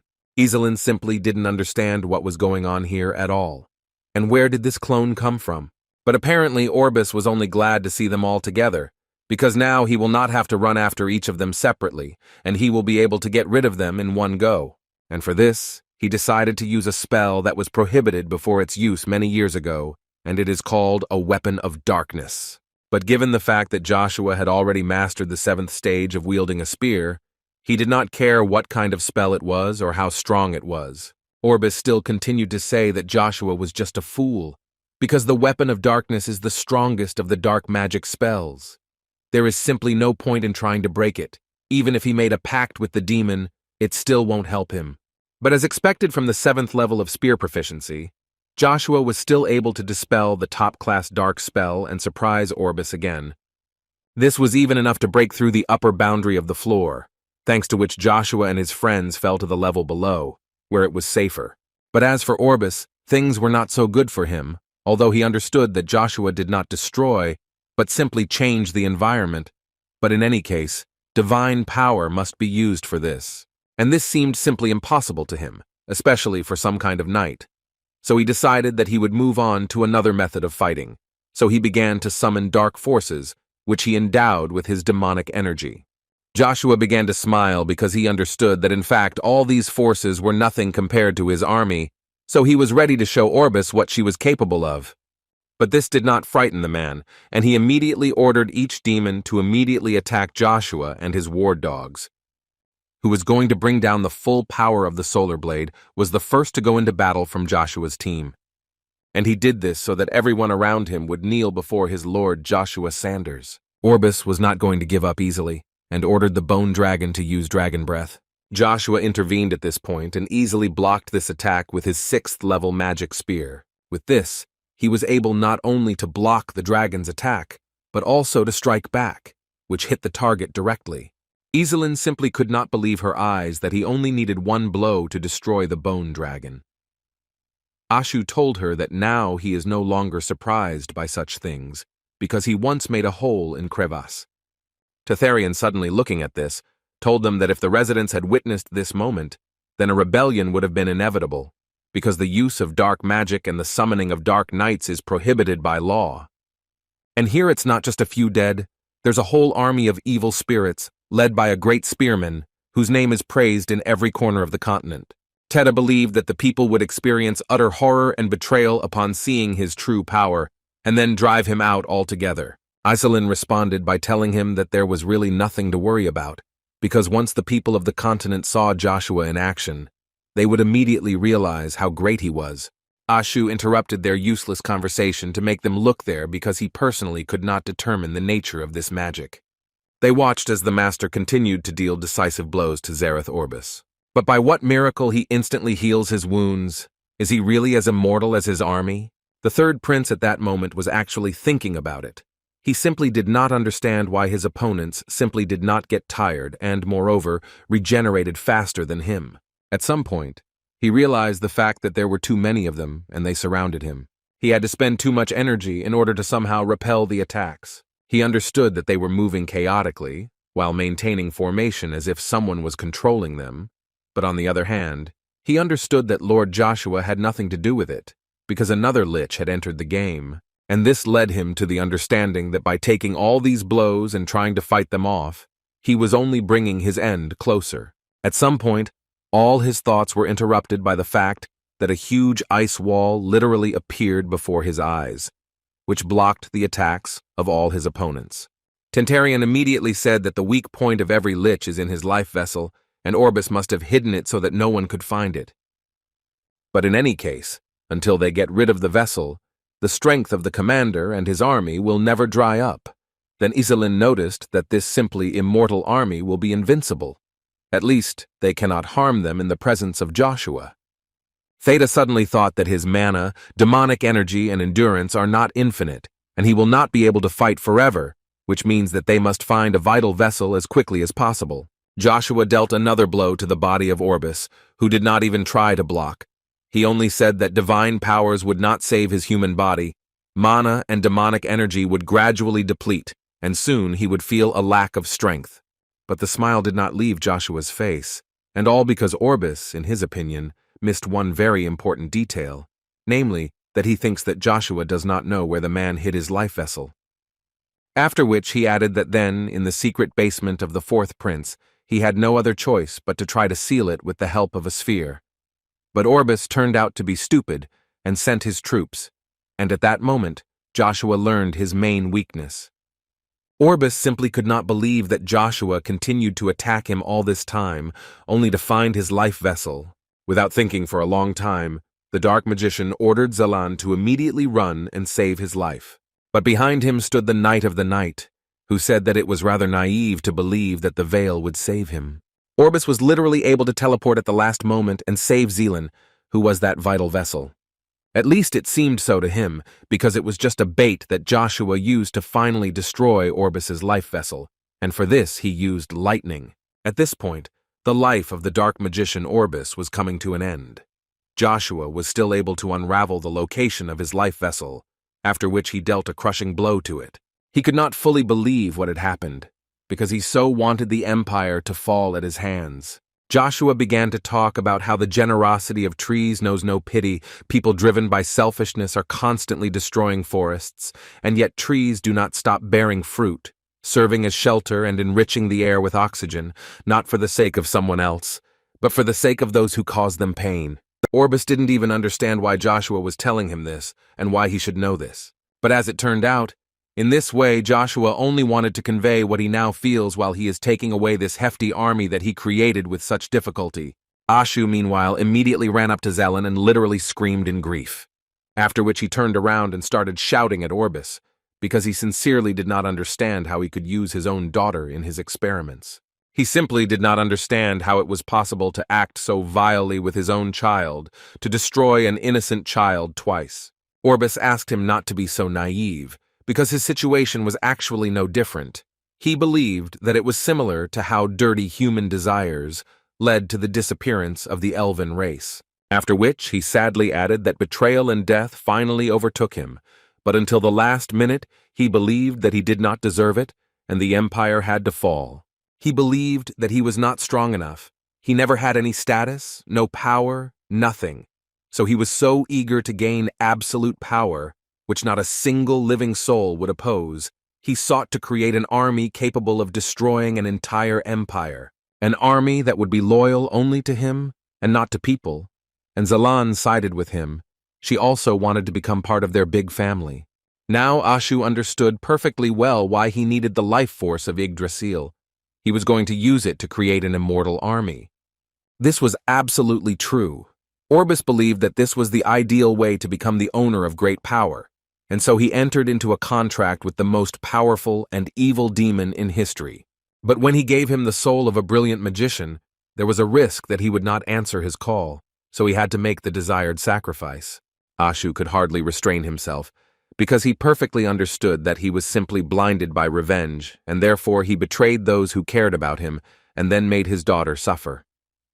Orbis reminded him that Ashu once told him that he dreamed of creating his own union of the elven race, and did he really think that they could coexist with people? This question was answered quite unexpectedly by Joshua, who believed that this was in fact quite possible, because there are those who repent of their deeds and restore the forests. Orbis still believed that this was complete nonsense, and his main argument was that people simply do not change. They are consumed by desire, and they destroy everything in their path. That's why there are so many who share his intentions, even this guy standing next to Joshua. With these words, Orbis turned to dust and disappeared forever, and Baru's long life came to an end. However, Joshua's hopes for the sweet thrill of successful revenge dissipated, and he was overcome by a feeling of anxiety. Theta was already simply at the limit. It was already difficult for him to move, let alone fight. Aizelin tried to bring him to his senses and shouted to him that now was not the time to relax and that he needed to continue to attack. It was actually easier said than done, because the bone dragon was reborn again, and until the life vessel of this lich was destroyed, they would have no chance on the battlefield. Suddenly, this endless battle was interrupted by Joshua, who emerged from the darkness and ordered his new army to stop immediately. And it worked. Everyone stopped for 1 second and seemed to be waiting for a new order from their new king. Next, Joshua, according to the good old tradition, ordered all the undead to submit to his will. All of them at one moment began to kneel in front of him, and this caused incredible surprise among his friends. But what was most surprising was that he called the bone dragon to him. Teta just stood there with his mouth open and couldn't believe it. How did he even manage to tame the bone dragon? But Joshua really succeeded, and there was another dragon in his ranks. At this point, the guy finished all his rituals and ordered his new army to go to rest in another world. They were quite obedient, so immediately after these words, they disappeared. Teta could not move away from the dragon, and now he also saw how Joshua literally absorbed an entire army of the undead, and now he is a walking empire. Suddenly they all heard a voice that said that no one would have thought that Zerath Orbis would face such an inglorious end. It was a shame to lose such a subordinate because he was quite loyal. Aizelin didn't understand what it was. Was it a magical message, or was there someone else here? Joshua was apparently the only one who understood that this was the voice of Asmodeus. When Teta heard this name, he could not believe that he was talking about the same high-level demon with whom the Lich signed a contract. And Joshua turned out to be absolutely right, and a few seconds later they saw Asmodeus in the sky, who was so glad, according to him, to see Joshua again. He also added that he had a lot to show today. Now Tet had no doubts, it was definitely him. He looked exactly as he was described. But what the guy didn't understand was that he had completely forgotten in the middle world. Why did he suddenly appear? Asmodeus continued to say that since the demon lord suddenly disappeared, 8 demon kings with power have been fighting tirelessly for his throne. And he desperately believed that someone would upset the fragile balance they had created. Of course, this was very difficult to do. A force at least equal to their total was needed. Deep down, he hoped that he would be the one to defeat them and regain their lost greatness. Therefore, at the risk of being discovered, he rose to the middle world, and suddenly Joshua appeared in front of him. Now he knows that he has an unknown power that can destroy the balance of the demon world and provoke a rebellion. It's a terrible shame that he can't do it himself. Listening to all this, Ashu began to think that the Master's power really reaches the level of 8 demonic kings, because for an ordinary person, such power is unbearable unless an archangel is reborn in his body. Joshua decided to answer and ask him, if he says that he wants to return to its former greatness, then why would they take the word of the demon of greed? And he wanted Asmodeus to name the true reason for his appearance.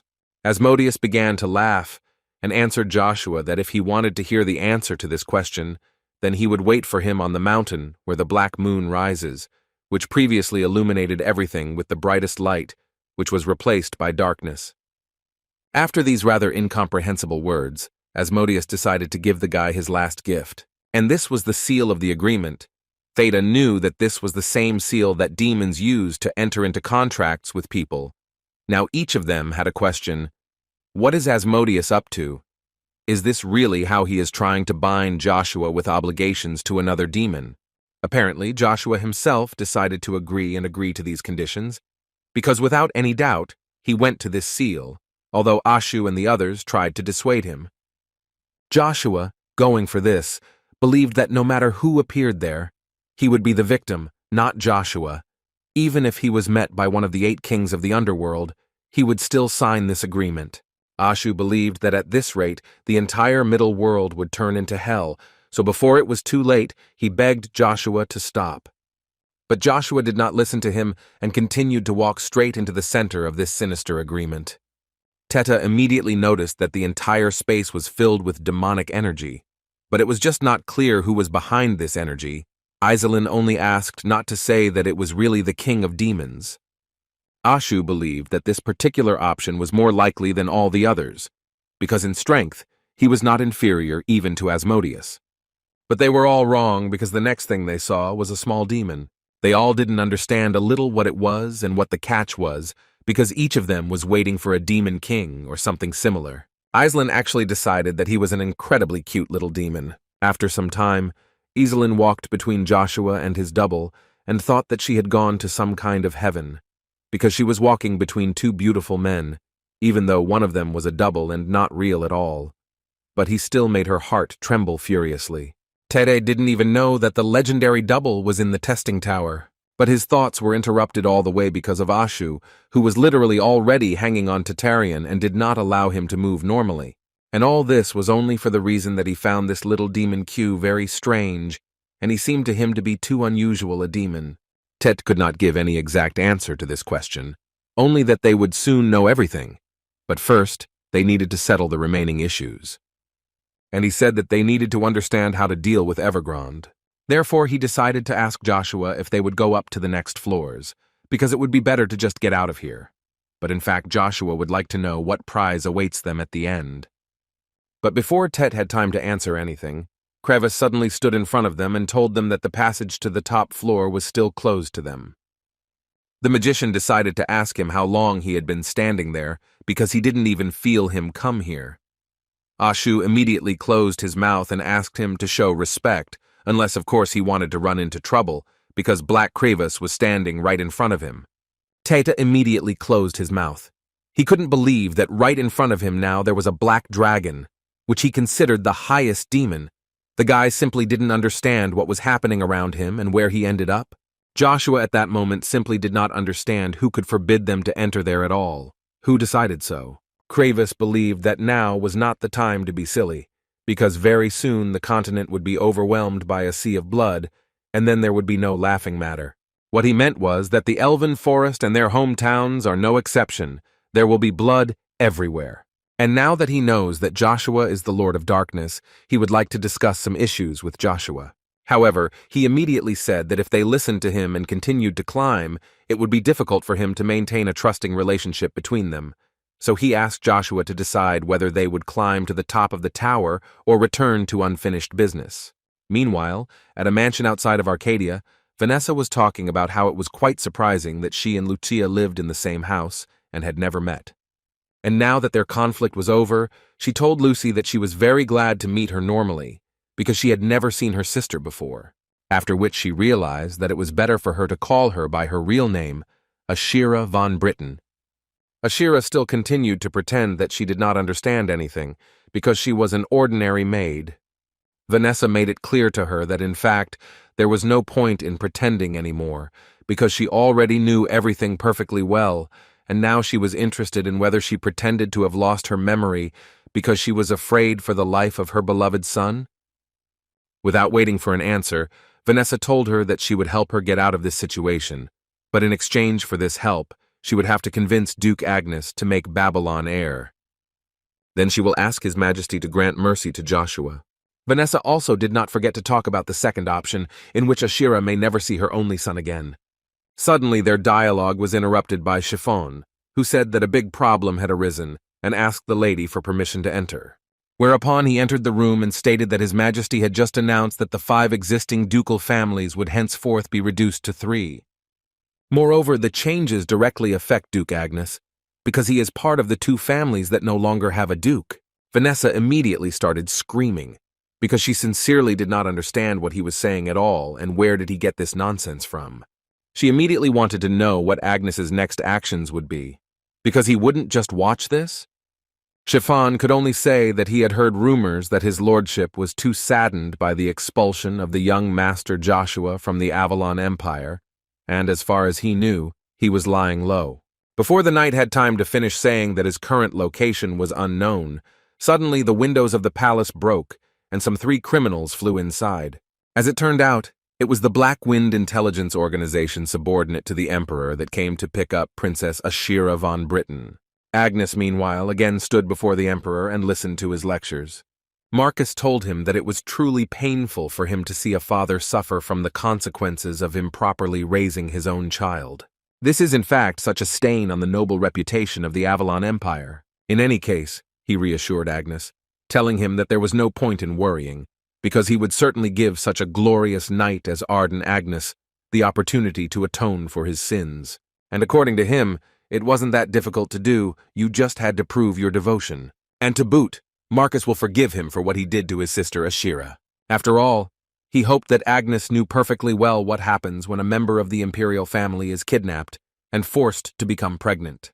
In addition, Marcus was sure that Agnes had to go through a lot in order to protect his dukedom, so he now advised him to stop this rebellion and better prove his loyalty.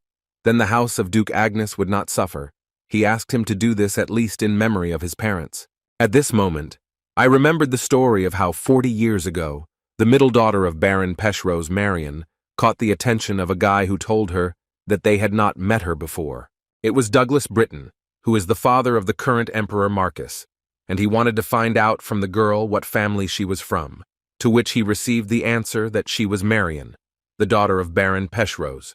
All he knew about this family was that they lived on the edge of the western border, and he could not even think that such a beautiful girl was hiding in such a wilderness. After which he suddenly added that if she became his wife, she would not only get the opportunity to live in the palace, but in general, everything she wanted.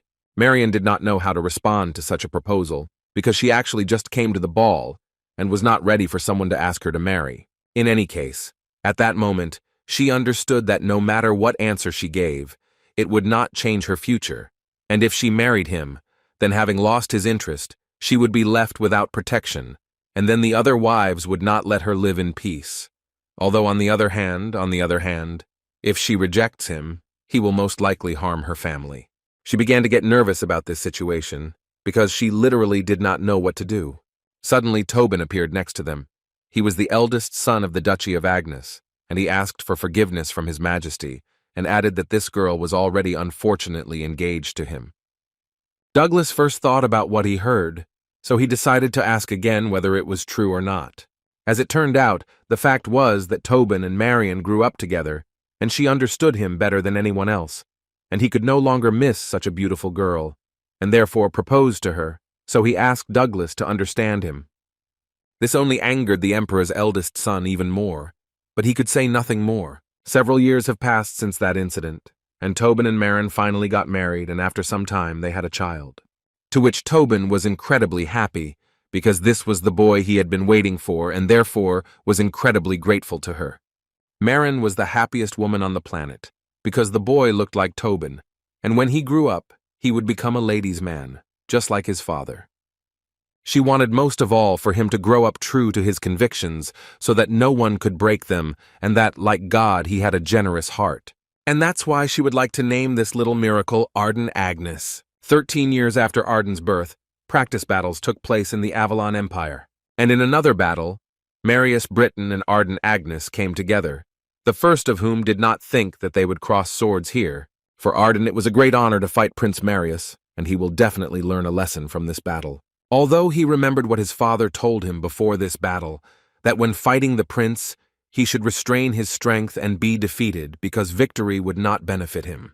His thoughts at that moment were interrupted by Marius, who did not understand why Arden was constantly distracted. But even in this case, it was difficult for Marius to deliver accurate blows, which could not be said about Arden, who masterfully wielded his sword. Every time Marius received a precise blow from Arden, he shouted something like how such a mongrel has the audacity to perform tricks. These words made Arden incredibly angry, so at one point he forgot about the words his father told him, and he was ready to literally destroy the prince. And Marius himself did not hesitate to repeat this again. And moreover, he believed that the expression of the mongrel matched his mother, a dirty slave who sold herself to the head of a noble family in order to preserve the family. But he did not stop there and continued to say that she forgot her place when she rejected His Majesty's offer. All these words were obviously unnecessary, because Arden was several times stronger than this arrogant prince. Therefore, Arden did not restrain himself and decided to repay Marius for his words. Literally, at the last moment, his sword was stopped by another prince, who did not like where this fight was going. And this was done by Marcus Britton, the elder brother of Marius, who believed that Arden did not have enough strength to do such a thing, because no one would get away with harming the imperial family. However, since he considered himself a good prince, he hinted to the guy that it was not too late to fall on his knees and beg for forgiveness. After a while, Tobin von Agnes had to ask for forgiveness from the emperor for what his son had done. He also asked to be punished for the improper upbringing of his son, but only begged to have mercy on him. In response to this, the emperor wanted to know whether Tobin thought too highly of himself. After all, if we admit that the statements of Prince Marius were indeed offensive, they still do not compare with the fact that his son almost deprived him of his hand. Even taking into account the fact that he is just a prince, this is still a deliberate crime against a member of the imperial family, and this is equivalent to high treason. And the most important question is, does Tobin really think that if he gives his life, that will be enough? Although, without waiting for an answer, Douglas noted that since he is one of the pillars of the empire, it would be possible and fair if the parent atones for the guilt of the ignorant boy. But the emperor believed that after all his deeds for the good of the empire, the boy's mother, Marion, should be responsible for this, and in order to atone for her guilt, she should become a servant in his palace. Arden asked his father for forgiveness, and despite his objections, he still promised him that he would bring his mother home. But Tobin believed that all this was useless and they could not do anything about it. They simply did not have enough power for this. His father's words were deeply imprinted in Arden's mind, and at that moment he came up with a plan to become stronger and penetrate the palace to rescue his mother. Having reached adulthood, he received the title of Master, which many knights then wanted, and he became the youngest master not only in the territory of the empire, but on the entire continent. However, by that time, before he could escape the clutches of the imperial family and return to his son, his mother died. But his father felt no better, and his condition deteriorated more and more every day, and on top of everything else, a civil war was approaching, in which each of the princes would fight for the throne. And Arden's assistant, Armstrong, believed that all the subsequent chaos could play into their hands. And Arden completely agreed with him. The time had come, and the guy was going to finish off every member of this family with his own hands. So, at the grave of his mother, Arden vowed to settle scores with the Britons, and the first target was Princess Ashira, who later became known as Lucia, Joshua's mother. After the story when Arden essentially stole Ashira, several knights arrived at the scene and began to inspect the area, and one of them noticed that despite the fact that the flames destroyed almost everything, cuts that were clearly made by an experienced fighter were visible to the naked eye. They simply could not fully believe that someone dared to kidnap Her Highness, but in any case, now their main task is to find Her Highness no matter what the cost. Ashira screamed for a long time and tried to call everyone she could for help, but no one came to her. Suddenly Arden entered the room, who told her that she was truly an unusual girl who did not look like the Britons. He did not immediately recognize her because of her blue hair, but he believed that this still did not negate the fact that in her we flow imperial blood. Ashir did not fully understand what he wanted to say by this and where she was in general, because she had recently been home. Suddenly the realization came to her of what had happened and who was standing in front of her. But quite unexpectedly, she began to thank him and say that he essentially saved her from that monster, and now she might be able to become free. Therefore, Arden called the doctor to examine her, and the doctor's opinion was ambiguous. He believed that perhaps she was experiencing the consequences of a strong shock. Apparently, the destruction of a person before her eyes was a traumatic event, and led to memory loss. Armstrong was surprised by this turn of events because this is a really serious problem, since she doesn't even know who she really is. Although Arden believed that this still does not change anything, because she still belongs to the Briton family, so she is obliged to pay. Therefore, he ordered Armstrong to return to the palace and continue to monitor the situation. The plan to strengthen the power of Prince Marius was supposed to fail, since his marriage did not take place, which means he did not receive the promised army, and now they can only wait for the struggle for the throne to unfold. Armstrong was ready for absolutely anything, so he immediately agreed, after which he mounted his horse and went to carry out the orders of Mr. Agnes, and while he was on the way, he was noticed by the imperial knights.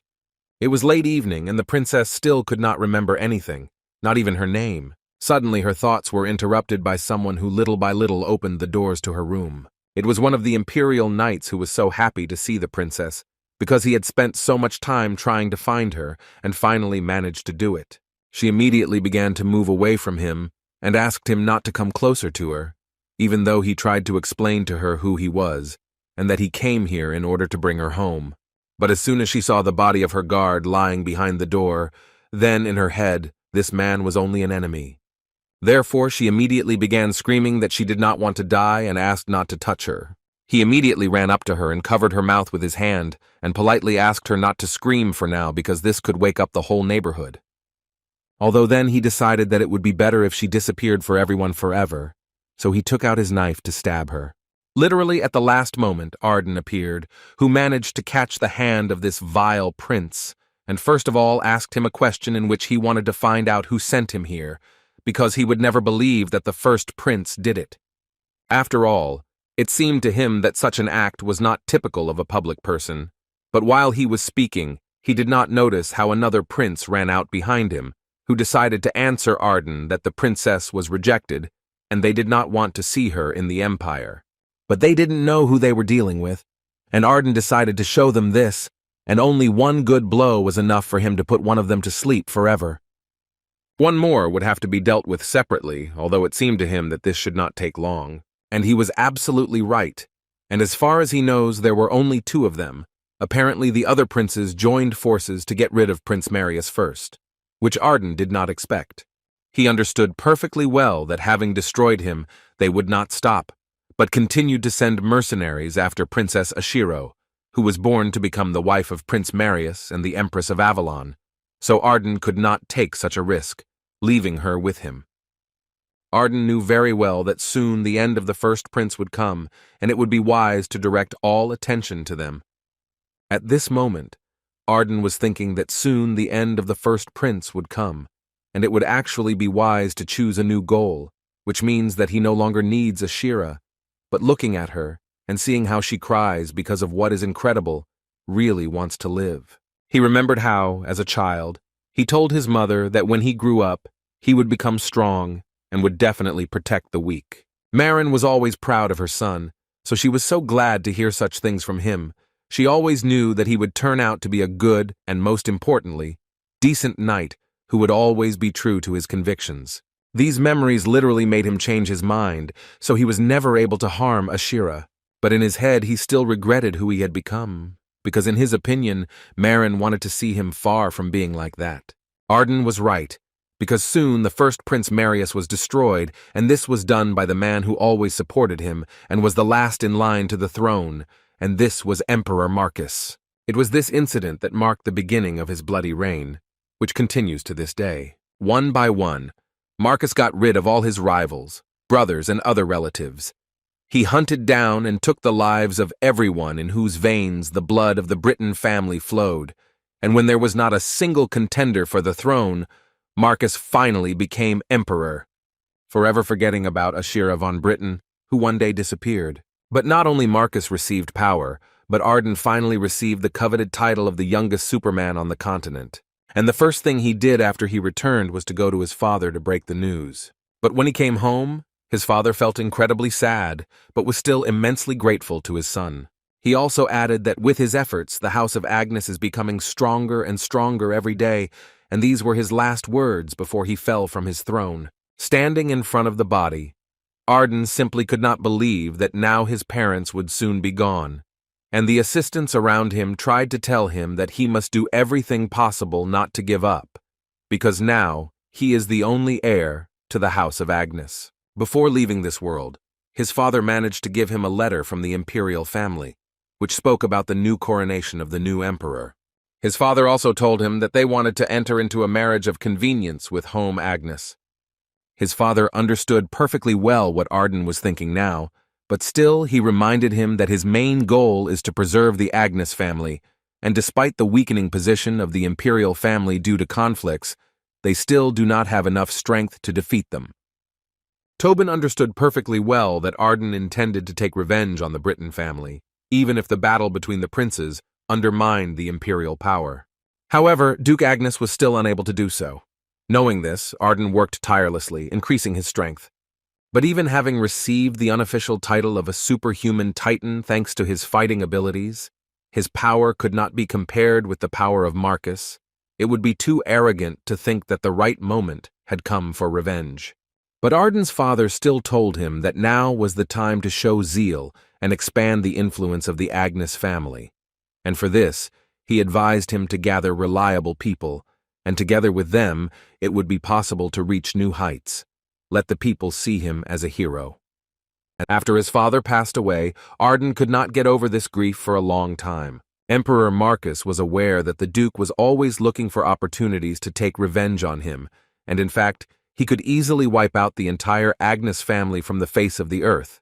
But over time, Arden accomplished many feats, thanks to which he became a role model among the knights. The entire people idolized him, and while the imperial power was unstable, Marcus could not get rid of the hero of Avalon, risking incurring human hatred, so he decided to act carefully by marrying to seize the house of Duke Agnes. Resisting Marcus was an impossible task for Arden, so he could only agree to his terms. While Arden was waiting for the day when he could take full revenge on the Britons, Vanessa von Britten, Arden's wife, had a son. But his biological father was clearly another man. At that time, everyone was sure that the young master of Babylon had a brilliant future ahead of him, and that he would certainly become a brave knight to match Duke Agnes and the greatest master of Avalon. Vanessa, although she understood that this son was not from Agnes, still thanked everyone for such pleasant words towards her son. She also once said that when Babylon took the reins of the house of Agnes into her own hands, they would further strengthen ties with the imperial family. But Arden wished to remain silent about her words. Taking advantage of Marcus's authority, Vanessa led the emperor's supporters into the Agnes house. Thus, Arden gradually lost all of its allies. And Princess Asher was still incredibly close to her savior, who didn't understand what she was still doing here, because he let her go, and she could have left long ago. But she still believed that she could not leave the man who saved her life twice, and it was her turn to help him. Besides, she is grateful for the name that he gave her. She really likes Lucia. Arden, without realizing it, almost always smiled when Lucia was next to him. Over time, the only person capable of comforting Arden was a blue-haired girl from the Britten family. But no one knew that she was of noble blood. Lucia became a support for him in the fight against the crown, but even so, unfortunately, Arden was not driven by love for Lucia and anxiety and loneliness.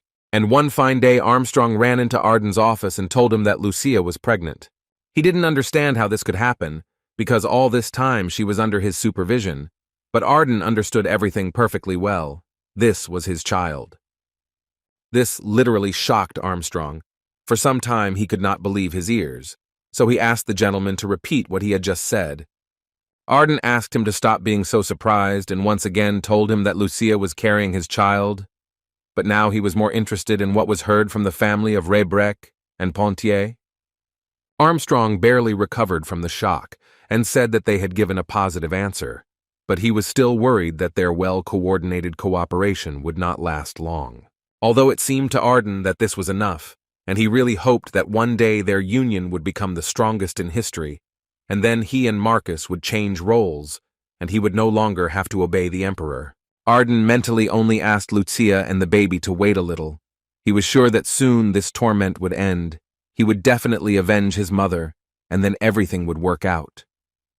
This whole story flashed before Arden's eyes in one moment, and now he again heard the voice of Marcus, who ordered him to choose.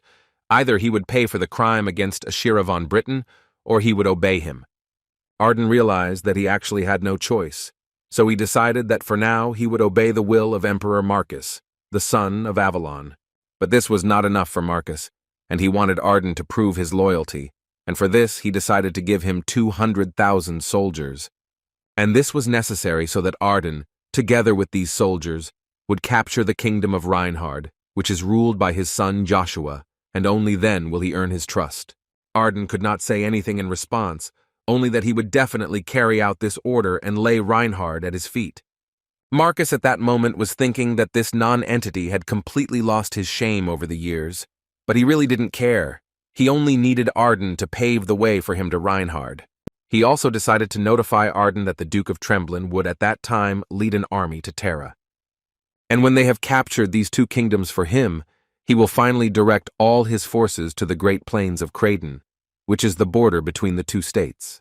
Leaving the office, Arden perfectly understood that the Emperor had let him go only because he had taken Lucia hostage, and if he suddenly did not carry out his order, he would put her in danger. However, he also perfectly understood that by setting foot on Reinhard's lands, neutral territory, he could start a continental war. A pretty good reception from Marcus. It was worth admitting, actually.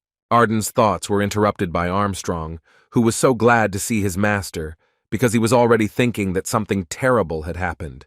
Arden immediately began with the fact that somehow information about Lucia must have fallen into the wrong hands and she was kidnapped, and only Arden and Armstrong knew about it, but they did not have time to deal with it.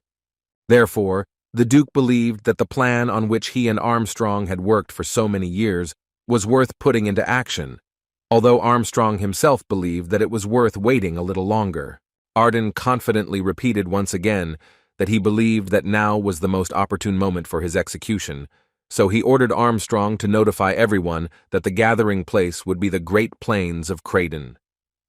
Suddenly their dialogue was interrupted by a woman's voice, which told Arden that they would most likely have to forget about this idea. It was Circarin, who believed that their rebellion, which they had planned, was doomed to failure. As soon as he saw her, he immediately decided to ask how much the Eye of Truth had shown her. The girl immediately told him that, unfortunately, she could not say this, but she assured him that only death awaited them on the Great Plains of Creighton. She asked them to hold out a little longer, protecting Joshua, until her memory was finally restored. Therefore, she believed that for now it would be better if they abandoned the uprising. Arden answered her that Her Highness apparently did not know at all who Emperor Marcus was. The Duke believed that there was no way back for either him or Marcus, and this was the meaning of their lives.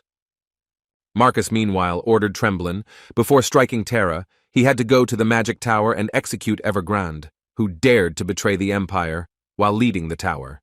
Even after Marcus allowed him to experiment with the undead, he still stabbed him in the back and destroyed Jachin.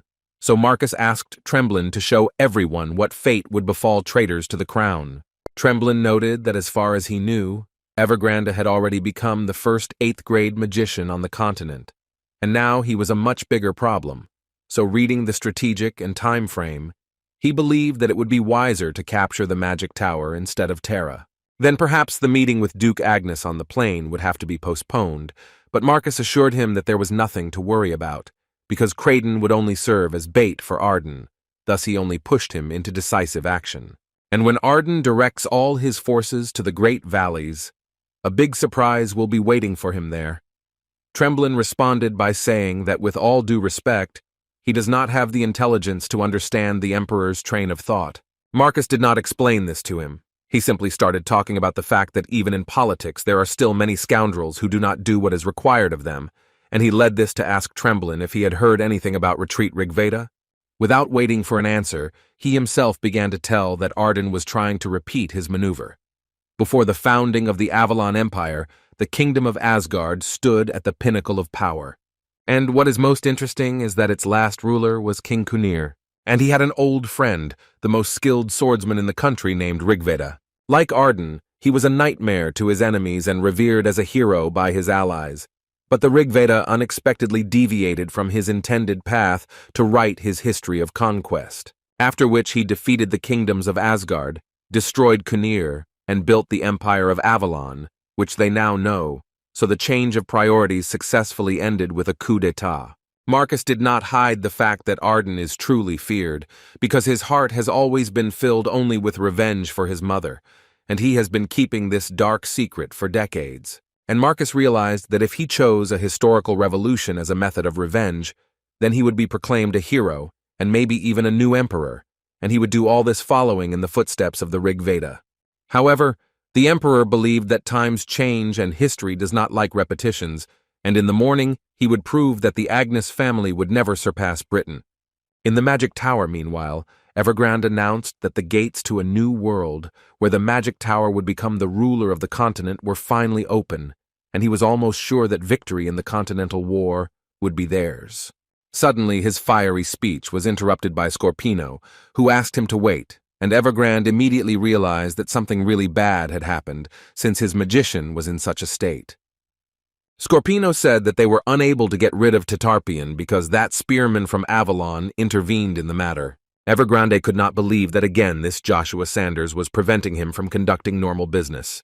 Scorpino once again tried to ask Evergrande to give him a chance so that he could lead the army again, but Evergrande thought that was enough, because Joshua had crushed one of the 7 magicians, so Scorpino was definitely no match for him. 2602. Evergrande told him that their reliable comrade in arms was in the testing tower, and the man believed that he would be the one to take care of this problem, because they actually had more important things to do. After which, with the help of magic, he summoned a huge portal that led to some mountains. While it was that Evergrande had found a forest of elves, where he would go right now and take 3,000 magicians with him. And then they will all together return the primordial stone of the wind, which supports the life of the world tree Yggdrasil, and he ordered Scorpino to stay here in case something does not go according to plan, and it is necessary to help the wounded. Scorpino did not argue, although he mentally thought that apparently what the elves call Tempest is the primordial stone.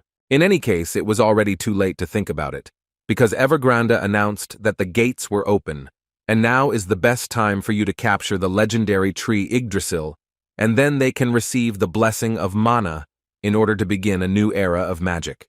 Meanwhile, in the forest of elves in the very center of the Yggdrasil tree, the elves noticed that the tempest was emitting a too alarming glow. And apparently there is a logical explanation for this, because as soon as they started talking about it, one of the elves came running to them to tell them that they had big problems. An unidentified gate had opened in the sky. Elrunbus's deputy Freya immediately realized that this was most likely an invasion, so she ordered everyone to be on alert. A few minutes later, one of the elves reported that the protective barrier had been destroyed and the enemy was inside their state. The elves immediately tried to hide and run away, because when they saw who came to them, it became clear that now there would be a war. As soon as Evergrande landed on the territory of the elven forest, he immediately ordered every magician to raze this forest to the ground without leaving a single blade of grass.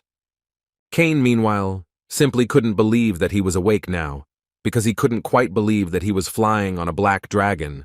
It even seemed to him that he had become part of the legendary knightly order. Iselin doubted that they would have reached such heights. It seemed to her that it was more like an order of magicians, but Cain didn't care. He just liked to fly. Icarus suddenly noticed that they looked rather disappointed, although this was not surprising because their lord could no longer be called just a knight. Cain absolutely agreed with him. Now Joshua is worth nothing to defeat someone with dark magic. So Cain became interested in knowing what they should call him now. Joshua, meanwhile, was reading a letter from the princess, who has the eye of truth. And for Rugia, it was so funny to watch how much she knew about his birth and life in general. Now Joshua understood perfectly well what Count Arya was talking about in Reinhard Canyon. The guy couldn't even believe that something like that happened between Arden and the Emperor. Rugia quickly noticed the fact that at this rate, his father would be in incredible danger if nothing was done. Joshua mentally understood perfectly well that his father would die much earlier than in his previous life, and this, it seemed to him, simply could not be avoided. Suddenly his thoughts were interrupted by Tatarpian, who did not understand why Joshua was so sad. As it turned out, he just wanted to talk to Joshua about the offer that he made to him before the Battle of the Masters, that Joshua would stop Evergrande and he would help him become emperor, and at the moment, he would like to change the conditions a little, and so he asked Joshua to leave Evergrande to him. Tatarpian understood that Joshua also had some grievances against Evergrande, but he would really like to put an end to it himself, to which Joshua rather unexpectedly agreed. But still, Joshua added that he also had a condition. He asked Tatarpian to become part of the knightly order created by his subordinates, and he would even be paid for it. This was actually quite an unexpected proposal, and Tatarpian at first did not know how to respond to it, but still agreed. After all, he understood perfectly well that with the death of Evergrande, there are no guarantees that the tower will become the same, so it wouldn't hurt to make sure in any case. With that being the case, Joshua rose to his feet and introduced the new member of the Knight's Golden Spirit to Cain and asked him to take care of him. Cain was pleased to welcome a 7th-class mage to the Order of the Golden Spirit, but at this point their conversation was interrupted by Crevasse, who informed them that they should prepare to land because they were almost there. And he didn't lie, because a few minutes later they saw the Forest of Elves, which was distinguished by its incredible beauty. But the only person who didn't care about beauty was Ashu, who didn't understand what had happened, and why did they all see Yggdrasil. Crevasse noticed the fact that someone had destroyed the protective barrier, and this was so amazing to him, because how much human magic had advanced. Ashu always believed that they were elves, much more educated in matters of magic. How could they be so lazy and allow people to steal their knowledge? He believed that it was all his fault, and he was not worthy of being Elrumbus. But with his hand on Ashu's shoulder, Joshua assured him that he was not to blame, after which he added that before they parted ways, he wanted to ask him one question, but he was turning to the dragon Regressed. The dragon did not expect Joshua to address him, but still Joshua wanted to know what the main reward of the test tower was, because he was very curious. Regressed did not understand why Joshua was so impatient to find out this. But still, if he wanted it that way, the dragon told him that one of the rewards of the last level was a double, but he had already joined him. In other words, the main reward was at least not inferior to its double in importance. Moreover, it contains the truth of the world and is beyond the reach of humanity. Tatarpian joined the dialogue and wanted to ask his question about why this reward was available to Joshua at all, because he is a knight. But according to Joshua, they may not wait for an answer to this question, because Regressed is dodging answers as best he can, so he believed that the task now is to complete the ascent in the tower and be awarded the reward. And for this, he believed that they needed to go down immediately, and he decided that he would go first, after which he jumped down until they understood what he was even talking about. Cain was not going to wait a second, and immediately ran after his lord, who in his opinion constantly abandons his subordinates. He didn't even care about the words of Icarus, who tried to warn him about how high they were. But then he noticed that absolutely everyone jumped after him, without even thinking that the height was too high. Regressed did not understand what Icarus was waiting for and why he still had not jumped. He tried to explain to the dragon that he was actually just a man, and this jump was unlikely to end in anything good for him. The tower's magicians, meanwhile, continued to destroy the elves one by one, and promised to do this until they tell them where the Windstone is, which they so want to get. Freya tried with all her might to stop these non-humans, but it was too difficult for her. After all, she was alone, and there were several thousand magicians, so there was no chance of success. But she still did not give up and fought to the last. Freya was a good fighter. Her skills were many times better than all the other elves in this settlement. But the magicians still continued their ritual and constantly insisted that the power of the sun was with them. Although Freya did not think so she was going to strike directly at the center of this sun to destroy it. She fired an arrow and put quite a lot of energy into it, which should have been enough to destroy this sphere. And so it happened. She was still able to destroy this sphere, and it seemed to the elves that now they only had to drive away all the invaders. But suddenly she heard a voice that told her that, considering how easily she was able to deal with fifth-class magicians, we can say that she probably exceeds the rank of a master. True, Evergrande still believed that this was not enough to get rid of them, and he decided to give them one last chance to accept defeat and give them Tempest. Freya told him that people are wretched creatures who do not change at all and still evaluate others by dividing them into ranks. But she believed that if Evergrande appreciated her so highly, then she could use this rank to destroy her enemies. And now she allowed herself to make some clarity based on their standards. She has superhuman abilities, and that is why she asked them to leave if they value their lives. Evergrande always knew that elves are too kind and naive creatures, but it seems that not everyone fits this description. Therefore, he decided to ask them a question. Who, in their opinion, was able to bring down the blessed barrier created by the high elves? Evergrande did not play with them for long and, with the help of his magic, tied each of them. Freya still managed to evade this spell, and she was already behind him. Evergrande could not help but praise her for such beautiful movements, but he still believed that his body-strengthening spell had nothing to cover her with. But he didn't even think that in addition to the usual blows, she also had other techniques in her arsenal. It seemed to him that these were ordinary magic arrows, but that was until he saw that the arrow was returning after he was able to dodge it. But even so, he did not care at all about her arrows and spells, because his protective barrier was not so easy to break through. Although all this was still only in his head, because Freya showed him that nothing is impossible and still broke through his defense. But he still had a smile on his face, because according to him it was an ordinary shield spell, and apparently she was not lying about superhuman abilities. To close his mouth because she was disgusted to listen to him. Therefore, she created a huge number of copies that simultaneously attacked Evergrande. But all he had to do was snap his fingers for these arrows to disintegrate like straw.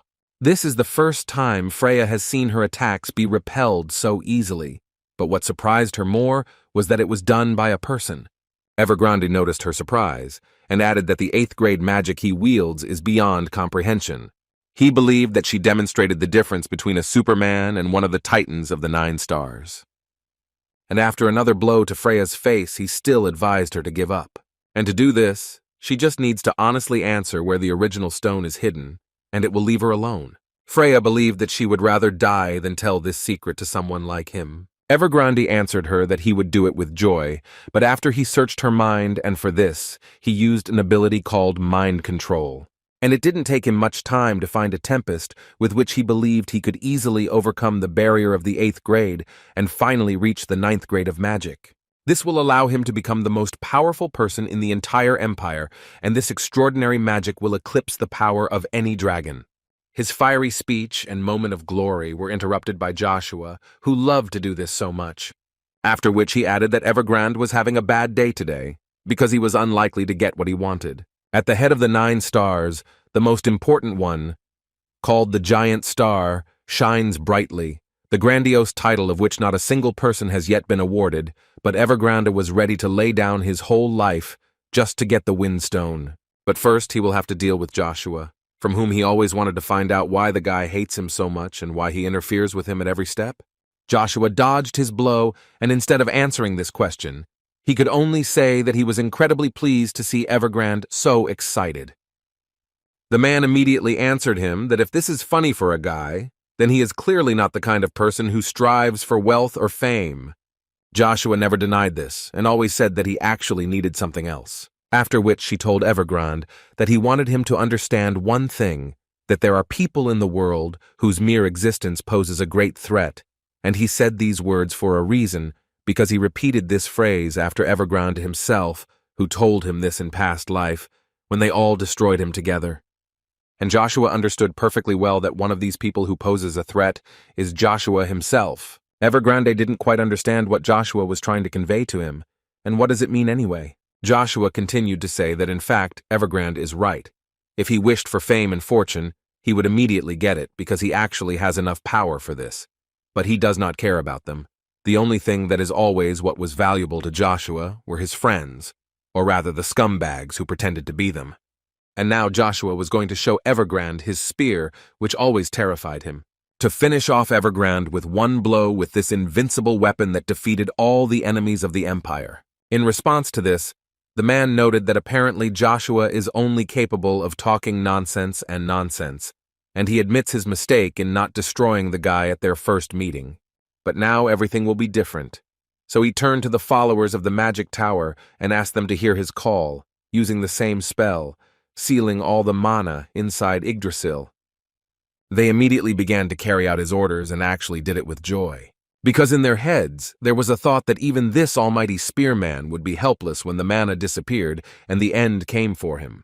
But they did not expect that Joshua would not come on his own, but would bring with him a whole team that was ready to do anything for the sake of their lord. Evergrande at this time simply could not understand why they could not seal the mana as he asked them to.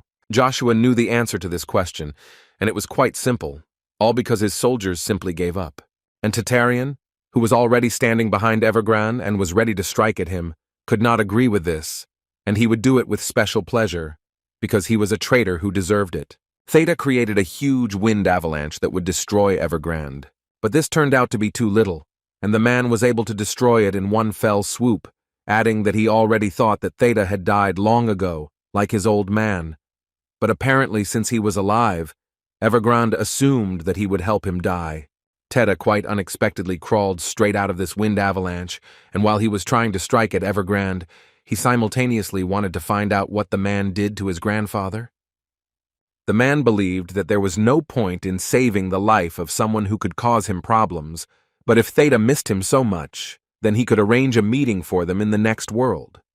After all, he believed that he could easily block all the insignificant attacks of Tet, but at some point he realized that he had underestimated the guy, because he got too close to him, and this became his main mistake, after which Tatharian attacked him right in the face. The guy used all his strength, and all this was only to avenge his master and show Evergrande where his place really is. He began to make excuses after this blow, saying that if he had not been distracted, his blow would not have worked, because he had not yet reached the level of Evergrande, and that was probably why he brought the spearman. Joshua stood behind with a smile, and in response to this said that he promised to Trapian that he would not interfere. The man thought that this was some kind of kindergarten, but this only played into his hands, so he didn't mind.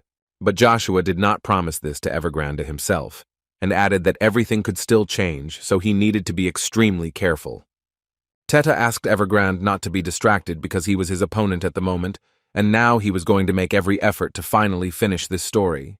The man could only laugh at his words because he did not understand what such a pathetic magician could do to him. Theta thought that perhaps he did not have enough abilities to reach the 8th grade, but he thought that if he could concentrate the magic inside the heart, where the circle of mana passes, and thus he could expand it, then he would have a little time when their strength will be equal. He decided to do so, but he had no idea how difficult it would be for him. His body was literally torn from the inside. Winds literally began to swirl around his body, and a golden signet appeared behind him, which meant only one thing: Theta had crossed the line of his powers. Evergrande also did not stand still and concentrated mana within himself, simultaneously telling Theta that he was just a fool who would never be able to surpass an 8th grade magician, or perhaps he simply does not know why the 8th grade magic is called the miraculous phase.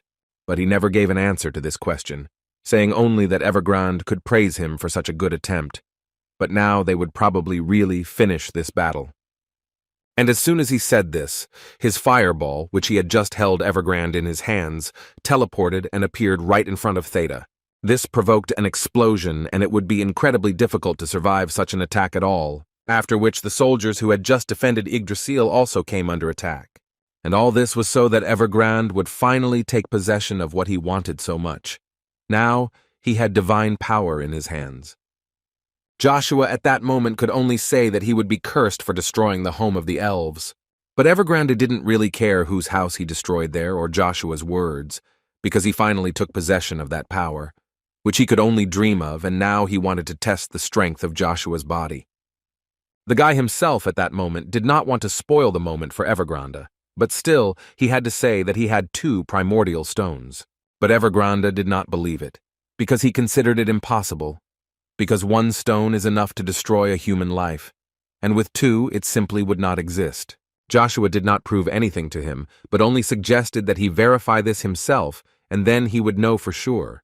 Evergrande did not refuse and decided to punish Joshua, who considers himself omnipotent, for his impudence. Their forces collided with each other, and at first glance it seemed that they were equally strong and this battle would be equal.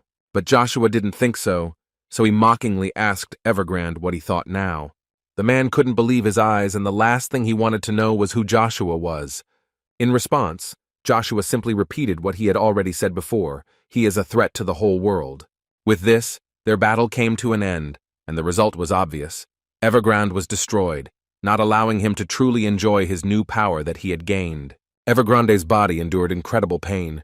He had never felt anything like this in his life.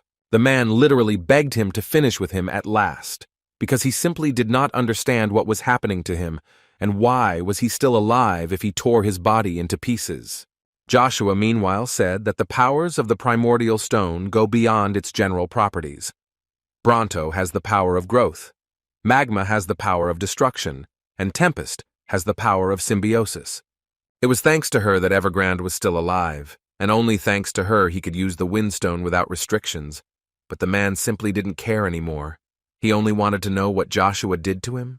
In response to this, Joshua told him that he had actually thought about it for a long time, and came to the conclusion that he was not the kind of person who would be satisfied with a dog's life, because he is driven by ambition, just like Orbis, and according to the guy, he will do everything to achieve his goals, which is why he began to serve the 4th Prince Caesar. After all, having ascended the throne, he could satisfy his ambition, and he would achieve the unification of the continent under the leadership of a new magical empire. This is Joshua's opinion. And in the end, there would be a rather tragic ending, because Evergrande would end with Caesar, due to the fact that sooner or later he would no longer need him. But what is most surprising is that Emperor Marcus was aware of his plans, and he knew that Evergrande was essentially using Prince Caesar to his advantage. But he absolutely did not care, because so far Evergrande does not pose any threat to him personally. And while the emperor's assistant, Marcus Evergrande, was useful and benefited from the magician, Marcus did not touch him. Joshua assumed that they were both confident that they were both in control of the enemy, but Emperor Marcus was wrong. Because if their plan had worked, then in the end, Emperor Marcus would have died, and Caesar would have successfully taken his place. But a third force intervened in the scenario, which neither Joshua nor the emperor could fully understand, because Joshua had no idea who owned the power that had long been rooted in the imperial family and used the magicians of the Eighth Circle as pawns. And now Joshua was talking about a man whose name was Heimdall. As Joshua knew, soon his identity would gradually be revealed, and all of Evergrande's plans would simply collapse. To Joshua's surprise, Evergrande began to laugh incredibly hard because he was disappointed in Joshua because all he knew was his name. The man added to the guy that he can please as much as he wants, but he will still remain the same small cog in the system of this world. Moreover, he will always be a backup option. Joshua realized that the man was now hinting to him that his connection with the imperial family had something to do with this. To Evergrande, it sounded as if Joshua knew what he was talking about. And he actually knew what he was talking about, because before that, Sir Cirin had brought him up to date. One way or another, relations within the imperial family are much more complicated than he can imagine, and even his persistent intervention will not change the fate of the Avalon Empire. That was Evergrande's opinion. And the most important thing that he would like to add is that he will never reach Caesar's level. And if that's all, then Evergrande asked him to be destroyed, because no matter how hard he tries, Joshua will not be able to get anything more out of him. This was funny for Joshua, because Evergrande would be ready to say goodbye to life so easily. Would he really not even pray to Asmodeus like Zareth Orbis did? Evergrande asked not to compare them. Of course, he respected Orbis and his passion for magic, but they still have different values because he would never become an undead. Now this was interesting for Joshua because they both serve Asmodeus, but still have different views. But still he agreed with Evergrande. Enough of this chatter, especially since he prepared something special for him. And this was due to the fact that Joshua always thought about what kind of end would be worthy for a man. And for example, now he still regrets that he did not make Orbis his subordinate. Rugia suddenly intervened in this dialogue and said that they really had no other choice, because Zareth Orbis reeked of Asmodeus a mile away. Evergrande couldn't believe that the spear could talk. What was going on here? Rugia himself could not believe that Evergrande could hear him. He always said that he had an eye for people. Therefore, now he is even more confident that his soul will suit them perfectly. Evergrande did not understand at all what was happening here and what the spear was carrying. But suddenly, the Knights of Darkness appeared behind him, who grabbed his hands, and now he began to guess what it was about. After which Joshua added to him that even if his body did not survive, his soul would definitely survive and become immortal, and also did not forget to say that this space was created in order to sacrifice his soul. The guy was sure that Evergrande was familiar with the power of Asmodeus, the so-called summoning of the soul. It was thanks to this ability that he created the Knights of Darkness and subjugated the Liches without receiving their consent. And as Evergrande could see, Joshua is subject to the same power. The man finally understood what was going on, so he began to scream and beg Joshua not to do this, but rather to simply destroy him. All these requests and words were empty words for Joshua, and so he aimed his spear right at the center of Evergrande's body. His body was immediately overgrown with darkness, which filled all his internal organs and, most importantly, his soul. Rugia and Joshua were even a little surprised, because they both saw the soul of an 8th-level magician for the first time. The process of sacrifice was not similar to what they had done before, which means the summoning would be at a different level. And after a few minutes, Rugia could finally congratulate Joshua, because now this Lich King is under his control. Ashu at that moment looked at his elf brothers and sisters and simply could not believe that it was all over, because they had lost the Tree of Life, and now they had no home again. Freya tried with all her might to calm him down, and therefore repeated to him that they were all waiting for him here, and she was personally immensely grateful to him, because he sacrificed so much for them, endured humiliation for decades, so that his people could only live. Now that he was with them, she suggested that they all make an effort and revive this place, for the sake of all the trials that they had to overcome. Krivas also supported Freya, and said that it was simply hard for him to watch his old friends suffer, and tried to convey to him that perhaps this was all for the better. He assumed that the time had come to get out of the shadow of the world tree and come into the light. He asked Asha to make the right choice. While he listened to them all, tears naturally began to roll down, and he no longer really believed that there was a right choice, because how could they protect the family if they had lost their home? Krivas saw how he was suffering, so he decided to go down to the ground and talk to him. He told Ashu that he was actually right, because without Yggdrasil they had lost their protection.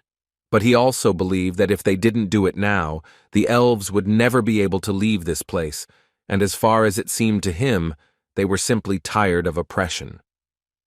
Krivas asked him, despite that pain, to find the strength to leave and become free, and most importantly, to fulfill what he dreams of most, to unite all the elves.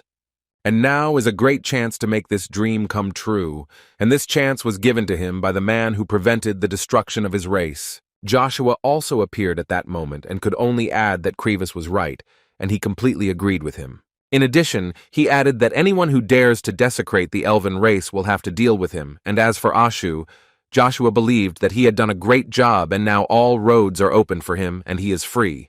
Ashu did not expect such a turn of events, because it seemed to him that he should serve him for at least another 5 years. The Freyas and other elf warriors were also grateful to Joshua for saving them from the hurricane spell, and also for the fact that he dealt with the magicians who invaded their land. Cain also could not help but notice that his lord, as always, was on top, and believed that probably even the most powerful magician in the world would not matter to him. So he suggested that he return the magic tower, and then everything would fall into place. Although, for example, Islin did not think so, because looking into this magical sphere, she understood that they had big problems. And all because today, in the year 725 according to the calendar, a continental war began. This is what everyone has been waiting for. Emperor Marcus will begin the continental war.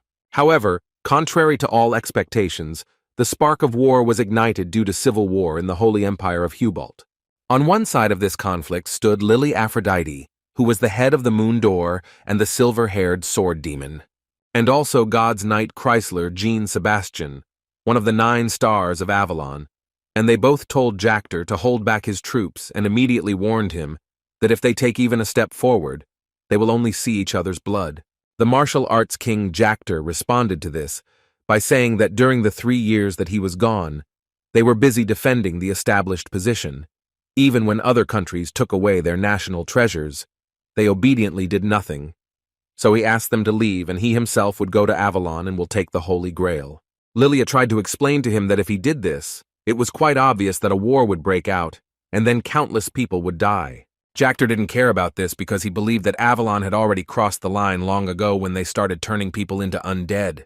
Christina knew perfectly well what Jacknet was talking about, because his student became the victim of a lich in the castle of Reb of the Avalon Empire, and his life still hangs by a thread. However, he understood perfectly well that if he started a war between empires because of this, the losses on both sides would be simply unimaginable. Therefore, he decided to repeat to Jacknet once again that his army must retreat. These words only provoked the opposite actions, and Jacknet ordered his army to take out their swords. Christian also did not remain idle and ordered his army to also prepare.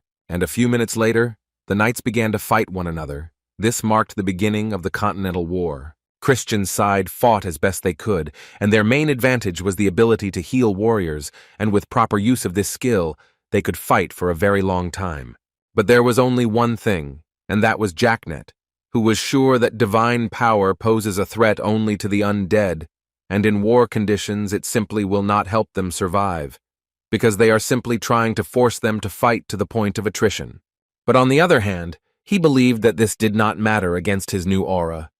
And he didn't lie, because after these words he destroyed several knights with just his aura. The man simply did not understand what kind of power this was, but he definitely understood that if this continued, then at this rate they would simply be ground into powder.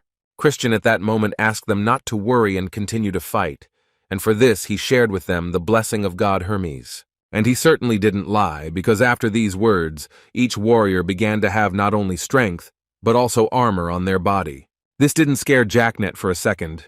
He could only joke that they were all coming to life just like the undead.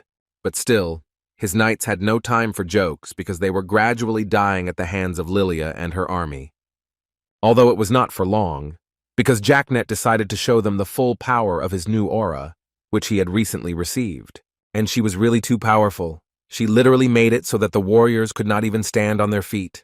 Christian was surprised that Jacknet used such a strong aura. Was it really the same aura that he received as a result of his long and painful training? Everything was exactly like this. According to Jacknet, he managed to do it while Christian was busy teaching small children. And his new aura was called True because it was superimposed on one another. It was with these words that he launched a new attack on Christian. After a short amount of time, Lilia simply could not believe that everything was so bad, but she understood that they somehow needed to stop these two stars. But the battle between Christian and Jacknet continued, and all this time Christian tried to convey to him that if he didn't stop now, he would only cause even more damage. But Jacknet didn't care, because he believed that there are no great achievements without great sacrifices. Christian categorically disagreed with him and could only say that an empire that was built on blood would also be destroyed by blood, so he asked him to forget about his false sense of justice. Jacknet believed that they were just hypocrites who shout about peace in the name of God, and who are they anyway to talk about justice? Lilia understood that in any case, if she did not stop these two, then most likely the city would simply disappear. The cardinal, who miraculously remained alive, believed that they would not stop until one of them fell, and he advised her to immediately return to Reinhard. She didn't understand what he was saying and what he meant. Did he really want to tell her to run away alone now? He came closer to her and asked her to listen to him carefully. He believed that if something goes wrong, then someone will have to fix it, and that's why it is necessary to conquer kingdoms that will oppose the empire from the outside. 2933. And he believed that only she could do this, because she is the head of the lunar door. But there was not much time to discuss this, because the knights of Jacknet had already advanced behind her. So her father was already literally ordering her to leave, but even so, she did not want to do this, and asked him to go with her. He had to yell at her and tell her that he didn't have enough stamina, so he would leave the rest of his strength here. While buying her some time, he tried to convey to her that she needed to run immediately, because if they caught her, then it will definitely be the end for everything. Through disappointment and tears, she finally made up her mind and began to run away. Marcus, meanwhile, listened to the information that had just arrived from Hubalt. The Emperor's faction had won the civil war, and he was also informed that soon the Hubalt Empire would take its army and invade the Avalon Empire. He thought that the civil war would drag on because of the rivalry between the God Knight and the Battle King. But it seems that he was wrong, and this means that the Pope's faction lost the civil war, and the Moon Door is also now a loser. Therefore, he decided that in this case, it would be best to immediately announce that all the forces of the Avalon Empire, led by the Black God, were moving towards the Great Plains of Creighton. On the border of the Swallow Empire and the Principality of Tran Lucifer, the Prince of the Swallow Empire looked at the birds that were flying high in the sky, and wondered if anyone from the sky could see them. Amar, his today's interlocutor, who was the Duke of the Swallow Empire, believed that people would continue to commit sins if angels were watching them from heaven. This is not what Lucifer asked, but the answer was correct, although he was thinking that now all the angels in heaven absolutely do not care about them. In any case, now was not the time for such talk, so he ordered Amar to remain here for now until further instructions were received, but the Duke could not help but wonder where His Majesty was going. In response, this crazy king said that now he wants to enjoy freedom. On the border of the Duchy of Tran, very bad news came to the fortress of Bern that the army of the Swallow Empire was in the border zone. But before the messenger had time to enter the fortress, someone destroyed him and did it from afar. And unfortunately, this concerned not only him. After a few seconds, all the guards that were in the fortress fell. The fault for this was none other than Lucifer, who sees freedom this way. One of the knights burst into Uravis's office, who informed him that they were being attacked by the army of the Swallow Empire, numbering 300,000 people, and at the moment, they were heading straight to the palace. Uravis felt nothing but anger and disappointment at that moment. March, year 725 Continental Calendar, the papal faction was victorious in the civil war of the Hubalt Empire. Soon after, secret information reached the Swallow Empire that Avalon was preparing for a continental war. Seeing this as an opportunity, Lucifer decided to ambush the Tran Duchy, which had long tormented him. The siege lasted only a month, and as a result, the Tran Duchy was defeated. A few months later, the Black God, Duke Agnes, led an invasion army into Reinhard and eventually captured it. Thus, the Avalon Empire took possession of Reinhard, the center of the continent, and gained the upper hand in the Continental War due to its geographical advantage. But possessing secret information from Avalon, the Swallow and Hubalt empires entered into a secret agreement. And when Duke Agnes occupied Reinhard, they sent military forces to the Great Plains of Craden. Based on the situation, Joshua was advised to go to Reinhard now because he had done everything possible to prevent the war from touching Avalon or Reinhard. And Icarus told him about this, who believed that now he really simply had no other choice. The guy believed that Joshua should show who the true heir to the throne is, and then even if they lose Reinhard, they will be able to find allies, because now they especially need loyal people. Teta suggested that in this case they should look in the magic tower, because he believed that not all magicians were followers of Evergrande. And since he was finished, now it seemed to him that he would subjugate the tower. Besides, it was too risky to get involved in the struggle of three empires. As it was known at that time, 5 of the 9 stars of the continent were now on the battlefield, so Theta wondered how many of those present would survive after encountering the rank of Master or Superman. Joshua, at that moment, was all in memories. He recalled their conversation with his father, when he asked Duke Agnes why he did not participate in his son's life. But instead of answering this question, he then gave Joshua the Ring of Dawn, which was intended for an heir, as far as Joshua knew then, so it was quite strange for him that Agnes gave it to him. But now he has learned a lot more than in his previous life, and so he decided that now he is going to Reinhard, and he told his friends that their lives will be at stake, so he will not hold them if they suddenly want to refuse and not go with him.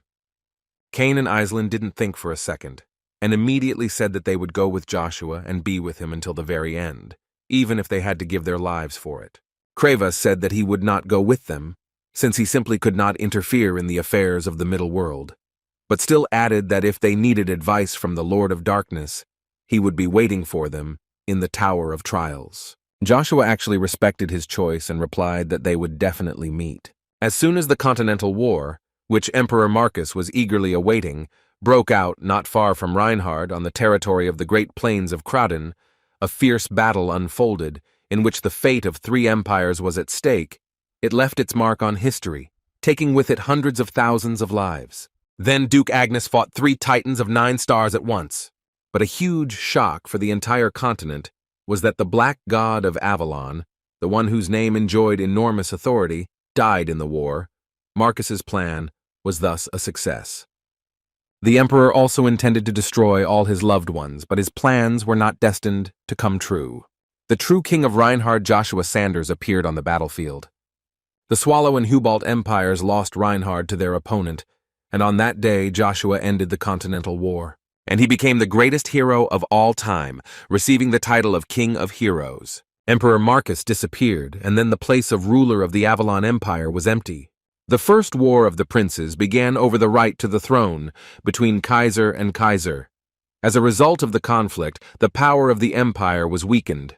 Then the Hubalt Empire again started a war against Avalon, and naturally the Swallow Empire terminated the agreement and invaded the territory of Hubalt. It seemed the crisis had passed, but it again led to a continental war. 3 years later, in the territory of the Swallow Empire, in Reinhard's former territory, 2 guys walked down the street and carefully hid their faces.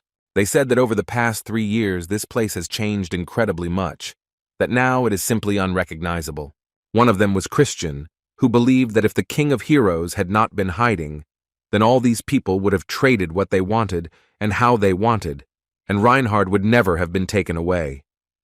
Cain was his interlocutor, who partly agreed with him, but still he could not even imagine where Joshua had disappeared, because everyone needed him so much. During this conversation, they did not notice how they approached the stage, where the man asked everyone's attention, because today he would present to them all a very valuable product. These were representatives of the most beautiful race in the world, elves, but he understood that perhaps you couldn't tell by their appearance, But in fact, they were almost 100 human years old. Moreover, they were fluent in the basics of spiritual arts. And according to him, they are more graceful than other slaves. All these words incredibly angered Cain, who was ready to simply destroy them all. At that moment, he remembered the words of Joshua, who said that anyone who dares to desecrate the elven race will have to deal with him. His thoughts were interrupted by Christian, who told him that she was waiting for them and it was time for them to leave. But it was already too late, and Cain asked him to leave without him, because he suddenly had an urgent matter. Christian couldn't help but notice that as soon as Cain sees the elves, he only needs a few minutes to rush into battle, and in this case, he simply cannot stay away. But they simply did not know how to quietly, peacefully resolve such issues, and having made noise, Cain decided that they needed to immediately get out and take all the prisoners out of here. Knights had already advanced against them, protecting the citizens of this city, if you could call it that. All troops were told that they needed to immediately close the city gates and warn everyone about the danger by ringing the bell, because they saw the lone knight Cain in front of them. Regressed, working as the deputy of the king of Erheim, came to report to him that they had closed all the gates, so no one could enter the fortress. After he told the information about this, the king allowed him to go.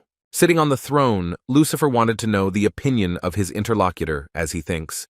Is it an accident that the lonely knight Cain appeared here at the same time as the blessed knight Christian? And as far as he heard, they are both quite strongly connected with him. Is this true? Aimer, who became the king of Erheim, did not quite understand who he was talking about, who he was. Lucifer at this time already held the position of emperor, and he had in mind the king of the hero Joshua Sanders. He remembers that day as if it were yesterday, because when they took the Black God, Duke Agnes, Joshua appeared later than everyone else on the great plains of Creighton, and was still able to single-handedly destroy an army of 100,000 people. Aemon himself did not understand how he could forget about this, because this was such a great event, which he saw with his own eyes. Lucifer believed that in this case, Aemon should be aware that after the war on the great plains of Creighton, the Swallow Empire and the kingdom of Hubalt were still afraid of Joshua, although more than 3 years had passed since he disappeared. Aemon believed that even if the King of Heroes appeared now, he did not really pose any danger to his highness.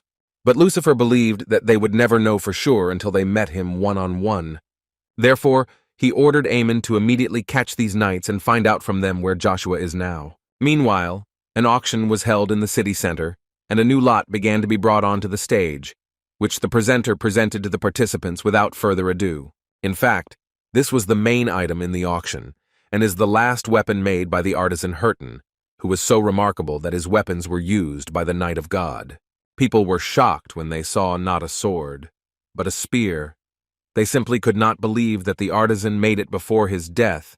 He was probably inspired by the King of Heroes, Joshua.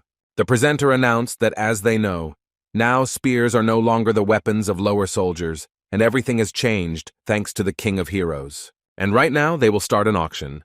The starting price is 3,000 gold coins, and the price can be raised by 500 gold coins at a time.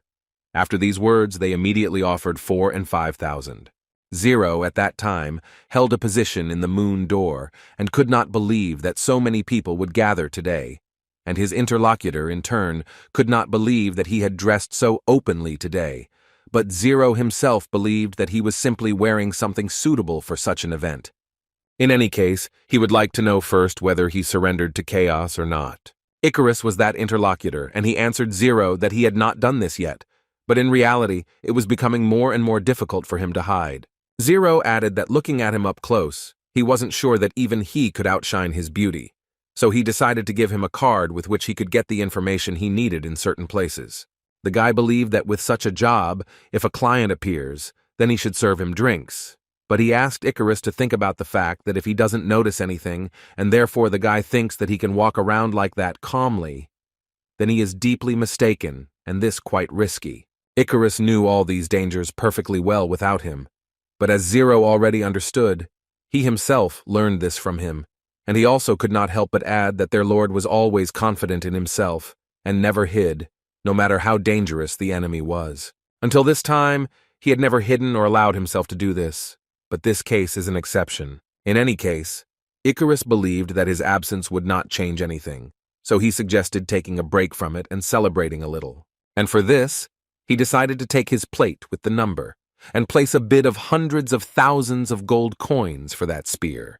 It was quite obvious that with such a bid Icarus would win, so as soon as he named this amount, the lot was sold, and the guy won this auction. Icarus himself believed that his lord's birthday was coming soon, and he, as a devoted servant, needed to be prepared for this day. Cain and Christian were still trying to escape from the local knights, but there were more and more of them. Although Cain now had thoughts in his head that Christian should have run away a long time ago, and delaying this was simply a waste of time.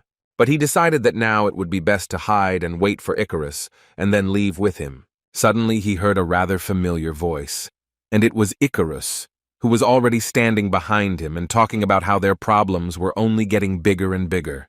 But before they had time to talk, suddenly the building next to them literally exploded, and the reason for this was some kind of ice avalanche. Icarus did not have time to react to this, and suffered a little, because he did not have the same reaction as the knights. But Cain himself was actually not in the best condition, but apparently it was too late, because a man was already standing in front of them. And it was Aemon who did everything to find Cain, but he was incredibly happy because, along with his main goal, he also discovered Icarus, known in the Empire as the Celestial Brain. Today the man is having a very good day. In any case, he was not interested in them, but in information that would help him understand where the King of Heroes was hiding, and they must immediately give him an answer to this question.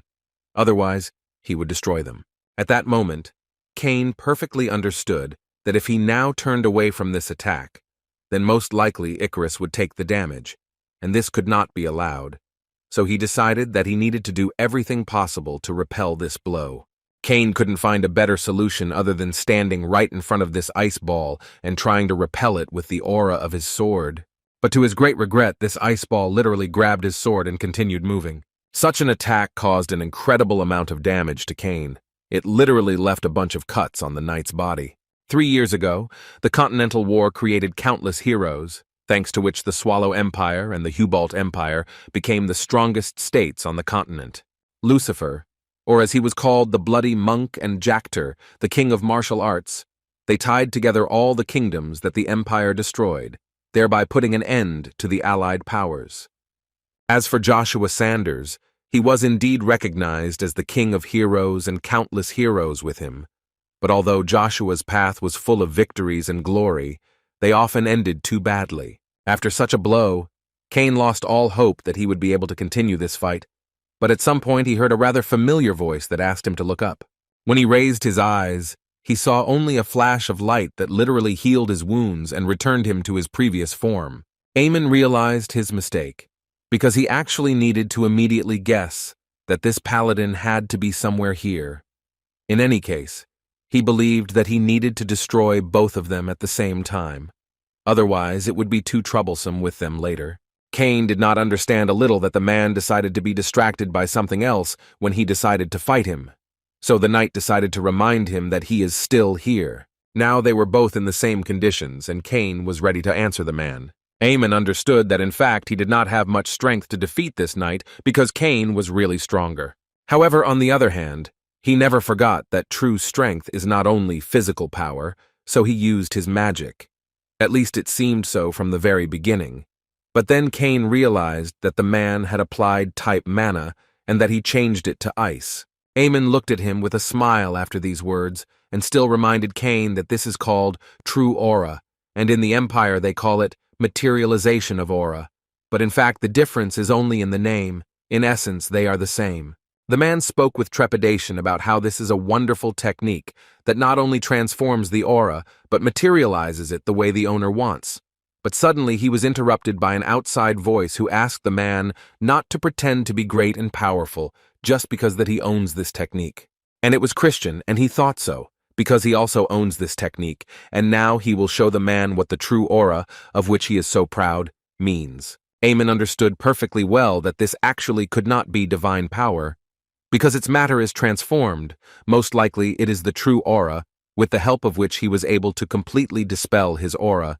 It was even difficult for him to believe that the true aura could be used, and so it's amazing. There was a smile on his face, Although looking at these guys, he understood that fighting with two super people was really too much. Cain did not understand why Christian came so late, to which Christian answered him that the old man followed them all the way to Erheim, and he stayed a little longer to grumble at him. This shocked Cain even more, because he could not believe that the voice, which he heard, really belongs to the master. Suddenly their dialogue was interrupted by Aemon, who did not understand what they were talking about. Was there really their master here, who had been bringing him so much headache lately? In the end, he believed that he should have simply left this matter to someone else. And if you believe the man's words, then His Majesty Emperor Lucifer happened to be here, and he should have just made some noise and called for help, which the man eventually did. Cain couldn't believe his ears. Did the man really want to tell them that the bloody monarch was really here in Erheim now? Aemon continued to smile, and at the end simply added that we are now talking about the devil, which was not entirely clear to the guys. But there was little time to figure it out, because suddenly Icarus became incredibly ill and they could not help but turn their attention to it. Christian couldn't even think that the bloody monarch would be here. He understood that they would never have come here if they knew it in advance, because in this situation, they wouldn't even be able to escape, which means that most likely, it's theirs end. Aemon liked the expression on their faces most of all. It was a real spectacle for him. He assumed that the faces of the enemy countries would have the same faces when they began to capture them. But suddenly his words were interrupted by some incredibly strong aura, which, as it seemed to him, could not come out except from the body of his emperor, after which he had to dodge a wave of blows from a person who radiates such an aura, and it was almost impossible to do this, so he would most likely receive a large share of the damage.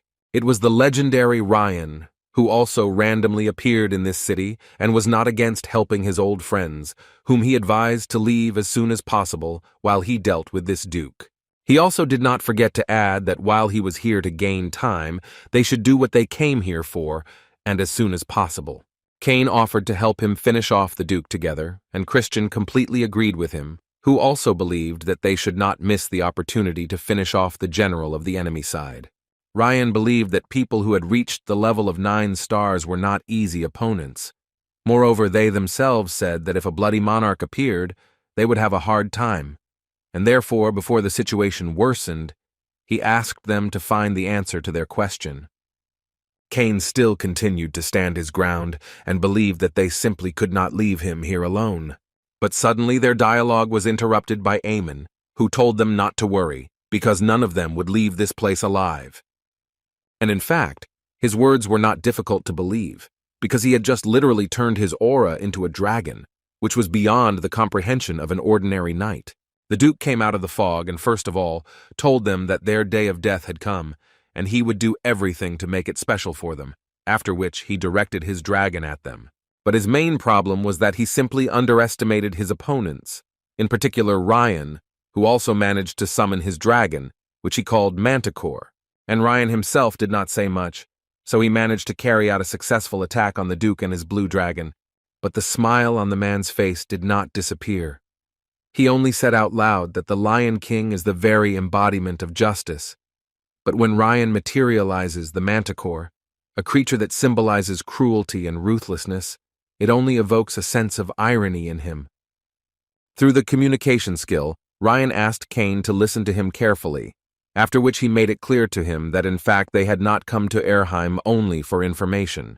Their goal is actually more global, because he believed that this time they might finally be able to find Joshua. These words literally immediately made Cain change his mind about his decision, and taking Icarus, he told Christian that they should leave immediately and leave the Duke to Master Ryan. In his mind, Cain promised Ryan that they would return as soon as they found the Lord, and now the main thing for him was to stay alive.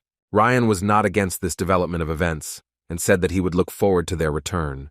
But Aemon wasn't going to let them escape so easily, but Ryan wasn't going to let him run after his friends either.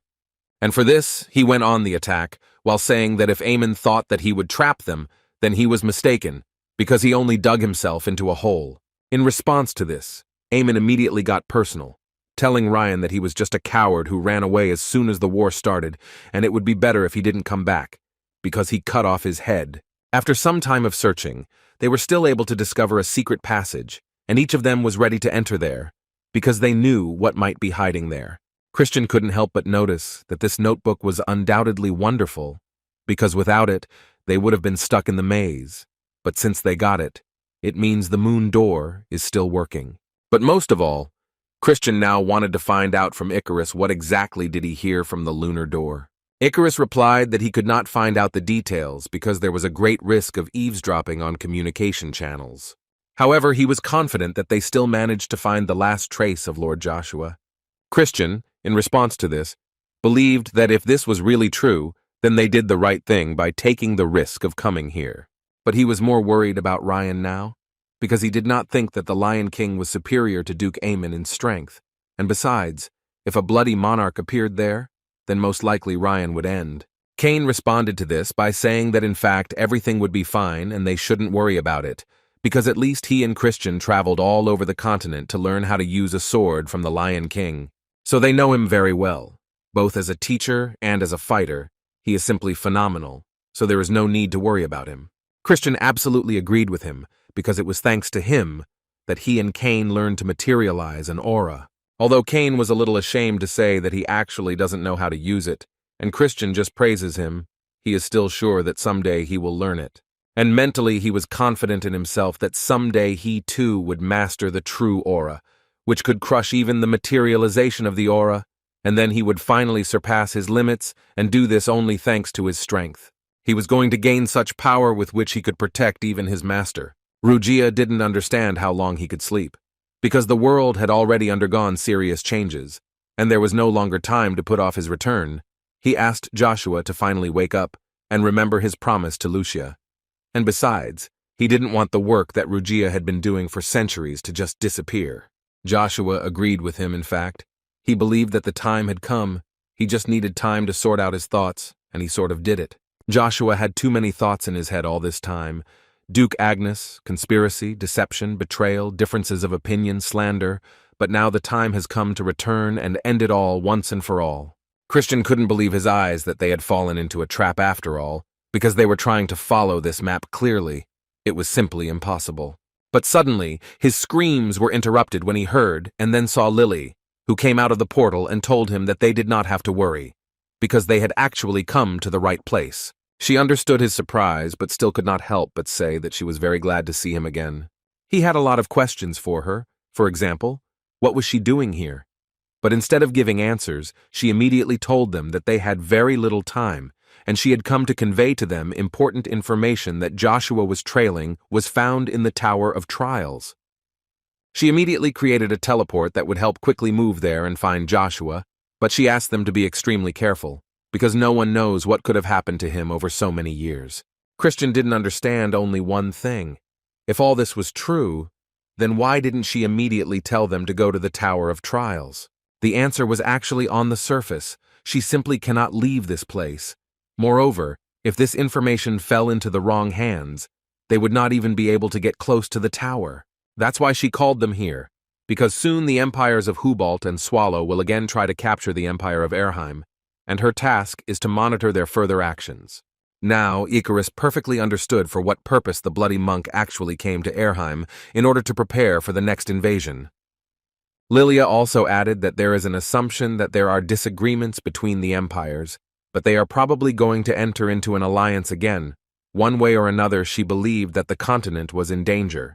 That's why she wanted them to do everything to find Joshua as soon as possible, before the sea of blood overwhelmed them again. For the Avalon Empire, she believed that this would be a good opportunity to end the disputes between the princes. She also received information that an unforeseen event had occurred in the Avalon Empire. Due to a 3-year war, the empire was now on the verge of collapse. But Cain decided to stop the story there and suggested that they skip unnecessary thoughts. And he would simply go to the Tower of Trials, where it seemed to him that he would be able to see his master again. Lily understood his desire to quickly find Joshua, but before letting him go, she believed that they had to know something else. According to her, a 4th prince had been spotted in Avalon, and he is said to have secured the support of an influential patron who can help him ascend to the throne. Icarus believed that the overall picture was clear, and for now he believed that he needed to focus on the current task. Therefore, they were ready to go on the road, and before that they invited Sir Christian to go with them, because he helped them with the search for their lord and has every right to go with them. He slightly did not expect such an offer, so he gladly agreed. Although he still had some questions for Mrs. Lilia, he still believed that they could talk about this later. She once again told them that she was very glad to meet them, and added that in a few seconds they would find themselves in the Tower of Trials, and luck would really not stop them. Eamon, meanwhile, lying on the ground, thought that his strength was really equal to 9 stars, but apparently he overestimated himself too much. It seemed to his interlocutor that his mind was simply clouded, because it seemed to him that he was simply hiding his abilities because he had not even used spiritual arts. And so he hoped that he had come up with an excuse that would not disappoint him. Eamon began to talk about how he believed that his true power needed to be kept secret. Besides, he knew that he would destroy the Lion King anyway. Lucifer believed that with such words he only confirmed the fact that Eamon was simply using him. But in any case, he believed that this was far from their main problem now, because now it seemed to him that their enemies had gone too far and most likely they had an ally who could help them with this. And for some reason, Lucifer had a proposal that this could be a lunar door, and their base is located in Airheim. He hoped that they had already been dealt with long ago, but they apparently just hid like rats in the corners. But this time, he definitely wiped them off the face of the earth. When they teleported to the testing tower, the first thing Christian told his comrades was that he actually imagined this tower to be completely different. And here, it turned out to be so humid and hot, and also this ubiquitous ivy, which tests his patience. Cain, listening to him carefully, did not have time to answer him, when he suddenly heard a familiar voice that was only in his head, and he told him that they needed to go the other way, so Cain immediately turned around and asked his friends to immediately follow him. At this moment, he thought that his master was actually right. It seems that this time they will finally be able to find the Lord. Cain literally felt that they were already so close to him, a little more and they would see him again. And he was absolutely right, because after a short run through the forest behind Cain, they actually met Joshua, who was already standing and listening to a large number of questions from Cain, who so wanted to know where he had been all this time. Christian, looking at Joshua, admitted that he imagined the King of Heroes a little differently. Apparently only Icarus understood that this was not really their lord, because he noticed a cold look that he had never seen from Joshua. Cain did not understand what he was talking about. Who is this then if this is not their lord? The knight until the end wanted to believe that they were simply unusual to see him after so much time, and he also ran away from them because Joshua knew that they would come. That's why he came out to meet them. But when he once again asked Joshua to confirm this, the gentleman simply remained silent, as if he had not heard Cain.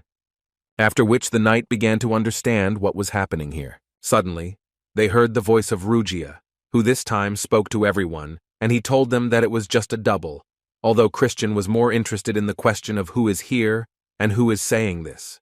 But a few seconds later, Rugia came out to them and began to tell Cain that he was his first comrade in arms, and therefore he did not think that Cain could be so easily deceived. Christian, out of a lack of understanding of what was happening, said that they were dealing with a high-ranking demon, and Icarus, in turn, assumed that this was just another test for them. Only Cain understood that they just needed to talk to Rugium, and so he told him that Mr. Joshua left them a message. That's why they are here. Rugia has already started to get angry because they are so stupid, because he has to repeat the same thing 100 times. Joshua is not here, but he came at his request to teach them a lesson that they will never forget in their lives. After which Rugia added that their fate would be the same tests that Joshua went through, and after these words he began to release an incredibly huge amount of demonic energy, which enveloped Cain from head to toe and literally swallowed him up. Christian immediately went into battle and tried to do everything to bring Sir Cain back. But in front of him, he immediately saw a demon who clearly said that Cain would have to suffer. These are the rules. All 3 years were enough for the weakened states to decline. The Avalon Empire was also among them, but unlike the Hubalt Empire, where the conflict took place within the country, the fall of Avalon had several prerequisites at once. In particular, it was about the death of Duke Agnes, one of the 9 stars of the continent, and the disappearance of not only Emperor Marcus, but also the King of Swords, Duke Tremblin, which along with Agnes was nicknamed the Great Mountain of the Avalon Empire, and as a result the empire had to close all borders. And inside this cage, a struggle for power broke out, in which there was only one winner, and Kaiser, as one of the participants, incredibly hoped that it would all end soon, because he was already incredibly tired of it all. Count Arya, who was his ally, believed that they actually no longer had any options left for that either. In order for this to end as soon as possible, they will have to destroy the same number of people, including the second Prince Kaizen. It sometimes seemed to Kaiser that this was a rather erroneous tactic, but Arya, according to him, believed that this was a kind of rite of passage that must be overcome in order to become an emperor, so to speak, going over their heads, leaving behind countless corpses. This seemed normal in this situation, but the prince is more I really didn't want to hear it. In addition, the prince has now called him on a completely different issue, and he would like Arya to greet their new guest. And this new guest was Caesar, who, quite unexpectedly for Arius, returned to the capital and immediately thanked them for giving him time, despite such a sudden visit. The first prince was tired of listening to this, and therefore asked Caesar to get closer to the point, because 3 years have passed since he disappeared, and therefore he would like to immediately find out why he suddenly honored them with his presence. But without waiting for an answer, he was still quite interested in finding out why he also brought Draxia and brought Grace here, who is known throughout the continent as the god of war of the Swallow Empire. Caesar thought that Kisser would be glad to see them, and it was quite surprising for him to realize the fact that he suspected them of something. It was even a little offensive. It was obvious to the first prince that Draxia had abandoned his own people, and he was Caesar, the prince who created an army of the undead that plunged the entire continent into chaos.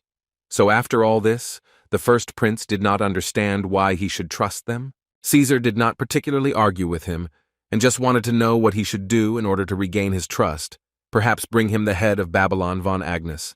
The first prince already believed that there was nothing left of the Agnes family except the name, and he believed that he saw through Caesar, and Kisser believed that he was doing everything for his own benefit. In response to this, Caesar believed that even if the Agnes family did not pose a threat now, it would still probably be rather unpleasant for him to get his hands dirty on them. In addition, he had information that Kaizen felt that something might go wrong, and therefore was preparing to send all his troops against the first prince, and therefore Caesar believed that he could be incredibly useful. And his benefit will be manifested at least in the fact that Kaizen does not expect that he can stab him in the back, and then the first prince will clearly have an advantage. Kisser did not argue that his words sounded quite plausible, but he was also almost sure that he himself understood that she could not take his word for it.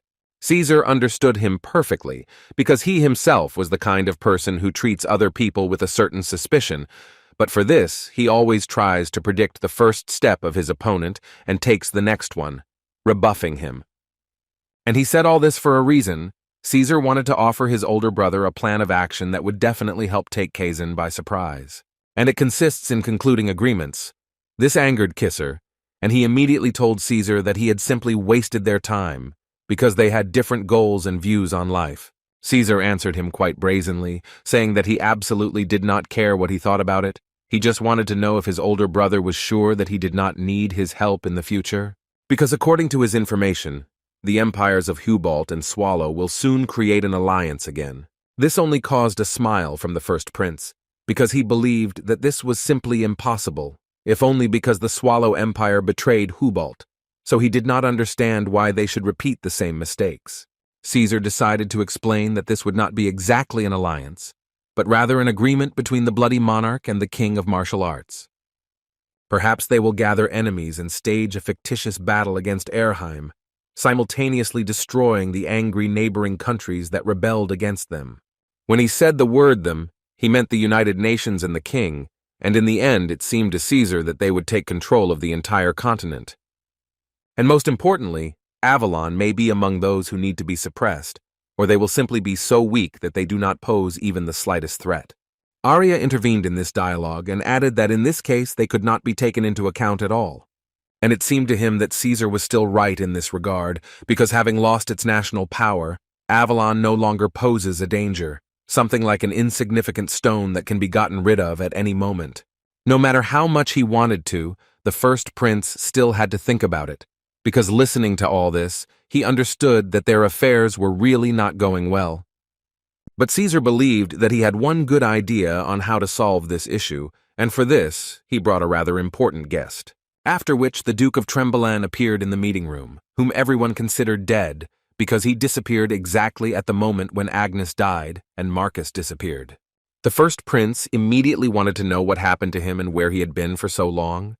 Tremblant immediately stated that he was really very sorry, and according to him, he went in search of His Majesty, but he did not even manage to come close to solving his disappearance. Caesar suddenly interrupted his story and allowed himself to give advice to Mr. Tremblant, telling him that quite a lot of time had actually passed since that day, and there was no need to despair so much. After which he invited everyone present to put forward an official announcement of the death of Emperor Marcus, and to convene all representatives of the nobility, including Kaizen. And he proposed to do all this in order to arrange a funeral. He understood that now the civil war was in full swing, but still it would become a national event. Although the first prince did not fully understand why Caesar even thought that they would recognize his death, Caesar agreed with him that perhaps earlier this would have been stupid, but now they are the Duke of Tremblant, and, as it seemed to him, the situation had completely changed. And the sooner the civil war ends, the larger the army will be recruited for the Continental War, which awaits them in the future, and Caesar believed that Kisser should finally ascend to the throne and lead Avalon to prosperity. The first prince understood perfectly well that Caesar was simply bluffing, and in fact he was up to something, because he knew very well that more than anything in the world he wanted to become an emperor, so the thought that he needed to be extremely careful with him did not leave him. After all, you never know what trump cards he hid up his sleeve. But suddenly, Caesar interrupted his thoughts, and added that he would really be grateful if Kisser would allow the bloody Battle of the Birchers to take place during the funeral. The guy believed that this would be a good reason for all the knights to get together, to form an idea of each other's strength, because this is so important for the future emperor, who will be able to evaluate the knights of future rivals in the race for the throne. Caesar realized that perhaps his older brother needed a little more time to think about all this, so he suggested that he think about it. And if he still decided to agree to this proposal, then they could choose a day and discuss all the details of this plan. The first prince was incredibly angry at everything that had just happened here. He was literally torn by Caesar's excessive self-confidence, but he could not do anything about it. Joshua, standing in front of a huge army, listened as they shouted to him that his father, Duke Agnes, had died, and soon he would follow him. True, in Joshua's body there was now Cain, who, looking at this army, now understood what test Rugia was talking about. This was the very day when Lord Joshua disappeared, and apparently after passing this test he will understand where he can be found. These thoughts added motivation for him, and he was ready to do anything to pass this test. And at first it seemed that his confidence was not only in words, but that he could back it all up with deeds. But even delivering such powerful blows, the army seemed simply endless, and they would have to try to destroy all the knights.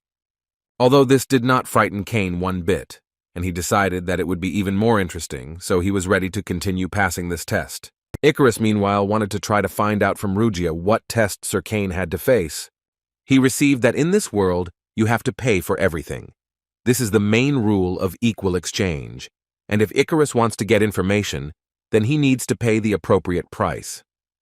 Icarus was ready to pay any price for Rugia to simply return Joshua to them. Rugia noticed that he immediately realized that he was a pretty smart guy, but he was only surprised by the fact that even with such intelligence, he was quite naive, because he thinks that this is done with a snap of his fingers. But still, Rugia was not against making a deal with him, but he would have to give him everything so that he did not ask him, and Icarus was so glad to hear this. After which the spear calmed Icarus, telling him that there is no need to worry about Joshua.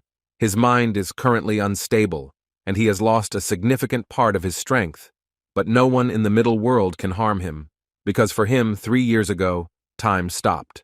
Icarus did not quite understand what Rugia was telling him, and asked him to explain the same thing again, only in simple words. As it turned out, Joshua knew that they would look for him in the Tower of Trials, and he also knew about the endless Continental War. But now there is nothing to worry about, except that Cain will complete the test, because the faster he completes it, the faster they can meet with Joshua. Rugia promised to take them to him. Icarus now didn't understand a little why Rugia couldn't just tell them where he was since he knew. Rugia could actually do this, but she would only tell them the final destination. And at that moment she asked Icarus to listen to him very carefully. This is a place where oblivion reigns, a place called the Fallen Empire, or, as it is popularly known, the Avalon Empire. A short amount of time after this conversation, Cain appeared in front of them, whose condition was rather deplorable. But now he was not interested in his well-being. But was it true that Lord Joshua had to go through this? Rugia did not understand this question. Of course it's true. Why did they even gather here then? Spear's only regret was that he was not strong enough to show him the whole picture of that day, although he should already be glad that he returned safe and sound. Icarus understood that it might be hard for him now, but still he asked him to tell everyone here what happened to Lord Joshua. Cain began by reminding him of how Joshua left them 3 years ago today before coming to Reinhard. The knight remembers that day as if it were yesterday, because that was the last time he saw Joshua, and before leaving, he said that he was going to change the future. Icarus also remembered that day very well. Joshua then behaved as if he knew the sequence of all events, and he understood that Joshua was acting recklessly, but they could not leave him. However, Cain stated that Joshua failed to change anything and prevent the death of Duke Agnes. And all because Emperor Marcus had a plan to eliminate Duke Agnes. And although Joshua foresaw the main events, the details were unknown to him, and besides, it was impossible to stop it alone. Cain confirmed Icarus's words and added that this is exactly what everyone thought, but it turned out that their assumptions were completely wrong. After all, as it turned out, the United Nations of the empires of Hubalt and Swallow were stopped not by Duke Agnes, and the target of 3 of the 9 stars, the king of martial arts, the blood of heaven and the dark monarch from the very beginning, was not Duke Agnes, but Joshua Sanders. And therefore we can assume that then the title of King of Heroes was given to him by the soldiers of the United Nations. Christian stated that now everything is clear. He must have suffered a crushing blow in the battle with these stars, and therefore was hiding all this time. Rugia intervened in the battle and advised the Holy Knight to first get rid of the demonic energy before saying anything. After all, 3 years ago, Joshua had already surpassed the human essence, and became much stronger. Even if he entered into battle with the strongest of this world, he would no longer be defeated. Rather, such a fight will end with Joshua himself, turning them into ashes and scattering them to the wind. Thus, the disappearance of a significant figure in the person of Joshua gave rise to many rumors in the person of Joshua. Icarus now did not understand at all what was the main reason that Joshua had disappeared after all. Rugia explained to them that the fact was that Joshua had ended up in the demonic kingdom, but this surprised them even more, because they simply did not understand why he would hide there for 3 whole years. Rugia continued to talk about how 3 years in the average world are a century in the demonic realm, and time flows differently there. Icarus began to understand that this meant that their master had simply not returned to them yet, because he was stuck in the demon kingdom. Rugia added that some circumstances did not allow him to do this, because Joshua encountered unexpected variables, and in order to solve them, he went through the Tower of Tests. As it turned out, upon completing the Tower of Trials, a person receives several rewards, but among them there was only one thing that Joshua needed most of all. Christian apparently understood that we were talking about a reward that is given for clearing the last floor, which is called the Absolute Truth. And this was confirmed by Rugia. But in fact, the greatest reward is a mirror that will show the winner the past, present, and future, and it is called the Mirror of the Full Moon. However, whoever uses it will have to pay the appropriate price, whatever it may be. With the help of the mirror, Joshua learned that Emperor Marcus had been destroyed. This was quite surprising to find out, because everyone in the area considered him missing. But in any case, they all understood that the Lord went to the demonic realm to pay for this information. Rugia praised them for understanding everything so quickly, because that's how Joshua ended up there, performing his duties in the demon world. He was suddenly transported to the middle world, and no one knows when he will have to return from there. Icarus was more worried about the fact that while he was there, a whole 100 years had already passed for him, and this was too harsh a payment for information, and he did not understand why Joshua decided to torment himself like that. Meanwhile, in Caesar's palace, Draxia asked the guy why he didn't find a decent place to meet. and couldn't help but notice the fact that his hospitality left much to be desired. This could only make Caesar laugh. Besides, he noticed that during the last meeting, Draxia did not say anything, and if he had immediately finished with the Agnes family, then he would not have had to come to this disgusting place in his opinion. But now he has one more chance to get rid of her. Draxia was starting to lose his temper a little because he didn't understand since when did the little guy order him around. Caesar was surprised that the man had already forgotten the orders of Heimdall, who ordered him to join forces with the first Prince Kaiser. That is the will of Heimdall, and Caesar believed that he simply did not dare to resist her, and Draxia agreed with him. So he replied that he would do everything to get rid of the Agnes family as soon as possible. Duke Trembling, who was also in that hall, could not understand in any way who this Heimdall was, that even the god of war shudders at the mention of his name. How suddenly the man's thoughts were interrupted by Caesar, who turned to Trembling in order to find out whether he would be against taking part in the bloody battle of the Birchers at the funeral of Emperor Marcus. The man tried to tell him that if he participates, then people might think. But Caesar did not let him finish, and immediately said that he was not asking him to participate on his behalf, because since he does not trust the prince, then Trembling himself will not receive his trust. Hearing this was quite unexpected for Trembling, because it seemed to him that he did not deserve such words. But Caesar did not stop there, and simply continued to say that he viewed this battle as an excellent chance to get rid of those who could still pose a danger to the imperial family. Duke Trembling wanted to ask the prince whether it was really necessary to eliminate His Majesty's knights, because as soon as Caesar gained power, they would immediately become his knights. Moreover, as the Duke believed, rumors were already circulating throughout the continent about the death of their captain, Joshua Sanders. Caesar interrupted him again and asked Trembling if he had seen Joshua's body, since he spoke so confidently about it, after which Caesar stood up from behind his chair and began to say that he, of course, did not know what the Duke of Tremblant could be hiding, but he must understand for himself that neither the first nor the second prince would be the legitimate heir to this throne, just because an heir had already been chosen before the emperor disappeared. And this rightful heir will be the fourth prince, Caesar von Britain, and as proof the guy showed them the ring that Emperor Marcus gave them before he disappeared. Caesar also stated that he was the only one on the continent who knew the location of Emperor Marcus. So we can assume that everything has already been decided a long time ago, and he asks them only to follow his orders, and then no one will have problems. The man, looking at this ring, understood that it was undoubtedly the ring of Emperor Marcus, with whom he never parted. But Trembling knew that His Majesty would not give it to anyone, not even one of his sons, and this led him to believe that Joshua was right. A few hours earlier, at the Trembling estate, he was afraid of some man who suddenly appeared in the dark and declared that if he did not come out, he would face reprisals. And this person turned out to be Joshua Sanders, whom the man did not expect to see.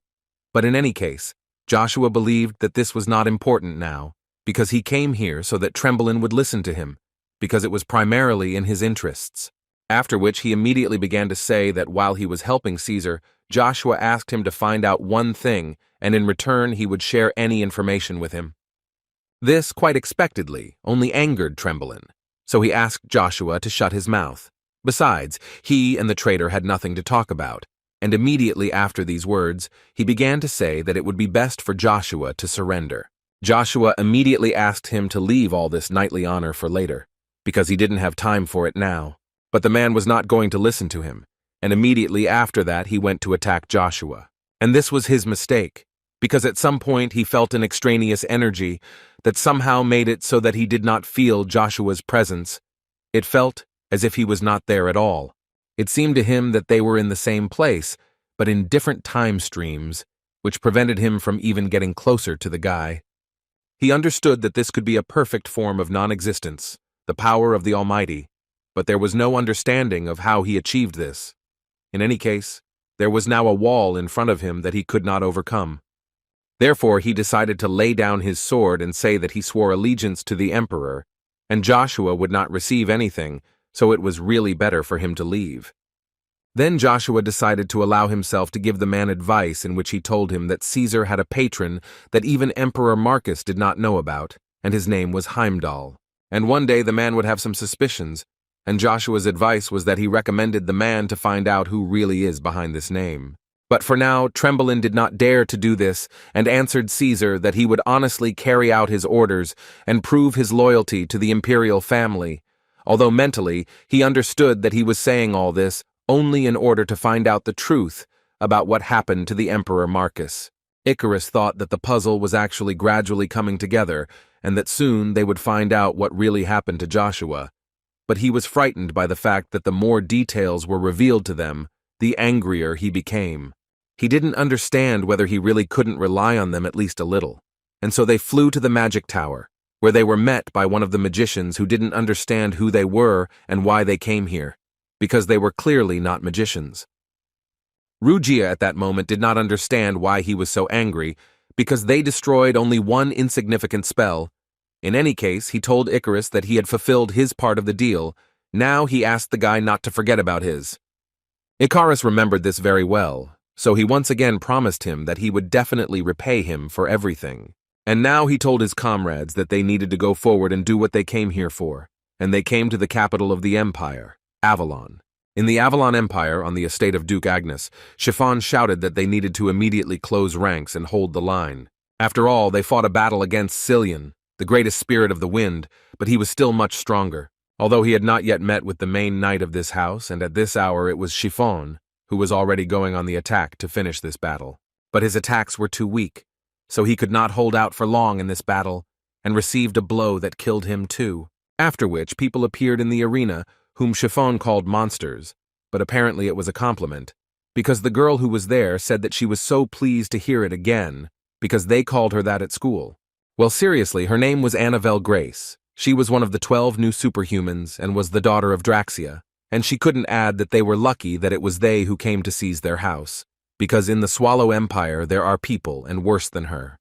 Chiffon could not believe his eyes, because until that day he was almost sure that she had gone missing along with Viscount Vigo, and she turned out to be at one with the god of war.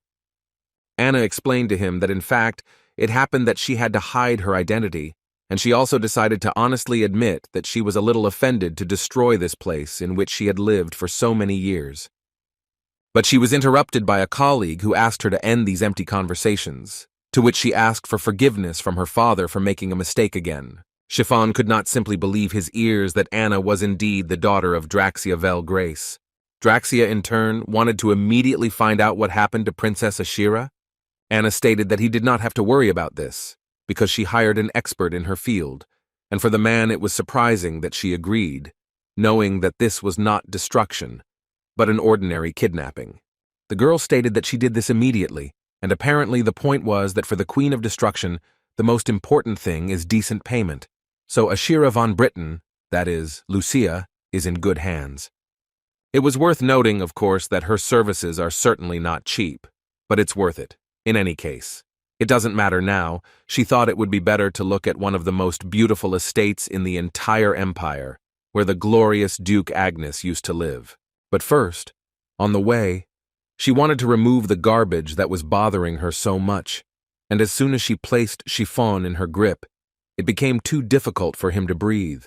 And she mentioned this palace for a reason, because she wanted to rob it and thus cover all costs. But at some point they were interrupted by some scream that came from the other side of the palace. And it was Babylon von Agnes, who now held the position of head of the Agnes family, and it was he who was going to destroy each of them right now. Draxia and his daughter could only laugh at this pitiful attempt, but still they understood that he would come. At the same time, in the secret residence of the Black Wind, Aisha Sestrophy, the Queen of Destruction, received a new task, and this time her task was quite simple. She just needed to kidnap Princess Ashira and deliver her to the right place. Her assistant informed her that due to the unstable situation in Avalon, there were many guards here, so everything needed to be done as quickly as possible. But suddenly she crumpled this paper and threw it away with the words that in fact her mission was not to kidnap Lady Lucia, but to free her. And what's most interesting is that her client is the King of Heroes. Her people could not believe that she even dared to betray them, but in any case, they promised her that she would now regret her choice. But before one of them had time to finish speaking, he literally cut off his head in 1 second. The guy who told her about the task ordered everyone to retreat immediately, because they need to immediately report to the Dark Monarch about the change in the Queen of Destruction. Therefore, by creating portals, they ran away, leaving their partner there. But Aisha believed that everything would not be so simple and immediately assured them that he would not be able to escape just like that. And concentrating a large amount of energy, she dealt an incredibly strong blow to these two portals, of which not a trace remained. Ashira, sitting at the table, at one moment was distracted from writing a letter because she thought that quite a lot of time had passed since she was stolen. Suddenly, her thoughts and calmness were interrupted by the screams of the guards, who said that they had heard a surge of energy, which most likely came from the Queen of Destruction. Even in this case, Ashira only hoped that Joshua was all right. After Aisha killed all her former colleagues and the last of them tried to tell her that she was finished anyway, because the Dark Monarch would come for her. To which she confidently replied that she would never become someone's prey, which cannot be said about them. Anna asked Babylon to give up, because there was simply no point in continuing this battle, because they would still destroy the Agnes family forever today. But he was not going to give up, and until the last moment he believed that they were no strangers to overcoming crisis situations, and that one day the Empire of Avalon and the Duchy of Agnes would perk up again. Now Draxia had to turn to him and say that apparently the guy simply doesn't know what's going on in the world. The man believed that the inevitable union of the Swallow and Hubalt empires would lead to the destruction of all members of the Agnes family, and they would not be able to stop the coming storm. Babylon was not going to give up any further, and in response immediately told them that none of the people of Agnes would bend the knee to people like them. Draxia was quite amused to hear this from the mouth of a bastard in whose veins the blood of Agnes does not flow, so he asked to end with them. The spirit of Anna dealt a serious blow to the body of Babylon, and most likely this is where its story comes to an end, and with it the house of Agnes. At that moment, he thought that he had always admitted that he did not belong to the Agnes family, but he also failed to inherit the Britain name.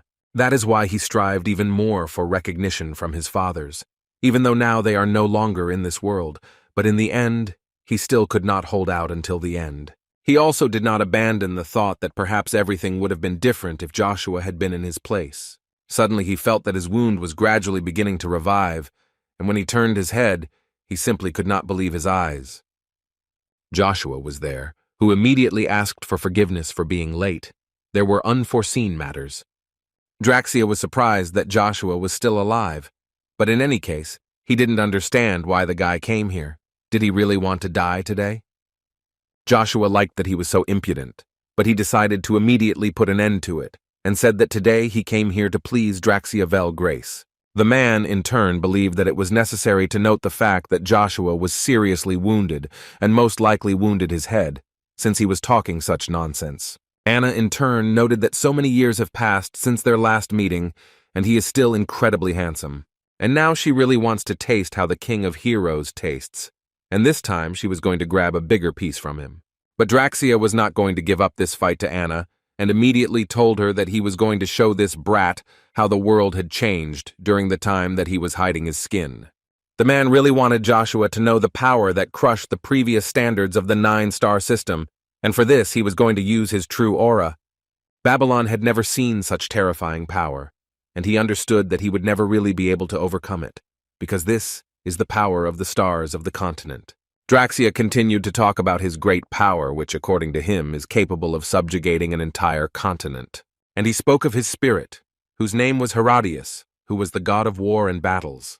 Joshua, at that moment, turned to Babylon and said that his healing process was completed, so he should now take people from the Agnes clan and immediately save himself.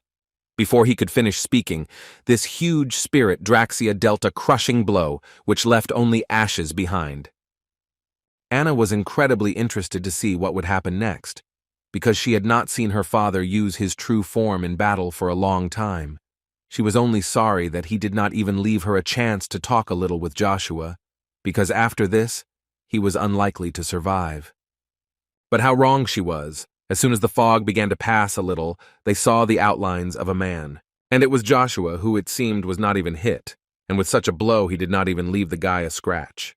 Draxia did not expect that the guy would be able to dodge such a blow, but this only fueled his interest. Suddenly, her spirit Cillian spoke to Anna, who told her to be extremely careful with Joshua, because at least he was not a person.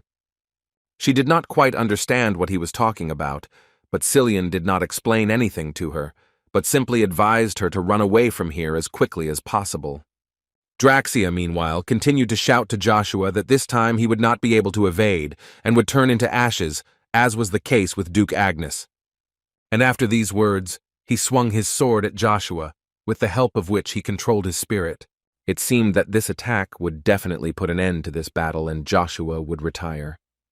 But this was in Draxia's dreams, because Joshua continued to walk confidently towards the man, and at the same time all these blows did not even hit him. The man simply did not understand what was happening here, because he was literally sure that Joshua should have already died. He admitted that he was able to dodge the blow, but he avoided all the shock waves, because such power could even blow up the planet. How did he suddenly hear the words of his daughter, who hinted that perhaps Joshua really was not human? But she did not explain anything to him, but simply began to run away with the words that he was a creature from another world, and if they continued to fight with him, they could die, and she did not want that most of all. Joshua came as close as possible and began to talk about how war actually not only destroys, but also creates something new, and he said that the true aura, manifestation, are all tricks that appeared in the midst of war. According to him, the history of the first one lasts a little more than 3 years, exactly the time of his absence. However, Joshua believed that it could not be compared with the real aura, which he had studied for hundreds of years. Draxia was annoyed by the fact that Joshua pretended to be all-powerful just because he used her to create a damn spear, but what angered him more was that the guy was trying to convince him that there was an aura that was superior to the real one. He thought that all this was complete nonsense, so he again began to attack him, using all his power. Draxia was able to pin Joshua in a vice with his aura and was ready to deliver the final blow, which he was going to carry out with the help of his huge spirit, which, without hesitation, dealt an equally strong blow to the guy. The smile on the man's face appeared again, because it seemed to him that he had finally succeeded in destroying Joshua Sanders. At least that's what he thought, until he saw Joshua stop the attack with just one movement. And then he added that a spear is not just a weapon with a long tip. It is a weapon that is capable of changing the degree of damage caused, and depending on which part it gives power, it will cause maximum damage, which means a small amount of force can be enough to win huge enemy. The man could not understand why Joshua was telling him all this. Therefore, he decided to close his mouth with his own hands if the spirit could not cope with it. This was the reason for Joshua to talk about how if his opponent tried to close the distance between them, he would only need one move to stop him from doing so. And Draxia felt it fully on his body, after Joshua really struck him right in the body with just one movement. Now the guy hoped that the man understood that the strength of the aura depends on who controls it, like the strength of the spear, which he considered useless. Draxia simply couldn't believe it, how Joshua could do this to him, and what's more, he barely moved. This blow caused too much damage, and therefore the man began to gradually lose control over his body, and along with it, his spirit left. But Joshua did not stop and continued to say that by taking advantage of someone else's power, he tried to regain the throne, which he lost to Lucifer, but in the end he failed to deceive fate, and he became an emperor and died ingloriously in a foreign land. So Joshua believed that people would quickly forget about him. Draxia did not agree with this until the very end.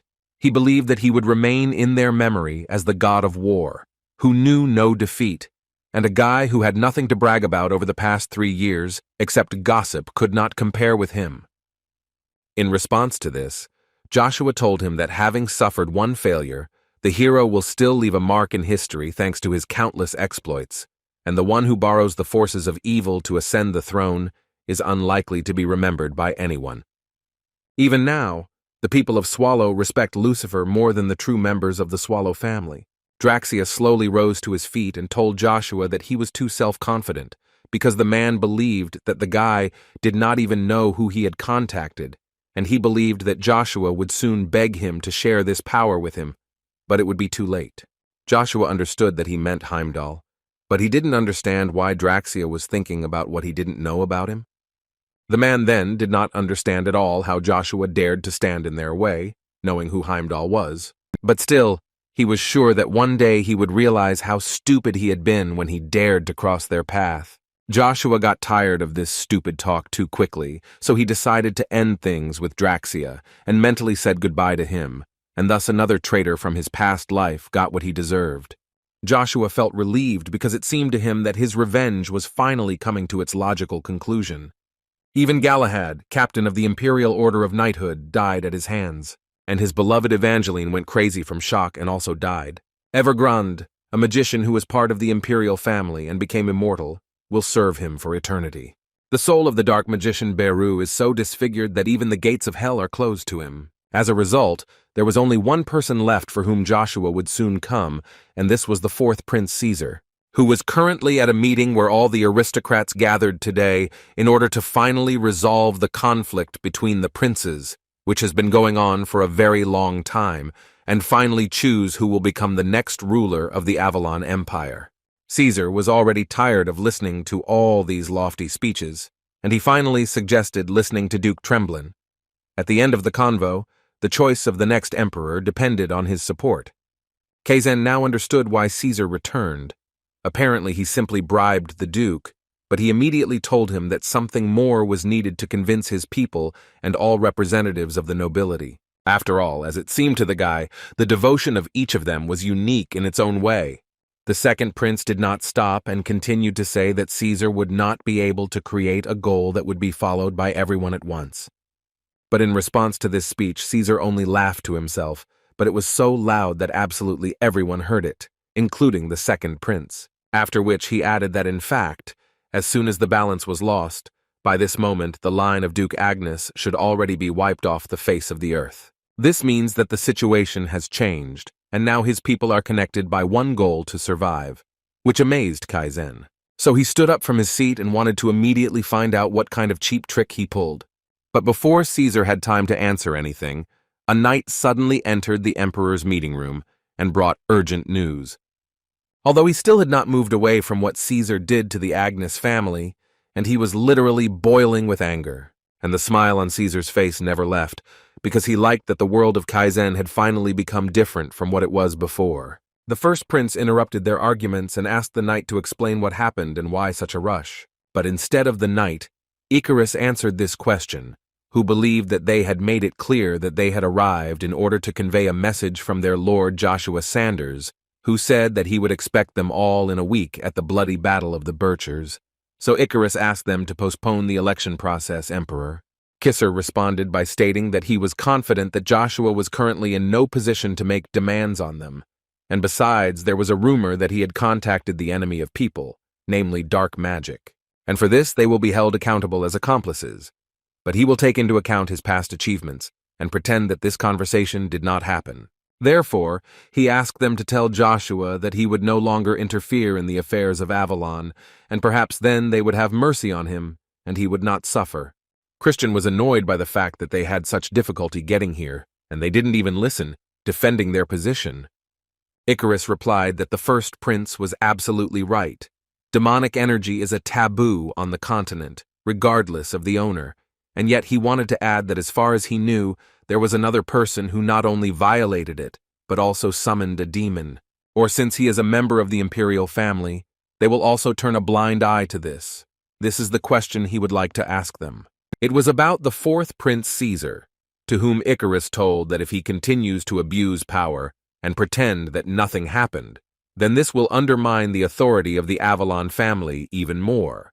But if Icarus is wrong, then he asked the prince to prove it.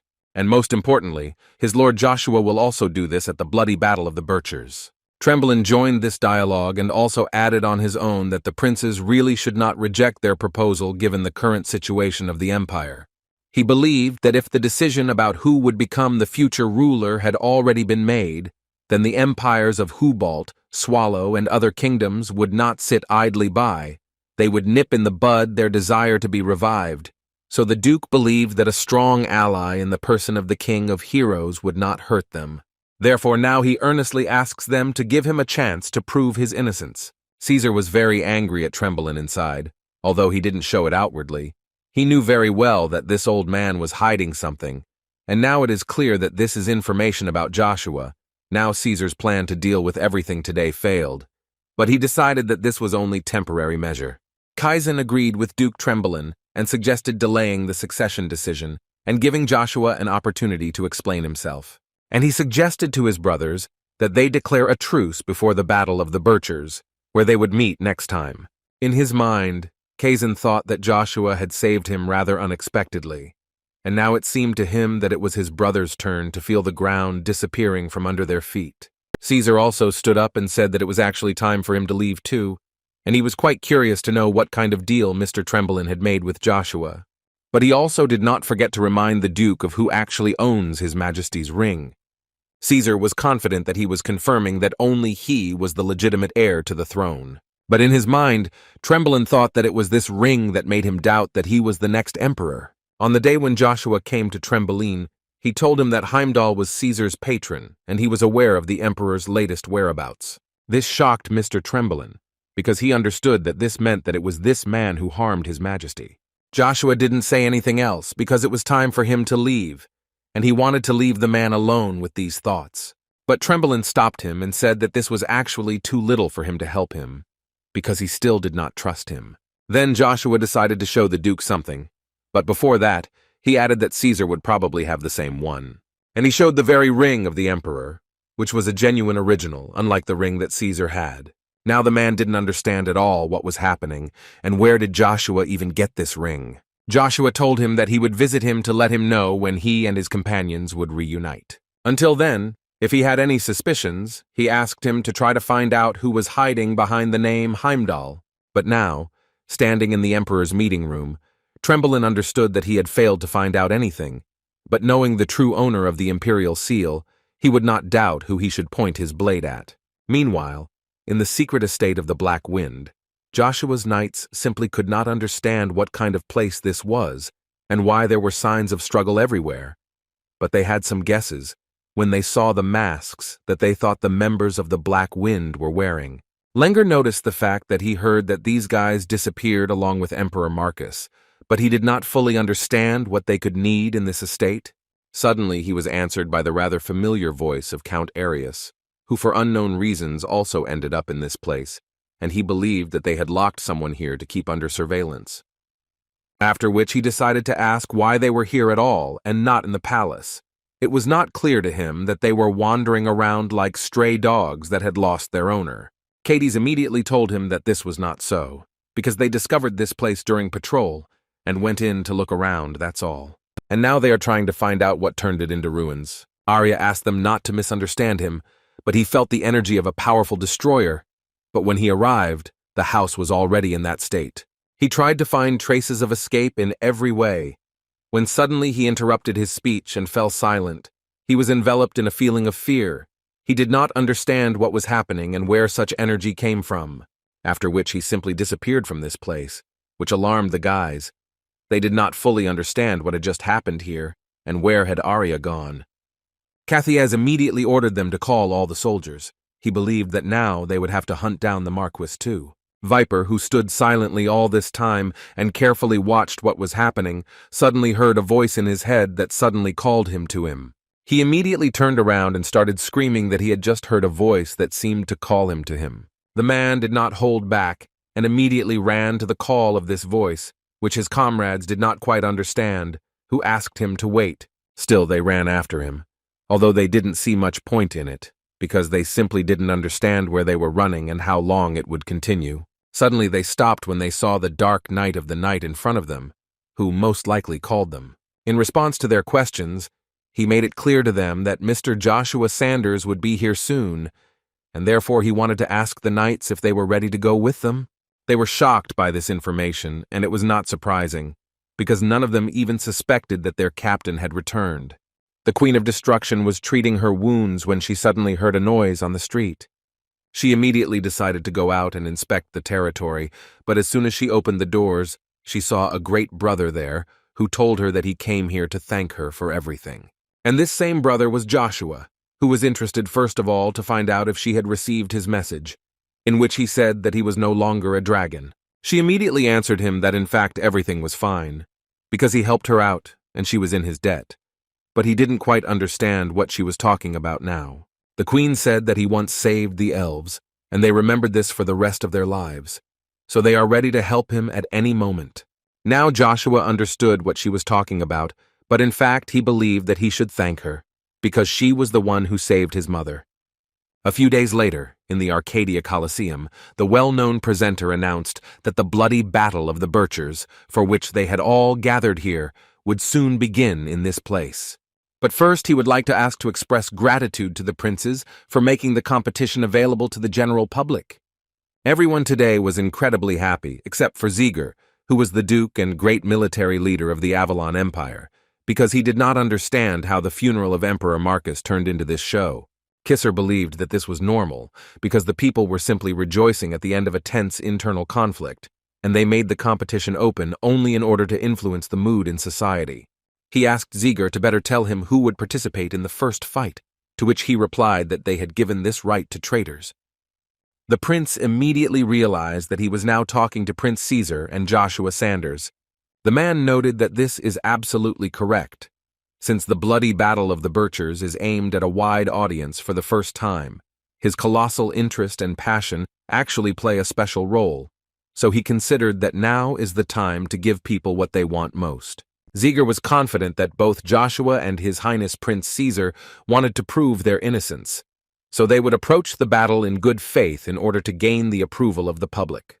They called him a hero and a king, but no one had a chance to personally evaluate his abilities. Maybe this was his chance to demonstrate them in all their glory, but the prince was not entirely sure that they were doing the right thing when they gave him this chance.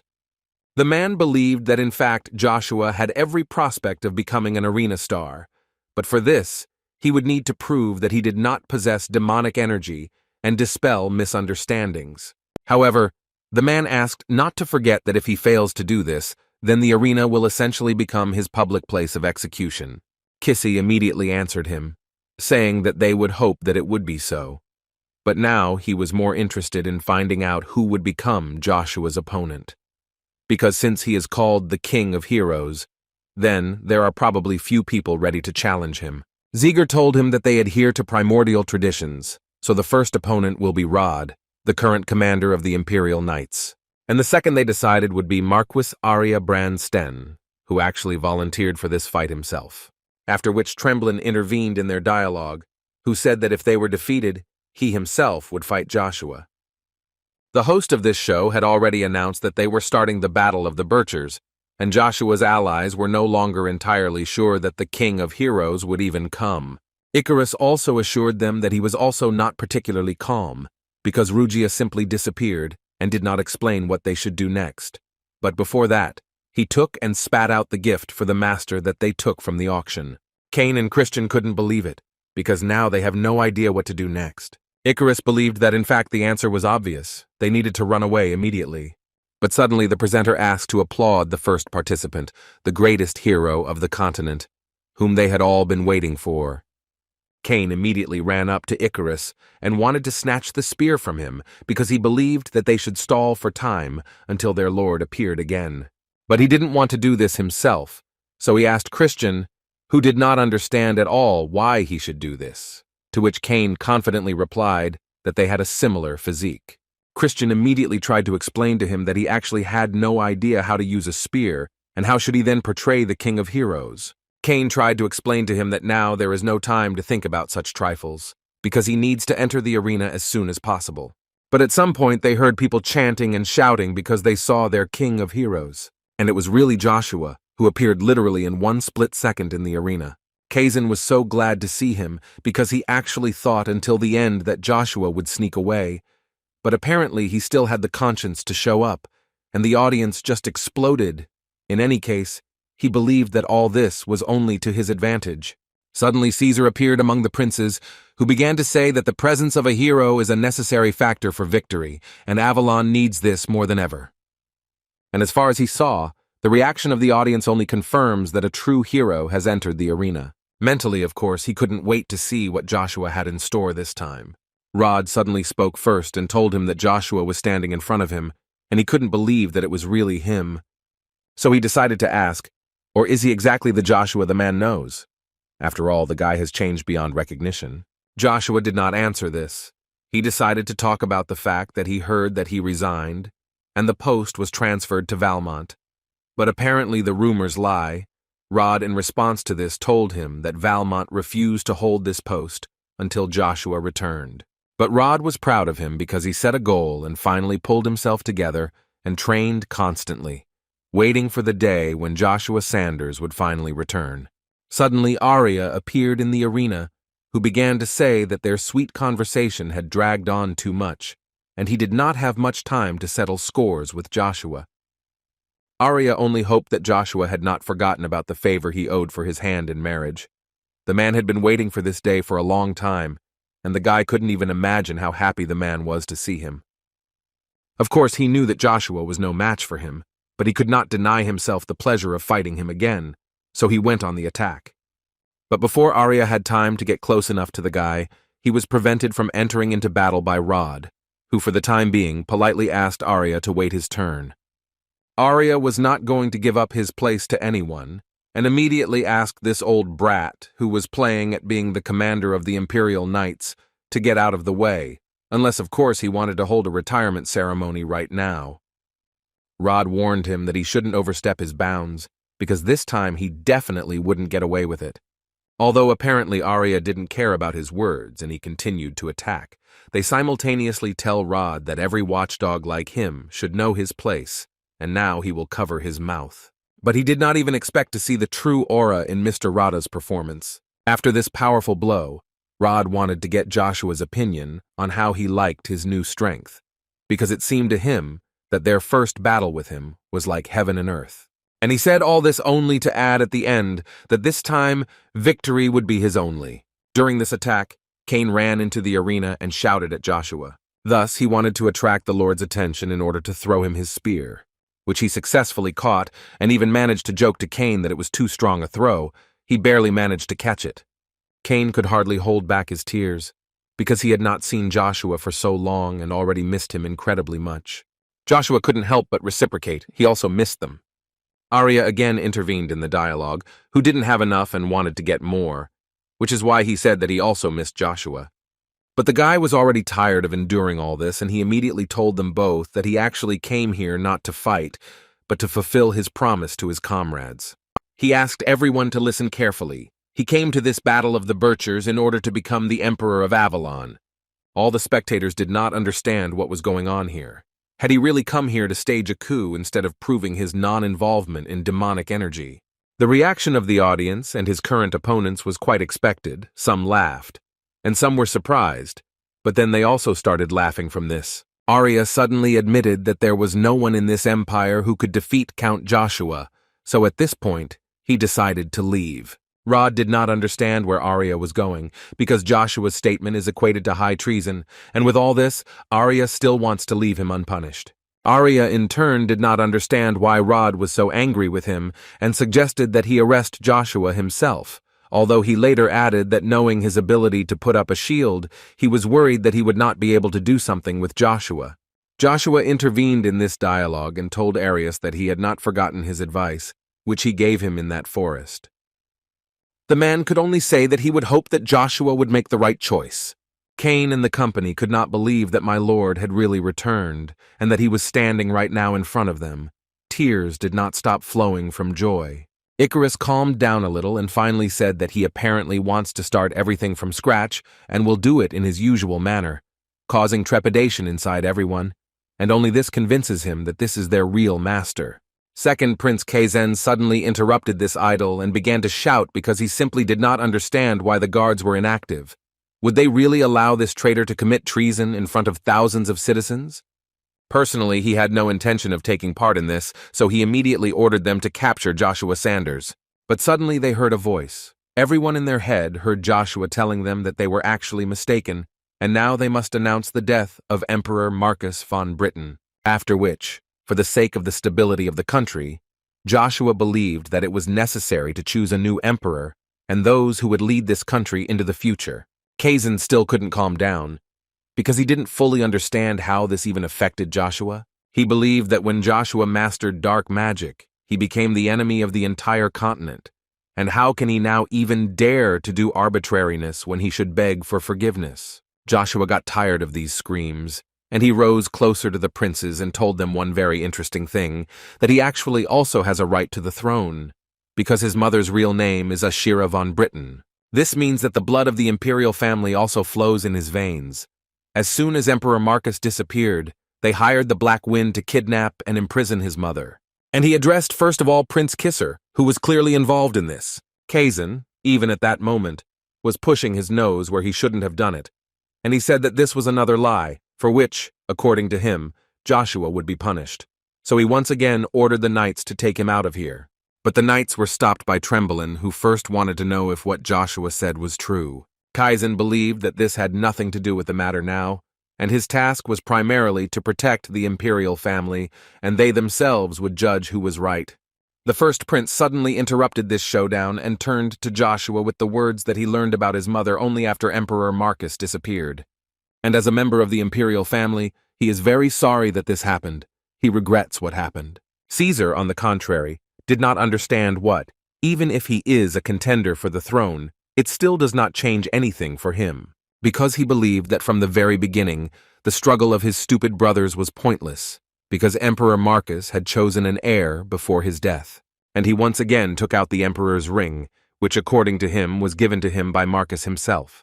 His brothers could not believe their eyes because they did not understand where he got the imperial seal, and then why this ridiculous conflict at all if he had the ring all this time. And Caesar agreed with them.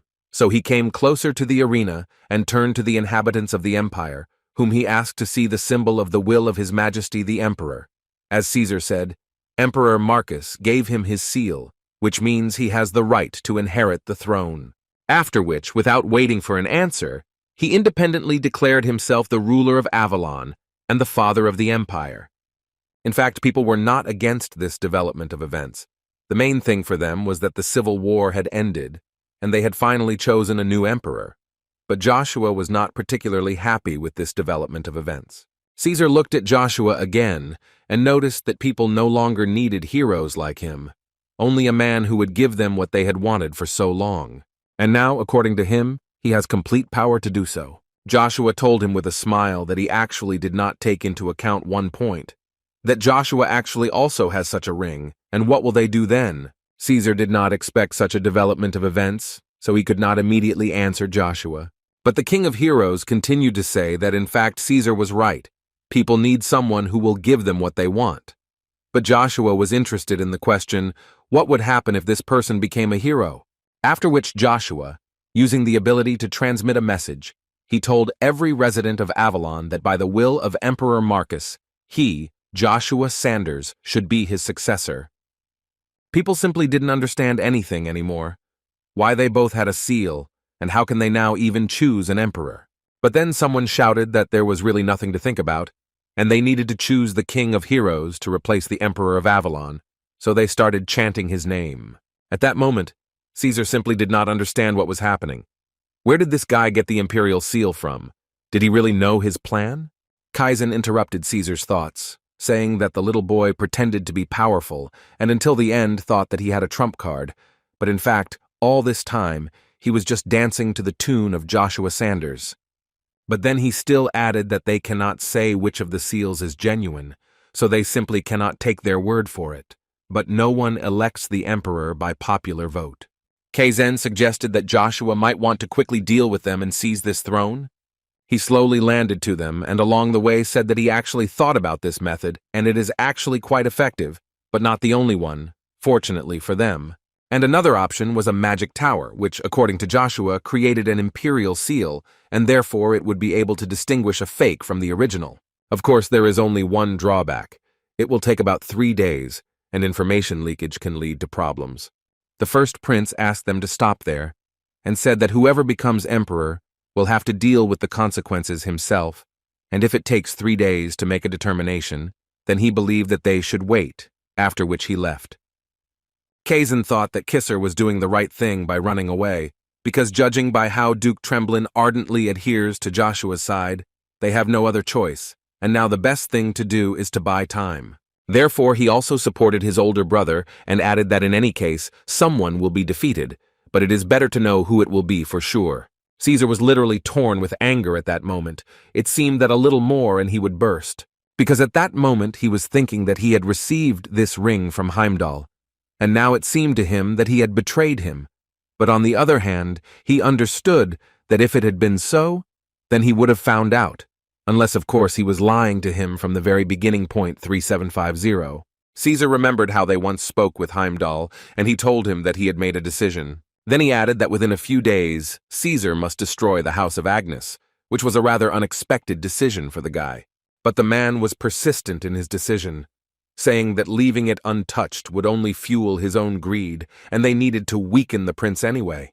And for this, you need to deal with his allies. In his opinion, the dukedom is of much greater importance to the nobility than it seems, so his fall will greatly shock them, and then Caesar, according to his plan, will take advantage of the situation to win the trust of the first prince. And after this whole story, he ordered him to put an end to it by showing this emperor's signet to the whole empire. Caesar could not even imagine where Heimdall could have gotten this signet from. The man asked him not to ask stupid questions, because when the owner of a thing dies, its destroyer becomes the new owner, which is what happened with this signet. And so that Caesar would certainly understand what they were talking about, he added once again that it was he who destroyed Emperor Marcus. It was quite strange for Cain to observe that despite the fact that the question of the Presto legacy remained open, the bloody battle of the Birchers still continued. Trembling explained to him that the princes had come to an agreement, and if nothing interfered, the nightly tournament would take place as planned. Cain understood absolutely nothing from this explanation. Therefore, Trembling had to explain that they were first going to choose the next emperor based on the results of the tournament, since the fourth Prince Caesar, who had sided with Kisser von Britten, was excluded from the contenders, leaving Kisser and Kaiser von Britten to fight for the title. However, today, quite unexpectedly, they were joined by both Caesar and a completely new challenger, Joshua Sanders. Then Cain invited them to also take part in the battle, but Duke Trembling was not entirely sure that they would allow this, because he, like Lord Joshua, did not have the right to participate, because Joshua lost it when he lost title of Count and Captain of the Order of Chivalry, having been accused of high treason. Icarus suddenly noticed that in fact, it would be nice to return this title to Joshua until the end of the Battle of the Birchers, with which Joshua himself completely agreed. However, first the Duke would like to hear an explanation from him. Namely, he asked to tell him about the death of the Emperor and how he obtained the second seal. Cain did not like what the man was saying, because it seemed to him that he was hinting that the master had destroyed His Majesty and stole the imperial ring, and the man was not really hiding the fact that he simply could not exclude such a possibility. Joshua was not against telling Mr. Trembling about the death of Emperor Marcus if he wanted it so badly. But before he could begin to talk, Ziegler suddenly entered the room, surprising everyone with his presence. According to him, he is here only to escort Mr. Joshua by order of the Emperor. Cain did not understand what order we were talking about if at the moment there is no current ruler. Kazan did not understand the logic in the actions of his older brother, who so suddenly left the Colosseum and now invites Joshua to talk, but Kisser believed that he was the same person as them, especially since it turned out that he was their brother by blood, and he has every right to communicate with them. The second prince categorically disagreed with this, because he crawls out of nowhere and declares that he belongs to their family, so he believed that as long as the representatives of the nobility listen to them, there is every chance of throwing Joshua out of Avalon. But Kisser still didn't understand what this would do, because in his opinion, Joshua is such a young guy, and if they can't cope with him, then how are they going to manage the whole empire? This made Kazan think, but not for long, because literally 1 minute later, he again started shouting that he did not accept Kisser's arguments, and even asked him to honestly say why he couldn't get rid of Joshua. The first prince lowered his head and stated that, according to the information received, the situation actually leaves much to be desired, and he is now saying that Hubalt has taken possession of Erheim, formerly known as Reinhard, and now, according to his information, Swallow is gathering troops near the border of Avalon. And this is far from a joke, because their forces number 200,000 people, and they are commanded by the bloody monarch Lucifer, and this only confirms their worst fears. When suddenly their dialogue was interrupted by Joshua, who entered this room and immediately asked them a question. Is this why they called him? Do they want him to stop the bloody monarch? But he did not expect that Kisser would bend his knee in front of him and tell it like it is. He asks for the good of the empire to stop him. He asked to do this not for their sake, but for the sake of their country, for the sake of Avalon. Joshua turned to Kaizen with a smile and said that the older brother, as it turned out, was much wiser than the younger one, because will the second prince really continue to stand like that and look at the first prince in pain and asking him for a favor? Before he could shout something back, he was stopped by Kisser, who once again made it clear to him that if Joshua did not help them, then Avalon would collapse and they too would come to an end. No matter how much he wanted, he also had to bow his head in front of Joshua and say that he also hopes for him. But for Joshua this was not enough, and he stubbornly pretended that he could not hear him well.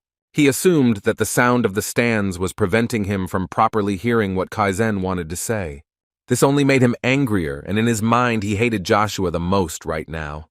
But he still stepped over himself, and much louder asked Joshua Sanders to stop the bloody monarch. Joshua told them that he would do it, go to the border and stop Lucifer, but he had one condition. Kaizen could not stand it and started screaming again, because he even bowed to him.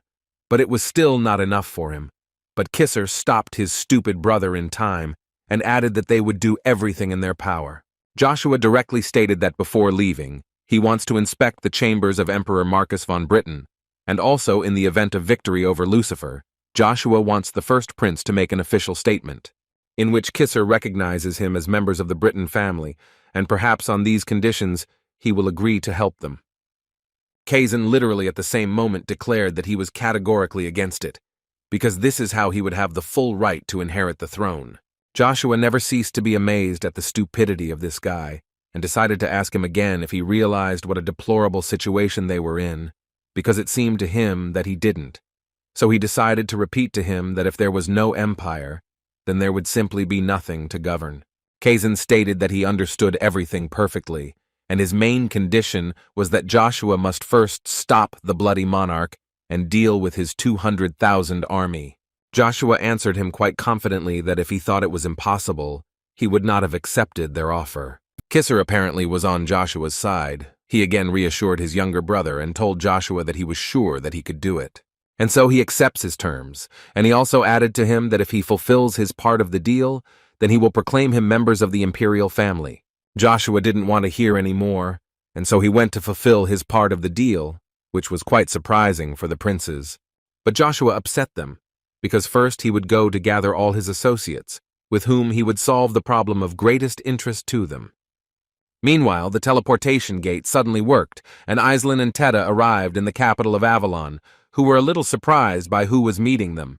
After all, it was the fourth Prince Caesar, who was along with other aristocrats. All of them were glad to see the seekers of truth, and the explorer of the magic tower in the Avalon Empire. Caesar decided to introduce himself because he understood that perhaps they did not know him, because he is the fourth prince of the Avalon Empire. Teta, in response to this, noted that he would never have thought that the fourth prince would greet them, but still, he did not forget about manners, and introduced himself as the current master of the magic tower to Tarpeian Witsocks. Caesar said with a smile that it was an honor for him to meet the master, famous throughout the continent, and also offered to lead them to the reception hall. But his hospitality was suddenly interrupted by Aislinn, who noticed that they would like to first check the authenticity of the imperial seal, and, as far as she was aware, it recently turned out that there were two of them. Caesar did not quite understand who he was talking to, so he asked the girl to introduce herself. Before she did this, Teta noted that this was the highest authority in his field, and would be responsible for conducting the seal evaluation. After which the girl introduced herself as Aislinn Jean Rebrecca, which caused incredible surprise among all the counts, because she is apparently the last surviving representative of the count's family. Caesar, in response, was so glad that she would be the one to evaluate the imperial seal, because he would not want to trust this matter to just anyone, and in the hands of such a great magician of the empire, he was sure that the seal would be completely safe. But she suddenly interrupted him, and earnestly asked him not to associate her name with the empire, because she is a member of the Magic Tower, and does not belong to any country. And she would immediately like to know from Mr. Caesar how he received this seal. After all, as far as she knew, the original copy was always with her close friend. Caesar mentally did not expect such an answer. Is there really anyone else who has a similar seal? And before he had time to say anything, she froze his legs and told him directly that until she heard the answer in a detailed form, he would not go anywhere, All the aristocrats who were there could not believe their eyes. This was incredible audacity, and immediately ordered the knights to save His Majesty. Teta also did not understand why Iselin used magic, because the prince had given them such an honor, so he also asked her to stop. But suddenly Caesar answered her that in fact she was the only one causing suspicion here. After all, it seemed to him that she was hiding behind honesty and objectivity, but at the same time she claims that the seal, to which only the emperor has access, is with her friend, and now he doubts that she came here for the sake of evaluation. Iselin did not fall for his tricks, and immediately answered him that her friend had always had the original seal, and she was ready to swear by Mana. Caesar liked such oaths, and he would like to know what Iselin will do if her friend turns out to have a fake. But this question was answered quite unexpectedly by Joshua, who appeared there and said that this question was already for him, because he was Iselin's very friend. The knights of the 11th and 12th battalions greeted with joy their captain, who had finally returned to them. Cassier practically cried, because he was so glad to see the captain, who, as it seemed to him, abandoned them. Because after his disappearance the battalions began to disintegrate. It was a sad and unbearable time. Joshua in response asked them for forgiveness, and he was actually very sorry that this happened. But he immediately added that he was actually thinking about them all this time. They were so glad to hear these words, because they really had to go through a lot. But now they are together again, and therefore now they would not mind if he became their captain again. Teta said with a smile that he doubted that the title of captain of the knightly order would be enough for him, because it seemed to him, as soon as Joshua returned from the war, he would have the right to claim the throne, of course, if he did not run to fight alone against an entire army and again will disappear for a few days. But Joshua assured both Tatarpian and the others that this would not happen again, because now that the empires had different goals, it would be much easier to deal with them separately. Cain was immediately surprised by Joshua's words, because he could not believe that they would send troops to different points, although Icarus did not understand why he should be surprised. Icarus was practically sure that while the Swallow Empire was moving towards Avalon, Hubalt would be occupied by the Allied forces. And although the coalition under the leadership of the king is still holding together, the weakly united Allied forces will be ambushed by Hubalt, and then they will collapse like dominoes. Teta noticed that with the god of flame they had a greater chance of winning. Joshua didn't really understand what the magician was talking about. Therefore he said that he was formerly known as a knight of eminence, and his name was Uravis, the last king of Tran. Now Joshua was even more surprised, because he always thought that Uravis died when his kingdom fell, and Teta also thought so, but it turned out to be the other way around, and now what is more important is that if the Allied troops lure him to their side, then this will be a big plus for them. Then Icarus believed that they shouldn't waste time either, because who knows when Hubalt or Swallow will launch a preemptive strike. After which he turned directly to Joshua with the words that he would leave them because he needed to visit the Pontier Trading Company. Joshua immediately understood that he was talking about the fact that he just needed to visit Cheryl. This significantly lifted his spirits, because it was immediately clear that Icarus was not wasting any time while Joshua was away, and in fact Joshua was counting on Icarus very much. And then the Lord turned to Cain and told him that he had a separate task for him. He would need to go to the border, and Cain obviously did not like this because he was essentially abandoned again. Teta also believed that it was better for them to go with Cain, and Iselin would decide the issue with the seal, but according to Joshua, the matter was far from being about the seal. The guy still has unfinished business in the capital, so he can't just leave here. Caesar, after he learned that Joshua was Iselin's friend, and moreover, after he told him that the prince would have to wait, he was simply infuriated because he simply did not understand how they dare to talk to him like that. The guy simply didn't understand why no one was helping him, and why didn't Heimdall tell him anything about this. When suddenly his thoughts and anger were interrupted by Kaizen, who entered his palace, and immediately noticed the fact that he looked quite angry, and, as far as he knows, his meeting with the magic tower was not entirely successful. Caesar asked him to leave because he is not in the mood to talk to him about it.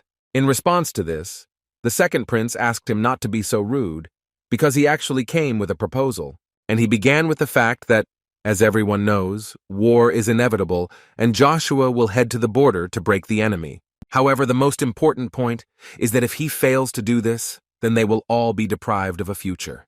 Kaizen did not forget to say that as soon as Joshua returns with victory, Kaiser will proclaim him part of the Britain family, and then no one will be able to stop him from becoming emperor. And he said all this in order to point out that in any case they would face a significant risk, but Caesar still did not understand what Kaizen was getting at. And this was the very essence of his proposal, because he knew perfectly well that the only magical book of the Eighth Circle, the inheritance of Evergrande, was with Caesar, and if he lent it to him, then Kaizen would be happy to share his power with him.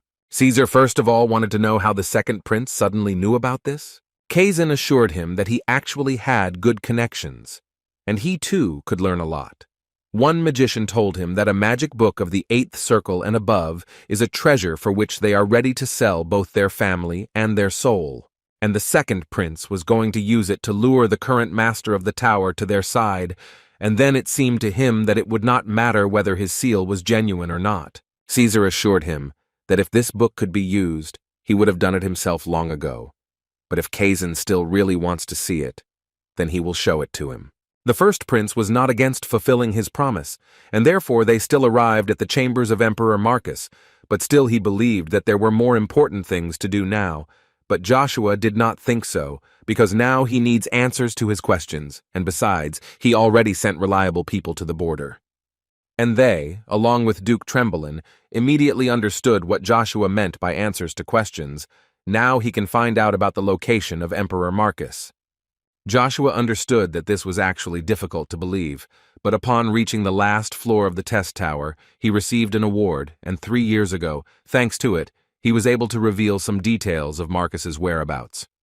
And the most interesting thing is that all these details pointed to his chambers.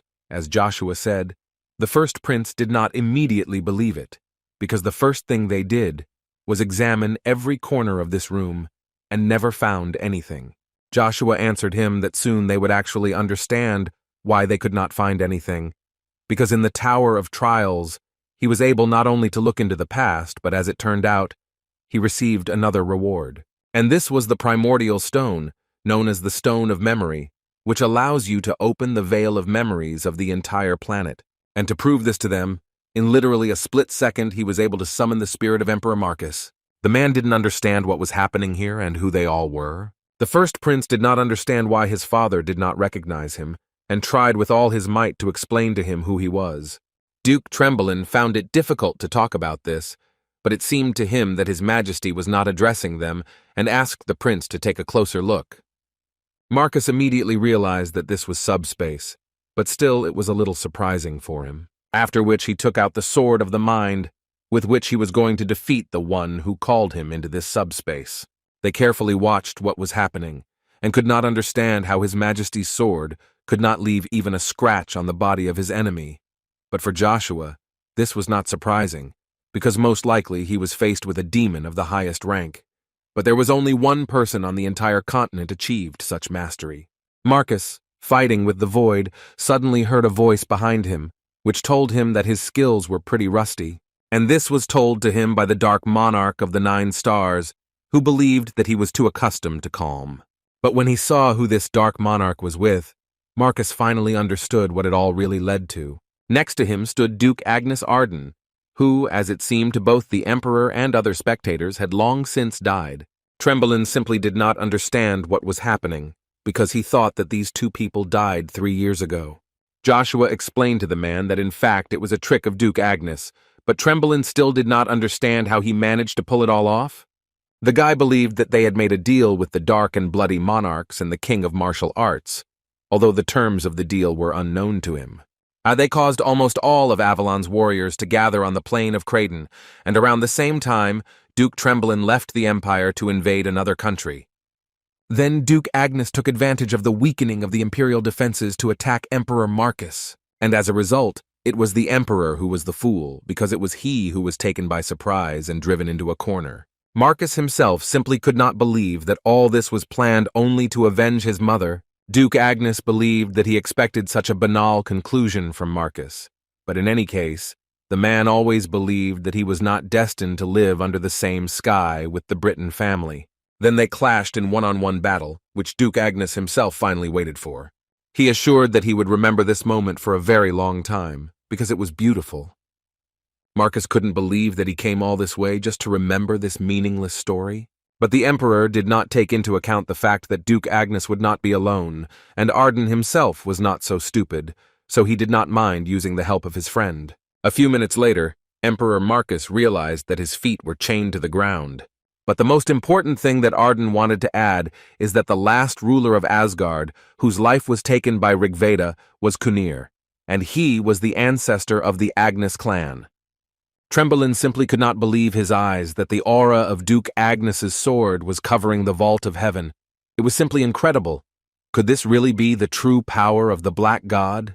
However, on the other hand, he understood that His Majesty had already fully mastered the Blade of the Sun, and therefore Trembelin did not understand how Duke Agnes managed to surpass him. Marcus believed that history did not repeat itself and that the fate of his ancestor would not overtake him, because these were just things of the past. In addition, he could not help but add that everyone has already forgotten about what happened to his mother, and those who remember simply do not show it. And all this is because Avalon obeys only him and is ruled by the Britain family. And in the end, he started talking about how he would not come up with excuses for him, because his unfounded victory was worth nothing, and he would always rise above the others, just like the sun above the earth. But Arden believed that the heat of the sun turns everything into ashes, and this is another reason why it is better for Marcus to disappear from this world. And yet, mentally, Duke Agnes understood that it was actually not so easy for him to cope with him. But we should not forget that he was not alone, and the Dark Monarch was always ready to help, and this case was no exception. Marcus was not ready to fight another enemy, because it was actually not easy for him to deal with Agnes either. Therefore, he decided to gain a little time and ask the Dark Monarch directly why he was helping Duke Agnes. What benefit would he get from this? The man assumed that Arden had offered to give him the title when he ascended the throne. But this answer was wrong, because according to Duke Agnes, he does not seek to take the throne. He has a completely different goal. Marcus still believed that he was never suitable for this role, so it is right that he does not think about it. Arden believed that there were actually many other ways to run a country, and he was not afraid to tell Marcus that he was going to make a puppet out of his son and control the empire. Only now Duke Agnes believed that there was no need for this, because he would never have thought that he would know the joy of raising his own child. But at some point Arden's sword began to crack, and it became clear that a little more and their battle would be over if Agnes did nothing.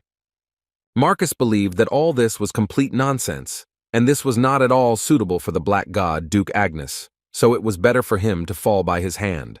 But Arden himself did not think so, who decided to tell him that having disappeared from this world, he had finally reached the true light, and from that moment on, he was Heimdall, the White God. For the first time in his life, Marcus saw this kind of form of a human body and wanted to find out what kind of power Agnes still received. According to Duke Agnes, it was the power of God that eclipsed the power of the sun, and he was going to prove it to him, and would do it by showing him the way to his destruction. Marcus asked to stop talking nonsense, because he was sure that there were no gods in their world. But when their swords collided again in battle, he realized that he was apparently mistaken, because his sword crumbled from just one blow, after which Duke Agnes dealt him the final blow, which Marcus was unable to block. The first prince could not believe that they had just seen a true story, but Joshua assured him that the truth was sadly cruel. But in response, he heard screams, because it seemed to Kisser that Joshua did not realize the seriousness of the situation, because the destruction of the emperor was a very serious crime, for which all members of his family would be executed. Joshua didn't really know what happened next, so it seemed to him that it was too early to say that Duke Agnes had destroyed the emperor. But Kisser believed that he saw everything with his own eyes, so it seems to him that it is because of Duke Agnes that Avalon is in such a deplorable state, and having seen the whole truth, Joshua still continues to protect his father? Now, the first prince does not understand at all how Joshua even dares to claim to belong to their family, when among his ancestors was Kunir, the sworn enemy of the Britain family, and the prince believed that it was Joshua's family that destroyed the empire. Joshua got tired of listening to this and decided to use a little force to close the mouth of this impudent puppy, because he believed that now only Joshua should be angry, and they only believe in what they want to believe. Trembelin immediately intervened and immediately said that he would under no circumstances allow harm to be caused to His Highness, because Joshua, according to him, has no right to attack the first prince unless he intends to betray the empire again. It was very strange for Joshua to watch how Trembling still didn't understand anything, because in fact Joshua could destroy this country without batting an eyelid, but he still hasn't done it because he wants to give them all a chance. Because he sees how the consequences of the deeds of their ancestors last to this day, and he doubts that all the brutal crimes committed over such a long period of time can be redeemed by death. When suddenly Zegan burst into the chambers of Emperor Marcus, who began shouting that they needed to leave immediately because they had been betrayed.